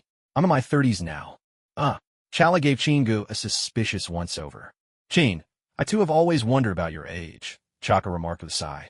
All these years, and you barely seem to have changed at all. King Yifuklit. That's the difference. Your Majesty, you have a kingdom to run, the affairs of state pressing on your mind day after day. As for me, I always preferred the leisurely life of a wealthy man. With that offhand explanation, he brushed the matter aside. Ramanda then spoke in a measured tone from across the table. Chin, Wakanda welcomes a strong ally, such as yourself. As you said, we will help cure your girlfriend Hill's illness. But likewise, I hope you'll keep your word. When Chala is most in need, you'll be there for him. Chingu stepped forward and patted Chala on the shoulder. Chala, your mother is willing to transfer this favor to you. In the future, if you encounter any enemy too difficult to handle, just send me a message. I will help you take care of it. But think it through, don't waste this opportunity lightly. Hearing these words, Chala thanked Ramanda, then nodded to Chingu. I hope I'll never have to use this favor. Chingu shook his head. Don't be so optimistic. In truth, this era is about to bring forth many unexpected foes. The surgery was a complete success. The doctors of Wakanda soon wheeled Hill out of the operating room. Now, it was only a matter of time for Hill to recover her strength on her own. Chin, where am I? By nightfall, Hill had already awakened. She saw Chingu beside her hospital bed and asked, You're in Wakanda. Remember what happened back in Ohio? Chingu smiled gently, holding Hill's hand.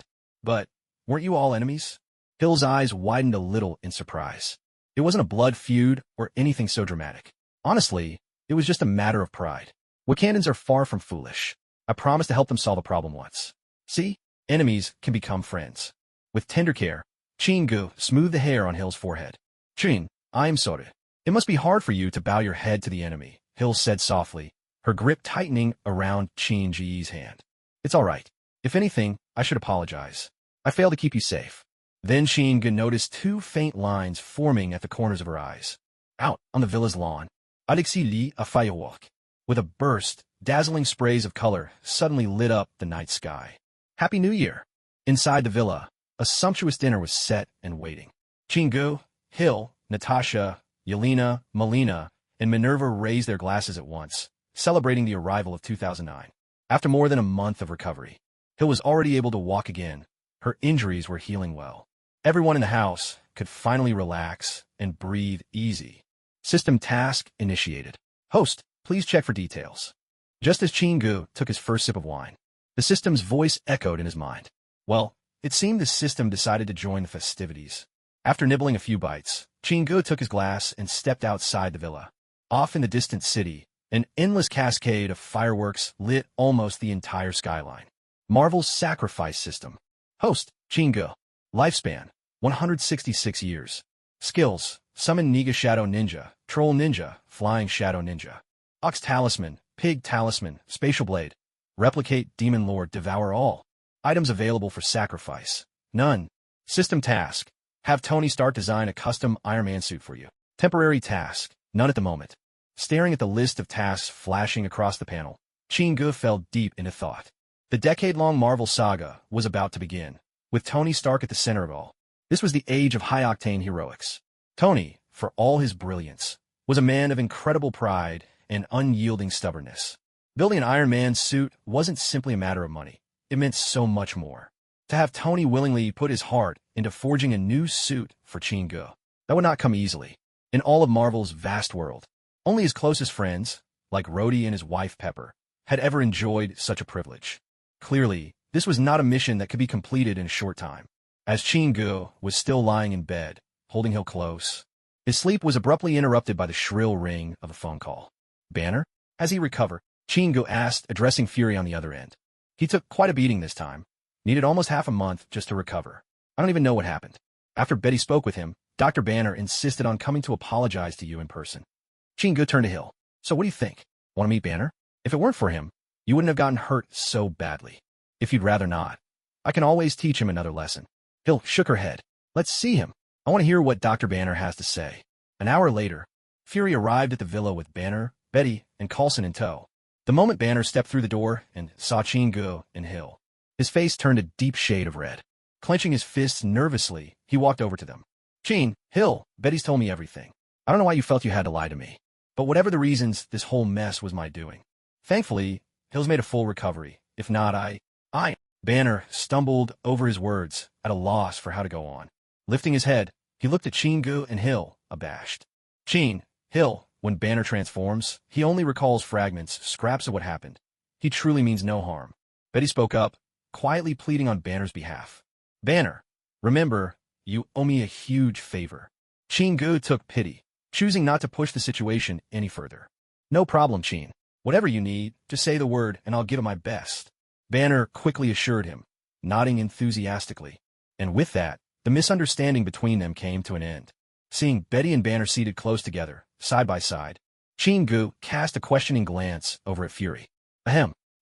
Banner's agreed to join the Avengers. With S.H.I.E.L.D.'s help and a bit of technical know-how, he's managing his emotions much better now. Fury explained. Banner, is your heart rate still capped at 200 beats per minute? Chingu turned and asked Banner. In a passive-induced state, yes, but right now, I'm trying to transform on my own. Still, I have to admit, it doesn't feel good at all. It's as if another soul is being forced into my body, crammed in with no mercy. Inside my head, it feels like acid being poured in.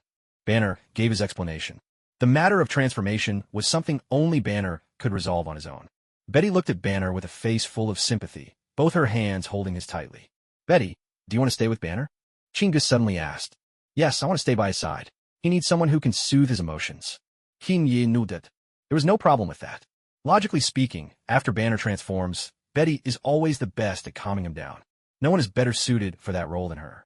But you know, when Banner gets emotional, his whole body grows. How exactly do you two deal with that problem? With that blunt question, Banner and Betty both flushed red with embarrassment. Nearby, Fury and Coulson started gulping down water as if to avoid the topic. I believe Banner will find a way to control it at the cellular level. Betty finally answered Chingu courageously. Early the next morning, in front of Stark Industries Tower, Chingu climbed out of a black SUV. Four super soldiers followed behind him. He remembered that Tony was kidnapped by the Ten Rings sometime in the spring, but the exact date had grown a little hazy.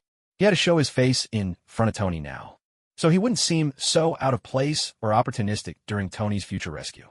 The group headed straight for the building. As soon as they stepped inside, Chingu caught sight of a familiar figure. Tony's most loyal chauffeur and bodyguard. He was to Tony what Jarvis had been to Howard. During the extremist crisis in Iron Man 3, Tony had publicly challenged the fake Mandarin out of anger when Happy was injured. It was clear that Happy and Tony shared a deep bond. Happy was absolutely one of the most trusted people in Tony's inner circle. Hey, Happy, how's it going? Happy was just about to bite into a donut when he heard someone call out. He quickly stuffed the rest of the donut into his mouth, turned around, and wiped his hands on the sides of his pants. With a puzzled look in his eyes, Happy stared at Chingu and the four super soldiers behind him.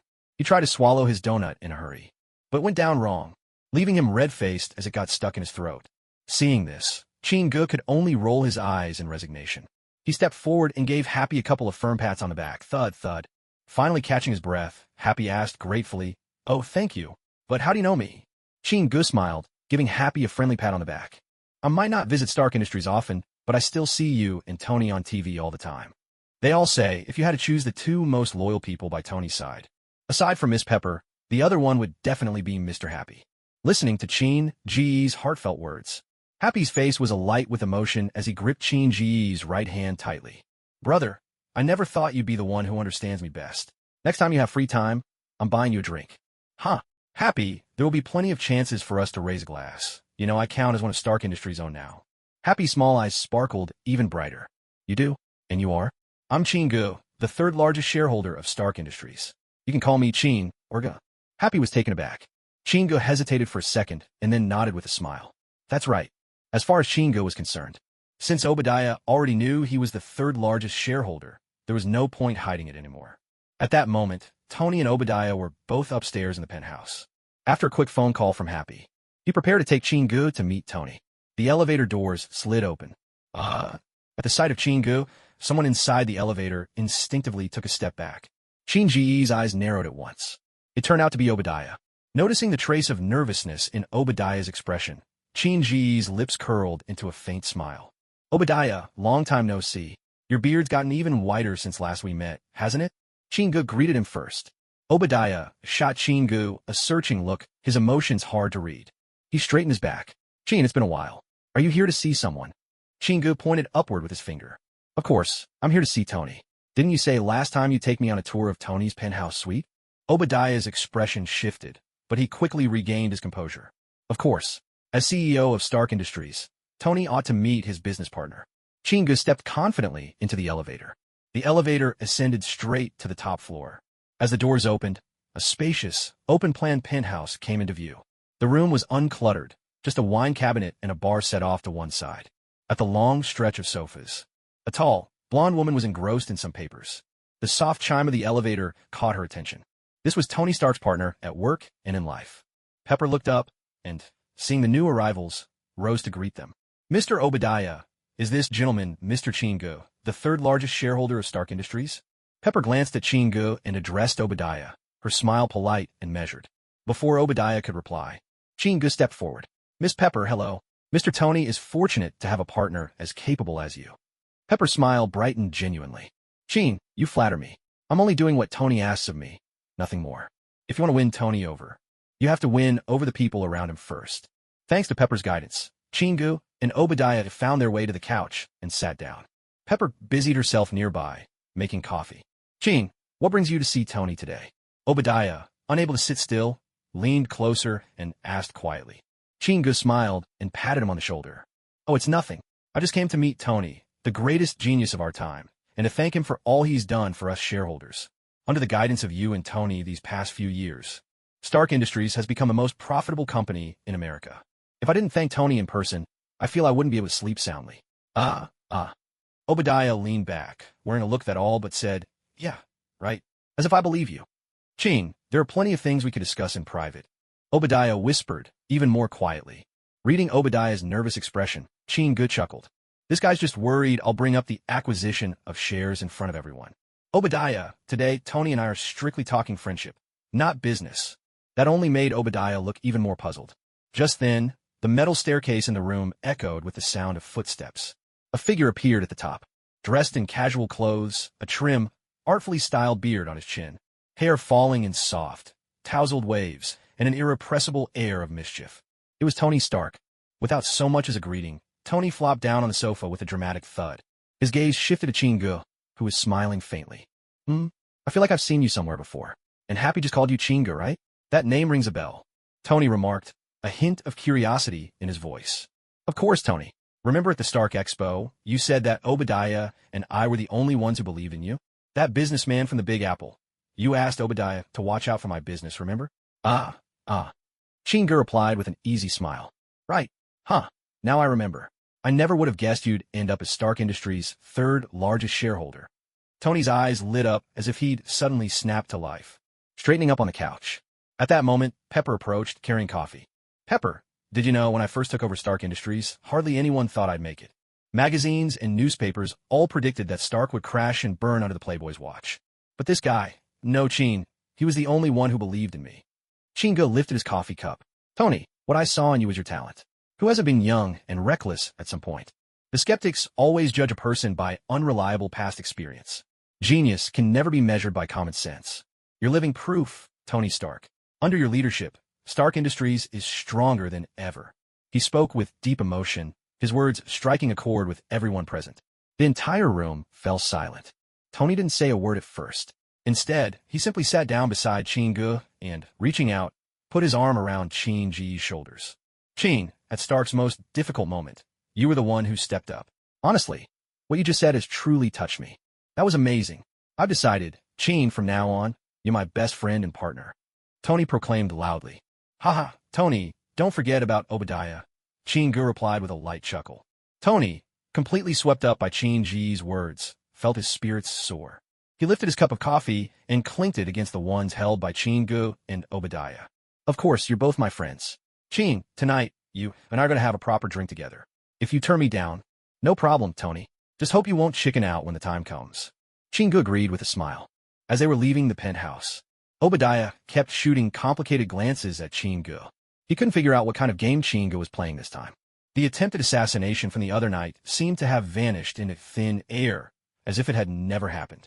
And Qin, in front of Tony, had taken every opportunity to praise him. For nearly 2 months, Obadiah, anticipating Qin's revenge, had tripled his personal security detail. He canceled all sorts of meetings, important or not. But as time went on, nothing happened. This left Obadiah completely baffled. In the largest private suite of a bar in the Big Apple, Qin watched as a famous model, her outfit thoroughly disheveled, danced with great zeal around a pole on the little stage. He couldn't help but twitch slightly at the corners of his eyes. Clearly, whatever the profession, picking up a few extra skills could make anyone incredibly competitive. Just by dancing like this, $20,000 were spent in the blink of an eye. That was Tony Stark through and through. Qin, do you know what's the most valuable thing at Stark? Tony disentangled himself from the arms of 3 women and made his way over to Qin's side. With a whole bottle of liquor forced down by Qin, Tony's tongue was now thoroughly twisted. Technology. Stark's most valuable asset is technology, and all of it is right here. Qin downed the beer in his glass in one gulp, then tapped his finger to the side of Tony's head. Sharp-eyed Qin. Honestly, your perspective is scary accurate.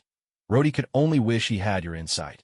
Tony clicked his glass against Qin's, and they both drained their drinks in a single go. Then, with a heavy thud, Tony collapsed onto the sofa.